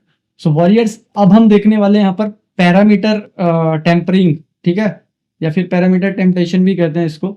तो इसमें क्या करेंगे हम लोग, जो भी पैरामीटर्स होंगे उनको हम चेंजेस करके देखेंगे, ठीक है, मतलब अलग अलग तरीके से उनको चेंज करके देखेंगे एंड काम कर रहे हैं या नहीं कर रहे हैं, पैरामीटर टेम्परिंग की उसमें प्रॉब्लम है या नहीं वेबसाइट में, वो ढूंढने की कोशिश करेंगे। तो इसको कैसे ढूंढा जाता है आइए देखते हैं। तो यहाँ पर फर्स्ट ऑफ ऑल मैं यहाँ पर चला जाऊंगा अपने ब्राउजर में ही, ठीक है। तो सेम यहाँ पर मैं अपने मैन ब्राउजर पे जा रहा हूँ एंड यहाँ पर जो वेबसाइट है वो है www.gomovie, ठीक है, .com। एंटर प्रेस करेंगे तो देखो यहाँ पर आ चुका है, ठीक है। एंड यहाँ पर जैसे आपके पास आपने एक user ID and password create कर लिया, ठीक है, ठीक है, आपके पास एक यूजर आईडी एंड पासवर्ड है। अब यूजर आईडी पासवर्ड से आप दूसरे यूजर्स का डेटा कैसे एक्सेस कर पाओगे वो देखो यहाँ पर। तो इस टास्क के लिए भी मुझे बर्ब शूट यूज होने वाला है, तो जाहिर सी बात है मैं यहाँ पर हूँ, तो मैं फिर से यहीं पर ऐड ऑन कर देता हूँ, टर्न ऑन कर देता हूँ अपने प्रॉक्सी को, ठीक है। तो आपको जैसे मैंने बताया, अगर मैं बंद करना ना बताऊं तो मैंने आपको बता दिया कि प्रॉक्सी आपको बंद कैसे करनी है अगर इंटरनेट यूज करने में इश्यू आए तो। यहाँ पर proxy setting and manual proxy को करेंगे, ठीक है। एंड यहाँ पर हम आ चुके हैं, तो एक और एड ऑन चीज करते हैं यहाँ पर हम कि बर्ब शूट भी ऑन कर देता हूँ। तो ये मेरा बर्ब शूट रन हो चुका है एज इट इज, जैसे हम स्टार्टिंग में कर रहे थे, ठीक है। चलो इसको मैं अभी साइड में कर देता हूँ। तो यहाँ पर बेसिकली मुझे क्या करना है, या फिर हमको इस क्या करना है, जैसे यहाँ पर मैंने बर्ब शूट टर्न ऑन कर दिया, ठीक है। अब यहाँ पर मुझे प्रॉक्सी पे जाके चेक करना है, इंटरसेप्शन ऑफ है तो ऑन करना है उसको, क्योंकि हमको रिक्वेस्ट इंटरसेप्ट करनी है। यहाँ पर सबसे पहले मैं एक वैलिड यूजर आईडी पासवर्ड डालूंगा जो कि मेरा क्रिएटेड है, ठीक है। अब टेस्टिंग के लिए है तो कोई भी यूजर आईडी तो क्रिएट कर सकता है, पासवर्ड क्रिएट कर सकता है। तो जैसे यहाँ पर मैं पासवर्ड यूजर नेम डाल रहा हूँ सैम एंड टेस्ट, ठीक है, एंड मैं लॉग इन करता हूँ, ठीक है। ये देखो लॉगिन जा रहा है और बर्ब शूट पे चलते हैं हम लोग, उसको मिनिमाइज कर देते हैं, ठीक है। ये देखो अब बर्ब शूट पे अगर आपने एक चीज देखी हो तो यहाँ पर देखो ये आपका डेटा जा रहा है, ठीक है, इवैल्यूएशन जा रहा है एंड अभी जो मैंने यूजर नेम एंड पासवर्ड डाला है वो दिख रहा है आपको यहाँ पर, ठीक है। तो बर्ब शूट देखो इतना खतरनाक है कि सामने वाले का रिक्वेस्ट भी कैप्चर कर लेता है। बट यहाँ पर हम इसको फॉरवर्ड करेंगे, ठीक है, फॉरवर्ड करेंगे। अब देखो फॉरवर्ड करोगे तो रिक्वेस्ट थोड़ी आगे बढ़ेगी, और एक बार फॉरवर्ड कर देते हैं तो रिक्वेस्ट पूरी पहुंच गई एंड यहाँ पर यूजर लॉगिन हो चुका है, ठीक है। यहाँ पर देखो एडमिन समथिंग लॉगिन दिखा रहा है, ठीक है। अब यहाँ पर बेसिकली इन कंटेंट्स को मैं थोड़ा ब्लर रखूंगा, ठीक है, एंड यहाँ पर जो चीजें इंपॉर्टेंट नहीं है आपको दिखाना उसको मैं ब्लर रखूंगा।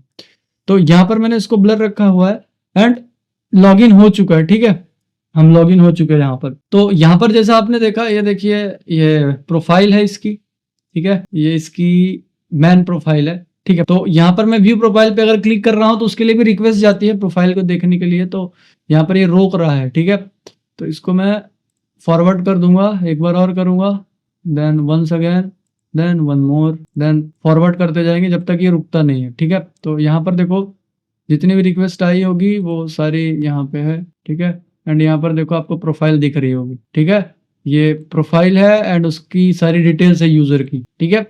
अब बेसिकली हमको करना क्या है, अभी तो हम सैम से लॉगिन है, तो सैम से लॉगिन होके बाकी लोगों तक, मतलब जितने भी यूजर हैं उनमें हम स्विच कर लें। इसी को पैरामीटर टेम्परिंग कहेंगे, मतलब एक किसी भी पैरामीटर में चेंज करके हम उसमें स्विच कर जाए। तो कैसे कर सकते हैं देखते हैं। तो यहाँ पर मैं थोड़ी देर के लिए फिर से इंटरसेप्शन ऑफ करूंगा। अभी हम लॉगिन हो चुके हैं प्रॉपरली, आप देख सकते हो, ठीक है। एंड मैं बैक जाऊंगा इस वेबसाइट पे, ठीक है। यहाँ पर मैं बैक आया एंड वापस से मैं पासवर्ड डालूंगा यहाँ पर वही, ठीक है। मैं इंटरसेप्शन कैप्चर करने की कोशिश करूंगा एंड लॉगिन करूंगा अगेन। मैं बस आपको दिखा रहा हूँ कि कहाँ पे हम चेंज कर सकते हैं। देन इसको फॉरवर्ड करेंगे, ठीक है। इसको फॉरवर्ड करेंगे, उसको लॉगिन हो जाने देंगे प्रॉपरली, ठीक है। अब प्रोफाइल के लिए जो रिक्वेस्ट जा रही है, प्रोफाइल पर क्लिक करेंगे एंड प्रोफाइल की रिक्वेस्ट यहाँ वर्क सूट पे आएगी, ठीक है। तो यहाँ पर प्रोफाइल की रिक्वेस्ट आ चुकी है। तो इसको भी फॉरवर्ड करना है कब तक, जब तक HTTP रिक्वेस्ट दिखे, ठीक है। तो यहाँ पर जैसे आप एक दो बार फॉरवर्ड करते हो ना, आपको इस व्यू प्रोफाइल ID = 1 वाले पेज का वेट करना है, ठीक है। ये तो जब भी आपको ये पेज मिल जाए तो आप यहाँ पर रुक जाना है, ठीक है। अब यहीं पर पैरामीटर आपको चेंज करना है। पैरामीटर क्या होते हैं, तो ये देखो ID है ना =1, ये ID जो है ये पैरामीटर है, 1 उसकी वैल्यू है। तो मैं आपको यहाँ पर दिखाता हूँ क्या होता है ये। अब यहाँ पर देखो पैरामीटर की वैल्यू कितनी है, 1, ठीक है। यहाँ पर आप पैराम्स में आएंगे, पैरामीटर्स में आएंगे तो आपको दिख जाएगा। एंड अगर आप पुराना वर्जन यूज कर रहे हैं वर्कशूट का, बहुत ज्यादा पुराना, तो साइड में आपको इंस्पेक्टर नाम का दिख रहा होगा। इंस्पेक्टर में आपको क्वेरी पैरामीटर 1 दिखाएगा, बेसिकली क्वेरी दिखाएगा उसमें, ठीक है। क्वेरी पैरामीटर, उसमें क्लिक करोगे तो ID नेम एंड 1 दिखाएगा वो, ठीक है। तो यहाँ पर मैं और 1 किसकी वैल्यू है, ये इसकी है क्योंकि ये पैरामीटर है। और दूसरा पैरामीटर ये देखो MS स्कोप एंड टैब 10, तो यहाँ पर आपको सारे दिख रहा होगा, देखो पहला 1 देन एंड ये, तो ये तीनों पैरामीटर्स आपको यहाँ पर दिख रहे हैं और इसकी वैल्यू दिख रही है, बेसिकली पैरामीटर की वैल्यू दिख रही है। इसी को चेंज करना है एंड वहां पर देखते हैं कि दूसरा यूजर लॉगिन कर पाता है। इसको टेस्टिंग करके, इसको चेंज करके देखेंगे हम लोग बेसिकली कि कोई दूसरा यूजर इसके थ्रू लॉगिन कर पाता है। यहाँ पर इसको हम ऐड कर लेंगे, ठीक है। यहाँ पर हम 1 को 2 कर देंगे, ठीक है, एंड इसको ऐड कर देंगे, ठीक है। अब यहाँ पर हमने अपना काम कर दिया, इसको ऐड कर दिया, ठीक है। अब हमको क्या करना है, सिंपली रॉ में जाना है। देखो यहाँ पर ID चेंज हो चुकी है एंड इस इंटरसेप्शन को बंद कर देना है, मतलब ये रिक्वेस्ट को ड्रॉप, मतलब हटा देना है, अपने पास से रिलीज कर देनी है। तो ऑफ पे क्लिक करोगे, ये पहुंच जाएगी वेबसाइट पे। अब हमने इससे पहले जो मैंने लॉगिन किया था एज अ सैम, ठीक है, आपने देखा था, तो वो कौन सा यूजर था, सैम था। अब यहाँ पर देखो किसकी प्रोफाइल आ चुकी है एंड उसकी ID 2, ठीक है। मतलब जो पैरामीटर टेम्परिंग है ये इतनी खतरनाक है कि दूसरे यूजर्स का डेटा एक्सेस कर सकते हैं अगर ये प्रॉब्लम रही एक वेबसाइट में। ऐसे ही आप इसी के थ्रू अलग अलग कह सकते हो कि अलग अलग पेजेस में भी जा सकते हो, ठीक है, क्योंकि हर पेज एक पैरामीटर से चलता है और ये पैरामीटर का अगर इनक्रिप्टेड नहीं रखा गया, इसकी सिक्योरिटी प्रॉपरली अप्लाई नहीं की गई तो बहुत बड़ी दिक्कत हो सकती है। जैसे कि आपने अभी देखा, मैं सैम से डायरेक्टली जॉन पर आ गया, ठीक है, मतलब दूसरे यूजर पे आ गया। इसीलिए मैंने सबसे पहले आपको लॉगिन करके दिखाया था। मैंने लॉगिन तो सैम से किया था, लेकिन यहाँ पर जॉन स्मिथ की प्रोफाइल स्विच हो चुकी है क्योंकि पैरामीटर में चेंजेस कर दिए हमने, ठीक है। तो यहाँ पर इसी को हम कहते हैं पैरामीटर टेम्परिंग या फिर पैरामीटर टेम्पटेशन भी कहते हैं, पैरामीटर चेंजेस कहते हैं। पैरामीटर के कई तरीके हो सकते हैं। अब मतलब पेज की वर्नेबिलिटी है या फिर ID की वर्नेबिलिटी है, यहाँ पर देख सकते हो आप यूजर ID की वैलिडिटी थी, ठीक है। तो बेसिकली वो सारी चीजें जो है ना, ये सिक्योर रहना काफी इंपॉर्टेंट है, इसलिए आपको देखना जरूरी है कि पैरामीटर टेम्पटेशन होता क्या है, कैसे काम करता है।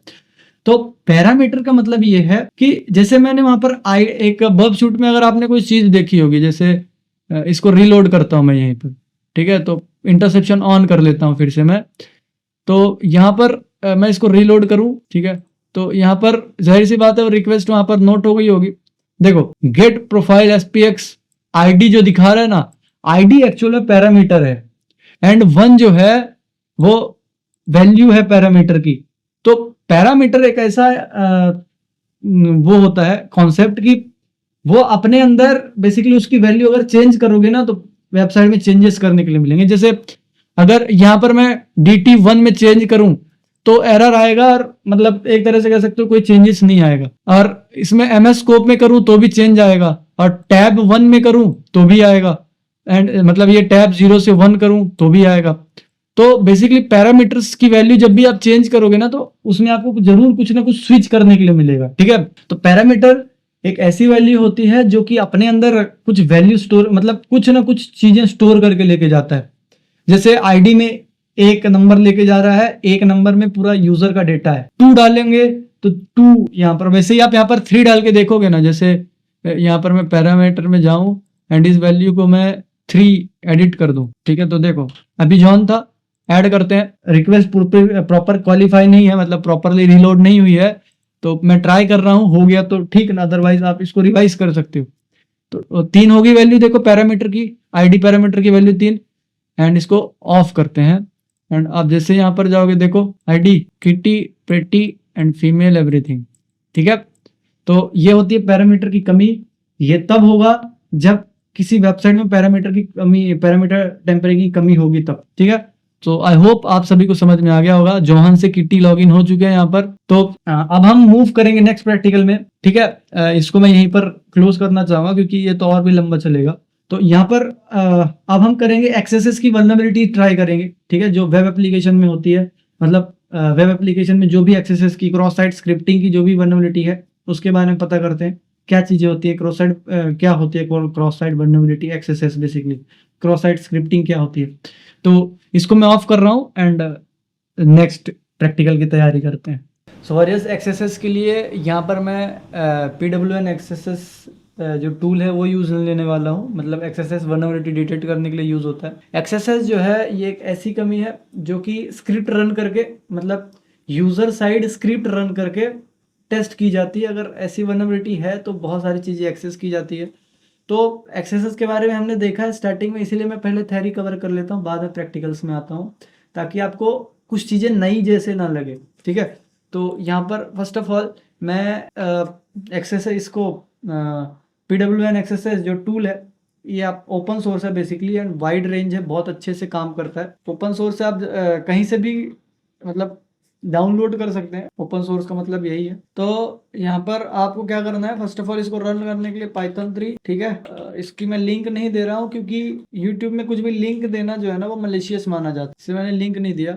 तो यहाँ पर PWN एक्सेसेस, ठीक है, PWN देन एक्सेसेस, देखो सजेशन आ रहा है, इससे पहले मैंने यूज ले रखा है इसको, PWN एक्सेसेस, ठीक है, and .py and then -u URL डाल देंगे, एंड कोई भी वेबसाइट जो कि अच्छी हो, आपको सही लगे।